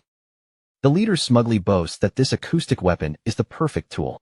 They can cripple the defenders without ever facing them directly, and from his confident expression, he truly believes their hiding place can never be traced. Clenching his fist in resentment, the lead trader thinks back to how the Sealer and the Spirit Association ruined his previous schemes. Now, with his target's luck finally running out, he swears he will take back everything he lost. Believing they have already done enough to endanger the Sealer's breakthrough, the leader decides it is time to escape before reinforcements arrive, leaving the others behind to continue the operation. But the mercenaries watching him walk away have no intention of staying loyal either. One of them sneers at the native trader's stupidity and reveals that he secretly brought elite powerhouses from country to seize control of the entire plan. Before they can even enjoy their scheme, one of the mercenaries suddenly feels an overwhelming danger pressing down on them. He rushes to look outside the cave, only to see 3 blinding lights ignite across the dark sky. In the next instant, 3 colossal pillars of golden solar energy descend from the heavens like divine missiles, locking directly onto the hidden cave with terrifying precision. The hidden operatives scream in pure terror as they recognize the suffocating aura of the Sun God throne. None of them can understand how a godlike artifact could possibly have found their secret location. With death crashing down toward them, the elite experts from country desperately gather their strength, pouring their energy together to form defensive shields around the cave. But the moment they sense the true power of the incoming strike, the traitors panic completely. They scream for everyone to retreat and try to trigger their final backup plan, just as the solar beams lock onto them. A split second later, the sunbeams slam into the mountain, unleashing a blinding, cataclysmic explosion that completely vaporizes the entire peak. Zhao Lan raises her arm to shield her eyes from the shockwave, and in that terrifying moment, she finally understands the true wrath of the Sun God throne. With nothing more than a casual strike, it can pulverize a mountain into dust. Around her, the other defenders stare at the destruction with awe and dread written across their faces. Compared to this kind of divine power, humanity suddenly feels painfully small and hopelessly outmatched. But that stunned silence does not last long. Chun Ruo rushes over with urgent news. The massive energy shockwave has disrupted their restraining arrays, and during the chaos, the captive Lord of the Earth has managed to escape. Meanwhile, deep within the core of the Sun God throne, Fang Yi walks toward a brilliant orb shining like a miniature sun. As strange, bird-like cries echo through the dark space, he wonders whether his trial has finally begun. Fang Yi reaches out and touches the radiant light, immediately noticing that this trial feels completely different from his chaotic and violent struggle with the metal throne. As his body floats peacefully inside the warm glow, Fang Yi realizes there is not even a trace of hostility or danger around him. That calmness only makes him more curious about what kind of test this supreme throne has prepared. Even so, as Fang Yi continues walking deeper into the blinding golden void, he keeps his guard raised and refuses to let his attention slip. Suddenly, the legendary Fusong tree appears before him, its radiant trunk and branches glowing like a small sun standing alone in the center of the void. High above, perched among those blazing branches, a majestic three-legged golden crow throws its head back and releases a deafening cry. The moment Fang Yi sees it, he understands. This mythical bird is the true incarnation of the Sun God throne, the living embodiment of the sun's absolute essence. But instead of attacking, the colossal golden crow shows no hostility at all. It lowers its gaze toward Fang Yi with immense warmth, treating him not like an enemy, but almost like close kin. Trusting that feeling, Fang Yi steps forward without hesitation and gently raises his hand toward the magnificent sunbird. The instant they touch, the golden crow erupts into a vast vortex of solar energy, and Fang Yi begins absorbing the immense power of the throne directly into himself. Not long after, his system confirms the result. The Sun God throne has officially answered his call and recognized Fang Yi as its true master. As the system begins its confirmation process, Fang Yi's eyes blaze with dazzling golden fire, and he effortlessly channels wave after wave of endless solar energy through his body. Once the notification declares that his mastery is complete, the system immediately begins compiling a new custom technique made specifically for Fang Yi.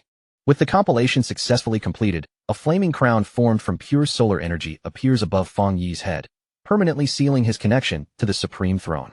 At last, the system delivers his reward, a brand new God-tier Yang attribute cultivation technique called the East Heaven Divine Crown Secret Technique, pushing Fang Yi's already monstrous power to an entirely new level. Deep within the Sun God throne, the system's voice suddenly rang out in Fang Yi's mind, granting him a brand new divine technique known as the East Heaven Divine Crown. The moment the name appeared, it was clear this power was not ordinary, and once mastered, it would cause his combat strength to rise by a terrifying amount. After glancing over the technique's brief description, the sealer's lips curled into a faint smile. He knew the system far too well by now. The shorter and simpler the explanation looked, the more absurd and overpowered the actual ability usually became once it was unleashed. But before he could fully settle his mind and digest this newly obtained power, the peaceful atmosphere inside the throne suddenly twisted. A sharp wave of hostile energy surged in from outside, cutting through the silence like a hidden blade. Meanwhile, outside the throne, two figures wrapped tightly in cloaks slipped past the layers of defense. In their hands was a strange experimental artifact shaped like an eye, and both of them were stunned to realize that this bizarre device had actually allowed them to sneak through the supreme barrier. One of the figures slowly lowered his hood, revealing Wang Lan's face beneath the shadow. In a low voice, he explained that this strange artifact was their only chance, the single key that could let them enter the throne and interrupt the breakthrough ceremony before it was too late. Song Yiming nodded with a tense expression, fully agreeing with him. Their target was the strongest fighter in the entire nation, So even the smallest slip, one wrong step or one careless breath, could instantly turn this mission into a death sentence. As the two of them continued edging forward, Song Yiming's eyes stayed sharp beneath his hood. In his heart, he could only pray that the artifact's stealth field was powerful enough to hide them from the sealer's terrifyingly sensitive perception. But in the next instant, their entire plan collapsed. A cold voice suddenly sounded from behind them, asking exactly who they thought they were hiding from. Their bodies locked up in fear as golden light spilled over the ground, and Fong Yi slowly descended right behind them like a judgment from the sun itself. The two intruders were instantly drenched in panic, but they forced stiff smiles onto their faces and tried to act calm. With trembling voices, they desperately claimed that Elder Wu had sent them over as part of a personal guard detail. Their lie did not last even a second. Fong Yi's overwhelming pressure crashed down on them, freezing their bodies in place until they could not move a finger. Only then did the horrible truth sink in. The sealer had already conquered the supreme throne at a speed far beyond anything they expected. Fong Yi looked at the pair and let out a calm, almost amused chuckle. To him, their so-called disguise was nothing more than a joke, completely transparent the moment they appeared before him. With only a casual release of his aura, invisible force swept outward from Fong Yi's body. In an instant, the cloaks wrapped around the two intruders were torn to shreds, ripping away their concealment and exposing their real identities completely. The fake Song Yiming stared at him in absolute shock, his voice breaking as he stammered in disbelief. He simply could not understand how their carefully prepared stealth setup had been seen through so easily, as if it had never existed at all. Before either of them could make another move, Fong Yi raised his hand and released a burst of blazing golden flame. The scorching blast slammed into the two saboteurs, burning through their defenses and knocking them flat onto their backs. Even the experimental eye-shaped artifact they had relied on could not withstand the heat. Under the golden fire, it was completely vaporized, leaving behind only drifting ash where their greatest trump card had been. As the smoke slowly scattered, a majestic golden figure emerged through the light. The spirit of the golden crow appeared beside the sealer, circling around him with perfect harmony, as if it had already accepted him as its true master. The divine beast leaned close and rubbed against him with surprising affection. Fong Yi smiled quietly, feeling the energy within his body finally stabilize, and at that moment, everything he needed for his breakthrough had fallen perfectly into place. High above the mountains, the enormous pillar of solar energy that had pierced the sky began to fade little by little. Its retreat signaled that the first phase of the throne's integration had finally been completed. With the timing now perfect and the surrounding energy fully under control, Fong Yi slowly drew in a deep breath. Then he closed his eyes and stepped into a deeper state of cultivation, beginning the next stage of his training. Sometime later, Song Yiming groggily came back to his senses and began shaking his partner awake. Wang Lan, still dazed and half-conscious, squinted against the overwhelming brightness and complained weakly about the blinding light around them. Their confusion vanished almost immediately when a shadow fell over them. Looking up, they saw Jalen standing there, towering above them with a calm but imposing presence. Song Yiming quickly tried to warn her that enemies had broken in, his voice still rough from waking up. But Jalen only smiled faintly and told him there was no need to worry anymore. The threat had already been dealt with. As the recovered pioneers turned their eyes toward the distance, realization slowly spread across their faces. That dazzling solar radiance flooding the area was not coming from the sky or the throne itself. It was shining directly from the sealer. Stunned by what he was seeing, Song Yiming asked whether the commander had truly succeeded. Jalen's expression filled with pride as she confirmed it. He had officially become the master of the first sequence Sun God throne. She then explained that Fong Yi was not merely resting after the integration. He was already pushing past his own limits and breaking into the next realm, while the two intruders they had encountered earlier had turned out to be enemy spies. Those spies were not ordinary infiltrators either. One was a traitor from the Xia nation, while the other was a mercenary, and both had been carrying advanced disguise equipment along with a secret artifact specifically designed to invade throne spaces. Just as her words settled, a violent shockwave of golden energy suddenly erupted from Fong Yi's body. The brilliant force swept outward like a blazing tide, marking the true beginning of his breakthrough. All around the area, the soldiers stared upward in awe before breaking into thunderous cheers. As they watched the sealer ascend into the second level of the Shenyue realm, their voices rose together, praising him as their eternal god. The pressure released by his divine moon aura became so intense that the surrounding air seemed to crack and shatter under its weight. With that overwhelming force spreading in every direction, his ascension was finally completed. Far away from the center of the phenomenon, President Yi Xiao watched everything unfold with disbelief written across his face. He could hardly comprehend how Fang Yi had stepped into the second tier so smoothly, without showing even the slightest sign of difficulty. Elder Wu nodded beside him, equally shaken by what he was witnessing. The sealer's aura was far too vast, and the cosmic phenomenon surrounding him made it obvious that this was no ordinary breakthrough. As Yi Xiao thought back to his own cultivation path, his expression became complicated. He remembered how much pain, struggle, and suffering they had endured just to barely reach a half-step into the Xinyue realm. Elder Wu also fell into memory, recalling the brutal hardships he had faced while chasing the divine realm. For people like them, that level had taken ages to approach, yet Fang Yi made one breakthrough after another look almost effortless. Within the vast cosmic space, the Golden Crow continued absorbing the enormous energy contained inside the lunar orb. That surging power flowed through the divine beast, preparing to drive Fang Yi toward an even greater breakthrough. With a thunderous roar, the Golden Crow stretched out its mighty talons and seized the moon itself. As it grasped that radiant orb, Fang Yi's power surged again, forcefully pushing him straight into the third tier of the Xinyue realm. In front of the live monitors, Su Qingying stared at the readings in stunned silence. A thought rose in her mind. Was the commander about to touch the legendary Rising Sun realm, a height no human being had ever reached before? The Golden Crow let out another piercing cry, its voice rolling across the sky like divine thunder. Elder Wu and President Yi Xiao stood beneath that echoing sound, unable to say a word as amazement overtook them. Then the blazing beast spread its enormous wings over Fang Yi, covering him in a shield of golden fire. Beneath that fiery protection, his power continued to soar, climbing beyond every limit humanity had ever recorded. In the dark sky above, 3 radiant suns suddenly appeared, blazing side by side with impossible brilliance.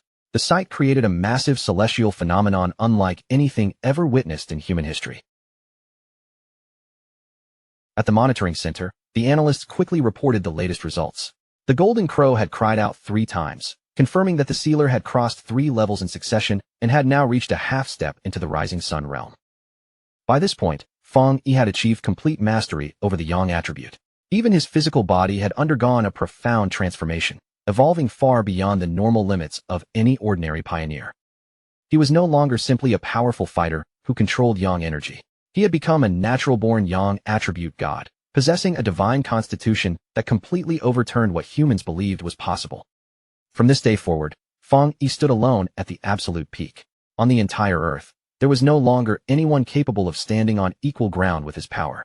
Fang Yi lowered his gaze to his own hand, watching solar fire burn across his palm like living sunlight.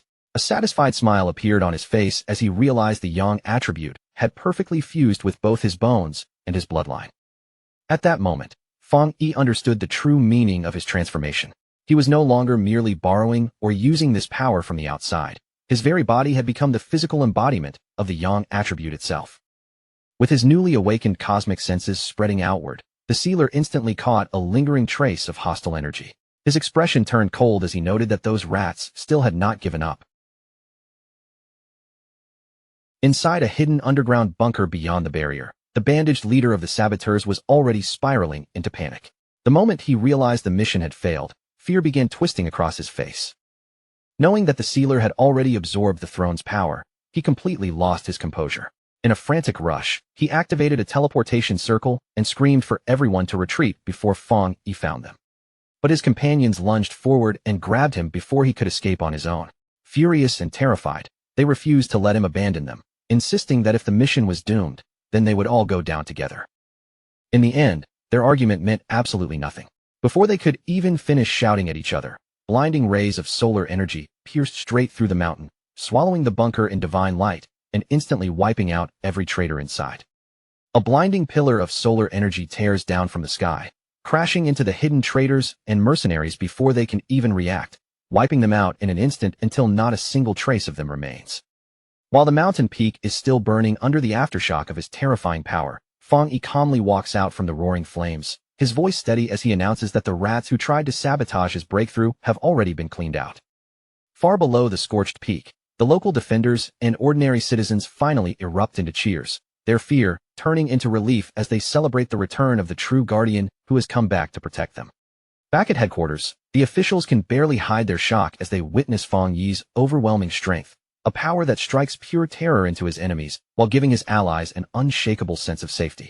With pride in their voices, they declare that having the master of the sun god throne standing with them is the greatest blessing their nation could ask for. Meanwhile, Fang Yi slowly descends from the sky, his figure dropping through the smoke and light before landing firmly in front of President Yi Xiao and Elder Wu. Elder Wu immediately steps forward and greets him with the deepest respect, lowering his posture as he formally addresses Fang Yi as the master of the sun god throne. President Yi Xiao then brings up the bad news with a serious expression. Even though they had already captured the Lord of the Earth, the chaos caused by the sun god throne's descent gave that villain the perfect chance to escape, and now Yi Xiao asks Fang Yi how he wants to handle the situation. Fang Yi understands exactly what this invasion has caused. Their national prestige has been damaged, and countless citizens have been thrown into panic, but when he speaks, his confidence does not waver for even a second. To him, that mutated invader is nothing more than a fraud, someone who looks dangerous on the surface but poses no real threat. As the news of his victory begins spreading across screens all over the nation, Fang Yi's gaze turns cold. Since the enemy dared to come over and slap them in the face, he makes it clear that he will return that slap with enough force to make them remember it forever. Across the border, the Lord of the Earth and the leader of Country B stare at the news with growing dread, both of them realizing that the nightmare they feared most is no longer coming later. It is about to begin right now. Then, without warning, SSS-class invasion alarms explode across Country B, their shrill warnings echoing through the nation and throwing the entire country into a wave of panic. Inside an emergency meeting room, a scarred executive loses control and slams his hand down on the table, roaring in anger as he demands that they contact the Xia Nation immediately and force them to pull back their forces. He fumes that the Xia Nation has crossed every line, first treating their Lord of the Earth like a prisoner of war, and now pushing their forces toward Country B's borders as if they have no fear at all. But the leader of Country B delivers the worst possible update with a grim face. The Xia Nation has completely ignored them, refusing to answer any of their attempts at communication. That answer makes the entire room fall into anxious silence, leaving the high-ranking officials sweating heavily as they look at one another, desperately trying to figure out what they can possibly do next. Right at that moment, the injured and bandaged Lord of the Earth slams the table in fury, glaring at the politicians as he tells them to stop panicking and pull themselves together. He reminds them that Country B still has a secret weapon hidden in reserve, and without hesitation, he orders them to activate a first-level state of emergency. Along the coastline, Country B finally unleashes its ultimate trump card, the deep sea barrier. A massive shield of water rises around the nation, powered by mutated ocean currents and the country's own spiritual energy, a defense so powerful that it is regarded as the strongest barrier on Earth.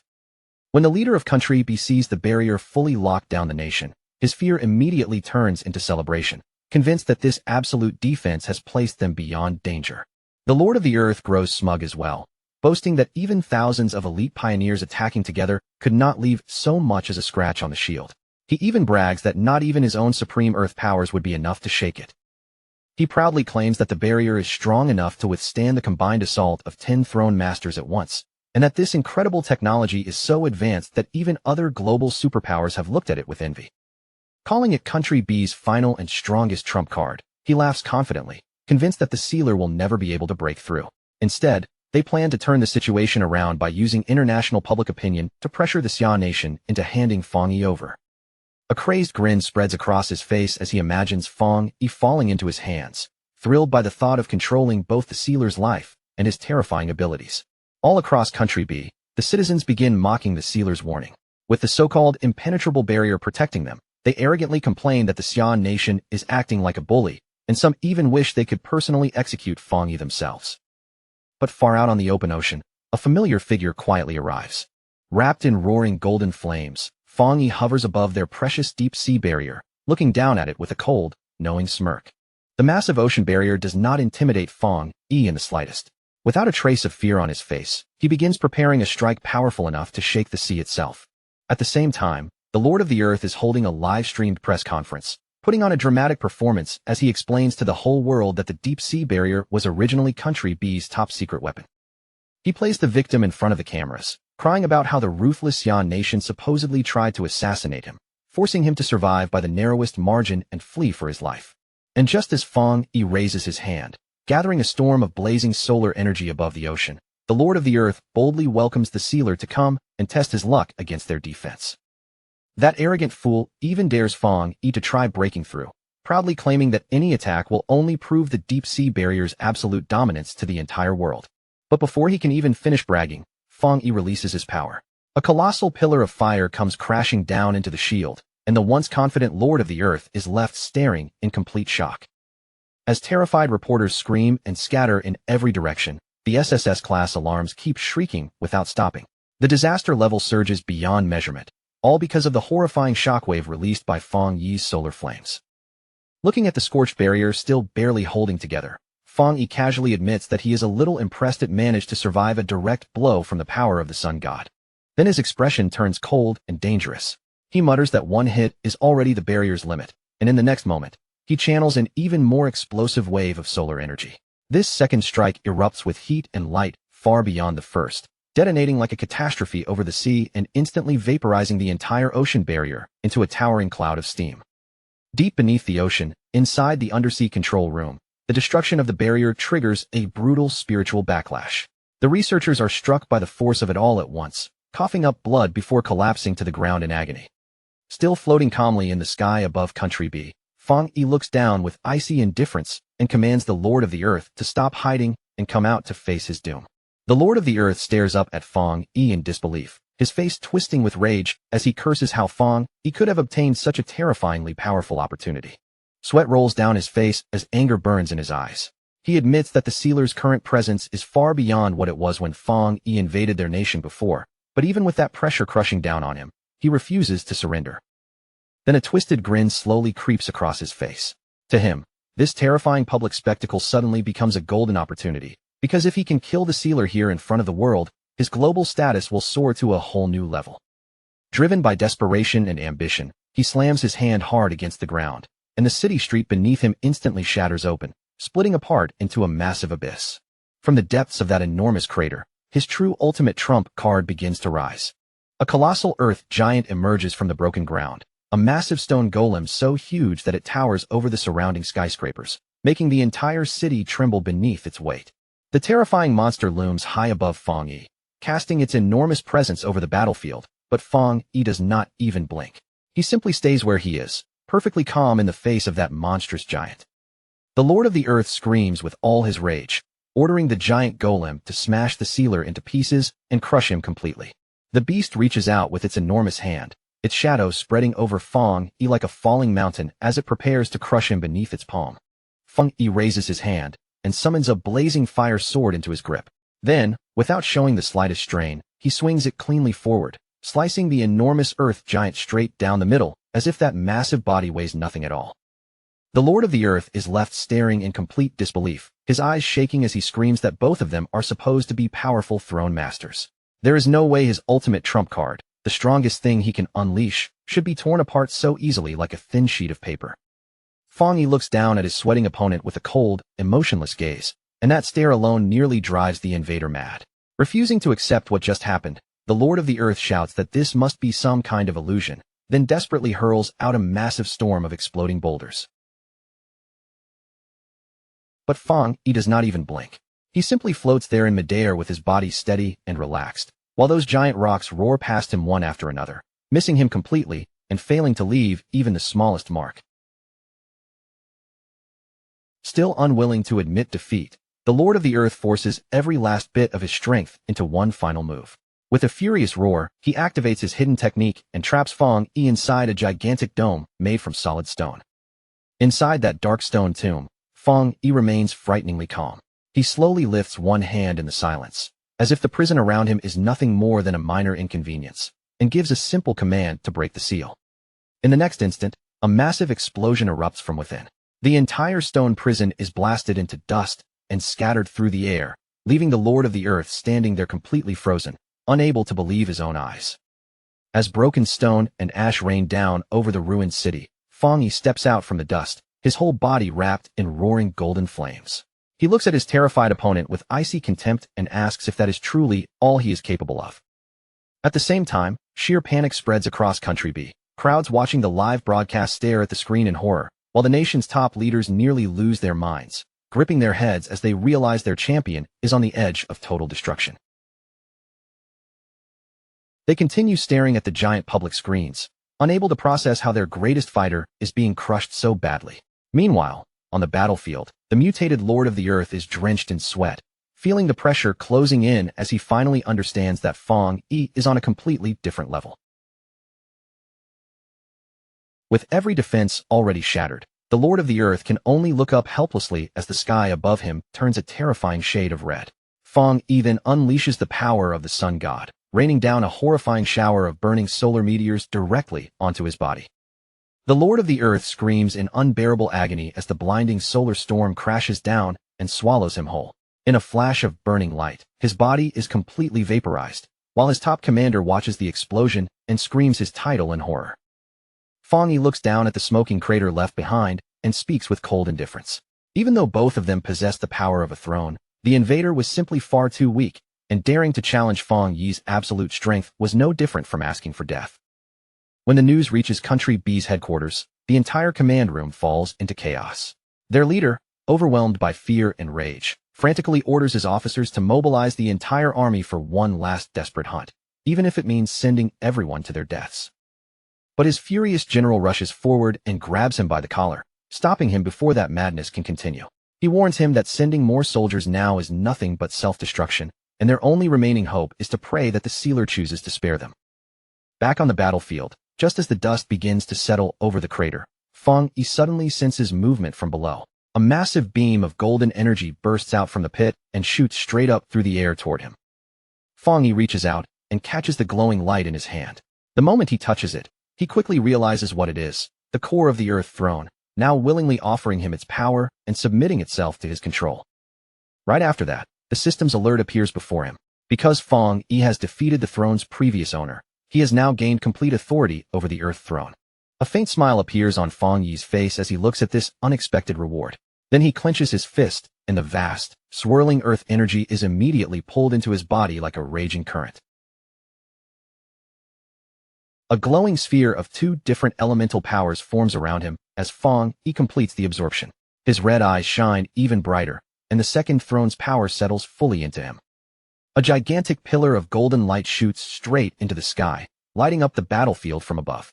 Nearby enemy scouts tremble as they watch the sealer casually absorb the greatest treasure their nation had ever relied on. From their own headquarters, Elder Wu and Su Qingying watch the scene unfold in complete amazement. They realize Fong Yi has officially become the first person to possess two thrones, a change powerful enough to shake the entire global balance. At the same time, Country B erupts with anger and fear as furious citizens pour into the streets holding signs, demanding worldwide punishment and calling Fong Yi a cold-blooded killer. High above them, Fong Yi floats in the air and looks down at the angry crowd with an icy expression. Their desperate shouting, their fear of Xia ruling the world, and their cries for him to stop do not move him in the slightest. Then Fong Yi calmly announces that the Lord of the Earth is dead. His voice turns colder as he warns them that Country B will be next, causing the surviving enemy soldiers below to freeze in absolute terror. Standing tall within a swirling storm of elemental energy, Fong Yi declares that this death is only a tiny part of the price they must pay for provoking his nation. Anyone who dares threaten his homeland, no matter where they run or where they hide, will be destroyed. He tells them he will only swing his sword one time. Whether they live through it or vanish completely will depend on nothing but their own luck. The moment they hear that, the desperate soldiers are swallowed by panic and scream for everyone to retreat. At the same time, they force together all the energy they have left, raising a massive wall of defensive shields in a frantic attempt to block Fong Yi's incoming strike. But against Fong Yi, their strongest defense is meaningless. He grips his sword and swings it forward with overwhelming power. From that single slash, a gigantic wave of blinding golden fire erupts outward, tearing across the sky as if it is splitting the heavens apart. The devastating blast crashes into their shield wall and instantly shatters even their strongest defenses into pieces. The fleeing soldiers do not even get the chance to scream for long. The golden fire sweeps over them and vaporizes them completely, leaving nothing behind. That unbelievable strike does not stop with the soldiers. It triggers a massive tsunami and carves a giant flaming canyon straight through the heart of Country B, turning the entire attack into a terrifying warning for the whole world. The Xia nation is not something anyone can provoke lightly. The system immediately detects that Fong Yi has fully mastered the Earth throne, then prompts him with a new option, asking whether he wants to merge with its Earth attribute and unlock a completely new technique from that power. Of course, Fang Yi does not hesitate for even a second. He accepts the offer right away, and the system instantly begins operating, smoothly fusing that heavy, powerful earth attribute deep into his body. Once the fusion is finished, the system does not stop there. It immediately starts using the newly absorbed throne power to form a custom skill made specifically for Fang Yi. A moment later, Fang Yi successfully awakens a brand new custom ability, an overwhelming technique known as the Gravity God Technique. This terrifying new skill allows him to control gravity at up to 100 times its normal force. And after absorbing the enormous energy of the throne, Fang Yi's cultivation surges forward, pushing him straight into the legendary Rising Sun realm far more easily than he ever imagined. Back at headquarters, Elder Wu's expression turns serious as he finally understands the truth. If someone kills a throne master, the victor can actually seize the throne's power for themselves. But Yi Xiao quickly cuts through the shock with a warning. Once this truth spreads, desperate pioneers across the world will start hunting throne masters like prey, so Xiaolon immediately urges everyone to focus on stabilizing their own faction first. Meanwhile, Jiang Lu stands before a roaring crowd of excited citizens, loudly stirring up their emotions while mocking Country B's fallen leader for foolishly believing he could challenge the legendary sealer. The people burst into laughter as they ridicule Country B's defeated champion, treating his so-called invasion like nothing more than an embarrassing joke. At home, Fang Yi's aunt stares at the broadcast in complete disbelief, her eyes fixed on the screen as she realizes the legendary warrior everyone is praising is actually her own nephew. Then she looks down at the family photo on her phone, and emotion wells up inside her. Only now does she truly understand just how much Fang Yi has done to protect their family from the shadows. Soon, the global broadcast shakes the entire world by announcing the birth of Earth's first dual throne holder, declaring that the sealer has become a godlike existence whose power has shattered the balance between nations. But that same announcement also lights a dangerous fire in the hearts of countless power-hungry pioneers, because they now realize that killing a throne's current master could let them claim that power for themselves.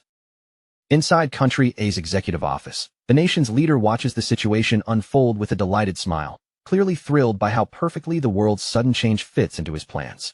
A twisted grin spreads across his face as he decides to spread the news of throne stealing even further, intending to throw every faction on Earth into bloody chaos.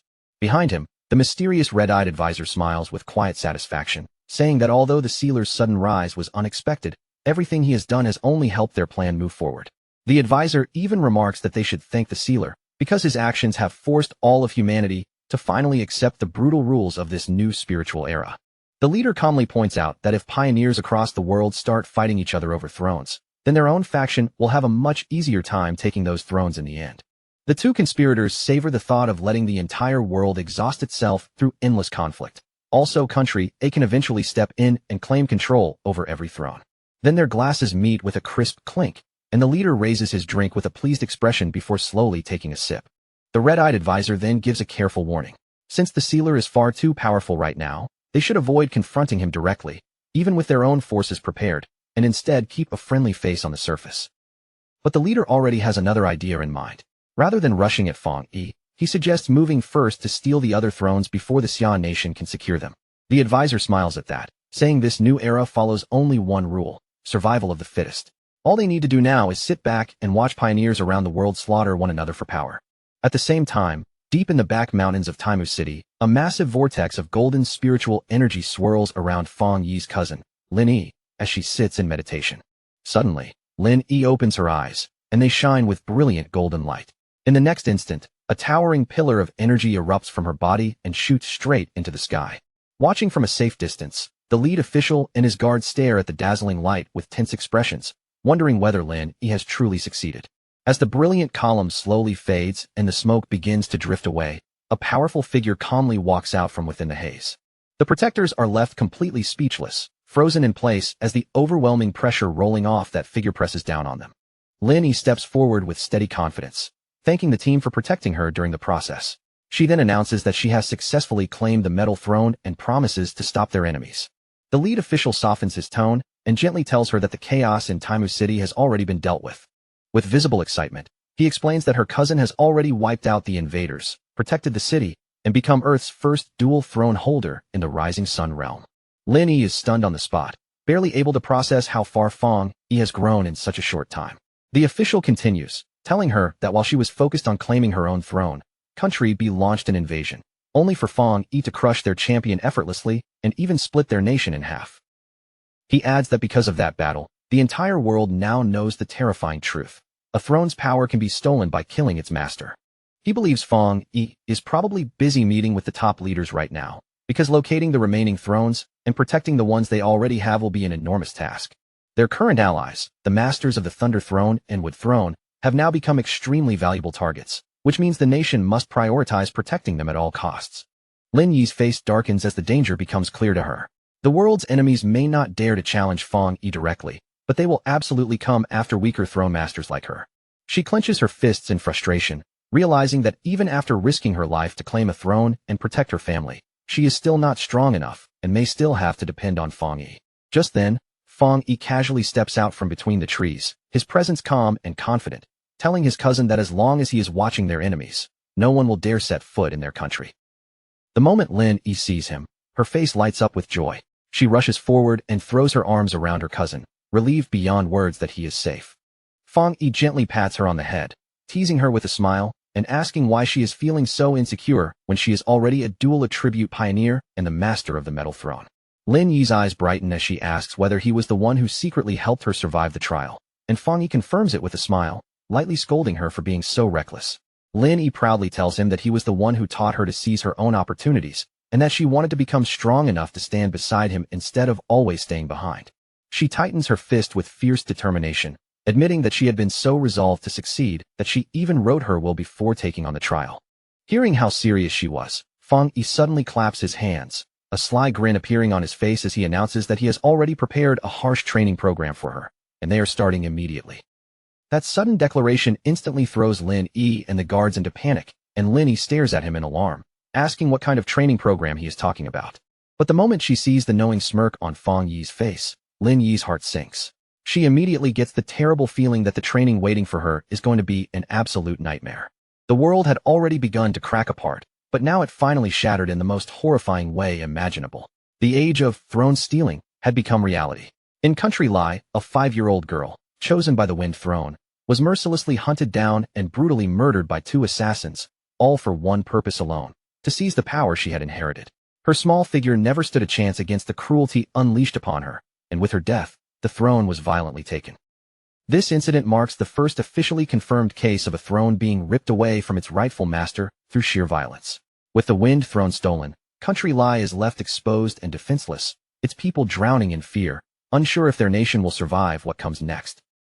As this shocking news spreads across the globe like wildfire, humanity is forced to confront a terrifying new truth. The old balance that once kept power in check has completely collapsed, and what remains is nothing but instability and fear. The world is no longer safe, it is unraveling. A brutal new era has begun, one where only strength decides survival. Nations that once stood proudly now tremble in silence, terrified that stronger factions will invade, destroy, or simply erase them from existence without hesitation. Meanwhile, in Jaya Nation's Tai City, the ground suddenly convulses with a violent shake. A level 4 earthquake warning spreads instantly, sending citizens into panic. Officials rush to calm the public, insisting it is merely the result of high-level cultivation energy, not a natural disaster. Just 10 minutes earlier, inside the Spirit Association's combat training room, Lin Yi stands quietly, gathering her breath. She is preparing herself for a test, her first attempt at fully awakening and measuring the strength of her newly gained Metal Throne abilities. Across from her stands Fang Yi, completely relaxed and almost dismissive. With an almost insulting calmness, he declares he won't use any of his abilities at all. Instead, he'll fight her using just one finger, and even gives her the entire afternoon to land a single hit on him. Lin Yi's expression tightens instantly, irritation flashing across her face. She reminds him sharply that despite the massive gap in their strength, she is still a throne master. And as one, she deserves to be treated with proper respect, not humiliation. From the observation room above, the leader of the destroyer squad watches the exchange and bursts into laughter. To him, Fang Yi's arrogance looks like nothing more than a guaranteed beating waiting to happen. Su Jingying, however, calmly corrects him. She explains that Fang Yi is not being arrogant at all. He is simply stating the truth based on the overwhelming difference in their power. Still, an association superior frowns in doubt, insisting that Lin Yi's aggressive Metal Throne abilities should count for something in this fight. That same superior goes further, arguing that even if she cannot truly threaten a legendary sealer like Fang Yi, she should at least be fast enough to graze his clothes or force a reaction out of him. Su Jingying immediately shuts down that assumption, her tone sharp and unwavering. She warns the officials that none of them have ever witnessed Fang Yi's true, godlike capabilities firsthand, and because of that, they have no idea what kind of opponent Lin Yi is really facing. Back on the training floor, Lin Yi exhales sharply and locks her focus onto Fang Yi. Energy begins to gather around her as she warns him to be careful, fully determined to show the true power of her metal throne. In an instant, she unleashes her first attack. Dozens upon dozens of sharp wooden leaves are summoned and instantly transformed into deadly metal projectiles, tearing through the air like a storm aimed directly at Fang Yi. Fang Yi tilts his head slightly, clearly impressed despite himself. He notes that her elemental manipulation surpasses even the Lord of the Earth's level. Yet without even removing his hands from his pockets, he casually slides through the entire barrage as if it were nothing more than drifting wind. Refusing to let that be the end, Lin Yi twists her body mid-motion and drives forward with a powerful, direct punch infused with concentrated energy, aiming straight for his guard. But before her fist can even close the distance, Fang Yi lightly taps her on the forehead with a single finger. The movement is so effortless it feels almost playful, instantly stopping her advance cold. He calmly tells her that flashy techniques mean nothing if they cannot land a single hit. In a real battlefield, he adds coldly, she would have already been killed countless times over. Lin Yi freezes in place, sweat forming along her brow as disbelief floods her expression. She cannot understand how he moved through her carefully constructed metal control zone without suffering even the slightest scratch. Realizing something is wrong with her approach, she quickly retreats, putting distance between them as her mind races for a better strategy. Her eyes sharpen with renewed determination. She decides to abandon all scattered attacks and instead condense everything, speed, strength, and energy, into one single, decisive strike. Gathering momentum from every muscle in her body, Lin Yi launches herself forward like a compressed explosion, her speed reaching its absolute peak as she commits everything to this one attack. Yet in an instant, everything is shut down again. Fang Yi appears in front of her just as before, placing a single finger against her forehead and stopping her entire charge dead in its tracks, leaving her completely stunned. Refusing to accept defeat, Lin Yi lets out a shout and unleashes a furious storm of attacks from every possible angle. But Fang Yi calmly moves through each strike, blocking effortlessly while repeatedly telling her she is still too slow and urging her to continue. Eventually, he seems to lose interest. With a faint sigh, he asks if this is truly all she has before casually flicking his finger. The force sends Lin Yi flying backward, crashing hard into the concrete ground. Lin Yi lies scattered on the ground, struggling to catch her breath as dust rises around her. Fang Yi looks down at her calmly, asking if she can still continue. From the observation deck, Su Jingying mutters that the sealer is being far too ruthless. The destroyer squad leader watches in disbelief, commenting that the difference between the two throne masters is absurd beyond comprehension. He even questions whether managing to touch Fang Yi's finger could be considered a victory. But the association superior immediately corrects him, urging him to look closer. Fang Yi's finger never actually made contact with her at all. What he is witnessing, the superior explains grimly, is not simple defense. Fang Yi is maintaining a basic energy barrier while completely overwhelming a combat-specialized metal throne master, using nothing more than compressed air and controlled force. Down on the ground, Lin Yi slowly pushes herself up despite her bruised body. Gasping for air, she doesn't look defeated. Instead, a realization begins to form in her eyes. This brutal experience is not destruction, it is training. In a world where throne masters are being hunted and killed, having someone like her cousin push her to her absolute limits without actual lethal intent becomes an invaluable opportunity she cannot afford to waste. With that thought, she steadies herself again. Instead of fear or hesitation, she chooses persistence, understanding that every second fighting someone like him is making her significantly stronger. Rising back to her feet with a faint grin, Lin Yi thanks her cousin through heavy breaths. She declares that real combat pressure is the best form of training, and she is more than ready to continue. Fang Yi looks at her with a hint of approval, acknowledging her resilience. He remarks that without such a strong will, she would never have survived the Metal Throne's trial in the first place. But just as he prepares to continue the training, an urgent emergency alert suddenly interrupts everything. His expression changes instantly as he is forced to leave without delay. Elsewhere, in Mu City, a violent power struggle is already unfolding beneath dark skies. Inside a rain-soaked estate, several men kneel before a throne, soaked and trembling as they report their progress. They have already seized control of 4 out of 7 surrounding districts, but the leader of the Zaran district continues to resist, refusing to submit. Sitting on the throne above them is Li Yuan, the newly awakened master of the Rain Throne, his presence heavy and oppressive like the storm outside.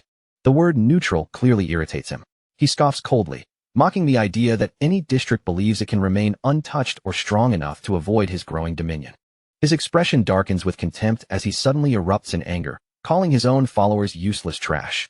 He roars that if the Zaran district refuses obedience, then every last one of them should be wiped out without mercy. His subordinates shiver in fear, realizing with dread that ever since he claimed the Rain Throne, his personality has shifted into something far more violent and unstable. Another massacre feels inevitable. At that moment, the doors suddenly burst open. A representative from the Zaran district storms into the hall without hesitation, breaking the tense silence. He stands firm despite the pressure and confronts Li Yuan directly, declaring that his people have lived peacefully for years and refuse to be dragged into another bloody conflict. A slow, dangerous grin spreads across Li Yuan's face as he looks at the man. To him, this is nothing more than a perfect opportunity to make an example out of someone weak. Before the representative can even react, Li Yuan strikes with terrifying speed. In a single brutal flash, the man's arm is severed, blood spilling as he collapses in shock. Yet Li Yuan does not finish him. Instead, he spares the young man's life, coldly stating that it is only because of his past connection with the boy's father. He leans in with a chilling glare and warns him that this mercy is a one-time gift. If he ever dares to defy him again, there will be no second chance and no survival.